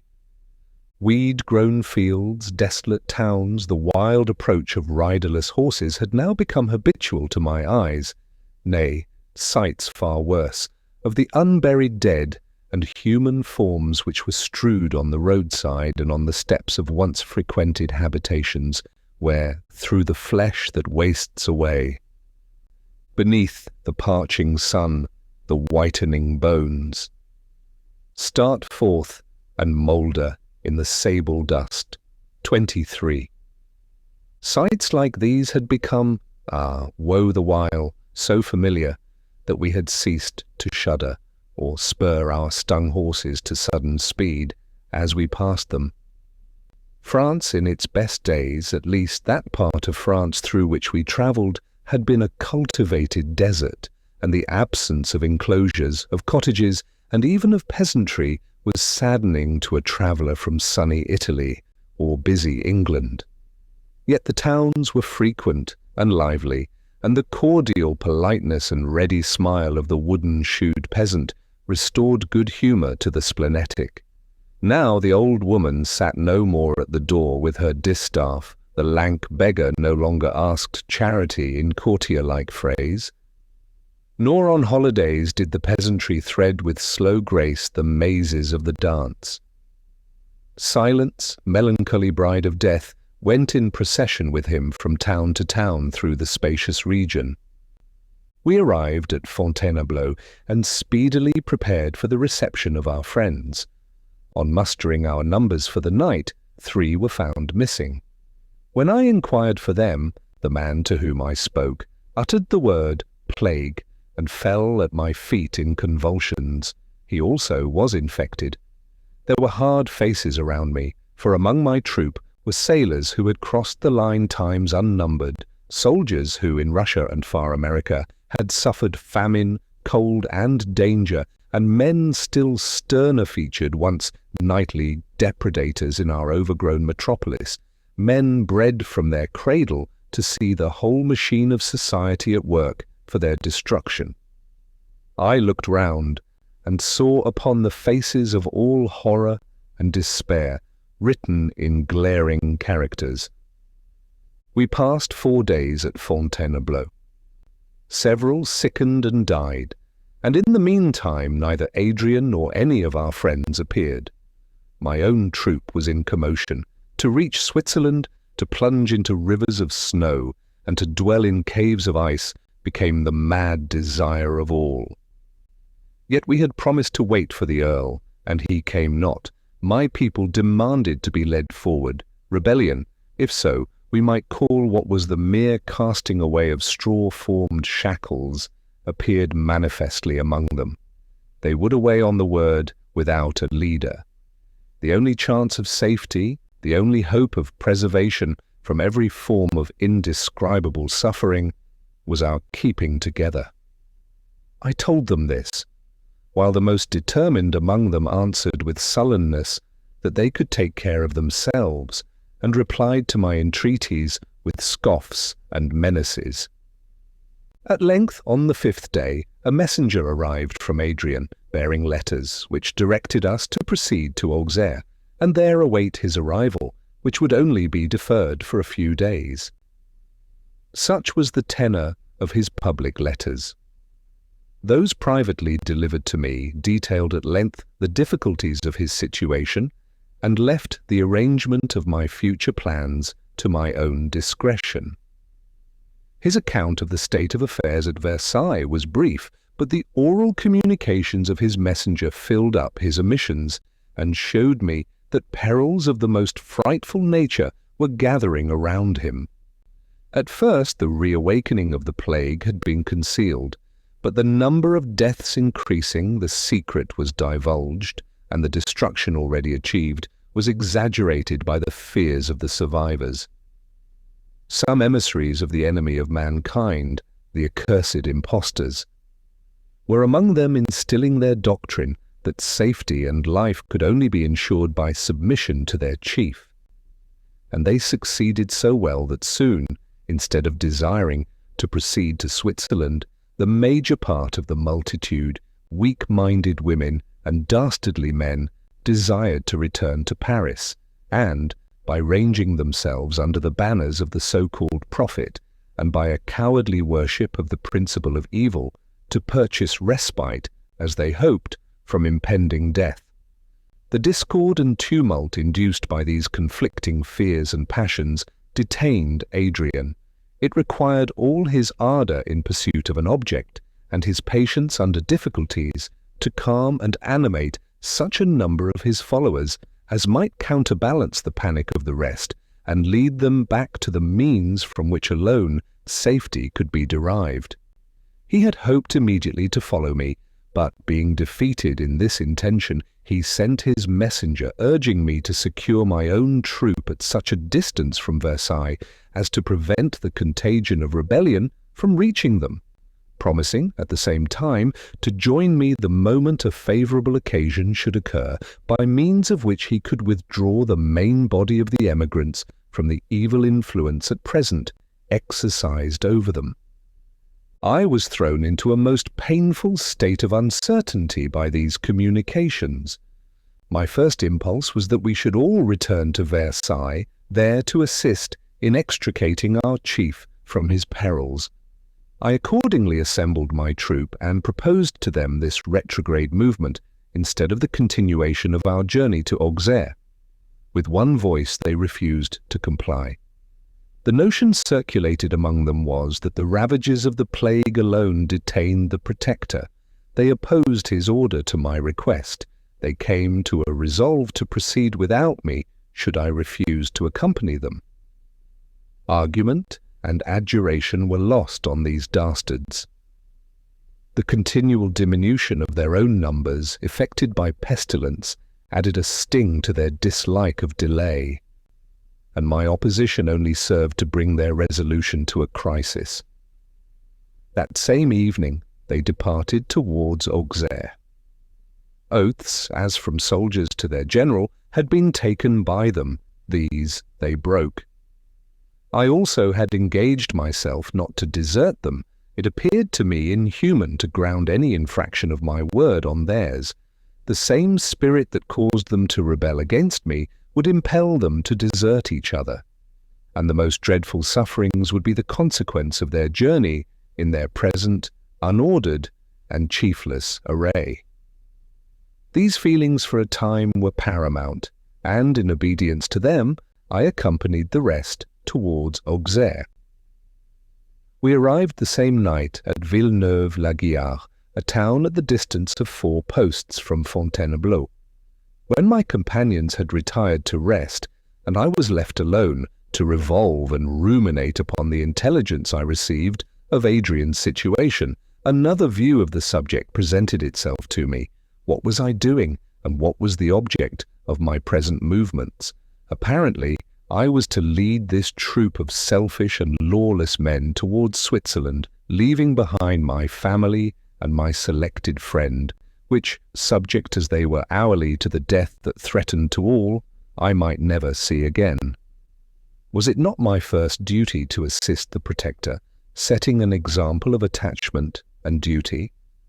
At a crisis, such as the one I had reached, it is very difficult to balance nicely opposing interests, and that towards which our inclinations lead us obstinately assumes the appearance of selfishness even when we meditate a sacrifice. We are easily led at such times to make a compromise of the question, and this was my present resource. I resolved that very night to ride to Versailles. If I found affairs less desperate than I now deemed them, I would return without delay to my troop. I had a vague idea that my arrival at that town would occasion some sensation more or less strong, of which we might profit, for the purpose of leading forward the vacillating multitude. At least no time was to be lost. I visited the stables, I saddled my favourite horse, and vaulting on his back, without giving myself time for further reflection or hesitation, quitted Villeneuve-la-Guiard on my return to Versailles. I was glad to escape from my rebellious troop, and to lose sight for a time of the strife of evil with good, where the former forever remained triumphant. I was stung almost to madness by my uncertainty concerning the fate of Adrian, and grew reckless of any event except what might lose or preserve my unequalled friend. With an heavy heart that sought relief in the rapidity of my course, I rode through the night to Versailles. I spurred my horse, who addressed his free limbs to speed, and tossed his gallant head in pride.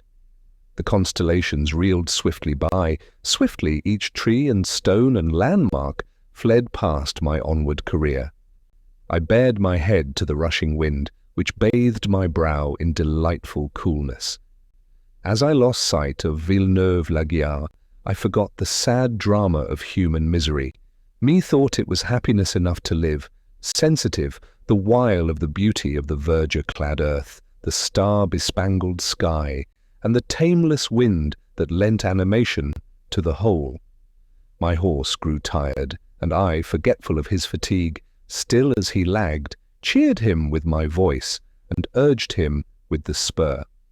He was a gallant animal, and I did not wish to exchange him for any chance beast I might light on, leaving him never to be refound. All night we went forward. In the morning he became sensible that we approached Versailles, to reach which as his home he mustered his flagging strength. The distance we had come was not less than 50 miles, yet he shot down the long boulevard swift as an arrow. Poor fellow! As I dismounted at the gate of the castle, he sunk on his knees, his eyes were covered with a film, he fell on his side, a few gasps inflated his noble chest, and he died. I saw him expire with an anguish unaccountable even to myself. The spasm was as the wrenching of some limb in agonizing torture, but it was brief as it was intolerable. I forgot him as I swiftly darted through the open portal and up the majestic stairs of this castle of victories, heard Adrian's voice. O fool! O woman-nurtured, effeminate and contemptible being! I heard his voice and answered it with convulsive shrieks. I rushed into the hall of Hercules, where he stood, surrounded by a crowd, whose eyes, turned in wonder on me, reminded me that on the stage of the world, a man must repress such girlish ecstasies. I would have given worlds to have embraced him. I dared not, half in exhaustion, half voluntarily. I threw myself at my length on the ground. Dare I disclose the truth to the gentle offspring of solitude? I did so that I might kiss the dear and sacred earth he trod. I found everything in a state of tumult. An emissary of the leader of the elect had been so worked up by his chief and by his own fanatical creed as to make an attempt on the life of the protector and preserver of lost mankind. His hand was arrested while in the act of poignarding the Earl. This circumstance had caused the clamour I heard on my arrival at the castle, and the confused assembly of persons that I found assembled in the Salle de Hercule.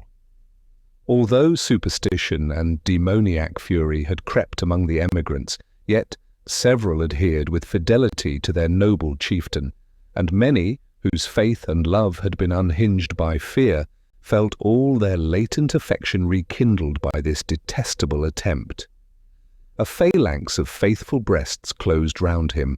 The wretch, who, although a prisoner and in bonds, vaunted his design and madly claimed the crown of martyrdom, would have been torn to pieces had not his intended victim interposed.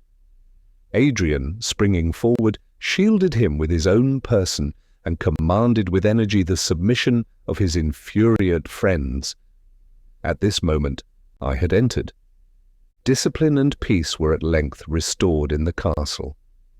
And then Adrian went from house to house, from troop to troop, to soothe the disturbed minds of his followers and recall them to their ancient obedience.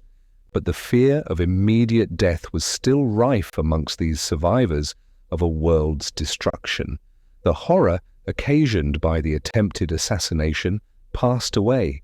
Each eye turned towards Paris.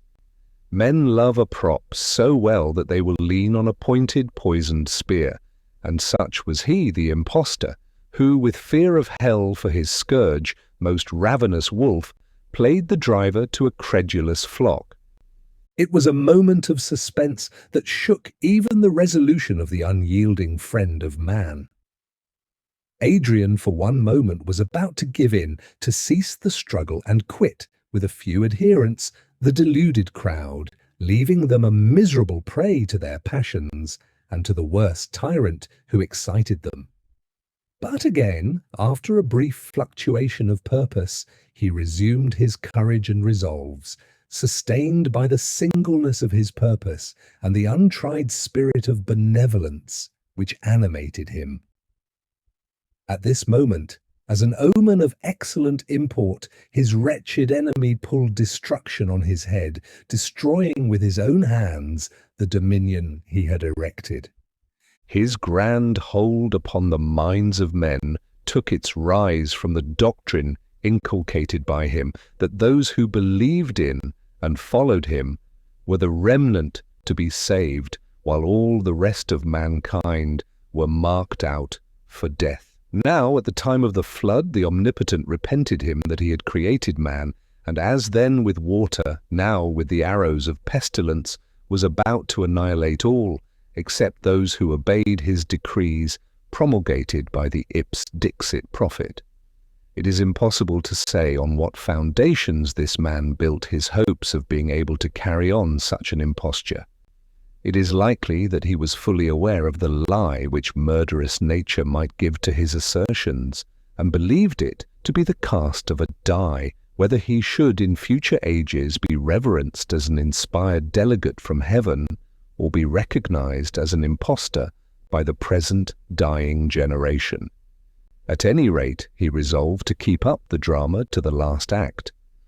When, on the first approach of summer, the fatal disease again made its ravages among the followers of Adrian, the impostor exultingly proclaimed the exemption of his own congregation from the universal calamity. He was believed. His followers, hitherto shut up in Paris, now came to Versailles. Mingling with the coward band there assembled, they reviled their admirable leader and asserted their own superiority and exemption. At length the plague, slow-footed but sure in her noiseless advance, destroyed the illusion, invading the congregation of the elect and showering promiscuous death among them. Their leader endeavored to conceal this event. He had a few followers who, admitted into the arcana of his wickedness, could help him in the execution of his nefarious designs. Those who sickened were immediately and quietly withdrawn, the cord and a midnight grave disposed of them forever, while some plausible excuse was given for their absence. At last, a female whose maternal vigilance subdued even the effects of the narcotics administered to her became a witness of their murderous designs on her only child. Mad with horror, she would have burst among her deluded fellow victims and, wildly shrieking, have awaked the dull ear of night with the history of the fiend-like crime. When the impostor, in his last act of rage and desperation, plunged a poignard in her bosom. Thus, wounded to death, her garments dripping with her own lifeblood, bearing her strangled infant in her arms, beautiful and young as she was, Juliet, for it was she, denounced to the host of deceived believers the wickedness of their leader. He saw the aghast looks of her auditors changing from horror to fury. The names of those already sacrificed were echoed by their relatives, now assured of their loss. The wretch, with that energy of purpose which had borne him thus far in his guilty career, saw his danger and resolved to evade the worst forms of it. He rushed on one of the foremost, seized a pistol from his girdle, and his loud laugh of derision mingled with the report of the weapon with which he destroyed himself. They left his miserable remains even where they lay. They placed the corpse of poor Juliet and her babe upon a bier, and all, with hearts subdued to saddest regret, in long procession walked towards Versailles. They met troops of those who had quitted the kindly protection of Adrian and were journeying to join the fanatics. The tale of horror was recounted, all turned back, and thus at last, accompanied by the undiminished numbers of surviving humanity, and preceded by the mournful emblem of their recovered reason, they appeared before Adrian, and again and forever vowed obedience to his commands and fidelity to his cause. 22. Shakespeare, Julius Caesar. 23. Elton's translation of Hesiod's Shield of Hercules, Chapter 7. These events occupied so much time that June had numbered more than half its days before we again commenced our long, protracted journey. The day after my return to Versailles, 6 men from among those I had left at Villeneuve-la-Guiard arrived with intelligence that the rest of the troop had already proceeded towards Switzerland. We went forward in the same track. It is strange, after an interval of time, to look back on a period which, though short in itself, appeared, when in actual progress, to be drawn out interminably. By the end of July we entered Dijon. By the end of July those hours, days and weeks had mingled with the ocean of forgotten time, which in their passage teemed with fatal events and agonizing sorrow.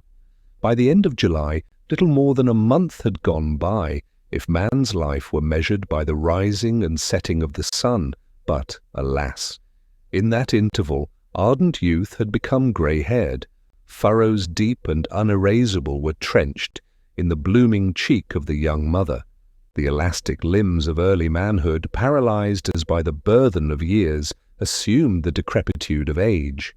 Nights passed, during whose fatal darkness the sun grew old before it rose, and burning days, to cool whose baleful heat the balmy eve, lingering far in eastern climes, came lagging and ineffectual.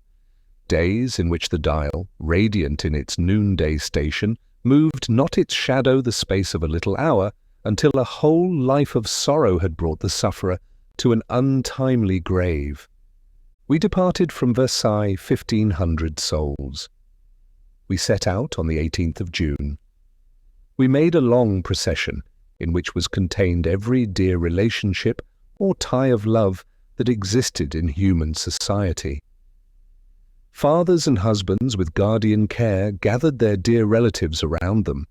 Wives and mothers looked for support to the manly form beside them, and then with tender anxiety bent their eyes on the infant troop around. They were sad, but not hopeless. Each thought that someone would be saved, each with that pertinacious optimism which to the last characterized our human nature, trusted that their beloved family would be the one preserved. We passed through France and found it empty of inhabitants. Some 1 or 2 natives survived in the larger towns which they roamed through like ghosts. We received therefore small increase to our numbers, and such decrease through death, that at last it became easier to count the scanty list of survivors.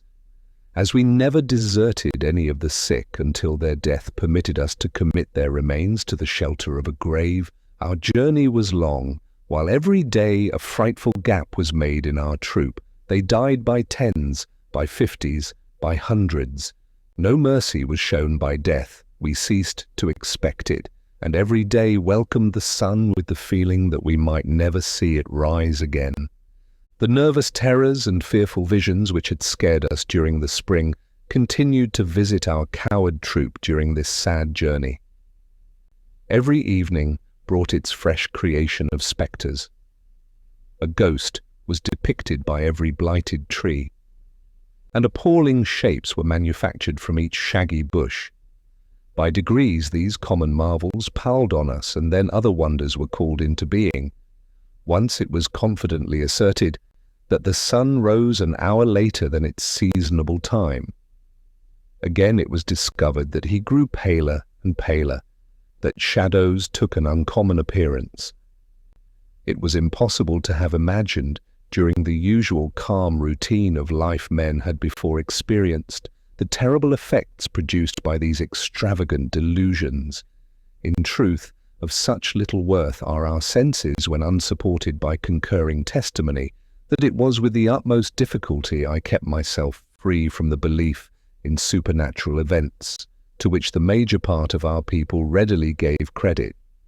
Being one sane amidst a crowd of the mad, I hardly dared assert to my own mind that the vast luminary had undergone no change, that the shadows of night were unthickened by innumerable shapes of awe and terror, or that the wind, as it sung in the trees or whistled round an empty building, was not pregnant with sounds of wailing and despair. Sometimes realities took ghostly shapes, and it was impossible for one's blood not to curdle at the perception of an evident mixture of what we knew to be true with the visionary semblance of all that we feared. Once, at the dusk of the evening, we saw a figure all in white, apparently of more than human stature, flourishing about the road, now throwing up its arms, now leaping to an astonishing height in the air, then turning round several times successively, then raising itself to its full height and gesticulating violently. Our troop, on the alert to discover and believe in the supernatural, made a halt at some distance from this shape, and as it became darker, there was something appalling even to the incredulous in the lonely spectre, whose gambols, if they hardly accorded with spiritual dignity, were beyond human powers.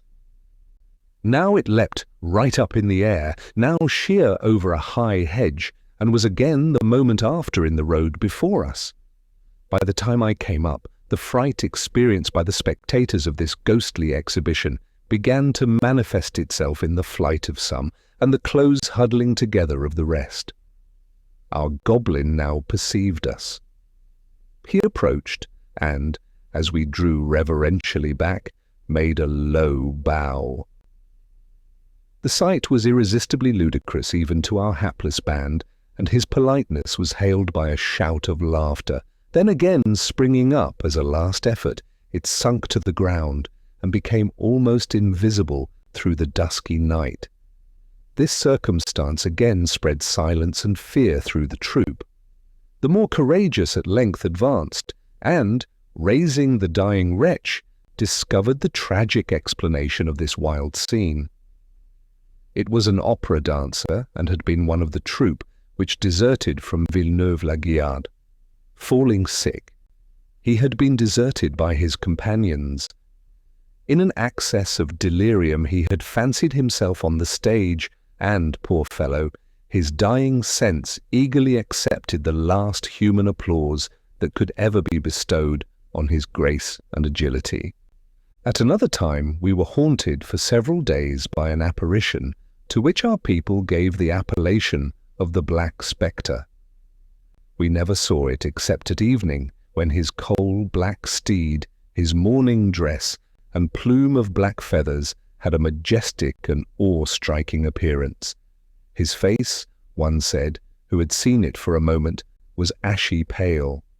He had lingered far behind the rest of his troop, and suddenly at a turn in the road saw the Black Spectre coming towards him. He hid himself in fear, and the horse and his rider slowly passed, while the moonbeams fell on the face of the latter, displaying its unearthly hue. Sometimes at dead of night, as we watched the sick, we heard one galloping through the town. It was the Black Spectre come in token of inevitable death. He grew giant tall to vulgar eyes. An icy atmosphere, they said, surrounded him. When he was heard, all animals shuddered, and the dying knew that their last hour was come. It was death himself, they declared, come visibly to seize on subject earth and quell at once our decreasing numbers, sole rebels to his law. One day at noon we saw a dark mass on the road before us, and coming up, beheld the Black Spectre fallen from his horse, lying in the agonies of disease upon the ground. He did not survive many hours, and his last words disclosed the secret of his mysterious conduct. He was a French noble of distinction who, from the effects of plague, had been left alone in his district. During many months he had wandered from town to town, from province to province, seeking some survivor for a companion and abhorring the loneliness to which he was condemned. When he discovered our troop, fear of contagion conquered his love of society. He dared not join us, yet he could not resolve to lose sight of us, sole human beings who besides himself existed in wide and fertile France.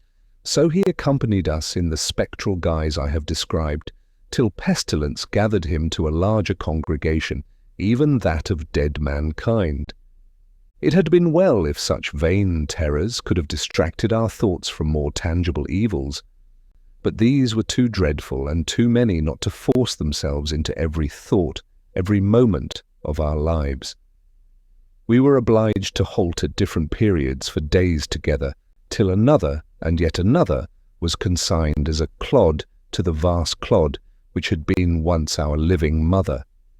Thus we continued travelling during the hottest season, and it was not till the 1st of August that we, the emigrants, reader, there were just 80 of us in number, entered the gates of Dijon. We had expected this moment with eagerness, for now we had accomplished the worst part of our drear journey, and Switzerland was near at hand.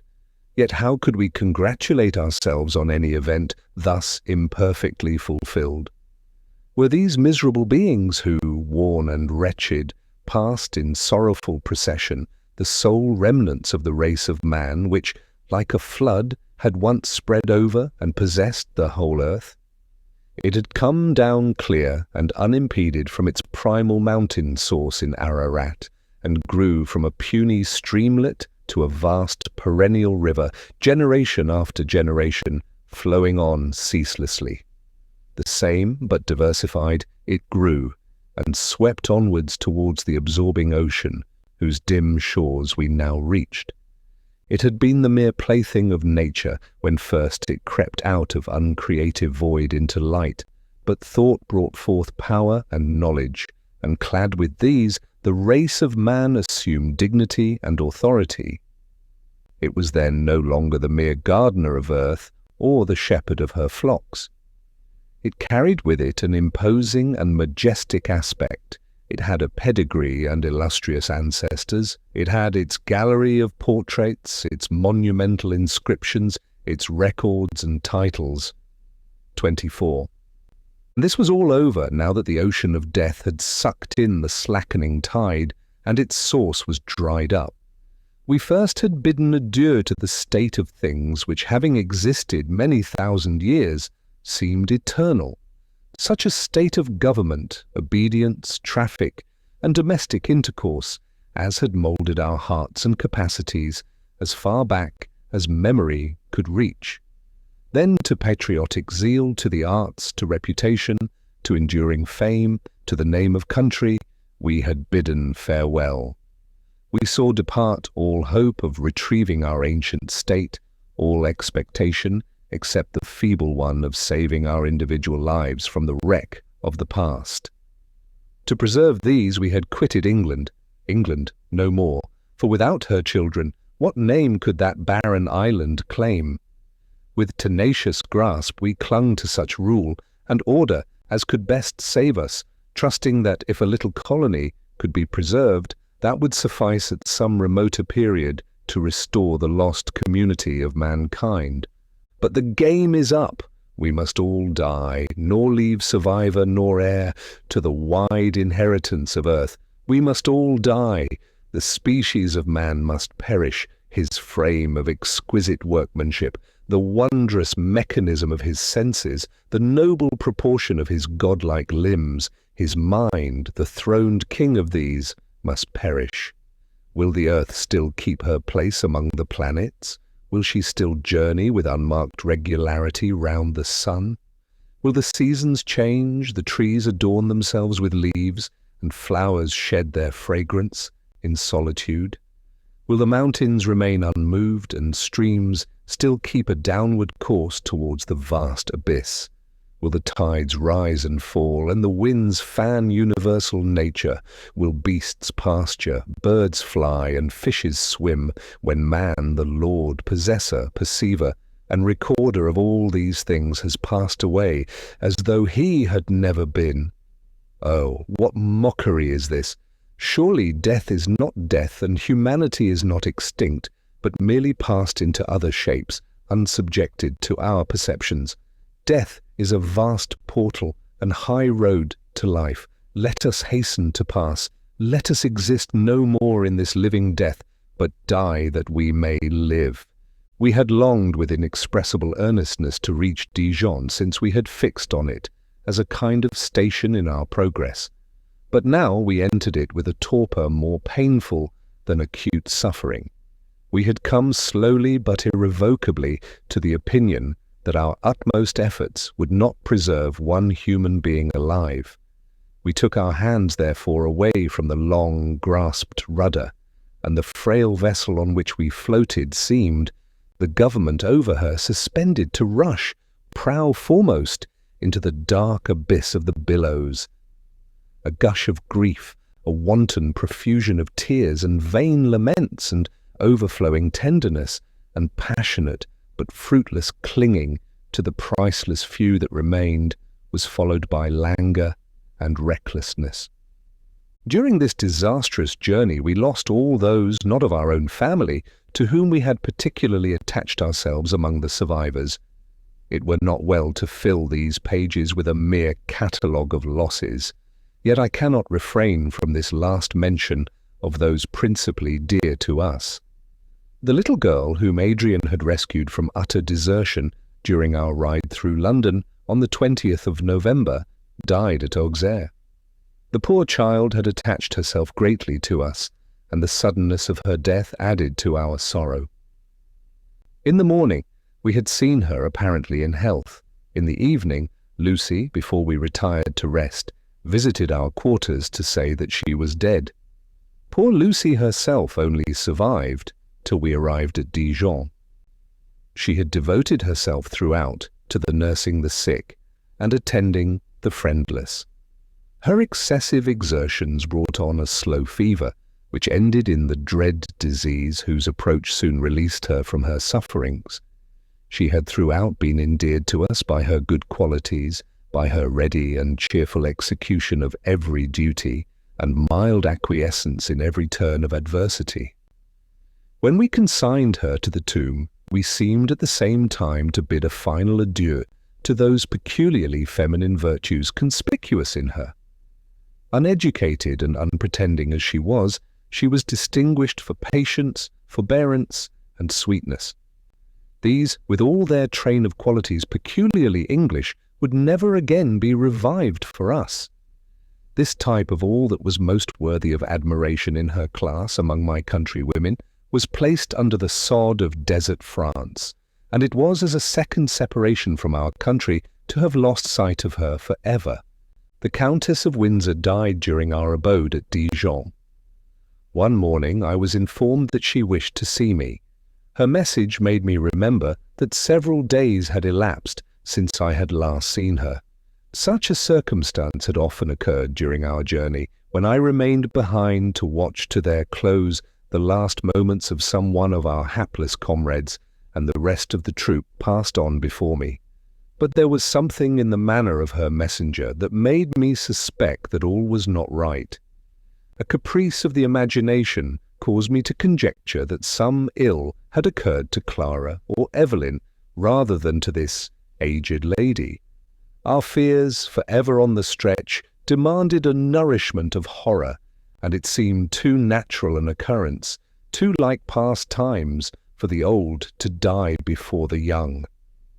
I found the venerable mother of my Idris lying on a couch, her tall, emaciated figure stretched out, her face fallen away, from which the nose stood out in sharp profile, and her large, dark eyes, hollow and deep, gleamed with such light as may edge a thundercloud at sunset.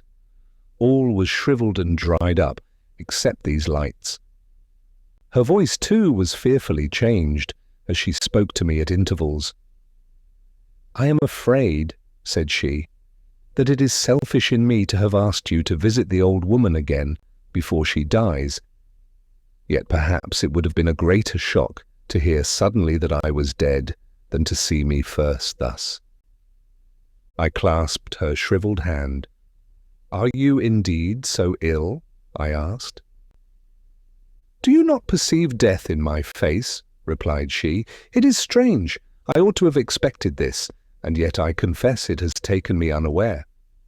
I never clung to life, or enjoyed it, till these last months, while among those I senselessly deserted, and it is hard to be snatched immediately away. I am glad, however, that I am not a victim of the plague. Probably I should have died at this hour, though the world had continued as it was in my youth." She spoke with difficulty, and I perceived that she regretted the necessity of death even more than she cared to confess. Yet she had not to complain of an undue shortening of existence. Her faded person shewed that life had naturally spent itself. We had been alone at first. Now Clara entered, and the Countess turned to her with a smile and took the hand of this lovely child. Her roseate palm and snowy fingers contrasted with relaxed fibres and yellow hue of those of her aged friend. She bent to kiss her, touching her withered mouth with the warm, full lips of youth. "Verney," said the Countess, "I need not recommend this dear girl to you. For your own sake you will preserve her.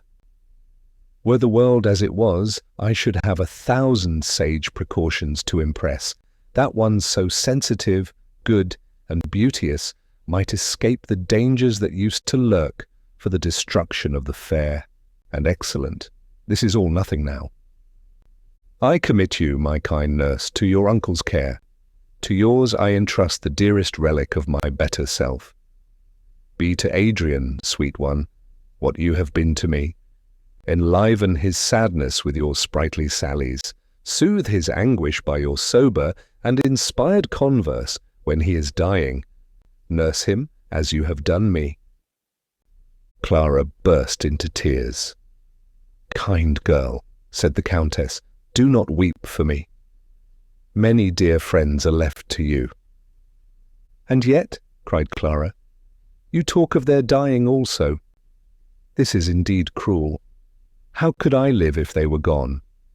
If it were possible for my beloved protector to die before me, I could not nurse him. I could only die too." The venerable lady survived this scene only 24 hours. She was the last tie binding us to the ancient state of things. It was impossible to look on her and not call to mind in their wonted guise events and persons as alien to our present situation as the disputes of Themistocles and Aristides, or the wars of the two roses in our native land. The crown of England had pressed her brow, the memory of my father and his misfortunes, the vain struggles of the late king, the images of Raymond, Evadne, and Perdita, who had lived in the world's prime, were brought vividly before us. We consigned her to the oblivious tomb with reluctance, and when I turned from her grave, Janus veiled his retrospective face, that which gazed on future generations had long lost its faculty. After remaining a week at Dijon, until 30 of our number deserted the vacant ranks of life, we continued our way towards Geneva. At noon on the second day we arrived at the foot of Jura. We halted here during the heat of the day. Here 50 human beings, 50, the only human beings that survived of the food-teeming earth, assembled to read in the looks of each other ghastly plague, or wasting sorrow, desperation, or worse, carelessness of future or present evil.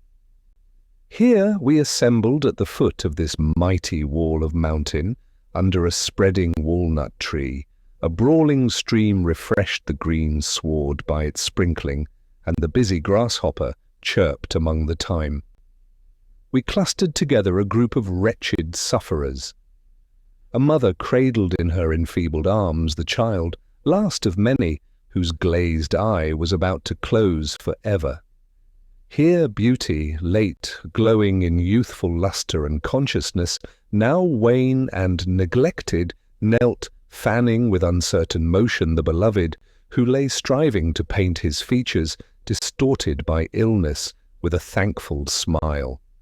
There an hard-featured, weather-worn veteran, having prepared his meal, sat, his head dropped on his breast, the useless knife falling from his grasp, his limbs utterly relaxed, as thought of wife and child, and dearest relative, all lost, passed across his recollection. There sat a man who for 40 years had basked in fortune's tranquil sunshine. He held the hand of his last hope, his beloved daughter, who had just attained womanhood, and he gazed on her with anxious eyes while she tried to rally her fainting spirit to comfort him. Here a servant, faithful to the last, though dying, waited on one, who, though still erect with health, gazed with gasping fear on the variety of woe around. Adrian stood leaning against a tree. He held a book in his hand, but his eye wandered from the pages and sought mine. They mingled a sympathetic glance. His looks confessed that his thoughts had quitted the inanimate print, for pages more pregnant with meaning, more absorbing, spread out before him. By the margin of the stream, apart from all, in a tranquil nook, where the purling brook kissed the green sward gently, Clara and Evelyn were at play, sometimes beating the water with large boughs, sometimes watching the summer flies that sported upon it. Evelyn now chased a butterfly, now gathered a flower for his cousin, and his laughing cherub face and clear brow told of the light heart that beat in his bosom. Clara, though she endeavoured to give herself up to his amusement, often forgot him as she turned to observe Adrian and me. She was now 14, and retained her childish appearance, though in height a woman. She acted the part of the tenderest mother to my little orphan boy. To see her playing with him, or attending silently and submissively on our wants, you thought only of her admirable docility and patience, but in her soft eyes, and the veined curtains that veiled them, in the clearness of her marmoreal brow, and the tender expression of her lips, there was an intelligence and beauty that at once excited admiration and love. When the sun had sunk towards the precipitate west, and the evening shadows grew long, we prepared to ascend the mountain. The attention that we were obliged to pay to the sick made our progress slow. The winding road, though steep, presented a confined view of rocky fields and hills, each hiding the other, till our farther ascent disclosed them in succession. We were seldom shaded from the declining sun, whose slant beams were instinct with exhausting heat. There are times when minor difficulties grow gigantic, times when, as the Hebrew poet expressively terms it, the grasshopper is a burthen. So was it with our ill-fated party this evening. Adrian, usually the first to rally his spirits and dash foremost into fatigue and hardship, with relaxed limbs and declined head, the reins hanging loosely in his grasp, left the choice of the path to the instinct of his horse, now and then painfully rousing himself when the steepness of the ascent required that he should keep his seat with better care. Fear and horror encompassed me. Did his languid air attest that he also was struck with contagion? How long, when I look on this matchless specimen of mortality, may I perceive that his thought answers mine? How long will those limbs obey the kindly spirit within? How long will light and life dwell in the eyes of this, my sole remaining friend? Thus pacing slowly, each hill surmounted only presented another to be ascended, each jutting corner only discovered another, sister to the last, endlessly. Sometimes the pressure of sickness in one among us caused the whole cavalcade to halt, the call for water, the eagerly expressed wish to repose, the cry of pain, and suppressed sob of the mourner. Such were the sorrowful attendants of our passage of the Jura. Adrian had gone first. I saw him, while I was detained by the loosening of a girth, struggling with the upward path, seemingly more difficult than any we had yet passed. He reached the top, and the dark outline of his figure stood, in relief, against the sky. He seemed to behold something unexpected and wonderful, for pausing, his head stretched out, his arms for a moment extended, he seemed to give an all-hail to some new vision. Urged by curiosity, I hurried to join him. After battling for many tedious minutes with the precipice, the same scene presented itself to me which had wrapped him in ecstatic wonder. Nature, or nature's favourite, this lovely earth, presented her most unrivalled beauties in resplendent and sudden exhibition. Below, far, far below, even as it were in the yawning abyss of the ponderous globe, lay the placid and azure expanse of Lake Leman. Vine-covered hills hedged it in, and behind, dark mountains in cone-like shape, or irregular cyclopean wall, served for further defence.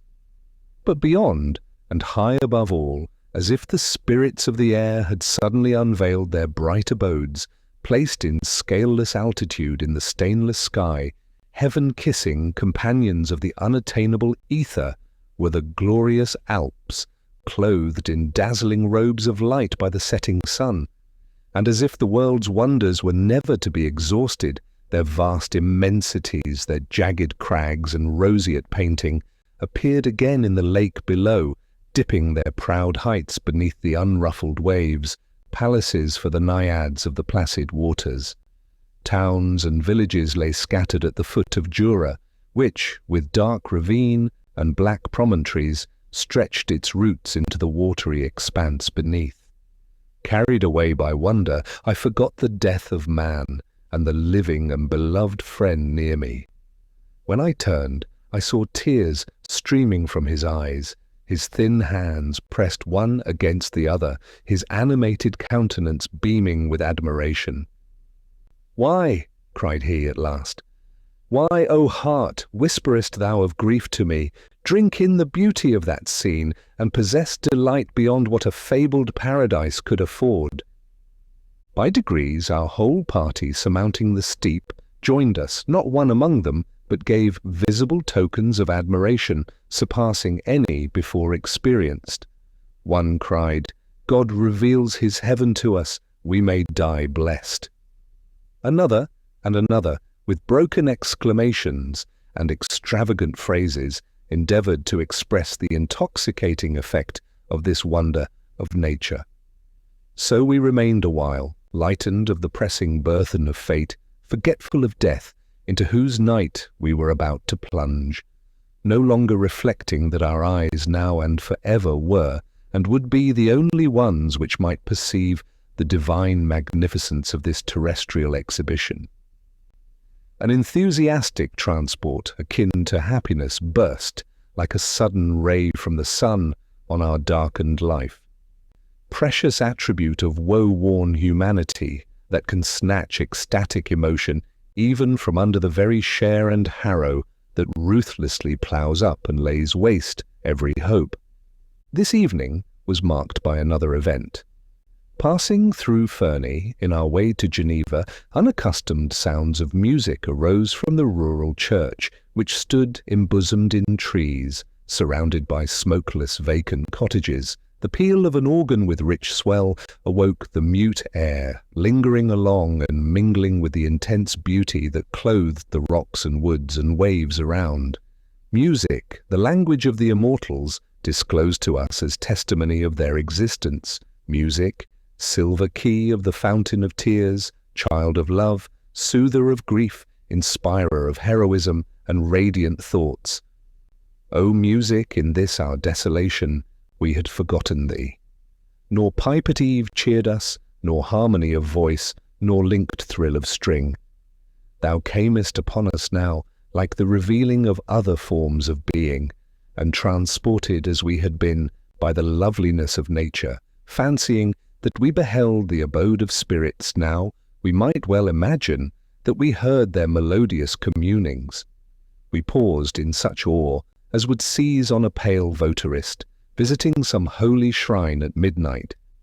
If she beheld animated and smiling the image which she worshipped, we all stood mute, many knelt.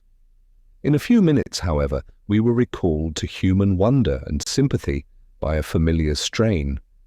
The air was Haydn's new created world, and, old and drooping as humanity had become, the world yet fresh as at creation's day might still be worthily celebrated by such an hymn of praise. Adrian and I entered the church. The nave was empty, though the smoke of incense rose from the altar, bringing with it the recollection of vast congregations in once thronged cathedrals. We went into the loft. A blind old man sat at the bellows. His whole soul was ear. And as he sat in the attitude of attentive listening, a bright glow of pleasure was diffused over his countenance, for, though his lack-lustre eye could not reflect the beam, yet his parted lips and every line of his face and venerable brow spoke delight. A young woman sat at the keys, perhaps 20 years of age.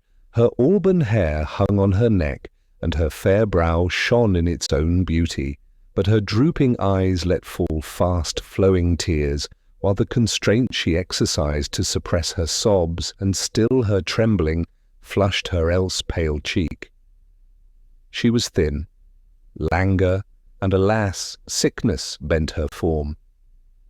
We stood looking at the pair, forgetting what we heard in the absorbing sight, till the last chord struck, the peal died away in lessening reverberations. The mighty voice, inorganic we might call it, for we could in no way associate it with mechanism of pipe or key, stilled its sonorous tone, and the girl, turning to lend her assistance to her aged companion, at length perceived us. It was her father, and she, since childhood, had been the guide of his darkened steps.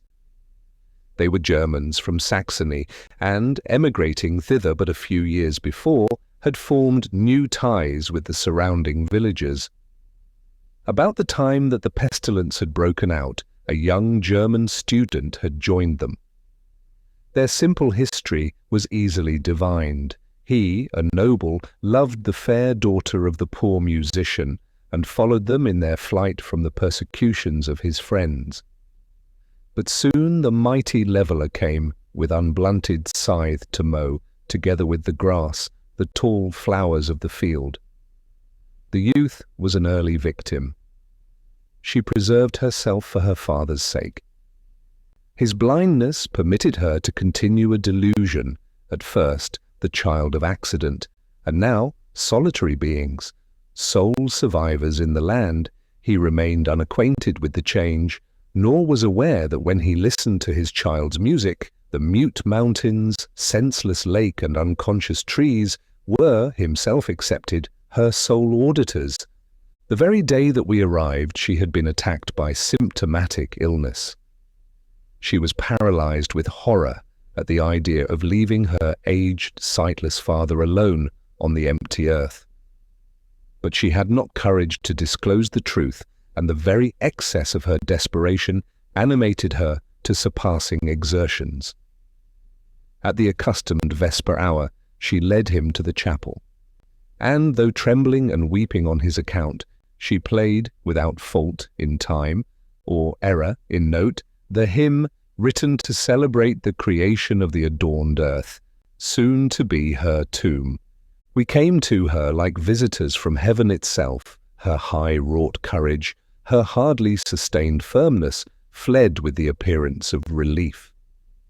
With a shriek, she rushed towards us, embraced the knees of Adrian, and uttering but the words, "Oh, save my father," with sobs and hysterical cries, opened the long-shut floodgates of her woe.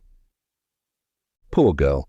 She and her father now lie side by side beneath the high walnut tree where her lover reposes, and which in her dying moments she had pointed out to us. Her father, at length aware of his daughter's danger, unable to see the changes of her dear countenance, obstinately held her hand till it was chilled and stiffened by death.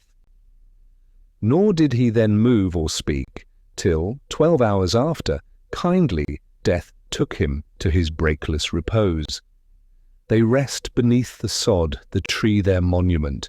The hallowed spot is distinct in my memory, paled in by craggy Jura, and the far, immeasurable Alp. The spire of the church they frequented still points from out the embosoming trees. And though her hand be cold, still methinks the sounds of divine music which they loved wander about, solacing their gentle ghosts. 24. Burke's Reflections on the French Revolution, Chapter 8. We had now reached Switzerland, so long the final mark and aim of our exertions. We had looked, I know not wherefore, with hope and pleasing expectation on her congregation of hills and snowy crags, and opened our bosoms with renewed spirits to the icy biz, which even at midsummer used to come from the northern glacier, laden with cold. Yet how could we nourish expectation of relief? Like our native England and the vast extent of fertile France, this mountain-embowered land was desolate of its inhabitants, nor bleak mountain-top, nor snow-nourished rivulet, not the ice-laden biz, nor thunder, the tamer of contagion, had preserved them. Why, therefore, should we claim exemption? Who was there indeed to save? What troop had we brought fit to stand at bay and combat with the conqueror? We were a failing remnant, tamed to mere submission to the coming blow. A train half dead through fear of death, a hopeless, unresisting, almost reckless crew, which in the tossed bark of life had given up all pilotage and resigned themselves to the destructive force of ungoverned winds. Like a few furrows of unreaped corn, which left standing on a wide field after the rest is gathered to the garner, are swiftly borne down by the winter storm. like a few straggling swallows which, remaining after their fellows had, on the first unkind breath of passing autumn, migrated to genial climes, were struck to earth by the first frost of November. Like a stray sheep that wanders over the sleet-beaten hillside while the flock is in the pen and dies before morning dawn. Like a cloud, like one of many that were spread in impenetrable woof over the sky, which when the shepherd north has driven its companions to drink Antipodean noon, fades and dissolves in the clear ether. Such were we. We left the fair margin of the beauteous Lake of Geneva and entered the Alpine ravines, tracing to its source the brawling Arve, through the rock-bound valley of Servox, beside the mighty waterfalls and under the shadow of the inaccessible mountains, we travelled on. While the luxuriant walnut tree gave place to the dark pine, whose musical branches swung in the wind, and whose upright forms had braved 1,000 storms, till the verdant sod, the flowery dell, and shrubbery hill were exchanged for the sky-piercing, untrodden, seedless rock, the bones of the world, waiting to be clothed with everything necessary to give life and beauty. 25.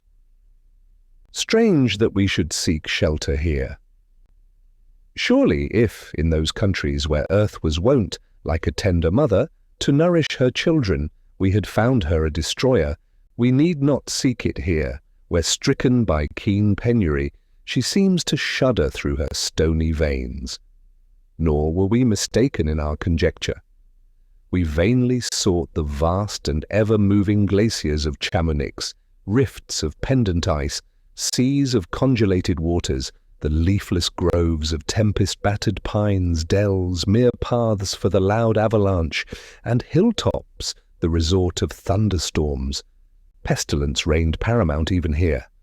By the time that day and night, like twin sisters of equal growth, shared equally their dominion over the hours, one by one beneath the ice caves, beside the waters springing from the thawed snows of 1,000 winters, another and yet another of the remnant of the race of man closed their eyes for ever to the light. Yet we were not quite wrong in seeking a scene like this whereon to close the drama. Nature, true to the last, consoled us in the very heart of misery. Sublime grandeur of outward objects soothed our hapless hearts and were in harmony with our desolation.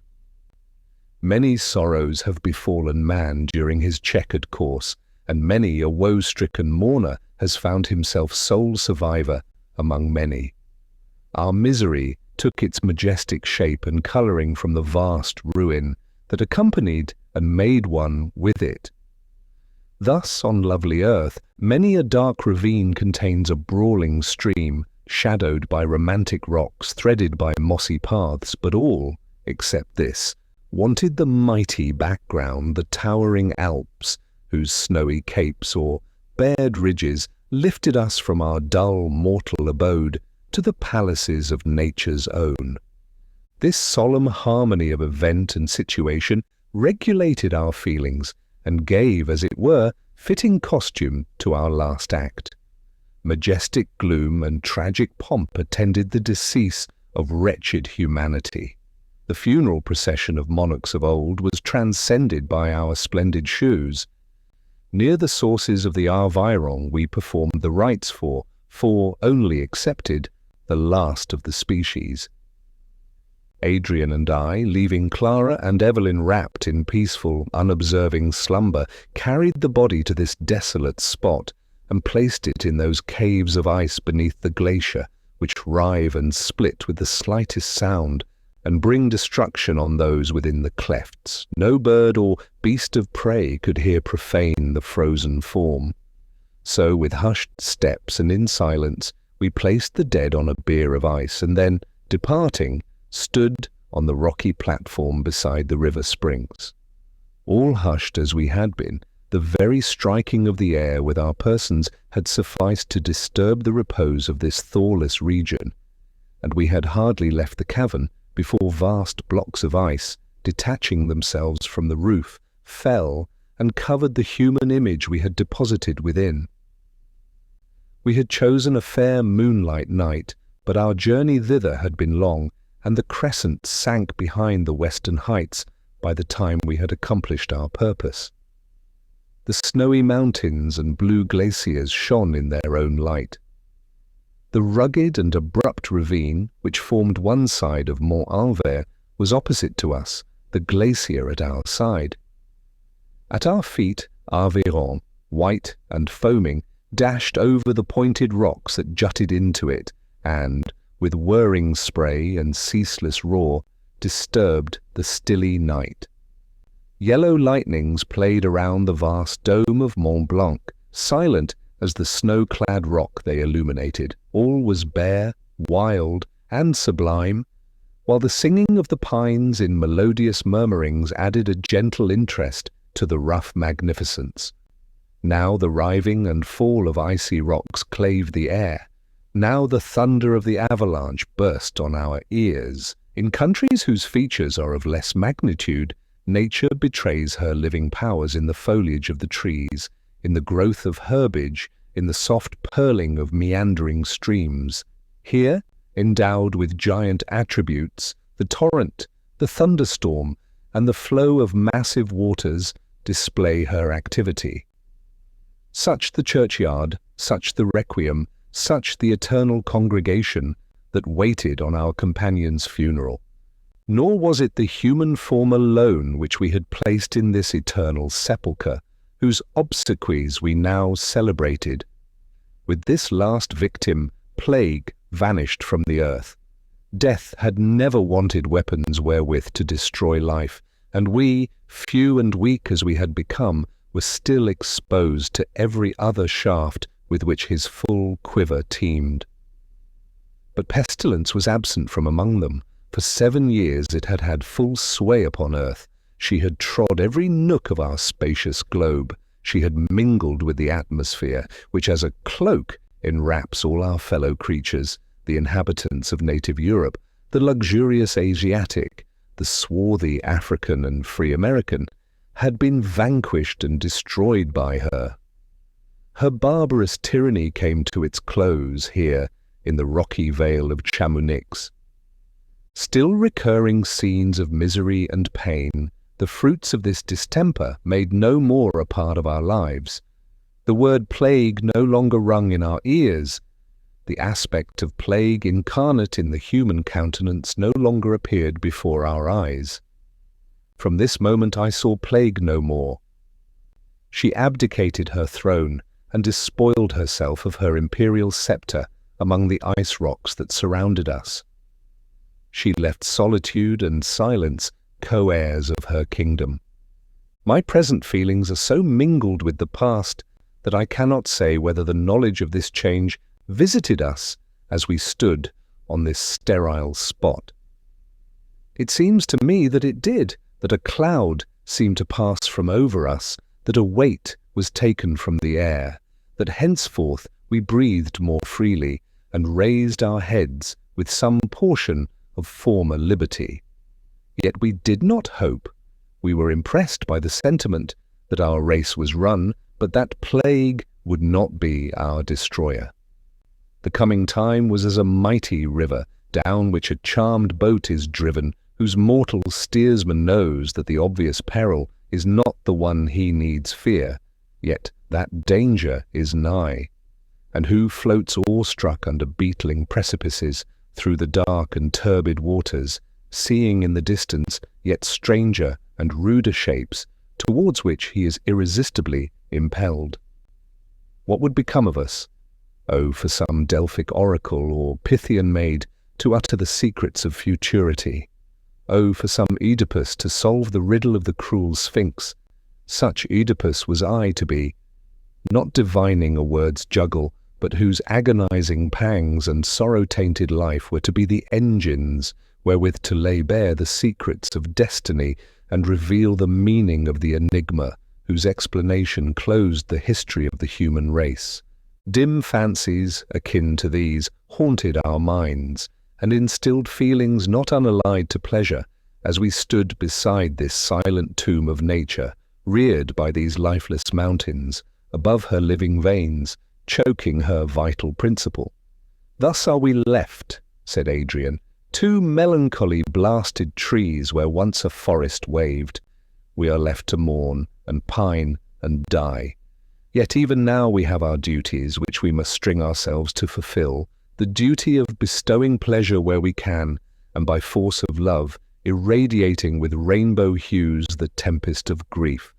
Nor will I repine if in this extremity we preserve what we now possess. Something tells me, Verney, that we need no longer dread our cruel enemy, and I cling with delight to the oracular voice. Though strange, it will be sweet to mark the growth of your little boy and the development of Clara's young heart. In the midst of a desert world, we are everything to them, and if we live, it must be our task to make this new mode of life happy to them. At present, this is easy, for their childish ideas do not wander into futurity, and the stinging craving for sympathy and all of love of which our nature is susceptible is not yet awake within them. We cannot guess what will happen then when nature asserts her indefeasible and sacred powers, but long before that time we may all be cold as he who lies in yonder tomb of ice. We need only provide for the present and endeavour to fill with pleasant images the inexperienced fancy of your lovely niece. The scenes which now surround us, vast and sublime as they are not such as can best contribute to this work. Nature is here like our fortunes, grand but too destructive, bare and rude to be able to afford delight to her young imagination.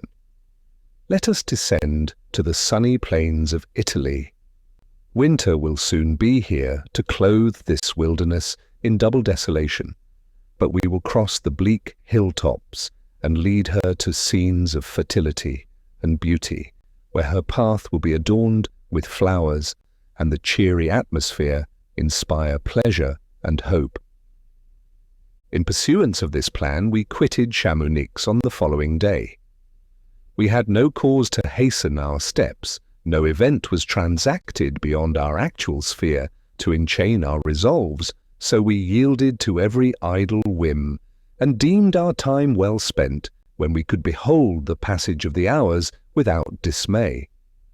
We loitered along the lovely vale of Servox, passed long hours on the bridge, which, crossing the ravine of Arve, commands a prospect of its pine-clothed depths and the snowy mountains that wall it in.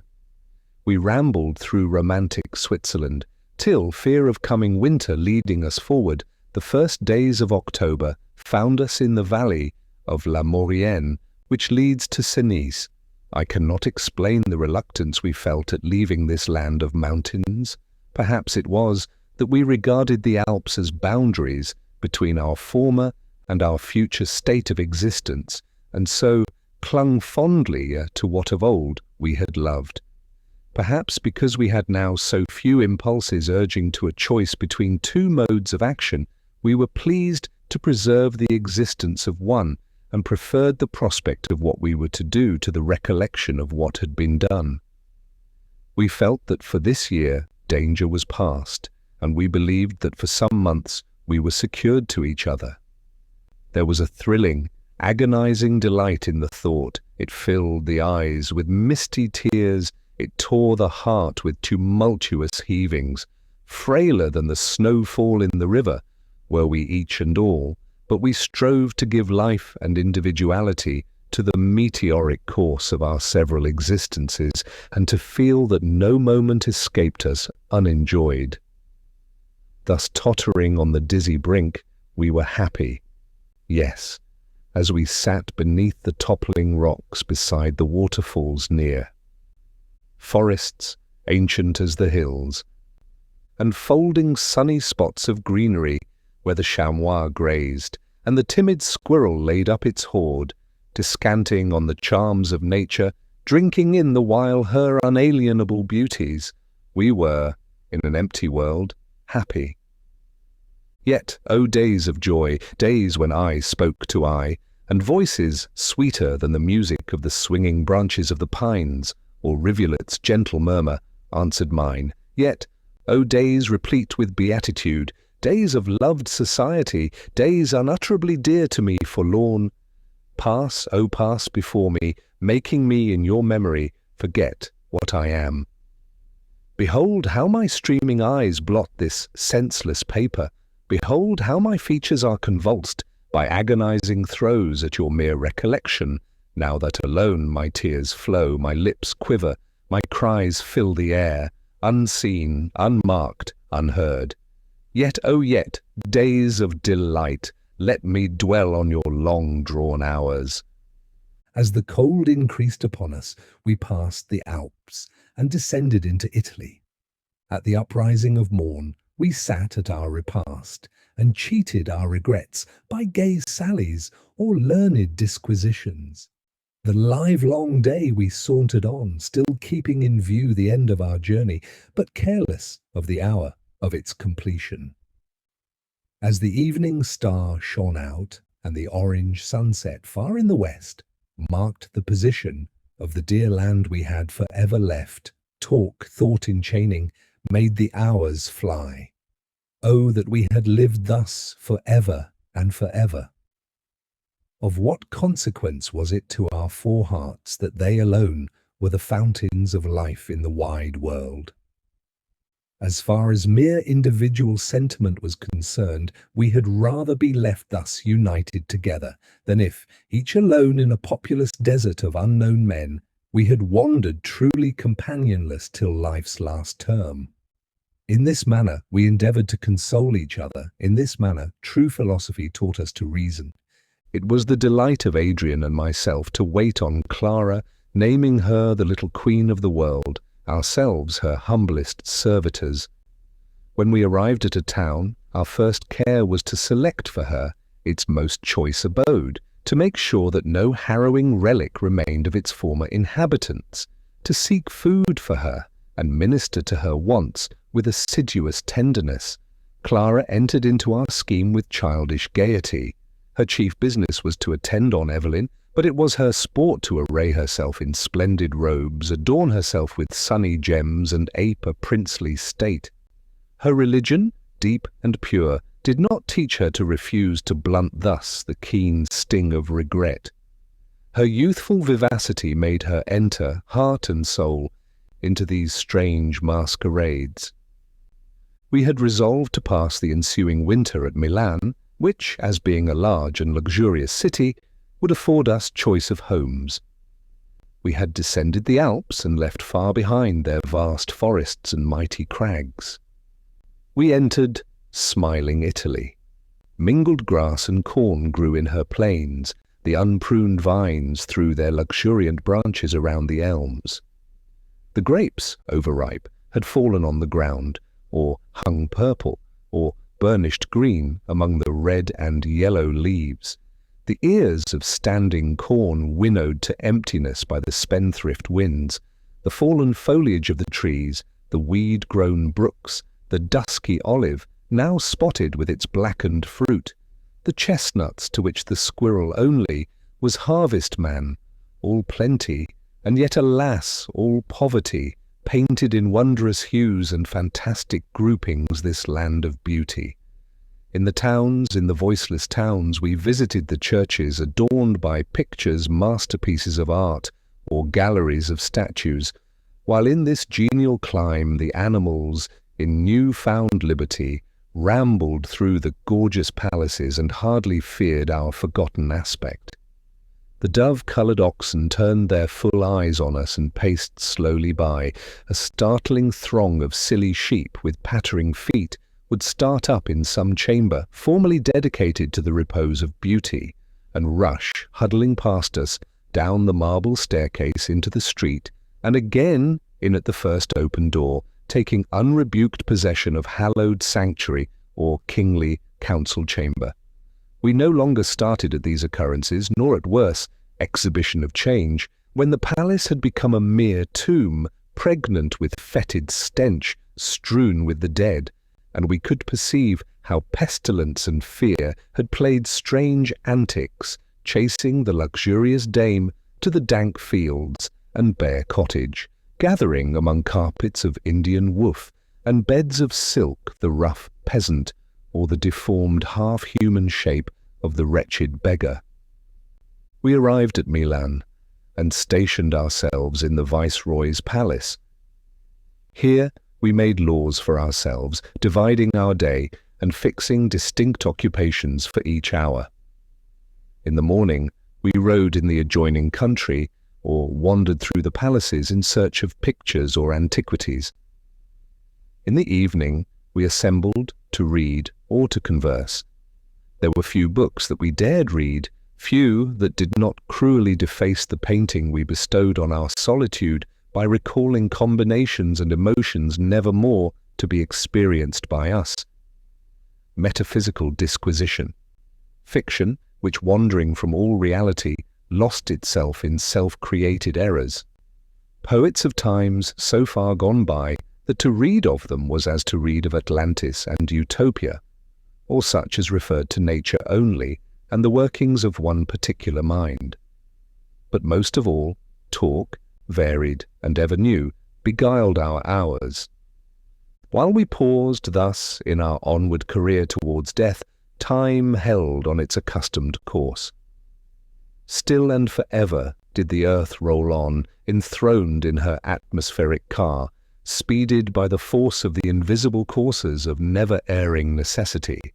And now this dewdrop in the sky, this ball ponderous with mountains, lucent with waves, passing from the short tyranny of watery Pisces and the frigid Ram, entered the radiant domain of Taurus and the twins. There, fanned by vernal airs, the spirit of beauty sprung from her cold repose, and, with winnowing wings and soft pacing feet, set a girdle of verdure around the earth, sporting among the violets, hiding within the springing foliage of the trees, tripping lightly down the radiant streams into the sunny deep.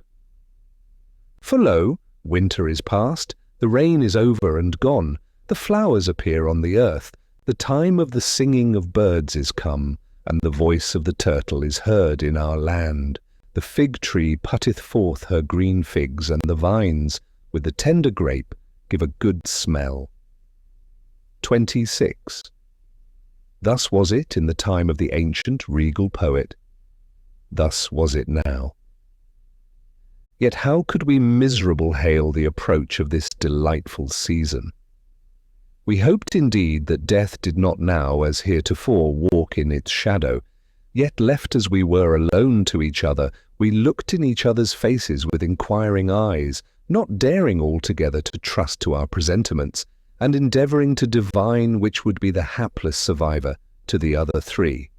We were to pass the summer at the Lake of Como, and thither we removed as soon as spring grew to her maturity, and the snow disappeared from the hilltops. 10 miles from Como, under the steep heights of the eastern mountains, by the margin of the lake, was a villa called the Pliniana, from its being built on the site of a fountain whose periodical ebb and flow is described by the younger Pliny in his letters. The house had nearly fallen into ruin, till in the year 2090 an English nobleman had bought it and fitted it up with every luxury. 2 large halls hung with splendid tapestry and paved with marble opened on each side of a court, of whose 2 other sides one overlooked the deep dark lake, and the other was bounded by a mountain, from whose stony side gushed, with roar and splash, the celebrated fountain. Above, underwood of myrtle and tufts of odorous plants crowned the rock, while the star-pointing giant cypresses reared themselves in the blue air, and the recesses of the hills were adorned with the luxuriant growth of chestnut trees. Here we fixed our summer residence.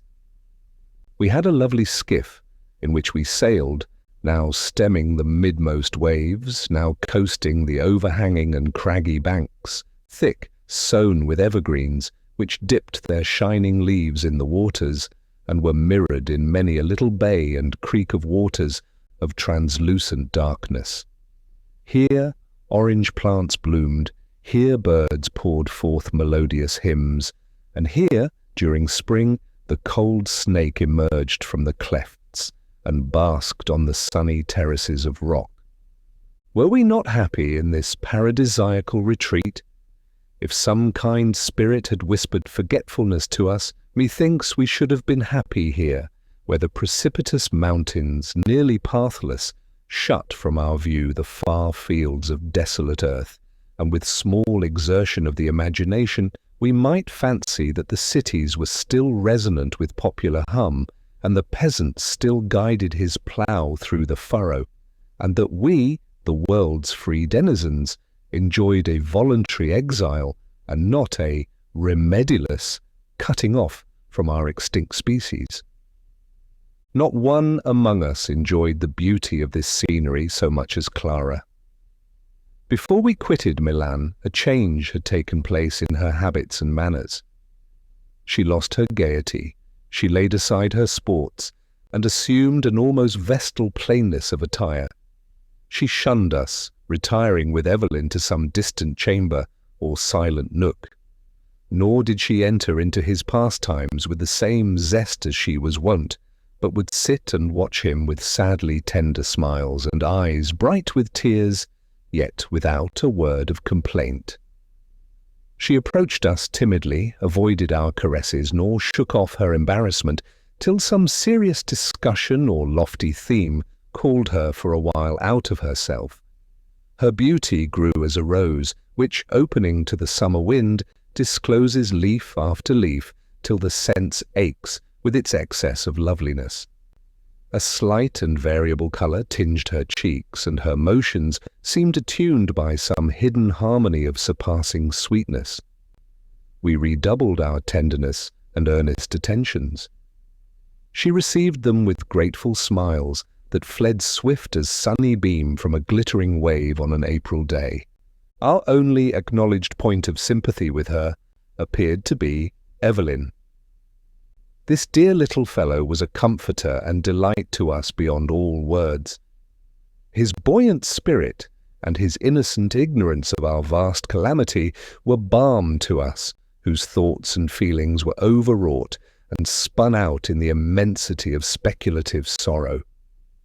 To cherish, to caress, to amuse him was the common task of all. Clara, who felt towards him in some degree like a young mother, gratefully acknowledged our kindness towards him. To me, oh, to me, who saw the clear brows and soft eyes of the beloved of my heart, my lost and ever dear Idris, reborn in his gentle face, to me he was dear even to pain. If I pressed him to my heart, methought I clasped a real and living part of her, who had lain there through long years of youthful happiness. It was the custom of Adrian and myself to go out each day in our skiff to forage in the adjacent country. In these expeditions we were seldom accompanied by Clara or her little charge, but our return was an hour of hilarity. Evelyn ransacked our stores with childish eagerness, and we always brought some new-found gift for our fair companion. Then, too, we made discoveries of lovely scenes or gay palaces, whither in the evening we all proceeded. Our sailing expeditions were most divine, and with a fair wind or transverse course we cut the liquid waves, and, if talk failed under the pressure of thought, I had my clarionet with me, which awoke the echoes and gave the change to our careful minds. Clara at such times often returned to her former habits of free converse and gay sally, and though our 4 hearts alone beat in the world, those 4 hearts were happy. One day, on our return from the town of Como, with a laden boat, we expected as usual to be met at the port by Clara and Evelyn, and we were somewhat surprised to see the beach vacant. I, as my nature prompted, would not prognosticate evil, but explained it away as a mere casual incident. Not so Adrian. He was seized with sudden trembling and apprehension, and he called to me with vehemence to steer quickly for land, and, when near, leapt from the boat, half falling into the water. and, scrambling up the steep bank, hastened along the narrow strip of garden, the only level space between the lake and the mountain. I followed without delay. The garden and inner court were empty, so was the house, whose every room we visited.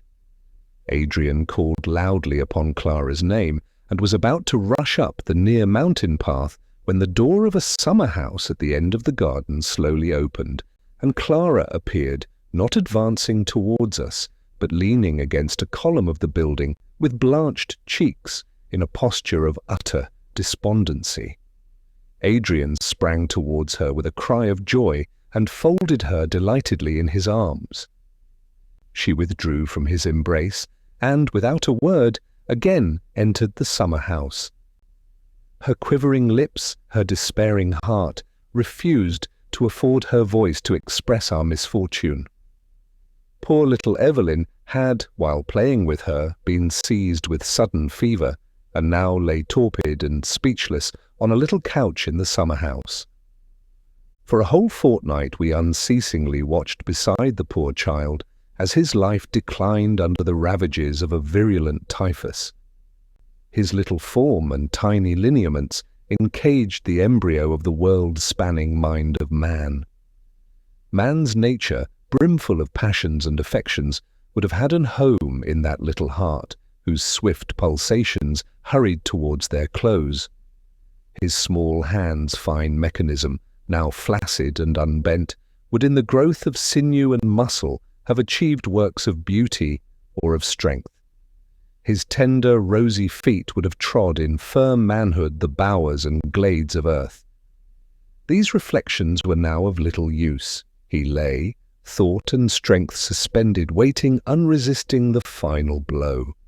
We watched at his bedside, and when the access of fever was on him, we neither spoke nor looked at each other, marking only his obstructed breath and the mortal glow that tinged his sunken cheek, the heavy death that weighed on his eyelids.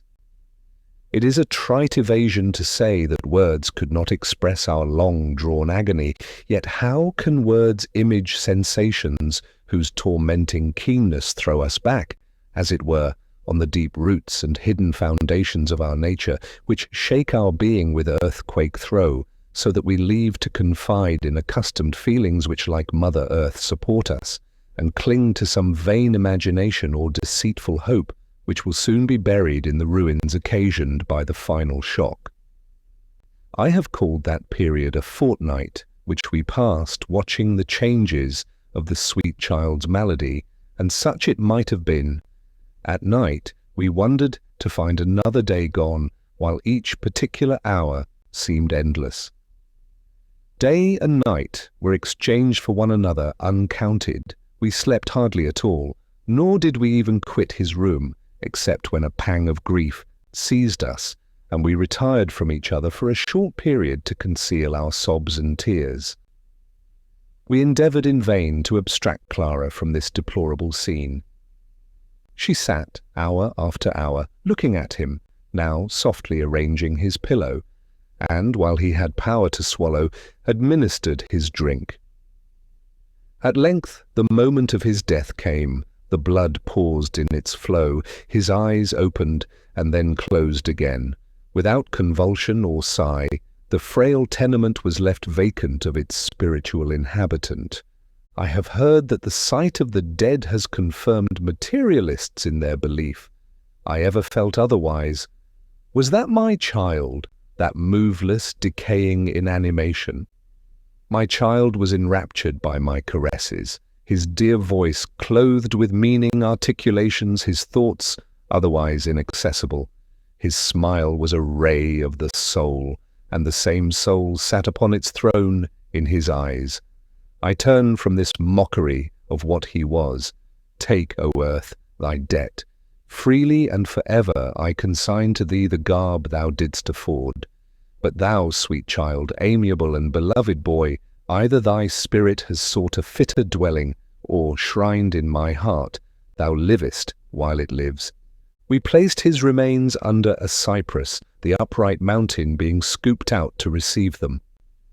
And then Clara said, "If you wish me to live, take me from hence."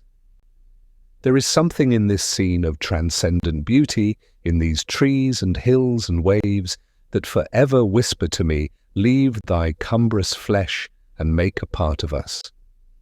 I earnestly entreat you to take me away. So on the 15th of August we bade adieu to our villa and the embowering shades of this abode of beauty, to calm bay and noisy waterfall. To Evelyn's little grave we bade farewell. And then, with heavy hearts, we departed on our pilgrimage towards Rome. 25. Mary Wollstonecraft's Letters from Norway. 26. Solomon's Song, Chapter 9. Now, soft a while, have I arrived so near the end. Yes, it is all over now, a step or two over those new-made graves, and the wearisome way is done. Can I accomplish my task? Can I streak my paper with words capacious of the grand conclusion? Arise, black melancholy, quit thy Cimmerian solitude, bring with thee murky fogs from hell which may drink up the day, bring blight and pestiferous exhalations, which entering the hollow caverns and breathing places of earth may fill her stony veins with corruption, so that not only herbage may no longer flourish, the trees may rot, and the rivers run with gall, but the everlasting mountains be decomposed, and the mighty deep putrefy, and the genial atmosphere which clips the globe lose all powers of generation and sustenance. Do this, sad-visaged power, while I write, while eyes read these pages, and who will read them?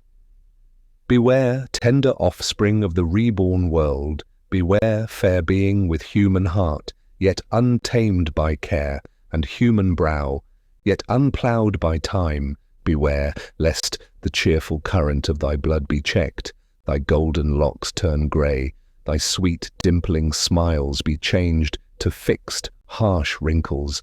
Let not day look on these lines, lest garish day waste, turn pale, and die.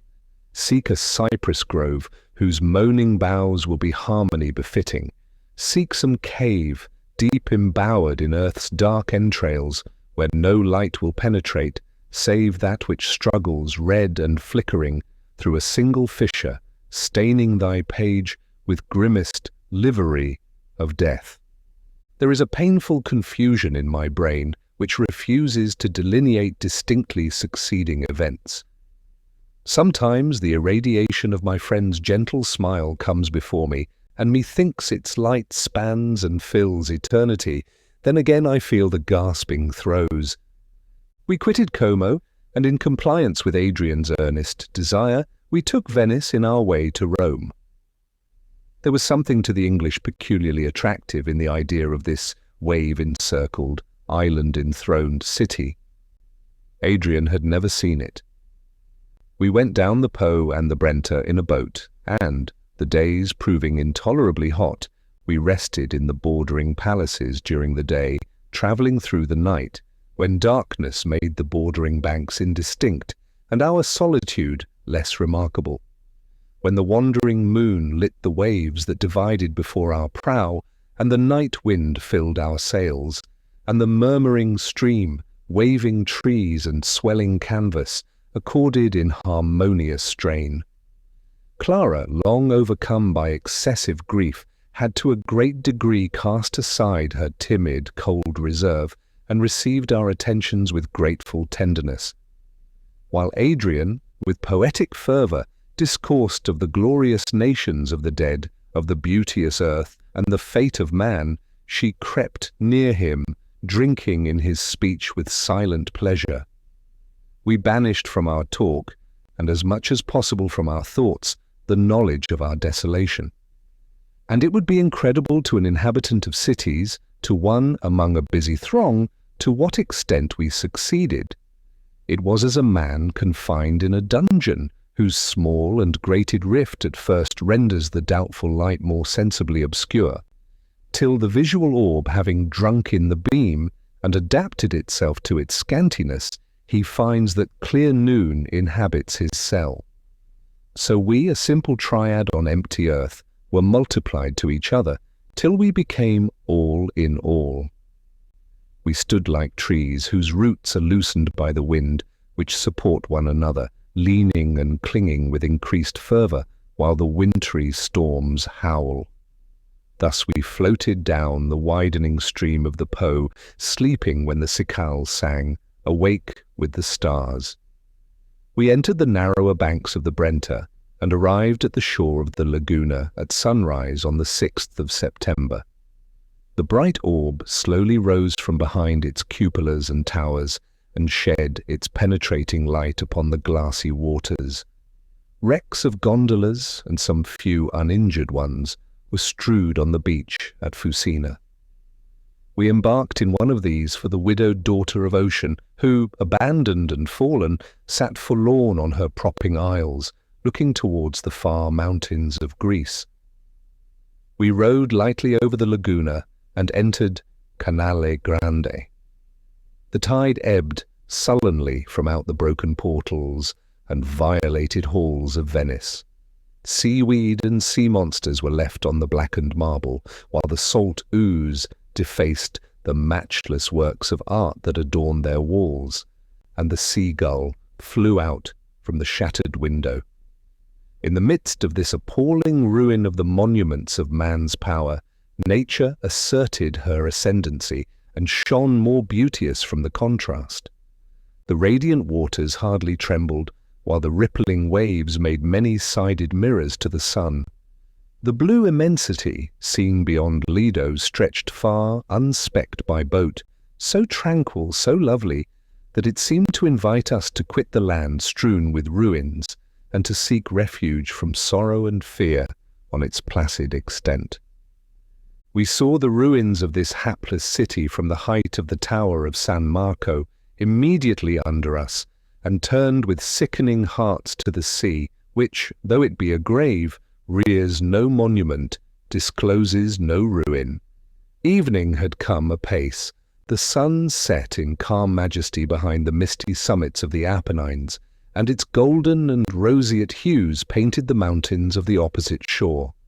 "That land," said Adrian, "tinged with the last glories of the day, is Greece." Greece? The sound had a responsive chord in the bosom of Clara. She vehemently reminded us that we had promised to take her once again to Greece, to the tomb of her parents. Why go to Rome? What should we do at Rome? We might take one of the many vessels to be found here, embark in it, and steer right for Albania. I objected the dangers of ocean and the distance of the mountains we saw from Athens, a distance which, from the savage uncultivation of the country, was almost impassable.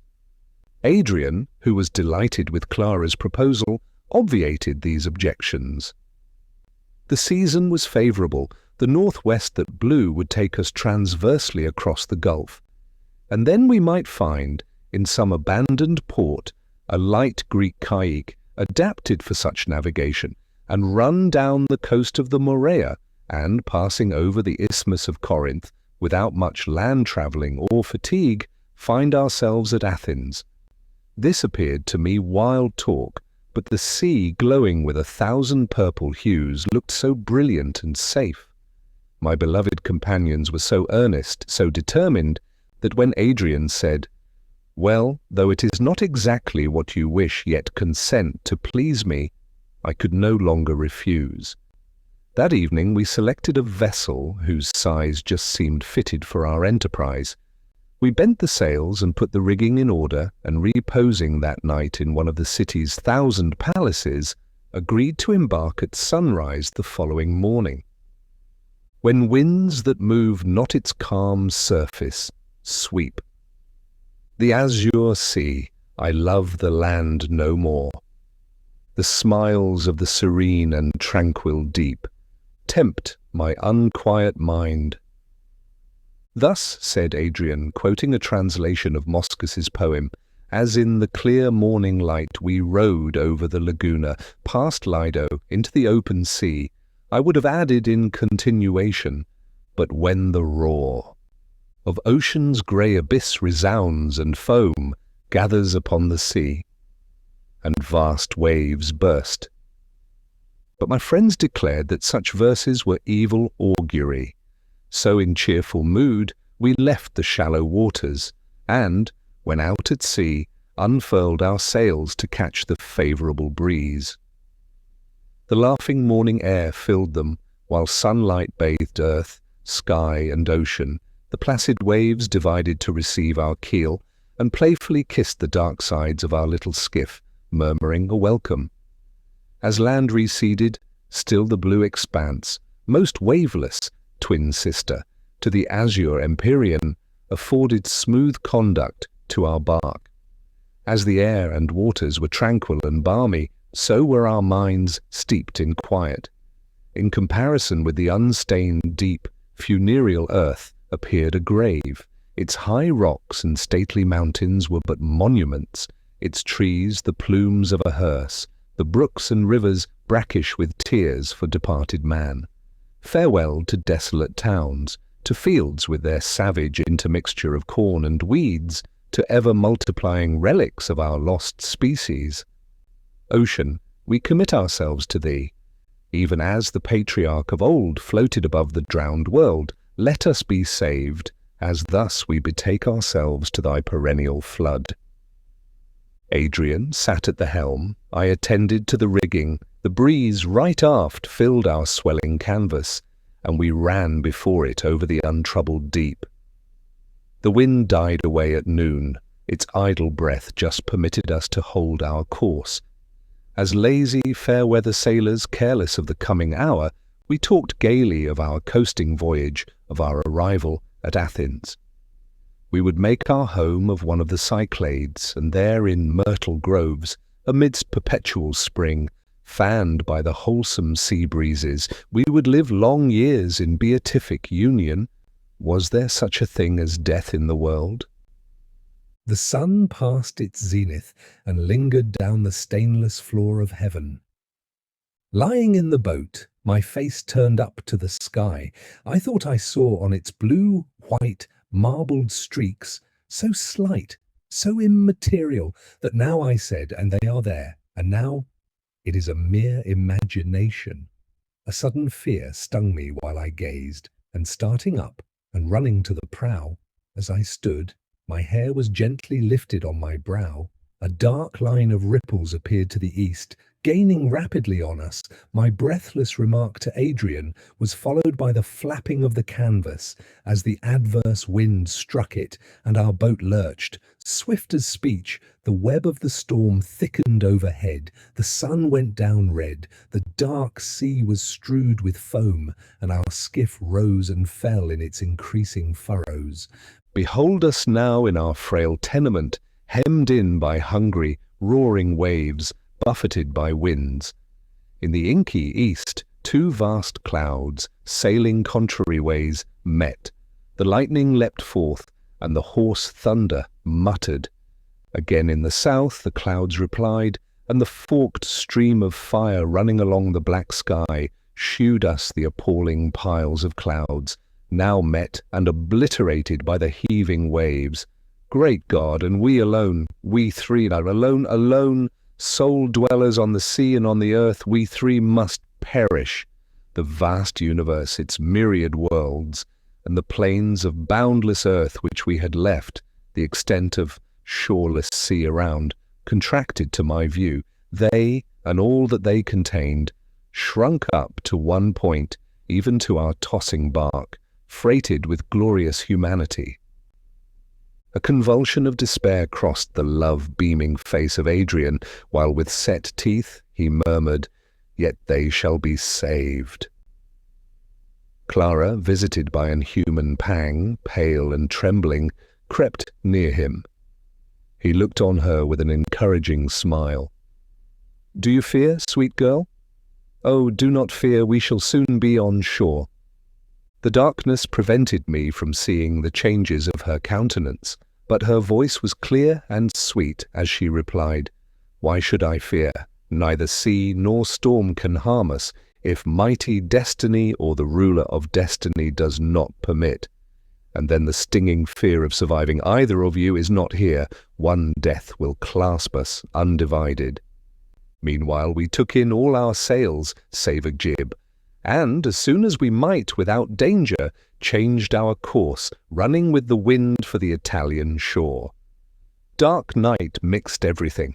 We hardly discerned the white crests of the murderous surges, except when lightning made brief noon and drank the darkness, showing us our danger and restoring us to double night. We were all silent, except when Adrian, as steersman, made an encouraging observation. Our little shell obeyed the rudder miraculously well and ran along on the top of the waves, as if she had been an offspring of the sea, and the angry mother sheltered her endangered child. I sat at the prow, watching our course, when suddenly I heard the waters break with redoubled fury. We were certainly near the shore. At the same time I cried, "About there!"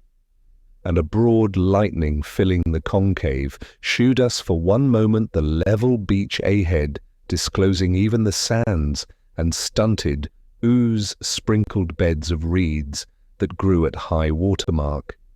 Again it was dark, and we drew in our breath with such content as one may, who, while fragments of volcano-hurled rock darken the air, sees a vast mass ploughing the ground immediately at his feet. What to do we knew not.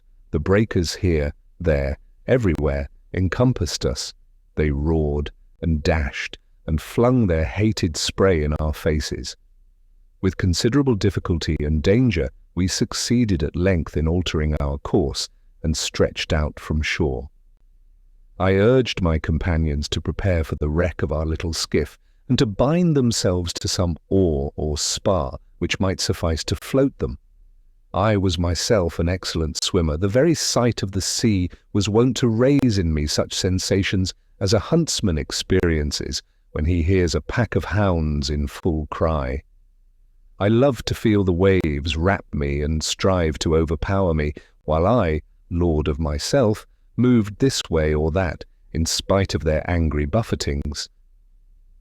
Adrian also could swim, but the weakness of his frame prevented him from feeling pleasure in the exercise, or acquiring any great expertness. But what power could the strongest swimmer oppose to the overpowering violence of ocean in its fury?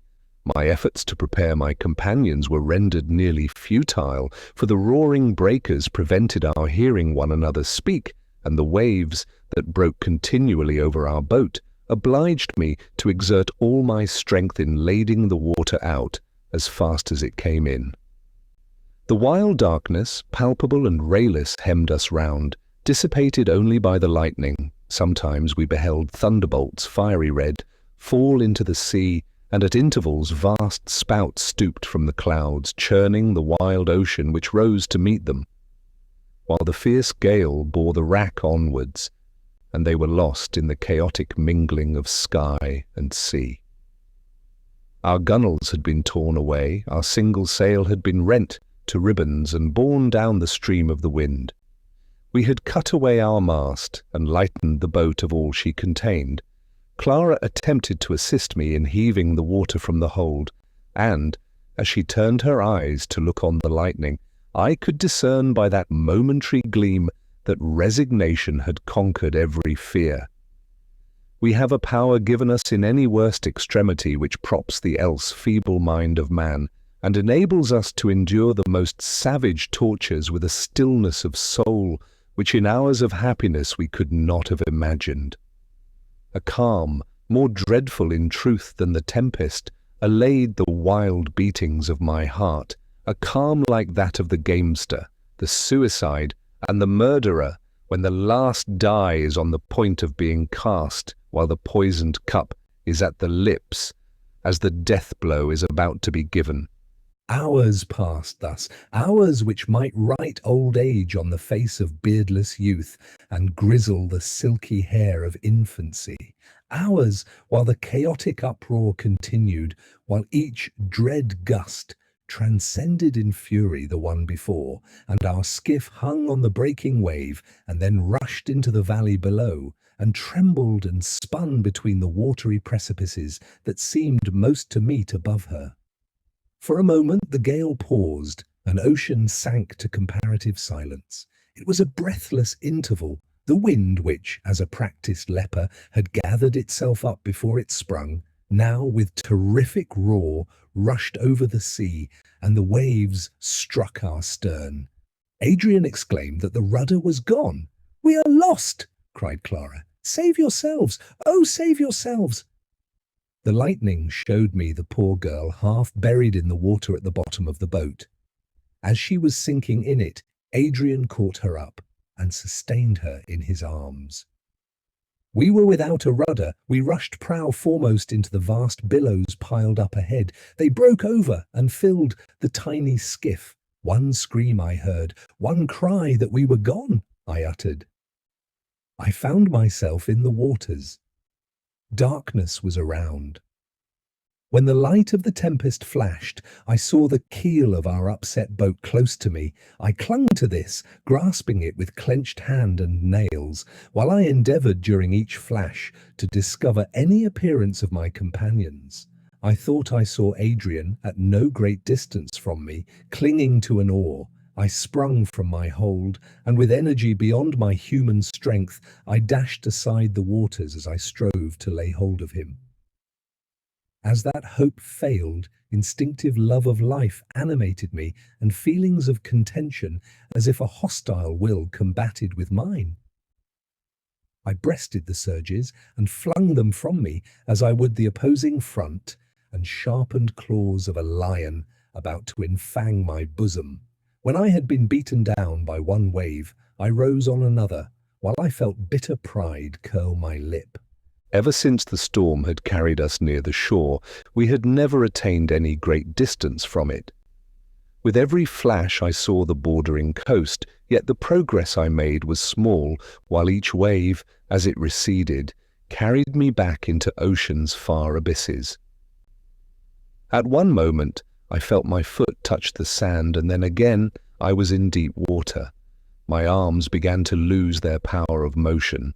My breath failed me under the influence of the strangling waters. 1,000 wild and delirious thoughts crossed me. As well as I can now recall them, my chief feeling was how sweet it would be to lay my head on the quiet earth, where the surges would no longer strike my weakened frame, nor the sound of waters ring in my ears. To attain this repose, not to save my life, I made a last effort. The shelving shore suddenly presented a footing for me. I rose and was again thrown down by the breakers. A point of rock to which I was enabled to cling gave me a moment's respite, and then, taking advantage of the ebbing of the waves, I ran forwards, gained the dry sands, and fell senseless on the oozy reeds that sprinkled them. I must have lain long deprived of life, for when first, with a sickening feeling, I unclosed my eyes, the light of morning met them. Great change had taken place meanwhile. Grey dawn dappled the flying clouds which sped onwards, leaving visible at intervals vast lakes of pure ether. A fountain of light arose in an increasing stream from the east, behind the waves of the Adriatic, changing the grey to a roseate hue, and then flooding sky and sea with aerial gold. A kind of stupor followed my fainting. My senses were alive, but memory was extinct. The blessed respite was short. A snake lurked near me to sting me into life. On the first retrospective emotion, I would have started up, but my limbs refused to obey me. My knees trembled. The muscles had lost all power. I still believed that I might find one of my beloved companions cast like me, half alive, on the beach, and I strove in every way to restore my frame to the use of its animal functions. I wrung the brine from my hair, and the rays of the risen sun soon visited me with genial warmth. With the restoration of my bodily powers, my mind became in some degree aware of the universe of misery henceforth to be its dwelling. I ran to the water's edge, calling on the beloved names. Ocean drank in and absorbed my feeble voice, replying with pitiless roar. I climbed a near tree, the level sands bounded by a pine forest, and the sea clipped round by the horizon was all that I could discern. In vain I extended my researches along the beach. The mast we had thrown overboard, with tangled cordage and remnants of a sail, was the sole relic land received of our wreck. Sometimes I stood still and wrung my hands. I accused earth and sky, the universal machine, and the almighty power that misdirected it. Again I threw myself on the sands, and then the sighing wind, mimicking a human cry, roused me to bitter, fallacious hope. Assuredly, if any little bark or smallest canoe had been near, I should have sought the savage plains of ocean, found the dear remains of my lost ones, and clinging round them, have shared their grave. The day passed thus, each moment contained eternity. Although when hour after hour had gone by, I wondered at the quick flight of time. Yet even now I had not drunk the bitter potion to the dregs. I was not yet persuaded of my loss. I did not yet feel in every pulsation, in every nerve, in every thought, that I remained alone of my race, that I was the last man. The day had clouded over, and a drizzling rain set in at sunset. Even the eternal skies weep, I thought. Is there any shame then that mortal man should spend himself in tears? I remembered the ancient fables in which human beings are described as dissolving away through weeping into ever-gushing fountains. Ah, that so it were.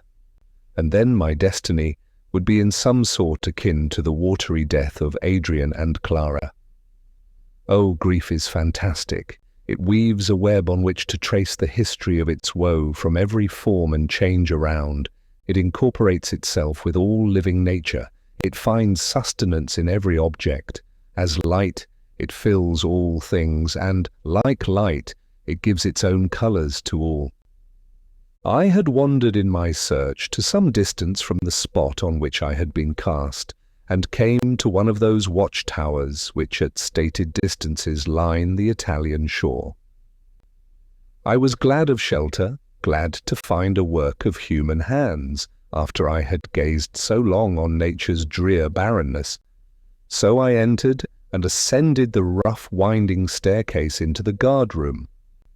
So far was fate kind, that no harrowing vestige remained of its former inhabitants.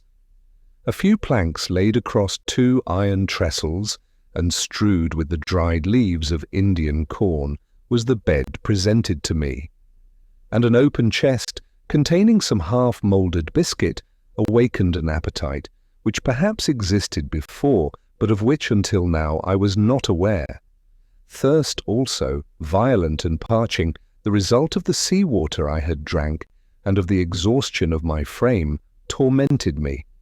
Kind nature had gifted the supply of these wants with pleasurable sensations, so that I, even I, was refreshed and calmed as I ate of this sorry fare, and drank a little of the sour wine which half filled a flask left in this abandoned dwelling.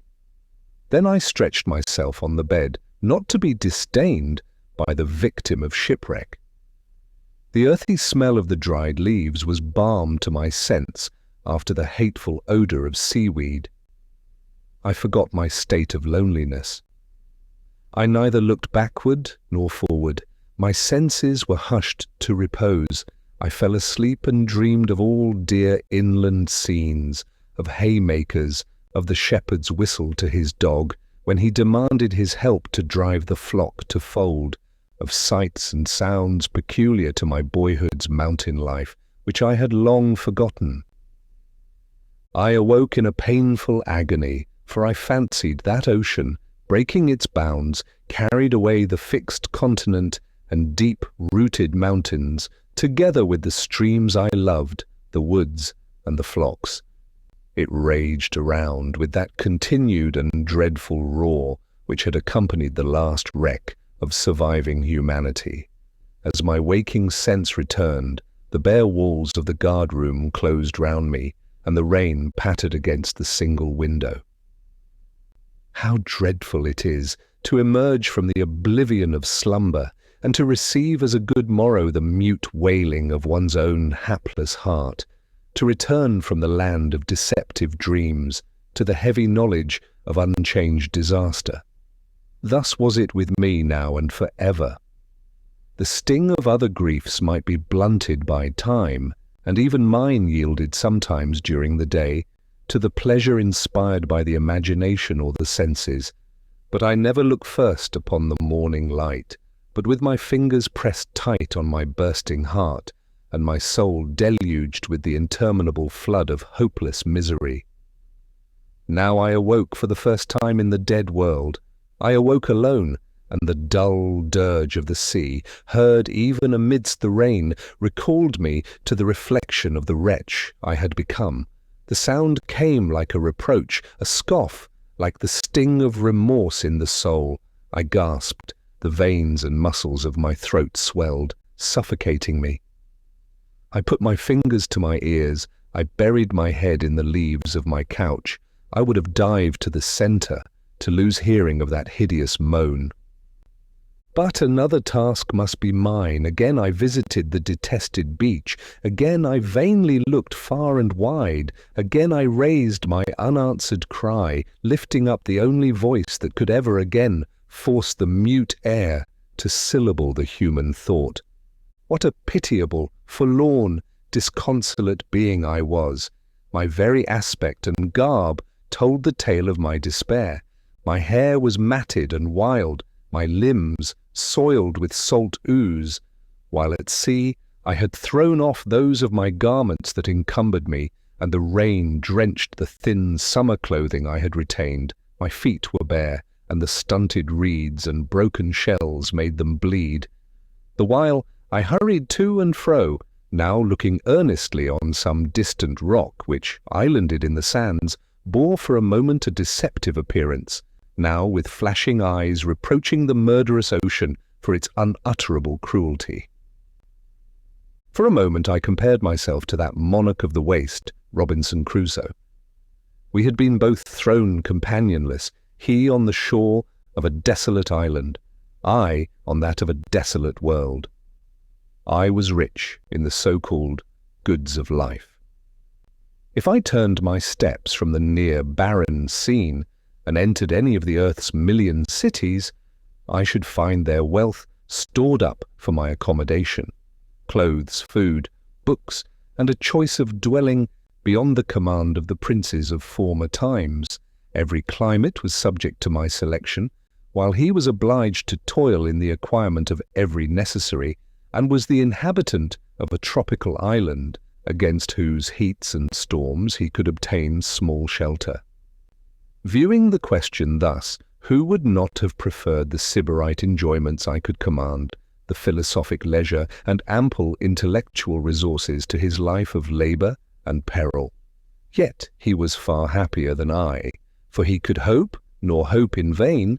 The destined vessel at last arrived, to bear him to countrymen and kindred, where the events of his solitude became a fireside tale. To none could I ever relate the story of my adversity. No hope had I. He knew that, beyond the ocean which begirt his lonely island, thousands lived whom the sun enlightened when it shone also on him. Beneath the meridian sun and visiting moon, I alone bore human features. I alone could give articulation to thought, and when I slept, both day and night were unbeheld of any. He had fled from his fellows and was transported with terror at the print of a human foot. I would have knelt down and worshipped the same, the wild and cruel Caribbee, the merciless cannibal, or worse than these, the uncouth, brute, and remorseless veteran in the vices of civilization, would have been to me a beloved companion, a treasure dearly prized. His nature would be kin to mine, his form cast in the same mould. Human blood would flow in his veins, a human sympathy must link us forever. It cannot be that I shall never behold a fellow being more, never, never, not in the course of years. Shall I wake and speak to none, pass the interminable hours, my soul islanded in the world, a solitary point, surrounded by vacuum? Will day follow day endlessly thus? No, no, a God rules the world. Providence has not exchanged its golden sceptre for an aspic's sting. Away, let me fly from the ocean grave. Let me depart from this barren nook, paled in, as it is, from access by its own desolateness. Let me tread once again the paved towns, step over the threshold of man's dwellings, and most certainly I shall find this thought a horrible vision, a maddening but evanescent dream. I entered Ravenna, the town nearest to the spot whereon I had been cast. Before the second sun had set on the empty world, I saw many living creatures, oxen and horses and dogs, but there was no man among them. I entered a cottage. It was vacant. I ascended the marble stairs of a palace. The bats and the owls were nestled in the tapestry. I stepped softly, not to awaken the sleeping town. I rebuked a dog that by yelping disturbed the sacred stillness. I would not believe that all was as it seemed. The world was not dead, but I was mad. I was deprived of sight, hearing, and sense of touch. I was laboring under the force of a spell which permitted me to behold all sights of earth except its human inhabitants. They were pursuing their ordinary labors. Every house had its inmate, but I could not perceive them. If I could have deluded myself into a belief of this kind, I should have been far more satisfied.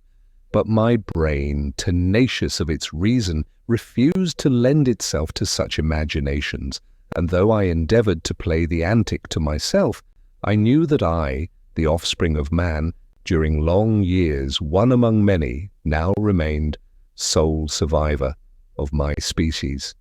The sun sank behind the western hills. I had fasted since the preceding evening, but, though faint and weary, I loathed food, nor ceased, while yet a ray of light remained, to pace the lonely streets. Night came on, and sent every living creature but me to the bosom of its mate. It was my solace to blunt my mental agony by personal hardship. Of the 1,000 beds around, I would not seek the luxury of one. I lay down on the pavement. A cold marble step served me for a pillow. Midnight came, and then, though not before, did my wearied lids shut out the sight of the twinkling stars and their reflex on the pavement near. Thus I passed the second night of my desolation. Chapter 10. I awoke in the morning just as the higher windows of the lofty houses received the first beams of the rising sun. The birds were chirping, perched on the window sills and deserted thresholds of the doors. I awoke, and my first thought was, Adrian and Clara are dead. I no longer shall be hailed by their good morrow, or pass the long day in their society. I shall never see them more. The ocean has robbed me of them, stolen their hearts of love from their breasts, and given over to corruption what was dearer to me than light, or life, or hope. I was an untaught shepherd boy when Adrian deigned to confer on me his friendship. The best years of my life had been passed with him. All I had possessed of this world's goods, of happiness, knowledge, or virtue, I owed to him. He had, in his person, his intellect, and rare qualities, given a glory to my life, which without him it had never known. Beyond all other beings he had taught me that goodness, pure and single, can be an attribute of man. It was a sight for angels to congregate to behold, to view him lead, govern, and solace the last days of the human race. My lovely Clara also was lost to me. She who last of the daughters of man exhibited all those feminine and maiden virtues which poets, painters, and sculptors have in their various languages strove to express. Yet, as far as she was concerned, could I lament that she was removed in early youth from the certain advent of misery? Pure she was of soul, and all her intents were holy. But her heart was the throne of love, and the sensibility her lovely countenance expressed was the prophet of many woes not the less deep and drear because she would have forever concealed them. These two wondrously endowed beings had been spared from the universal wreck to be my companions during the last year of solitude. I had felt, while they were with me, all their worth. I was conscious that every other sentiment, regret or passion had by degrees merged into a yearning, clinging affection for them. I had not forgotten the sweet partner of my youth, mother of my children, my adored Idris, but I saw at least a part of her spirit alive again in her brother. And after that, by Evelyn's death, I had lost what most dearly recalled her to me. I enshrined her memory in Adrian's form and endeavoured to confound the two dear ideas. I sound the depths of my heart, and try in vain to draw thence the expressions that can typify my love for these remnants of my race.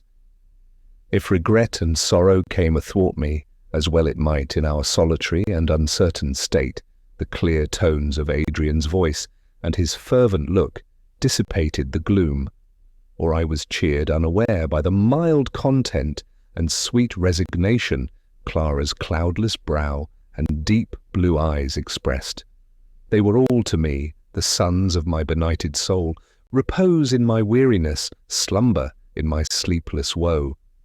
Ill, most ill, with disjointed words, bare and weak, have I expressed the feeling with which I clung to them. I would have wound myself like ivy inextricably round them, so that the same blow might destroy us. I would have entered and been a part of them, so that, if the dull substance of my flesh were thought, even now I had accompanied them to their new and incommunicable abode. Never shall I see them more. I am bereft of their dear converse, bereft of sight of them. I am a tree rent by lightning. Never will the bark close over the bared fibres, never will their quivering life, torn by the winds, receive the opiate of a moment's balm. I am alone in the world. But that expression as yet was less pregnant with misery than that Adrian and Clara are dead. The tide of thought and feeling rolls on for ever the same, though the banks and shapes around, which govern its course, and the reflection in the wave, vary.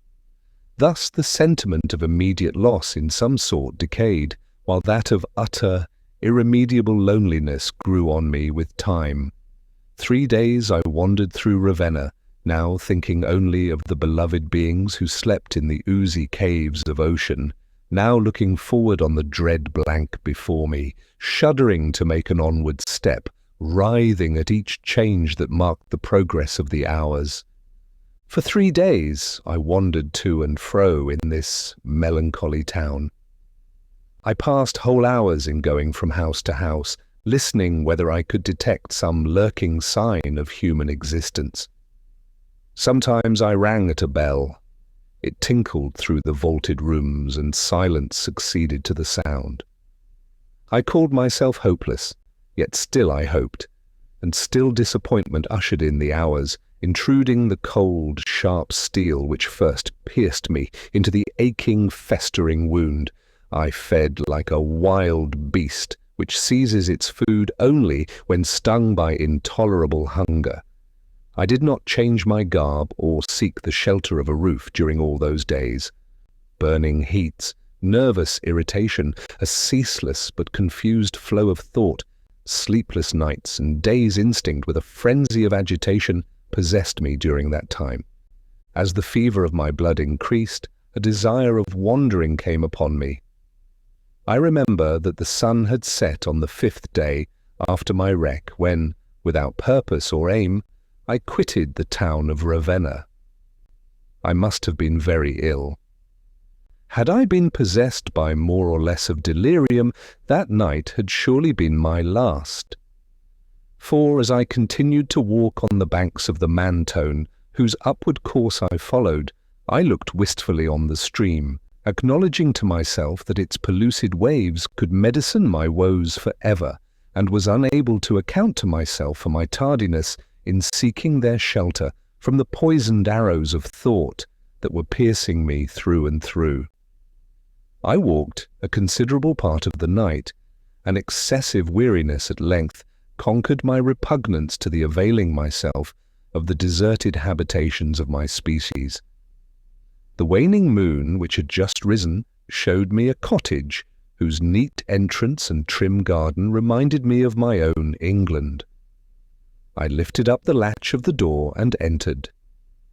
A kitchen first presented itself where, guided by the moonbeams, I found materials for striking a light. Within this was a bedroom.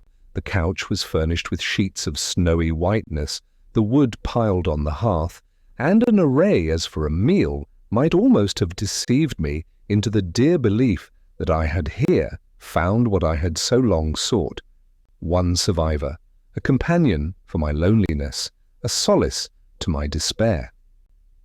I steeled myself against the delusion. The room itself was vacant.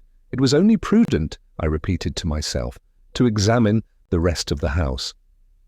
I fancied that I was proof against the expectation, yet my heart beat audibly as I laid my hand on the lock of each door, and it sunk again when I perceived in each the same vacancy.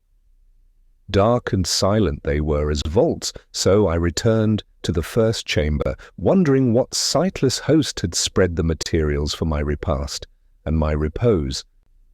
I drew a chair to the table and examined what the viands were of which I was to partake. In truth, it was a death feast.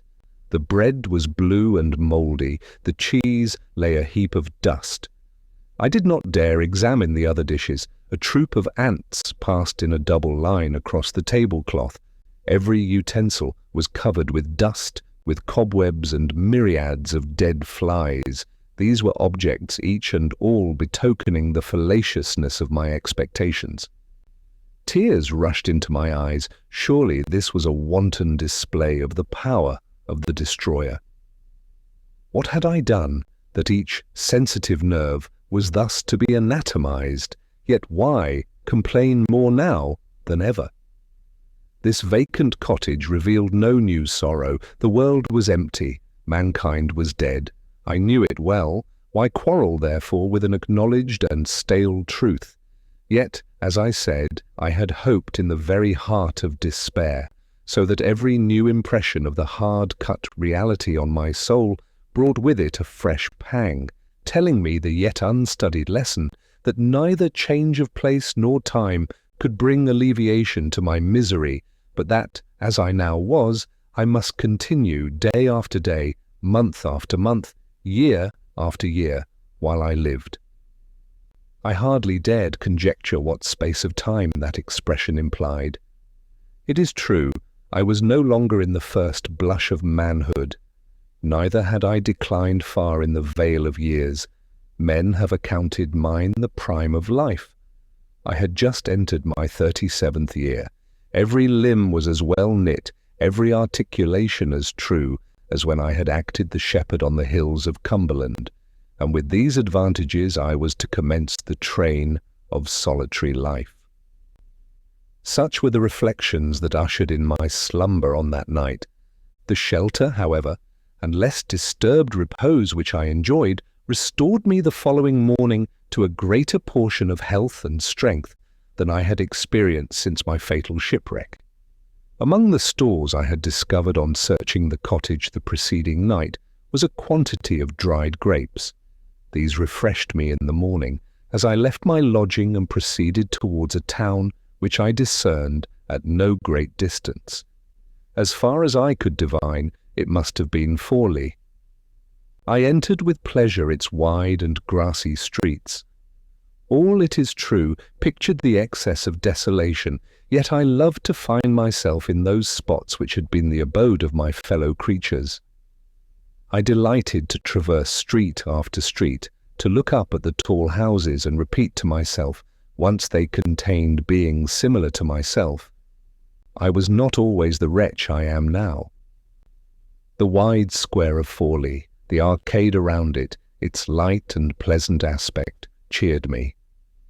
I was pleased with the idea that if the earth should be again peopled, we, the lost race, would, in the relics left behind, present no contemptible exhibition of our powers to the newcomers.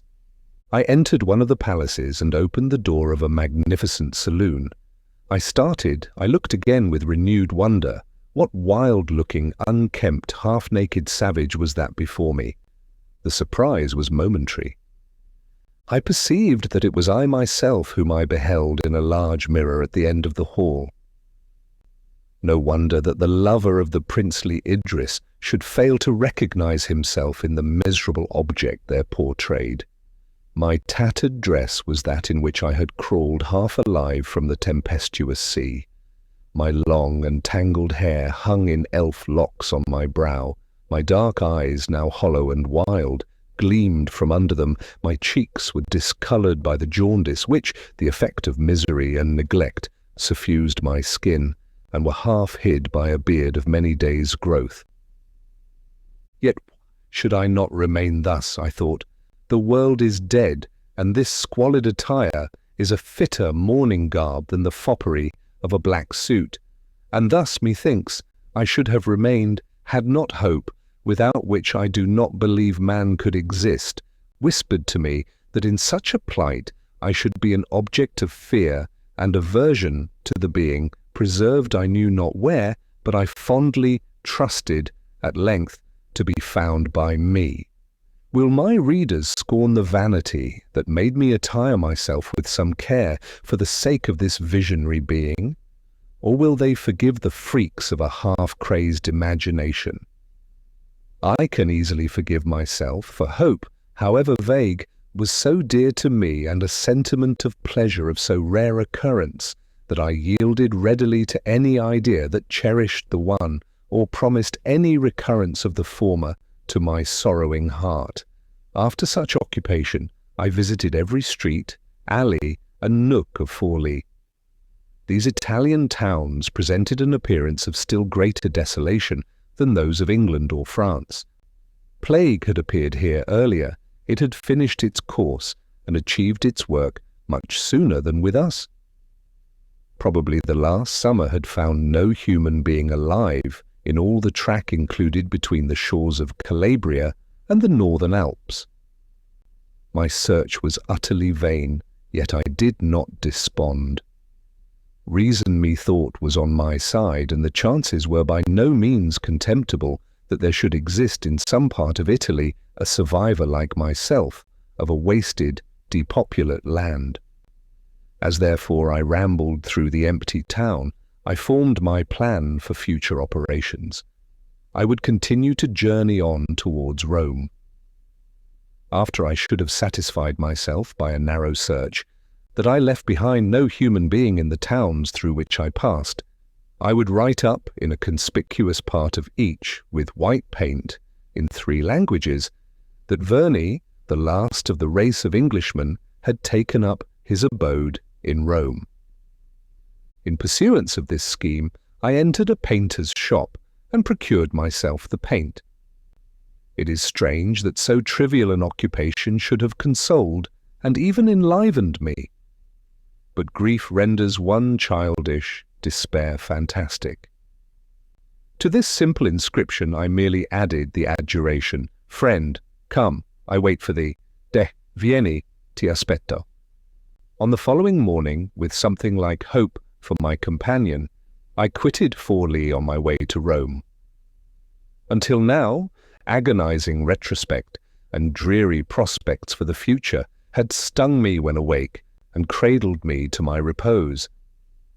Many times I had delivered myself up to the tyranny of anguish. Many times I resolved a speedy end to my woes, and death by my own hands was a remedy whose practicability was even cheering to me. What could I fear in the other world? If there were an hell, and I were doomed to it, I should come an adept to the sufferance of its tortures. The act were easy, the speedy and certain end of my deplorable tragedy. But now these thoughts faded before the newborn expectation. I went on my way, not as before, feeling each hour, each minute to be an age instinct with incalculable pain. As I wandered along the plain, At the foot of the Apennines, through their valleys and over their bleak summits, my path led me through a country which had been trodden by heroes, visited and admired by thousands. They had, as a tide, receded, leaving me blank and bare in the midst. But why complain? Did I not hope? So I schooled myself even after the enlivening spirit had really deserted me, and thus I was obliged to call up all the fortitude I could command, and that was not much, to prevent a recurrence of that chaotic and intolerable despair that had succeeded to the miserable shipwreck that had consummated every fear and dashed to annihilation every joy. I rose each day with the morning sun and left my desolate inn. As my feet strayed through the unpeopled country, my thoughts rambled through the universe, and I was least miserable when I could, absorbed in reverie, forget the passage of the hours. Each evening, in spite of weariness, I detested to enter any dwelling, there to take up my nightly abode. I have sat, hour after hour, at the door of the cottage I had selected, unable to lift the latch, and meet face to face blank desertion within. Many nights, though autumnal mists were spread around, I passed under an ilex. Many times I have supped on arbutus berries and chestnuts, making a fire, gypsy-like, on the ground, because wild natural scenery reminded me less acutely of my hopeless state of loneliness. I counted the days and bore with me a peeled willow wand, on which, as well as I could remember, I had notched the days that had elapsed since my wreck, and each night I added another unit to the melancholy sum. I had toiled up a hill which led to Spoleto. Around was spread a plain, encircled by the chestnut-covered Apennines. A dark ravine was on one side, spanned by an aqueduct, whose tall arches were rooted in the dell below, and attested that man had once deigned to bestow labour and thought here to adorn and civilize nature. Savage, ungrateful nature, which in wild sport defaced his remains, protruding her easily renewed and fragile growth of wildflowers and parasite plants around his eternal edifices. I sat on a fragment of rock and looked round. The sun had bathed in gold the western atmosphere, and in the east the clouds caught the radiance and budded into transient loveliness. It set on a world that contained me alone for its inhabitant. I took out my wand, I counted the marks.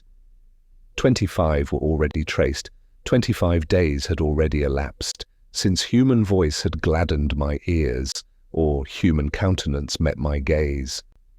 25 long, weary days, succeeded by dark and lonesome nights, had mingled with foregone years and had become a part of the past, the never to be recalled, a real, undeniable portion of my life. 25 long, long days. Why this was not a month? Why talk of days or weeks or months? I must grasp years in my imagination if I would truly picture the future to myself. 3, 5, 10, 20, 50 anniversaries of that fatal epoch might elapse every year, containing 12 months, each of more numerous calculation in a diary than the 25 days gone by. Can it be? Will it be? We had been used to look forward to death tremulously. Wherefore, but because its place was obscure. But more terrible, and far more obscure, was the unveiled course of my lone futurity. I broke my wand, I threw it from me. I needed no recorder of the inch and barleycorn growth of my life, while my unquiet thoughts created other divisions than those ruled over by the planets. And, in looking back on the age that had elapsed since I had been alone, I disdained to give the name of days and hours to the throes of agony which had in truth portioned it out. I hid my face in my hands. The twitter of the young birds going to rest and their rustling among the trees disturbed the still evening air. The crickets chirped, the azziolo cooed at intervals. My thoughts had been of death. These sounds spoke to me of life. I lifted up my eyes. A bat wheeled round. The sun had sunk behind the jagged line of mountains, and the palely crescent moon was visible, silver-white, amidst the orange sunset, and accompanied by one bright star, prolonged thus the twilight. A herd of cattle passed along in the dell below, untended, towards their watering place. The grass was rustled by a gentle breeze, and the olive woods, mellowed into soft masses by the moonlight, contrasted their sea green with the dark chestnut foliage. Yes, this is the earth. There is no change, no ruin, no rent made in her verdurous expanse. She continues to wheel round and round, with alternate night and day through the sky, though man is not her adorner or inhabitant. Why could I not forget myself like one of those animals, and no longer suffer the wild tumult of misery that I endure? Yet what a deadly breach yawns between their state and mine! Have not they companions? Have not they each their mate, their cherished young, their home, which, though unexpressed to us, is, I doubt not, endeared and enriched, even in their eyes, by the society which kind nature has created for them? It is I only that am alone, I on this little hilltop, gazing on plain and mountain recess, on sky and its starry population, listening to every sound of earth and air and murmuring wave. I only cannot express to any companion my many thoughts, nor lay my throbbing head on any loved bosom, nor drink from meeting eyes an intoxicating dew that transcends the fabulous nectar of the gods. Shall I not then complain? Shall I not curse the murderous engine which has mowed down the children of men, my brethren? Shall I not bestow a malediction on every other of nature's offspring, which dares live and enjoy while I live and suffer? Ah, no, I will discipline my sorrowing heart to sympathy in your joys. I will be happy because ye are so. Live on, ye innocents, nature's selected darlings. I am not much unlike to you. Nerves, pulse, brain, joint, and flesh, of such am I composed, and ye are organized by the same laws. I have something beyond this, but I will call it a defect, not an endowment, if it leads me to misery while ye are happy. Just then there emerged from a near copse 2 goats and a little kid by the mother's side. They began to browse the herbage of the hill. I approached near to them without their perceiving me.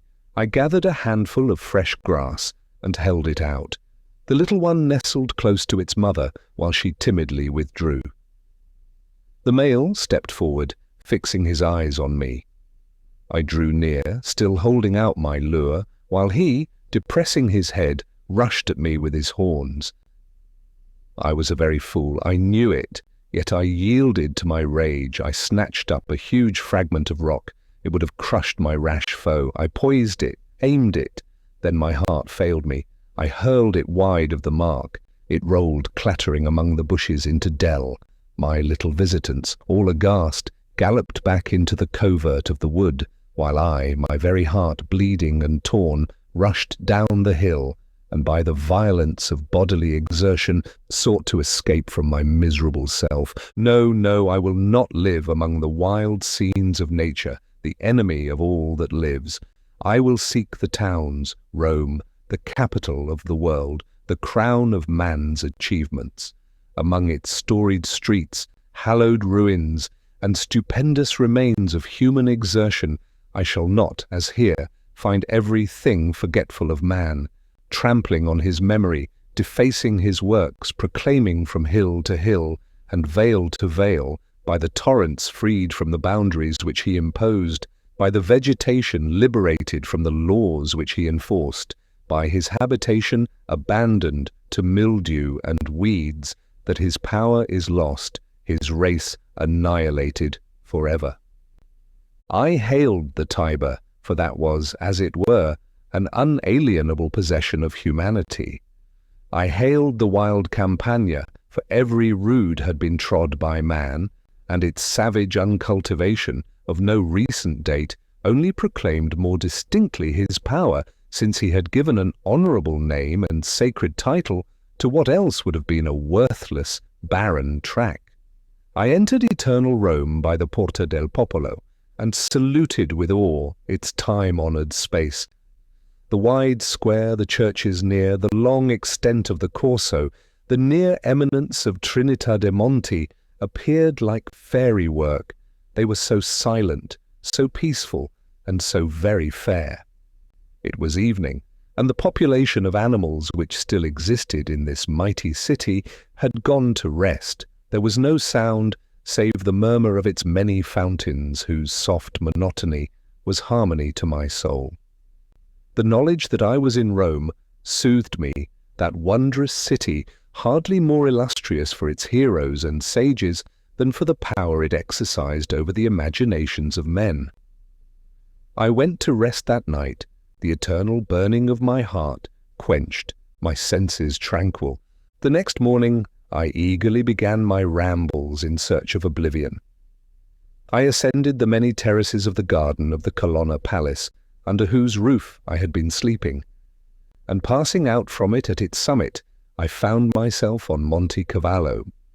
The fountain sparkled in the sun, the obelisk above pierced the clear dark blue air. The statues on each side, the works as they are inscribed, of Phidias and Praxiteles, stood in undiminished grandeur, representing Castor and Pollux, who with majestic power tamed the rearing animal at their side. If those illustrious artists had in truth chiselled these forms, how many passing generations had their giant proportions outlived, and now they were viewed by the last of the species they were sculptured to represent and deify.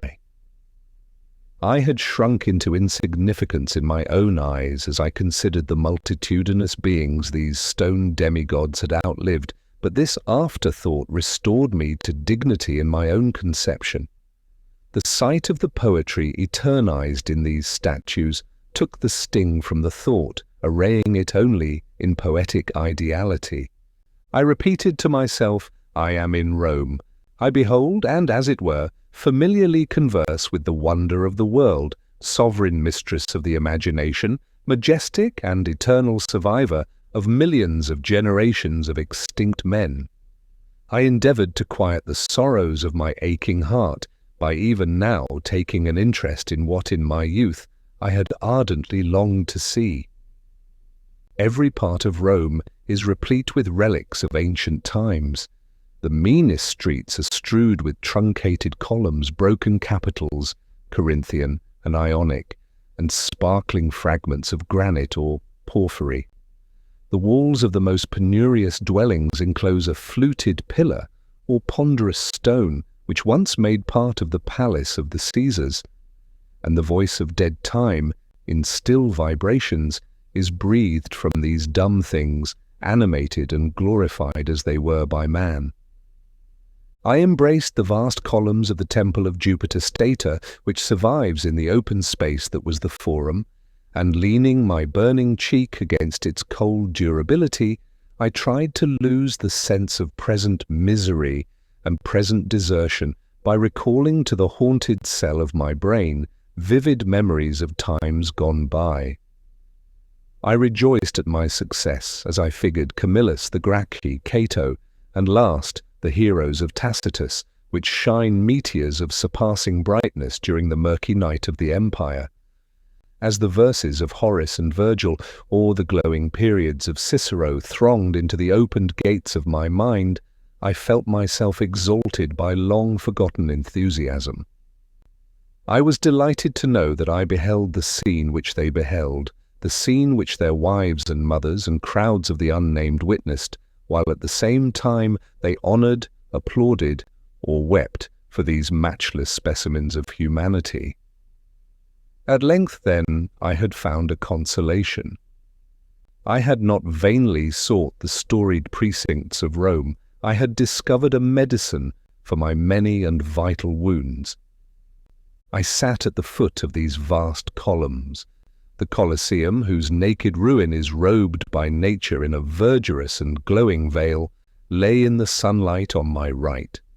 Not far off, to the left, was the tower of the Capitol. Triumphal arches, the falling walls of many temples, strewed the ground at my feet. I resolved, to force myself to see the plebeian multitude and lofty patrician forms congregated around.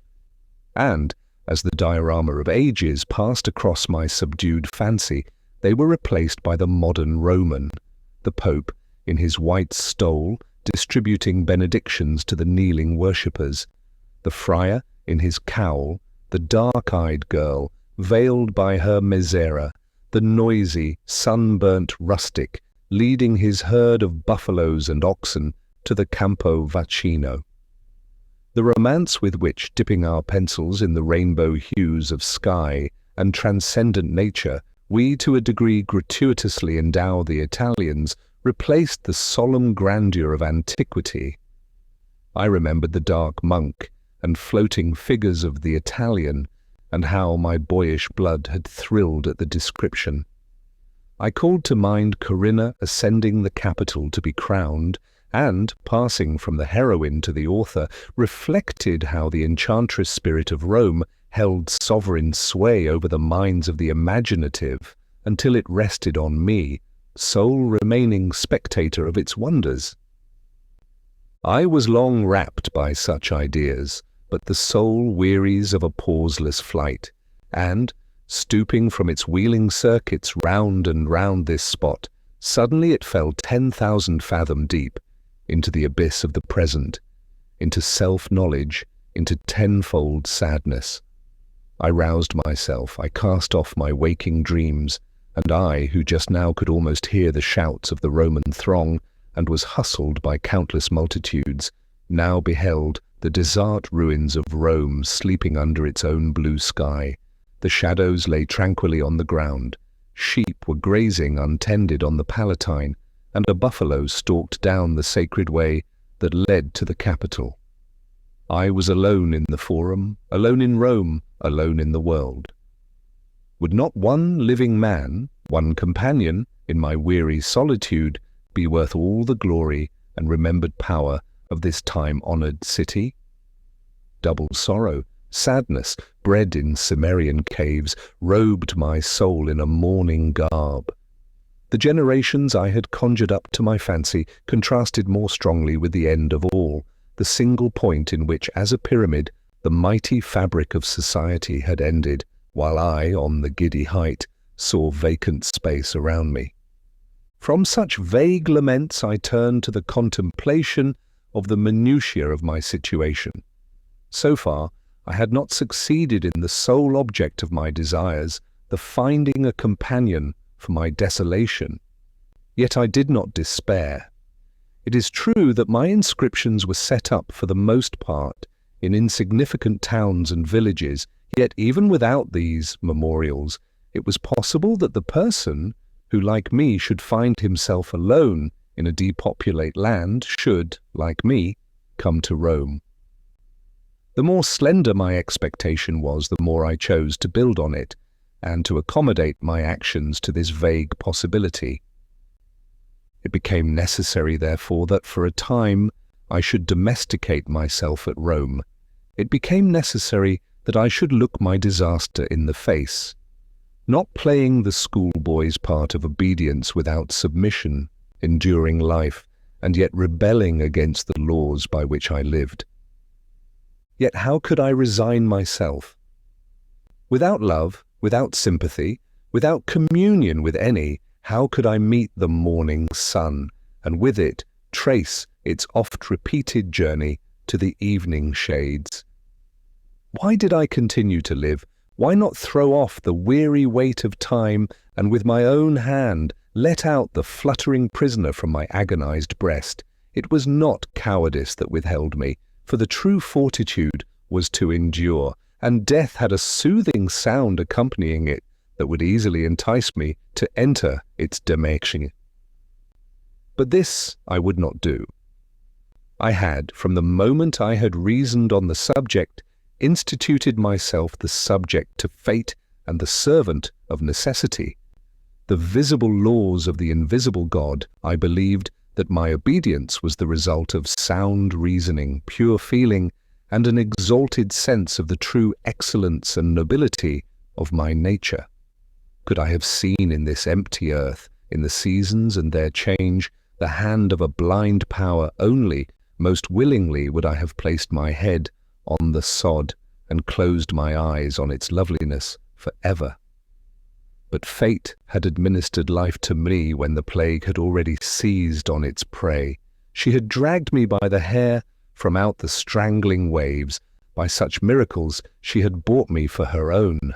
I admitted her authority and bowed to her decrees. If, after mature consideration, such was my resolve, it was doubly necessary that I should not lose the end of life, the improvement of my faculties, and poison its flow by repinings without end. Yet how cease to repine, since there was no hand near to extract the barbed spear that had entered my heart of hearts? I stretched out my hand, and it touched none whose sensations were responsive to mine. I was girded, walled in, vaulted over by sevenfold barriers of loneliness. Occupation alone, if I could deliver myself up to it, would be capable of affording an opiate to my sleepless sense of woe. Having determined to make Rome my abode, at least for some months, I made arrangements for my accommodation. I selected my home. The Colonna Palace was well adapted for my purpose. Its grandeur, its treasure of paintings, its magnificent halls, were objects soothing and even exhilarating.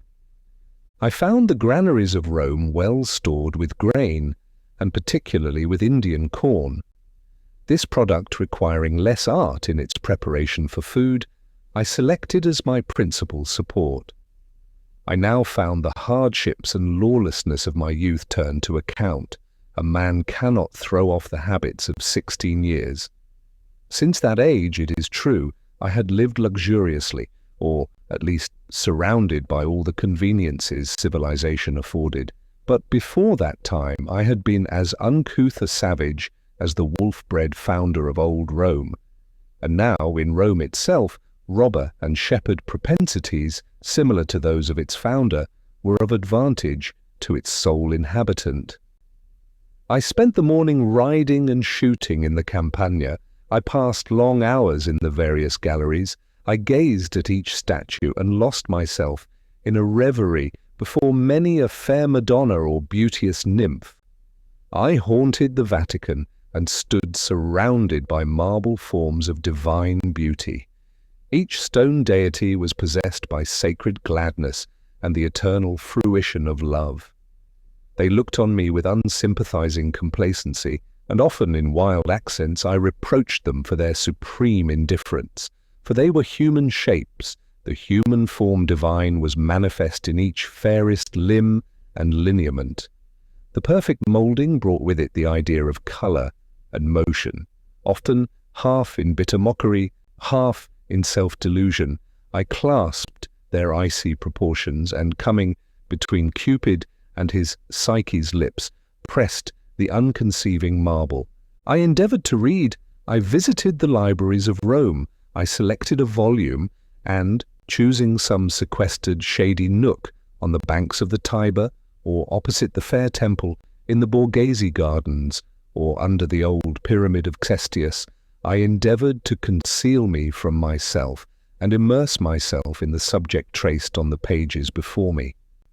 As if in the same soil you plant nightshade and a myrtle tree, they will each appropriate the mould, moisture, and air administered for the fostering their several properties.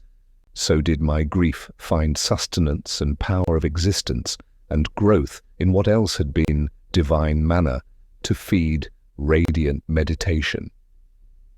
While I streak this paper with the tale of what my so-named occupations were, while I shape the skeleton of my days, my hand trembles, my heart pants, and my brain refuses to lend expression, or phrase, or idea, by which to image forth the veil of unutterable woe that clothed these bare realities. O worn and beating heart, may I dissect thy fibres, and tell how in each unmitigable misery, sadness, dire repinings and despair existed. May I record my many ravings, the wild curses I hurled at torturing nature, and how I have passed days shut out from light and food, from all except the burning hell alive in my own bosom. I was presented, meantime, with one other occupation, the one best fitted to discipline my melancholy thoughts, which strayed backwards over many a ruin, and through many a flowery glade, even to the mountain recess from which in early youth I had first emerged. During one of my rambles through the habitations of Rome, I found writing materials on a table in an author's study. Parts of a manuscript lay scattered about. It contained a learned disquisition on the Italian language, one page an unfinished dedication to posterity, for whose profit the writer had sifted and selected the niceties of this harmonious language, to whose everlasting benefit he bequeathed his labours.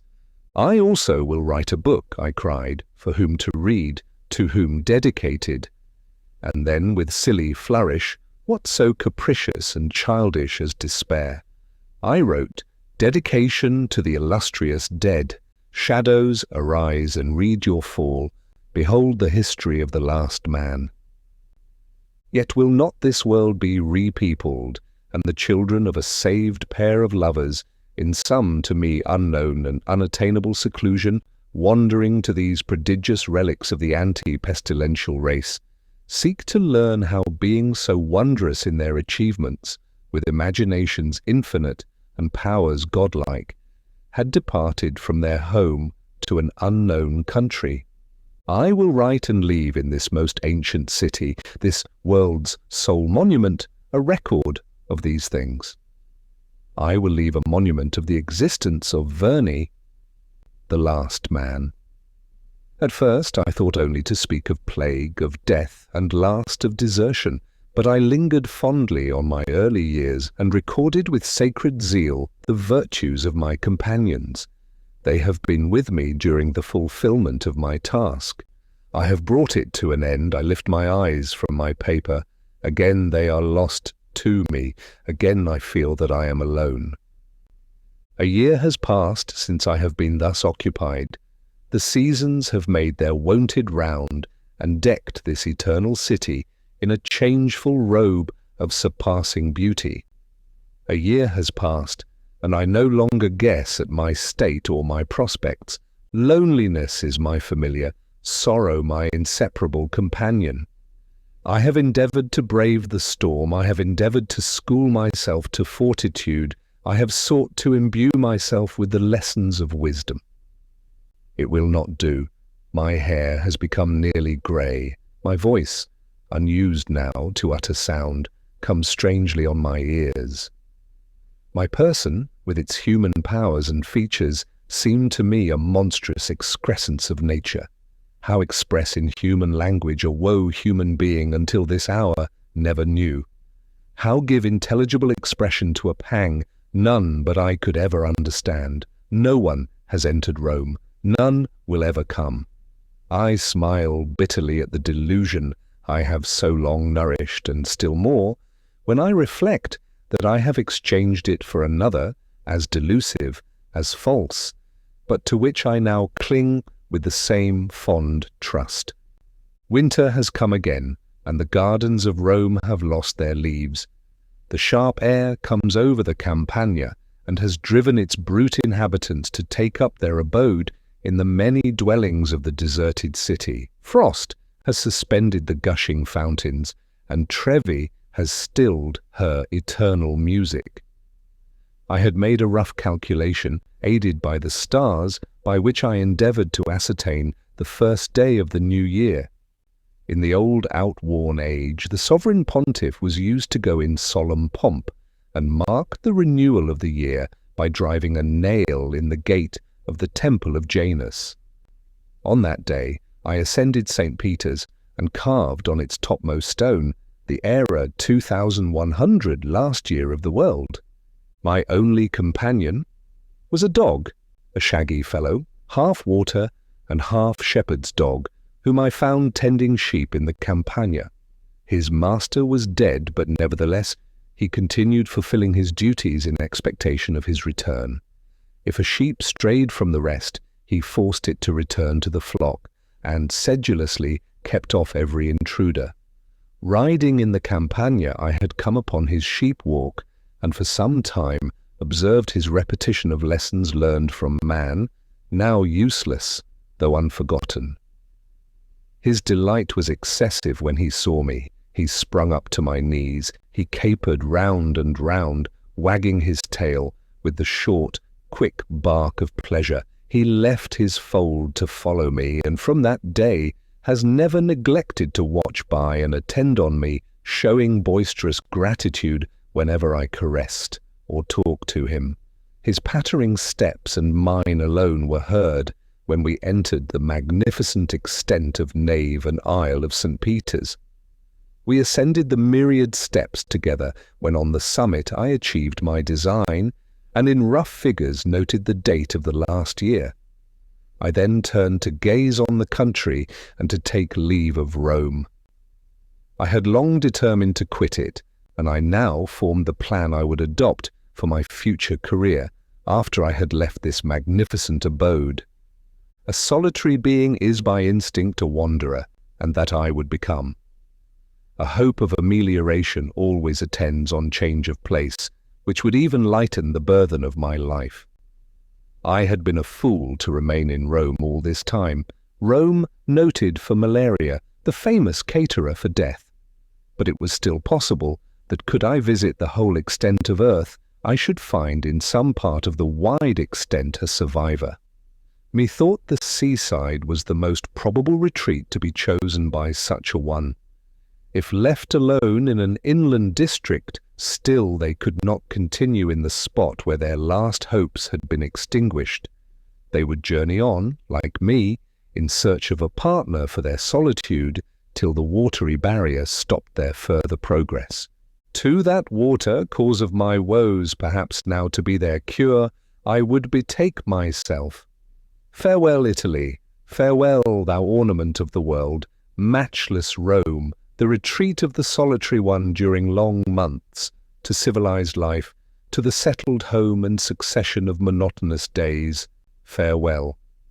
Peril will now be mine, and I hail her as a friend. Death will perpetually cross my path, and I will meet him as a benefactor. Hardship, inclement weather, and dangerous tempests will be my sworn mates. Yes, spirits of storm, receive me. Ye powers of destruction, open wide your arms and clasp me forever.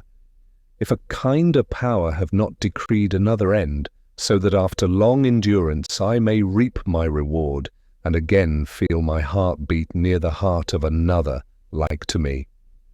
Tiber, the road which is spread by nature's own hand, threading her continent, was at my feet, and many a boat was tethered to the banks. I would, with a few books, provisions, and my dog, embark in one of these and float down the current of the stream into the sea. And then, keeping near land, I would coast the beauteous shores and sunny promontories of the blue Mediterranean, past Naples, along Calabria, and would dare the twin perils of Scylla and Charybdis. Then, with fearless aim, for what had I to lose, skim ocean's surface towards Malta and the further Cyclades. I would avoid Constantinople, the site of whose well-known towers and inlets belonged to another state of existence from my present one. I would coast Asia Minor and Syria, and, passing the seven-mouthed Nile, steer northward again, till losing sight of forgotten Carthage and deserted Libya, I should reach the Pillars of Hercules, and then, no matter where, the oozy caves and soundless depths of ocean may be my dwelling, before I accomplish this long-drawn voyage, or the arrow of disease find my heart as I float singly on the weltering Mediterranean, or, in some place I touch at, I may find what I seek, a companion, or, if this may not be, to endless time, decrepit and grey-headed, youth already in the grave with those I love. The lone wanderer will still unfurl his sail and clasp the tiller, and, still obeying the breezes of heaven, for ever round another and another promontory, anchoring in another and another bay, still ploughing seedless ocean, leaving behind the verdant land of native Europe, adown the tawny shore of Africa, having weathered the fierce seas of the Cape, I may moor my worn skiff in a creek, shaded by spicy groves of the odorous islands of the far Indian Ocean. These are wild dreams, yet since, now a week ago, they came on me, as I stood on the height of St. Peter's, they have ruled my imagination. I have chosen my boat and laid in my scant stores.